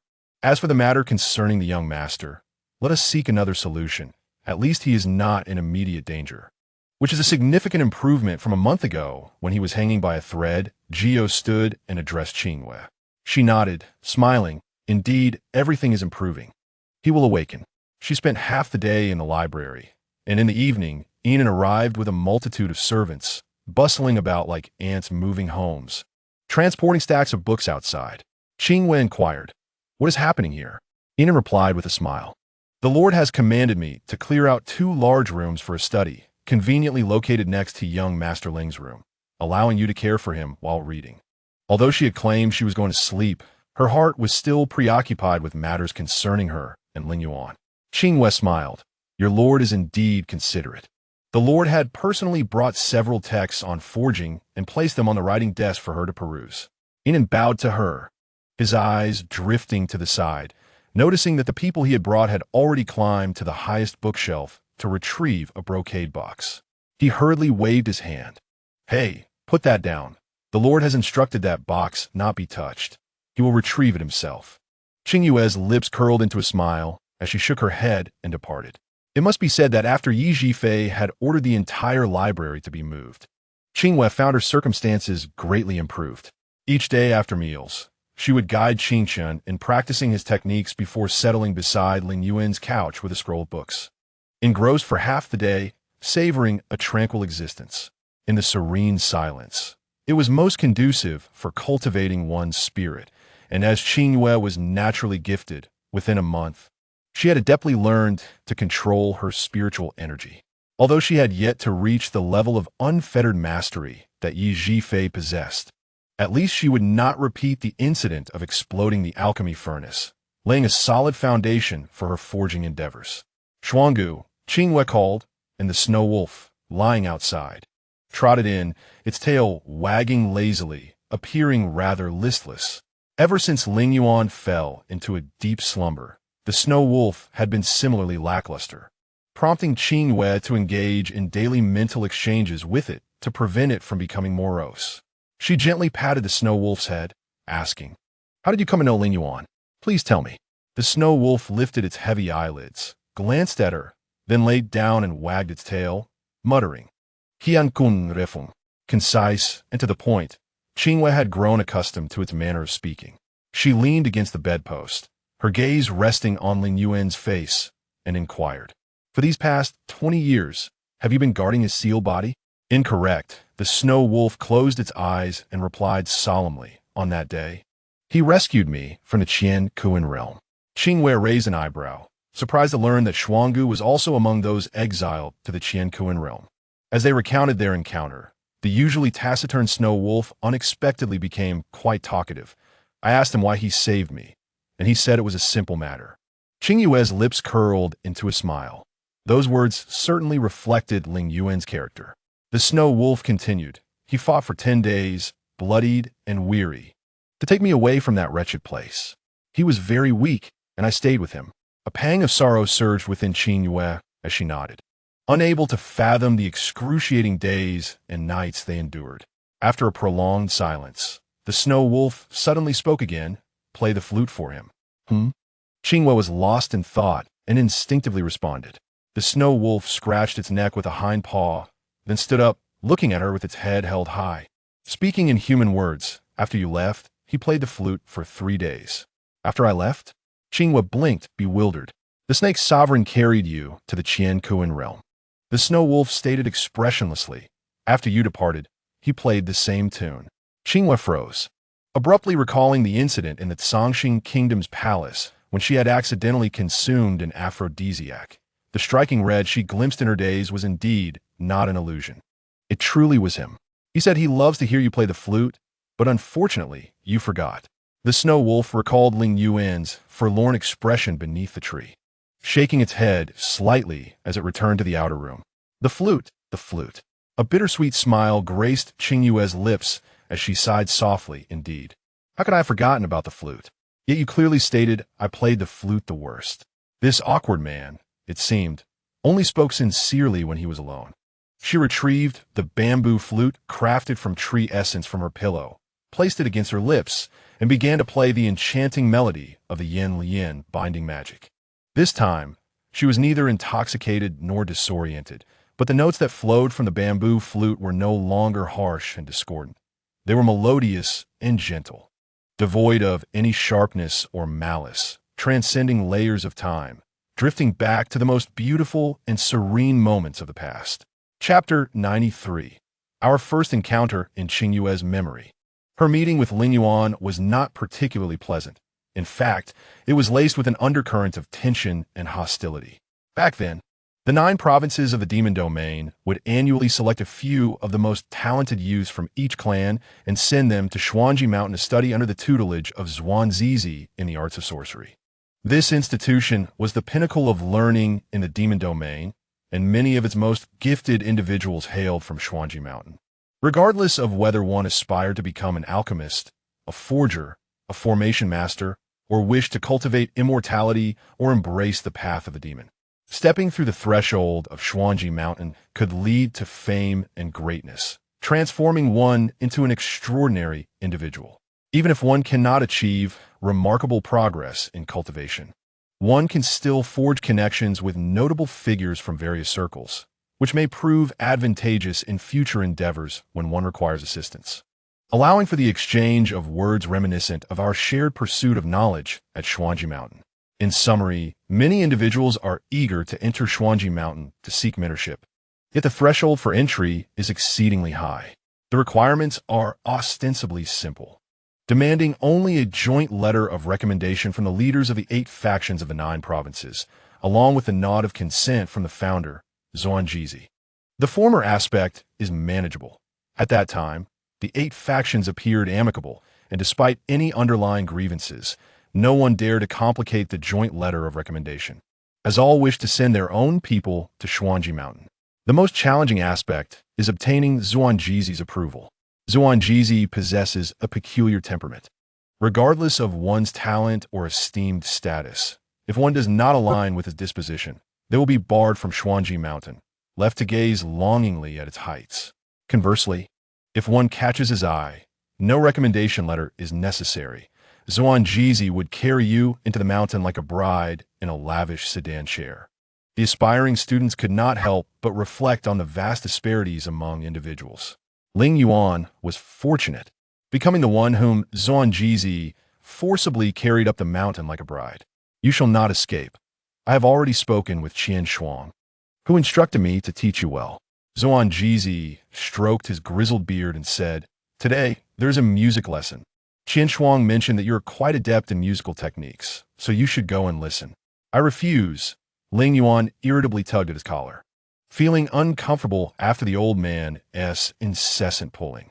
Xuanzizi disregarded his protests and turned to the person following Lingyuan, saying, "Little Scar, you shall stay as well, to study alongside your young master and keep him company." Qin Huaijiao lowered his head, preparing to express his gratitude, but Lingyuan stepped in front of him, displeased, and said, "Who are you calling Little Scar? He has a name, is Qin Huaijiao." Xuanzizi chuckled and nodded. "You are a spirited lad. Study diligently and do not bring shame upon me." He soared away, leaving behind a trail of hearty laughter. Lingyuan grew more agitated and turned to descend the mountain. Qin Huaijiao followed closely, noticing they were heading further away from the main path, and could not refrain from reminding him, "Young master, the music lesson is up the mountain." Lingyuan did not look back, continuing to walk while pulling his collar wider. "It's unbearably hot and sweaty. I'm going to take a bath. Feel free to wander, but do not follow me." He traced the route he had taken when Xuanzizi carried him up the mountain, recalling the sound of water he had faintly heard along the way, indicating a nearby spring. Sure enough, after descending a slope adorned with exotic flora, the sound of the spring became clearer. It was the height of summer, and the humid heat of Xuanji Mountain was stifling. Seeing no one around, those eager individuals who had pushed their way into Xuanji Mountain for study were likely attending lessons above. He decided to shed his outer garments, leaving only a loose piece of fabric tied around his waist. Following the sound of the spring, he rounded the slope and glimpsed a sparkling pool beckoning to him from a distance. Lingyuan's spirits lifted, prompting a smile to grace his lips. With a light leap, he plunged into the water, creating a splash that soared 2 zhang high, and as he submerged in the cool stream, he opened his eyes, startled to see 2 long, fair legs before him, momentarily forgetting he was still underwater and choking on the spring water. He waved his arms and surfaced, coughing violently. Then, he heard the sound of water, glancing to see a beautiful face marred by an icy glare. In that instant of eye contact, Lingyuan recalled the elegant legs he had seen moments before, feeling heat rise to his ears. He averted his gaze, only to notice the cascading hair floating gracefully on the water-esque surface, shimmering with the golden light of the summer sun, enchanting and vibrant. His eyes wandered to her collarbone and shoulders, inadvertently catching a glimpse of her exquisite bosom through the rippling water, making him acutely aware of the oppressive heat. "What are you staring at?" Her crisp voice doused him with a chill. He straightened his back awkwardly and met her sharp gaze, retorting, "Who are you?" She did not respond, but lowered her gaze to where he had just looked, a palpable tension rapidly enveloping her, hinting at an underlying threat. "Scoundrel, shameless wretch. Repeat that. Do you not understand?" Her voice, now devoid of restraint, emphasized each word, calling him a rogue. The two, clad only in minimal attire, glared at each other in a charged atmosphere before instinctively springing into action simultaneously. They fought from the water to the skies and back to the ground, the immense shock waves from their clash causing nearby trees to snap and crash onto a patch of peculiar flowers and grasses. This skirmish caught the attention of many students atop the mountain who were engaged in playing flutes and strings. Lingyuan dodged an attack, leaped to retrieve a pile of clothes resting on a rock, and tossed them toward her, saying, "Hurry and put these on, you shameless one." Before he could finish, she retaliated with a palm strike that sent him flying back into the water. Lingyuan gritted his teeth, seething with anger, yet noticed a group of youths clad in purple approaching, their faces reflecting a mix of amusement and anticipation. He snorted in irritation, leaping from the water and disappearing in a few agile bounds, his bath unfulfilled and having suffered an inexplicable blow. The fury radiating from Lingyuan was palpable even from a distance. Even Qingyue, usually inseparable from him, dared not approach, fearing he might ignite Lingyuan's temper with a single misstep, instead keeping a safe distance. Only one person, undeterred by danger, approached him with a casual arm slung over his shoulder, a languid smile adorning his handsome face. "Lingyuan, it truly is you. I thought I was mistaken." Yi Zhifei patted Lingyuan's cheek, as if to confirm his identity. Before Lingyuan could explode, he retracted his hand with a hint of regret, laughing. "How did you end up at Xuanji Mountain?"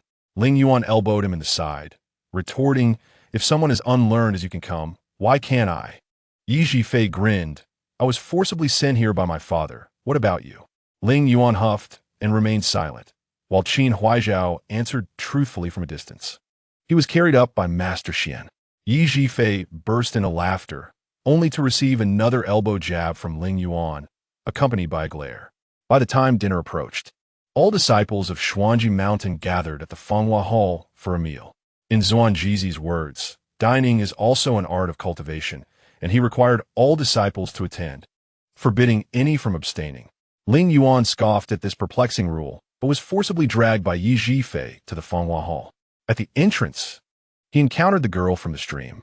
She merely cast him a frosty glance before pretending not to recognize him and turned to enter the hall. Yi Zhifei, ever the gossip, slung an arm around Lingyuan's shoulders and whispered in his ear, "Did you see that? She is the most beautiful woman at Xuanji Mountain. Shen Qingyue." "Oh, Shen Qingyue? The name is quite fitting for such a lovely face. I heard that today during the music lesson. She went to Songyang Slope alone to bathe and inexplicably got into a fight with a mysterious person." Lingyuan cast him a blank look, replying, "Are you a pervert?" Yi Zhifei blinked innocently, asking, "Why do I get called a pervert for knowing she fought with someone? Knowing where she bathes doesn't he make me a pervert?" Lingyuan shook his head in disbelief, lifting his robe to enter the hall. "Hey, I don't appreciate that. It's common knowledge that Shen Qingyue always goes to Songyang Slope for music lessons, especially on such a hot day."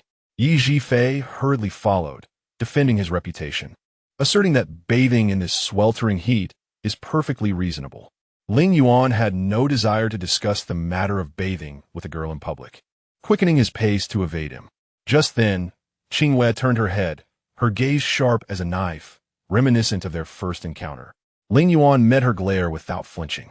Qingyue has always been a figure of intrigue, and the newly emerged Lingyuan has also drawn considerable attention. Their visibly antagonistic demeanor immediately sparked speculation among the disciples. Yi Zhifei glanced around, and suddenly a thought flickered through his mind. Could the enigmatic figure from Songyangpo possibly be him? Before he could finish his thought, Lingyuan and Qingyue simultaneously cast murderous glares in his direction. Yi Zhifei quickly silenced himself, yet a hint of amusement lingered at the corners of his smile. The hall buzzed with murmurs, causing Lingyuan to feel increasingly irritable. He turned to leave, only to collide with Zuanjizi, who had just entered. "Qingyue," Zuanjizi called, stroking his beard, and the young woman approached with a blank expression, clasping her hands in a gesture of respect to greet her master. Zuanjizi then beckoned Lingyuan with a finger, lamenting, "You two rascals, if you wish to fight, just go ahead." He abruptly halted, coughed twice, and raised his voice. "When has there ever been internal strife among the disciples of my Xuanji sect? You two are woefully ignorant of the rules. Not only have you destroyed several of my ancient trees, but you've also wrecked a patch of spiritual herbs." "Humph," Lingyuan scoffed dismissively. "They're just a few plants. I'll compensate. Can you afford it?" Zuanjizi chastised him with a light thump on the head. "You two are to clean up the destroyed flora at Songyangpo. No meals until the task is completed." Lingyuan shrugged nonchalantly. After all, he had no intention of eating.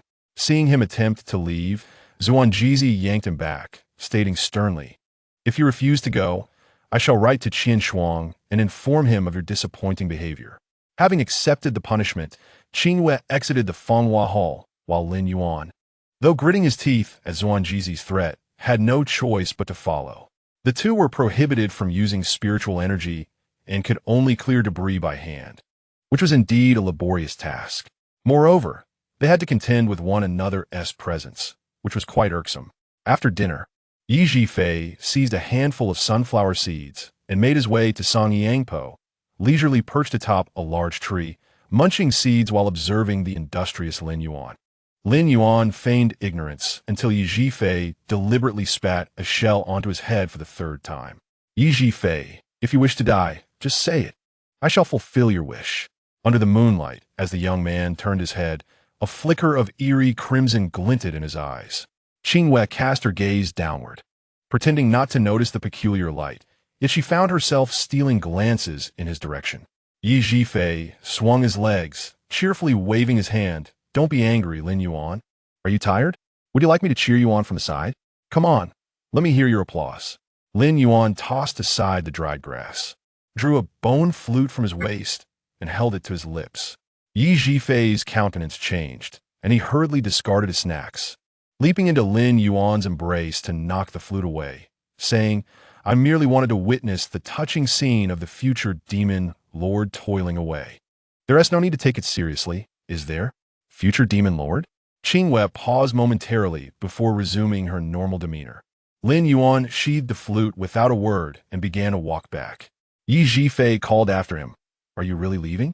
Are you going to let the girl work alone?" The young man offered no reply, and Yi Zhifei turned to smile at Qingyue before chasing after Lingyuan. Days passed with no further conflicts between Qingyue and Lingyuan during their studies.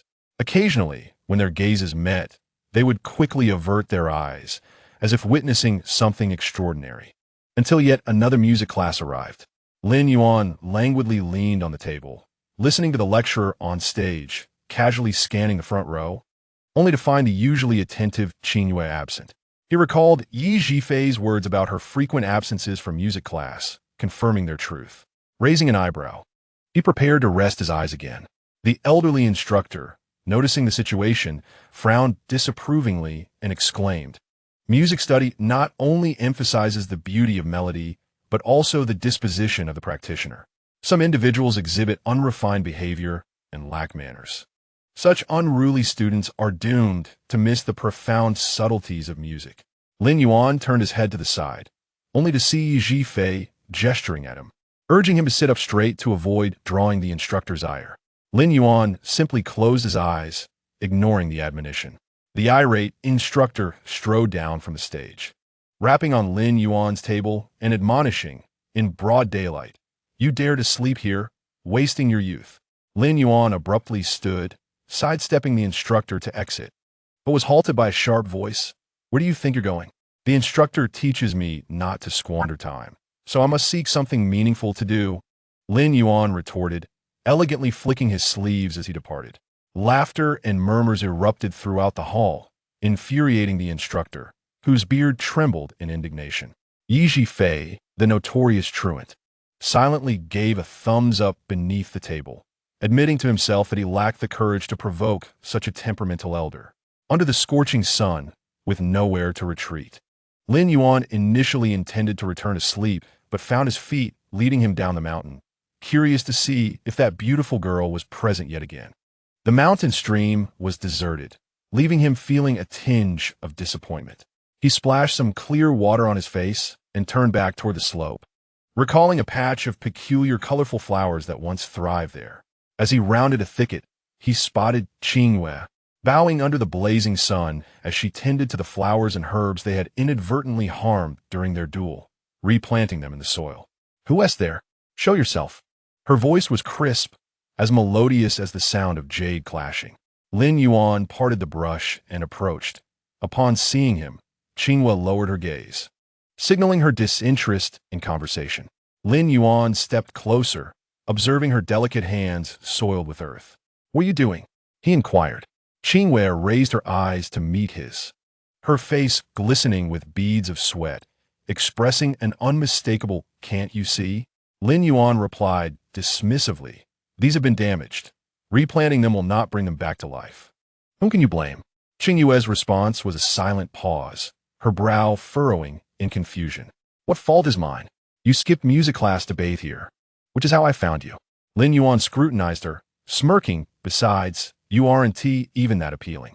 "Rogue," she retorted. Lingyuan felt his ears grow warm. He raised a hand to shield his forehead, saying, "It's awfully sunny here. Are you foolish enough to choose this moment to plant flowers? The Fengqi Dayuan is extremely rare. Only here at Songyangpo can you find them. If saved too late, they may never survive." "Fengqi Dayuan?" Lingyuan echoed the flower's name, finding it somewhat intriguing. "Yes, I named it." "Humph," he scoffed, feigning disdain. "What a ridiculous name." Qingyue shot him a sharp glare, and beads of sweat trickled down her refined brows, stinging her eyes. The clear gaze of Qingyue suddenly shimmered with unshed tears, reminiscent of the enchanting face she had glimpsed beneath the water that day, as exquisite as a lotus emerging from the depths. Uncomfortably, Lingyuan averted his eyes and remarked, "You have been absent during these past few afternoons. Have you come here to engage in this task? How did you know I was not around?" Qingyue blinked, and once her discomfort subsided, she cautiously propped up a nearly wilted Fengqi Dayuan, placing it into a soil pit she had excavated with her delicate hands. Lingyuan was momentarily taken aback by her inquiry, falling silent. Qingyue did not press further, continuing with her work. The blazing sun beat down, and the heat rising from the earth seemed to threaten to scorch the skin. Wiping the sweat from her brow, Qingyue inadvertently glanced beside her, only to discover Lingyuan still seated nearby. Their eyes met, and Lingyuan furrowed his brow, saying, "What are you staring at? Return to your task." His tone was harsh, akin to that of a taskmaster. Qingyue, under his gaze, shed a layer of her damp outer garment, continuing to tend to the fallen Fengqi Dayuan. Suddenly, she turned her head and earnestly regarded Lingyuan.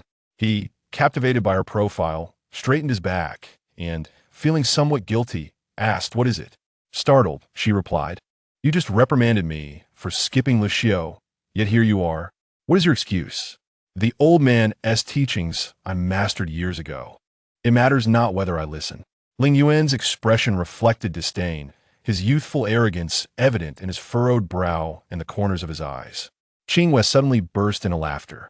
This was the first time he had witnessed her smile in days, a captivating sight illuminated by the sunlight, stirring a flutter in his heart. Lingyuan awkwardly touched his nose in feigned anger, saying, "What is so amusing? Do you think I am boasting?" Qingyue restrained her laughter, turning back to her task, saying, "I merely find it amusing that you skip class, yet remain so audacious. Master Bian is notoriously strict. Should you leave in such a manner, he might very well report you to Xian Shizuan. Let him report. Do I fear?"